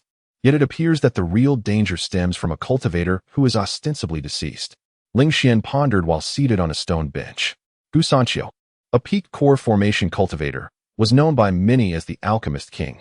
He had once concocted the precious Tai nourishing pill, which enhances physical constitution. It now seems he is far from dead. The previous two Alchemist Kings' caverns were likely mere facades, designed to lure more individuals into exploring the third. Now, the truth has emerged. Did Gu Sanqiu attract so many core formation cultivators to absorb their vitality and restore himself? Could it be that he is not dead at all, but merely requires the vitality of a core formation practitioner to cultivate? Regardless of the possibility, Gu Sanqiu remains an indomitable adversary. I must delve deeper into the circumstances surrounding Gu Sanqiu. Ling Xian promptly rose, eager to seek out Nangong Yun for further information. However, upon stepping outside the courtyard, he encountered Xiao Fan. Xiao Fan? What? Ling Xian casually glanced at his life panel, and suddenly his eyes widened in astonishment. Recent Opportunity 1. In half a month, stationed near the Dan Wang's cave, unexpectedly discovering a concealed entrance to the cave. Recent Opportunity 2. Upon entering the Dan Wang's cave, immediately falling into the Golden Sword formation, but due to the damage to the formation flags, it failed to activate. Hence, Xiao Fan traversed the Golden Sword formation, entering the third stone chamber marked with Tian, acquiring 2 soul-settling incense and fragments of the grass character sword manual. Recent Opportunity 3. After leaving the third stone chamber, continuing exploration without peril, arriving at the fourth stone chamber marked with Tian, obtaining a damaged formation flag of the 5 Ghosts Death formation. Recent Opportunity 4. Recent Opportunity 7. Accidentally discovering the existence of Gu Sanqiu, who had early on set up the 5 Ghosts Death formation nearby. Subsequently, under the pretext of Ling Xian encountering danger, deceiving Nangong Yun into entering Gu Sanqiu's ambush, igniting the soul-settling incense during their conflict, causing both to succumb to drowsiness, ultimately activating the 5 Ghosts Death formation to eliminate Gu Sanqiu and acquiring his storage ring. Ling Xian clicked his tongue in astonishment. What a revelation! So many core formation practitioners perished within the Dan Wang's cave, and in the end, no one attained the ultimate fortune. Even Gu Sanqiu, the mastermind, failed to execute his plan. Ironically, it was Xiao Fan who reaped the rewards. Nonetheless, this turn of events is fortuitous, as I can extract crucial information from Xiao Fan. The soul-settling incense and the 5 Ghosts Death formation are essential tools to confront Gu Sanqiu. Once I enter the Dan Wang's cave, I must secure them at the earliest opportunity. Moreover, Xiao Fan's fortunes are also quite beneficial, all ripe for the taking. Ling Xian nodded in satisfaction, casting appreciative glances at Xiao Fan. At this moment, Xiao Fan was preparing to dine. Upon sensing Ling Xian's inexplicable gaze of admiration, he instinctively shivered. Yet, he dared not exhibit any discontent, merely bowing respectfully to Ling Xian. "Young master, do you require anything of me?" Xiao Fan inquired cautiously. He had always harbored concerns about Ling Xian seeking retribution for past grievances. Although Ling Xian had yet to act on such thoughts, the more he refrained, the more Xiao Fan felt that Ling Xian was plotting something significant. Ling Xian smiled and waved his hand dismissively. "It's nothing. I simply find you to be quite commendable." Xiao Fan, upon hearing this, was left even more bewildered. However, he dared not ask further, awkwardly nodding in gratitude. "Thank you. Thank you for the compliment, young master." He then hastily retreated, moving quickly to avoid Ling Xian's peculiar gaze. Ling Xian, on the other hand, wore a look of increasing satisfaction. Before long, half a month had passed. As Pang Longxiang remarked, the luminous pillar of the Dan Wang cave gradually diminished over the past fortnight, revealing a dark entrance. Within stood a massive stone door towering over 3 zhang, intricately adorned with elaborate carvings. Thus, the Dan Wang cave truly commenced its unveiling. During this fortnight, news of the third Dan Wang cave had also spread, prompting numerous wandering cultivators to flock towards the thorny forest. However, the prominent sects from the north found themselves too distant from the thorny forest. If they dispatched insufficient golden core cultivators, they would miss out on the opportunity. Conversely, should they send too many golden core cultivators, their rear lines would be left vulnerable, providing enemies with a chance to exploit their weakness. After careful deliberation, the northern sects chose to abstain. As for the 5 sects of Xinjiang, they remained inactive, with many speculating they shared similar concerns, fearing that any action on their part might lead to others seizing the advantage. Outside the Danwang cave in the thorny forest, various factions gathered once more. A consensus regarding the exploration of the Danwang cave had been reached. Given the cave's perilous nature, only golden core cultivators were permitted entry. Each of the 4 sects could send a maximum of 10 individuals, while the rest would remain stationed outside to prevent the approach of demonic beasts. Of course, everyone was acutely aware that the real concern was not merely the beasts, but also the wandering cultivators. The latter lamented in despair, although they had been mentally prepared. Being wholly excluded by the 4 sects ignited a simmering frustration within them. Yet, they dared not express their discontent outwardly, as no one would concern themselves with the thoughts of these wandering cultivators. At this moment, Ling Xian and his companions were already well prepared. The remaining cultivators poised to enter were also brimming with energy. "Xianer, here is the array-breaking jade token. Protect yourself well," Nan Gongyun whispered. Ling Xian nodded, securing the jade token. Initially, he had expressed his desire to explore the Danwang cave to Nan Gongyun, who had initially refused. However, after his persistent persuasion, she eventually acquiesced, albeit with the stipulation that he must carry the array-breaking jade token. Although it had been tampered with to allow the Fei Shuang sect to track him, it was still useful at the outset, so he decided to keep it on his person for the time being. Ling Xian nodded slightly. He was thoroughly prepared. "Everyone, we from the Fei Shuang sect shall enter first," Pang Longxiang proclaimed loudly. With that, he was the first to step inside. The 9 members of the Fei Shuang sect followed closely behind him, including Pang Ziyu. Shortly thereafter, the Qingxian sect, the Storm Rain sect, and the Lingxi sect quickly followed suit. The exploration of the Danwang cave had officially begun. Chapter 112. I retaliated, albeit with a bit more force. With a resounding thud, the heavy stone door behind them descended with finality, ushering the group into the lair of the Pill King. Before their eyes lay a profound staircase descending into darkness, flanked by intricate and esoteric carvings that, upon closer inspection, induced a sense of dizziness. Peering down, the depths seemed unfathomable, as if leading into the belly of an unknown colossal beast. Ling Xian attempted to leap, only to realize that his height was no different from that of an ordinary mortal. It was evident that a powerful array was suppressing spiritual energy within the Pill King's domain. The others furrowed their brows, equally aware of this phenomenon. "We shall proceed first," Pang Longxiang declared, casting a glance at the 3 sect members trailing behind him, and led the disciples of the Flying Frost sect ahead. Their figures gradually succumbed to the encroaching darkness, vanishing from sight. A fleeting thought crossed Ling Xian's mind as he meticulously memorized the life panels of the 10 individuals from the Flying Frost sect. Pang Longxiang possessed considerable fortune, while the other 9 had scant prospects. A few among them soon fell victim to a poisonous array, gravely injured and ultimately perishing. However, this served as a reminder to Ling Xian, as he noted the locations of the deadly traps. The 3 members of the Qingxian sect soon followed suit. Yet, after traversing a stretch, they sensed something amiss. "Where are the footprints?" one of them inquired. The staircase was coated in a thick layer of dust. Moments ago, there had been footprints from the Flying Frost sect, yet they had inexplicably vanished. Nan Gongyun whispered, "What could have happened?" At that moment, a voice filled with astonishment reached them. It was Song Chaofeng. "Master, the members of Lingxi sect and the Rainstorm sect have disappeared." Ling Xian surveyed his surroundings. Apart from the profound darkness, there was nothing else. Indeed, the individuals from those 3 sects had vanished without a trace. After a brief contemplation, he retrieved the array-breaking jade tablet and infused it with spiritual energy. The tablet emitted a golden light, enveloping a radius of 3 zhang around them. The golden hue then transformed into a crimson glow. Nan Gongyun and the others felt a sudden jolt of apprehension. Over the past fortnight, they had utilized the array-breaking jade tablet. If there were no arrays within a 3 zhang radius, the golden light would remain unchanged. If an array existed and was breakable, the light would turn white, allowing them to dismantle it through the infusion of energy. If the array was unbreakable, the light would be red. Ling Xian's brow furrowed slightly as he stepped closer to the wall, yet the red light persisted. Let us advance a bit further, he suggested. The 10 members of the Qing Xian sect moved forward over Tianzhong, and Ling Xian invoked the jade tablet once more, but the light remained red. What does this signify? Song Chaofeng inquired, perplexed.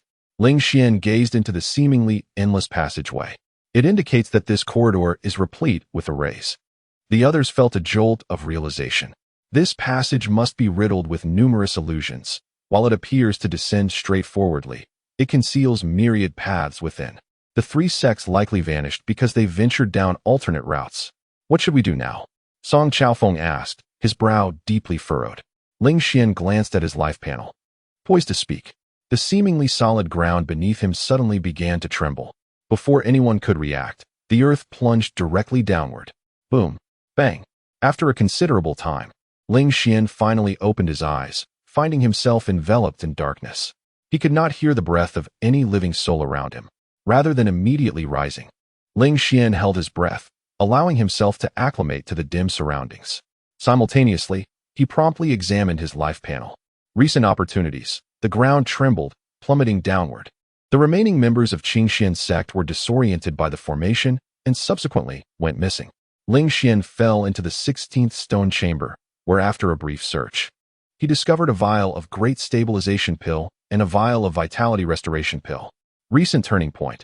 After leaving the 16th stone chamber, he exited the passageway only to encounter 2 cultivators from Lingxi's sect, who pursued him. He narrowly escaped, though he received a wound to his chest. Ling Xian raised an eyebrow. It seemed fortune was not on his side. Slowly, he rose to his feet, utilizing the faint light to survey his surroundings. This was indeed a spacious stone chamber. In one corner, he found a scattering of jade vials, though most were empty. Some contained pills that had long since lost their efficacy, crumbling into decayed remnants with the slightest touch. Ultimately, as the life panel indicated, he found 1 vial of Great Stabilization Pill and 1 vial of Vitality Restoration Pill. After acquiring these 2 items, Ling Xian did not hasten to leave the stone chamber, but instead concealed himself in a corner, listening intently to the sounds outside. As expected, within moments, he heard footsteps and the voices of 2 men conversing. Darn it, how did it end up being just the 2 of us? Indeed, this Pill King's cave is truly bizarre. The previous 2 Pill King caves were nothing like this. Should we seek treasures first, or what?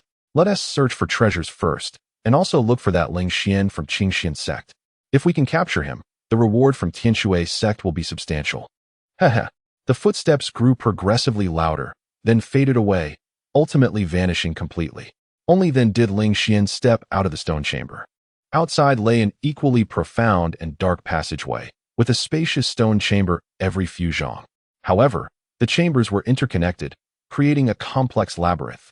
Guided by the insights from his life panel, Ling Xian adeptly avoided numerous traps and enemies. Yet aside from the initial 2 vials of pills, he acquired no treasures. Before long, he found himself standing before a sloping staircase, a sight he had encountered thrice before. This staircase seemed to lead to deeper levels. Given that his current level was named the human level, the next would presumably be the earth level, he mused. Confirming there was no immediate danger, he descended the staircase into the depths. Sure enough, not long after, he stumbled upon a stone chamber inscribed with several characters. Earth Character 7th. This was the 7th stone chamber of the Earth Character. At that moment, a sudden activation sound of a formation echoed from not far away, followed by the swift whoosh of sword lights. Ling Xian furrowed his brows, intending to retreat, when suddenly he heard a muffled groan from a woman. He smiled faintly and immediately rushed toward the sound. Indeed, he soon discovered a graceful figure ensnared within a sword formation. The blades whistled as the woman dodged left and right, yet her speed faltered slightly, leaving her vulnerable to injury with each evasive maneuver. The blood pooling on the ground was becoming increasingly abundant. This individual was none other than Pang Ziyu, someone Ling Xian was all too familiar with. The current predicament mirrored the scenario he had previously observed on Pang Ziyu's life panel, having entered the Alchemist King's abode not long ago. She had fallen into the trap of the formation and sustained grave injuries. Ultimately, it was the master of the Lingxi sect who happened upon her and rendered assistance. However, at this moment, it was evident that the Lingxi sect's leader had yet to arrive, leaving Ling Xian as her sole observer. Without hesitation, he produced the grass script sword book, and a surge of ink-like sword light abruptly manifested. The single stroke of calligraphy danced with the ferocity of a dragon and snake, striking with unmatched sharpness, far surpassing the sword lights within the formation. In the next instant, the ink sword light lunged toward the back of Pang Ziyu's heart. With a soft sound, Pang Ziyu was caught completely off guard by the dishonorable ambush and was instantly bisected by the grass script sword book. Her severed corpse collapsed amidst the sword formation as the relentless sword lights continued to whirl and slice, gradually reducing the body to an unrecognizable form. Ling Xian's expression remained calm as he turned to depart. This woman had deemed him a significant threat to the Fei Shuang sect, conspiring tirelessly to orchestrate his demise. Now, he had retaliated, albeit with a touch more severity than intended. With Pang Ziyu eliminated, Ling Xian felt a sense of satisfaction and promptly began to scour the lair for treasures. Chapter 113. No need to chase. They are already dead in the 17th stone chamber. Song Chaofeng evaded the attacks of 2 disciples from the Flying Frost sect, weaving left and right. Yet his body bore an increasing number of wounds. Behind him lay a senior elder of the Azure Xin sect, lifeless and riddled with injuries. A disciple clad in white sneered, "Song Chaofeng, surrender the manual. We have no desire to kill you. Such precious spiritual energy should not be squandered here." Another, robed in crimson, suddenly interjected with a laugh. "I offer you an alternative. You need not relinquish the manual." Taking a deep breath, Song Chaofeng replied, "Inform us of Ling Xian's whereabouts. Where did he go after becoming separated from you?" The man retorted sharply, "Spit it out." Song Chaofeng scoffed, "During my descent, I had long lost contact with the others. Even if I knew Ling Xian's location, I would never divulge it to you." The 2 men erupted into louder laughter. "Don't jest, Song Chaofeng. Who doesn't know of your past misdeeds? You were once entangled with an elder from the Qingting sect. Now, surrounded by no one from the Azure Xian sect, to whom do you pledge your loyalty? To the heir?" Song Chaofeng's expression grew solemn. "Indeed, I have erred in the past. However, I have resolved to be loyal to the Azure Xian sect and to Nangong Yun. I shall not betray them again. I, Song Chaofeng, am not a double-faced traitor." The laughter of the 2 disciples from the Flying Frost sect gradually faded, replaced by a chilling indifference. "You reject the path to survival and seek death instead? Very well, we shall send you to meet the King of Hell." They exchanged glances, smirking coldly, and simultaneously launched their assault against Song Chaofeng. Gritting his teeth, Song Chaofeng summoned the last vestiges of spiritual energy from his dantian to defend himself. Just then, an incredibly fierce flame erupted from behind the 2 disciples of the Flying Frost sect. They felt their hearts race, sensing an imminent threat, and immediately halted, forcing themselves to turn and counter the attack from behind. Boom! The azure flames engulfed the 2 of them. They screamed in agony as their robes turned to ash. Their bodies charred. By exerting their physical prowess, they barely managed to escape the flames, though they were already grievously wounded. You are Ling Xian." At that moment, they finally recognized the youthful visage before them, their shock palpable. "What do you seek from me?" "Death." Ling Xian chuckled lightly. Both disciples of the Flying Frost sect had attained the pinnacle of the core formation stage, although Ling Xian was only at the initial stage of core formation.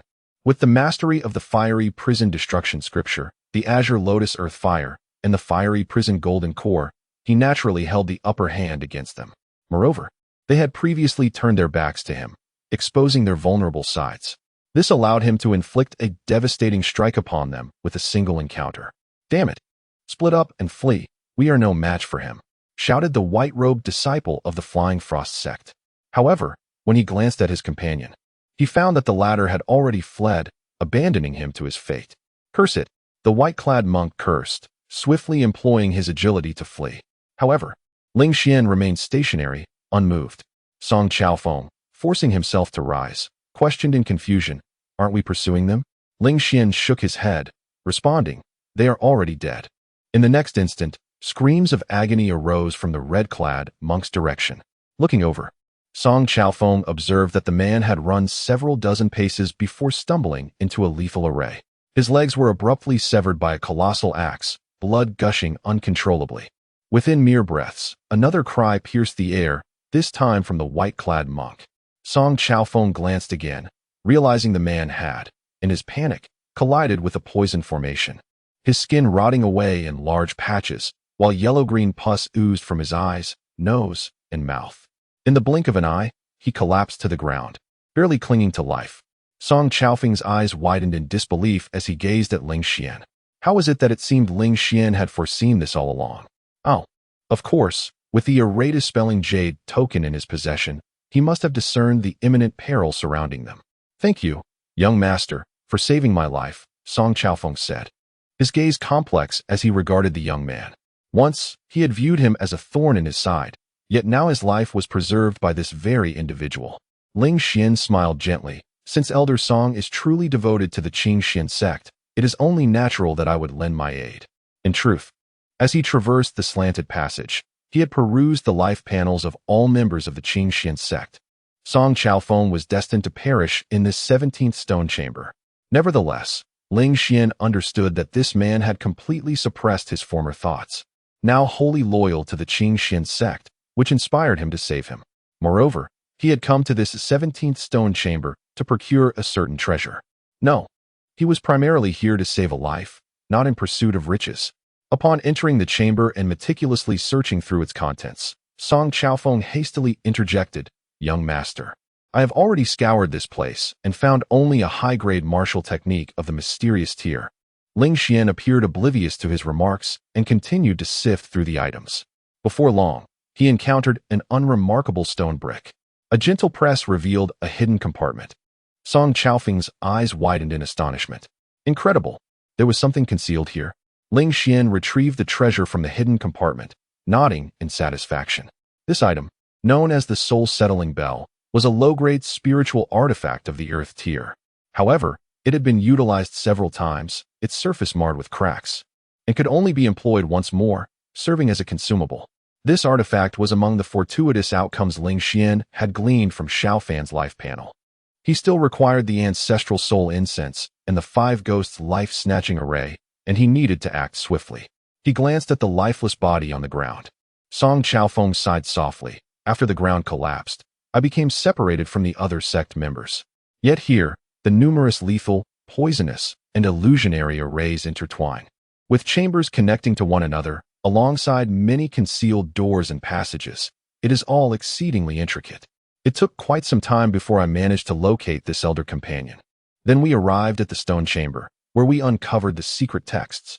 Just as we were about to depart, we were besieged by 2 disciples of the Flying Frost sect. He was struck in a vital area and tragically succumbed to his injuries. Ling Xian sighed softly, suggesting that the body remain here for the time being, to be taken out for a proper burial when we leave. Song Chaofeng nodded in agreement. "Do you have any healing elixirs?" Ling Xian inquired. Song Chaofeng shook his head. Ling Xian tossed him 2 vials of healing elixirs, stating, "I have plenty that my master bestowed upon me, so use these for now." Within his storage ring, he possessed dozens of healing elixirs, having scarcely utilized them. "Thank you, young master." Song Chaofeng's eyes glistened with unshed tears. "You should tend to your wounds first. Once you have regained some strength, we shall proceed." This alchemist's lair is far from simple. I have an unsettling feeling that there is an underlying conspiracy, Ling Xian murmured. He deliberately expressed this thought to rationalize the information he had gleaned from his life panel. Song Chaofeng nodded repeatedly. "I have noticed it too. This place is not one abundant with treasures. It feels as though someone is lurking in the shadows, observing us."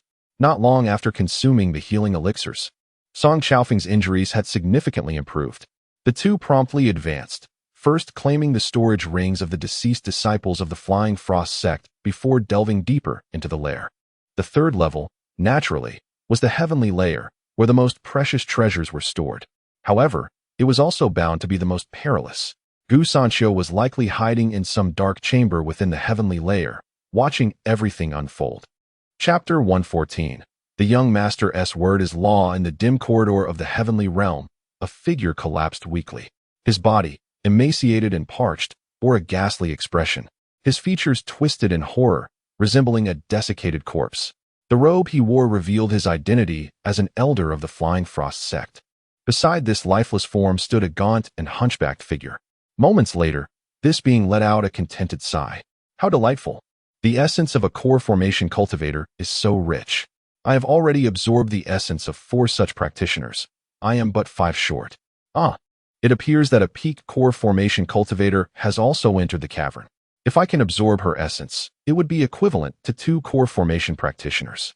He flicked his fingers, unleashing spiritual energy that illuminated a nearby lamp. The light revealed his horrifying physique. Half of his body was so gaunt that it seemed merely skin stretched over bones, with scarcely an ounce of flesh. It resembled a skeleton enveloped in withered skin. Yet, the right arm, right leg, and right side of his face were robust and full, akin to that of a healthy adult male, with bulging muscles and prominent veins visible.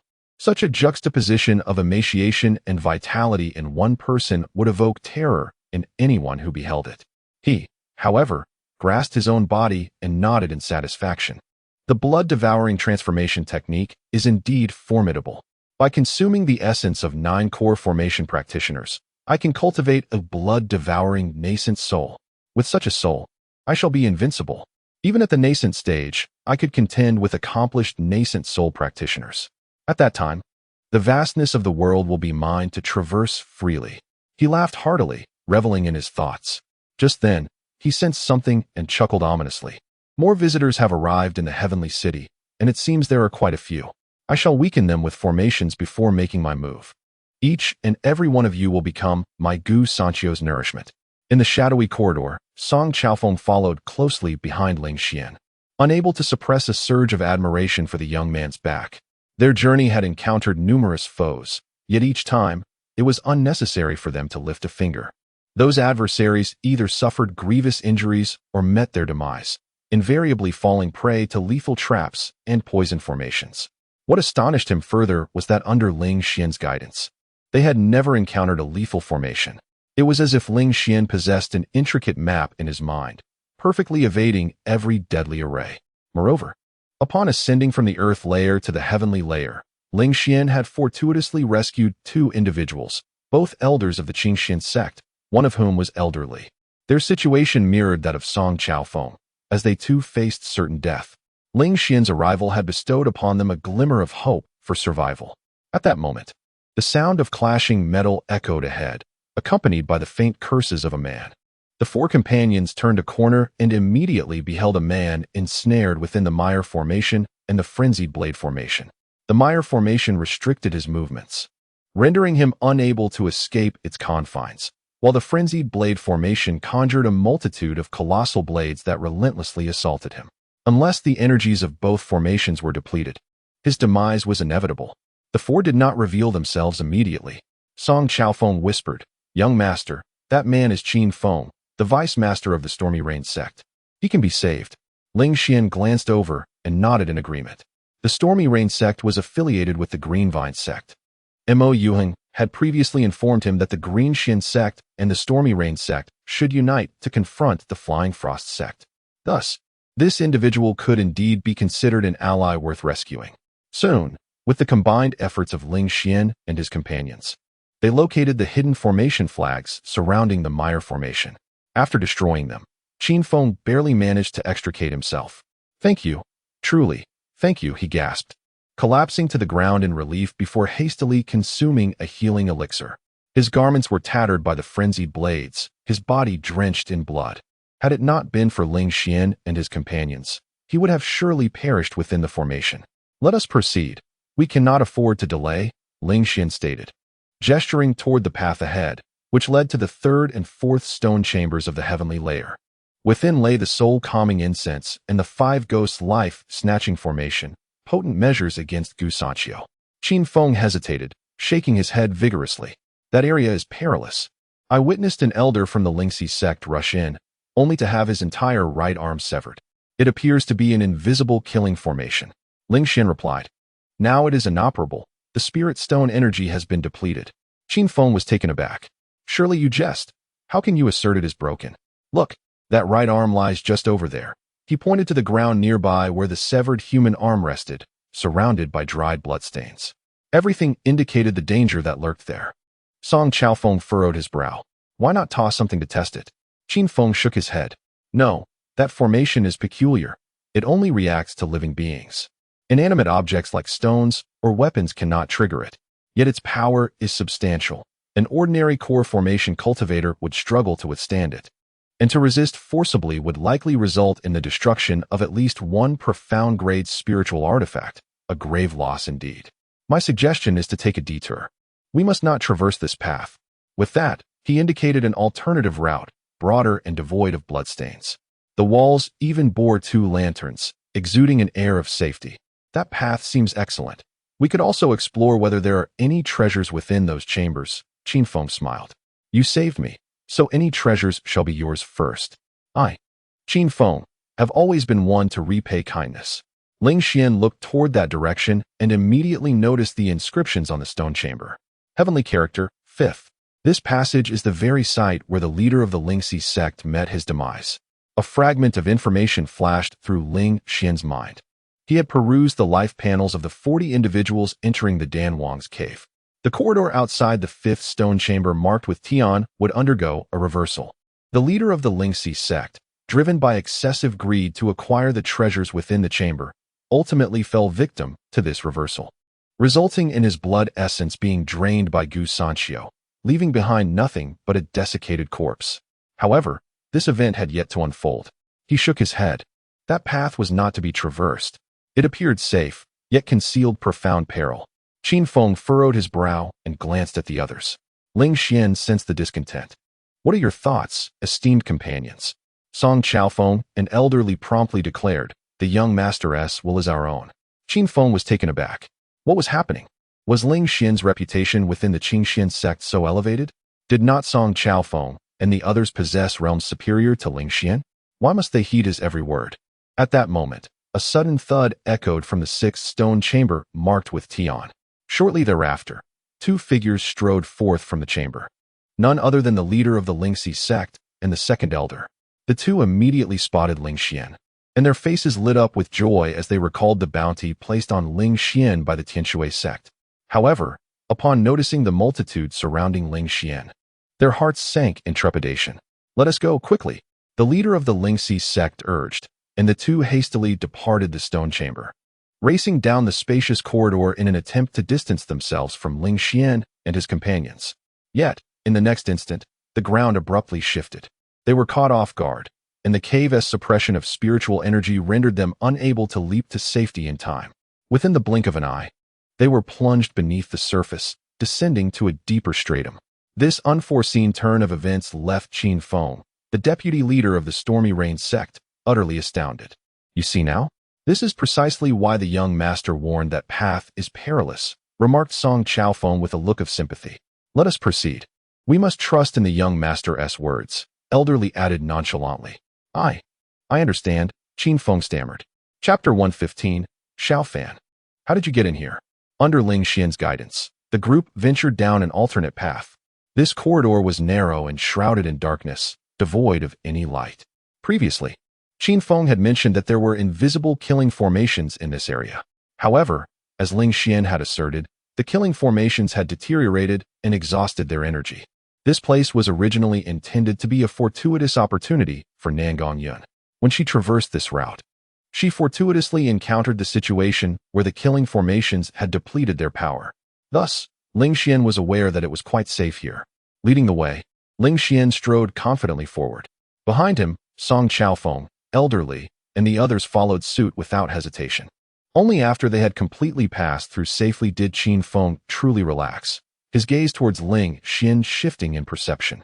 Despite Ling Xian's youth, which typically suggested a lack of experience and insight, it was undeniable that he possessed extraordinary potential.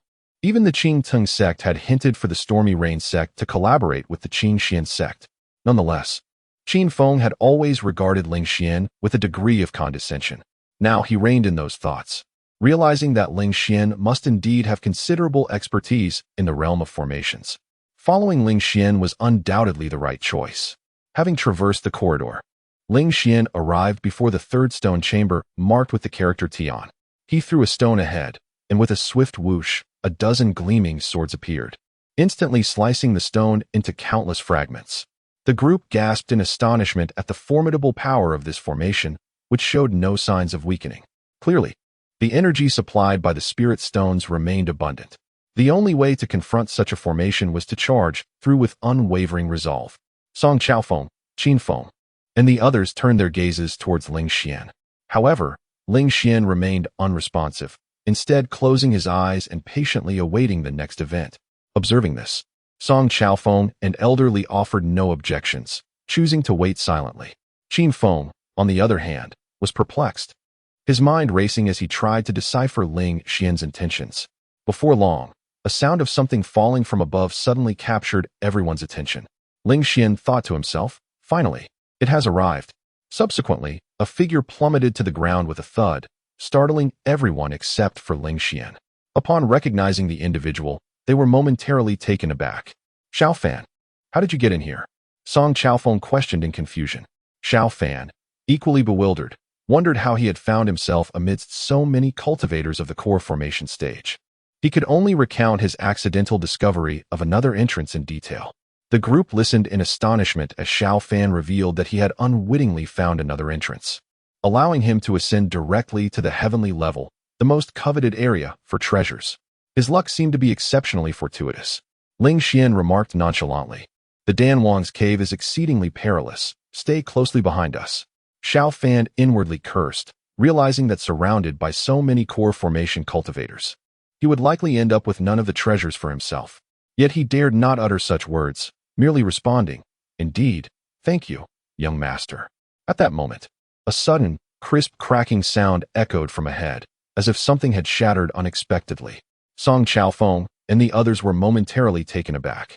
The sound resembled that of spiritual stones fracturing abruptly. After a brief contemplation, Ling Xian casually tossed a stone forward.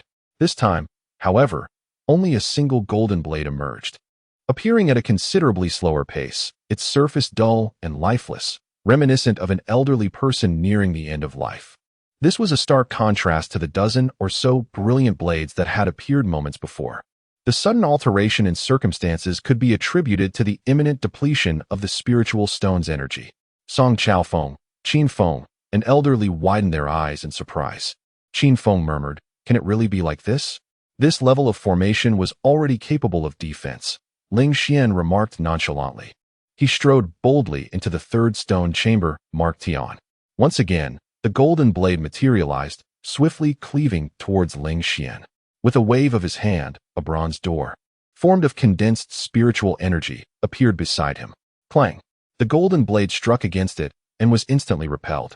This was the Earth-grade, low-tier defensive technique, Four Sides Mystic Gate, that Ling Xian had previously obtained. If he could condense the 4 bronze doors to withstand an attack from one direction, it could have certainly defended against the earlier onslaught of golden blades. However, Ling Xian was unwilling to take risks, preferring to wait until Xiao Fan appeared and the golden sword formation malfunctioned before taking action. After Ling Xian entered the third stone chamber, the others followed suit. The chamber was quite spacious, exceeding 6 zhang in length, width, and height, filled with numerous stone racks. These racks held a variety of elixirs, body refinement pills, qi condensation pills, and foundation establishment pills. Additionally, there were even more potent variants like the Great Foundation Establishment Pill and Pure Essence Foundation Establishment Pill. However, there were only a paltry 3 bottles of Vitality Restoration pills suitable for core formation practitioners. Vice Master Qin, shall we temporarily set these treasures aside with me and distribute them collectively once we exit? Ling Xian inquired. Qin Feng dared not refuse, apart from him. All present were disciples of the Qingxian sect. He nodded repeatedly. "I have no objections." Ling Xian nodded in satisfaction. Engaging with intelligent individuals is indeed straightforward. He promptly tossed all the elixirs into his storage ring. He possessed 2 storage rings, one a low-tier ring gifted by Nangong Yuan, the other a high-tier ring acquired from the cave of the Pill King in Coldwater Gorge. Thus, his storage capacity was ample and had yet to be filled. Setting aside these elixirs was merely a trivial matter. Subsequently, Ling Xian discovered a hidden compartment behind one of the racks, which contained 2 incense sticks of a purplish-black hue, each as thick as an infant's arm. Though unlit, they still emanated a delicate fragrance.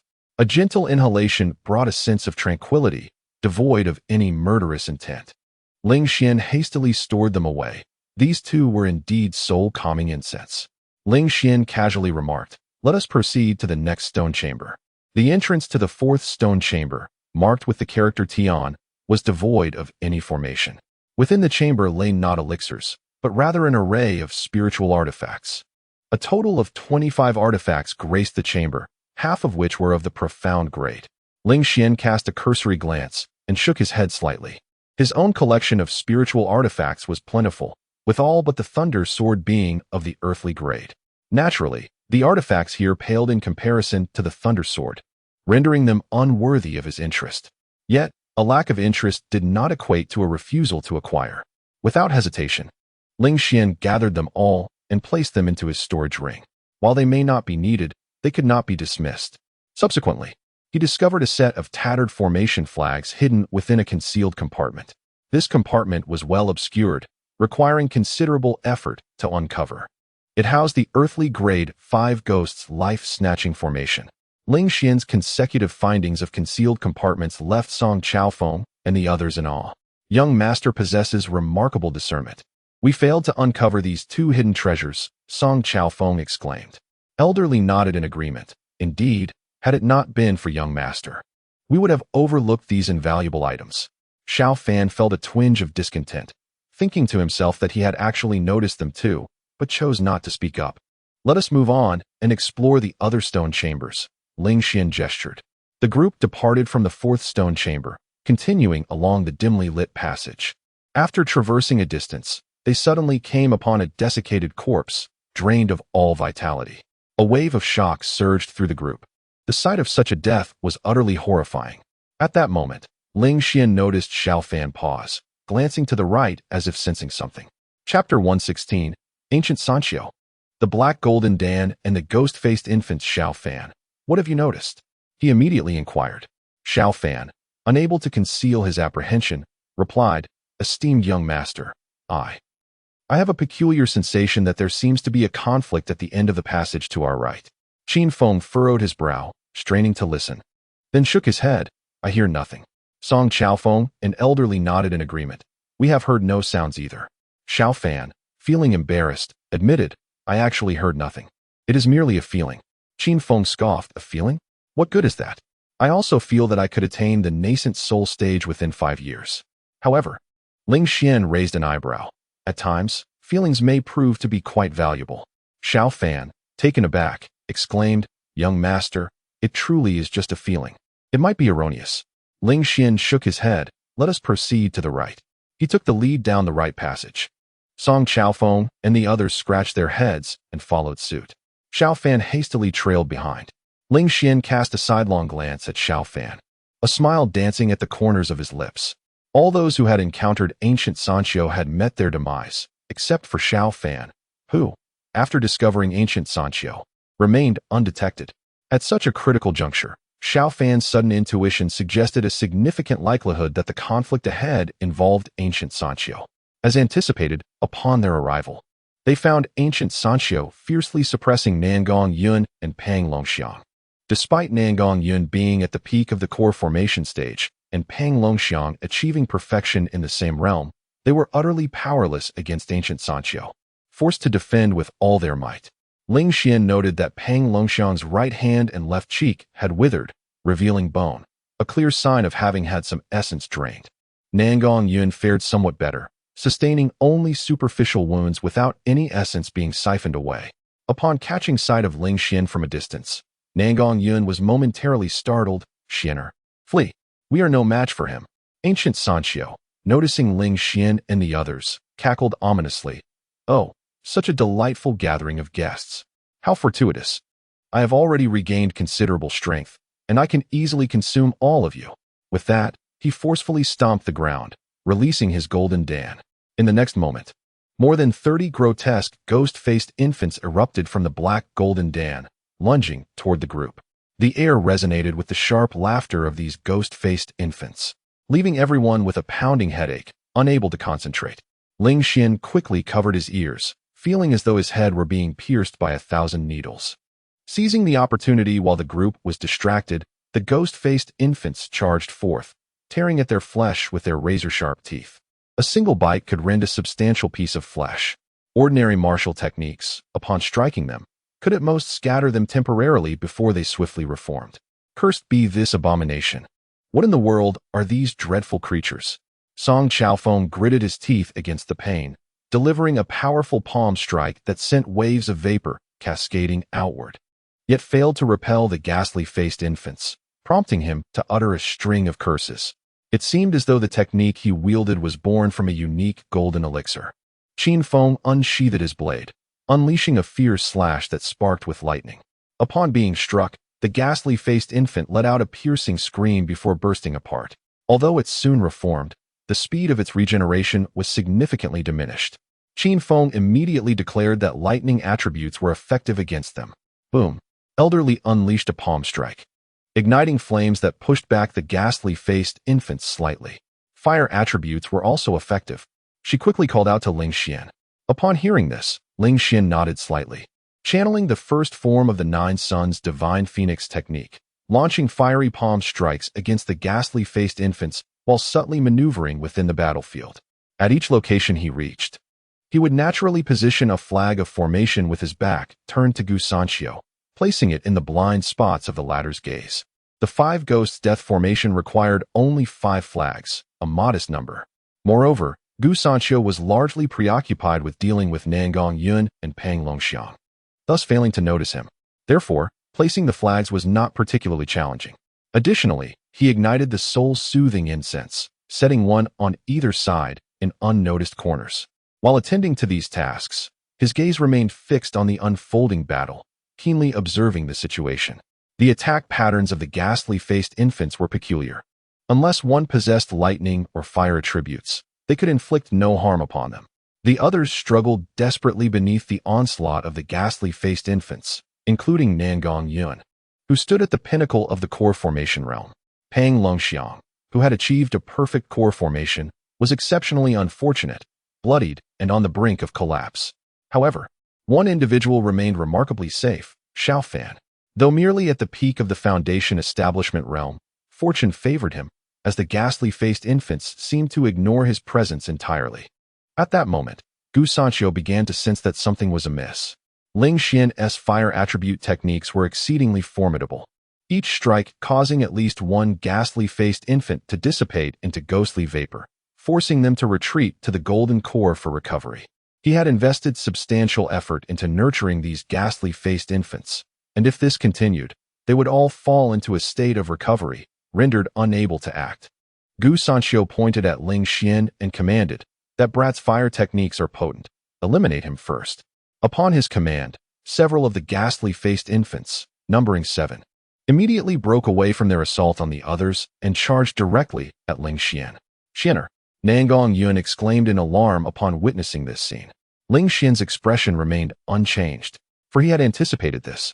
If he had incapacitated so many of the ghastly-faced infants without provoking a response, Gu Sanqiu would indeed be quite foolish. He promptly summoned the heart of the azure lotus flame. Buzz! The blue flames surged forth, transforming into a torrent of searing heat that surged toward the 7 ghastly-faced infants. The intense heat immediately elevated the air to a terrifying degree.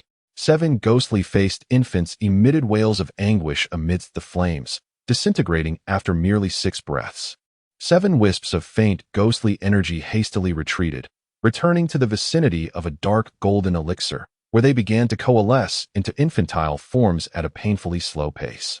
Clearly, without 100 breaths, complete reformation was unattainable. This spectacle, witnessed by the onlookers, immediately instilled a sense of confidence that was indeed effective against the ghostly infants. Gu Sanqiu turned his gaze towards Ling Xian, a slight frown creasing his brow, only to break into a peculiar smile. "Oh, the blue lotus earth fire? How intriguing. I never anticipated that someone from the Xianyuan mansion could tame such a ferocious and explosive. Then, I shall eliminate you first," he declared, gesturing towards Ling Xian, causing the majority of the ghostly infants to abandon their initial targets and charge directly at him. A jolt of alarm coursed through Ling Xian. Without a moment's hesitation, he unleashed the second form of the Nine Suns' Divine Phoenix technique, pouring forth all his strength to erupt the blue lotus earth fire. The ocean within his dantian evaporated instantly, the blue lotus earth fire reaching its zenith in that moment. Boom! A colossal azure flame phoenix materialized out of thin air, its cry resonating through the heavens. The sound waves surged forth, startling the ghostly infants, who instinctively displayed signs of fear. Damn it! What kind of martial technique is this? Do not retreat. None of you are allowed to retreat. Charge forward. Gu Sanchio's expression grew astonished, but he promptly summoned his entire spiritual energy, channeling it into the dark golden elixir. Empowered by this immense force, the elixir spun with greater intensity, and the ominous black energy surged forth. In an instant, the sizes of all the ghostly infants expanded, their eyes gleaming with ferocity, their features twisting grotesquely. The next moment, the azure flame phoenix collided with the 20-plus ghostly infants before it. Boom.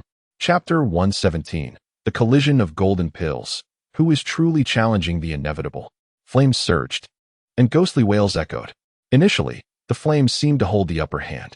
Yet, Gu Sanchio was ultimately a peak golden core cultivator, possessing a strength vastly superior to Ling Xian's. As the black golden pill released an increasing amount of chilling ghostly energy, the ghostly-faced infants became increasingly tangible. Their finely pointed teeth, malevolent gazes, and contorted features were astonishingly vivid, capable of inducing nightmares for several days upon merely a glance. A multitude of ghostly-faced infants surged forward, gnawing at the wings of the fire phoenix.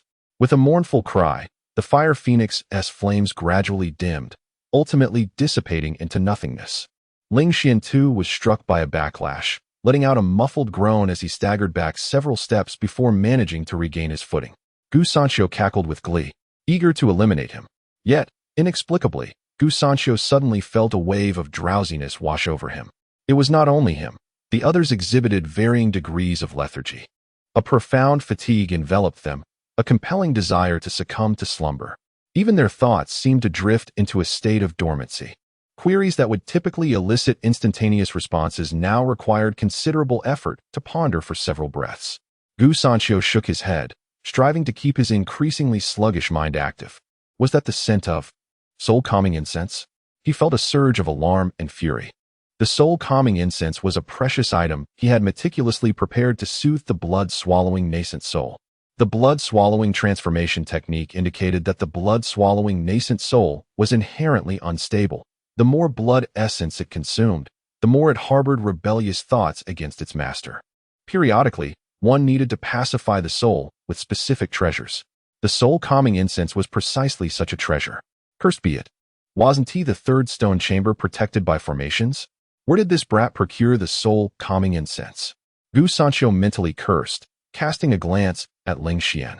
His eyes widened in disbelief as he witnessed Ling Xian produce a small brass bell from his storage ring. The surface of the brass bell was adorned with bizarre and intricate patterns, some of which depicted skulls and ghastly imagery, evoking a profound sense of dread. This diminutive brass bell, known as the soul-stabilizing bell, was a prized Earth-grade spiritual artifact that Gu Sanchio had acquired at great expense through his connections. Its purpose was akin to that of the soul-calming incense, intended to pacify the blood-swallowing nascent soul. How could he? Gu Sanchio seethed with rage. Ling Xian inhaled deeply, channeling his spiritual energy, and struck the surface of the soul-stabilizing bell with determination. Ding! The melodious chime resonated, reminiscent of a mother's lullaby. It was akin to the gentle spring rain, softly falling into the night, nourishing all in silence. Anyone who heard it would find their hearts tranquil, halting their desire for conflict, standing quietly in place. The combined forces of the soul-stabilizing bell and the soul-calming incense activated, and at that moment, all the ghostly-faced infants fell into a serene stillness. Their twisted and grotesque expressions gradually softened, as if they had returned to the womb, to that warm embrace. Gu Sanchio's eyes blazed with fury. This was indeed his most formidable trump card, yet it was unexpectedly shattered by this young lad. You shall perish.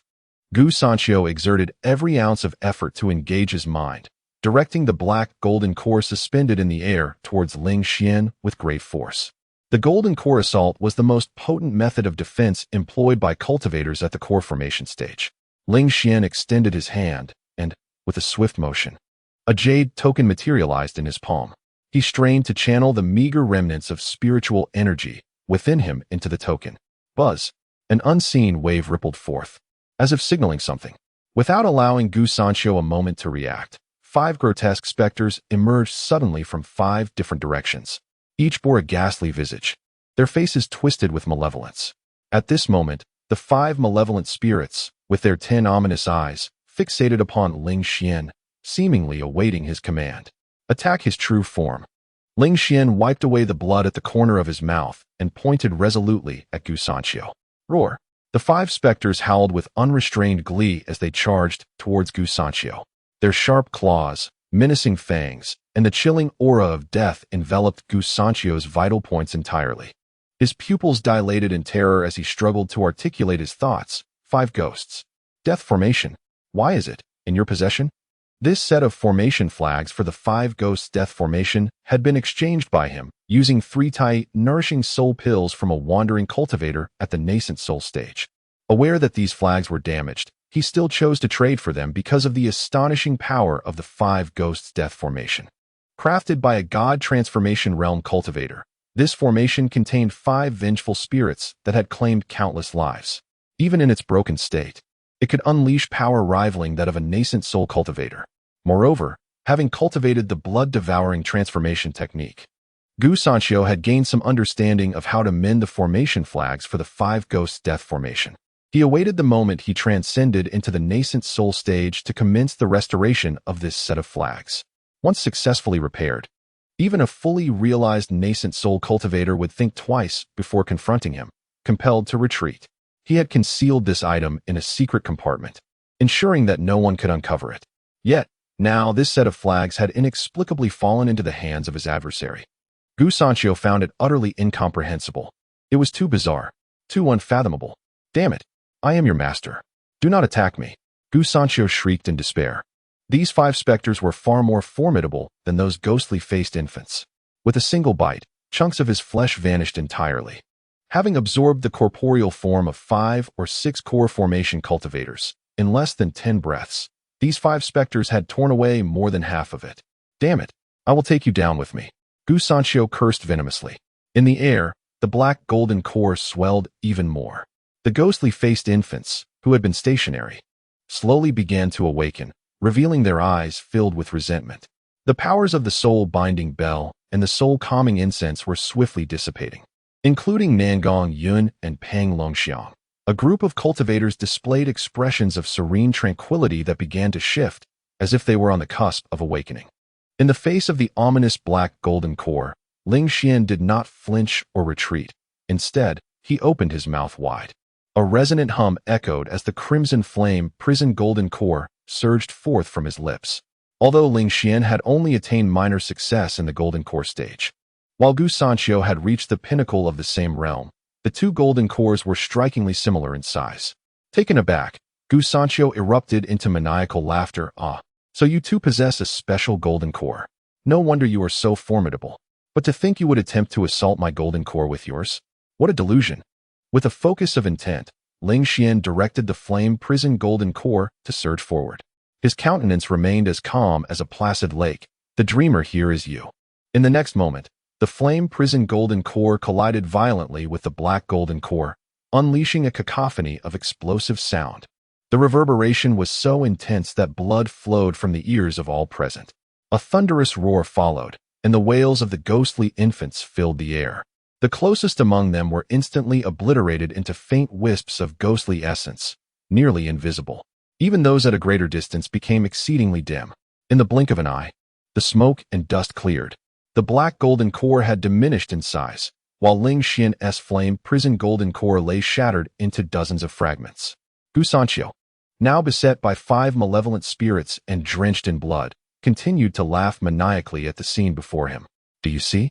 This is what it means to strike an egg against a rock. Yet, Ling Xian's expression remained unchanged. The corners of his mouth curled into a subtle smirk. Oh, did you truly believe this was the end? Gu Sanqiu paused, sensing something amiss. Though Ling Xian's golden core had fragmented into numerous pieces, why was there no discernible decline in his aura? Chapter 118. As Master Pang suffered such grievous injuries, it fell upon us to safeguard him. At that moment, Gu Sanqiu observed Ling Xian suddenly raise his hand and beckon. In the next instant, dozens of crimson shards of elixir astonishingly levitated, converging towards the black golden elixir like a torrential meteor shower. In the blink of an eye, The black golden elixir found itself ensconced at the center of a swirling tempest of fiery shards. The air crackled with intense heat. Simultaneously, Gu Sanqiu seemed to be seared, unleashing a frenzied, anguished scream. Damn it! What in the world is that? Why does the shattered golden elixir still heed your command? His voice brimmed with a mixture of fury and bewilderment, punctuated by an undercurrent of dread at the unforeseen turn of events. Ling Xian offered no reply. The Yin Yu golden elixir was indeed a unique creation, transcending all other golden elixirs.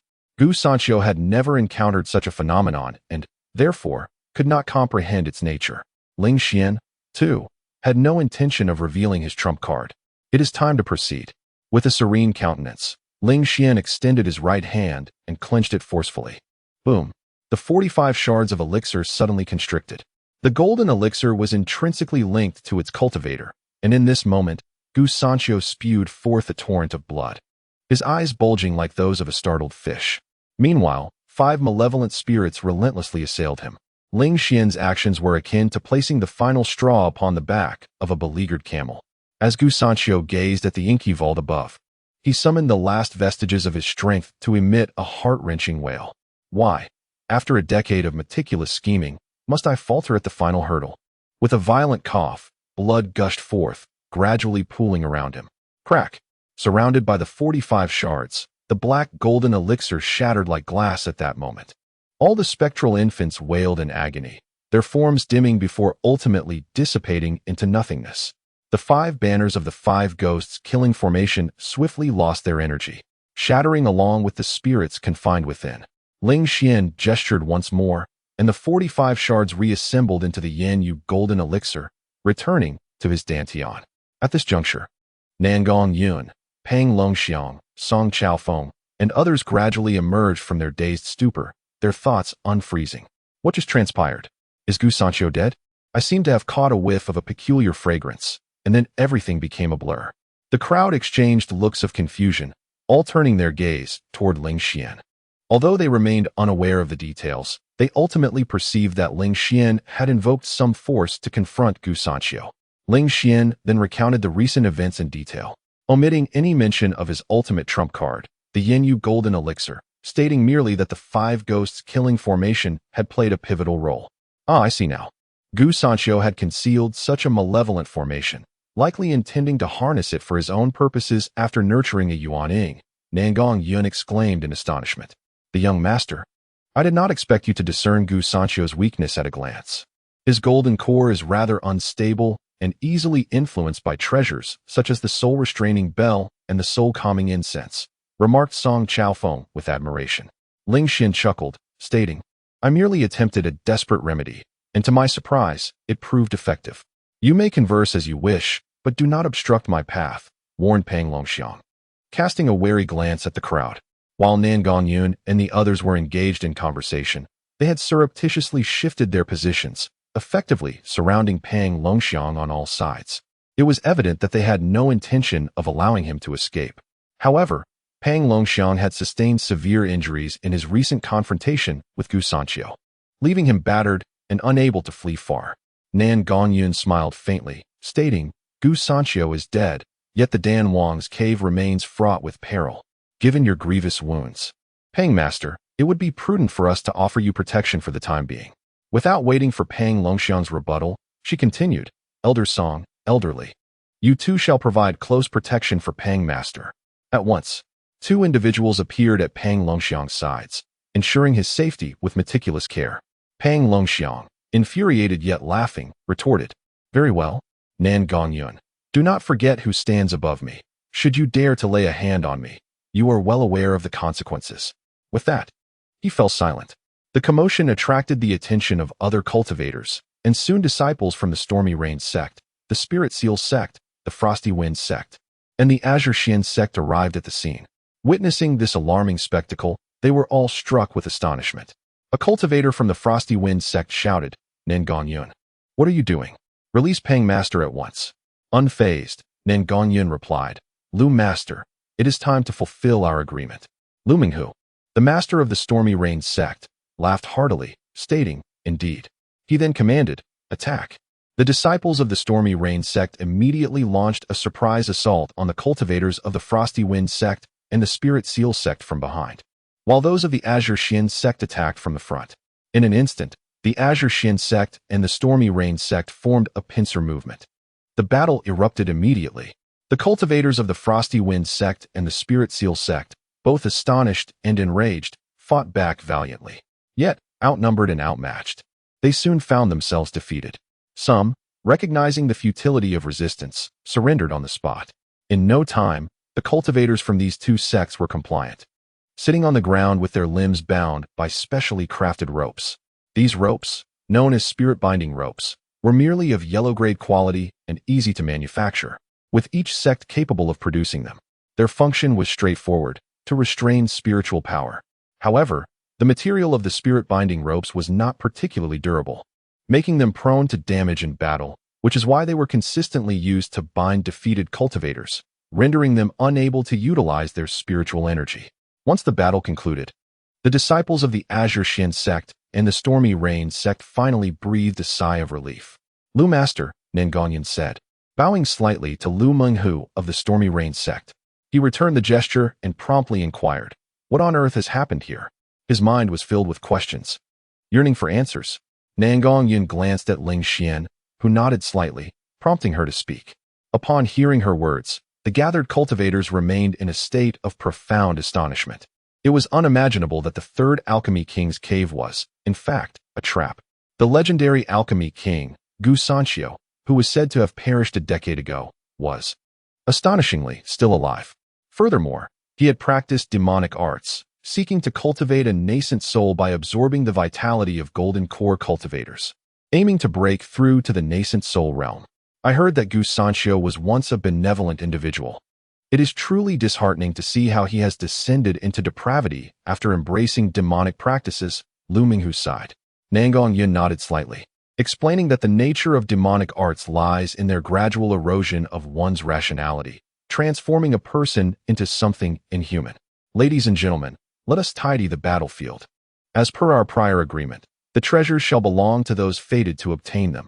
Whoever retrieves them first shall claim them, Nangongyan remarked casually, leaving the supervision of the others to Elders Song and Li. The leader of the Storm Rain sect also nodded in agreement. The multitude dispersed, each in search of their own fortunes. With a flicker of his gaze, Ling Xian also ventured in a particular direction. During the fierce battle with Gu Sanxiu, he had perceived an opportunity that lay within the alchemist. Recent opportunity, after vanquishing all golden core cultivators. Proceed to the innermost chamber of the Alchemy King's cave to retrieve the Earth-grade supreme treasure, the Thousand-Hand Lotus, along with 3 Tai nourishing soul pills, 1 great enlightenment pill. And finally exit the Alchemy King's cave. Chapter 119. It is time to divide the spoils. The Tai nurturing spirit pill, a precious elixir that enhances physical constitution, is exceedingly rare within the entire Xinjiang prefecture, and finding a skilled alchemist capable of concocting such a potion is even more challenging. However, Ling Xian's physique has already reached the pinnacle of the heavenly grade, rendering the earth-grade Tai nurturing spirit pill incapable of further enhancing his constitution. He surmises that only an earth-grade pinnacle elixir might yield some effect. Nevertheless, this does not imply that he intends to forego this opportunity.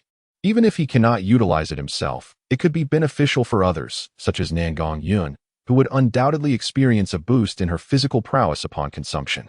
With Nangongyan growing stronger, Ling Xian would naturally find himself in a more secure position. Moreover, given the immense value of the Tai nurturing spirit pill, it could also be auctioned for a handsome sum, as there will undoubtedly be many eager buyers willing to pay a premium.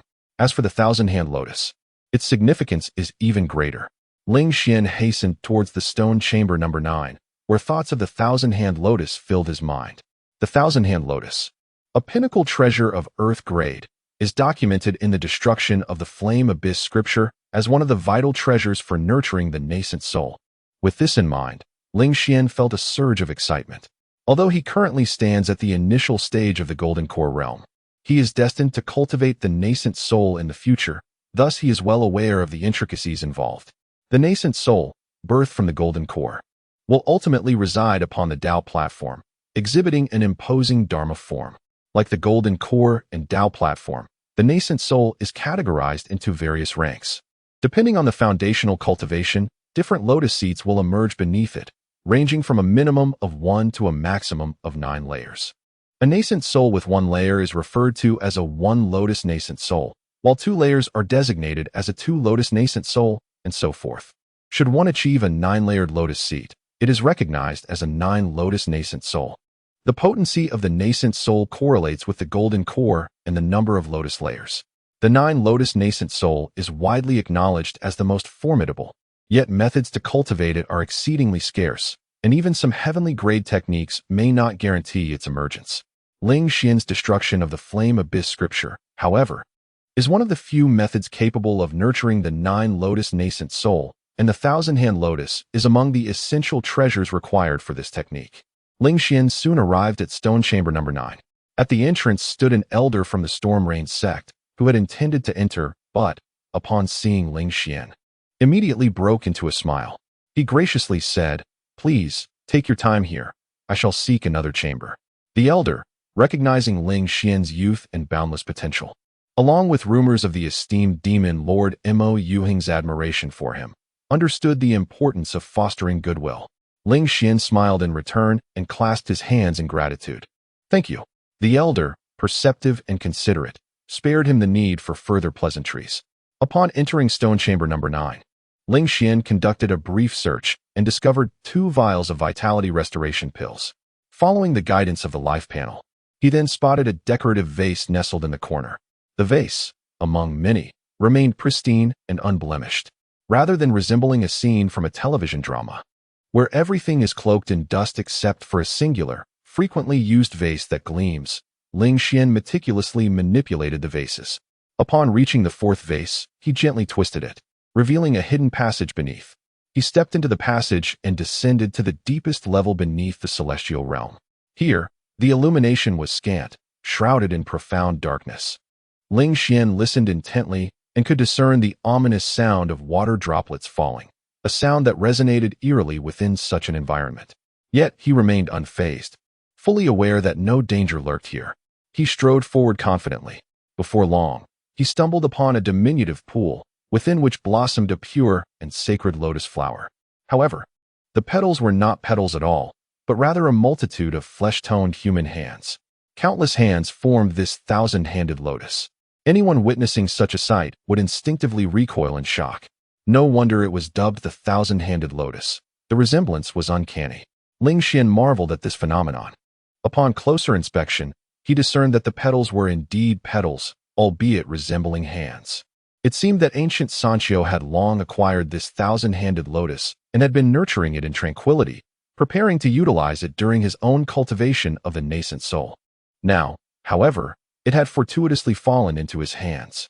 A faint smile graced Ling Xian's lips as he surveyed his surroundings. Behind him, there stood a stone table, upon which rested 2 jade vials. The vial on the left contained 3 Tai nourishing soul pills, while the one on the right held a single great enlightenment pill. With the treasures secured, it was time to depart. Before long, the exploration of the Dan Wang's cave was complete. The group reconvened at the location where they had previously confronted ancient Sancho. Lu Menghu frowned and remarked, "Not a single Tai nourishing soul pill was found. What about you all?" Nangong Yin shook her head, stating that while they had discovered numerous other elixirs, none of the coveted pills were among them. The elders also shook their heads in unison. Everyone present understood that the Qing Tung sect was orchestrating a collaboration between the Qing Xian sect and the Storm sect. Naturally, a portion of the spoils from the Dan Wang's cave would be offered to the Qing Tung sect, specifically the most valuable treasures. The most prized possessions within the Dan Wang's cave were undoubtedly the Tai nourishing soul pills. Yet, the absence of even a single pill posed a significant dilemma for their report. Ling Xian chuckled lightly, suggesting that Mo Yuheng had likely spoken to Lu Mengzhu regarding the principle that treasures without an owner belong to those who are fated to possess them. Lu Menghu nodded in agreement, assuring him, "I certainly acknowledge that. You need not worry. The Storm sect and your Qing Xian sect are now allied. Whoever acquires a treasure retains it as their own." Ling Xian smiled, stating, "The Tai nourishing soul pill is in my possession." As he spoke, he produced a jade vial and gave it a gentle shake. It was identical to the elixir that had once earned the Divine Sword sect the first prize at the 100th sect grand ceremony, the Tai Nourishing Soul Pill. Lu Minghu rejoiced, exclaiming, "Excellent, excellent." He comprehended Ling Xian's intent and nodded slightly, declaring, "The Rainstorm sect is willing to purchase this pill. Name your price." Nangong Yun furrowed her brow, interjecting, "Wait, Xianer also requires the Tai Nourishing Soul Pill. We cannot sell it." Ling Xian was taken aback, finding the situation both amusing and exasperating. Nangong Yun was indeed overly considerate of him. However, he had already acquired 3 Tai Nourishing Soul Pills, so parting with one was of little consequence. Furthermore, the Qingting sect, as one of the 5 prominent sects of Xinjiang, was an essential ally for Qing Xian sect at present. Both emotionally and logically, it was prudent to relinquish one. Moreover, it was not a matter of giving it away for free, as Lu Minghu was quite perceptive and willing to make the purchase. Nangong Yun gazed at Ling Xian, seemingly poised to speak again. Yet, Ling Xian met her gaze and shook his head. Nangong Yun blinked, as if coming to an understanding, and resignedly said, "All right, since sect leader Lu is fulfilling a task assigned from above, I shall acquiesce." Lu Minghu chuckled, "Excellent, excellent. It is sufficient that sect leader Nangong has agreed." Ling Xian pondered for a moment and remarked, "I have heard that the Flying Frost sect possesses a cave known as the Xian Frost Cave, correct? The Flying Frost sect, as a first-rate sect, controls numerous mines, medicinal fields, and treasures. The Xian Frost Cave is among them. This cave produces a precious item known as Xian Frost Amber, which contains a drop of ice attribute blood. This substance can be utilized to temper the physical body. For Ling Xian, it serves not only to enhance his physique, but also as a consumable for activating his magic armor. After all, each deployment of the magic armor necessitates a blood sacrifice. Ling Xian certainly did not wish to feel utterly drained after each use, akin to having his vitality sapped. Thus, he had been coveting the Xian Frost Amber for quite some time. Regrettably, this item was under stringent control by the Flying Frost sect. Now that the core members of the Flying Frost sect were being subdued, their assets would soon be shared between the Qing Xian sect and the Rainstorm sect. Ling Xian, having finally glimpsed an opportunity to acquire the Xian Frost Amber, was determined not to let it slip away. Chapter 120. The loyal Lu Yuan foam. Upon hearing these words, Lu Minghu let out a sigh of relief. "I understand. You wish to venture into the Xian Shuang cave in search of treasure?" He waved his hand grandly, stating, "That is no issue. Once my Stormgate secures the Xian Shuang cave, you may search for treasures for as long as you desire." Ling Xian shook his head slightly. No. What I mean is, the Xian Shuang cave rightfully belongs to our Qing Xian sect." The elder from Stormgate was instantly taken aback. Lu Minghu found himself almost amused by the audacity. "You are asking for quite a lot. The Xian Shuang cave is the most precious among the many treasures controlled by the Fei Shuang sect. It is exceptionally suited for the growth of ice attribute herbs and produces some unique minerals. We at Stormgate are equally determined to claim it." Ling Xian smiled with subtle irony. "Then it appears there is no choice. The Tai Nourishing Pill cannot be entrusted to you, Master Lu." Lu Minghu scratched his head in frustration. The command from Qing Tung sect was clear. He was to bring back the Tai Nourishing Pill. Delivering the pill would surely earn him a significant reward. Yet, the Xian Shuang cave was a treasure trove that could not be so easily relinquished to Qing Xian sect. With a long sigh, Lu Minghu pondered, "This matter is of great significance. I must return and confer with the elders." "Very well, I shall await your news, Master Lu." Ling Xian replied lightly, unhurried. It was Lu Minghu who felt the urgency. And let us not forget the bound and helpless Pang Longxiang, the master of Fei Shuang sect. The Xian Shuang cave, which rightfully belonged to his sect, was now the subject of discussion between Qing Xian and Stormgate in his very presence, deciding how to divide it. Pang Longxiang felt as if his heart were being torn apart, his expression one of utter despair. Feigning compliance by allowing members of the other 3 sects into the Pill King's cavern was a grave error, a monumental misstep. Regrettably, wishing to turn back was no longer an option. "Master Lu, let us delineate the territories. The assets of Fei Shuang sect and Lingxi sect will be divided by the Xian Shuang cave. The northern assets shall belong to Stormgate, while those to the south will be ours, Qing Xian sect," Nangong Yun proposed after a moment's contemplation. Lu Minghu nodded in agreement. "Very well, let it be so. Our 2 sects are allies and should not let disputes over territories mar our cordiality. As for the Xian Shuang cave, I shall provide an answer to all within 3 days. Nen Gongyun nodded in acceptance. With this, the exploration of the Pill King's cavern came to an end. The group retraced their steps, evading various perilous formations, and returned to the surface. As the cavern's entrance opened, bright sunlight streamed in once more. The cultivators emerged, striding forth with a mixture of emotions. Although their time spent exploring the Pill King's cavern had not been lengthy, it felt as though they had danced with death several times. Their appearance invigorated those waiting outside. Is it over? Someone wondered, noticing the significantly reduced number of participants. Originally, 40 cultivators in the core formation realm had entered, yet now fewer than 20 emerged. The scattered cultivators exchanged bewildered glances, murmuring amongst themselves.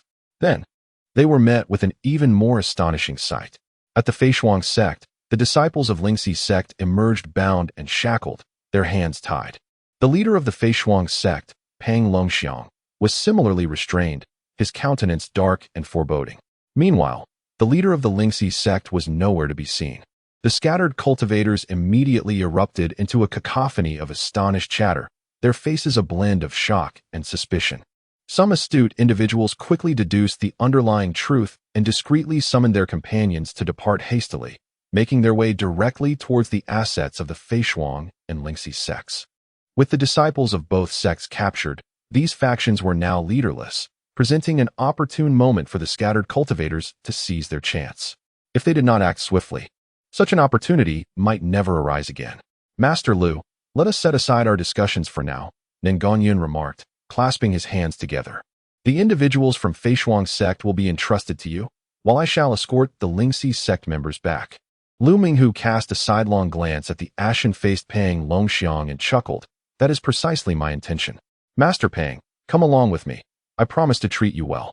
The enmity between the Stormy Rain sect and the Feishuang sect was as numerous as the stars, with the former having been suppressed by the latter for nearly 5 years. There had even been instances of gifted disciples from the Stormy Rain sect being assassinated by the Feishuang sect. The Stormy Rain sect had long harbored a reservoir of pin-up rage, and now was the time to unleash it.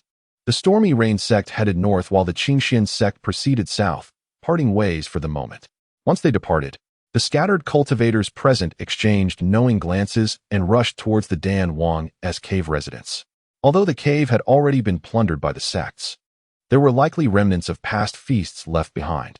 Even the slightest morsel would draw the scattered cultivators like moths to a flame, willing to risk everything for a chance to claim it. Meanwhile, on the journey back to the Qingxian sect, Nen Gongyun swiftly delegated tasks. Every 2 golden core cultivators formed a team, accompanied by several foundation establishment and qi condensation disciples, to hasten towards the assets of the Feishuang and Lingxi sects. Many among the scattered cultivators had already sensed the inevitable downfall of the Feishuang and Lingxi sects. Should the Qingxian sect arrive too late, the treasures in those domains would likely be stripped bare. Ling Xian, as the young master, was spared from such laborious endeavors and returned directly to the Hall of Heavy Artifacts. Upon his arrival, Lu Yuanfeng greeted him with a broad smile. Young master, you have returned. It appears your exploration of the Dan Wang's cave was exceptionally fruitful. Ling Xian maintained a bemused expression. Deputy Master Lu, as you guard the Hall of Heavy Artifacts, your responsibilities are even more arduous. How fares the situation? Lu Yuanfeng nodded earnestly. Rest assured, young master. Only a few scattered cultivators attempted to infiltrate and steal the heavy artifact refining techniques amidst the chaos, but they have been captured and executed publicly.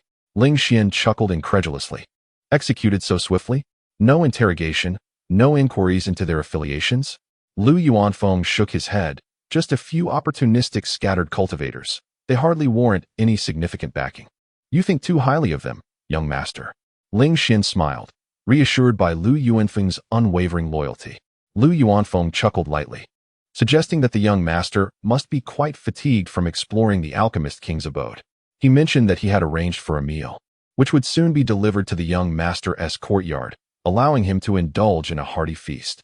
Thank you for your thoughtfulness, Deputy Master Lu. Ling Xian replied with a smile. He then turned and walked towards the courtyard, closing the gate behind him.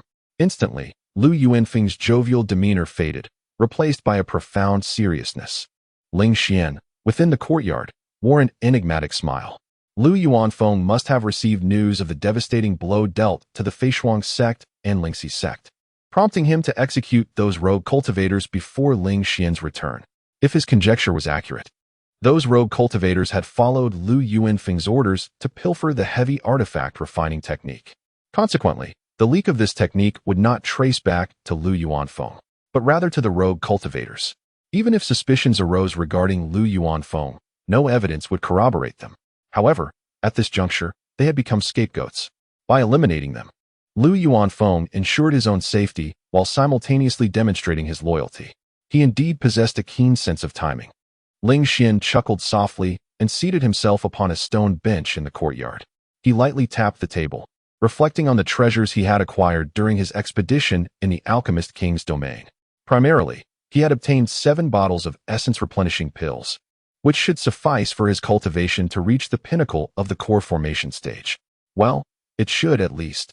In addition, he secured 3 Tai soul-nourishing pills and 1 enlightenment pill. Lastly, he had procured a top-tier earthly treasure, the 1,000-hand lotus. The bounty was immense, truly befitting the reputation of the Alchemist King's abode. Ling Xian smiled with satisfaction. Chapter 121. The Secret Beneath the Xian Frost Cave. A frozen serpent 3 days later. At Shengshui Peak.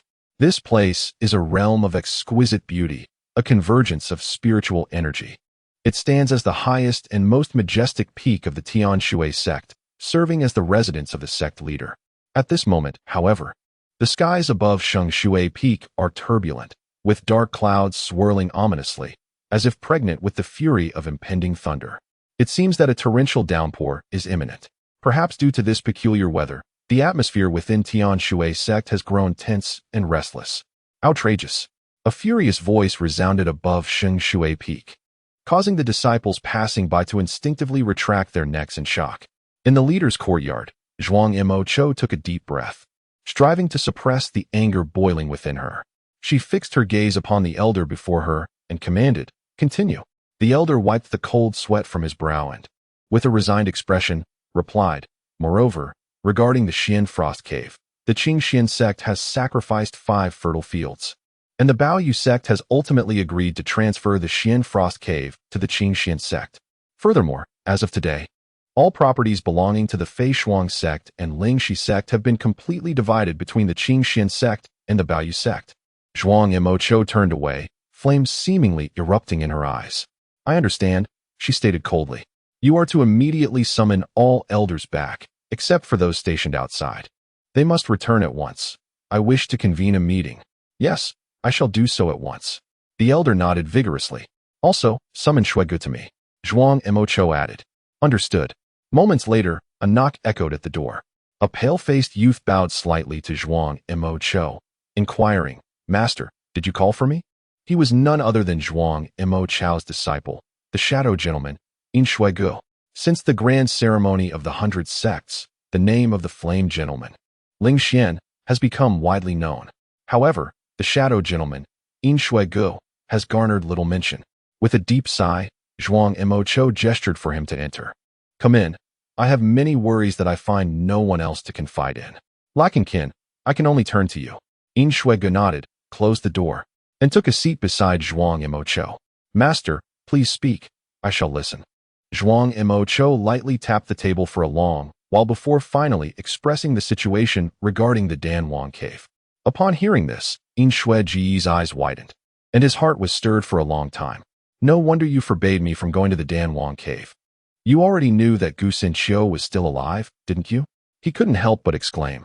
Zhuang Mo Cho nodded. "Not only I, but the leaders of the 5 sects of Xinjiang are also aware. Gu Sanxiu informed us 10 years ago when he entered seclusion. The Danwang cave of the Xinjiang sect was a gift from Gu Sanxiu to them. The Danwang cave is merely a bait. Gu Sanxiu aims to cultivate his nascent soul. We are merely offering him a favor in return, while also requesting his assistance in eliminating the sects surrounding the Xian Frost Cave." In Shuigu nodded thoughtfully. He was no fool and quickly grasped Zhuang Mo Cho's intentions. Only by clearing out the sects surrounding the Xian Frost Cave could Tianshui sect establish a legitimate presence there. After all, both the Feishuang sect and the Lingxi sect are factions within Tianshui sect. Their troubles would naturally allow Tian Shui's sect to expand its sphere of influence. However, the situation has not unfolded as anticipated. Gu Sanqiu has perished. The leader of the Lingxi sect is deceased. Peng Longxiang has been captured alive. The remaining cultivators of the Feishuang sect and Lingxi sect have disbanded. Within 3 days, many have perished, fled, or surrendered. Their assets have been divided among the Qingxian sect and the Rainstorm sect. Yin Shuiga could not restrain his inquiry. Is the Xianshuang cave truly significant? I recall that the finest treasure produced there is known as Xianshuang amber, which contains merely a drop of ice attribute blood. Furthermore, the Feishuang sect has been offering us Xianshuang amber biannually, and we still possess several pieces here. As he spoke, he retrieved a piece of Xianshuang amber that emanated a chill. Zhuang Macho accepted the amber, flicked her finger, and effortlessly shattered its exterior with her core formation power. The drop of ice-blue blood then floated in midair. Since it is blood, it must have a source. Do you know where it originates? She inquired. Yin Shuiga frowned. You seem to have mentioned that beneath the Xianshuang cave lies the corpse of a 5th-tier demonic beast, equivalent to a nascent soul cultivator. Its entire body is encased in amber, and all these Xianshuang ambers are derived from it. However, the remains of that demonic beast are nearly depleted. The Feishuang sect has already stated that the production of Xianshuang amber has been rapidly declining in recent years. It is estimated that in 3 to 5 years, the Xianshuang cave will be rendered entirely useless. Zhuang Macho shook her head. There are still things beneath the Xianshuang cave that the Feishuang sect has yet to uncover, and we are unaware of. This was explicitly conveyed to me by Gu Sanqiu. Yin Shuiga's heart tightened. What is it? Zhuang Macho produced a palm-sized ice-blue scale. The drop of blood seemed to be drawn towards it, landing upon the scale. The blood appeared to possess a life of its own, coalescing into a peculiar shape, silently howling towards the sky in exuberance. Yin Shuiga's pupils suddenly constricted. That unmistakably resembles a dragon shape, an ice serpent. Zhuang Macho also gazed at the diminutive ice-blue dragon shape, revealing a look of yearning, a deceased ice serpent. The 5th-tier demonic beast's corpse discovered at the bottom of the Xianshuang cave was merely tainted by the death aura of the ice serpent, gradually transforming into its current form. The ice serpent is, in truth, the most profound entity within the Xianshuang cave. Yin Shuiga's eyes widened in disbelief. The utility of that drop of blood within the Xianshuang amber is already considerable. It can refine the body and assist in the cultivation of ice attribute techniques and martial skills. Yet now, Zhuang Macho claims it is merely influenced by the ice serpent's aura. It is unfathomable to imagine the potency of genuine ice serpent blood. Zhuang Macho spoke calmly, stating that the 5 sects of Xinjiang hold a unique status. They usually uphold fairness and justice within the Xinjiang prefecture and cannot easily intervene, much less seize the treasures of their own people. According to the original plan, after Gu Sanqiu eliminated those individuals, we would assume control of the territories of the Feishuang sect and Lingxi sect, thereby justly incorporating the Xianshuang cave into our possession. If you were to consume the blood of the ice serpent, your physique would undoubtedly ascend to the mid-tier of the celestial realm. Furthermore, this precious blood could bestow the same celestial physique upon at least 5 disciples. Additionally, the demon crystal must still exist. With that crystal, I would be capable of forging a most formidable earth-tier spirit artifact, thereby significantly enhancing my power and gaining greater influence within the Divine Sword sect, free from their disdain. These are immense benefits. Yet now, such aspirations have been thwarted. Zhuang Macho gazed coldly towards the south. The plan had been utterly destroyed. Yin Shuiga frowned. In that case, we shall declare war on the Qingxian sect. Zhuang Macho inhaled deeply. Indeed, war must be waged, but the Heavenly Water sect cannot intervene lightly. Moreover, the Stormy Rain sect is backed by the Qingting sect. I suspect they are also involved.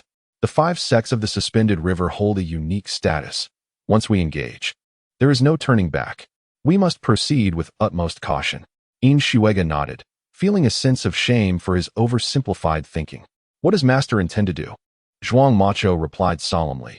First, let the Blood River sect and the Baihe sect probe the situation and ascertain the Qingting sect's stance.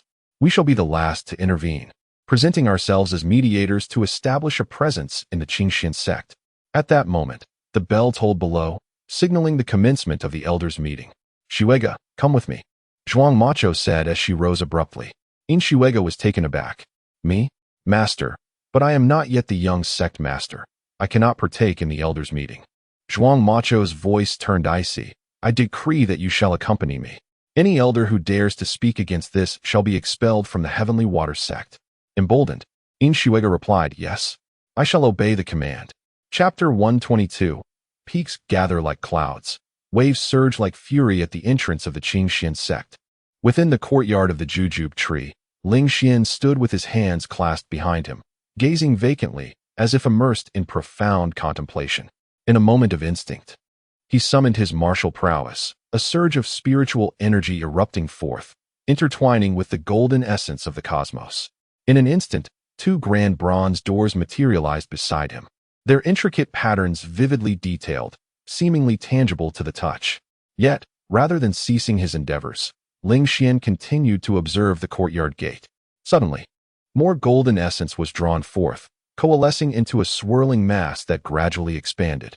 After a brief interval, the mass burst forth, forming the semblance of a door, albeit with less meticulous designs than the previous two. It was not lacking by much, however. Emerging from his trance, Ling Xian beheld the three floating bronze doors with a smile of delight. With a mere thought, the doors shifted freely, appearing in various orientations at times, and simultaneously in one direction at others, displaying remarkable agility. Satisfied, Ling Xian nodded. His Earth-level defensive martial skill, for Direction's Mystic Gate, had reached the 3rd tier, with the 4th tier now within his grasp. Once attained, he could summon 4 bronze doors in one breath, ensuring that even if one were breached, he could swiftly regenerate it. Coupled with his enchanted armor, his defenses would be unparalleled. Turning his attention inward, Ling Xian noted subtle changes within his dantian. The ocean of spiritual energy had expanded, nearing the threshold of achieving the perfected golden core stage. Above this ocean lay a flawlessly smooth Dao platform, upon which rested a crimson golden core adorned with cracks. Yet now, a layer of lotus seed had emerged between the platform and the core. This lotus seed, resplendent and tiered, appeared at a glance like countless hands, but upon closer inspection revealed itself to be ordinary petals. This was the first layer of the lotus seed formed after Ling Xian refined the 1,000-hand lotus. Once the 9 layers of the lotus seed converged, he would be ready to nurture his primordial infant. At that moment, a knock echoed at the door. "Xian, may I enter?" came the voice of Nangong Yun from outside. Ling Xian hastened to the door and opened it, revealing the enchanting figure of his esteemed master, Nangong Yun. "Why has my master come to seek me so suddenly?" Ling Xian inquired as he seated himself. Nangong Yun casually sat beside him on the stone bench, chuckling lightly. "What do you mean by that? Am I not allowed to visit you without reason?" Ling Xian responded with a grin. "I never said such a thing. That was your assertion." Their eyes met in shared amusement. Only in Ling Xian's presence did Nangong Yun shed her stern and icy demeanor, revealing a relaxed and carefree disposition. After a brief moment of laughter, Nangong Yun lightly chuckled and said, "All right, truth be told, there is nothing else. The Lord of the Storm Rain sect, Lu, has gifted me a vial of Supreme Restoration Pill. I have already reached the pinnacle of the core formation stage, and consuming such elixirs yields minimal effect now. So I thought to bring it to you." With a graceful flick of her hand, Nangong Yun produced a jade vial and placed it upon the stone table. Ling Xian was taken aback. The Supreme Restoration Pill is equivalent to 5 ordinary restoration pills and is typically circulated within the 5 sects of Xinjiang, primarily used as rewards for the meritorious within the sections. Lu Minghu's gift to Nangong Yun was likely intended to maintain the amicable relations between their factions. The fact that Nangong Yun chose to present it to him warmed his heart. His esteemed master truly treated him with unparalleled kindness. "Master, I too have something to offer you," Ling Xian smiled. Nangong Yun covered her mouth and chuckled lightly. "What could you possibly have for me?" Ling Xian gestured with his hand, revealing 2 elixirs in his palm. Nangong Yun was initially stunned, then her eyes widened in astonishment. "Tai Nourishing Soul Pill? You actually have 2? But I recall you had already given one to Lu Minghu," she remarked. Ling Xian then recounted the discovery of 3 Tai Nourishing Soul Pills within the Pill King's dwelling. Nangong Yun's beautiful eyes widened, disbelief etched across her face. Such an extraordinary opportunity exists in this world. Ling Xian smiled. "Master, I have already consumed a tiny nourishing soul pill, and further use would yield diminishing returns. If I am not mistaken, your physique is of the Earth Grade's peak? Consuming this tiny nourishing soul pill could very well elevate you to the heavenly grade physique. Nangong Yun murmured, heavenly grade. The mere mention of those words sent her heart racing. The heavenly grade physique is coveted by every cultivator. Yet such a physique is exceedingly rare and cannot be easily attained. Now, the opportunity lay before her. No, I cannot accept this. It is yours. You will undoubtedly surpass me in the future, and I cannot take away your chance. Nangong Yun instinctively inclined her head in agreement, only to resolutely shake it moments later. Yet her gaze betrayed her yearning. This conflicting expression elicited a chuckle from Ling Xian. Master, though you verbally refuse, your body is quite honest, he teased. A rare blush adorned Nangong Yun's cheeks. To claim disinterest in such a precious treasure is undeniably deceptive. When she uttered those words, she had been fiercely battling her own instincts. Ling Xian patiently urged, Master, you are currently the greatest force of the Qingxian sect. Should you attain the heavenly grade physique, your strength will undeniably increase, even rivaling the leaders of the 5 sects of Xinjiang. At that point, as the young master of the Qingxian sect, I would naturally enjoy a life of stability. Would you not agree? Nangong Yun hesitated for a moment, contemplating his reasoning. Indeed, you have a point. Very well. I shall consume it. Ling Xian promptly moved beside Nangong Yun, presenting the tiny, nourishing soul pill to her lips. The tone was almost deliberately coercive. A warmth surged within Nangong Yun, and her eyes involuntarily glistened with moisture. Taking a deep breath, she resolutely declared, Very well, I shall partake. Ling Xian smiled. Then let us do so here. I shall safeguard you on behalf of our master. All right. Nangong Yun laughed through her tears, astonished that there would come a day when she would be protected by her disciple. Without hesitation, she swallowed the tiny nourishing pill. The potent medicinal energy surged forth, penetrating deep into her bones and soul, subtly enhancing her constitution. The sensation was almost transcendent. Unable to restrain herself, Nangong Yun let out a delightful moan. Moments later, the spiritual energy surrounding the Qingxian sect began to converge towards the jujube tree courtyard. In an instant, 2 enormous whirlpools formed beside Nangong Yun. To the left swirled the searing essence of fire, while to the right coiled the chilling essence of ice. This was indeed indicative of Nangong Yun's constitution, the fiery ice body, possessing both fiery and icy spiritual roots.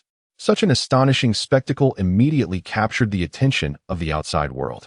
Elders, stewards, and disciples alike cast their gazes toward the jujube tree courtyard, astonished and elated. Whose constitution was undergoing such a formidable enhancement? Was that not the residence of the young master? But wait, many had claimed that the young master already possessed a celestial grade constitution. How could it possibly strengthen further? Just a moment ago, I saw the sect leader enter the jujube tree courtyard. Could it be the sect leader? Hiss. Perhaps we should refrain from commenting and simply observe. At this very moment, within the jujube tree courtyard, 2 radically different forces surged and roared. The courtyard itself bore witness to a starkly contrasting scene. The 2 jujube trees suffered dire fates. One became an icy sculpture, while the other was charred bare. Nangong Yun found herself in a similar predicament. The left side of her gown was reduced to ash, revealing her smooth, fair, and enchanting form beneath. However, this splendid spectacle did not endure for long. Nangong Yun quickly sensed the anomaly, gasping in shock as a flush of crimson adorned her cheeks. Quickly, turn away, she urged, covering herself. Chapter 123. Master, perhaps it's best if you refrain from wearing clothes for now. Ling Xian cleared his throat softly and turned away. Behind him, a rustling sound indicated that Nangong Yun had donned a new palace outfit. However, her aura continued to surge, suggesting that it would take some time before her physical constitution was fully enhanced. Thus, the fire spirit energy would likely still incinerate her garments. As anticipated, a moment later, Ling Xian heard a startled exclamation from behind. Clearing his throat again, he said, Master, I believe it would be prudent for you to remain unclothed for the time being. Nangong Yun's fair cheeks flushed a deep crimson, resembling a ripe apple. She was acutely aware that no matter how many palace outfits she changed into, they would inevitably be scorched. Yet, sharing the same room with her disciple while exposing half of her body felt rather inappropriate. Do not feel too constrained. Just act as though I am not present. Ling Xian chuckled lightly. Nangong Yun bit her lip and retorted, all right, but do not turn around, or I shall expel you from the sect. Ling Xian found her reaction amusing. Her tone was reminiscent of an older sister expressing her indignation. Very well, I shall heed your wishes, he replied, settling into a cross-legged position without any intention of turning back. Nangong Yun steadied her mind and continued to refine the essence of the Tai nourishing spirit pill. After half an hour, the pill was completely assimilated, and at that moment, her aura reached its zenith. Boom! 2 columns of light shot skyward, one of flames and the other of frost, soaring into the clouds and shaking the heavens. The Qingshan mountain range and surrounding areas bore witness to this spectacle, leaving all cultivators in awe. That direction. Is it once again the Qingshan sect? I recall that they previously unveiled a celestial-grade physique, although the sect had not officially acknowledged it.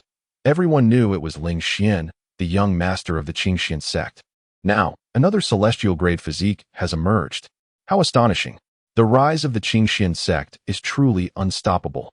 We must not provoke them and should strive to cultivate good relations with them. This sentiment resonates deeply. Such was the sentiment among wandering cultivators, and even more so among sect members. Many second-rate and smaller sects were shaken, their respect for the Qingshan sect deepening. Huff! Nangong Yun exhaled a breath of turbid air and promptly donned her new palace attire. Once she was properly dressed, she softly said, all right, you may turn around now. Ling Xian pivoted and beheld his familiar master once more. However, Nangong Yun, with her flushed face, possessed an even more distinctive beauty than usual. Celestial-grade physique, is it? Ling Xian inquired. Nangong Yun nodded, expressing her thoughts. Indeed, I have attained a celestial-grade physique. With this enhancement, my martial prowess is significantly more formidable than before. Against Zhuang Macho now, she is no longer my match. Nangong Yun radiated confidence. Ling Xian smiled as he handed over another Tai nourishing soul pill. This pill has been entrusted to the care of my master. Let him auction it. Nangong Yun hesitated for a moment before nodding. It would be safer for you if it is auctioned under my name. With that, she quickly added, I must take my leave now. Focus on your cultivation, and do not become complacent. As her words fell, Nangong Yun hurriedly departed, as if her tale had been ignited. Ling Xian was both amused and perplexed. In moments like this, Nangong Yun seemed more like an innocent girl, inexperienced in the ways of the world. However, it was understandable. Ever since she took on the role of the leader of the Qingshan sect, she had often secluded herself. Prior to her leadership, she had dedicated herself to daily cultivation. Although she was no longer a young girl in her 40s, she remained somewhat naive. Half a month had passed since the incident at the Danwang cave. Surely, the news of the demise of both the Feishuang sect and Ling Shi sect had spread by now. Ling Xian sat on a stone bench, lost in contemplation. The Ling Shi sect was of little consequence, merely a second-rate sect. However, the Feishuang sect was a prestigious first-rate sect, and its downfall would undoubtedly stir significant upheaval within the Xinjiang prefecture. Numerous sects, large and small, would inevitably react to this event. More importantly, both the Feishuang sect and Ling Shi sect were affiliated with the Tianshui sect. With the fall of these two sects, the Tianshui sect would surely exhibit some movement. Ling Xian promptly turned his attention inward to examine his life panel. Name: Ling Xian. Realm: small achievement in the core formation stage. Fate: son of a pharmacist, possessing extraordinary comprehension, a fervent sword enthusiast, a small amount of luck. Possessing the fierce yang burning flame body, with temporary fortune at his side. Upon reading this, he nodded slightly. After consuming the Great Comprehension pill, his innate blue fate had transformed into a purple fate of exceptional comprehension. This indicated that in the future, his understanding of martial arts techniques, formations, alchemy, and artifact refinement would far surpass that of ordinary cultivators. Ling Xian continued to read further. Destiny, ultimately halting at the great achievement of core formation. 6 months later, perishing in a killing formation laid by the Blood River sect and the Baihe sect. Recent opportunity. 2 days hence, entering the Xianshuang cave to seek treasure. Inadvertently discovering a new fissure, delving into it, and finding the corpse of an ice jiao, acquiring 3 drops of ice jiao blood. Recent turning point. Upon exiting the Xianshuang cave, it had already fallen to the Blood River sect. Ling Xian was subsequently surrounded by 6 core formation cultivators, sustaining severe injuries while managing to escape back to the territory of the Qingxian sect. He would require 6 months of recuperation, unable to cultivate during this time. Ling Xian felt a surge of joy. The Xianshuang cave actually housed the corpse of an ice jiao. The Feishuang sect had controlled the Xianshuang cave for so long, extracting numerous Xianshuang amber, yet remained unaware of what lay beneath. Unexpectedly, he had stumbled upon such a fortuitous opportunity. However, why did the Blood River sect suddenly take action, being affiliated with the Tianshui sect? Could this be at the behest of the Tianshui sect? Ling Xian pondered deeply, yet regardless of the reason, he must venture to the Xianshuang cave, for within it lay an immense opportunity. Resolute in his decision, Ling Xian immediately rose to his feet. He greeted the disciple stationed at the entrance of the Jujube Tree courtyard and proceeded directly towards the Xianshuang cave. The gatekeeper disciple, of course, would relay his destination to Nangong Yun. Ling Xian traversed the air, heading northward. The Xianshuang cave lay quite a distance from the main gate of the Qingxian sect. It took him an hour to arrive. Before him appeared an icy blue cavern, surrounded by walls and structures constructed from locally sourced ice bricks. The atmosphere here was frigid and potent. The ice bricks would not easily melt, making them ideal for building materials. Ling Xian landed gracefully. The gatekeeper disciple, spotting him from afar, immediately displayed a look of reverence and hastily knelt, greeting the young sect master. Ling Xian nodded slightly, casually observing the 2 disciples. To withstand the harsh cold of this place, they were clad in thick cotton robes. However, Ling Xian possessed the fiery physique of the sunburning body, akin to a furnace within him. The chill here could hardly be described as bone-chilling. At the very least, he felt nothing. He casually inquired, "Who oversees the Xianshuang cave?" Replying to the young sect master, "It is Elder Song Chaofeng and Hall Master Wei Xiong." Wei Xiong, replying to the young sect master, "Hall Master Wei is the leader of the Iron Fist Hall, assigned here by the sect master to guard the Xianshuang cave." Ling Xian nodded in acknowledgement. The leader of the Iron Fist Hall was indeed the former sect master, someone he remembered well, intelligent and adaptable, crucially devoted to the Qingxian sect. He then strode purposefully into the Xianshuang cave. Along the way, the stewards and disciples, regardless of their current tasks, promptly ceased their activities, offering him respectful bows. Addressing him as the young sect master, Ling Xian also recognized many familiar faces, all of whom had been dispatched from the Qingxian sect's main gate. Those stationed here, whether elders, stewards, or disciples, represented the pinnacle of prowess. Senior Ling. "Ah no, young sect master, what brings you here?" Chapter 124. Entering the Xian Frost Cave, a voice filled with surprise rang out. Ling Xian turned his head to see a slender yet strong female disciple, Zhao Rou. "You have been summoned here as well?" Ling Xian smiled. Zhao Rou nodded, stating, "When my elder brother arrived, I applied to the elder to come along." Ling Xian nodded slightly, taken aback that the Stormy Rain sect so readily relinquished the Xian Frost Cave. Zhao Rou chuckled lightly. "Yes, I heard that the elders of the Stormy Rain sect initially disagreed, insisting we offer at least 20 fertile fields in exchange for the cave. Later, for reasons unknown, they suddenly changed their minds and agreed rather readily. In the end, we only had to part with 5 fertile fields to acquire the Xian Frost Cave." Ling Xian nodded. The cave produced numerous treasures, and obtaining it for just 5 fertile fields was indeed a remarkable bargain. In a hushed tone, Zhao Rou remarked. Shengnan said it might be due to the orders from the Qingtung sect that the Stormy Rain sect agreed so readily. She even hinted that perhaps Mo Yuheng has taken a liking to you, which is why. There was a hint of jealousy in her tone as she spoke.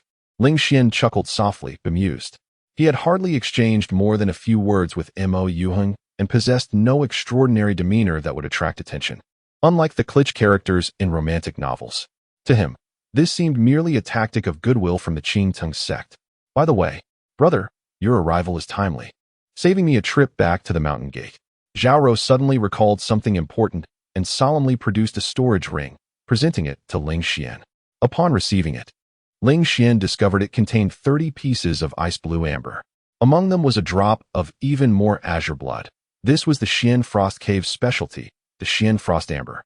"Have you extracted so much in just a few days?" Ling Xian exclaimed in astonishment. Zhao Rou beamed. "No. After Elder Song and Hall Master Wei led us to conquer this place, The elder originally stationed here from the Flying Frost sect surrendered. All this Xian Frost amber was retrieved from his storage ring. That fellow embezzled, reporting to the Flying Frost sect that he had extracted 30 pieces each month, while in reality, a third of it lined his own pockets, which he then sold at a premium under a different identity. Ling Xian chuckled lightly. A classic case of personal gain at the expense of public resources. Such individuals can be found everywhere. Zhao Rou continued, my brother, Sheng Nan, and Lu Yunxian each received 3 pieces, while Elder Song and Hall Master Wei each took 5. After their discussion, they decided to send the remaining 30 pieces to you. As for the shares of the other elders, that can be discussed later. At this point, her tone was filled with envy. If it were merely an ordinary young master, the treatment would be slightly better than that of a true disciple, but not to such an extent. However, Ling Xian was different. He had already reached the core formation stage, while Zhao Ting, Luo Shengnan, and Lu Yunxian were still at the pinnacle of the foundation establishment stage. In addition to the accomplishments that Ling Xian has recently achieved, it is only fitting that anyone who encounters him should respectfully address him as the young master. Such a significant allocation of resources is thus quite justified. Ling Xian, upon hearing this, could not help but chuckle. Young master, what brings you here so unexpectedly? You didn't even notify us of your arrival, came the jovial voices from a distance. Indeed, it has been a while since I last saw the young master. I have missed you, they added, laughter echoing in the air. As they approached, Song Chaofeng and Wei Xiongtai strode confidently towards Ling Xian, bowing slightly, even though he was their junior in both age and cultivation. Ling Xian returned their gestures with a smile, assuring them, I am simply interested in the Xuanshuang cave and merely wish to take a look. You need not worry. I am not here to oversee your work. Both Song Chaofeng and Wei Xiongtai nodded in agreement. With the young master present, we must certainly accompany you. However, the formations in Xuanshuang cave are not yet properly arranged, and we must hasten. Song Chaofeng quickly remarked.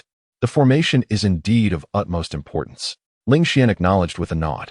To the north of Xuanshuang cave lies Xuanshuang City, one of the 4 cities under the control of the Feishuang sect, which has now become a territory of the Qingxian sect. Further north is the domain of the Blood River sect. Hence, the geographical positioning of Xuanshuang cave is quite critical, especially given the presence of treasures such as Xuanshuang amber.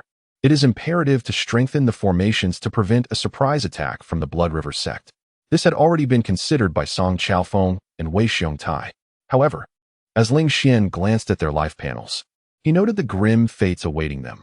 Wei Xiongtai perished in a joint assault by 3 elders of the Blood River sect, while Song Chaofeng was gravely injured by the sect's leader, refusing to yield and ultimately meeting his demise. A significant portion of the stewards and disciples within Xuanshuang cave had already perished, with less than 30% managing to escape. Zhao Ting, Luo Shengnan, and Zhao Rou, who also refused to surrender to the Blood River sect, were similarly slaughtered. It could be said that if fate were to unfold as predetermined, a gruesome tragedy would ensue here in 2 days, with rivers of blood flowing. Knowing he possessed the ability to alter this fate, Ling Xian was determined to intervene. Zhao Rou, please accompany the young master as he explores, Wei Xiongtai instructed. Yes, Zhao Rou replied, nodding. Senior brother, where would you like to go? I can guide you, she offered, her sweet smile brightening the moment. Ling Xian chuckled lightly. Lead me into the Xuanshuang cave. All right, but be warned. The cave is like a labyrinth. You must stay close to me, she exclaimed. Haha, rest assured, even if you lose your way, I shall not, he reassured her. The two entered the Xuanshuang cave, where the sound of pickaxes echoed throughout, the rhythmic clinking resonating in the frigid air. However, due to the extreme cold, ordinary mortals could not venture within. Thus, those mining for amber here were not mere mortals, but disciples of at least the perfected body refinement stage. Naturally, the rewards for excavating amber in this place were plentiful. Thus, the disciples eagerly vied to participate. Ling Xian cast a sweeping glance around and discerned at least 100 outer disciples, each brimming with vitality and enthusiasm, yearning to excavate from dawn till dusk. Before long, excited shouts could be heard, proclaiming the discovery of Xian Shuang amber. The surrounding disciples immediately turned their gazes, their expressions suffused with envy. Following this, there were jubilant invitations for feasts, accompanied by reminders not to forget their good brothers once fortune smiled upon them. At that moment, hurried footsteps echoed from below. Suddenly, an outer disciple appeared, clutching his chest, his body marred with numerous injuries. Spotting Zhao Rou from afar, he exclaimed with urgency, "Sister Zhao Rou, a beast has suddenly appeared on the second level, and we are unable to handle it. Several brothers in the energy condensation realm have been injured." Zhao Rou furrowed her brow. "Wait, I shall come at once." Ling Xian, puzzled, inquired if there were many beasts. Zhao Rou shook her head, explaining that recently, the Xianshuang cave had indeed seen a surge in the number and strength of beasts. However, they typically resided below the third level. Why had they now ventured to the second? Ling Xian nodded, "Then go assist them." Only then did Zhao Rou hasten towards the commotion. Ling Xian watched her retreating figure, deep in thought. The unusual movements of the beasts within the Xianshuang cave must be related to the ice serpent. After all, it was the carcass of a sixth-tier beast, and any anomaly was conceivable. Chapter 125. The Ice Serpent's Remains and the Profound Transformation of the Demon Armor. Ling Xian casually selected a direction and ventured into the passageway, swiftly employing the 8 directions thunder movement technique, propelling himself forward through the various corridors with the speed of a tempest. The disciples engaged in excavation scarcely noticed his presence, mistaking his rapid passage for an inexplicable gust of cold wind sweeping through the Xianshuang cave. After approximately the duration of an incense stick, Ling Xian arrived at the entrance to the third level, his expression unperturbed. During this brief interlude, he had traversed the entirety of the second level. As Zhao Rou had remarked, the Xianshuang cave, after years of relentless digging, had morphed into a veritable labyrinth. Novice cultivators, upon their first visit, dared not delve too deeply, confining their efforts to the first level. Moreover, the chilling aura intensified with each descent, presenting a formidable challenge for the average practitioner. However, ordinary cultivators were no comparison to Ling Xian. As a cultivator of the core formation stage, his intellect far surpassed that of those in the foundation establishment, qi condensation, or body refinement stages. Furthermore, he possessed the blazing sun flame body, rendering him impervious to the cold. His martial technique, an exquisite manifestation of the Xian rank, allowed him to traverse an entire level within the span of an incense stick. The combination of these 3 factors made it nearly impossible for him to lose his way. Subsequently, Ling Xian proceeded into the third level, followed by the 4th and 5th levels. The Xianshuang cave comprised a total of 5 levels, with the 5th extending over 100 feet deep, where the chill was exceedingly severe. Without the core formation realm, none dared to venture here. Roar! A colossal ice-blue beast let out a piercing wail before collapsing to the ground. Ling Xian retracted his flame-imbued hand, a slight frown creasing his brow. This beast was of the 4th tier, akin to a fully realized core formation cultivator. While it posed no threat to him, easily dispatched, Ling Xian had already encountered 7 or 8 such creatures on the 5th level. Their emotions were a tumultuous mix of excitement and agitation, fear intertwined with desire, creating an extraordinary contradiction that compelled them to attack anything in sight. Though Ling Xian could easily slay them, he deemed it an unnecessary expenditure of effort, opting instead to evade these frenzied beasts through the 8 directions thunder movement. Soon, he found himself before a massive ice column, thick enough for 3 men to encircle. It continuously emanated a frigid aura, as if intent on freezing the very blood within one's veins. Standing before it, Ling Xian visualized the map of the 5th level in his mind. This was indeed the center of the 5th level, and the locale where the coldest air gathered. The remains of the ice serpent must lie beneath this ice column. Taking a deep breath, he summoned the earth fire of the blue lotus and initiated the second form of the 9 suns divine phoenix technique, Flame Blade. With a resounding crash, he struck the ice column fiercely. Controlling his hand's movement, he swiftly melted a human-sized shape into the ice. Then, with a sudden forceful palm strike at the center, a crisp crack echoed through the air. The ice shattered with a resounding crack, revealing a space ample enough for Ling Xian to enter. Upon closer inspection, he discovered a profound, shadowy realm beneath. The chill intensified, penetrating to the bone. Even Ling Xian, who possessed the blazing body of the sunfire, felt the bite of the cold. He promptly summoned the earth heart flame of the blue lotus to envelop his exposed skin, which alleviated some of the frigid sensation. Ling Xian pressed onward, descending further into what resembled a frozen world, filled with ice pillars and icy spikes. Some beasts lay completely encased in ice. Though they had long since perished, they still appeared remarkably lifelike, as if they could spring to life and attack at any moment. As Ling Xian advanced, a vast chamber unfolded before him. It resembled a grand hall constructed entirely of ice. Gazing upward, he beheld a crystalline dome, with countless icicles cascading down like chandeliers. Surrounding him were protruding ice columns, standing sentinel like soldiers. At the center of this hall rested a beast, exceeding 30 zhang in length, reminiscent of a dragon.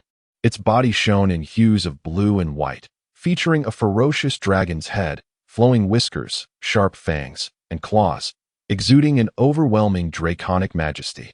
Every inch of its form radiated power, an imposing aura derived from its lineage that evoked an instinctive urge to bow in reverence. "Do you think a mere lifeless entity can compel me to kneel?" Ling Xian scoffed, channeling his spiritual energy to dispel the intense pressure of the bloodline with a vigorous surge. He circled the ice dragon and soon noticed a long, deep wound along its abdomen. Ice blue blood flowed from the wound, pooling around it like a small lake. This ice dragon had likely been dead for countless years, yet its blood still brimmed with vitality. Ling Xian dipped his finger into the blood, which astonishingly morphed into a tiny dragon shape, biting down fiercely on his fingertip. However, it posed no threat to Ling Xian. What might happen if I use it to awaken the demonic armor? He pondered, intrigued. With a mere thought, the purple-black gauntlet of demonic energy enveloped his right arm completely. Intricate patterns adorned it, depicting fearsome beasts. Just a glance sent a shiver down his spine, compelling him to avert his gaze. Ling Xian extended his finger, pressing the minuscule drop of blood against the gauntlet. In the next moment, the armor underwent an astonishing transformation. The originally purple-black gauntlet suddenly shifted to an ice-blue hue, revealing massive dragon scales, perfectly aligned and seamless. Jagged ice spikes erupted forth in an instant. Within mere moments, the gauntlet had transformed into what appeared to be crafted from dragon scales. Ling Xian's eyes widened in astonishment. He immediately sensed the immense power bestowed upon him by the newly acquired magical armored gauntlet. With but a mere thought, he could harness the ethereal ice essence from the surroundings through the gauntlet. It is worth noting that he possessed a fire affinity. Even though he could tap into the ice essence, it paled in comparison to the fire essence he was accustomed to. However, the transformed magical gauntlet now effectively granted him an ice affinity akin to that of an earth-grade constitution. Consequently, any ice-based martial technique unleashed through the gauntlet would far surpass his previous capabilities. Ling Xian was both astonished and elated. He had not anticipated such a profound transformation following the gauntlet's absorption of other bloodlines. Taking a deep breath, he refrained from channeling any spiritual energy or drawing upon the ice essence, and instead, he struck the nearby frost-covered wall with a powerful punch. Boom! The force erupted forth, akin to a meteor plummeting from the heavens. With a crack, a substantial fissure appeared in the wall, which swiftly spread like a spider's web, enveloping the entire surface. Boom! Boom! Boom! In an instant, the ground trembled as though a minor earthquake had occurred. Ling Xian found himself swaying unsteadily, yet his face was adorned with a broad smile. It was formidable, truly formidable. The magical gauntlet, after absorbing the blood of the ice serpent, had amplified his physical strength by at least 5-fold. This punch would undoubtedly devastate any core formation practitioner attempting to withstand it. Even a perfected core formation master would be sent flying. Should he infuse his spiritual energy and connect with the essence of the world, the resulting power would be even more terrifying. In that case, even a perfected core formation practitioner would stand no chance against him. Chapter 126. Lu Yunxian's Fortuity. The Yin Xian Frost Formation. At this moment, the trace of ice dragon blood had entirely been consumed. The demon armor gauntlet immediately reverted to its original form, regaining its deep purple-black hue. Ling Xian nodded slightly. The amount of ice dragon blood utilized was scarcely a drop, at most a third of one. It had been activated for approximately 10 breaths. Should the demon armor gauntlet be employed to launch an attack, it would likely accelerate the depletion of blood. Thus, it could be inferred that a single drop of ice dragon blood, under normal circumstances, could sustain the gauntlet for over 30 breaths. In the event of a powerful assault, it could last at least 15 breaths. This duration sufficed to determine the outcome. Ling Xian promptly crouched down, endeavoring to extract the ice dragon blood. Before long, He had collected all the remnants of ice dragon blood from the small lake on the ground, filling a large jar. As for the blood within the ice dragon's body, Ling Xian had attempted to extract it as well. However, his strikes could not even breach the defenses of the ice dragon's remains, compelling him to abandon the effort. After all, the adversary was a 6th-tier beast, equivalent to a transformation stage cultivator, 2 major realms above him. It was only natural that he could not penetrate its armor. It was time to return. Ling Xian retraced his steps. The ice pillar had evidently been sealed once more, necessitating him to cut through the ice blocks to reopen the passage.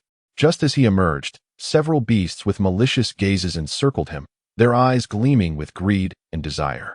Ling Xian smiled faintly, detecting the scent of ice dragon blood. "I will not relinquish it to you." Roar. The beasts seemed to comprehend his words, immediately charging at him in a furious mob. Ling Xian maintained a calm demeanor, directly invoking the Nine Suns' divine phoenix technique. The sounds of their mournful howls soon followed.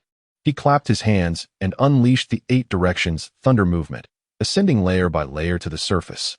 Upon returning to the first layer, he overheard his disciples discussing the recent minor earthquake with trepidation.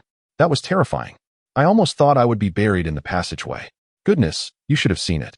That ice spike was merely 1/10 of an inch away from my brother. I wonder what is going on."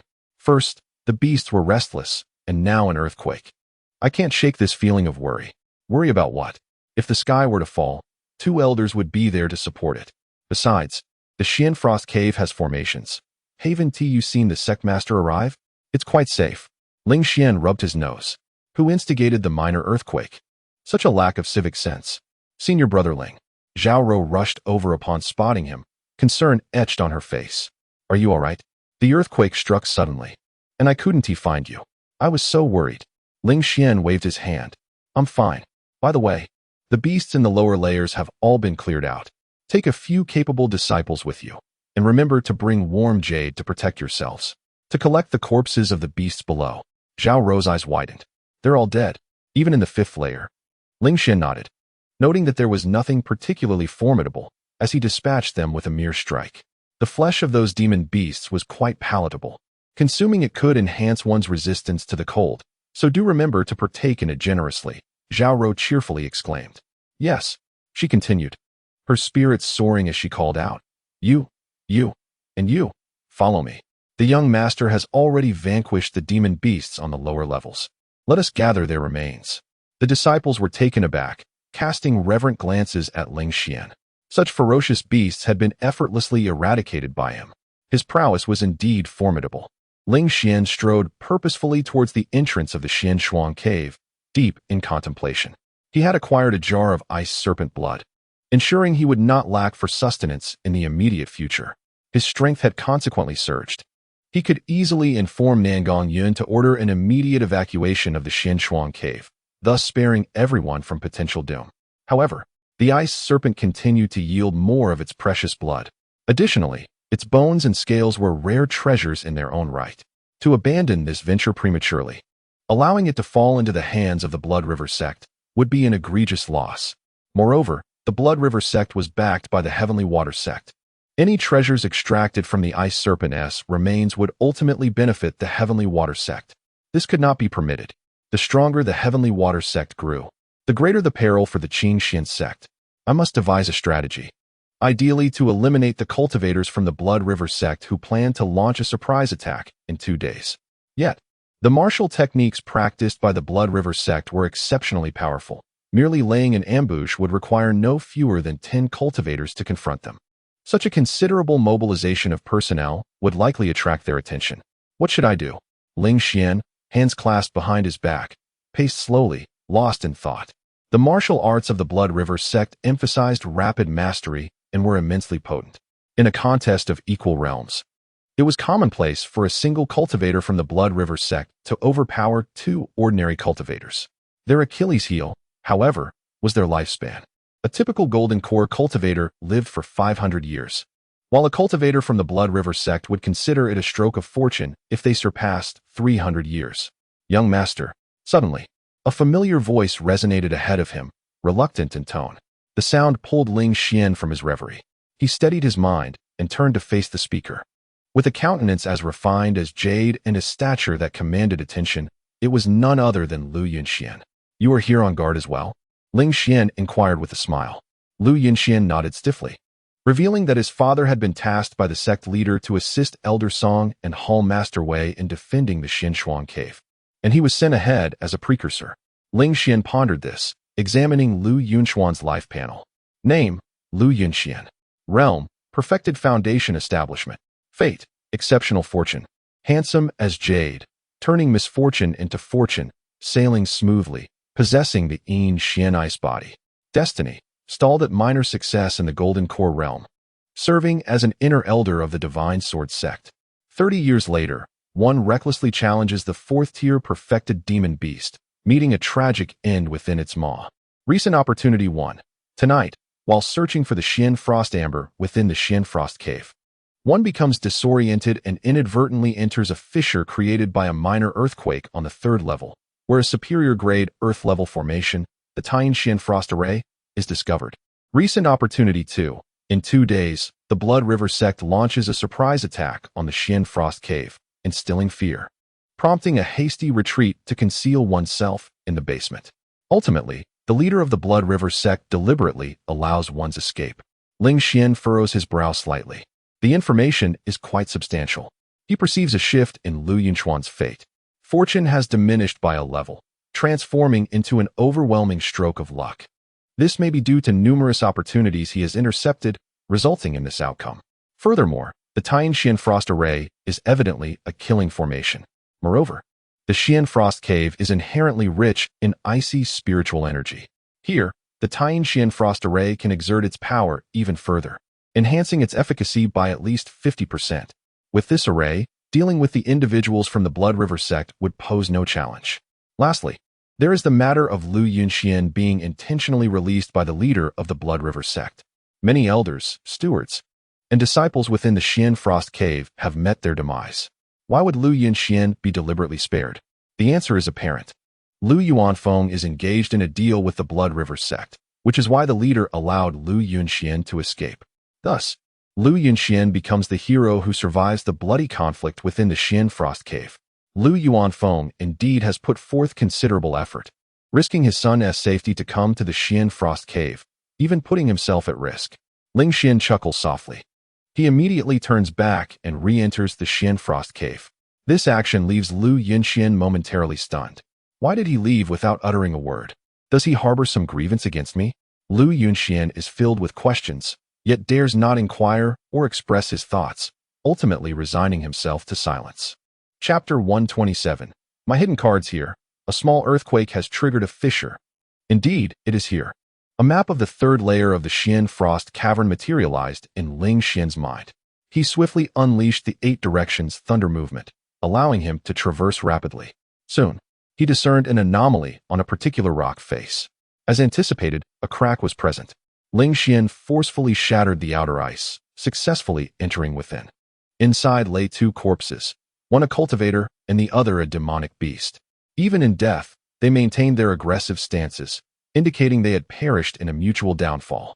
Frozen in ice since their demise, they had remained undiscovered until now, their chance of revelation only brought about by Ling Xian's induced tremor. Ling Xian searched the cultivator's remains and swiftly uncovered a mid-grade storage ring, containing several yellow-tier elixirs and low to mid-grade spirit stones. These items were rather mundane, already beneath Ling Xian's notice. Upon a meticulous search, he indeed found a set of formation flags nestled in the corner of the storage ring. There were a total of 48 flags, each merely the size of a palm. By inserting them into the ground and embedding spirit stones, they could be activated via a formation jade tablet. This formation was the mid-grade Earth-tier Taiyin Xian Frost Array. With it, he could contend against the treacherous Blood River sect. It was not the time to set it up. He would wait until everyone retired for the night to arrange it. That night, during the midnight hour, as the disciples wearily climbed into their beds, falling into deep slumber, Ling Xian seized the cover of darkness to depart his quarters. He swiftly arranged the formation flags around the Xian Frost Cavern. These flags were carefully concealed in secret locations, remaining hidden from the surface. Only Ling Xian was privy to their positions. In the blink of an eye, another day had passed. This night marked the occasion for the Blood River sect's assault. Within the needle-leaf forest surrounding the Xian Frost Cavern, in a secluded area, Lu Yuanfeng retrieved the mother-son communication jade, infusing it with spiritual energy. Immediately, a hoarse voice responded. It was the leader of the Blood River sect. Lu Yuanfeng, what is the situation? Lu Yuanfeng replied coolly. The protective array of the Xian Frost Cavern appears properly arranged.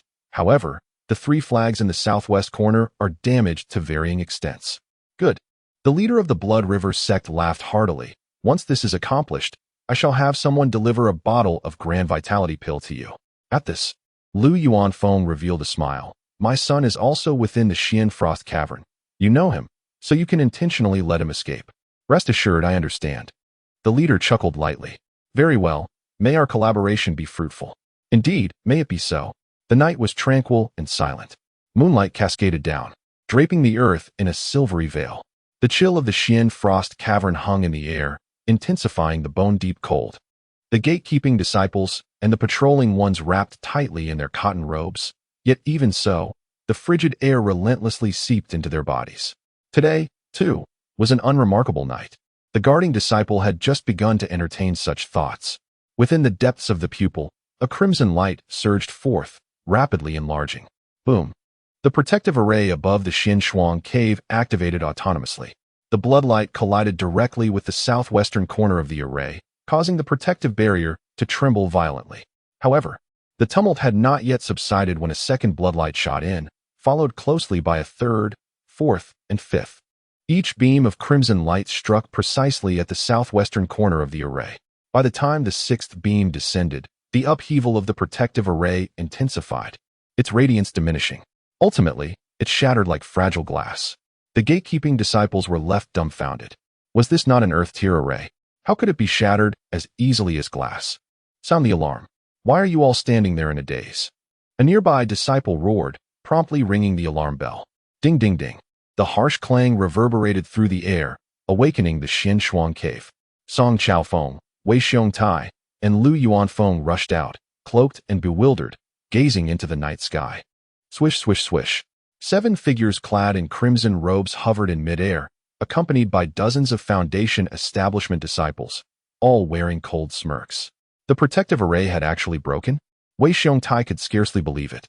Feng Lizhan, the leader of the Blood River sect. Upon recognizing the figure at the forefront, Song Chaofeng's eyes widened. How could the array have shattered so easily? There must be a traitor among us. Lu Yuanfeng bellowed in fury, accusing Song Chaofeng, who was responsible for the array, of leaking information. You're talking nonsense. Shut your mouth. Song Chaofeng retorted angrily. You disciples of the Qingxian sect are truly adept at internal strife. Feng Lizhan laughed heartily. With that, he struck fiercely towards Song Chaofeng, Wei Xiongtai, and Lu Yuanfeng. The bloodlight erupted, intertwining with the world's spiritual energy, forming a colossal blood-red hand, 5 zhong in size, in an instant. The trio joined forces to withstand the attack, yet they were forced to retreat repeatedly, blood spilling from the corners of their mouths. This scene ignited a tempest of despair among the Qingxian sect disciples. The Blood River sect was so formidable?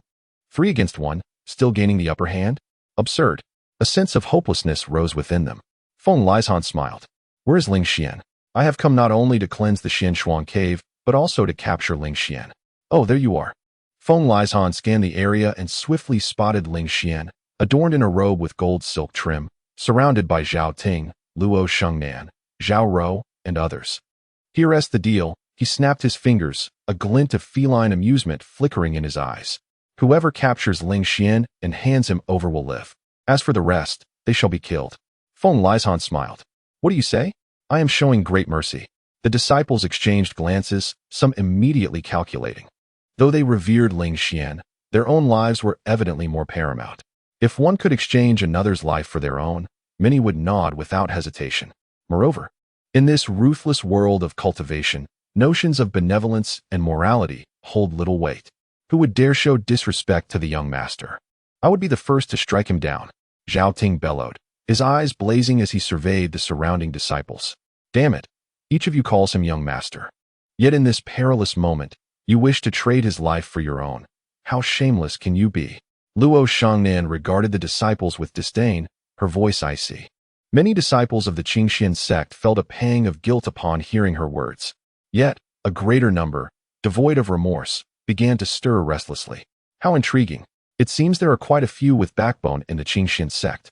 Feng Lizhan laughed heartily. You two are true disciples of the Qingxian sect. One named Zhao Ting and the other Luo Shengnan. Why not join my Blood River sect? There is still time to abandon the darkness for the light. Bah! I have no desire to become a short-lived wretch. Luo Shengnan spat contemptuously onto the ground. Feng Lizhan maintained his smile, though it gradually turned frigid. The cultivators of the Blood River sect detest being called short-lived wretches. He said coldly, I now have a new idea. Whoever among the Qingxian disciples can slay this Luo Shengnan shall be granted a path to survival. Do not sow discord here. Do you truly believe yourself a cat, while we are the mice? At last, Ling Xian, who had remained silent, spoke up calmly. Feng Lizhan sneered, Oh, what tricks does the little mouse possess? Show them to me. Ling Xian proclaimed, Elder Song, Hall Master Wei, lead all disciples into the Xianshuang cave. Song Chaofeng and Wei Xiongdi were taken aback. Into the Xianshuang cave? But it's a dead end. Furthermore, the deeper sections are inaccessible to the disciples. They would perish from the cold. Trust me. Ling Xian smiled faintly. Very well, all disciples, retreat into the Xianshuang cave. Song Chaofeng gritted his teeth. The members of the Blood River sect did not attack. Instead, they watched this scene with keen interest. Retreating into a place with no escape? Very well. When the time comes to kill, it will be as easy as mowing grass, cackled the deputy leader of the Blood River sect. Feng Lizhan taunted. All the Qingxian sect members have retreated. Now, where are your trump cards? Ling Xian produced a jade talisman inscribed with formations, infusing it with spiritual energy to activate it. In an instant, an overwhelming chill erupted, enveloping all members of the Blood River sect. Ling Xian gazed at the astonished and furious members of the Blood River sect. Revealing a benevolent smile, my trump card lies here. Chapter 128. Such an impressive martial technique. Ling Xian could not possibly use it a second time. Boom, boom, boom. A chilling aura, akin to that of a dragon or python, surged from all directions, enveloping the Blood River sect members. In but a few breaths, the temperature plummeted to the point where one's breath turned to frost. Everyone, including Feng Lianshan, immediately felt goosebumps erupt across their bodies. That frigid sensation penetrated to the marrow, desperately burrowing into the depths of their beings. The members of the Blood River sect were compelled to channel their spiritual energy to withstand this biting cold. The consumption of their spiritual energy was alarmingly rapid. In the blink of an eye, each person had expended at least 20% of their energy. At this rate, not only would they be unable to vanquish the disciples of the Qingxian sect, but their survival within this formation was also in grave jeopardy. Ling Xian smiled faintly. The might of the formation lay precisely in its power. As long as it was properly arranged and timed, overcoming the multitude with a mere few, and defeating the strong with the weak, was far from impossible. To Ling Xian, these individuals, now devoid of spiritual energy, were no different from lambs awaiting slaughter. What kind of formation is this? Why does such a formation exist? Feng Lianshan was both astonished and furious. The Xianfrost cave should have only had a defensive formation. How could another one have suddenly appeared? Could it be that Lu Yuanfeng deceived him? Did Lu Yuanfeng, in fact, remain loyal to the Qingxian sect, intentionally providing him with false information? Feng Lianshan glared at Lu Yuanfeng within the Xianfrost cave, shouting in fury, Lu Yuanfeng, you have deceived me. The information you provided was false. At this moment, the disciples of the Qingxian sect widened their eyes in shock. Song Chaofeng and Wei Xiong were nearly compelled to bow down before Ling Xian. They had never anticipated that Ling Xian possessed such a trump card. Judging by the power of this formation, it was at least an earth-grade formation. They were at a loss as to where Ling Xian had acquired such knowledge. After Feng Lianshan's roar directed at Lu Yuanfeng, everyone turned their gaze toward Lu Yuanfeng. Taking a deep breath, Lu Yuanfeng unabashedly retorted, I, Lu Yuanfeng, have always been loyal to the Qingxian sect, harboring no ulterior motives. What kind of information did you think I provided? The greedy Blood River sect dares to infringe upon the territory of the Qingxian sect. You shall surely perish here today. With hands on his hips, he pointed at Feng Lianshan in midair, speaking with righteous indignation, his words punctuated by fervent spittle. He appeared as a sagacious figure, contemplating the future of his sect. Song Chaofeng and Wei Xiong exchanged glances with Lu Yuanfeng, their skepticism lingering.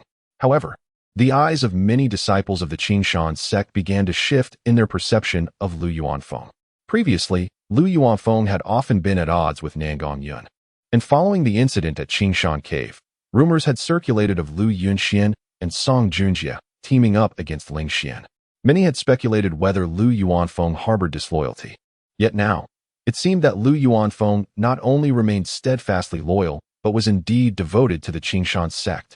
Upon hearing such declarations from Lu Yuanfeng, Feng Lianshan nearly turned away in rage.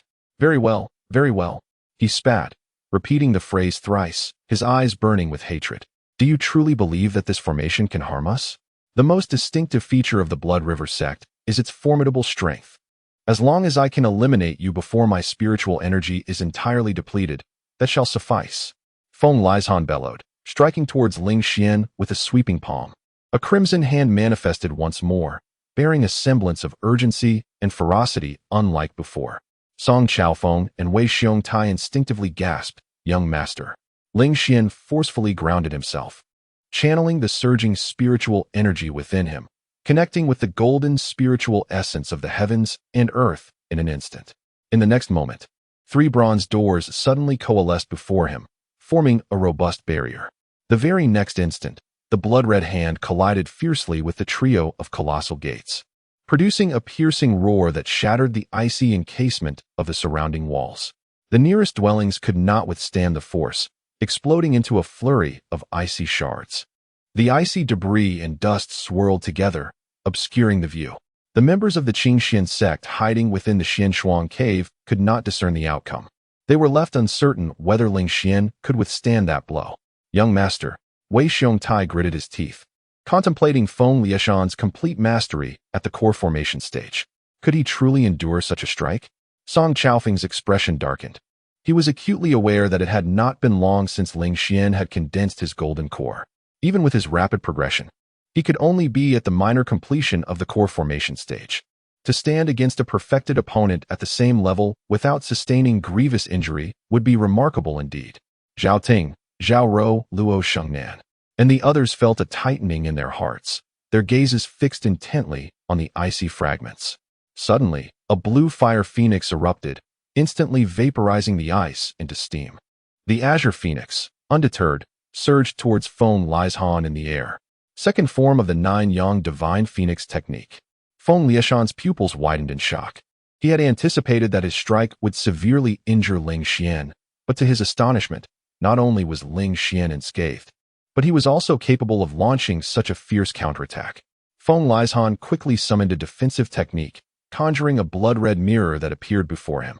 The fire phoenix collided with the mirror, shattering it, and striking Feng Lianshan directly, propelling him several yards away. He crashed through a dwelling, becoming entombed amidst the debris. The Blood River sect members gasped in astonishment, rushing forward in alarm. Meanwhile, the Qingxian sect disciples stared wide-eyed at Ling Xian, who remained composed, standing firmly in place. Surrounded by the 3 bronze doors, his defenses were as solid as a fortress, akin to a guardian deity. What manner of defensive technique is this, capable of withstanding Feng Lianshan's full assault? Wei Xiong Tai marveled. Song Chaofeng sighed deeply. I do not know, but it is certainly not a technique from our Qingxian sect. It must be a fortuitous gift granted to the young master. I surmise it is a ground-level technique, for anything less would not yield such formidable power. The surrounding disciples of the Qingxian sect nodded in agreement, their expressions reflecting their admiration and respect.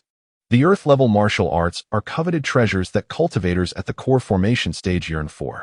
If it is indeed Earth-level martial arts, wielded by Ling Xian, it would be entirely plausible for him to withstand an attack from a perfected core formation cultivator with merely a minor accomplishment in the same realm.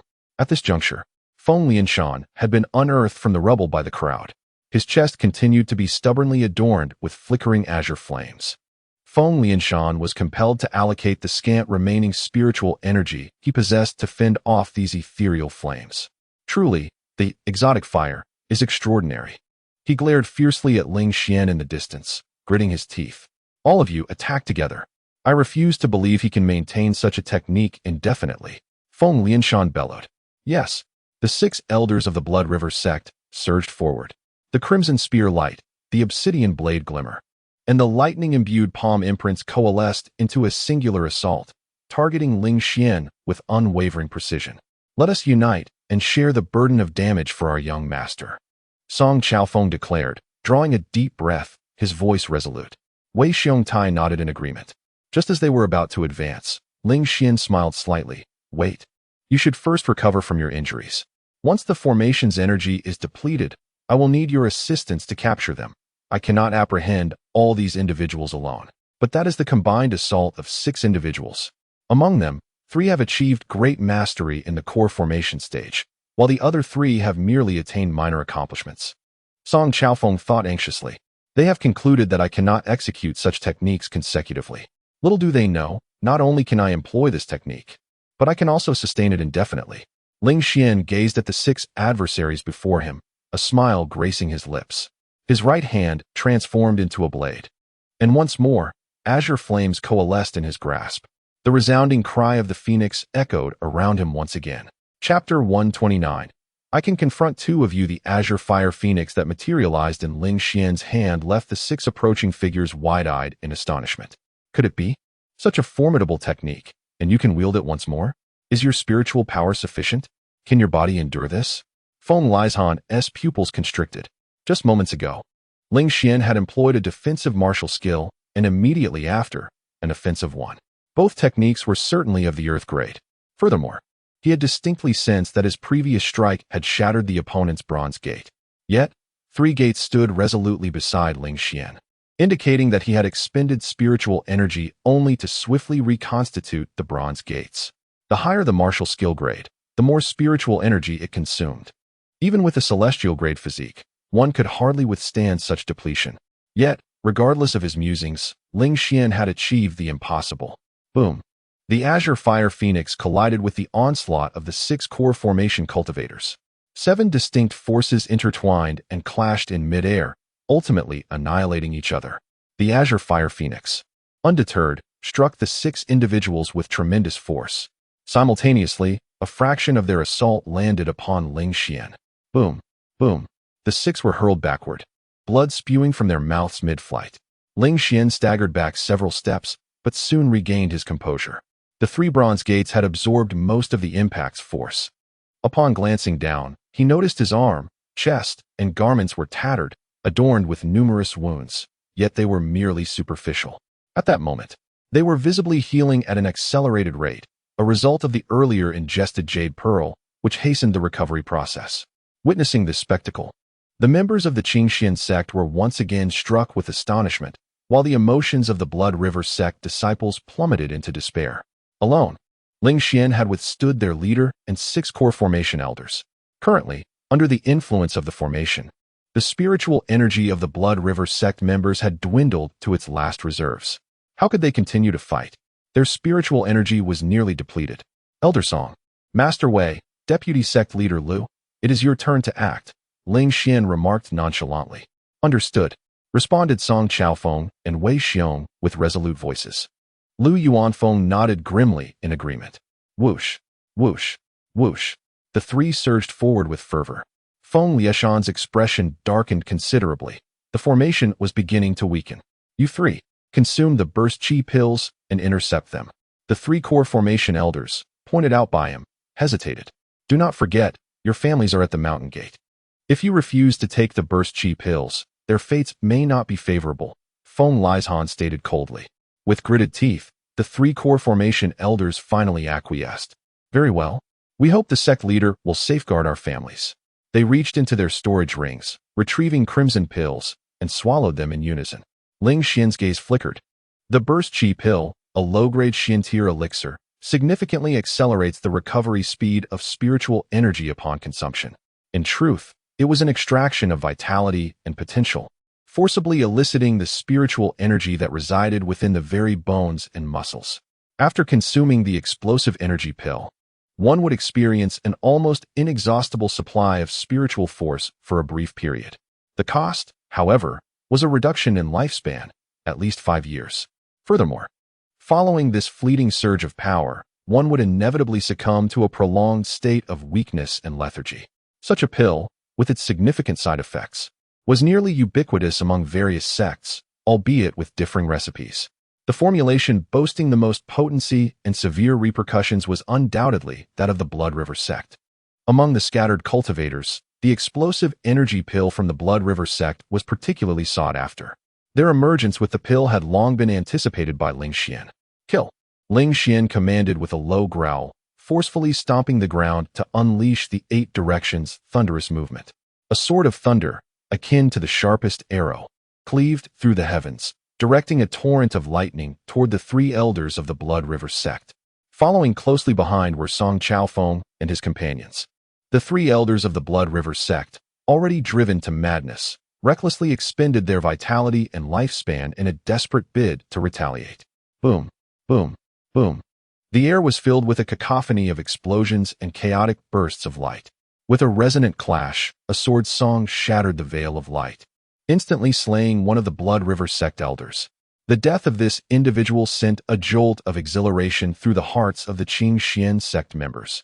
The remaining 2 elders, having consumed the explosive energy pill, could not withstand the onslaught from Ling Xian and his allies, and fell in succession. Even a formidable cultivator at the core formation stage, still under the influence of the explosive energy pill, was vanquished by Ling Xian's hand. The formation's energy has been depleted. Retreat. At that moment, the pervasive chill in the air began to visibly diminish. Feng Lizhan uttered a low command, shattering the surrounding walls with a single palm and being the first to flee. The other elders and disciples of the Blood River sect followed suit, escaping in haste. All members of the Qingxian sect, heed my command. Pursue and eliminate every last one. Ling Xian bellowed. Zhao Ting, Luo Shengnan, and Zhao Rou, unable to contain their eagerness, rushed forth at once, with all inner and outer disciples following closely behind. Ling Xian had bestowed upon them a tremendous advantage. From this point onward, the extent of their merits and the treasures they could claim would depend solely on their own efforts. Those 3 elders are yours. I will chase after Feng Lizhan, Ling Xian proclaimed loudly, executing the 8 directions thunderous movement as he set his sights on Feng Lizhan. Before Song Chaofeng and the others could respond, Ling Xian vanished into the depths of the forest in a flurry of motion. Wei Xiongti remarked anxiously, "The young master is too impetuous. Even if Feng Lizhan is gravely injured and depleted of spiritual energy, he is still a perfected core formation cultivator. And he hasn't consumed the explosive energy pill." Song Chaofeng frowned deeply, asserting, "I trust the young master. If he dares to pursue, he must have a trump card." Wei Xiongti, taken aback, quickly nodded in agreement. Lu Yuanfeng's gaze flickered, a cold expression crossing his face as he contemplated the direction in which Ling Xian had disappeared. This boy truly overestimates himself, he chuckled darkly. Within the forest, towering coniferous trees loomed all around. On the ground, remnants of snowflakes linger, untouched by the warmth of the sun. Feng Lianshan clutched his chest, alternating between quickened strides and momentary pauses, striving to escape with utmost speed. Within his chest, a few embers of the azure lotus earth fire stubbornly persisted, defying his attempts to extinguish them with his spiritual energy. Cursing under his breath, he realized that he could only return to his sect and consume some elixirs to eradicate them. Is someone pursuing me?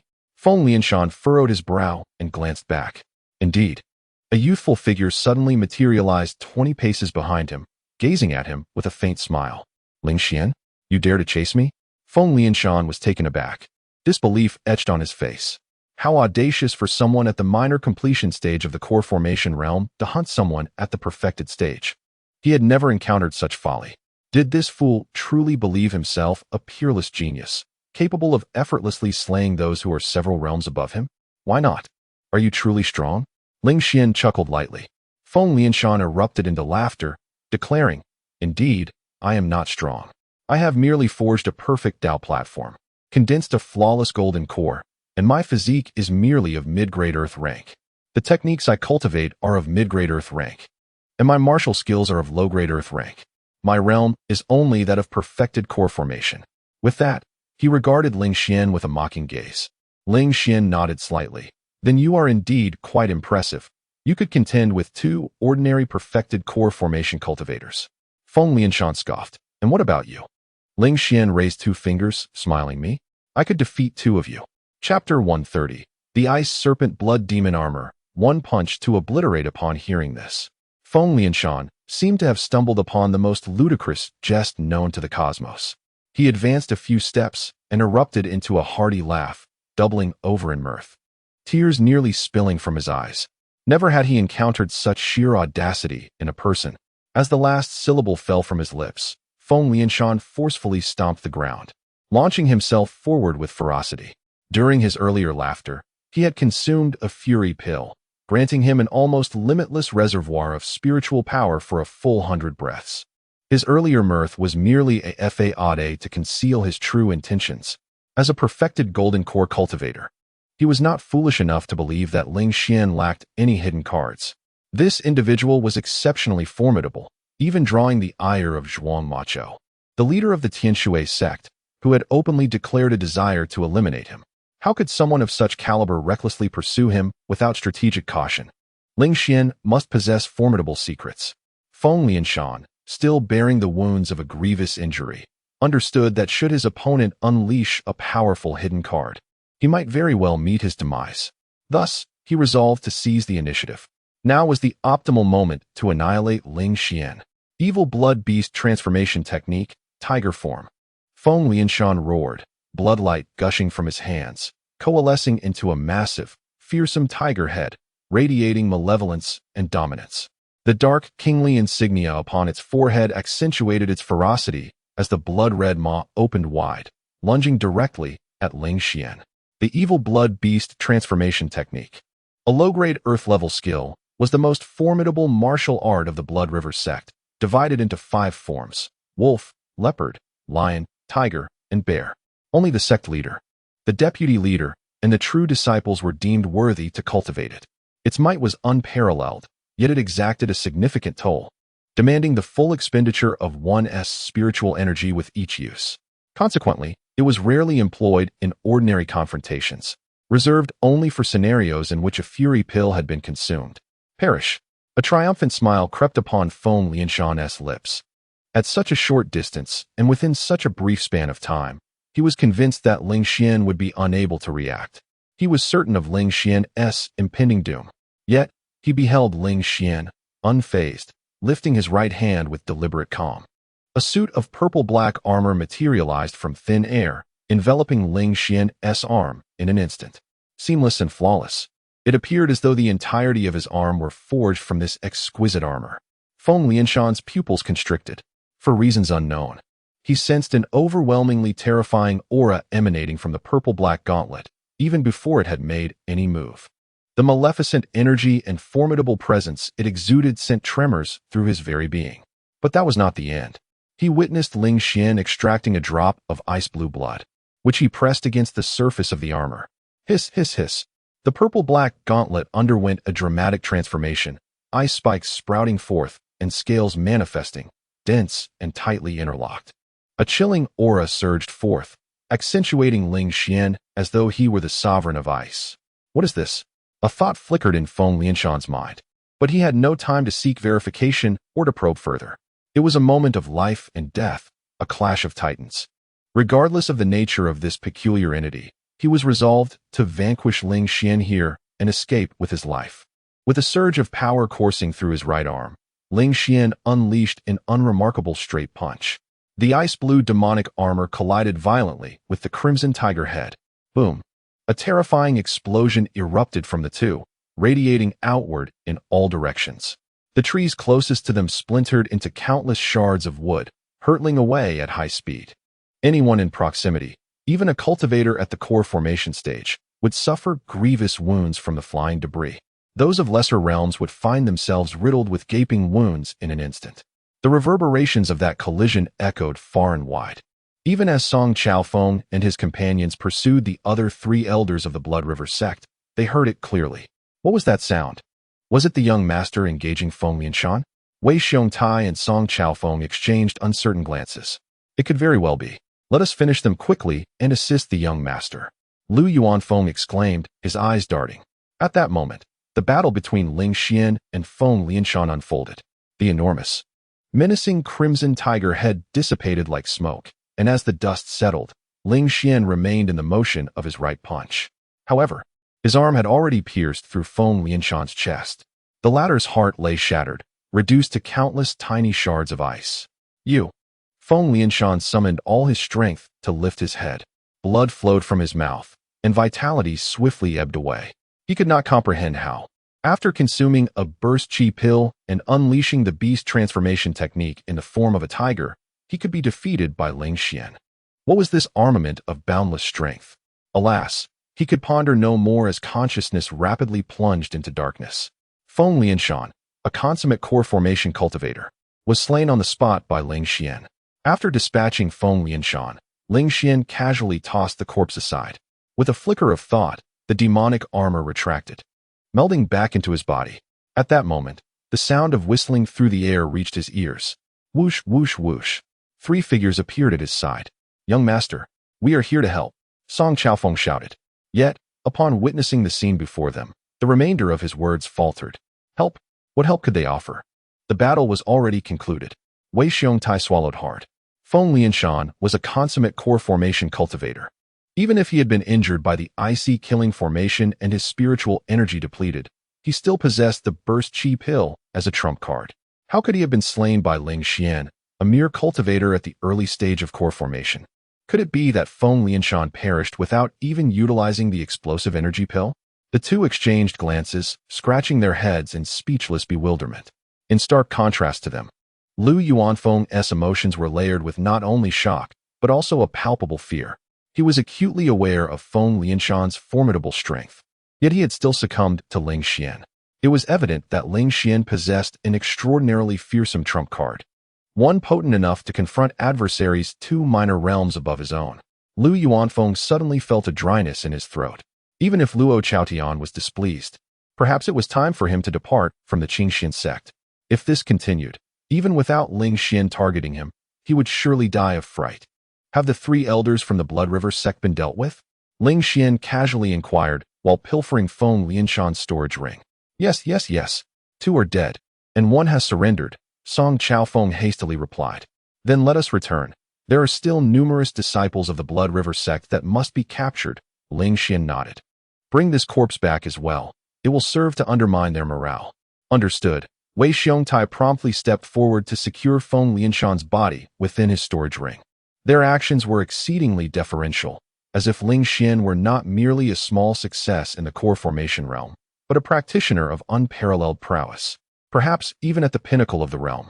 Soon, the members of the Blood River sect who had launched the surprise attack on the Xinshuang cave were thoroughly subdued. The majority had met their demise, while a dozen or so disciples of the Blood River sect in the Foundation establishment realm, faced with no other choice, opted to surrender. None managed to escape. This battle was a resounding victory. The particulars of this triumph would be reported by Vice Sect Master Lu to the Master. I kindly request Vice Sect Master Lu to undertake this task personally, Ling Xian said with a faint smile. Lu Yuanfeng dared not refuse and nodded repeatedly. Rest assured, young Sect Master, I will convey the details of this battle to Master Nangong, word for word. Ling Xian then turned his gaze towards the crowd of Qingxian sect members, including Zhao Ting, Luo Shengnan, Zhao Rou, and many familiar faces. A smile graced his lips as he declared, "We have triumphed." The disciples fell silent for a moment, and then erupted into frenzied cheers. "We have won. Qingxian sect is invincible. The young sect master is invincible." The Blood River sect had come with overwhelming ferocity, and at first, everyone believed they would meet their end that day. Little did they expect such a dramatic reversal of fortunes. The lion's share of the credit, undoubtedly, belonged to Ling Xian. Were it not for him, not a single person present could have escaped the clutches of death. Chapter 131. I, Inshuega. No longer fear Ling Xian at the gates of the Qingxian sect. Nangong Yun stood upright, her beautiful eyes gleaming with delight as she absorbed the report from Lu Yuanfeng. Marvelous. I cannot believe that Xian's strength has grown so formidable, she exclaimed with fervor. Deputy Sect Master Lu promptly mobilized the elders in the core formation realm to seize the assets of the Blood River sect. Take as much as you can. If we delay, the nearby sects may very well divide the Blood River sect among themselves. Understood, Lu Yuanfeng acknowledged with a nod before bowing and departing. As Nangong Yun watched his retreating figure, A light chuckle escaped her lips. For reasons unknown, she sensed that Lu Yuanfeng had shed his usual sinister demeanor, appearing notably more compliant. Perhaps it was the impact of Ling Xian's decisive slaying of Fenglai Mountain, the leader of the Blood River sect. The following day, under Nangong Yun's directive, the news swiftly permeated the Qingxian sect. The disciples engaged in exuberant discussions, their spirits soaring with joy, as if they too had shared the tumultuous experiences of the previous night alongside Ling Xian within the Xian Frost Cavern. Is the young master not exceedingly powerful, able to vanquish even the leader of a first-rate sect? One exclaimed. What realm is the young master currently in? Has he reached the pinnacle of the core formation stage? I am uncertain, but I recall the young master having condensed his golden core merely a few months ago, another replied. Indeed, a few months seems scarcely sufficient for one to ascend from the nascent stage to such mastery, does it not? Perhaps he has merely achieved the small success? Goodness, contemplating this makes the young master even more impressive. I have resolved it. I shall set a modest goal. I aspire to become the young master's companion. I suspect the young master may not favor men.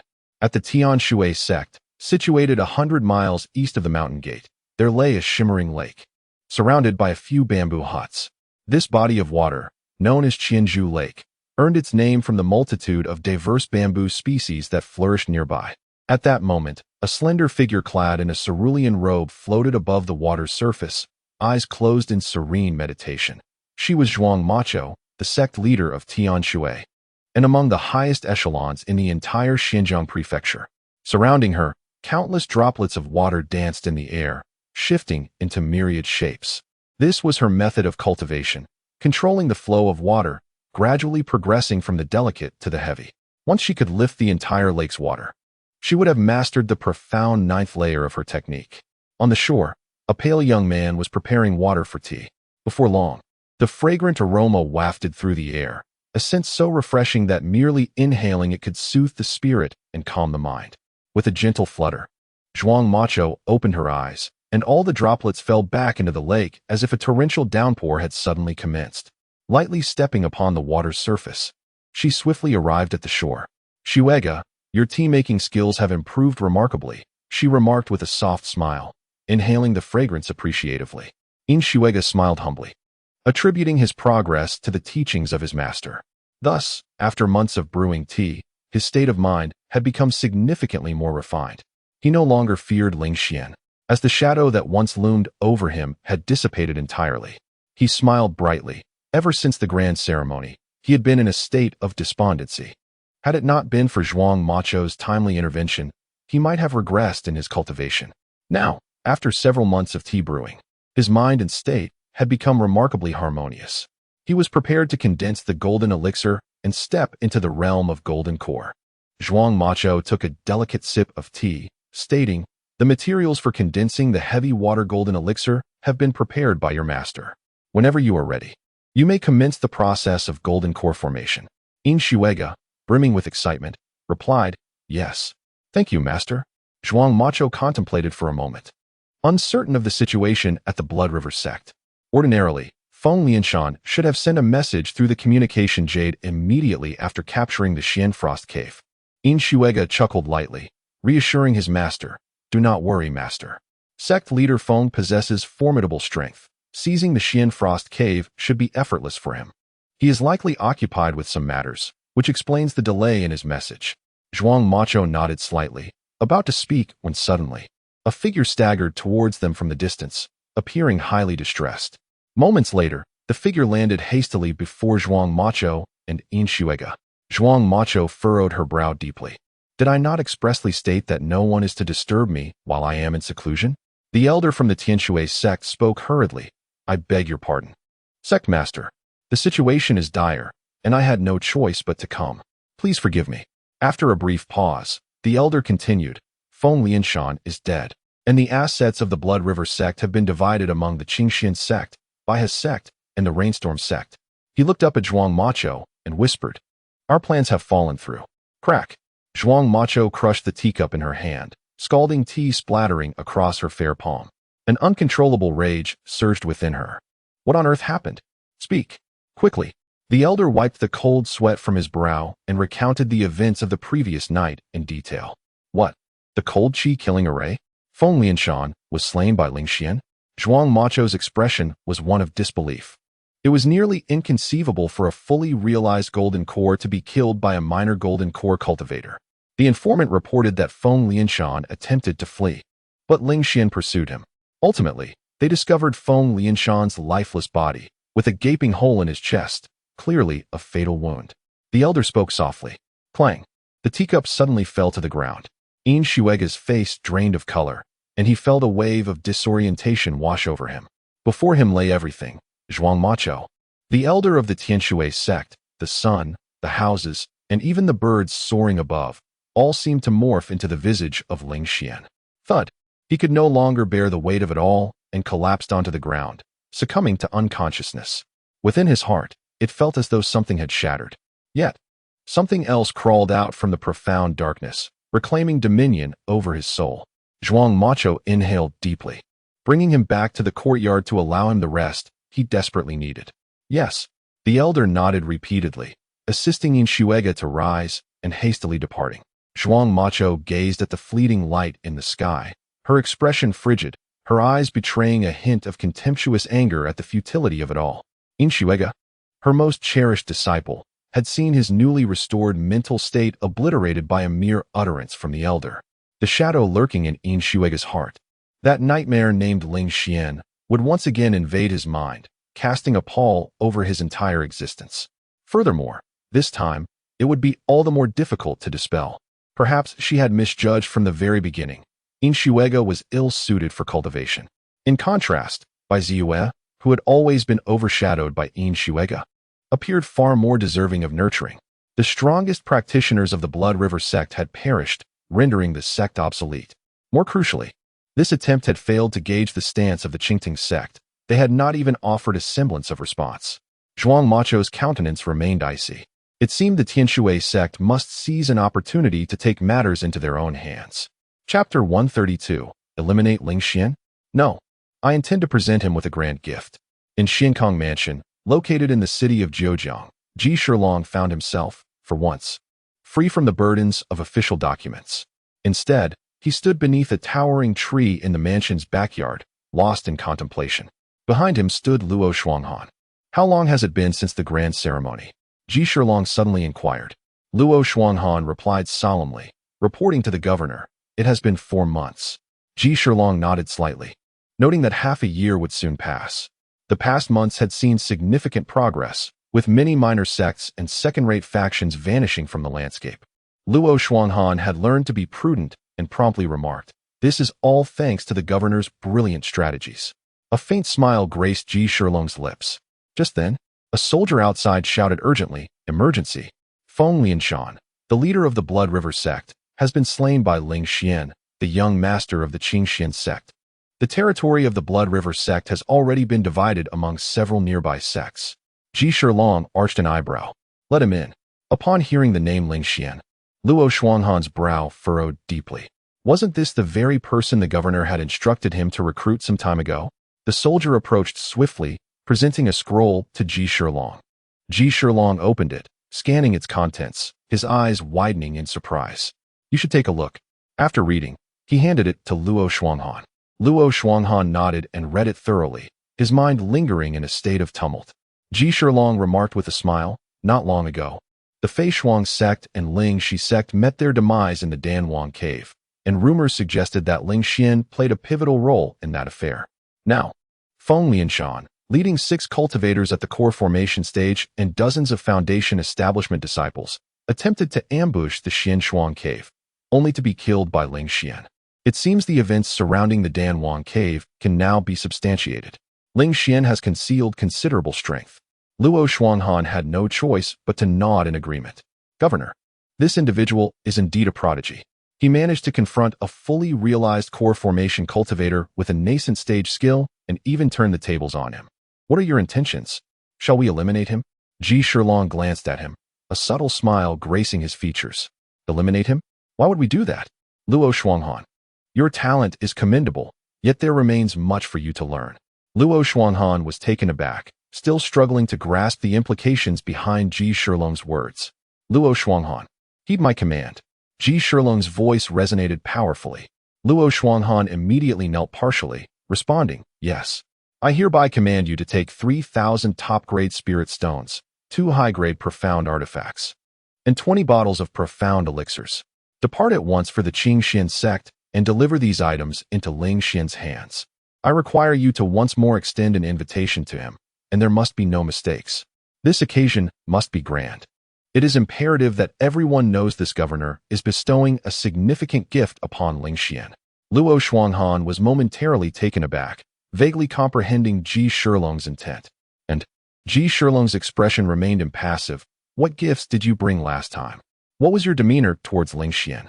Did it reflect the attitude one should adopt towards a genius in seeking talent? Should such an event occur again, you need not remain in the government office any longer. Luo Shuanghan's heart was filled with trepidation. How could Ji Shilong be so thoroughly aware of his actions? He promptly nodded, acknowledging his subordinate's understanding, and hastened towards the warehouse. Ji Shilong, with his hands clasped behind his back, continued to gaze at the towering tree, his eyes distant and unfocused, as if the significant offering he had just dispatched was utterly inconsequential. 10 days later, at Xuanshuang Cave, under Ling Xian's directive, the disciples stationed here constructed a training ground. Although termed a training ground, it was merely a flattened expanse of earth surrounded by walls. Its dimensions were modest. Only the young master, elders, and true disciples were permitted entry, while the remaining disciples were excluded. At this moment, Ling Xian was engaged in a duel with Wei Xiongtia, honing his martial skills. Not far away, Zhao Ting, Luo Shengnan, and others were intently observing, not daring to let their focus waver. Young master, here I come, Wei Xiongtia roared, his fist transforming into a spear of swirling lightning, aimed directly at Ling Xian's chest. Come at me. Ling Xian smiled as the 3 bronze doors materialized simultaneously in less than a breath. Clang, clang, clang.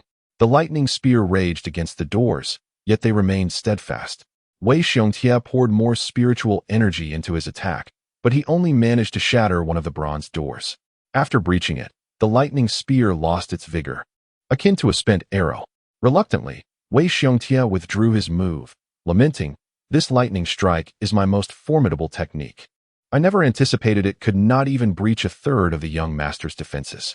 Just as Ling Xian was about to respond, his peripheral vision caught sight of some disciples outside the training ground, transporting a grand door intricately sculpted from ice. His expression froze, seemingly plunged into a state of enlightenment. Wei Xiongtia, taken aback, cautiously retreated, wary of making a sound. Only when he had distanced himself by 10 paces did he exhale in relief. Issue a command. No one is to approach the training ground, Wei Xiongtia instructed in a hushed tone. Understood, I will attend to it immediately. Zhao Ting and Luo Shengnan nodded in agreement, their expressions brimming with envy. Clearly, Ling Xian had entered a state of enlightenment upon witnessing the ice door. It was well known that the young master possessed extraordinary comprehension. It was astonishing that he could attain insight at such a moment. Time trickled by, and before long, morning had transitioned into afternoon. Within the training ground, only Ling Xian stood solitary. The 3 bronze doors hovered quietly around him, accompanied by a swirling sphere of spiritual energy that was in constant flux. Initially, it emanated golden spiritual energy, which soon transformed into icy energy, followed by faint flickers of fire and thunder energies. At a certain moment, the sphere of spiritual energy abruptly shifted, stretching and expanding dramatically. Suddenly, the 4th bronze door materialized before them. What astonished all the onlookers even more was that, following its emergence, the door underwent a remarkable transformation. The golden aura of spiritual energy suddenly dispersed, giving way to a rush of icy essence. In an instant, the bronze door morphed into a portal of glacial ice. Yet, within mere moments, the icy essence dissipated once more, and a thin veil of fiery energy began to converge from all directions, transforming the icy portal into one of blazing flames. Shortly thereafter, it was entwined with vines, taking the form of a colossal wooden door crafted from the very essence of nature. This was swiftly followed by a shimmering, highly resilient door of heavy water. The 5 elemental energies, gold, wood, water, fire, and earth, represented the most fundamental aspects of existence. In contrast, the energies of wind and thunder, along with ice, were rarer and signified powerful, mutated essences. A total of 8 distinct spiritual energies emerged in succession, each presenting a uniquely shaped door. At that moment, Ling Xian abruptly opened his eyes, a look of joy illuminating his face. The 4 mystical doors had reached the 4th level of cultivation. The 4th door, in particular, was able to transform into various forms according to the different spiritual energies connecting heaven and earth. When it assumed the form of the ice door, its capacity to withstand ice-based martial arts was greatly enhanced. Similarly, when it transformed into the fiery door, its ability to resist fire-based techniques was similarly fortified. Thus, regardless of the martial skills employed by his opponent, Ling Xian possessed the means to counter them effectively, significantly augmenting his defensive capabilities. Ling Xian wore a satisfied expression. He had glimpsed this opportunity earlier that morning, and indeed, it had manifested as described on his life panel. Outside the training arena, voices of congratulations echoed, celebrating the young master's advancement in martial arts. Chapter 133. A true man will fight. Ling Xian gazed ahead, spotting Song Chaofeng, Wei Xiongtai, Zhao Ting, and others approaching with cheerful expressions. He smiled in response, expressing his gratitude. These individuals were adept at social niceties, understanding that he was in a state of enlightenment. They promptly instructed others to guard the training ground, ensuring no one would disturb his introspection. Young master, another group of outer disciples is rushing from the mountain gate. I must assist in escorting them, so I shall take my leave, Wei Xiongtai respectfully stated. Go ahead, both of you have pressing matters. Ling Xian acknowledged with a slight nod. Wei Xiongtai and Song Chaofeng were tasked with defending this location, with numerous daily responsibilities that left them little time for cultivation. Ling Xian, unlike the frivolous youths, did not insist on their company. Once Song Chaofeng and Wei Xiongtai departed, Zhao Ting and Luo Shengnan approached swiftly, their expressions filled with reflection as they regarded Ling Xian. His comprehension was remarkably profound. Mastering techniques and martial arts came effortlessly to him. By the way, young master, there is a significant matter concerning you that has recently surfaced from the north, Zhao Ting suddenly remarked. Ling Xian chuckled. No need for such formality. Just call me Ling Xian. What news from the north? Ah, Zhao Ting mirrored his smile. It pertains to the governor. I have heard that he has sent someone to deliver gifts to you once again. Ling Xian raised an eyebrow. Ji Shilong has sent someone over again. This time it seems rather different, as if he intends to make a grand spectacle of it, ensuring that everyone is aware. How many people have come? Where have they passed through? Ling Xian inquired further. Zhao Ting recounted the details meticulously, concluding with, these are messages from the merchant caravans, so specific circumstances may vary. If you need, we at Qingxian sect can investigate immediately. Qingxian sect had now risen to the ranks of a first-rate sect. Having recently annihilated both the Flying Frost sect and the Blood River sect, gaining unprecedented recognition. Regardless of the sect or faction, all were inclined to show Qingxian sect some respect. Should Qingxian sect desire to investigate a matter, merely releasing word would prompt numerous cultivators to willingly present information, eager to forge a favorable relationship. No need. I have already surmised their intentions. Ling Xian waved his hand dismissively. Luo Shengnan scratched her head. Intentions? It's simply that Ji Shilong sees your boundless potential and wishes to recruit you? Ling Xian smiled and shook his head. It is not as such. His actions are not to recruit me. Rather, he seeks to place me under scrutiny. Luo Shengnan was taken aback, while Zhao Ting appeared contemplative. Ling Xian continued. Ji Shilong has dispatched a team southward with great fanfare, drawing crowds wherever they go to proclaim his desire to recruit me. As a result, even if some sects are unaware of Qingxian sect or my recent actions, they will undoubtedly investigate. They will soon learn of the downfall of the Flying Frost sect and the Blood River sect, and they will discover that I was the one who killed Feng Lizhan. Once this information spreads, I will swiftly become the target of everyone's attention. Surrounding sects harbor a sense of vigilance towards the Qingxian sect, including our very allies. This is far from a favorable situation. After hearing Ling Xian's analysis, Zhao Ting and Luo Shengnan were momentarily taken aback. Luo Shengnan, unable to contain her frustration, exclaimed, Damn. Ji Shilong has ulterior motives. Such a lavish gift is better left untouched. Ling Xian chuckled softly, pondering how one could refuse a gift offered so freely. Moreover, given the grandiosity of this endeavor, it surely differs from the previous occasion. I surmise it is indeed a rare and valuable offering. Zhao Ting nodded in agreement, affirming Ling Xian's insight that the opponent's objectives had been achieved, and what was now presented was merely bait, an opportunity too good to pass up. At that moment, a disciple's voice rang out from outside the training ground. Young master, a contingent approaches from the north, claiming to be from the giant river city government, seeking an audience with you. Ling Xian smiled lightly. Ah, here they come. Let us step outside and see. At the entrance of the Xuanshuang cave, Luo Shuanghan stood composed. Behind him was an extravagant retinue, comprised entirely of handsome men and beautiful women, riding majestic steeds that radiated vitality.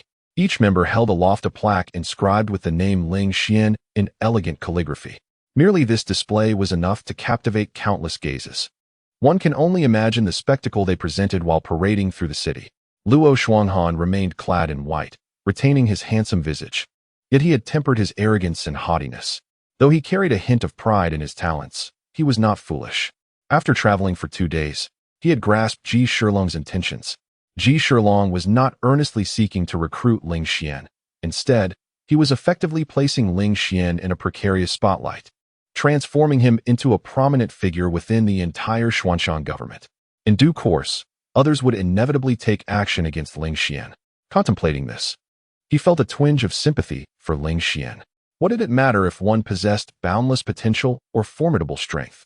Even if a nascent golden core cultivator could vanquish a perfected golden core opponent, what difference did it make when standing against the tides of fate?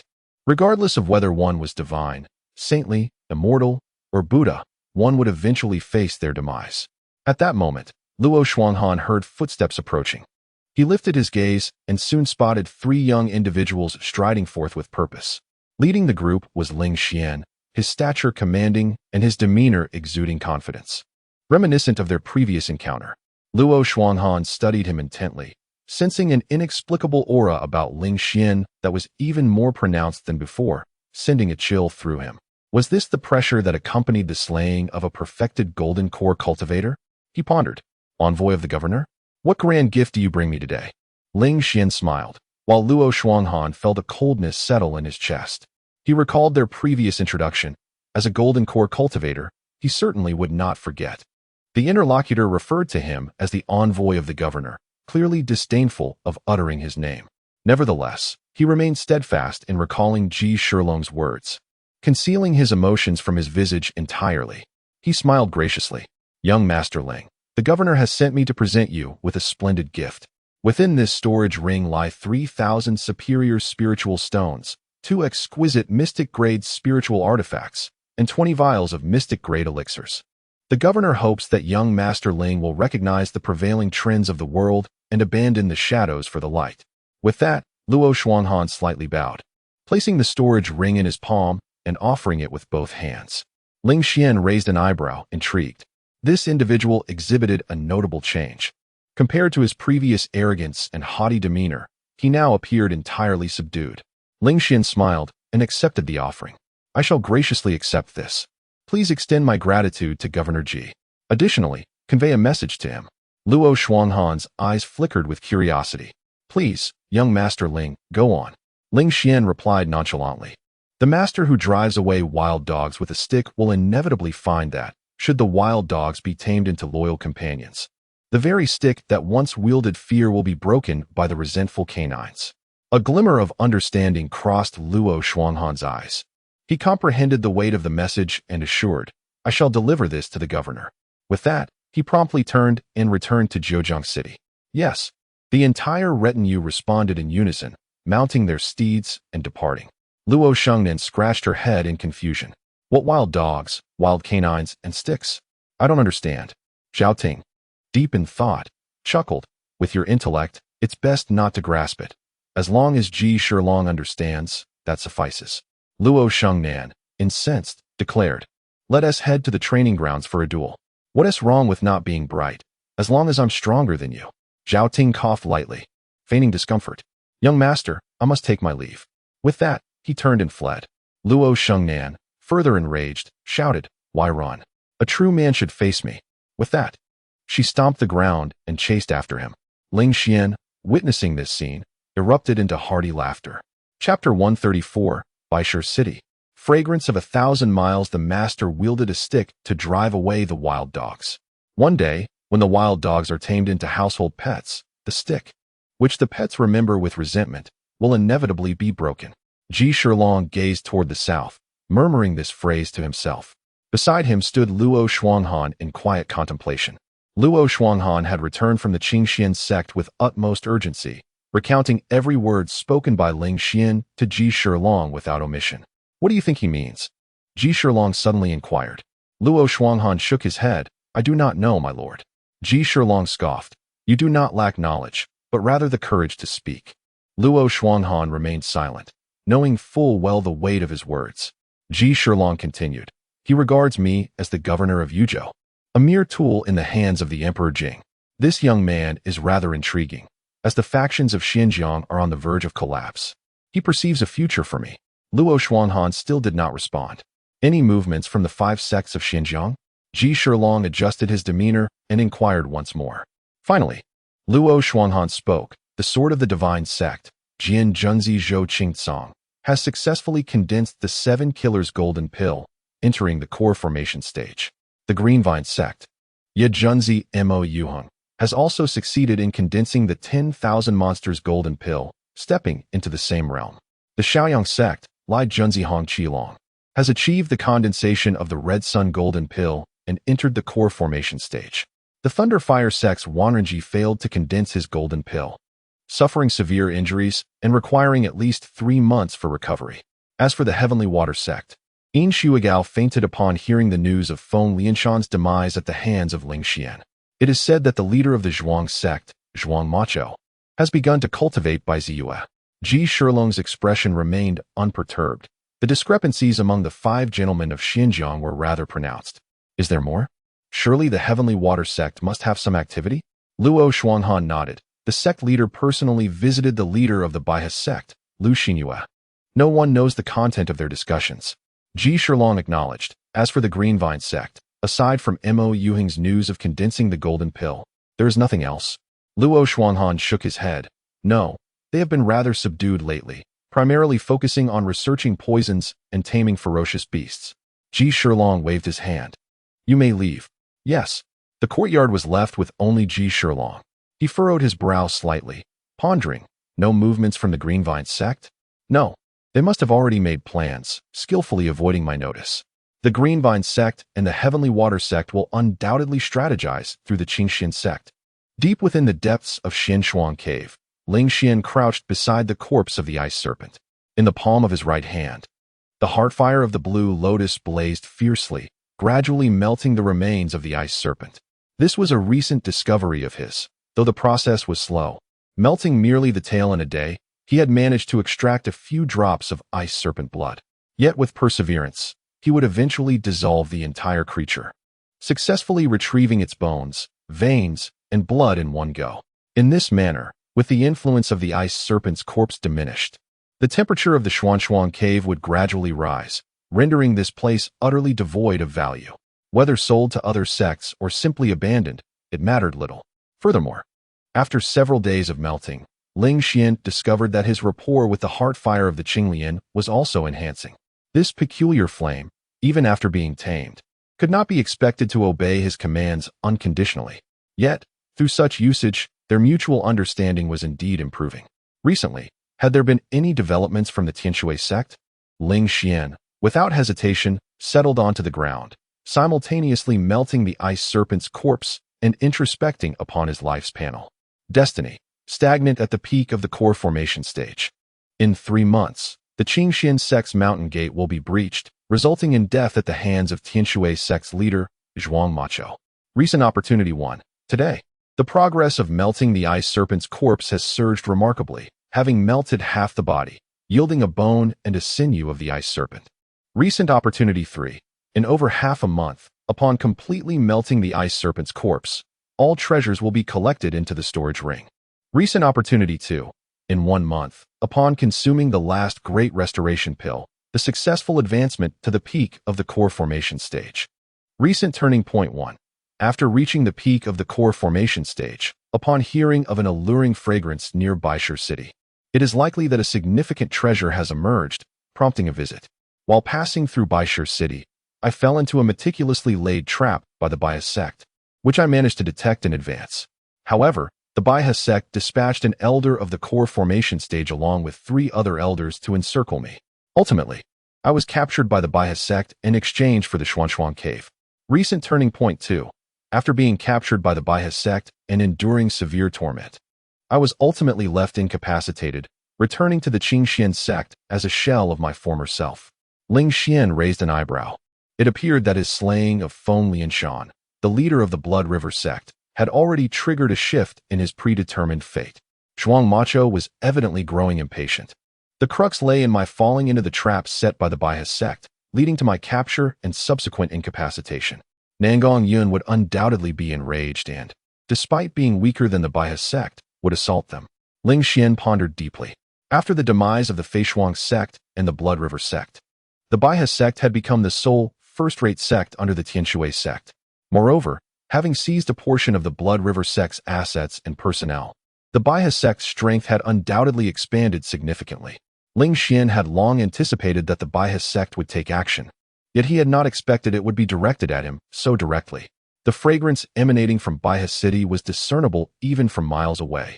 It was likely the 1,000-mile fragrance, a treasure akin to the 1,000-hand lotus, used for nurturing the 9 lotus nascent soul. This item must be obtained at all costs. What could possibly deter me from visiting Baishur city? The only concern was that elder of the core formation stage. Ling Xian contemplated. Elders are typically cultivators of the core formation stage over 400 years of age. Due to their extensive experience and longevity, they are referred to as elders. These individuals usually remain in seclusion, appearing only when their sect is on the brink of annihilation.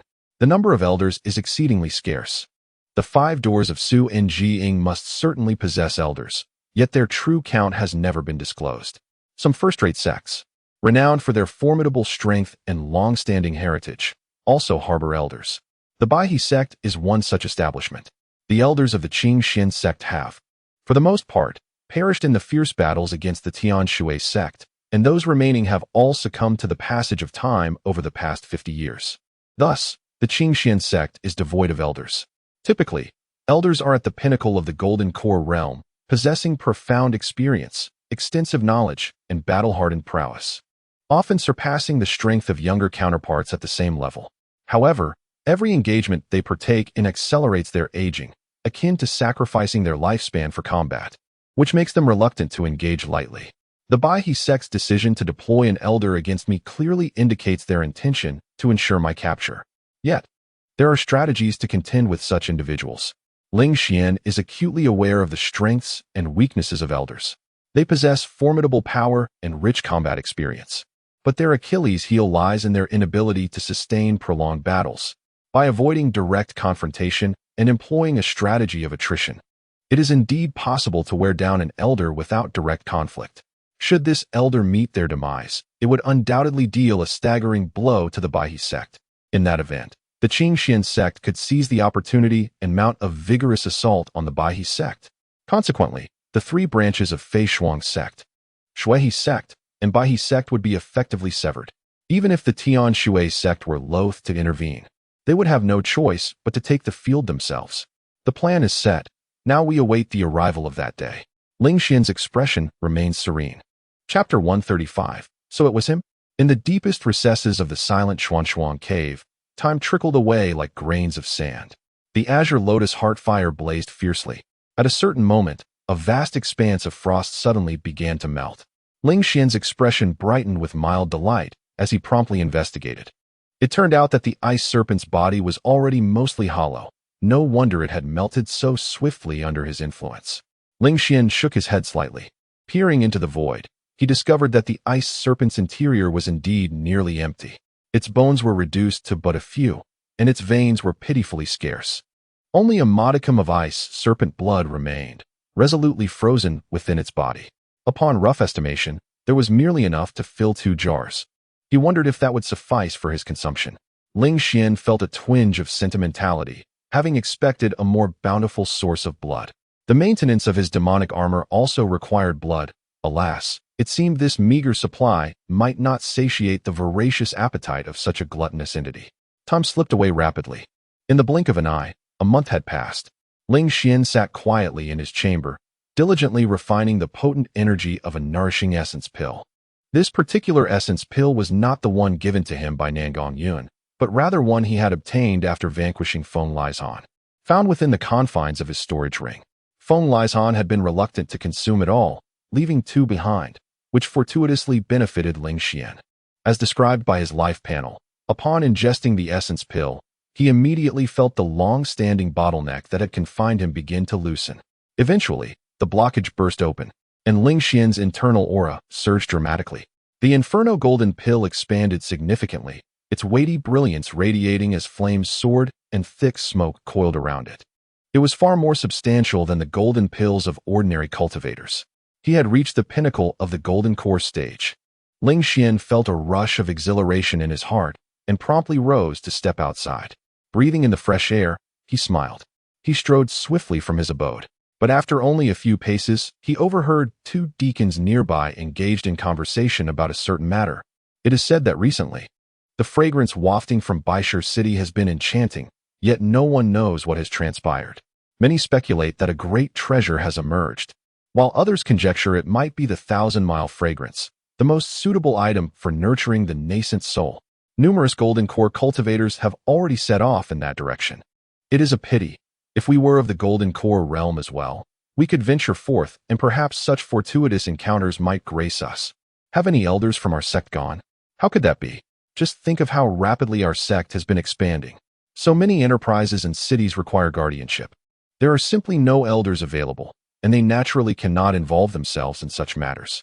That is indeed true. What a shame. For it must certainly be a treasure of unparalleled worth. Ling Xian felt a stir of intrigue and approached them, casually inquiring about the current situation in Baishur city. The two were taken aback upon seeing Ling Xian and hastily bowed in respect. They then recounted all that they knew in detail. "Young master, do you intend to take a look?" one of them asked. Ling Xian nodded slightly, indeed finding the situation intriguing. "You may greet Elder Song and Hall Master Wei on my behalf, informing them that I am making a trip to Baishur city, and there is no need for them to worry about my safety." "Understood. I shall take my leave at once." With that, Ling Xian ascended, propelled by his energy, and swiftly headed north towards Baishur city. As the young master of the sect, his esteemed position forbade him from vanishing without a trace. He intended to notify Song Chaofeng and Wei Xiongtai, so that should they choose to seek him, there would at least be a place to begin their search. Baishur city, located to the north of Xianshuang city, lay roughly in the central region of Xinjiang prefecture, rather than in the south where the Qing Xian sect resided. This city was under the dominion of the Blood River sect. However, following the downfall of the Blood River sect, the city became a battleground contested by the Qing Xian sect, the Baihe sect, the Stormy Rain sect, and the Zixing sect. For an extended period, none could wholly claim it. Given such a stalemate would inevitably drain vast resources and manpower. And with the Qing Xian sect's rapid expansion necessitating the garrisoning of numerous enterprises, Elder Ningong Yun convened a council of elders and decided to temporarily relinquish Baishur city, withdrawing the two stationed elders. Consequently, Baishur city became a triad of territorial divisions. Nevertheless, despite this fragmentation, a significant portion of the land remained unclaimed, providing a fertile ground for loose cultivators to flourish. Powerful foundation-building cultivators formed gangs, recruiting fellow practitioners and each claiming a portion of Baishur city. Currently, the city was in a state of utter chaos, with daylight murders and treasure snatching becoming commonplace. At this moment, a youthful figure arrived at the entrance of Baishur city. He donned a half-fire pattern mask that concealed his brow, eyes, and nose, revealing only his mouth. Many wore masks like his, rendering him inconspicuous. He was, in fact, Ling Xian. Long before reaching Baishur city, he had adorned himself with the mask, thereby obscuring his features and naturally avoiding unnecessary troubles. Indeed, a delightful aroma wafted through the air. The moment Ling Xian set foot in Baishur city, he was immediately enveloped by a rich fragrance that invigorated his spirit. A mere whiff was enough to uplift his mood, even hastening the rotation of his Yan Yu Golden Dan. What a captivating scent! Ling Xian felt a surge of excitement. Yet, how to locate its source? It must be hidden underground, and without a clue, it would be exceedingly difficult to find. Casually meandering a few steps, he spotted several corpses lying by the roadside. Not far off, the sounds of conflict echoed, thuds and clangs. Evidently, two factions of hostile cultivators were engaged in battle. Some loose cultivators cast their gaze upon Ling Xian, their eyes glinting with malice. However, after Ling Xian swiftly dispatched a few of them, their demeanor transformed from ravenous wolves to obedient sheep. As he continued along his path, he suddenly sensed that someone appeared to be trailing him. Ling Xian let out a cold laugh, abruptly accelerating and spinning a few times. In no time, he had shaken off his pursuer. After taking a few turns, he casually entered a tea house. "Innkeeper, a bowl of cool tea, please," Ling Xian said as he sat down. "Coming right up, Taoist," the innkeeper replied. He was not a formidable cultivator, merely a practitioner at the body refinement stage. And his level was quite low, having only achieved minor success in that realm. To put it bluntly, he was not much different from a robust mortal. Soon, a bowl of cool tea was presented to him. Ling Xian's mask concealed only the upper half of his face, allowing him the freedom to enjoy his tea. While sipping, he also listened to the conversations of various cultivators within the tea house. "Look at that young lady. She is truly charming, not as good as us. Shoo, did you not see the person beside her? That individual is a disciple of the Qingxian sect, which is currently quite influential. We should not provoke them." "Is the Qingxian sect really that formidable? I have no impression of them." "What? You don't even know about the Qingxian sect? Are you from Xinjiang Prefecture?" "No. I come from the neighboring Jinda Prefecture, and my sect has been annihilated." "Oh, brother, that is quite unfortunate. Please enlighten me. What kind of sect is the Qingxian sect? I only know of the 5 sects of Xinjiang." To speak of the Qingxian sect, one must mention a certain individual, their young master, Ling Xian. He triumphed over countless prodigies to secure first place at the Grand Assembly of the 100 Sects. Moreover, despite merely being at the minor success of the core formation stage, he was able to slay a fully realized core formation cultivator. Just think about how impressive that is. Wow, that is astonishing. Ling Xian couldn't help but chuckle to himself. He never expected that even in Baishur City, located in the central part of Xinjiang Prefecture, he would hear tales of his own exploits. However, a disciple of the Qingxian sect? Ling Xian's peripheral vision caught a glimpse of a young couple seated in the corner of the tea house. The young man was tall and striking, while the young woman was petite and delicate. Ling Xian instinctively glanced at their life panels, only to realize, is that him? He couldn't help but laugh aloud. Chapter 136. Opportunities present themselves, how can one decline? Ling Xian discovered that the individual clad in the robes of a disciple from the Qingxian sect was none other than Xiao Fan. The woman by his side was not a disciple of Qingxian, but rather Ouyang Qian, the daughter of the vice master of the Divine Sword sect. According to the predetermined fate, Xiao Fan had long since entangled himself with Ouyang Qian, while Lu Fei had undoubtedly been cast aside. Lu Yuanfeng, too, bore the burden of indifference as his own daughter was discarded by his disciple. However, it appeared he tolerated this because he likely saw Xiao Fan's association with Ouyang Qian as a necessary compromise. Ling Xian took a sip of tea and smiled gently. He continued to scrutinize Xiao Fan's life panel, and upon observing the recent opportunities, a flicker of joy sparked within him. Recent opportunity 1. In 2 days, while searching for the source of the floral fragrance with Ouyang Qian, they would arrive at an uninhabited residence in the east of Baishur City, where they would discover the earth-grade treasure, the Qiyang lotus, beneath the ground. Recent opportunity 2. In 5 days, the Qianli Xiang would bloom at the Lord's Manor of Baishur City, attracting the involvement of the Baihas sect, the Rainstorm sect, and the Zixing sect. Xiao Fan would witness the power struggles among these major factions, ultimately reaping the earth-grade superior treasure, Qianli Xiang Lu. Recent opportunity 3. In 7 days. Upon returning to the Qingxian sect, he would receive a vial of nourishing essence pill gifted by Ouyang Qian before his departure. Recent opportunity 4. In half a month, while cultivating the Thunder Shadow Sword technique in the bamboo forest near the gate of Qingxian sect, he would experience a thunderous storm, leading him to a moment of enlightenment and advancing his comprehension of the Thunder Shadow Sword technique to the 3rd layer. Recent opportunity 5. Ling Xian clicked his tongue in astonishment. This fellow truly was deserving of the title Child of Fortune, a reincarnated great being.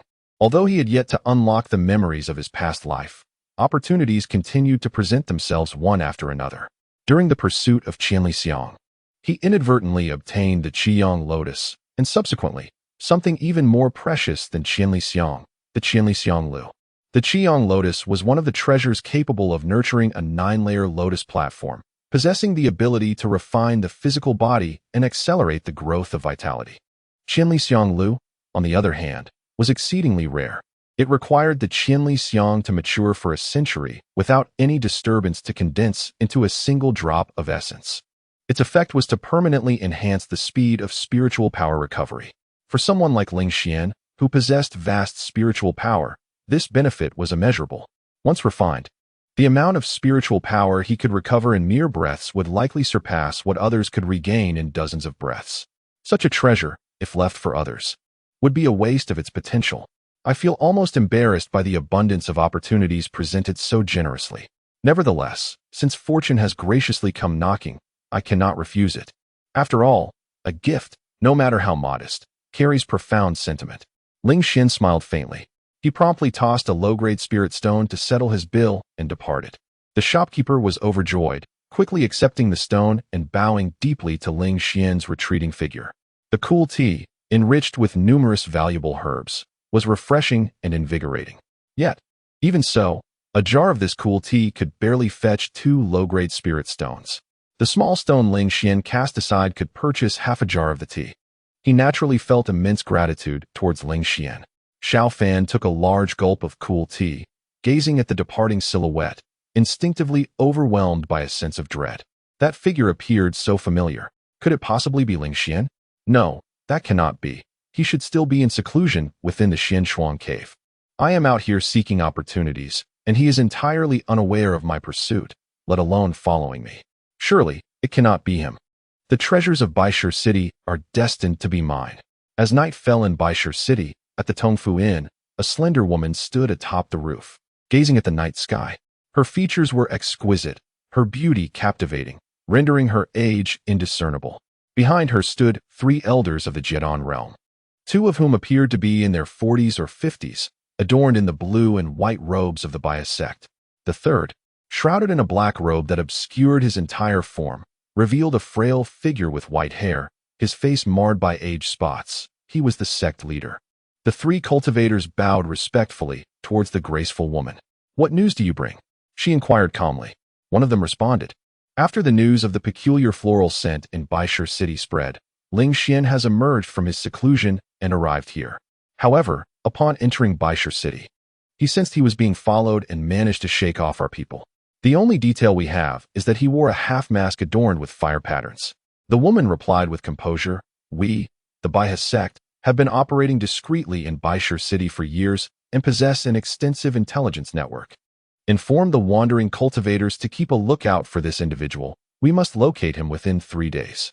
Understood, she continued.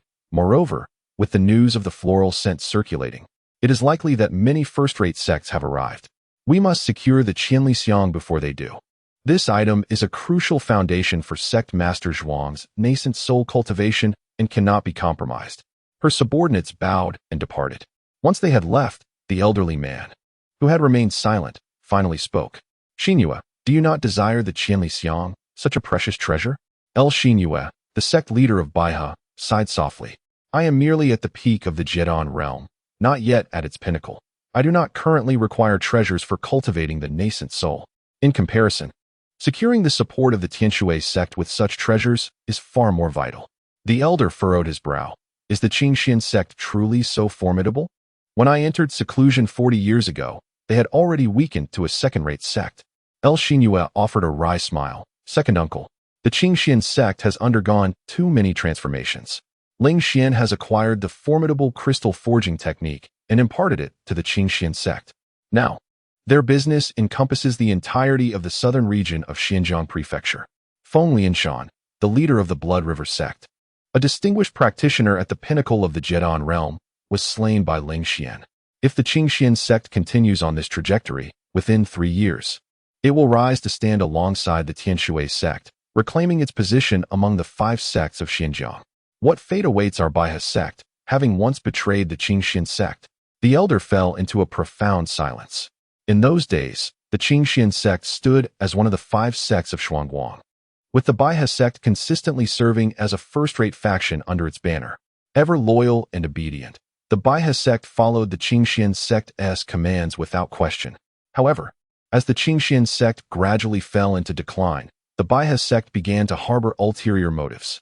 Subsequently, the Tianshui sect approached the Baihe sect, promising substantial rewards, and thus, an alliance was forged. Ultimately, betrayal ensued against their former leader. If the Qingxian sect's precipitous fall from grace was chiefly attributed to the Tianshui sect, then the Baihe sect served as at least an accomplice, equally a mortal enemy of the Qingxian sect. After a moment's pause, the elder slowly spoke, acknowledging the truth in this. El Xinyue nodded, emphasizing that this was precisely why we must spare no effort to disrupt the Qingxian sect's momentum. The most effective means to achieve this is to capture Lingxian. Initially, I believed that Feng Lieshan's surprise attack on Xuanshuang Cave would certainly result in the capture of Lingxian. But alas, the elder smiled faintly, reassuringly stating that with my presence, even if this child is exceptionally gifted, he shall be easily subdued. El Xinyue nodded slightly, expressing that her second uncle must not engage in prolonged combat. The 3 of us will create an opportunity for you to capture him in one decisive strike. The elder responded with a gentle smile, affirming, very well. Chapter 137, The Storm Gate, the Purple Star Gate, gathering of various factions in the Taisheng Tavern of Baisher City. Lu Minghu, the master of the Storm Gate, was indulging in copious amounts of wine. Beside him sat a woman of alluring curves, draped in black silk, with a small white snake entwined around her. She was Mo Yuheng, the young master of the Qing Teng Gate. Having recently condensed the Wan Yao Golden Pill and stepped into the core formation realm, she had arrived at Baisher City not long ago. Accompanying them were Qin Feng, the deputy master of the Storm Gate, and a long-established elder of the core formation realm, both of whom remained standing, not taking a seat. After finishing a barrel of wine with great satisfaction, Lu Minghu lowered his voice to inquire, "Young master, are you so certain that the source of the floral fragrance is Qianlixiang? I have heard rumors suggesting other treasures as well."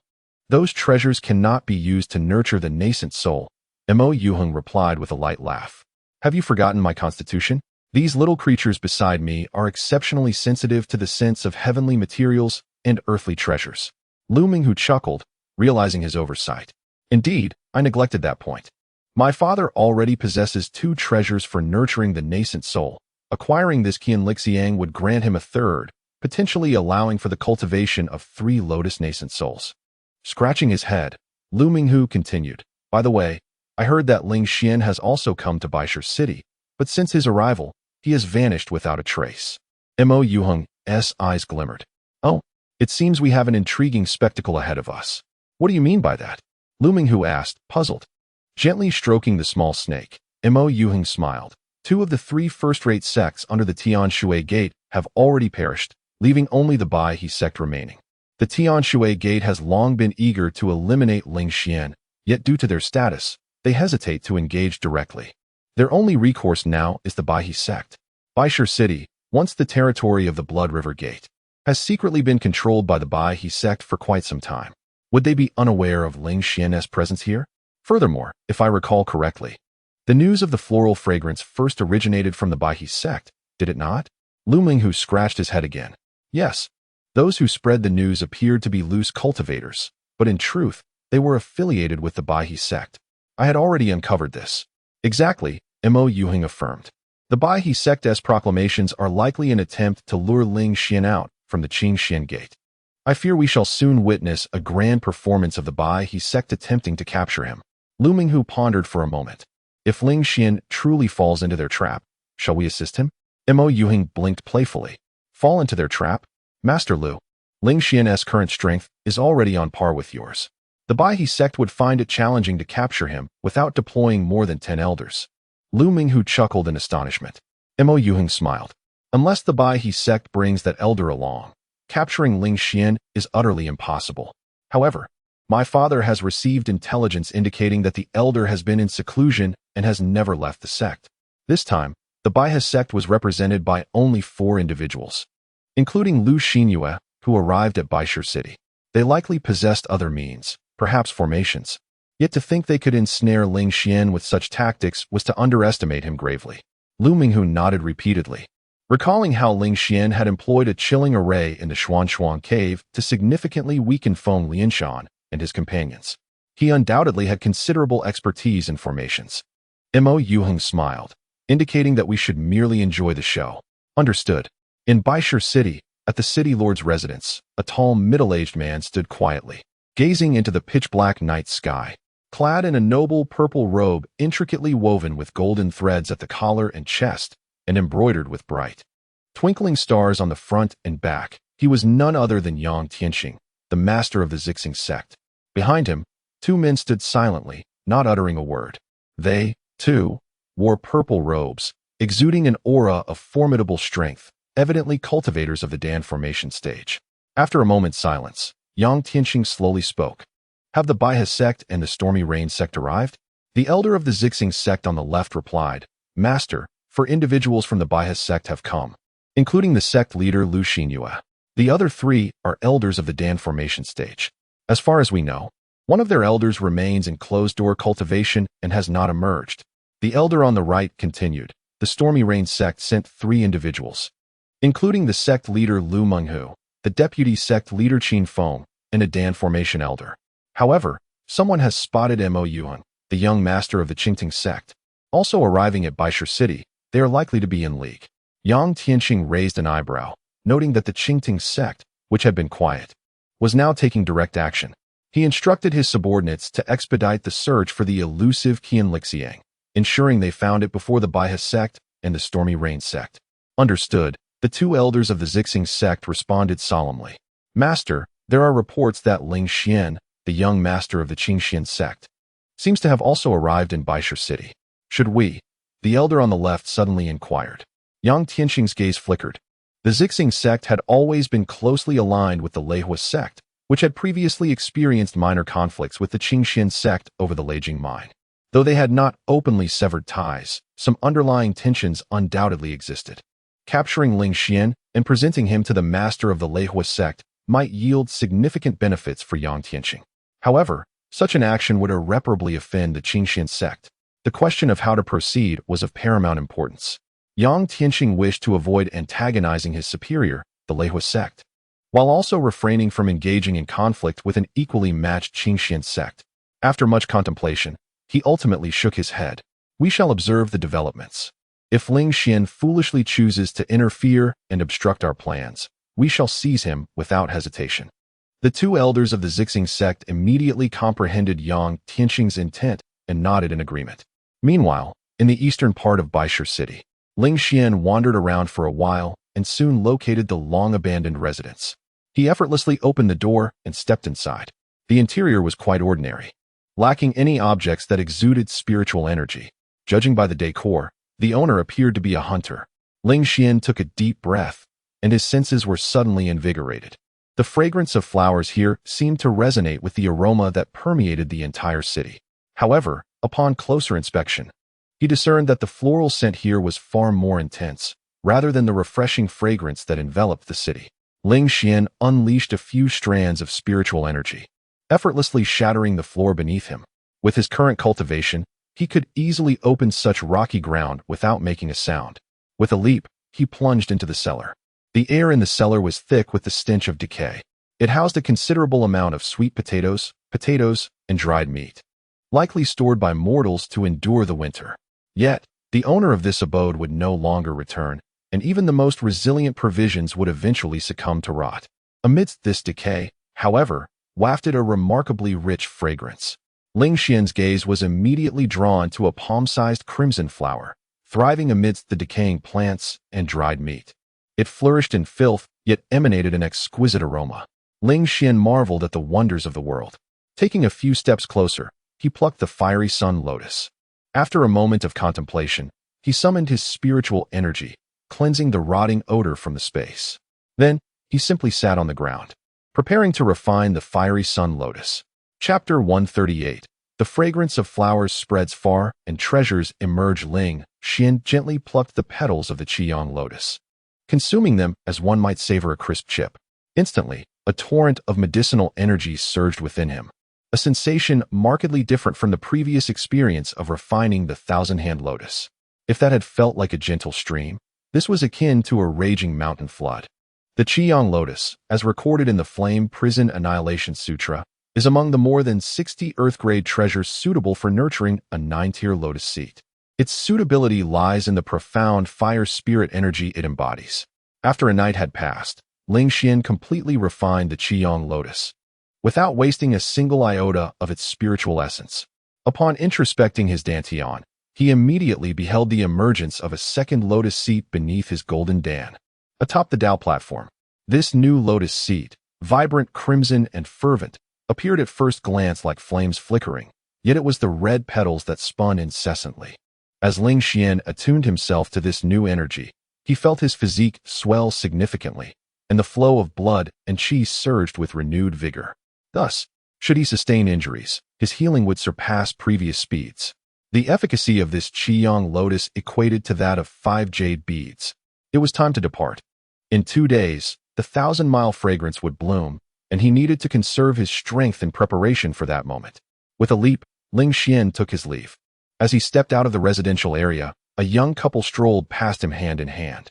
This familiar pairing of handsome youth and beautiful maiden was none other than Xiao Fan and Ouyang Qian. They had evidently followed the alluring fragrance of flowers. Had Ling Xian not intercepted the opportunity, the Qiyang lotus would surely have been claimed by Xiao Fan. Ling Xian smiled faintly as he brushed past them. Xiao Fan cast a puzzled glance at the man adorned with a fiery mask. "Brother Xiao Fan, what's wrong? What are you looking at?" Ouyang Qian inquired with a light laugh. Xiao Fan shook his head. "It's nothing. I just felt as though I had seen a familiar face." "What familiar face?" "Someone I both detest and hold in awe." Xiao Fan's expression was complex. Ouyang Qian waved her fist. "Who is it? I'll have my father deal with him immediately." Xiao Fan chuckled lightly. "No need. With my potential, within 5 years, I shall surely surpass him. The humiliation I have endured will be avenged by my own hands." Ouyang Qian's eyes sparkled. "Brother Xiao Fan, I adore your indomitable spirit and steadfastness." Xiao Fan humbly smiled. "You flatter me, Qian's sister." Ouyang Qian grinned playfully, glancing towards an unremarkable dwelling ahead, from which the potent floral fragrance seemed to emanate. "Brother Xiao Fan, let us go take a look." As the couple entered the residence, an unsettling sensation washed over them. The floor beneath their feet had inexplicably fractured. An innate sense of foreboding arose within Xiao Fan, prompting him to leap into the cellar. It was utterly empty. The intense fragrance of flowers was rapidly diminishing. Ouyang Qian tilted her head, realizing that they had erred. There were no treasures to be found here. "Xiao Fan, let us proceed to the nearby residence." Xiao Fan scratched his head, acknowledging the mistake. The city lord's mansion loomed ahead, and the inn they had chosen was quite agreeable. Ling Xian entered the inn named Yuelai and reserved a room on the 3rd floor. Upon opening the window, he could effortlessly observe the situation at the city lord's mansion from this vantage point. It appeared that the lord of Baishur City was affiliated with the Zixing sect. Ling Xian gazed thoughtfully at the opulent mansion, having already conducted his research.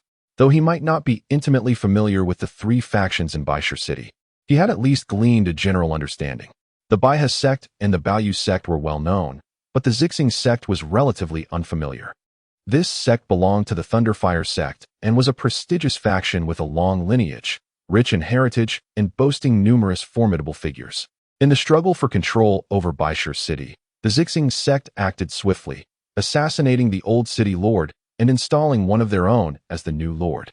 They also seized the northern part of the city, taking control of many villages and towns in that area, which housed 2 mines and over a dozen medicinal fields with abundant resources. The Baihe sect arrived second, claiming the wealthiest area in the west of the city, where many taverns, inns, tea houses, and brothels now fell under their dominion. The Baoyu sect and the Qingxian sect arrived the latest, managing only to secure the southern region.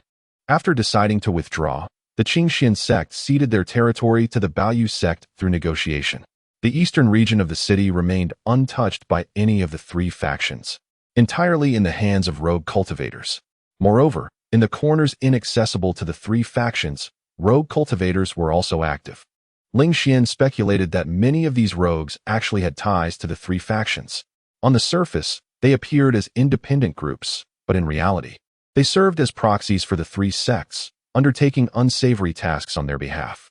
Proxies were incredibly useful, as they could be disposed of decisively when necessary.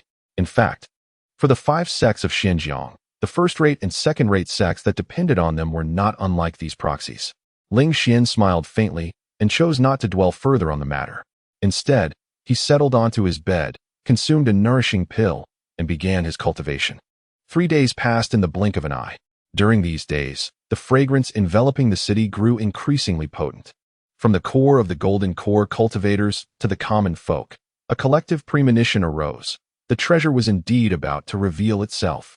With the intensifying floral scent, the private skirmishes within the city escalated correspondingly. Ling Xian even witnessed several Peak Foundation establishment cultivators perish beneath his window. That night, a sudden burst of colorful light erupted above the city lord's mansion in Baisher City. The night breeze carried with it a peculiar fragrance that swept through the entire city. Swiftly, figures instinctively surged forth from their resting places. Greedy gazes converged upon the city lord's manor. The city lord's manor. A cry pierced the air, prompting numerous figures to hasten towards the manor. Suddenly, a brilliant blaze erupted skyward. The once tranquil and serene city lord's manor, a place where no rogue cultivator dared to intrude, was engulfed in roaring flames in a matter of moments. Ling Xian did not immediately join the fray. Instead, he stood atop the roof of the Yulai Inn, gazing at the city lord's manor with a slight shake of his head. Many cultivators also occupied the rooftops nearby, each possessing at least the foundational cultivation level, with several having reached the core formation stage. They remained composed, unlike the excessively greedy cultivators who rushed headlong toward the manor. Ling Xian regarded the shadowy figures charging towards the city lord's manor with a degree of sympathy. The first wave of intruders was evidently too foolish. As the stronghold of the Zixing sect, the manor would undoubtedly be fortified against such incursions. Even if caught off guard momentarily by the flames set by intruders, it was inconceivable that rogue cultivators could breach its defenses. As expected, the night wind soon carried the sounds of screams and the scent of blood. Simultaneously, a chilling voice resonated across the skies of Baisher City. Yang Tianqing is here. Those who trespass upon the city lord's manor shall face no mercy. Upon hearing these words, many cultivators trembled, their eyes betraying a look of disbelief. The leader of the Zixing sect, Yang Tianqing, had actually arrived in person? Chapter 139. Senior, please. I shall take my leave to another place. The crowd began to waver in their resolve. With the esteemed leader of the Zixing sect present, it seemed that the opportunity for any clandestine maneuvering had vanished. At that moment, another formidable presence surged in the night sky, rising in intensity. Ha ha ha, Master Yang. What an imposing manner you have. Baisherqing is not your Zixing sect's territory. If you can come, why can't I, Lu Minghu? Lu Minghu. The gathered cultivators were momentarily stunned. The leader of the Storm Rain sect, Lu Minghu, had arrived, another cultivator at the pinnacle of the core formation stage. As Lu Minghu's words echoed, a powerful aura suddenly manifested nearby, reminiscent of the cool moonlight illuminating the world. Let us not be so confrontational and disrupt the peace. Master Yang, we merely wish to visit the city lord's mansion. We harbor no ulterior motives. With the aid of moonlight, the cultivators beheld a graceful woman hovering in midair, clad in a pristine white robe, exuding an ethereal elegance. Given the appearances of Yang Tianqing and Lu Minghu, her identity was all too apparent. She was El Xinyue, the leader of the Baihe sect. Thus, the 3 factions that dominated Baisherqing had all revealed themselves. Some onlookers were captivated by the spectacle, as such figures rarely graced the scene. After all, these 3 were leaders of first-rate sects, possessing immense strength and lofty status. It seemed a fierce contest was about to unfold. In contrast to the astonished cultivators, Ling Xian remained unfazed. He had long anticipated that these 3 factions would vie for the Qianlixiang. He was also aware that the Qianlixiang would ultimately elude all of them, quietly appropriated by Xiao Fan amidst the chaos. One could only wonder how the 3 leaders would react upon discovering the predetermined fate that awaited them. Master L, your statement is misguided. The city lord's mansion is the territory of my Zixing sect, and whatever lies within is not for the Baihe sect or the Storm Rain sect to scrutinize. Yang Tianqing remarked, casting a cold glance at El Xinyue. El Xinyue smiled gently. Who says the city lord's mansion belongs to you? As her words fell, a violent explosion suddenly erupted from within the city lord's mansion. Yang Tianxing's pupils constricted as he beheld the source of the blast. It was the city lord's bedchamber. Moments later, a group of cultivators surged forth, escorting the city lord's son out of the mansion. Master L, the tyrannical old city lord has been vanquished. We wish to establish the old city lord's son as the new city lord, and we implore you to ensure our safety. The leading rogue cultivator shouted towards El Xinyue. Yang Tianxing's face darkened with fury. Baihe sect had evidently already planted its roots within the city lord's mansion. The Baihe sect has always stood for fairness and justice. If you seek my assistance, how could I possibly refuse? El Xinyue proclaimed with conviction. With that, she urged the core formation cultivators behind her to advance swiftly. Yang Tianxing seethed. To slay one's father is the utmost act of filial impiety. It is unforgivable. He channeled his spiritual energy and suddenly struck towards the entrance of the city lord's mansion. A colossal hand of starlight descended with a thunderous roar, enveloping the group of cultivators along with the son of the city lord. Boom! A beam of moonlight traversed dozens of yards, erupting with sudden ferocity. Bang! The silvery ribbon of moonlight clashed violently with the starlit hand, intertwining and annihilating each other. The immense shockwave shattered the surrounding structures into disarray, enveloping the scene in swirling dust. In an instant, LV Xinyue and her companions arrived, shielding the city lord's son and others within their protective embrace. Master Yang, the city lord you have appointed from the Purple Star sect is tyrannical and violent. His son, who has acted against his own kin for the sake of righteousness, ought to be commended, yet you have chosen to strike him down mercilessly. LV Xinyue furrowed her brow deeply, realizing that the Purple Star sect had no further necessity to exist in Baishur City. For the stability of Baishur City, our Baihe sect is willing to take action to expel the Purple Star sect. In the distance, Lu Minghu laughed heartily. Sister LV is absolutely right. I, Lu Minghu, am the first to offer my support. The scattered cultivators immediately echoed their agreement, proclaiming, we stand in solidarity. The Purple Star sect's tyranny deserves to be collectively opposed. Charge! Let us storm the city lord's mansion and seize that coveted position. Ah, no, let us claim that precious treasure. Do not reveal your true intentions. It should be for the stability of Baishur City. Ah, indeed. It is for the stability of Baishur City, not for any treasure. LV Xinyue took the initiative, propelling the atmosphere to a fever pitch. Beneath the ink-black night sky, the battle swiftly escalated to a boiling point. The Baihe sect, Purple Star sect, and Storm Rain sect became embroiled in chaotic conflict. Their secretly controlled factions of scattered cultivators seized this opportunity to infiltrate the city lord's mansion in search of the fragrant treasure. Ling Xian observed the scene with a bemused smile. The brawling individuals were indeed troublesome. It was evident that their quarrel was over the coveted Qianlixiang. Yet they insisted on masquerading their motives as a pursuit of fairness and justice for the stability of Baishur City. Nevertheless, the Baihe sect proved to be quite capable, orchestrating the son of the city lord to commit patricide, thus positioning themselves on the moral high ground. Swift shadows darted through the night, racing towards the city lord's mansion. Ling Xian's gaze swept through the streets and alleys until he quickly identified his targets, Xiao Fan and Ouyang Qian. These two had also seized the moment, hastening into the city lord's mansion at breakneck speed. Ling Xian chuckled lightly and promptly followed. Searching for Qianlixiang was overly tedious. By simply trailing these two, he would naturally discover the ultimate objective. With agile movements, Ling Xian effortlessly entered the city lord's mansion. Inside, the clamor of battle echoed thunderously, flames soaring high into the sky. Corpses littered the ground, not only of mortals, but also of those lofty cultivators, now lying like dead swine. For wealth, men perish. For sustenance, birds meet their demise. Mortals are no different. The bloodthirsty cultivators, driven mad with rage, sought to slay anyone they encountered. Ling Xian unleashed the 8 directions thunder, effortlessly weaving through the crowd. Only when faced with unavoidable threats did he flick his fingers, sending a strand of spiritual energy directly to the vital points, eliminating foes in an instant. The cultivators lurking here were predominantly at the foundation establishment stage. For Ling Xian, a core formation practitioner, this environment was akin to a tiger among sheep. Chaotic slaughter ensued. The floral fragrance was tainted, fluctuating unpredictably. Ling Xian attempted to savor the scent, Yet the overwhelming stench of blood, sweat, and chard remains completely masked the delicate aroma of flowers. Even if he were to bring forth a fourth-tier demonic hound, it would flounder like a headless fly in confusion. This fortune Ling Xian remained closely behind Xiao Fan, finding amusement in his frustration. The scattered cultivators in this area seemed to regard him as non-existent.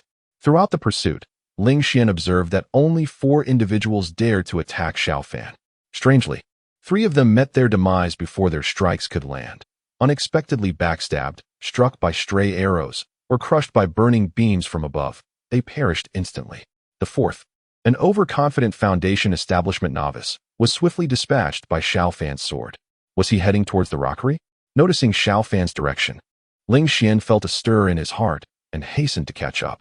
Indeed, the floral scent had intensified significantly in this vicinity.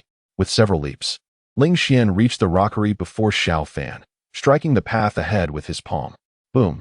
The cobblestone path was instantly shattered, creating a large pit. Xiao Fan instinctively halted, swallowing hard. Such power, it must belong to a core formation practitioner. Senior, please. I shall take my leave to another place. Xiao Fan wisely clasped his hands in respect and swiftly changed direction to flee. Chapter 140. The treasure will certainly fall into Lu Xinyue's hands. Ling Xian chuckled softly, casting his gaze toward the artificial hill. Suddenly, he struck out with a palm. Boom! The hill instantly shattered into countless fragments, scattering in all directions. Beneath it, a pit appeared, from which an exquisite fragrance immediately surged forth, permeating the surroundings. Ling Xian promptly activated the 8 directions thunder movement, rushing into the depths with remarkable speed. To his astonishment, he discovered an underground passage. He surmised that it might have been constructed by a previous city lord as an escape route. With the demise of the former ruler, the passage had naturally fallen into obscurity. Ling Xian advanced swiftly through the corridor. Here, there were no traces of the external bloodshed or the acrid scent of burning. Thus, he followed the alluring floral aroma. Eventually, he arrived at the spot where the fragrance was most intense. There lay a small pool of water, with drops from above gently cascading down. In the center of the pool, a lotus flower, no larger than a palm, floated serenely. It was the famed Qianli. At this moment, the Qianli had fully blossomed. At its heart, a single, crystal-clear droplet of nectar resided. This was the Qianli dew, born only when the flower was in full bloom. Undisturbed by the outside world, Ling Xian had long prepared a jade vial and swiftly collected the Qianli dew. Subsequently, he produced a pair of small scissors crafted from jade, carefully snipping the Qianli. To forcibly pluck it by hand would result in a significant loss of its medicinal potency. Only by using the jade scissors could he ensure the preservation of its efficacy. After the destruction of the Fei Shuang sect and the Blood River sect, their texts had been transferred to the Qingxian sect. During his leisure hours of cultivation, Ling Xian had perused these writings. Thus, he was well aware of the Qianli's characteristics. At this moment, the rich floral scent had spread widely, drawing the attention of many, including the 3 combatants suspended in the air, Lu Xinyue, Lu Minghu, and Yang Tianqing. Had someone acquired the Qianli? Whose possession was it? A shared thought arose in their minds. They instinctively ceased their battle, turning their gazes toward the gathering crowd. They observed numerous cultivators hastening toward the back garden of the city lord's mansion. Boom! A thunderous explosion erupted as a figure burst forth from the ground, racing away. The pursuing cultivators had yet to react, and this individual had already distanced themselves by several dozen yards. The floral aroma below was incredibly potent. The treasure must be with him. One person pointed at the figure in midair, shouting loudly, "Chase, chase, chase! The treasure is mine! You little brat, don't run. Leave the treasure behind." The cultivators immediately descended into a frenzy, hot on his heels. Upon hearing the commotion, Xiao Fan returned to the vicinity of the artificial hill. Peering through the hole, he beheld the empty pool. It dawned on him that the Qianli had indeed been within that very pool moments ago. Now it was gone. The issue lay in the fact that he had sensed something amiss with the artificial hill earlier. The treasure was likely hidden beneath it. Regrettably, he had to yield to that nascent soul cultivator, leading to an outcome he had indeed anticipated. However, the precious item had slipped through his fingers.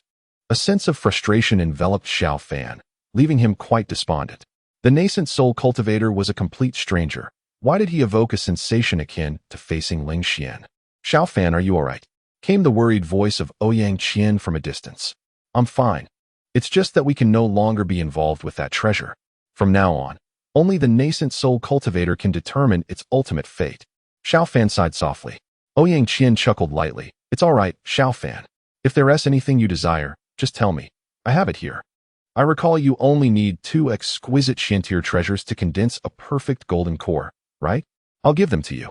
As she spoke, she produced 2 treasures and forcefully pressed them into Xiao Fan's hands.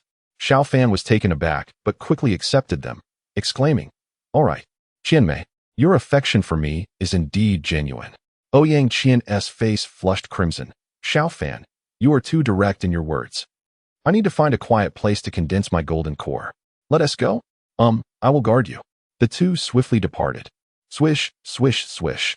Ling Xian employed the 8 directions, thunder, to navigate swiftly within the city lord's mansion.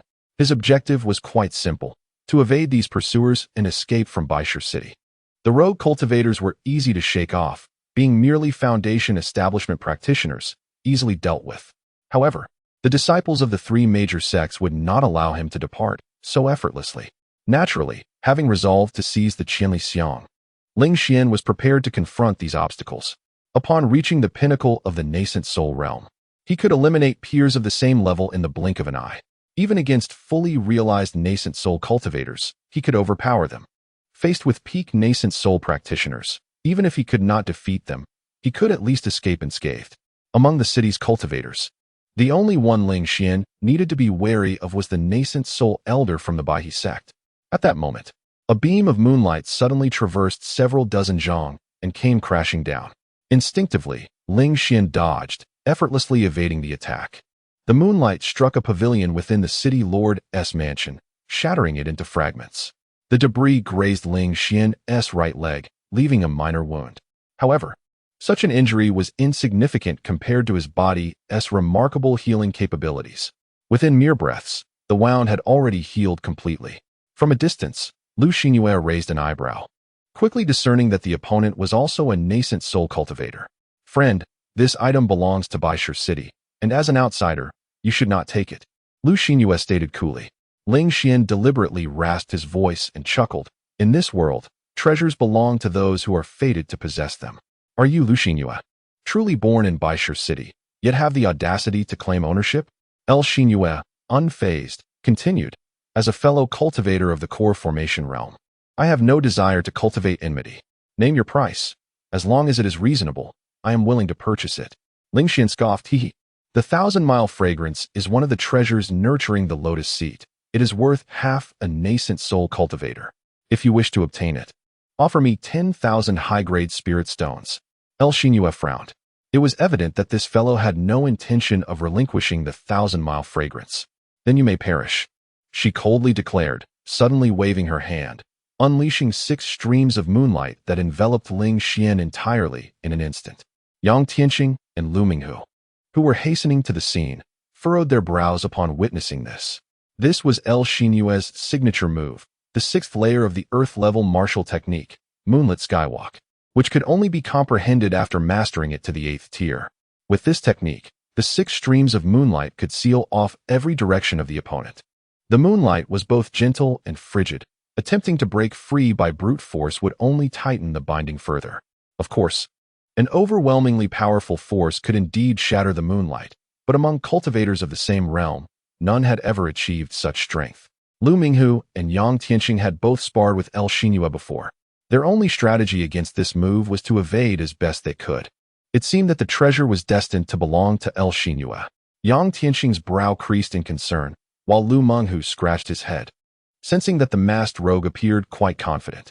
Despite being ensnared by the moonlight, there was no hint of panic. Was it ignorance or genuine confidence? Not only they, but countless cultivators rushing toward this scene also witnessed the spectacle. The rogue, who had stealthily obtained the treasure, was now encompassed by the 6 streams of moonlight. A collective sigh escaped the onlookers. There was no doubt that the rogue could not withstand this technique. The treasure would undoubtedly fall into El Xinyue's hands.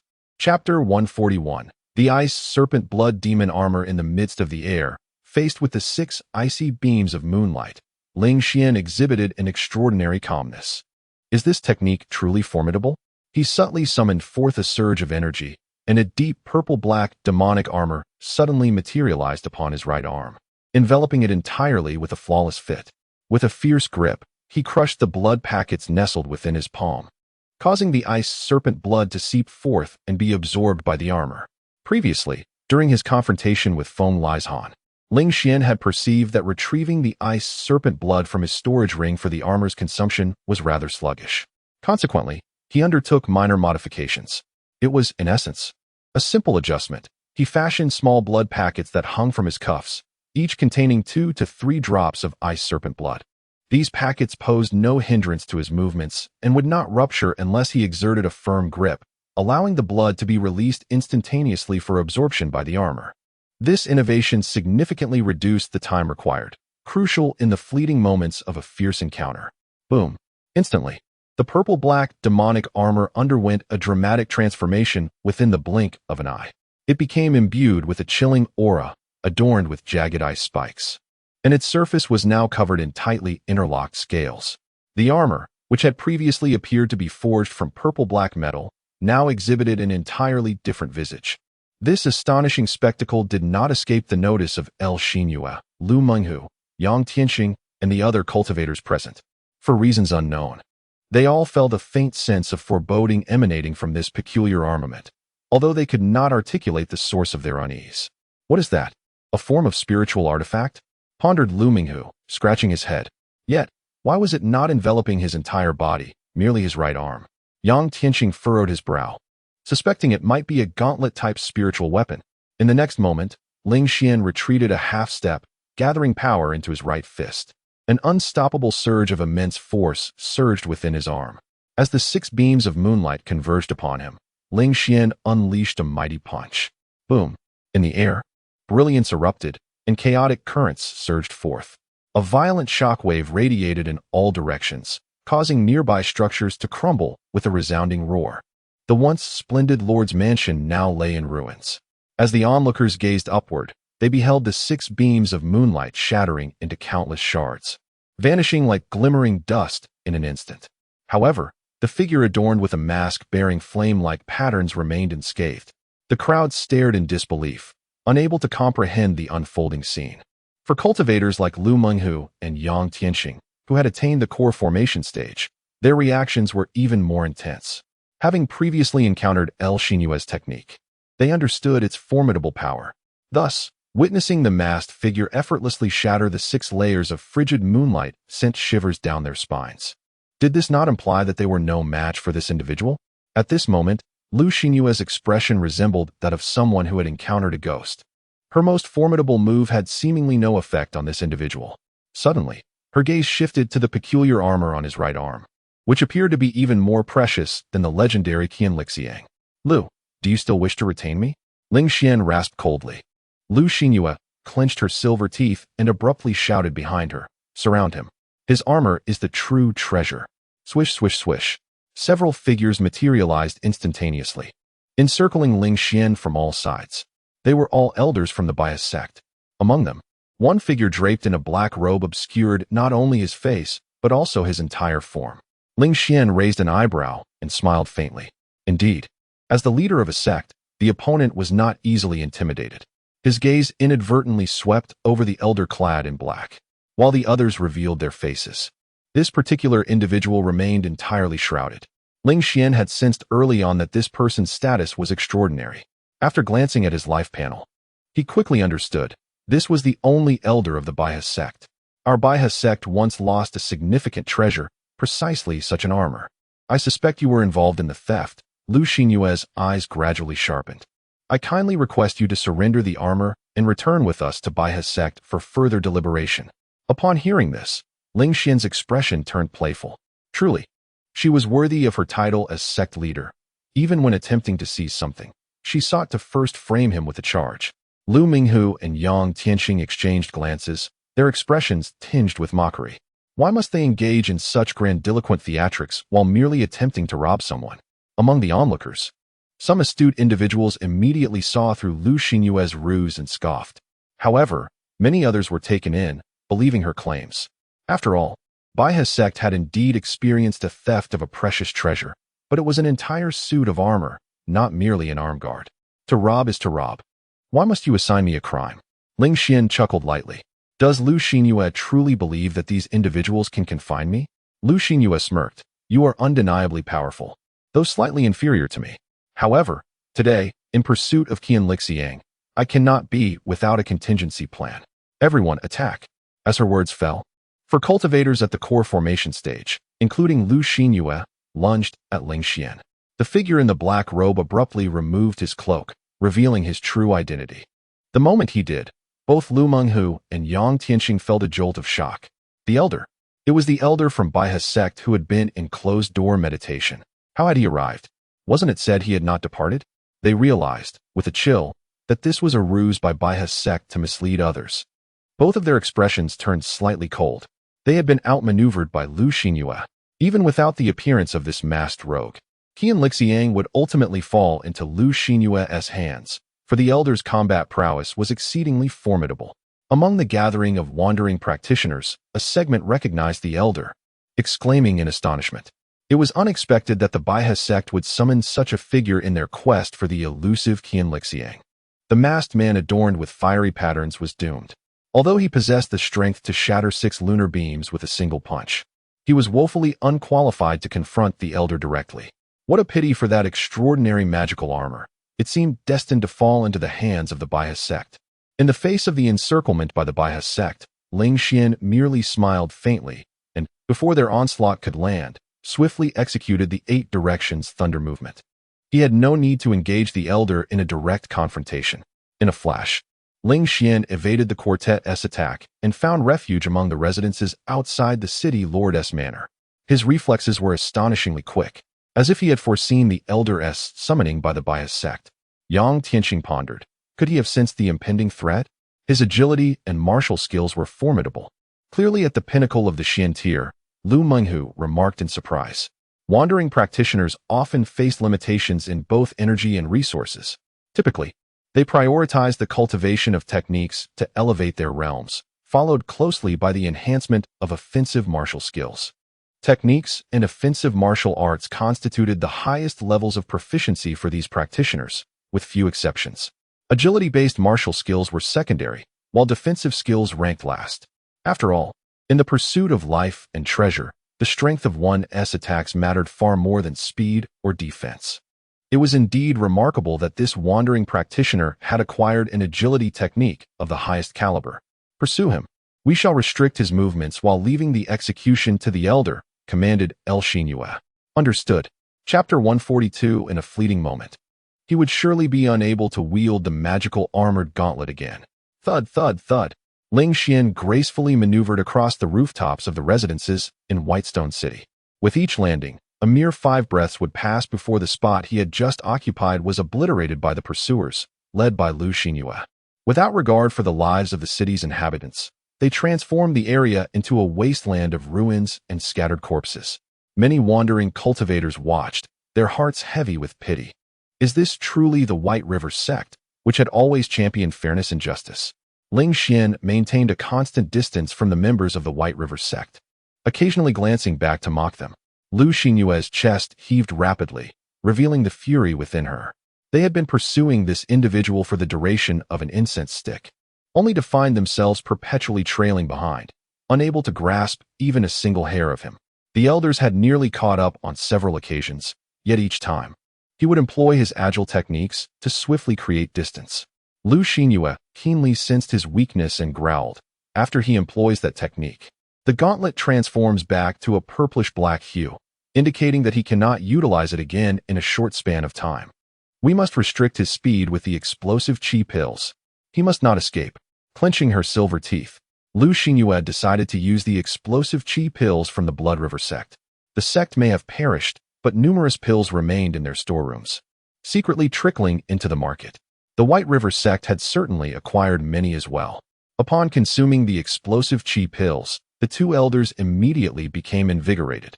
As if they had been infused with vitality, they stomped fiercely, shattering a nearby residence and dramatically increasing their speed. In contrast, the masked figure, burdened by injuries to his legs, found his pace gradually declining. In this ebb and flow, they swiftly closed the distance to within 10 paces of Ling Xian. This proximity was sufficient for them to act. "Seize him!" They roared in unison, exchanging determined glances. The man on the left swiftly conjured a chilling long spear, hurling it toward Ling Xian, while the man on the right extended his hands, causing numerous vines to sprout from his palms, enveloping Ling Xian's feet. Ling Xian smiled faintly. He had intentionally slowed his pace for this very moment. Did consuming the explosive qi pills grant boundless spiritual power, making one invincible? Not necessarily. Ling Xian clenched his fist and suddenly crushed a second blood bag. The magical armor transformed once more into the ice serpent blood demon armor. Seeing this, Lu Xinyue's heart sank. She had miscalculated. The explosive counterattack against her six-fold moonlight strike was not his ultimate trump card, nor was it a one-time usage. At least for now, he could deploy it a second time. Not far away, Lu Menghu and Yang Tianxing, who had been observing the battle, were momentarily stunned. He could still wield such power? Did that technique come without any cost? It certainly did not seem so. At this very moment, Ling Xian, without a hint of hesitation, unleashed the 8 directions thunder strike and swiftly turned around. In the blink of an eye, he appeared before the two assailants, mere 3 feet separating his fist from them. Their pupils abruptly contracted. Even the dimmest among them grasped the situation. Ling Xian had feigned injury, deliberately slowing his pace. "Quick, block!" the two shouted in unison. Yet, before they could utter the final word, the ice serpent blood demon armor erupted forth. Boom! With just a single punch, the two figures were obliterated, their bodies exploding into a shower of dismembered limbs. In one fell swoop, he had annihilated 2 fully realized golden core cultivators. Lu Menghu inhaled sharply, pondering the sheer might required to vanquish 2 golden core masters so effortlessly. Yang Tianxing instinctively sensed an overwhelming threat. This rogue cultivator was far from ordinary. "Lord Lu, shall we pursue?" Ling Xian hovered in midair, coldly gazing at Lu Xinyue and the elder of the Bias sect. The frigid intensity of his stare sent shivers down Lu Xinyue's spine. Why such animosity from someone with no grievances against the Bias sect? She remained unaware that, according to the predetermined fate, the Bias sect had captured Ling Xian and subjected him to inhumane torture. Even though the Qingxian sect had managed to retrieve him, Ling Xian had already been rendered powerless, his dantian destroyed. Ling Xian was acutely aware of the trajectory of his destined path, harboring profound enmity towards the Bias sect and Lu Xinyue. This individual had slain 2 elders of the Bias sect before him.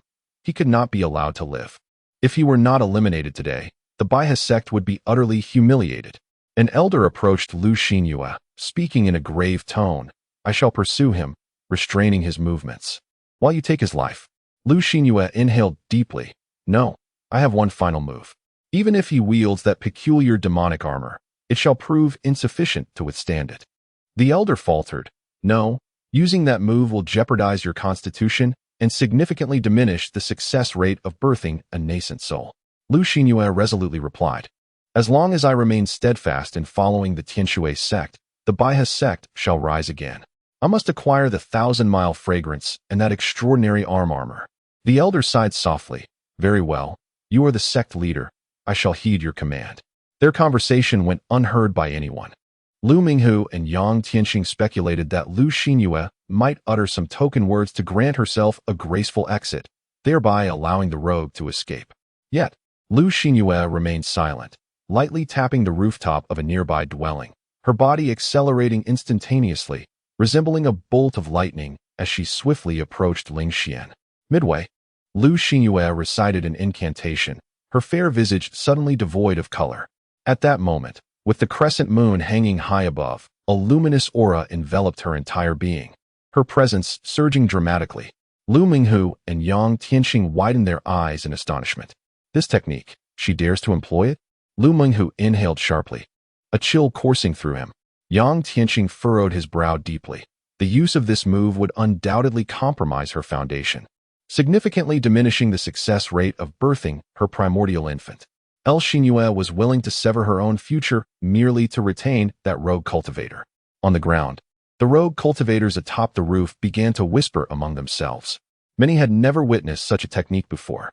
Yet, there were also the seasoned elders who recognized the martial skill at a glance. One elder, with a proud smile, remarked, "You do not even know this move? It is the transformation of the body into the moon. Old brother, quickly, tell us, what exactly is this technique?"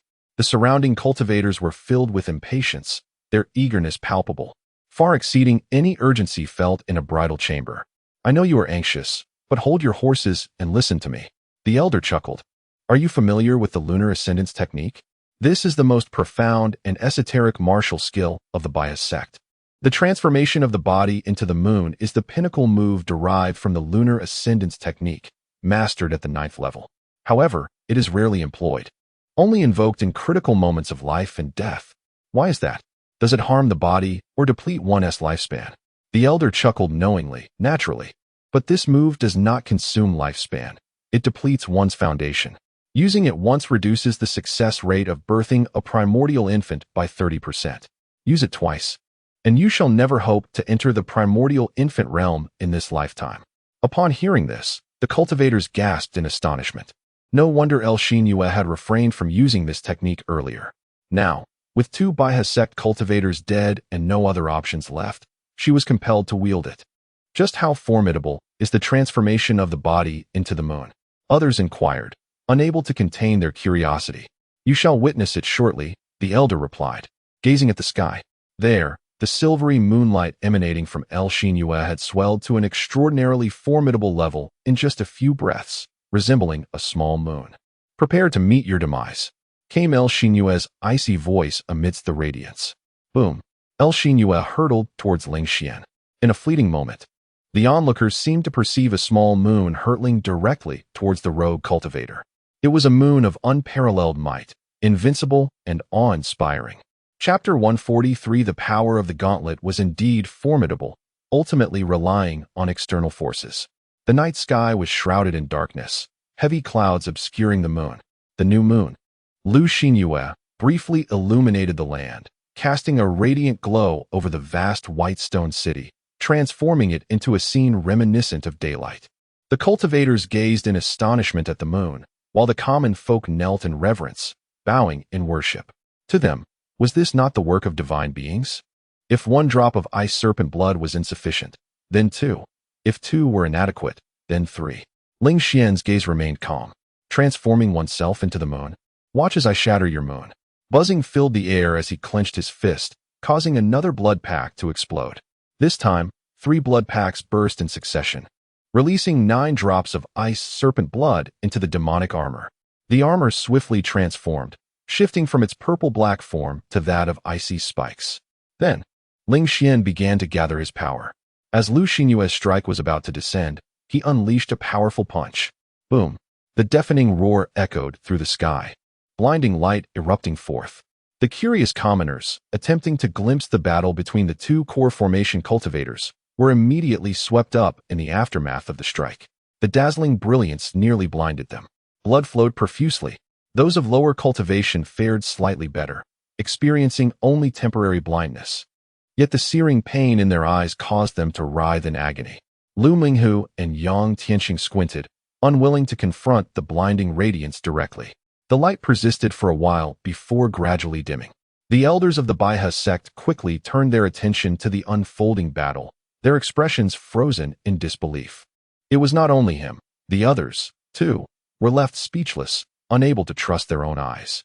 In midair, the fist of the masked figure with fiery patterns had pierced through Lu Xinyue's towering chest. This was clearly no optical illusion. The only conclusion was that the fiery masked figure's strike had penetrated Lu Xinyue's body. It was time for a new leader for the Baiha sect. Ling Xian surveyed the scene, observing the expressions of sheer horror all around him.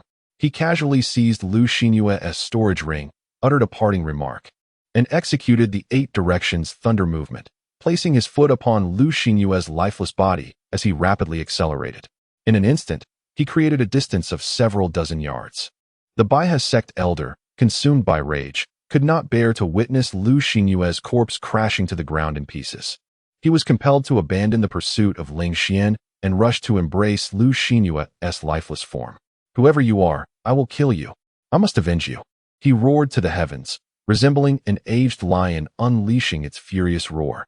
Yang Tianxing and Lu Menghu gazed towards the retreating figure of the fiery masked man, then turned their attention to the gradually cooling body of Lu Xinyue. The two individuals exchanged a glance, each reflecting the astonishment in their eyes. The man capable of annihilating El Xinyue could just as easily obliterate them. Fortunately, they refrained from charging forward like El Xinyue, attempting to subdue their adversary. Otherwise, they would now be the ones lying on the ground. On the ground and atop the roof, the scattered cultivators stared wide-eyed. El Xinyue, a consummate practitioner of the core formation stage and the leader of a prestigious sect, now lay on the ground like a lifeless dog. This scene profoundly shocked the assembled cultivators. The masked man, merely a rogue cultivator, had managed to confront sect practitioners, delivering a single blow that dispatched two formidable core formation experts, and had now vanquished El Xinyue. Rogue cultivators could indeed wield such power? My heavens, he is extraordinarily strong. I truly wish to become his disciple. Suddenly, one cultivator scoffed. I believe it is his peculiar arm armor that is exceptionally powerful. In the end, he merely relies on external artifacts. The surrounding cultivators erupted in laughter. You, in your lofty ideals, how impressive. In the future, do refrain from consuming elixirs, using spirit artifacts, or employing formations. Indeed, it would be best if you abstain from absorbing the world's spiritual energy as well. That, too, is an external object. The cultivator's face reddened, veins protruding on his forehead as he retorted, how can absorbing the world's spiritual energy be considered relying on external artifacts? He continued to argue, claiming that the resources of cultivators should not be regarded as external objects, which only incited further laughter among the onlookers. Yet, amidst these spectators reveling in the chaos, some astute individuals had already discreetly departed, hastening towards the White Crane sect's assets within Baishur City. With El Xinyue's demise, the White Crane sect was left leaderless, and a struggle for the position of sect leader would inevitably ensue over the next month or two. During this period, the sect's assets would undoubtedly be left vulnerable, presenting an opportune moment for rogue cultivators to take advantage. News of the masked man, the demonic armor, and El Xinyue's death swiftly spread from Baishur City. Meanwhile, Ling Xian tirelessly executed the 8 directions thunder movement, propelling himself forward at high speed, swiftly distancing himself from the cautious cultivators trailing behind. Once he confirmed he was alone, he casually sought out a cave among the mountains. After driving away the cave's original occupant, a black bear, he summoned a gust of wind to disperse the foul odor within before settling down in meditation. The leader of a prestigious sect, a consummate practitioner of the core formation stage, indeed proved formidable. It took 9 drops of ice serpent blood to overpower him. Had I been greedier and only utilized 2 blood packs, consuming 6 drops of ice serpent blood, I might have only managed to achieve a stalemate. At that point, the attacks from the elder of the White Crane sect would surely follow, and I would find myself ensnared in their encirclement. Ling Xian let out a sigh. When it was time to be ruthless, one must indeed possess sufficient resolve. Consumables like ice serpent blood should be used without hesitation. One must not be stingy. This time, he had expended over 10 drops of ice serpent blood, yet the rewards were substantial. First and foremost, he had acquired the fragrant essence and the fragrant dew. Moreover, he had slain the master of the Baihua sect, El Xinyue, thereby crippling the last vestige of the Tianshui sect. Furthermore, he acquired El Xinyue's storage ring. As Ling Xian extended his hand to caress it, the ring materialized within his palm. He harbored hopes that the storage ring of a sect leader would bestow upon him some delightful surprises. Upon peering inside, his eyes widened in astonishment. The ring harbored a vast quantity of spirit stones, ranging from low-grade to high-grade, with a staggering 3,000 high-grade stones. These were likely the personal reserves of El Xinyue, rather than the collective wealth of the Baihua sect. In addition to the spirit stones, there were several spiritual artifacts. While these items were rather unremarkable, other cultivators would undoubtedly rejoice at their acquisition. However, Ling Xian found them to be of average caliber. Instead, his interest was piqued by 2 treasures preserved within jade boxes. Through the translucent containers, he could discern the full appearance of these artifacts. The first was a plant resembling a deer antler, and the second was a claw reminiscent of a tiger's, with a droplet of golden beast blood seeping forth beside it. The deer antler essence? This item was among those capable of nurturing the 9-tiered lotus seat. It was fortuitous that he could claim it as well. As for the beast claw, even without opening the jade box, he could sense the subtle, yet palpable threat it emanated. He endeavored to open the box, and as he cracked it open, a roar erupted from within. The cave where Ling Xian resided trembled in response. He hastily closed the jade box, exhilarated by the discovery. He could ascertain that this claw must have belonged to a sixth-tier demonic beast, perhaps due to its relatively recent demise. The vitality within the blood was far more potent than that of the ice serpents. This indicated that if he were to entrust it to the demonic armor for consumption, its unleashed power would undoubtedly surpass that of the ice serpent's blood. Chapter 144. Their only concern is Ling Xian. Ling Xian's expression was one of delight. He still possessed 3 jars of ice serpent blood, allowing for prolonged utilization. Additionally, the beast claw would yield blood, which could serve as an even more formidable trump card. He decided to consume Qianli fragrance, and Qianli fragrance do right here. Ling Xian examined his surroundings meticulously and retrieved 2 sets of formations from El Xinyue's storage ring, arranging the formation flags around him. As the leader of a sect, El Xinyue had an abundance of formations within her storage ring, including 3 sets of Xian-level formations: the Misty Maze formation, the Poison Fog formation, and the Breath Concealment formation. The formations he chose to set up were the Poison Fog formation and the Breath Concealment formation. The Breath Concealment formation would obscure his aura, facilitating his cultivation in peace, while the Poison Fog formation would serve as a precaution against beasts or cultivators, granting him time for a preemptive reaction. Once the arrangements were securely in place, Ling Xian took out the Qianli fragrance and Qianli fragrance dew, consuming them in succession. 10 days later, at the entrance of the Qingxian sect, Nangong Yin paced anxiously within the discussion hall. Beside her were Song Chaofeng, Wei Xiongtai, Lu Yuanfeng, elderly, and others, all displaying expressions of concern. Of course, Lu Yuanfeng's demeanor was inscrutable. "Have you not yet located Xianu?" Nangong Yin inquired once more. "No, the leader of the Storm Gate, Lu, has said he is keeping an eye out for us," Wei Xiongtai replied, shaking his head. Song Chaofeng added, "The leader of the Purple Star sect, Yang, has not made a statement, but one of their elders nodded in agreement to assist us in searching for the young master. I have also communicated with the loose cultivators." Elderly sighed. "Yet only a few know that the young master entered Baishur City, and none know his subsequent whereabouts. That night was too chaotic. Many inexplicably disappeared. Although the young master possesses considerable strength." Nangong Yun took a deep breath. "That cannot be. He could not have perished in Baishur City. Continue the search. We must find Xianer." "Yes." At that moment, Nangong Yun and the others suddenly sensed a fluctuation in the surrounding spiritual energy. This sensation, is someone breaking into the core formation realm? Song Chaofeng was taken aback. Wei Xiongtai rejoiced, "I will go and investigate." Suppressing her inner turmoil, Nangong Yin swiftly exited the discussion hall. Indeed, not far from the entrance of the Qingxian sect, a towering beam of light shot up into the clouds from the Qing-Song mountain range, within which a figure could be faintly discerned. The disciples of the Qingxian sect involuntarily looked up at the radiant beam, exchanging excited whispers.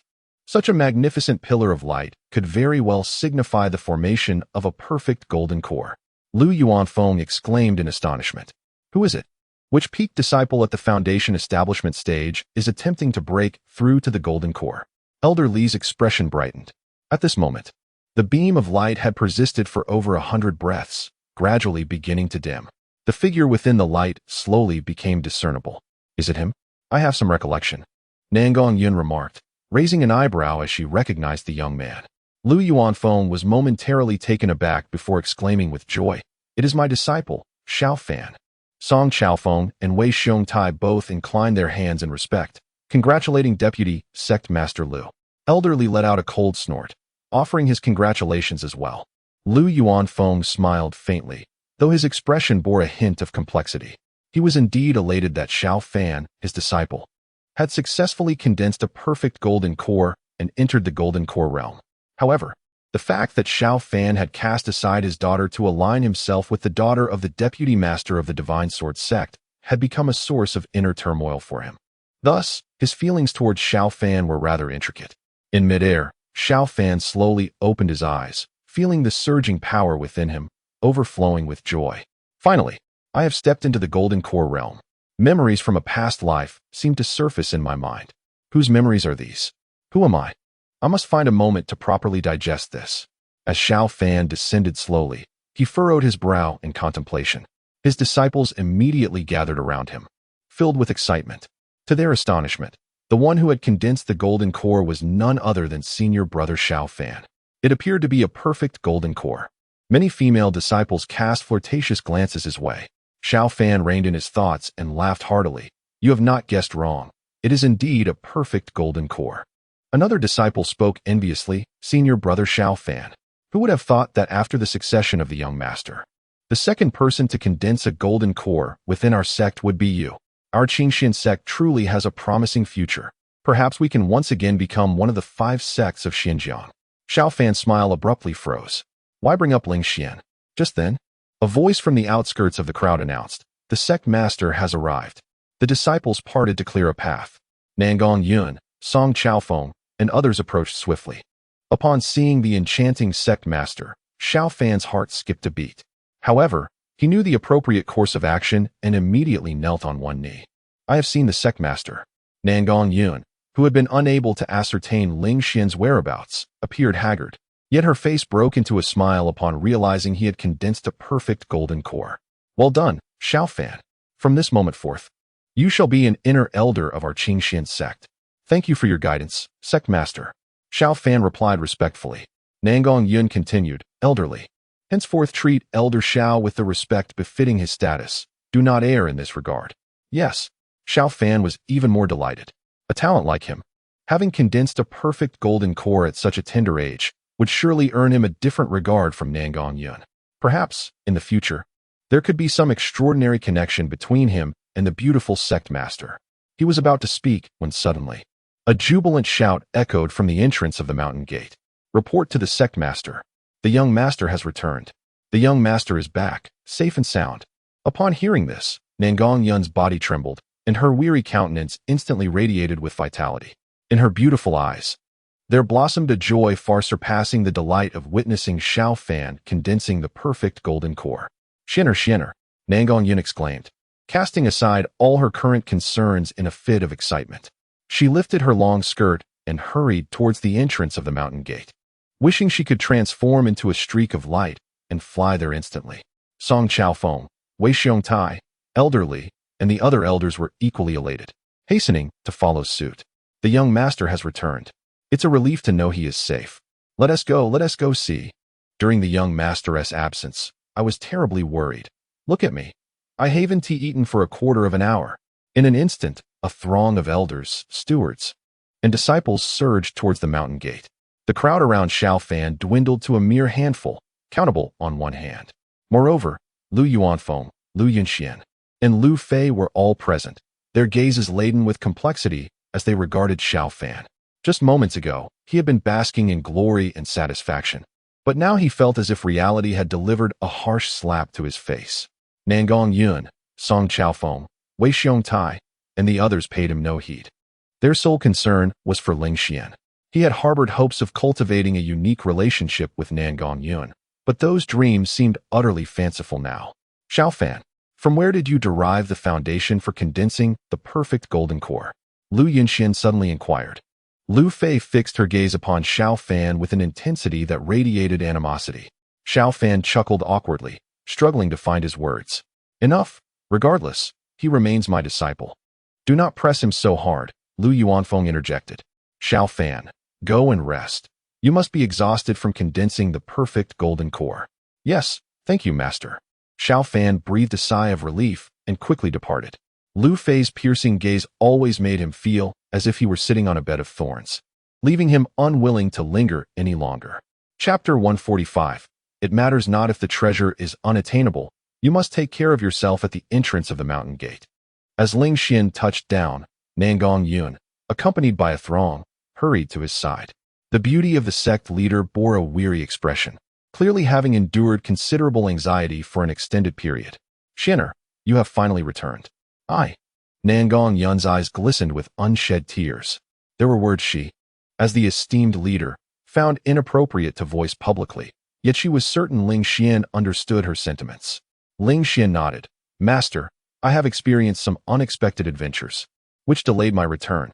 I apologize for causing you worry. Please feel free to reprimand me.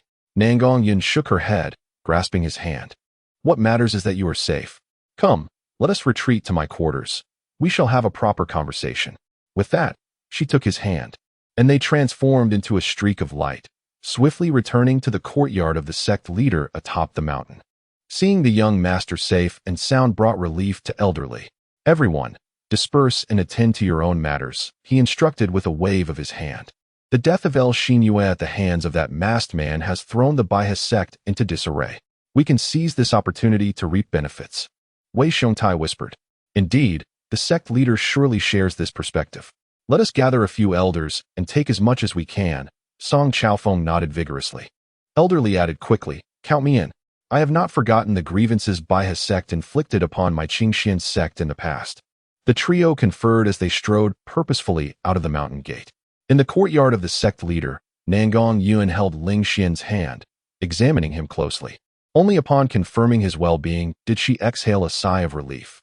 Xianer, I was utterly distressed during your disappearance. You are the young master and the future hope of our Qingxian sect. The position of sect leader will eventually be entrusted to you. Please, never put yourself in such peril again. It matters not if the treasures of Baishur City elude us. Your safety is paramount. Her tone was earnest, almost maternal, a stark contrast to her usual elegant and aloof demeanor. Ling Xian couldn't help but smile. Why do you find it amusing? Nangong Yin asked, puzzled. He chuckled lightly. Master, at this moment, you seem less like a master and more like an elder sister. Nangong Yun's cheeks flushed slightly. What nonsense are you spouting? She retorted, feigning a playful strike. However, she reconsidered and refrained from doing so.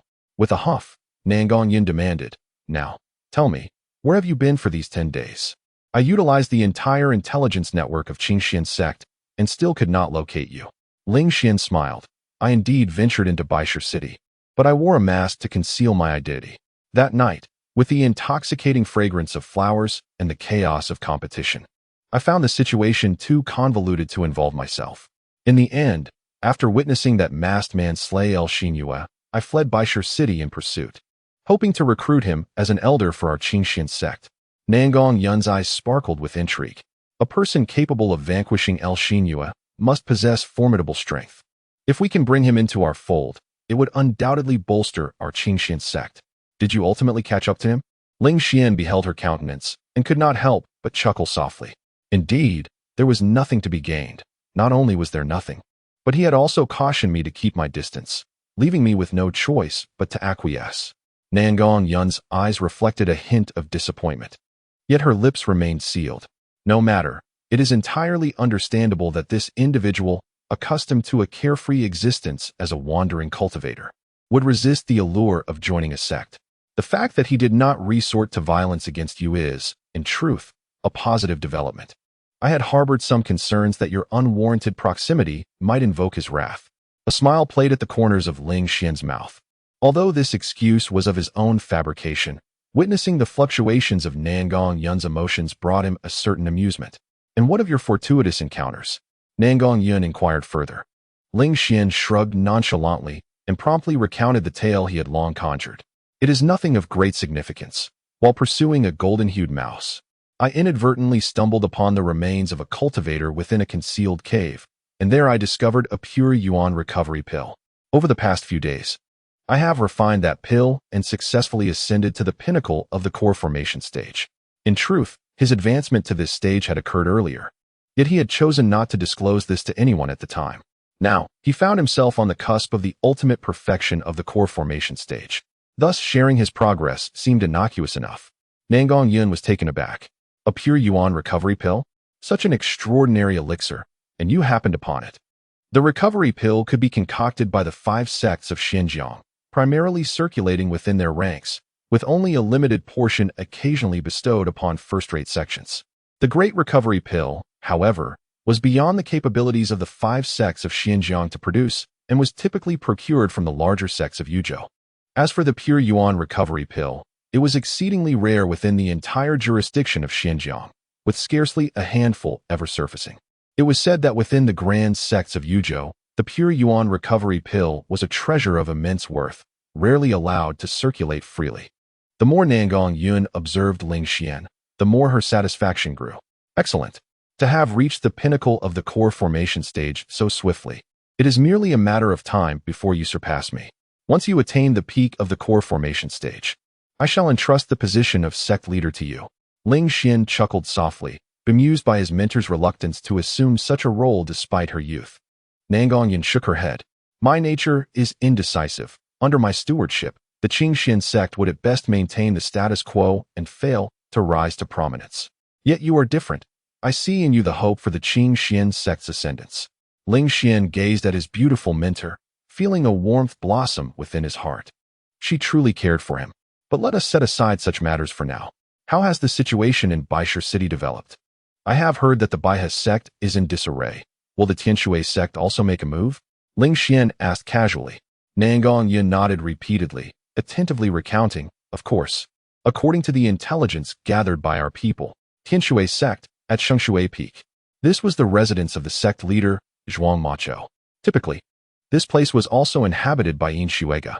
However, Yin Shuiga had become disheartened and relocated to another peak. The long-term resident had now been replaced by Bai Ziyue. At this moment, within the courtyard of the sect leader, Bai Ziyue executed his sword technique with remarkable finesse. The sword moved like a nimble serpent, exhibiting extraordinary agility and a fierce, cunning precision. It was evident that he had truly grasped the essence of this swordsmanship. Zhuang Macho observed from the side, her eyes flashing with intrigue. Under the radiance of Yin Shuiga, I had failed to recognize such a prodigy as Bai Ziyue. Although his physical constitution was slightly inferior, he excelled in determination and diligence. Remarkably, in merely half a month's time, he had advanced the 9 serpent swords from the 6th level to the 8th, now just a step away from the 9th. It appeared that I had indeed misjudged the situation. The one I should have nurtured was Bai Ziyue, not that Yin Shuiga. Suddenly, a series of knocks echoed from outside, interrupting Zhuang Macho's thoughts. What is it? She inquired with a hint of displeasure. Report to the leader. The master of Baihe sect, Lu Xinyue, is dead. Zhuang Macho's eyes widened, and it took her a moment to regain her composure. Come in. An elder hastily entered. What on earth has transpired? Speak plainly. Zhuang Macho commanded coldly. The elder quickly nodded and explained. The Baihe sect intentionally spread rumors about the emergence of the Qianli Xiang in Baisher City, hoping to lure Ling Xian. They succeeded. Ling Xian indeed left Qingxian sect for Baisher City, but upon arrival, he mysteriously vanished. Days later, the Qianli Xiang truly appeared, leading to a fierce competition among the Baihe sect, the Rainstorm sect, and the Zixing sect. However, a figure donning a fiery pattern mask unexpectedly emerged, seizing the Qianli Xiang.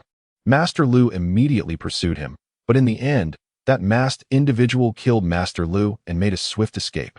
Chapter 146. The fame of the demon armor. Upon hearing the elder's description, Zhuang Macho felt a tremor throughout her being. She was acutely aware of Liu Xinyue's formidable prowess. The rumor that spread like wildfire, luring Ling Xian to Baisher City, was a strategy meticulously orchestrated by her and Liu Xinyue. Should Ling Xian have remained unaffected, they had other schemes in reserve. Yet, to her astonishment, Ling Xian did not appear, and Liu Xinyue was instead slain by an inexplicable rogue. The demise of Liu Xinyue complicated matters significantly. What of the elder from the Baihe sect? Did he not intervene? Zhuang Macho rasped, her voice strained. The elder replied in a hushed tone. He did intervene, but the masked figure with the fiery visage killed Liu Xinyue before the elder's eyes. The elder was a fraction too slow to catch him. Zhuang Macho's heart was tumultuous. Among the 3 first-rate sects under the Tianshui sect, Fei Shuang's sect had been annihilated by Qingxian sect, and the Master of Blood River sect had met his end at the hands of Ling Xian from Qingxian sect. Now, the last of the first-rate sects, Baihe sect, had seen its master fall to an obscure rogue. How absurd! What a mockery! This rogue, what distinguishing features does he possess? Zhuang Macho inhaled deeply. The elder pondered briefly, a tall and imposing figure, adorned with a half-face fire-patterned mask. His voice was hoarse, which might indicate a deliberate attempt at disguise. Most notably, he wore a purple-black demon armor gauntlet on his right arm, capable of transforming into icy spikes, significantly augmenting its lethality. Zhuang Macho paced back and forth, her expression gradually settling into a calm demeanor, betraying no traces of joy or sorrow. Convey my command. Search for this individual throughout the entire Xinjiang prefecture. The elder nodded solemnly. Rest assured, we shall find him and eliminate him on the spot. Zhuang Macho frowned. Who said anything about killing him? The elder was taken aback. Zhuang Macho responded placidly. This individual managed to slay Liu Xinyue and evade the elder's grasp. His strength is considerable. If he can be of service to me, that would be ideal. If not, we can deal with him later. The elder's eyes brightened. Truly, the leader of a sect thinks far beyond the immediate. Understood. The elder acknowledged respectfully. Remember, diplomacy precedes hostility, Zhuang Macho added. Certainly. Zhuang Macho contemplated for a moment, recalling that the deputy master of Baihe sect, along with the first and second elders, were all of comparable strength. Previously, Liu Xinyue had kept them in check, allowing them to coexist with relative harmony. Now that Liu Xinyue was dead, those individuals would undoubtedly vie fiercely for the position of sect master. Observe carefully who demonstrates the greatest loyalty to our Tianshui sect, and elevate him to the position. It is imperative to restore tranquility within Baihe sect within a month, ensuring no further disturbances arise. The elder nodded repeatedly. Understood. I shall see to it. After the elder departed, Zhuang Macho called softly, Ziwe, come forth. Bai Ziwe sheathed his sword and approached her respectfully, standing by her side. What orders does the master have? Zhuang Macho smiled. From now on, you need not call me master. Refer to me as your mentor. Bai Ziwe was momentarily taken aback, his face illuminating with unrestrained joy. He immediately knelt, deeply bowing his head, proclaiming, disciple pays respects to master. Zhuang Macho inquired. The rise of the Qingxian sect is unstoppable. What are your thoughts? Bai Ziwe cautiously glanced at his formidable and acerbic master, instantly perceiving the dangerous glint in her eyes. He comprehended Zhuang Macho's intentions. Master, I have a notion, but I am uncertain if I should express it. Speak, be bold, she urged. Bai Ziwe nodded, stating, I believe our Tianshui sect should take the field ourselves. With the successive downfall of the Feishuang sect and the Shuai sect, and now with the demise of the Baihe sect's leader, chaos reigns, and their strength will undoubtedly wane in the short term. We have lost our powerful ally and must act swiftly to disrupt the Qingxian sect's ascent.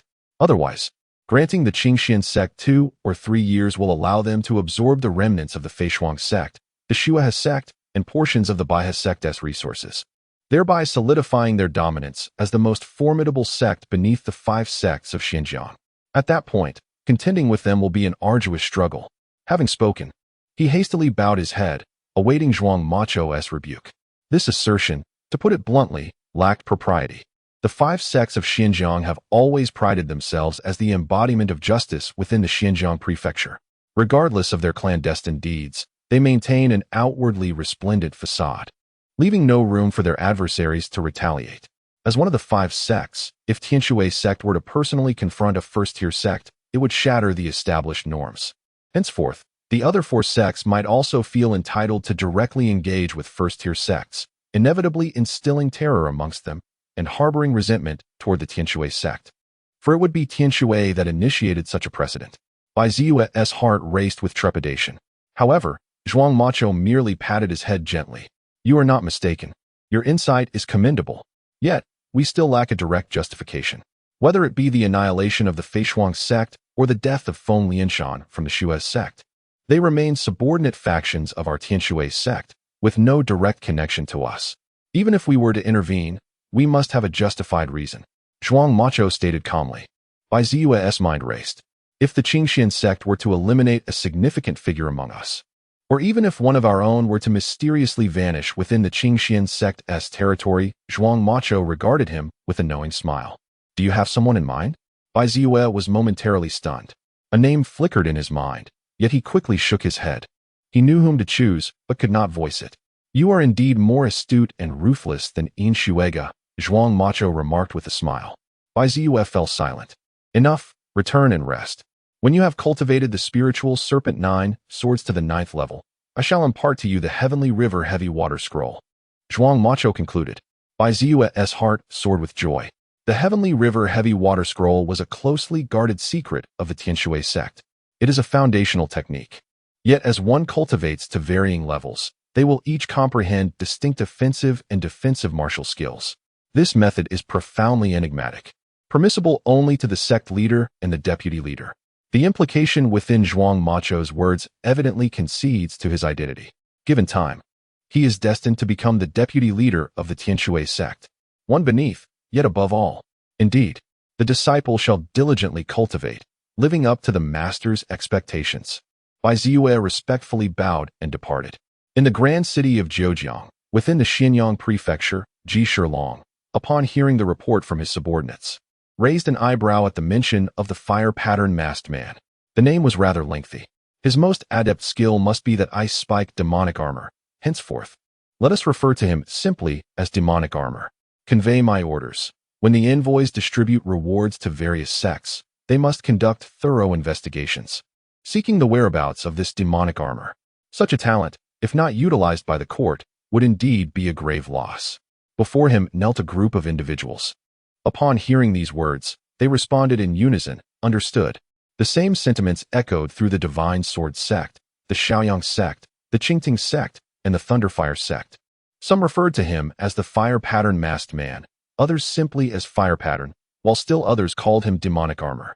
Regardless, all factions have discerned the formidable prowess of this rogue cultivator, eager to enlist him under their banner. The demise of El Xinyue, the leader of the Baihe sect, inadvertently contributed to the rise of this rogue's renown. Chapter 147. Xiao Fan is on the verge of awakening his past life memories in the courtyard of the Jujube tree. Ling Xian stretched lazily and strode out of his chamber. From this vantage point, he could gaze upon the vast expanse of the Qing Song mountain range. Witnessing the lush greenery and the boundless sky, Ling Xian nodded slightly, recalling that Xiao Fan had an opportunity for enlightenment regarding swordsmanship. Was it not today? Such moments of sudden comprehension require a harmonious alignment of time, place, and person, making them ripe for seizing. Time refers to atmospheric conditions, such as thunder and rain or clear skies. Place encompasses all elements of nature, including towering mountains, mighty rivers, bamboo groves, or even a tranquil pond or a rugged cliff. As for person, it naturally speaks to one's own aptitude for understanding. In terms of comprehension, Ling Xian possessed a remarkable talent, being endowed with 3 fates of the blazing sun and fire, far surpassing Xiao Fan's. If Xiao Fan could achieve enlightenment, Ling Xian would undoubtedly be capable of the same under such circumstances.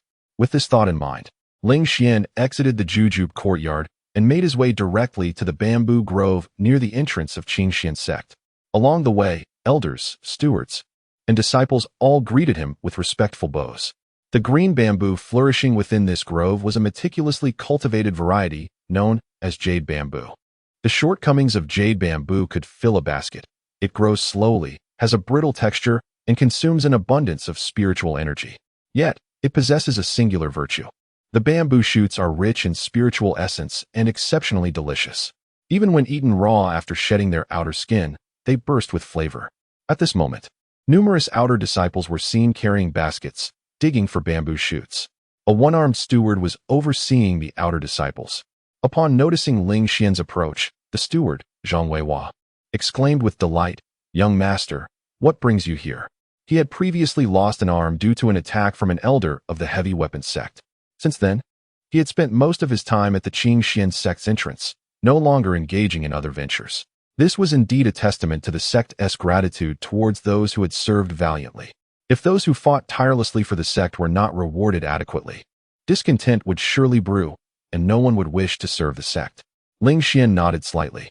Ever since Nangong Yun emerged from her seclusion, the overall environment of Qingxian sect has been gradually improving. The previously rampant bullying by Lei Yong and his ilk was slowly dissipating, and the likes of Wu Huiran, who had been known to withhold rewards for outer disciples seeking to advance to inner disciples, were becoming increasingly rare. Ling Xian smiled lightly at Zhang Weihua. "Indeed, I have no pressing matters today, so I thought I might take a stroll here.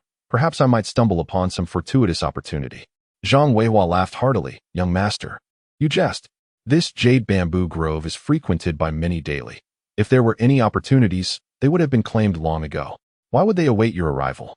Upon uttering this, he sensed the impropriety of his words and hurriedly cleared his throat. No, that is not right. Young master is destined for greatness. Surely, there are opportunities awaiting you. Ling Xian chuckled softly, understanding that Zhang Weihua was simply straightforward by nature and bore him no ill will. Ling Xian chuckled lightly, expressing that there was no cause for concern.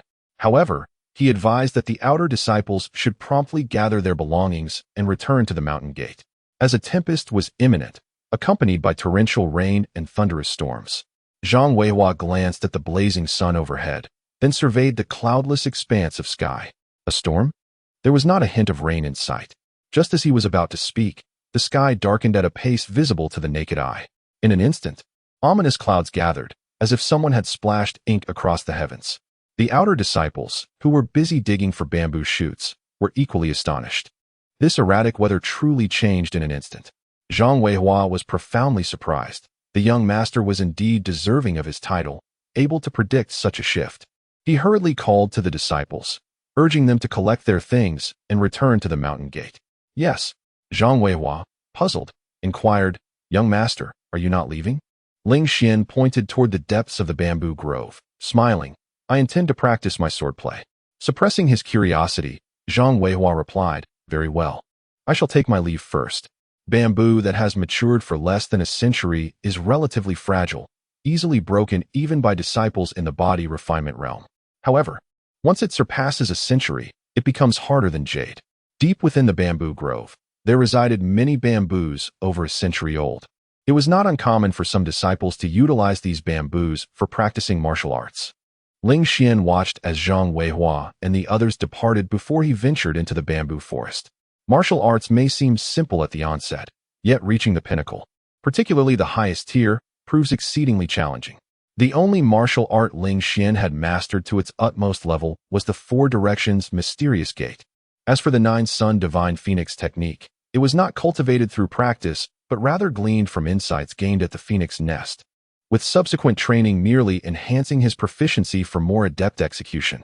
As for the other martial techniques, such as the Swift and Slow Thunder Shadow Sword technique, which evolved after absorbing the Sword Pill, it comprises 3 tiers. He had only attained the 2nd tier thus far. The 8 Directions Thunder movement spans 8 tiers, and he had reached only the 5th tier.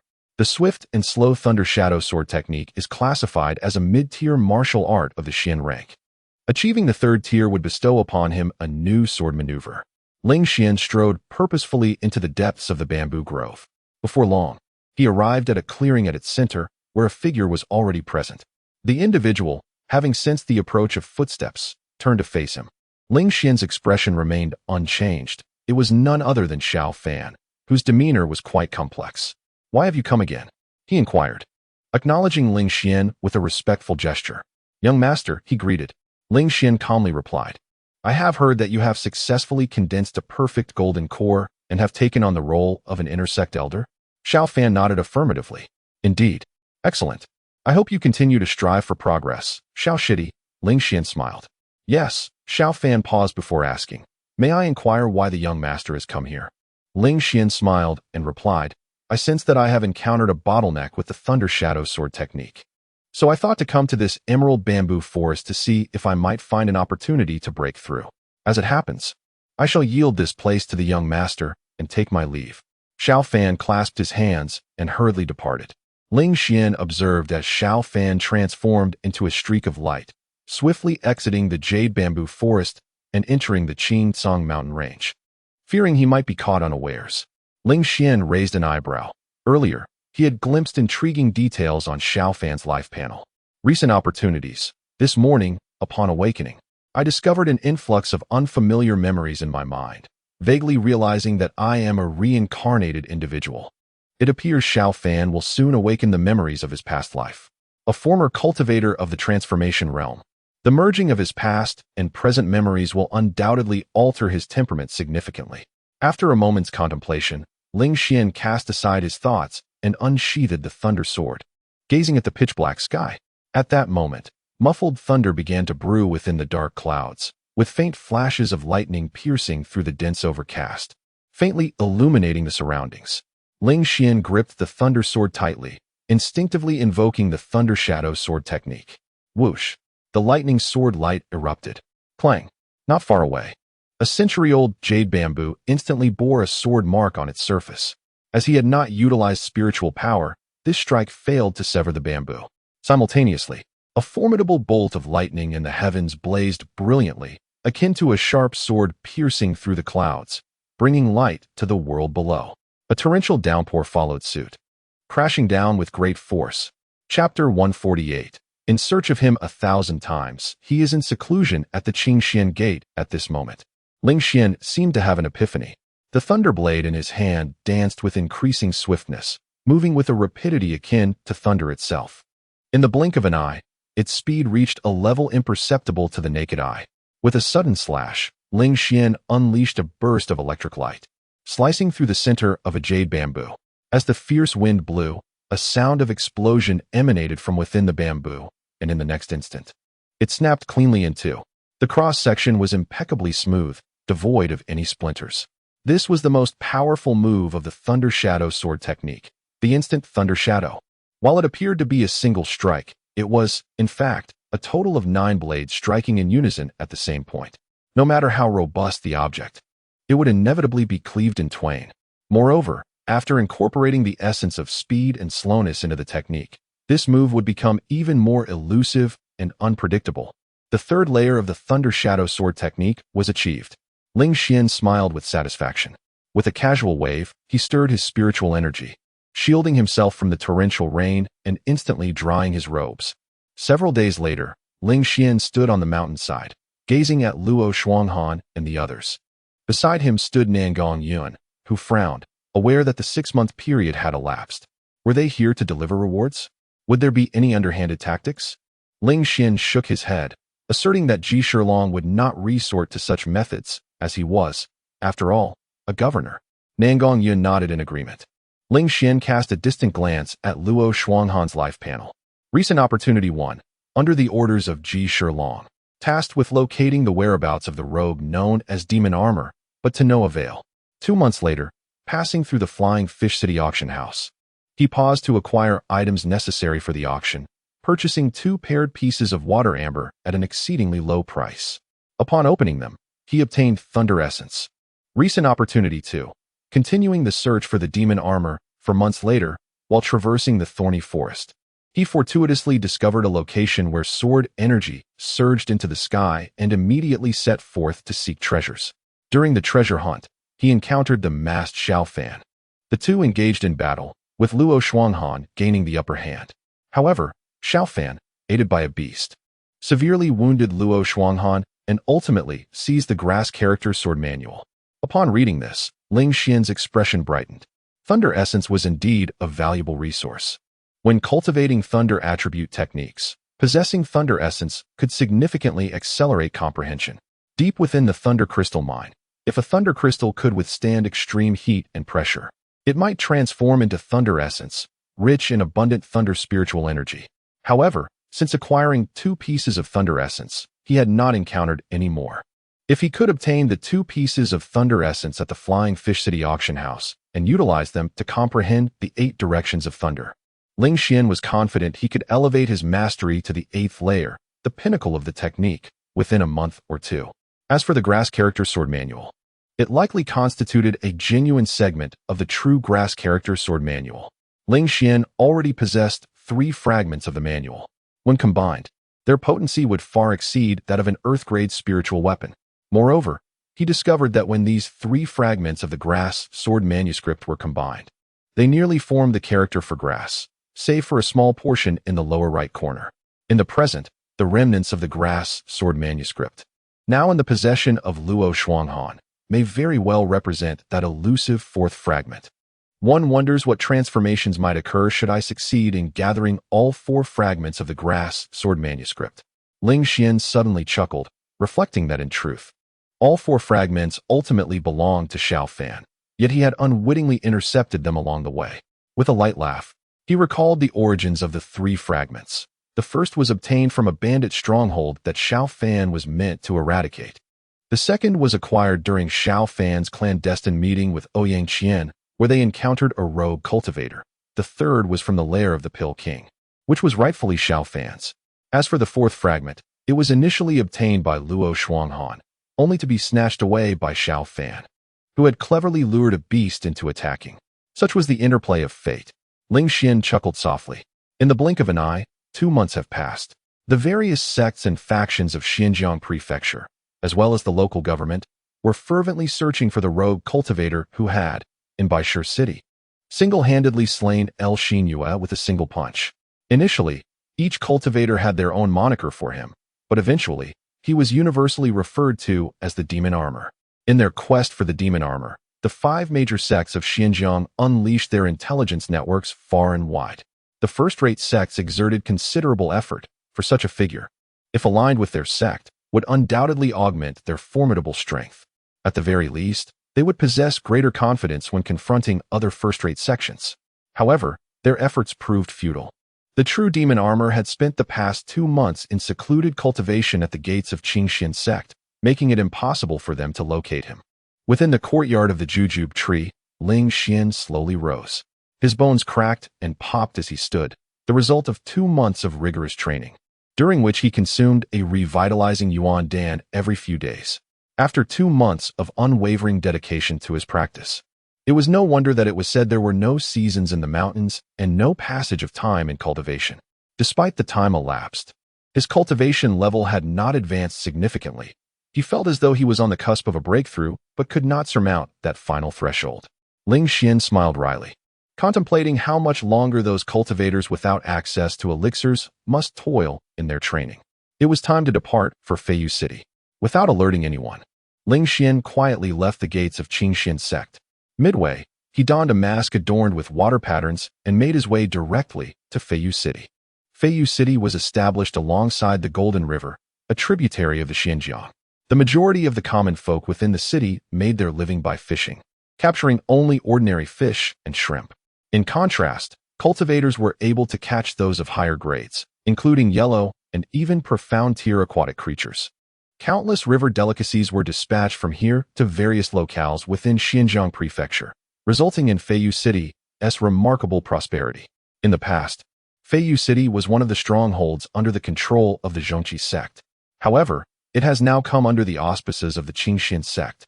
Given the affluence of this region, the elders convened and dispatched a resident elder to oversee the area. Additionally, numerous stewards and disciples have arrived to assist in its administration.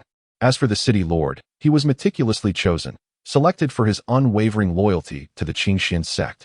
Currently, Feiyu City stands impervious, with no other sects able to encroach upon its territory. When Ling Xian arrived at Feiyu City, it was already dusk. He oriented himself briefly before making his way directly to the Grand Auction House, which is undoubtedly a property of the Qingxian sect. This auction house, originally constructed by the Zhongqi sect, is both imposing and magnificent. A mere glance at its grandeur instinctively causes one to hold their breath in awe. Surrounding the Grand Auction House are various properties belonging to different sections. Since it is an auction, it is only natural that items from other sects are also available. These sects have established footholds in Feiyu City to facilitate mutual exchange with the Qingxian sect. As dusk settled, many cultivators flocked from all corners of Feiyu City, eager to gain entry to the Grand Auction House. At the entrance of the auction house, 2 cultivators of the Qi condensation realm, both disciples of the Qingxian sect, were maintaining order. As per the customary protocol, all attendees wishing to enter the Grand Auction House must present an entry ticket. Those without a ticket are required to display spirit stones to demonstrate their financial capability. 100 mid-grade spirit stones grant access to the intermediate auction house, while 100 superior grade spirit stones allow entry to the advanced auction house. Chapter 149. The Grand Auction House of Flying Fish City. The enigmatic water amber, the cultivators exhibited a remarkable sense of camaraderie, refraining from jostling or causing a commotion. As they formed an orderly queue, approaching one by one, they were acutely aware of the consequences of disorderly conduct, particularly given that the esteemed elder of the Qingxian sect presided over Flying Fish City. Those without admission tickets could gain entry by presenting sufficient spirit stones. 100 high-grade spirit stones was certainly within Ling Xian's means. However, he was cognizant that Luo Shuanghan had not accessed the high-level auction, but rather participated in the final betting phase for the water amber in the intermediate auction.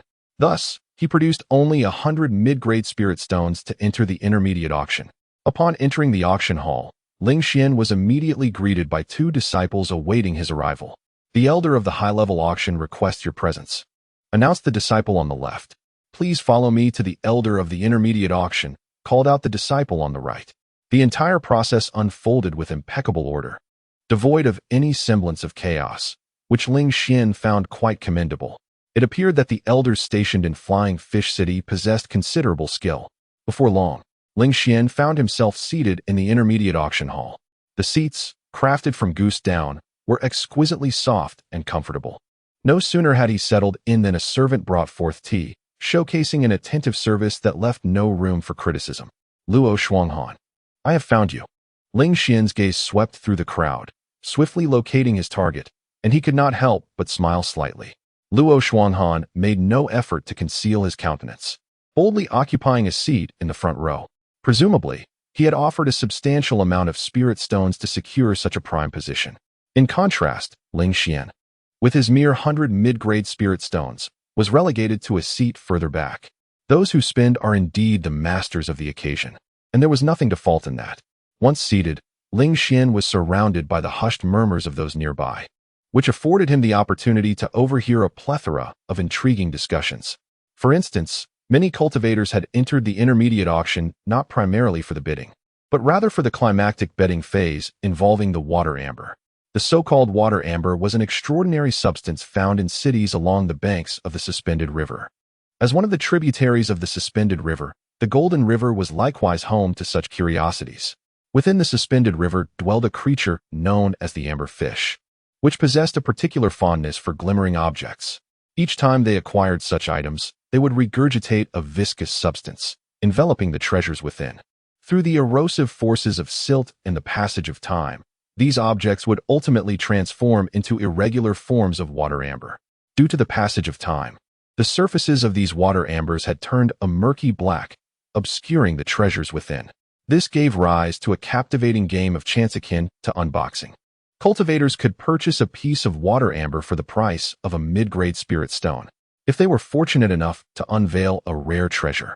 Their profits could surpass the value of a single mid-grade spirit stone, potentially even yielding a high-grade spirit stone. Naturally, should fortune not favor them, they would incur a loss equal to the value of the mid-grade spirit stone. This exhilarating gamble of luck had remained ever popular since its inception. Countless cultivators flocked to the vicinity of Flying Fish City daily, all yearning to partake in such an experience. Additionally, many practitioners possessed a copy of the Guide to Selecting Water Amber, a collaborative effort penned by several enthusiasts.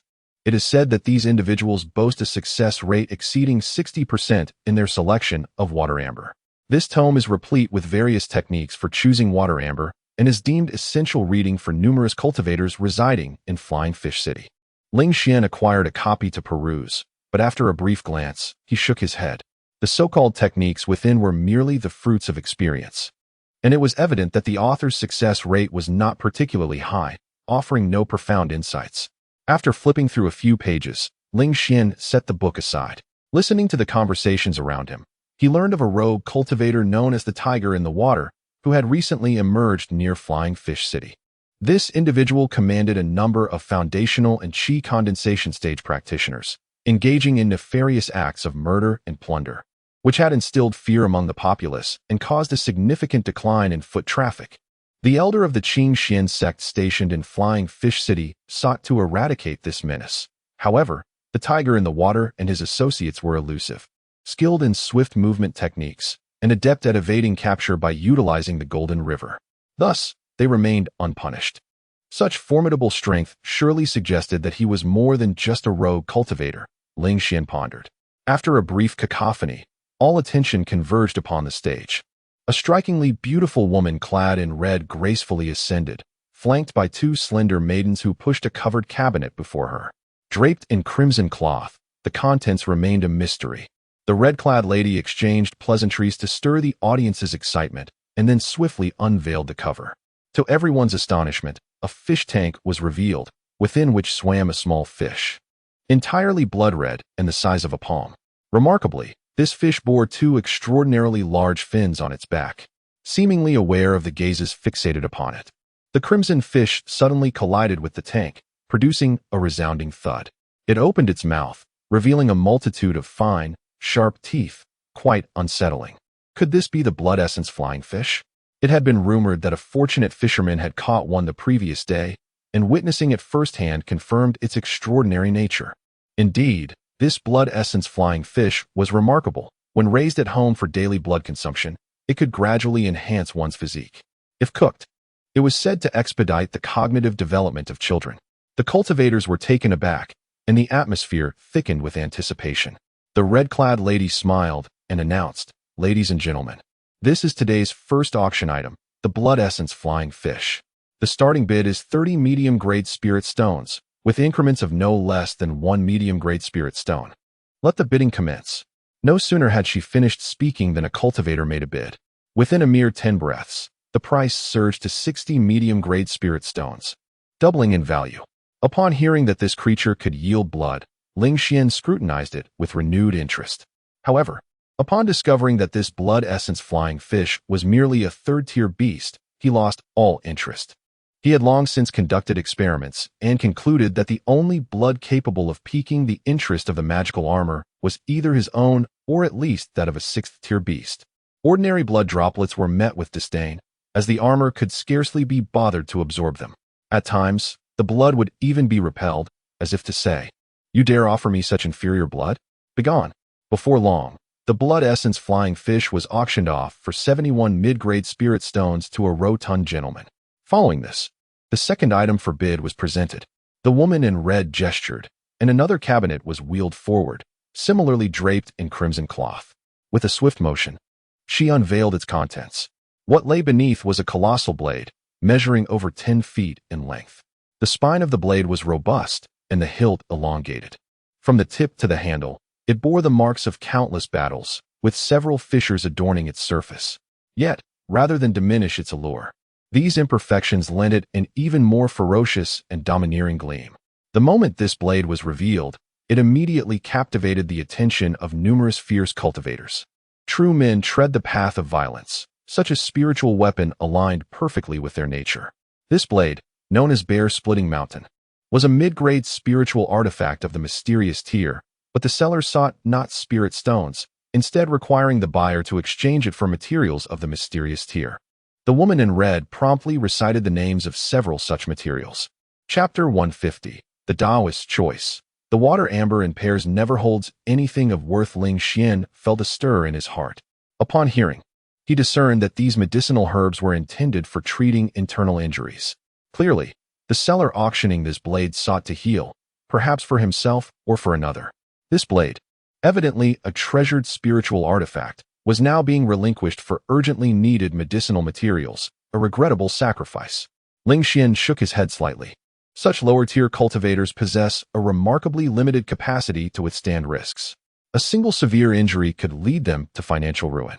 Some with a bit of foundation can auction off spiritual artifacts or martial techniques to amass spirit stones. However, those devoid of such foundations are left with no choice but to resort to desperate measures, descending into a life of crime. The massive blade garnered much attention, and soon a robust cultivator procured it with 3 pieces of medicinal materials. The seller promptly rose to express gratitude with a bow.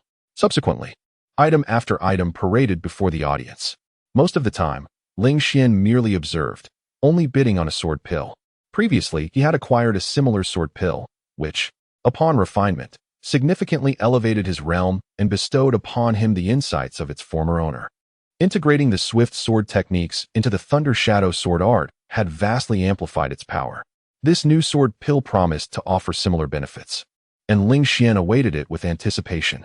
At last, we arrive at the unique gambling amber segment of our intermediate auction, an event absent in the high-tier auction. The red-clad hostess, exhausted from extolling various auction items, took a moment to breathe and smiled faintly. The cultivators stirred with excitement, as their participation in the intermediate auction hinged on this final gambling amber segment. With a wave of her hand, for sturdy men promptly brought forth 4 large chests. Upon opening them, revealed were small, palm-sized, dark-hued objects. They resembled crystals, yet were not crystals. The water amber had finally arrived. Ha ha ha, I have saved up a dozen mid-grade spirit stones just for today's grand play. Be cautious, lest you lose everything. Impossible. Today I shall undoubtedly profit immensely and reach the pinnacle of my existence. The cultivator's enthusiasm surged, their eyes gleaming as they fixated on the contents of the 4 chests. The red-clad hostess smiled, acknowledging that while many present were familiar faces, there were likely newcomers among them. Thus, she would elucidate the origins of the water amber and introduce the rules of play. She then began to elaborate on the rules of gambling with the amber. Ling Xian surveyed the crowd and shook his head. The fortune of all cultivators present, including his own, had not been particularly favorable in gambling with the amber. The luckiest among them was Luo Shuanghan, who had unveiled 2 pieces of thunder essence, truly exquisite treasures of the tier. Most others had drawn only fragmented array flags, shattered spiritual artifacts, or worthless concoctions. Ling Xian remained patient, seated as he awaited Luo Shuanghan's decision. Meanwhile, the other cultivators had commenced selecting water amber, handing their choices to the professionals at the booth for cutting. Disappointed murmurs echoed in the air, occasionally interrupted by jubilant shouts. Some individuals, plagued by misfortune, had opened several pieces of water amber without yielding anything, depleting their resources in the process. Their frustration drove them to borrow money and continue their attempts. After a while, Luo Shuanghan approached the booth, moving among the water amber, searching for a piece that captured his interest. Ling Xian then strode confidently to the booth, ostensibly to select water amber, while his gaze discreetly followed Luo Shuanghan. Before long, Luo Shuanghan paused before 2 paired pieces of water amber, seemingly intrigued. He reached out and took the 2 pieces. A hint of dissatisfaction crossed Luo Shuanghan's face as he glanced at Ling Xian. Their eyes met, and instinctively, Luo Shuanghan recoiled. The intensity emanating from those eyes was captivating yet intimidating, evoking a primal fear within him. Such a gaze felt familiar. He had encountered it before when he had been sent by Ji Shilong to recruit Ling Xian after the latter had vanquished Feng Lianshan. Despite his jealousy over Ji Shilong's regard for Ling Xian, he could not deny that he was no match for him. Perhaps my intuition is misguided. Luo Shuanghan averted his gaze, choosing not to engage further. Do you desire them? Ling Xian asked in a hoarse voice. Luo Shuanghan shook his head, remarking that paired water amber rarely contained treasures. Since you wish for them, they are yours. With that, he resumed his search among other pieces of water amber. Ling Xian picked up the paired water amber and approached the woman in red. I will take these too, he stated, tossing a pair of mid-grade spirit stones to her. The woman in red was taken aback. The likelihood of finding valuable items in paired water amber was exceedingly low. Are you truly certain about this choice? She inquired. The seasoned cutter nearby scratched his head, adding, in my years in Feiyu City, I have cut thousands of pieces of water amber, and rarely have I encountered anything worthwhile in paired pieces. Are you familiar with the water amber selection guide? It warns against selecting paired water amber. Ling Xian chuckled softly. He had indeed perused the guide and understood its contents. However, the paired pieces before him were revealed through his life panel, akin to glimpsing into the future. No technique could rival the advantage of directly perceiving what lay ahead. Nevertheless, he appreciated their concern for his decision. No need for caution. I have made my choice, he affirmed with a slight nod. The woman in red sighed. Master, then let us proceed with the cutting. The seasoned cutter shrugged, muttering under his breath. Ignoring the advice of the wise often leads to. He was interrupted before he could finish. As he struck down with his blade, an astonishing burst of thunderous light erupted from within the water amber, immediately captivating the attention of all the cultivators present.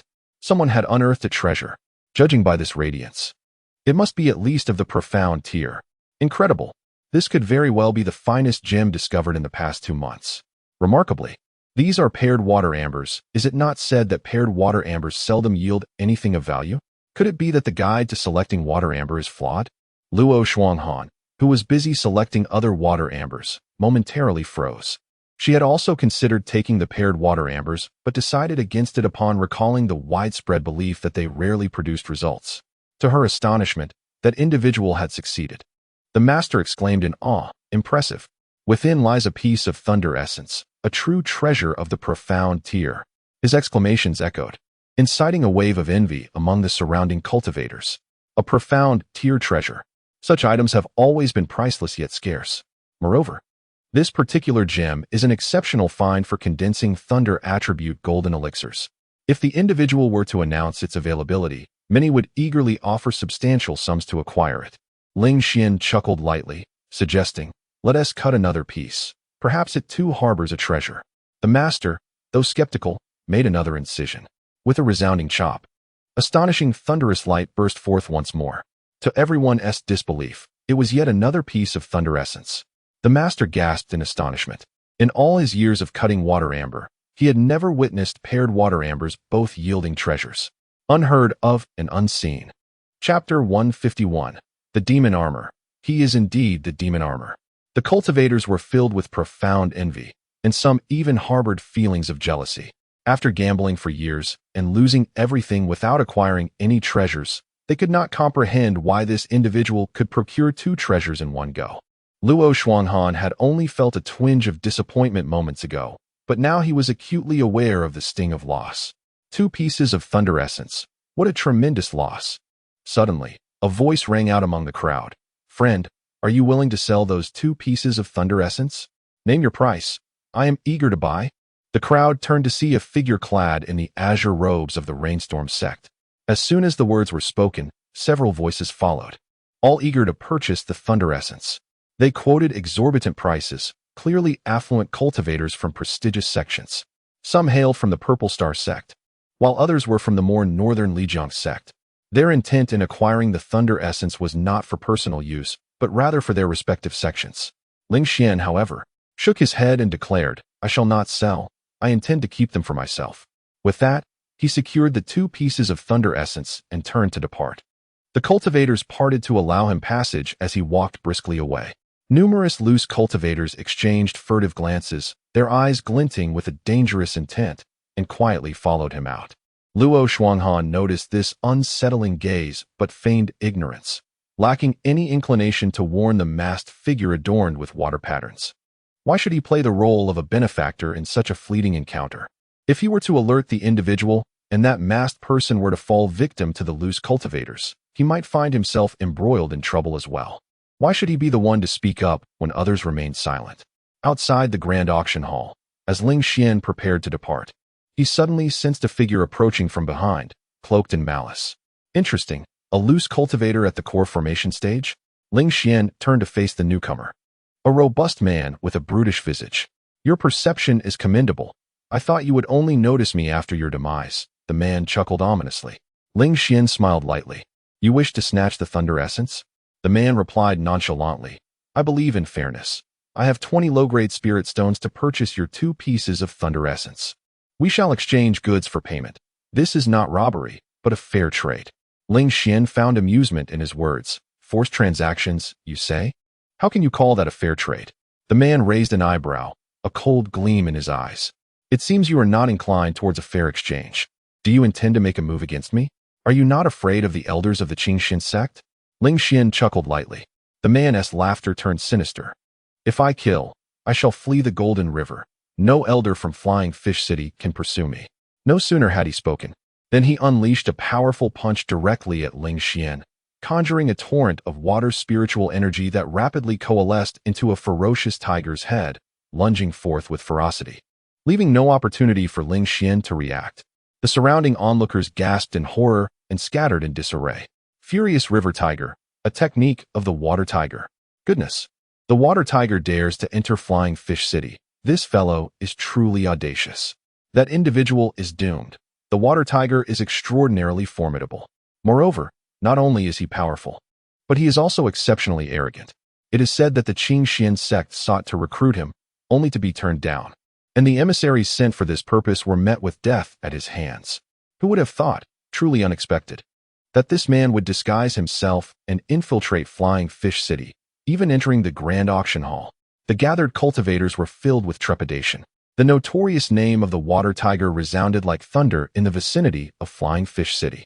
Many parents even used his name to frighten their children, warning that if they did not sleep well at night, the Water Tiger would come to capture them and devour them alive. Luo Shuanghan, along with cultivators from the Storm Rain sect, Purple Star sect, and Lijiang sect, had just exited the grand auction hall and witnessed this scene. They were all astonished. The Water Tiger dared to enter Flying Fish City, audaciously taking action in broad daylight.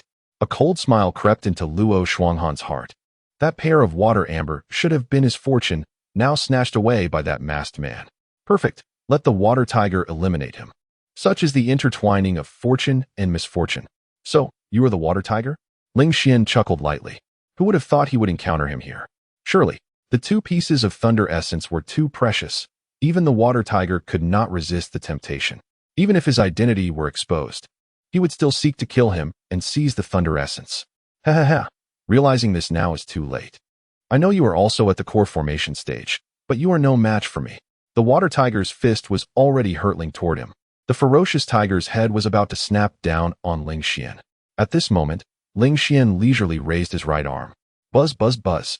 A purplish-black demonic armor suddenly materialized, enveloping his entire right arm in an instant. Purplish-black armor? Goodness, he possesses demonic armor. The very armor that slaughtered the master of the Baihas sect, Lu Xinyue, 2 months ago. My heavens, the demonic armor is here as well. The onlooking cultivators instantly widened their eyes in disbelief.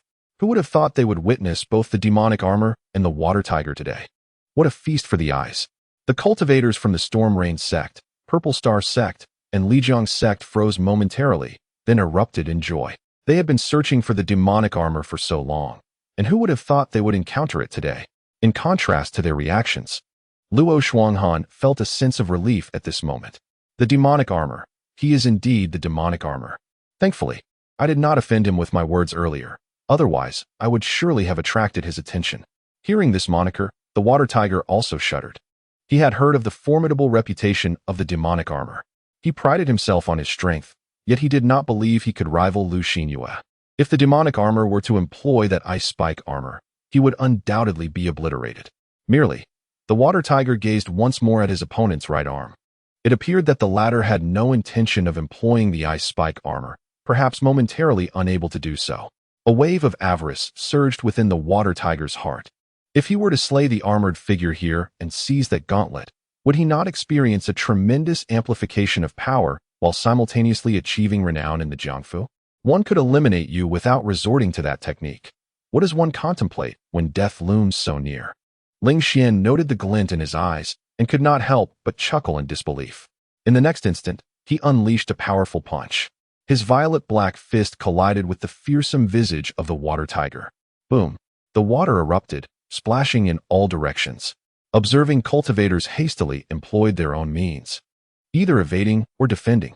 Those drawn to the spectacle, yet lacking the means to withstand the aftermath of battle, cried out in agony, clutching their wounds.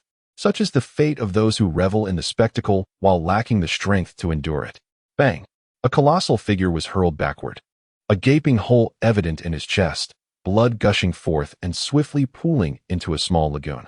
The once dreaded water tiger, which had terrorized the vicinity of Flying Fish City and left the elders of the Qingxian sect powerless, had been vanquished in a single strike. At that moment, a streak of light rushed forth. An elderly elder of the Qingxian sect emerged from the luminous glow, his eyes widening in disbelief upon witnessing the giant sprawled in a pool of blood, lifeless. Just arrived? You may handle the body from here, Ling Xian said nonchalantly, as he effortlessly retracted the right arm's armor. Friend of the armor, do not depart. I am Luo Shuanghan, the envoy of the governor. The governor greatly admires your prowess and wishes for you to join the office. Whatever conditions you desire can be met, so long as you agree to join the office. Luo Shuanghan suddenly called out loudly. Chapter 152. The Qingxian sect fears the emergence of the fearsome demon armor as Luo Shuanghan's words echoed through the air. A cultivator's voice rang out loudly. The government? Humph. Would the demon armor ally himself with the court's lackeys? My dear friend, I am an attendant of the Stormy Rain sect, on a mission from our sect leader to seek out allies far and wide. Today, I am fortunate to finally meet you. I implore you to grace us with your presence and accompany me back to the Stormy Rain sect. This individual, clad in the robes of the Stormy Rain sect, was evidently eager to recruit the formidable demon armor. No sooner had he finished speaking than another voice interjected. Though the Stormy Rain sect is commendable, it pales in comparison to my Purple Star sect. With the backing of the Thunderfire sect and possessing the ability to refine crystal spiritual tools, should the demon armor be willing to accompany me back to the Purple Star sect, I shall present you with a profound-grade crystal spiritual tool as a token of goodwill. Furthermore, should you choose to join us, a substantial reward awaits. A representative from the Purple Star sect stepped forth, bowing repeatedly toward Ling Xian. Before his words had fully dissipated, a cultivator in a deep blue attendant robe emerged, exclaiming, "Demon armor, I am an attendant of the Lijiang sect. My sect leader harbors a grudge against LV Xinyue, whom you have vanquished. He has long desired an audience with you and has entrusted me with a gift." With that, he presented a storage ring, evidently containing the gift from the Lijiang sect's leader. Ling Xian couldn't help but chuckle at their eagerness to court favor. Upon arriving at the Lijiang sect, gifts were already being offered. At that moment, a surge of energy from a nascent soul cultivator abruptly erupted, and an elder from the Qingxian sect appeared before Ling Xian, snorting in discontent. "What is the meaning of this? Feiyu City is the domain of my Qingxian sect. Moreover, the demon armor has just vanquished the water tiger, and we should extend our gratitude to him." With a smile plastered on his face, he bowed to Ling Xian, adding, "I invite you to return with me to the Qingxian sect. Sect leader Nangong has long admired you." In a matter of moments, the court, Stormy Rain sect, Purple Star sect, Lijiang sect, and Qingxian sect all extended olive branches to the demon armor. Those observing were left in stunned silence, realizing that after slaying LV Xinyue, the demon armor had risen to fame and had become a coveted figure among so many factions. He was now the object of desire for numerous sects, a situation that felt like a dream come true for many wandering cultivators. Ling Xian surveyed the scene, particularly bemused by the Qingxian sect's eagerness to recruit him. Just as he sought a way to extricate himself from the situation, another voice broke through the clamor. "Demon armor, I am an attendant of the Tianshui sect. Our leader, Zhuang, greatly admires your prowess and wishes to invite you to become an inner elder of Tianshui sect. Would you consider this proposition?" Though the voice was unassuming, almost mundane, it cast a spell of silence over the crowd. The Tianshui sect, the fifth among the 5 great sects of Xinjiang, was indeed a formidable entity, recognized by many despite its position. Even though the 3 formidable factions under the Heavenly Water sect, Frost Flying sect, Blood River sect, and White Crane sect, have witnessed the demise of 2. The Heavenly Water sect still possesses an unmatched depth and heritage that is unparalleled among first-rate sections. Presently, the Heavenly Water sect extends an olive branch to the demon armor. The other sects, naturally, remain silent. All eyes are now fixed upon the demon armor. Will he accept the invitation from the Heavenly Water sect? Ling Xian initially intended to decline. Yet, a flicker of intrigue stirred within him, and he slowly spoke. "I have never favored constraints. The position of inner sect elder does not appeal to me." The stewards of the Purple Star sect and the Storm Rain sect breathed a sigh of relief. It appeared that the demon armor had no intention of joining the Heavenly Water sect. However, astute individuals like Luo Shuanghan discerned the underlying implications. It seemed the demon armor merely harbored a distaste for the title of inner sect elder. What if a different title were offered? The steward of the Heavenly Water sect quickly grasped the situation and eagerly proposed, "Then, would you be willing to serve as an honorary elder of our Heavenly Water sect?" An honorary elder. This position exists in every sect and is reserved for those who have reached the core formation stage. However, a significant distinction exists between an honorary elder and an inner sect elder. An inner sect elder shares the sect's fortunes and misfortunes, receiving a generous monthly stipend, participating in sect deliberations, and must obey the sect leader's commands. In contrast, an honorary elder enjoys a greater degree of detachment, does not partake in sect discussions, receives only a modest monthly stipend, and typically holds the title without active duties. Yet, when significant matters arise, the sect can summon the honorary elder for a handsome fee. To put it plainly, it is akin to a nominal mercenary. Payment is required for engagement. Upon hearing the steward's proposal, Ling Xian reluctantly nodded. "I can accept the title of honorary elder." However, the steward, noticing the hesitant tone in Ling Xian's voice, quickly responded, "I can take charge and offer you a vial of rejuvenating elixir as a gift." Satisfied, Ling Xian nodded, "Very well." The steward's expression brightened. "Then please accompany me to the Heavenly Water Sect's gate to discuss matters with sect leader Zhuang." Ling Xian shook his head. "Since I have already become an honorary elder of the Heavenly Water sect, what is the need for further discussion? There is no necessity. If sect leader Zhuang has tasks for me, as long as the remuneration is satisfactory, everything can be negotiated." With that, he turned to leave. "Friend, how shall I contact you?" called the steward of the Heavenly Water sect. Ling Xian casually tossed a piece of jade. "Keep this jade, for any matters." You may communicate with me through it. He had slain numerous cultivators, and those of some standing among the sects nearly all possessed communication jades. Good, good, good. Safe travels. Friend, the steward exclaimed joyfully as he accepted the jade. Ahead of Ling Xian, the crowd immediately parted, allowing him to stride confidently away. The elder of the Qingxian sect furrowed his brow deeply. The fact that the demon armor has been courted by the Heavenly Water sect is indeed astonishing. Although he is merely an honorary elder, he is nonetheless considered a part of the Heavenly Water sect.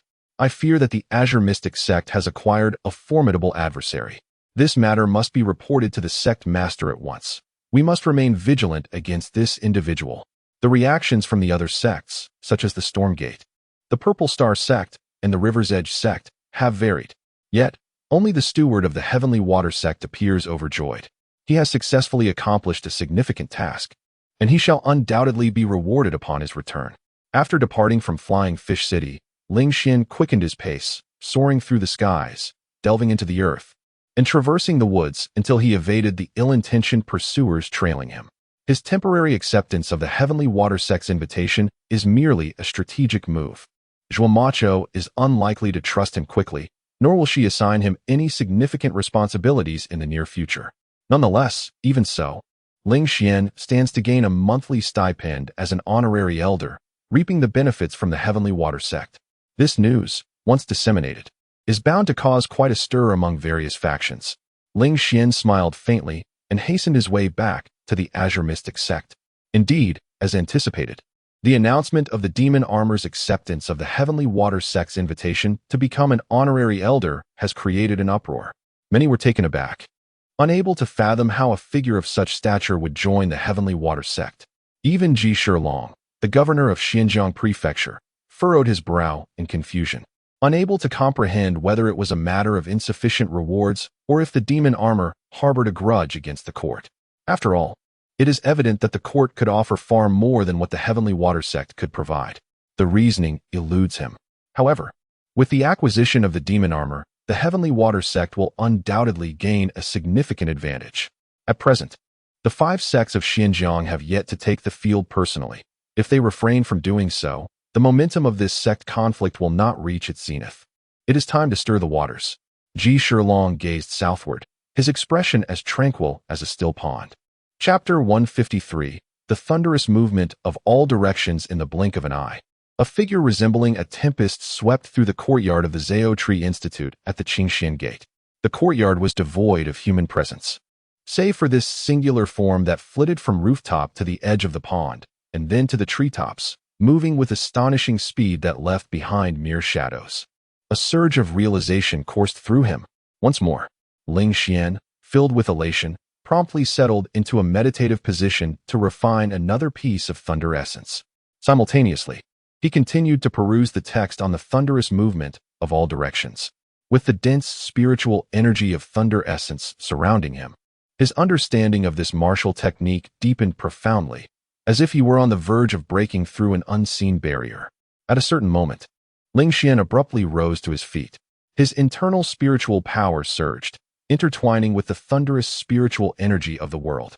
In an instant, a gust of wind erupted beneath his feet, and the sound of thunder echoed beside his legs.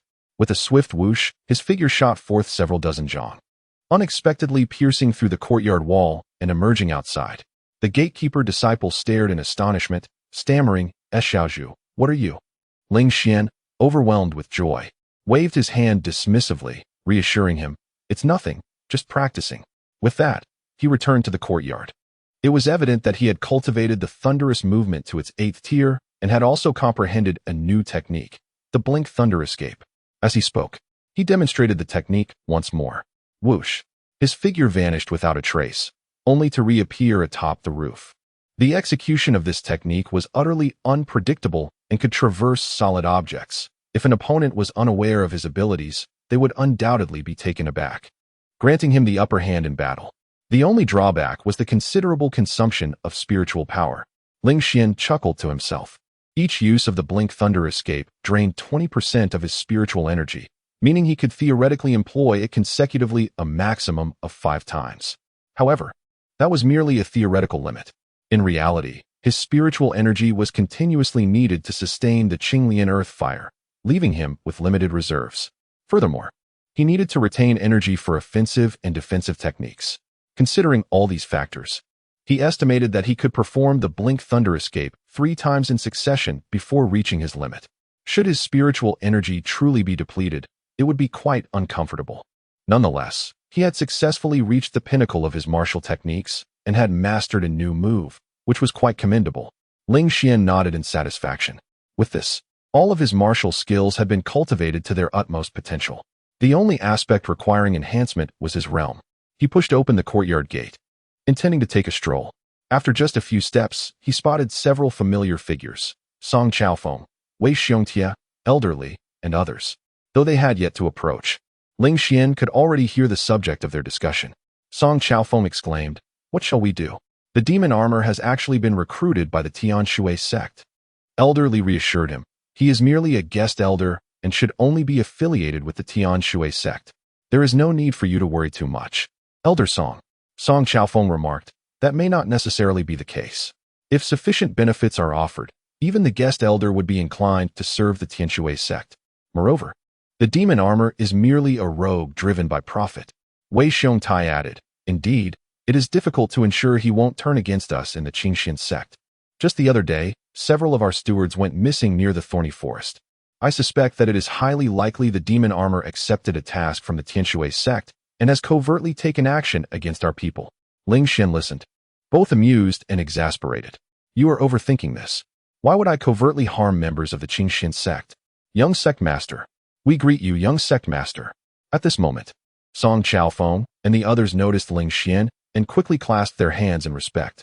Ling Xian nodded. Are you discussing the demon armor? Has he joined the Tianshui sect? Indeed. Does the young sect master have any thoughts on this? Song Chaofeng sighed. Ling Xian nodded slightly. This demon armor is solely motivated by profit, his allegiance ambiguous. It is best that we do not provoke him unnecessarily. However, should he challenge the Qingxian sect, he must be made aware that we are not to be trifled with. The three nodded in agreement, acknowledging the young sect master's words. Ling Xian smiled faintly, recognizing that their prior conversation was merely idle chatter. Nonetheless, it sufficed to assert their stance. He intended to elaborate further on the relationship between the demon armor and the Qingxian sect when suddenly the mother jade in his storage ring vibrated. With a sudden shift in focus, he declared, I have urgent matters to attend to and shall be in seclusion for a while. No one is permitted to enter the Zao tree courtyard. Understood, the three responded, nodding. Ling Xian swiftly returned to the Zao tree courtyard, retrieved the mother jade, and infused it with spiritual energy. Instantly, a voice emerged from within. Elder Demon Armor, I am Long Tao, an elder of the Tianshui sect, and I shall be your point of contact henceforth. Currently, our sect has 3 tasks available for you to consider. Firstly, infiltrate the Xianshuang cave, disrupt its formations, and eliminate the Qingxian sect elder station there. We will provide pertinent intelligence, and the reward will be a vial of great restoration essence and a low-grade Xian tier offensive martial skill, breaking Void Dragon Fist. Secondly, travel to the Thorny Forest and assassinate the second elder of the Thunderfire sect, Lu Ren, who is hiding there. The reward for this task will be a mid-grade Xian tier spiritual artifact, the Qinglian Garb. Thirdly, venture to the Black Jade Mountain and seek out the traces of the Great Rock Python. The reward will be a 4th-grade Demon Crystal and a low-grade Xian tier spiritual artifact, the Mountain Splitter Blade. Upon hearing this, Ling Xian wore a subtle smile, recognizing the clear intent behind the tasks, which were evidently a test of his character. I am particularly intrigued by the Qinglian Garb. I have heard it was procured from a grand sect in Yuzhou? Ling Xian inquired. Long Tao confirmed. Indeed, the Qinglian Garb is crafted from century-old Qinglian leaves, making it remarkably resilient and capable of accelerating blood circulation. Additionally, we have infused it with a 3rd-grade wood attribute Demon Crystal, further enhancing its defensive capabilities and the efficacy of blood circulation. Ling Xian nodded slightly. Then I shall accept this task. The following pertains to the intelligence regarding Elder Lu Ren of the Thunderfire Gate. Elder Mo Armor, please listen attentively. Long Tao continued. Moments later, the two ceased their communication. Ling Xian retracted the Mother Jade into his storage ring, deep in thought. He was acutely aware that this was undoubtedly a mission meticulously orchestrated by Zhuang Macho. The three objectives varied, targeting different entities. Their sole purpose was to evaluate his stance and ascertain whether he was worthy of trust. Most crucially, the individual known as Mo Armor must not align with the enemy. Whether Mo Armor was a rogue cultivator or a disciple of a sect was of little consequence. As long as he could be of service to the Heavenly Water sect and not to the Azure Xian sect, that sufficed. Naturally, for Ling Xian, Zhuang Macho's reaction was irrelevant. He was now Mo Armor, and given the opportunity to reap benefits, he would seize every chance to benefit from the Heavenly Water sect. To forego profit would be tantamount to loss. Furthermore, there remained a fragment of the grass character's sword manuscript in the thorny forest. He intended to collect it during this venture. Additionally, what discord could have arisen between the Heavenly Water sect and the Thunderfire Gate that led to conflict? Without prior intelligence, Ling Xian could fathom no answers and was disinclined to ponder further. It sufficed to know where to go, whom to slay, and for what vengeance. He soon departed the gates of the Azure Xian sect silently, making his way directly to the thorny forest. After refining the 8 directions thunder movement to its pinnacle, his speed became astonishing, rendering his departure undetectable, save for the fleeting sensation of a fierce wind passing by. Chapter 154. One must ensure sufficient benefits for the demon armor. Under no circumstances should dissatisfaction arise in a secluded cave. A middle-aged man sat cross-legged upon a stone bed, surrounded by several withered corpses. These bodies, in their former lives, were all cultivators of the Foundation establishment realm, one even having attained the core formation stage. Judging by their attire, they hailed from various sects, including the Heavenly Water sect, the Azure Profound sect, and the Storm Rain sect. At this moment, wisps of blood energy emanated from each corpse, wafting into the middle-aged man's nostrils, augmenting his cultivation. Oh, splendid. I have grown stronger yet again. I stand merely a step away from the pinnacle of the core formation stage. This technique is indeed formidable. Had I acquired it sooner, I would have surely ascended to the peak of core formation by now. He could not restrain a hearty laugh, his delight resonating throughout the cave. Yet, there remains more. It is time to take a life. If I can slay another core formation cultivator and absorb their blood energy, I should undoubtedly ascend to the pinnacle of core formation. He rose slowly, contemplating whom to target. Suddenly, an inexplicable sense of foreboding surged within him. Instinctively, he activated his defensive martial technique, conjuring a blood-red shield to protect himself. In the next instant, a deafening explosion reverberated through the cave. The array at the entrance was obliterated, causing the cave to tremble violently, fissures spreading throughout. In the blink of an eye, sunlight flooded in, illuminating the middle-aged man's face. His pupils instinctively constricted. Then, a fist, imbued with a chilling aura, struck fiercely against the surface of his blood shield. This fist seemed to coalesce the essence of millennial-old ice, intent on freezing all into shards. Crack! The blood shield, unable to withstand the might of the icy fist, shattered instantly. The fist's momentum persisted, crashing directly into the middle-aged man's chest. His eyes widened in disbelief. Who are you?" he stammered, gazing at the intruder, who spoke with an unperturbed countenance. "You are Lu Run, the second elder of the Thunderfire sect, are you not? You are the one to be slain." Sizzle. Ice rapidly enveloped Lu Ren's entire being. Ling Xian once again stirred his spiritual energy. With a resounding crack, Lu Ren exploded into countless icy fragments. Though caught off guard, Lu Ren was still a cultivator nearly at the pinnacle of core formation. The ease with which he was dispatched was utterly unexpected. With a casual gesture, Ling Xian retrieved Lu Ren's storage ring, shaking his head. It was evident that Lu Ren was not weak. After all, within this cave lay a core formation elder from the Heavenly Water sect, who had met his demise at Lu Ren's hands. Elders from the 5 sects of Xinjiang, due to their techniques, martial skills, and spiritual artifacts, were generally stronger than those from other sections. Yet, this unfortunate elder from the Heavenly Water sect had still fallen to Lu Ren, attesting to the potency of the demonic techniques Lu Ren practiced. Quite intriguing. No wonder I could not locate the remnants of the grass character sword manuscript. It appears this individual had acquired it. Ling Xian meticulously searched and unexpectedly discovered something within Lu Ren's storage ring. This was not difficult to fathom. Originally, Luo Shuanghan was still in pursuit of the traces of the demon armor. Half a month later, while passing through the thorny forest, he fortuitously encountered a sword aura soaring into the sky and came to this place in search of treasure. Ultimately, a dispute arose with Xiao Fan, resulting in a scheme that caused him to miss out on the remnants of the grass character sword manual. However, now, Ling Xian had taken the initiative to appear in Feiyu City as the demon armor and consented to the recruitment by the Tianshui sect. Consequently, Luo Shuanghan found no further reason to continue his search for the demon armor and promptly returned to the government office of Jujiang City to report back. This opportunity was thus lost to Luo Shuanghan. The predetermined fate had been disrupted by Ling Xian.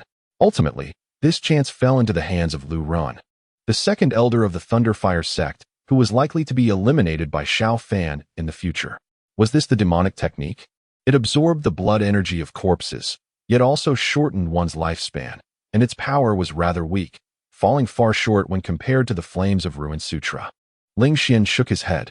According to the intelligence provided by Long Tao, an elder of the Tianshui sect, Lu Ren had inadvertently obtained this demonic technique, which led to a relentless spiral of chaos. A month ago, he had slain a fellow elder, escaped from the Thunderfire sect, and upon arriving in the thorny forest, he killed an elder of the Tianshui sect and numerous innocent cultivators. It seemed as though a gaze was scrutinizing me. It must be Long Tao. Ling Xian smiled faintly. He delivered a single punch that obliterated Lu Ran, who immediately withdrew his gaze, evidently in fear. It was time to collect the reward. Ling Xian did not linger and swiftly departed. What? You say he annihilated Lu Ran with a single punch? Zhuang Macho was taken aback by the news relayed by Long Tao and abruptly rose to her feet. Beside her, Bai Ziyu widened his eyes in astonishment.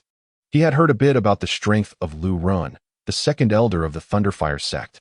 Now, having cultivated the demonic technique, his power had surged dramatically. To think that someone of such caliber could be defeated by the demon armor with just one strike. It seemed that after vanquishing El Shinua, the strength of the demon armor had indeed advanced further. Such a rapid cultivation rate was terrifying. Could it be that this person possessed a heavenly grade physique? A glimmer of excitement flickered in Zhuang Macho's eyes. Clearly, the strength of the demon armor was remarkable, perhaps only half a step weaker than her own. Recruiting him as a guest elder was undoubtedly a sagacious decision. From this point onward, the demon armor would become the sharpest blade in the hands of the Tianshui sect.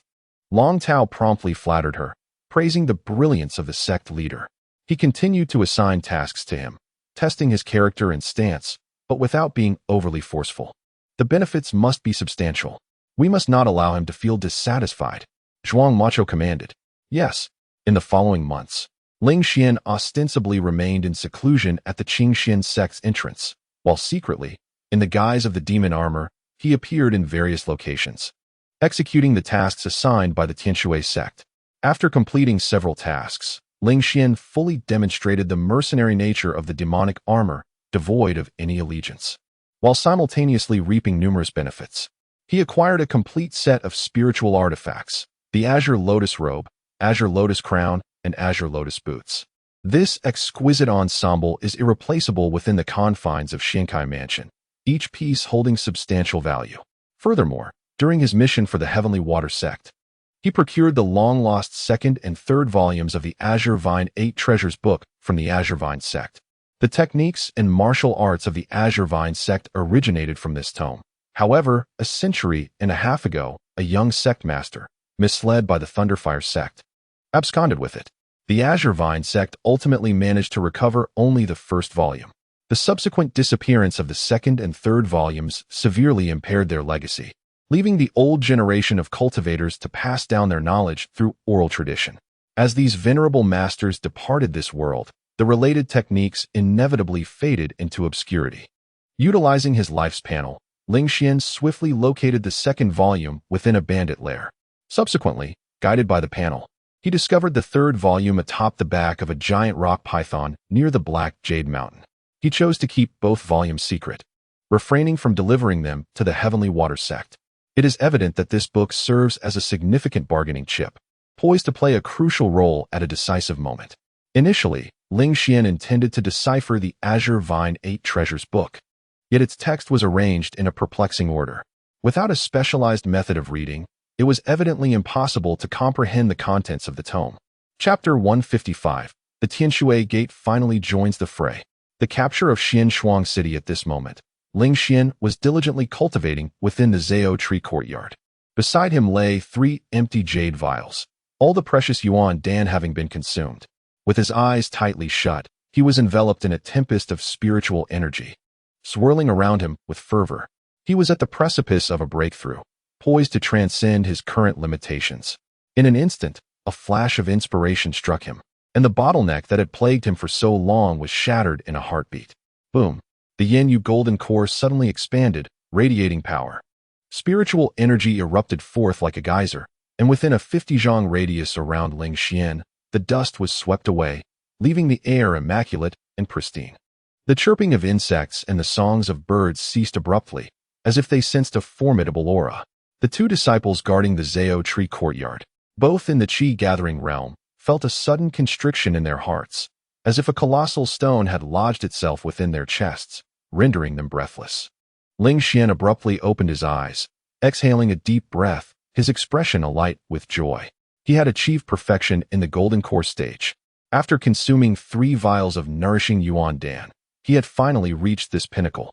Rising slowly, he executed a series of martial techniques: the swift and slow thunder shadow sword technique, the 8 directions thunder movement, the 4 directions mysterious gate, and the 9 yang divine phoenix technique. After demonstrating each technique, he immediately felt an overwhelming surge of strength. My current prowess may very well make me the strongest disciple of the Qingxian sect. Even if Nangong Yun is at the peak of the golden core stage, she would not be my match. Across the entire Xinjiang prefecture, perhaps only the 5 leaders of the Xinjiang 5 gates are worthy adversaries. Ling Xian smiled faintly, not succumbing to arrogance. This was not an extraordinary feat. It was merely the natural progression of his journey. Reflecting on the time, it had already been a year since the grand ceremony of the 100 gates. Below the Xinjiang 5 gates, many sects had suffered tremendous losses. A year ago, there had been 12 first-rate sects, but now only 7 remained. The second-rate sects had fared even worse, their numbers drastically diminished. However, the Xinjiang 5 gates had yet to make their move, a situation that was likely far from Ji Shilong's desires. Ling Xian pondered deeply. The Qingxian sect's momentum was unstoppable, evidently becoming the most formidable sect beneath the Xinjiang 5 gates. Ji Shilong wished to expand his influence and hoped for the Xinjiang 5 gates to take action. Zhuang Macho would not permit the Qingxian sect to continue its ascent unchecked. A great conflict seemed imminent. Perhaps Zhuang Macho was also preparing to engage the Demon Armor sect? Ling Xian smiled slightly. Half a month later, the sound of bells echoed urgently within the Qingxian sect. Ling Xian, engaged in the consumption of medicinal pills paired with his cultivation, was roused from his meditative state by the ringing. A council of elders? Quickly rising, he hastened towards the assembly hall. If his memory served him correctly, it had been over 6 months since the last council of elders convened. Months ago, the leader of the Baihe sect, El Xinyue, met his untimely demise, and the sect has yet to appoint a new leader. Consequently, its territories have been encroached upon by neighboring sects, with the Qingxian sect naturally claiming its share. Ever since the downfall of the Blood River sect, Qingxian has been assimilating the assets of the Feishuang and Blood River sects, halting its external expansion and thus rendering council meetings unnecessary. What transpired today? Ling Xian swiftly arrived at the council hall, taking a seat beside Nangong Yun. Soon, all the elders who could make it gathered promptly, while those who could not were dismissed, and discussions commenced. Nangong Yun's expression was grave as she waved her hand, summoning a fierce wind to shut the grand doors of the hall. The elders were left bewildered. Wei Xiongtai inquired, "Sect Master, what exactly has occurred?" Nangong Yun furrowed her brow deeply, revealing that Xinshuang City had fallen, and the elders stationed there had been detained by the Tianshui sect, with numerous disciples and stewards suffering casualties. What? The elders were filled with a mix of shock and fury. Their astonishment stemmed from the fact that the Tianshui sect, one of the 5 great sects of the Hanging River, had intervened directly. Their anger was directed at the Tianshui sect's audacity in killing many Qingxian stewards and disciples without provocation. Did they not seek any justification before launching an assault on Xinshuang City? Ling Xian asked. Nangong Yun sighed lightly, explaining that the Tianshui sect claimed their young master. Yin Shuiga, had come to Xianshuang City to negotiate a trade of treasures and subsequently went missing, leading them to suspect that we had kidnapped or even killed him. Upon hearing this, the elders' faces were filled with indignation. Wei Xiongtai vehemently exclaimed, "What utter nonsense! Who is this Yin Shuiga? I have never heard of him." Song Chaofeng, his expression darkened, recalled that the Feishuang sect had employed a similar tactic in the past, using the pretext of a master array craftsman disappearing on our territory to justify their assault on Feiyu City. The elders rallied in agreement, their indignation palpable. Such repugnant tactics could be excused once, but to employ them twice was indeed a double affront. Nangong Yun declared with a commanding voice, "Our Qingxian sect is on an unstoppable rise, and the Tianshui sect is evidently filled with trepidation, now eager to take matters into their own hands. I demand that all elders approach the Tianshui sect with the utmost caution." The elders responded in unison, "Understood. Convey my orders to immediately allocate personnel from Haishi City and Feiyu City to guard against the Tianshui sect advancing south from Xianshuang City," Nangong Yun instructed. Turning her gaze to Lu Yuanfeng, "Deputy Sect Master Lu, you will lead alongside Elder Song." Song Chaofeng assented without hesitation, "Understood." Lu Yuanfeng raised an eyebrow, hesitating for a moment before nodding in agreement. From this day forth, the Qingxian sect shall enter a state of readiness for battle. Everything must yield to the preparation against the Tianshui sect. Nangong Yun surveyed the room. "Do we all understand?" The elders replied in unison, "We understand." As the council concluded, the elders departed, each bearing a distinct expression, some resolute, others shrouded in concern. Some individuals exhibit erratic eye movements. Once everyone had departed, Nangong Yun took a seat, gently massaging her temples. Despite her stunning beauty, the fatigue etched upon her brow was undeniable. "Master, is the situation dire?" Ling Xian inquired. With a resigned smile, Nangong Yun replied, "What I described regarding the battle was information from a day ago." Ling Xian furrowed his brow, "And today? The new leader of the Baihe sect has been chosen, and they are amassing troops in the northwest. Although the Zixing sect has been relatively inactive, they have been deploying personnel along our borders. Their intentions remain unclear." After recounting this chain of events, Nangong Yun turned her gaze to Ling Xian. "Zhuang Macho continues to publicly assert that the Tianshui sect's aggression towards our Qingxian sect is solely to locate Yin Shuiga. Should they fail to find him, they will demand your life, the young master of Qingxian sect, as compensation. The Tianshui sect will immediately withdraw if we agree to surrender you." Ling Xian's expression remained unchanged. Nangong Yun grasped his hand, her beautiful eyes unwaveringly fixed on his. "Xianer, rest assured, even if the sect is obliterated, even if I perish, I will never hand you over. Should the heavens fall, I, Nangong Yun, will be here to bear the weight. You need not worry excessively." She smiled warmly. Ling Xian felt a surge of warmth in his heart. She intended to shoulder all the burdens herself. "Return and rest. Your cultivation is still shallow, your strength insufficient. I will bear the responsibilities of Qingxian sect," Nangong Yun stated solemnly. "Understood," Ling Xian replied, cupping his hands in respect before turning to leave. Chapter 156, The Young Master. "Emohan's Han wishes to speak with you. When would you be available?" As he departed, Ling Xian's mind raced incessantly. It was not particularly challenging to unravel this predicament. The only individual capable of doing so was none other than himself. Upon returning to the Zao Tree courtyard, Ling Xian retrieved a piece of communication jade that had lain dormant for quite some time. "Master Lu, I have urgent matters to discuss." Before he could elaborate, the voice of Lu Menghu echoed from the jade, laden with reluctance. "Ling Xian, it is not that I am unwilling to assist, but I am hindered by others. You are aware that the Storm Gate is not solely under my command. I genuinely wish to help, but alas, the other elders disagree." Ling Xian smiled lightly. Having anticipated the Storm Gate's reluctance to involve themselves in this tumultuous affair, whether Lu Menghu's words were truthful was of little consequence. "No, I am not requesting the Storm Gate's assistance for my Qingxian sect. I wish to inform you that I have discovered the Qing Tung Ba Bao Shu. I believe that Master Emohan's Han would be quite eager to engage in dialogue with me." Lu Menghu was momentarily rendered speechless, his pretext abruptly faltering. What?" he exclaimed, eyes wide with astonishment. "Do you need me to repeat that?" Ling Xian inquired. Lu Menghu murmured. Ling Xian's such words should not be spoken lightly. Have you truly found the Qing Tung Ba Bao Shu? Let me recite a few lines for you to relay to Mo Hans Han. With that, Ling Xian proceeded to recite portions of the text. Although he could not comprehend it, he was able to read it aloud. Lu Minghu, in a state of urgent anxiety, urged, "Wait. Do not disconnect the jade. I shall seek out Master Mo at once." The sound of hurried footsteps soon followed. Ling Xian smiled slightly, patiently awaiting favorable news. Before long, the jade resonated once more, and Lu Minghu's serious voice came through. "Young Master Ling, Master Mo wishes to meet with you. When would you be available?" Ling Xian chuckled at the swift change in Lu Minghu's demeanor. Yet, he bore no resentment towards him. After all, as the leader of the Storm Gate, Lu Minghu's foremost concern was his own interests rather than aiding others. "Tomorrow evening, at Black Jade Mountain," Ling Xian replied casually. "Very well, I shall inform Master Mo."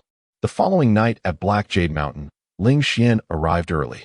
Below him, several dozens of feet deep, a great rock python lay in a feigned slumber. With a mere signal, the python would spring forth instantly. Choosing this location was a calculated decision to ensure his safety. For the Qing Tung Ba Bao Shu held immense value to the Qing Tung sect. He could not ascertain how Mo Hans Han might react, whether in collaboration or in an attempt to seize it. All hinged on a fleeting thought. After waiting briefly, two figures approached in unison. One was a towering figure, Mo Hans Han himself, and the other was his alluring daughter, Mo Yuing. "Both of you have arrived?" Ling Xian greeted with a smile. Mo Hans Han immediately unleashed the profound aura of a peak foundation establishment cultivator, his expression dark as thunder. "Ling Xian, do you truly possess the Qingting 8 Treasures book?" he questioned in a low voice. Unfazed by Mo Han Shan's intimidation, Ling Xian replied, "Such tactics are unbecoming of an ally." Mo Hans Han was taken aback. Why was this young man unafraid even before a peak cultivator? "Father, let it go." Ling Xian isn't swayed by such threats. Mo Yuing chuckled softly, covering her mouth. Mo Hans Han scratched his head and immediately withdrew his aura.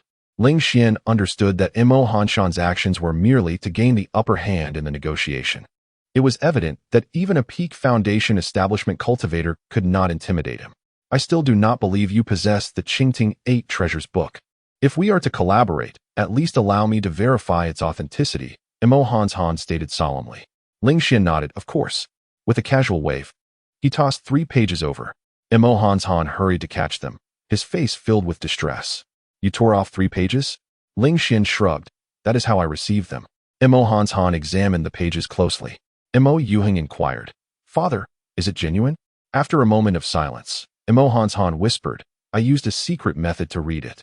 It is indeed authentic." Such a reversal of wording can only be achieved by the ancestors of my Qingting sect. After their quiet exchange, the father and daughter turned their attention back to Ling Xian. Mo Hans Han spoke in a grave tone. "I am aware of the difficulties faced by the Qingxian sect and what you desire. However, this is a significant matter. If it is merely these 3 pages, my Qingting sect is reluctant to sever ties with the Tianshui sect." Ling Xian raised a finger. "The second part of the Qingting 8 Treasures book consists of 38 pages. I can provide you with 10 pages now. As for the remainder, I shall deliver it upon the completion of our agreement." He had no intention of handing over the entirety of the third part of the Qingting 8 Treasures book. Firstly, if the Qingting sect were to fully complete the Qingting 8 Treasures book, their foundation would undoubtedly be greatly enhanced. Currently, as allies, the strengthening of the Qingting sect would benefit him. Yet, should they become adversaries in the future, this would prove troublesome. Secondly, Ling Xian had his own aspirations. If he were to acquire the reading technique of the Qingting sect, he could comprehend the Qingting 8 Treasures book independently. At that point, the book could serve him, augmenting his own strength. From these 2 points alone, he could not relinquish the entire Qingting 8 Treasures book. Mo Han Shan's eyes widened. "You actually obtained the complete second part?" Ling Xian nodded. "Indeed. The sect master of the Mo clan would not wish for the inheritance of the Qingting sect to be interrupted, would he? Furthermore, if you have obtained the second part, you would have nearly restored the Qingting 8 Treasures book. Your name would be eternally inscribed in the annals of the Qingting sect's history." Mo Hans Han was deeply stirred. Fame and renown, the admiration of countless individuals. Even after his death, future generations of the Qingting sect would continue to sing his praises.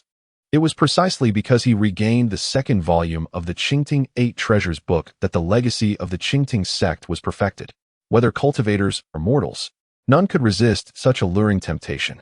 All right, what should we do about the Qingting sect? Mo Han inquired earnestly. Ling Xian smiled, stating that for the time being, all that was needed was for the Mo sect's leader to mobilize forces at the border. Once the Qingting sect exhibited a proactive stance, the tides would surely shift. The Tianshui sect would be compelled to reconsider their actions. Mo Han pondered briefly before affirming with a nod, "It's settled. I will return to the mountain gate and issue the orders immediately." Ling Xian nodded in response and turned to leave. "Yuhing, if we strike suddenly, we might be able to subdue him. Why do you not allow me to take action?" Mo Han could not help but ask. Mo Yuhing shook her head, expressing uncertainty. "It's merely a premonition." Ling Xian's audacity to come alone surely indicates he possesses some form of confidence. Perhaps the Heiyu Mountain conceals his trump card. Moreover, the Tianshui sect's ambition to annihilate the Qingxian sect is not a task to be taken lightly. We could utilize this opportunity to deplete Tianshui sect's strength. After Tianshui sect intervenes, many other sects have already been itching to make their move. If we also participate, I suspect that the Xinjian sect, Shaoyang sect, and Leihua sect would all join the fray. A glimmer of brilliance flashed in Mo Yuhing's beautiful eyes as if she had glimpsed the grand scheme of the Xinjiang five sects. The five sects of Xinjiang would use the Qingxian sect as a pawn, initiating a clandestine competition. Whoever falters first in this contest will find their remains consumed by the other four sections. This outcome is not only desired by the Xinjiang five sects, but is also what Ji Shilong wishes to see. The final situation will undoubtedly shift rapidly in that direction. Ultimately, Mo Yuhing smiled gently. "I believe Ling Xian has a promising future. Cultivating a good relationship with him will benefit us as well."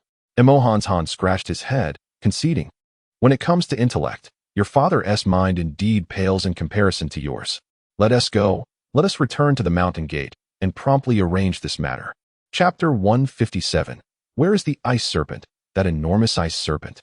In the Lord's Manor of Xuanshuang City, Zhuang Macho sat cross-legged in meditation, while Bai Ziyu stood attentively beside her. Suddenly, a streak of light appeared from the horizon, swiftly descending beside Zhuang Macho. This figure was Long Tao, who had previously been responsible for negotiations with the demon armor. "Master, urgent news. There is a significant matter," Long Tao exclaimed anxiously. Zhuang Macho frowned. "What is the rush?" "No matter the gravity of the situation, one must remain composed," Long Tao hurriedly replied. "We have detected the sudden emergence of 20 Foundation establishment cultivators at the northwestern border of the Tianshui sect, all clad in the elder robes of the Rainstorm sect." "What?" Zhuang Macho sprang to her feet, her brow furrowing deeply. She was well aware of the circumstances surrounding the neighboring sections. Although the Rainstorm sect was a first-rate sect, it was relatively weak, with all its Foundation establishment cultivators totaling merely 25. How could they suddenly dispatch 20 elders to exert pressure? Though these individuals wore the elder robes of the Rainstorm sect, they likely were not members of that sect at all. This must be the doing of the Qingting sect. But why would the Qingting sect assist the Qingxian sect? Zhuang Macho pondered, having already ascertained that there was no alliance between the Qingting sect and the Qingxian sect. The connection was limited to their past collaboration against the Feishuang sect. The Qingting sect had always been prudent. Why would they suddenly intervene now? Pacing back and forth, Zhuang Macho could not comprehend why they would choose to aid the Qingxian sect when there was no apparent benefit. The foundation of the five sects of Xinjiang was substantial. Logically, no treasures offered by the Qingxian sect could sway Mo Han. This matter required caution. "Convey my orders. Immediately mobilize 20 Foundation establishment elders to guard the nearby cities, remaining vigilant against the Rainstorm sect. If we lack personnel, draw from the Bias sect." Zhuang Macho commanded in a solemn tone. "Understood," Long Tao responded, departing promptly. "Master, does this not diminish our forces to confront the Qingxian sect?" Bai Ziyu could not help but inquire. "Moreover, I have heard that Nangong Yun has already reached the peak of the Foundation establishment realm. Shouldn't your confrontation with her be evenly matched?" Yet Zhuang Macho remained confident. "Ziyu, do you know why I chose to attack Xuanshuang City first?" Bai Ziyu pondered deeply before responding. "I can only think of the nearby Xuanshuang cave. It produces Xuanshuang amber, which is indeed a treasure, yet it does not seem particularly crucial. Zhuang Macho smiled slightly. No, it is of great importance, exceedingly so. Today, we shall seize Xuanshuang Cave. By then, even if Nangong Yun is at the peak of the Foundation establishment realm, she will still not be my opponent. That very night, as Zhuang Macho anticipated, the Qingxian sect decided to withdraw from Xuanshuang Cave. The Tianshui sect captured Xuanshuang Cave without shedding a drop of blood. Zhuang Macho instructed Long Tao and the other elders to guard the entrance while she and Bai Ziwe ventured deeper, arriving at the innermost part of Xuanshuang Cave. This place is the fifth layer, the deepest part of the Xinshuang Cave. Thanks to the protection of Zhuang Macho, Bai Ziwe does not feel excessively cold. Instead, he curiously surveys his surroundings. Master, is there something here? He inquires. Zhuang Macho furrows her brow slightly, sensing something amiss. The coldness here is not sufficiently intense. She refrains from answering Bai Ziwe's question and hastens toward the center of the fifth layer. There, a profound chasm suddenly reveals itself. Due to the intense chill of the fifth layer, only cultivators at the core formation stage can explore it. Thus, this chasm has remained undiscovered by the disciples of the Qingxian sect. A chasm of such magnitude, Bai Ziwe blinks in surprise as he gazes downward. It is empty, devoid of anything. Zhuang Macho leaps forward, and the two soon reach the bottom of the chasm. Where is the ice serpent? The enormous ice serpent? Zhuang Macho's eyes widen as she scans the area. There is no ice serpent here. However, a trace remains on the ground, barely discernible as the shape of the serpent. On the ground, a palm-sized scale still lingers. The frost surrounding them even appears to be melting. Ice serpent? A sixth-tier beast? Bai Ziwe's eyes widen. He quickly realizes the implications. No wonder Zhuang Macho was so confident. The sixth-tier beast, with its blood, fur, scales, bones, and demon crystal, is a treasure trove. But now, from Zhuang Macho's reaction, he can tell that something has gone awry. Master, he cautiously asks. Zhuang Macho takes a deep breath, suddenly feeling as though her body might topple. Bai Ziwe quickly steps forward to support her. There should have been an ice serpent's corpse here, but now it is gone. Zhuang Macho points to the trace.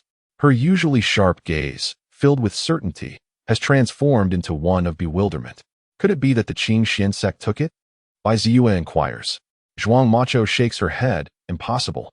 The hiding place of the ice serpent's corpse is extremely concealed. It cannot be discovered by anyone. Moreover, it is a sixth-tier beast, comparable to a nascent soul cultivator. Even in death, its corpse could not easily be melted away. Even if the Qingxian sect discovered the ice serpent's corpse, it would take decades for it to be melted and taken away. Bai Ziwe furrows his brow. Fortunately, there is still a scale of the ice serpent. I have one in my possession. The ice serpent's scale is indestructible, even with a simple modification. Affixing it to the Qing Lian robe would significantly enhance its defensive capabilities. Zhuang Macho gazes at the scale with a heavy heart. It should have been a complete ice serpent corpse. Now, only a single scale remains. It is fortunate that she has not coughed up blood in frustration. Master, what should we do next? Bai Ziwe asks with great caution. Zhuang Macho takes several deep breaths. What about Yin Shuega's corpse? It is still preserved, undiscovered. Bai Ziwe replies respectfully. Are you aware of the martial technique employed by Ling Xian? Indeed, Zhuang Macho replied calmly. Let us inflict a few wounds upon the corpse, ensuring that others will be convinced it was Ling Xian's doing. I shall summon the Thunderfire sect. Having eliminated the traitor Lu Rin for them, they will undoubtedly owe me a favor. Yes, the disciple comprehends. The following day, a wandering cultivator stumbled upon the lifeless body of Yin Shuega in a cave near Xuanshuang City and promptly reported the discovery to the Heavenly Water sect. The surface of the corpse bore the charred marks of ferocious flames. The surrounding flora and rocks were scorched to the point of near melting.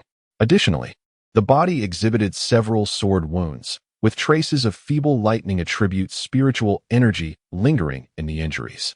Such wounds easily evoke thoughts of the azure lotus earth fire tamed by Ling Xian. The Heavenly Water sect firmly asserted that Yin Shuega had met his end at Ling Xian's hands. The news, once disseminated, immediately sent ripples of concern throughout the southern region of Xinjiang Prefecture.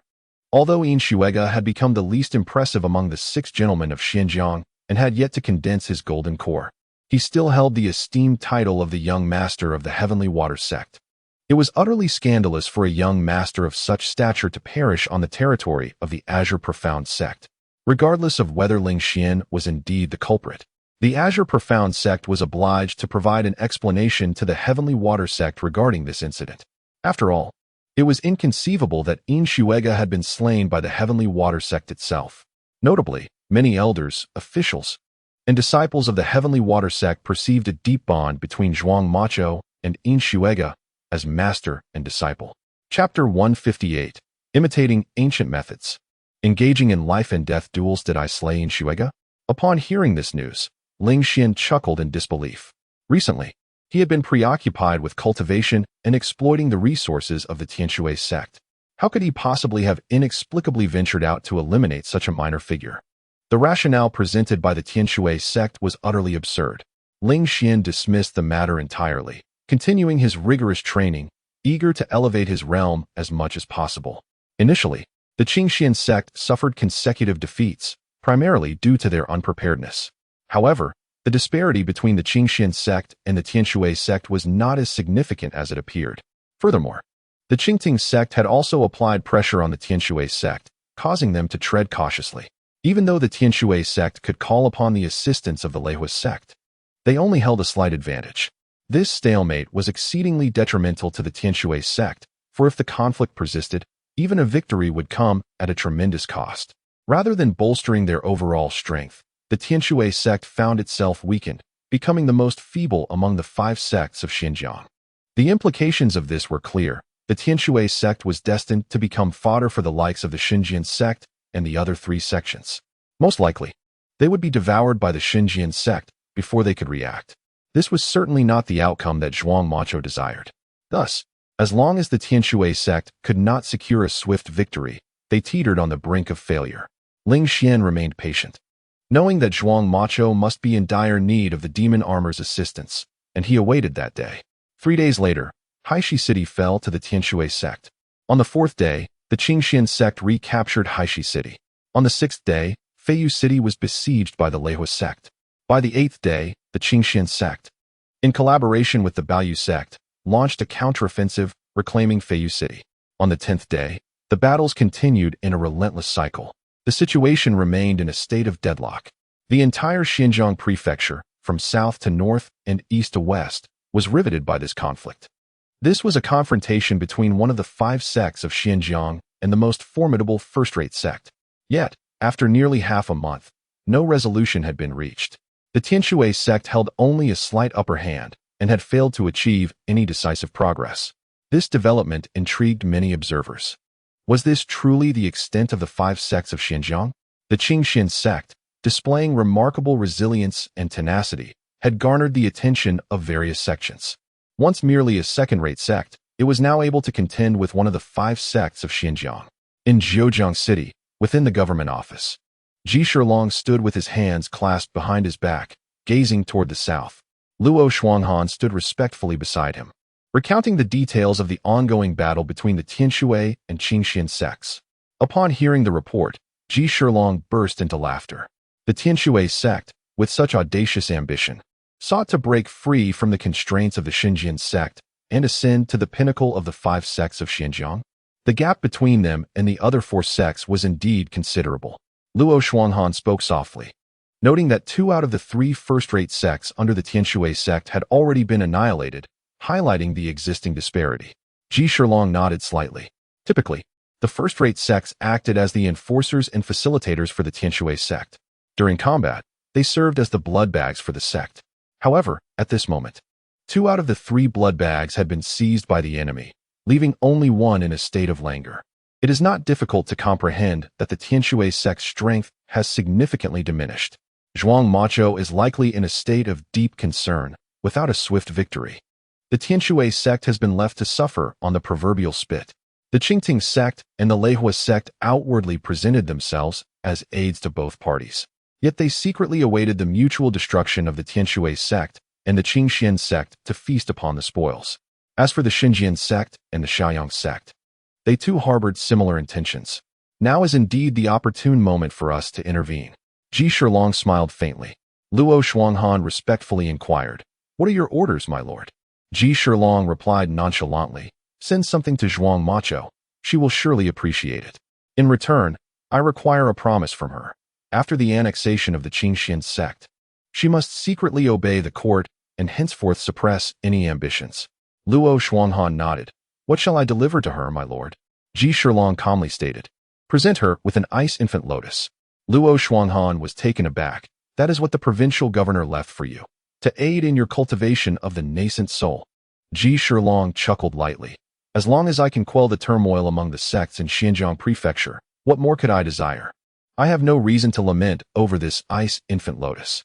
Luo Shuanghan felt an even deeper respect for Ji Shilong. This man truly possessed extraordinary resolve.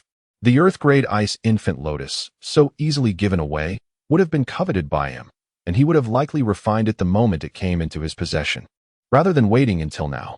Ji Shilong added, furthermore, convey this message. The court does not wish to witness the devastation of living beings and the wasteland that is Xinjiang Prefecture. Instead of prolonging the sect conflict, it would be more prudent to resolve the matter through the ancient method of life and death duels. This approach could prevent further casualties among the cultivators and benefit both sides. Luo Shuanghan felt a stir within, understanding his duty, and promptly departed. In Xuanchuang City, Luo Shuanghan faced Zhuang Macho, maintaining an air of respectful composure. These are the words of the governor. Have you heard them, Sect Master Zhuang? Zhuang Macho furrowed her brow tightly. What is the item that the governor sent you with? Where is it? Luo Shuanghan retrieved a square jade box from his storage ring, measuring nearly a forearm in length, from which the sound of water could be heard. Upon opening it, Zhuang Macho's eyes widened in astonishment. The ice infant lotus? Luo Shuanghan confirmed. Indeed, this item was left by the provincial governor for you. And now he has entrusted it to you. Zhuang Macho's eyes sparkled with excitement. Good. Please inform Governor Ji that I have committed all his words to memory. Luo Shuanghan bowed and departed. It was then that Bai Ziyue approached Zhuang Macho. Master, what is this ice infant lotus? Is it of great significance? He inquired, puzzled. Zhuang Macho's expression radiated joy. This object is one of the vital treasures for nurturing the lotus seed. It is indeed a treasure of the earth grade. Furthermore, the ice infant lotus possesses the ice attribute, perfectly aligning with my constitution. Once I refine this ice infant lotus, my strength will undoubtedly advance significantly. At that point, even if Nangong Yun possesses a low-grade celestial constitution, she shall not be my adversary. Bai Ziyue was profoundly astounded. To encounter such a treasure, congratulations, master. The acquisition of the Qingxian sect is but a matter of time. Zhuang Macho, confident in her victory, nodded. Currently, the Qingxian sect remains at a disadvantage, unable to extricate themselves from the suspicion of having caused Yin Shuige's demise. We shall first demand they surrender Ling Xian. Nangong Yun will certainly refuse. Then, we will take a step back and propose a life and death duel. 3 matches, 2 victories will determine the outcome. In this manner, the Qingxian sect will have no choice but to acquiesce. Bai Ziyue nodded repeatedly, recognizing that this strategy could indeed avert conflict and minimize casualties. A truly sagacious plan. I shall now enter seclusion to refine the lotus. You will guard the outside, Zhuang Macho declared immediately. Understood. The following day, the Tianshui sect proactively proposed that the Qingxian sect surrender Ling Xian, the murderer, in exchange for a life. Naturally, Nangong Yun vehemently refused. Subsequently, the Tianshui sect suggested concluding the conflict between the two sects through a life and death duel. The defeated party would merge into the victor's faction. The Qingxian sect, unwilling to endure further casualties among their cultivators, readily agreed. The site for the duel was set at Tiger Head Mountain in the thorny forest, with the date fixed for 5 days hence. The Tianshui sect and Qingxian sect temporarily lowered their flags and ceased hostilities. The southern region of Xinjiang Prefecture immediately fell into an eerie silence. The news of the impending life and death duel, reminiscent of ancient sect traditions, swiftly spread throughout the entire Xinjiang Prefecture. Chapter 159. The prelude to life and death duel in the courtyard of the Jujube tree. Ling Xian was channeling the Blue Lotus Earth Fire while performing the 9-Yang Divine Phoenix technique. At that moment, the Mother Jade within his storage ring began to tremble. Ling Xian felt a stir in his heart and promptly retrieved it. After infusing it with spiritual energy, a foreign voice emanated from within. Friend of the demon armor. I am Zhuang Macho, the leader of the Tianshui sect. Ling Xian chuckled softly. After waiting for you so long, have you finally lost your patience? What is it? Sect leader Zhuang, you should be aware of the conflict between the Tianshui sect and the Qingxian sect, Zhuang Macho stated. Indeed, replied Ling Xian. Very well. There will soon be a life-and-death duel that will determine which sect emerges victorious. I hope that you, friend of the demon armor, will join this duel. Given your strength, I believe no one in the Qingxian sect, except for Nangong Yun, could match you. Ling Xian smiled. A life-and-death duel? It sounds perilous. Sect leader Zhuang. I have always preferred endeavors where the risk corresponds with the reward. Zhuang Macho's voice responded, What do you desire? Ling Xian chuckled lightly. I seek treasures that can nurture the nascent soul. Zhuang Macho fell silent for a moment before finally speaking. There are many treasures that can nurture the nascent soul. Which ones do you seek? Ling Xian then listed several treasures documented in the infernal destruction scripture. The longevity flower, the fiery cherry lotus, the gloom frost chrysanthemum. Zhuang Macho replied, Such treasures are exceedingly rare, and the Tianshui sect finds it challenging to acquire them. However, I do know the whereabouts of the fiery cherry lotus. Within the territory of the Thunderfire sect, there exists a small volcano where it can be found. I have a good relationship with the leader of the Thunderfire sect. They should possess such fire attribute treasures. Very well, I shall participate in the life and death duel once I have seen the treasures, Ling Xian remarked with a smile. Zhuang Macho frowned. How can I be assured that you will indeed join the duel and not simply take the treasures and flee? Ling Xian chuckled mischievously. Sect leader Zhuang. The initiative lies with me. Moreover, you mistakenly stated that the entire Qingxian sect, including Nangong Yun, is not my match. If you cannot provide what I need, I could easily go to the Qingxian sect. I believe Nangong Yun would be quite pleased to witness that. Zhuang Macho fell silent again. A faint sound of grinding teeth could be heard. After a long pause, she finally spoke again. Very well, I agree. Within 2 days, I will ensure the treasures are delivered to you. Excellent. I shall await good news from you, sect leader Zhuang. Ling Xian replied with a grin. After severing the communication with the jade, Ling Xian smacked his lips. The sensation of acquiring treasures without lifting a finger felt rather delightful. 2 days later, Ling Xian indeed received the treasures sent by the Tianshui sect. It was a fiery cherry lotus, a rare creation that could only be born under extreme heat and pressure underground. The Thunderfire sect happened to control a small volcano, which allowed them to harvest the fiery cherry lotus continuously. However, as an Earth-grade treasure, the growth rate of the fiery cherry lotus was rather slow. Generally speaking, it takes a century for a single bloom to emerge and another century for it to fully mature. The Thunderfire sect has never been inclined to part with the flame cherry lotus lightly. However, for Zhuang Macho to acquire this rare flower, it is evident that mere reputation could not suffice. She must have paid a considerable price. Of course, the exact nature of that price holds little interest for Ling Xian. After all, it is not he who bears the cost, but rather the Tianshui sect. Upon obtaining the flame cherry lotus, Ling Xian hastily returned to the gates of the Qingxian sect to commence the refinement process. This refinement consumed 3 entire days. At this moment, amidst the thorns of the forest and atop Tiger Head Mountain, a throng of onlookers gathered around the peaks. Some stood atop the treetops, others on the mountain summits, while yet others floated amidst the clouds. These individuals hailed not only from the southern regions of Xuzhou Prefecture, but also included many from the northern sects, featuring the likes of the Divine Sword sect and the Shaoyang sect amongst the 5 sects of Xuzhou. Talented cultivators such as Zhou Qingcong, Hong Qilong, and Wan Jiajia were also present. The purpose of this gathering was to witness a rare life-and-death duel of the sects, an event that occurs once in 100 years. Within the crowd were Zhao Ting, Luo Shengnan, Zhao Rou, and Xiao Fan. Zhao Rou pointed in a certain direction, exclaiming, Look over there. The cultivators clad in blue and red robes must be from the Thunderfire sect. Indeed, they are from the Thunderfire sect, Zhao Ting affirmed with a nod. Luo Shengnan added, Look to the other side. People from the Shaoyang sect and Divine Sword sect have also arrived. That individual must be Ouyang Tsang, the deputy leader of the Divine Sword sect. Remarkably, he has come in person. All 5 sects of Xuzhou are present, Zhao Ting sighed. Brother, must there be a death for the duel to conclude?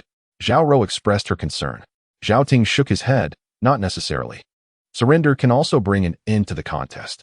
However, to concede under the scrutiny of so many would undoubtedly tarnish one's mindset. Even if one survives, their realm of cultivation may stagnate. Zhao Rou nodded in understanding. Do you know the names of those participating in the life and death duel? Zhao Rou inquired once more. Zhao Ting hesitated, contemplating a response, but ultimately shook his head. There is no need to know the list. One can surmise it with a little thought. Suddenly, Xiao Fan, who had remained silent until now, spoke up. Zhao Ting, Luo Shengnan, and Zhao Rou exchanged glances, then respectfully inclined their hands toward him. Elder Xiao. With a faint smile, Xiao Fan responded, the three representatives of our Qingxian sect in this life and death duel will undoubtedly be the three strongest within our ranks, making it quite easy to deduce the names. They are the sect leader, Nangong, the young master, Ling Xiao, and Elder Song Chaofeng. Luo Shengnan and the others looked at each other in surprise.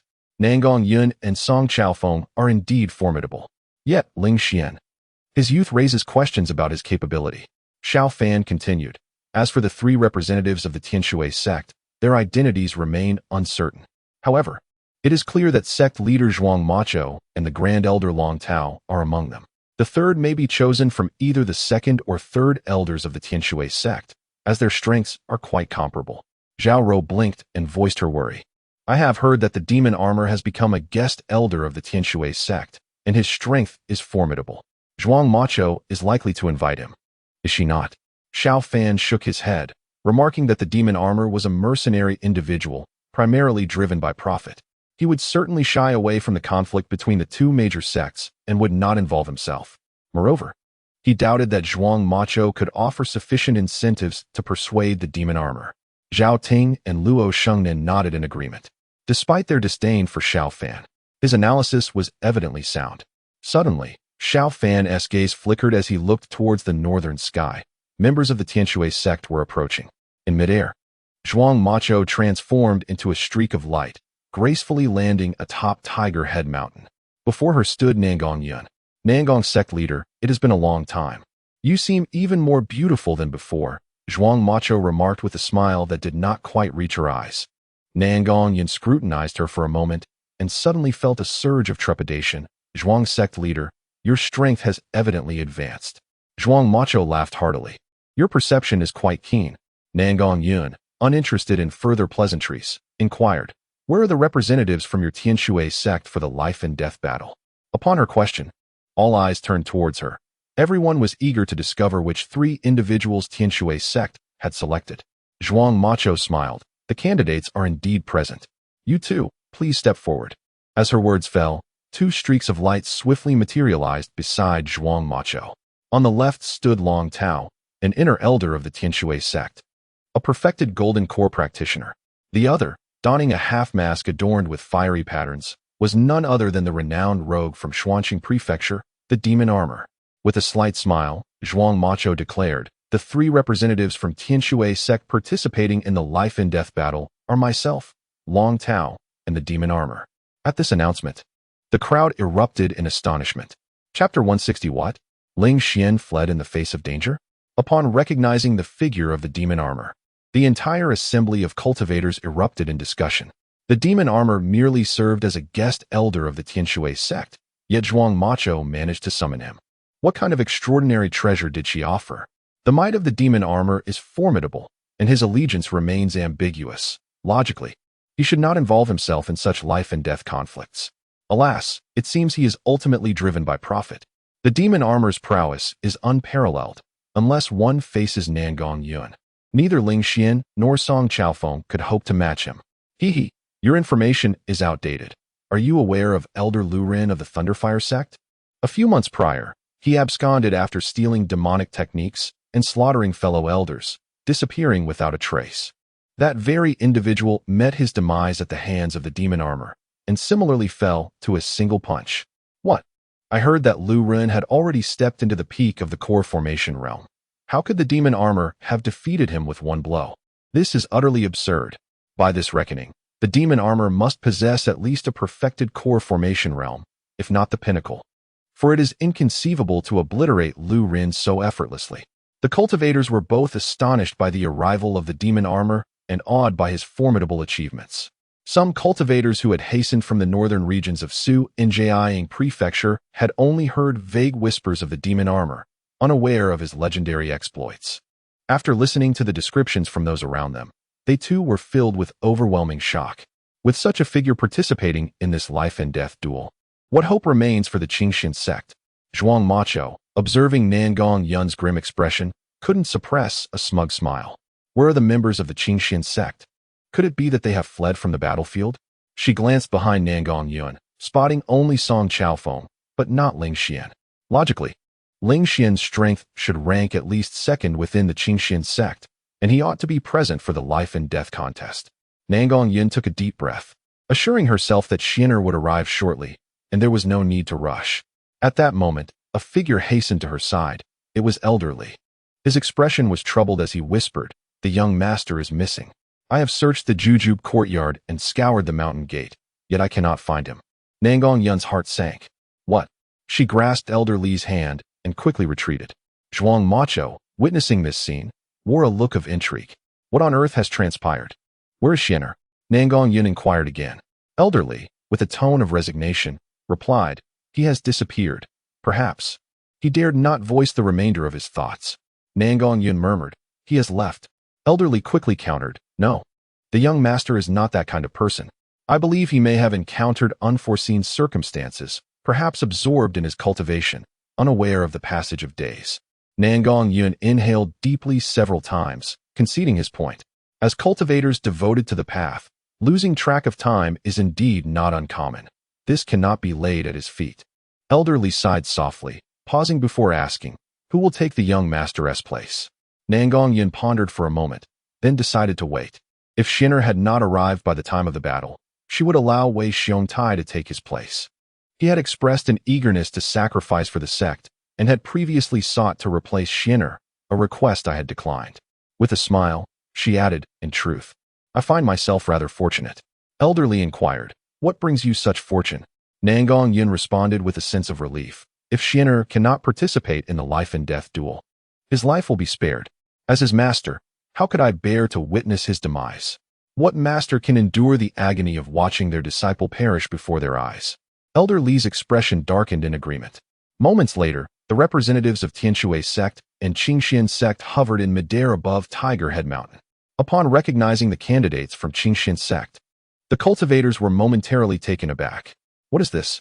Where is the vice master Ling Xian? I recall him being quite formidable, having once vanquished Feng Lianshan, the master of Blood River sect. Surely he is stronger than that Wei Xiongtai? Confusion spread among the cultivators as they debated the sect's decision. Unable to comprehend why Qingxian sect would make such a choice, which seemed to drastically diminish their odds of victory. On the Qingxian sect's side, the elders also furrowed their brows. Xiao Fan remarked, "Where is Ling Xian? Logically, he should have been the one to compete." Zhao Ting, Zhao Rou, and Luo Shengnan exchanged uncertain glances. Could he have fled? Just moments ago, Elder Li had approached the sect leader in a fluster, whispering words only they could hear. Suddenly, a voice emerged from below. The disciples of Qingxian sect turned to see it was Lu Yunxian. Upon hearing this, Luo Shengnan shot him a cold glare, exclaiming, "Do not dare to tarnish Ling Xian's reputation." Zhao Rou's eyes widened in disbelief. "Who gave you the right to speak such baseless words?" Lu Yunxian merely smirked and fell silent, but his words had already sown doubt among many. The anxious demeanor of Elder Li as he rushed to speak with Nangong Yun had not gone unnoticed. After their conversation, the candidate had shifted from Ling Xian to Wei Xiongtai. In terms of strength, Ling Xian was undoubtedly superior to Wei Xiongtai, a fact recognized not only by Qingxian sect, but by many sections. To claim there was no issue would be utterly absurd. If there were no problems, why would a substitution occur at the last moment? This matter concerned the very fate of Qingxian sect and all its cultivators. At such a critical juncture, even the slightest suspicion could rapidly escalate, culminating in immense anxiety. The discussions within Qingxian sect were observed and overheard by other sections. Many astute individuals, upon noting the expressions of Nangong Yun, Elder Li, and Wei Xiongtai, began to discern a deeper narrative. Before long, rumors of Ling Xian's sudden retreat spread like wildfire. Even the air around Zhuang Macho was abuzz with such remarks, which Dragon Tao could not ignore. Zhuang Macho scoffed, "Nangong Yun, it appears your disciple is rather unremarkable." In a moment of crisis, he abandoned the sect and fled. Dragon Tao laughed heartily, echoing her sentiment. With such internal discord, even the young master has bolted. Is there any reason for this sect to persist? Perhaps Nangong, You should announce that Qingxian sect will merge into our Tianshui sect right here. Nangong Yun maintained her composure, asserting, Xianer did not flee in the face of danger. He is not that kind of person. I do not know why he has not appeared, nor do I wish to delve into it. As his master, I would much rather not witness his demise before my eyes during this life and death struggle. Zhuang Macho's heart stirred as she involuntarily recalled the deceased Yin Xuega. Was she not also a mentor to Yin Xuega? Her expression darkened, and with a cold huff, she declared, I have no desire to engage in further useless chatter. Let us draw lots. With that, she tossed a bamboo tube, and after a brief shake, a bamboo stick fell out. With a casual flick of her hand, she revealed the name inscribed upon it, Dragon Tao. The first match of the life and death duel will feature Dragon Tao of Tianshui sect, she stated flatly. Nangong Yin also produced a bamboo tube, which contained 3 sticks. After several shakes, one stick was drawn, bearing the name Song Chaofeng. This was indeed the ancient agreement governing the life and death duel of the Xinjiang sect, designed to prevent any instances of inferior combatants being replaced by their superior counterparts. The lot would decide who would take the stage, entrusting the outcome to the whims of fate. With a whoosh, the others departed, leaving the vast summit of Tiger Head Mountain to Song Chaofeng and Dragon Tao. Chapter 161. One must challenge oneself to realize their true strength as the moment approached for the match. Nangong Yun whispered, Elder Song, if you find yourself unable to win, simply concede and leave the arena. I do not expect you to perish in this life and death struggle. Such battles do not inherently necessitate casualties. If one party chooses to surrender, it can come to an end. However, to concede in front of so many spectators may be somewhat disheartening. Many would prefer a dignified death rather than carry the stigma of cowardice and a fear of death thereafter. Master, I will surely defeat him, Song Chaofeng declared solemnly. Nangong Yin smiled. Very well, I believe in you. At that moment, Song Chaofeng clenched his fists, feeling the sweat bead in his palms. Long Tao, exuding confidence, stood with his hands clasped behind his back and said with a faint smile, Song Chaofeng, I acknowledge your experience as a seasoned cultivator. Thus, I suggest you concede now, and I shall spare you. Song Chaofeng scoffed. The battle has yet to begin. Why should I yield? With that, he swiftly drew his sword.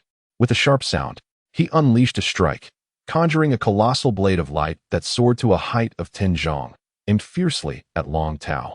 Long Tao let out a mocking laugh. Weak. He too drew his sword, producing an even larger blade of azure light, measuring 13 zhong. The two blades collided, intertwining into a cascade of shimmering light, resembling delicate raindrops that scattered in all directions. With a resounding clang, Song Chaofeng was sent tumbling back several zhong, while Long Tao merely staggered a few steps before regaining his composure. In a single blow, the victor was evident. Upon landing, Song Chaofeng immediately sprang back to his feet, launching another strike. Long Tao retaliated with the same ferocity. Boom, boom, boom. In mere moments, the skies above Tiger Head Mountain echoed with the sounds of their fierce clash, reverberating dozens of times. Long Tao's spiritual energy had begun to wane, and impatience crept in. Yet Song Chaofeng, like an indomitable insect, rose time and again, bloodied and battered, but refusing to succumb. It must end. Perish. Long Tao, now devoid of patience, clapped his hands together, merging his two blades into one. In midair, an extraordinarily solid blade of light coalesced, adorned with intricate, lifelike patterns that suggested the existence of a true treasure.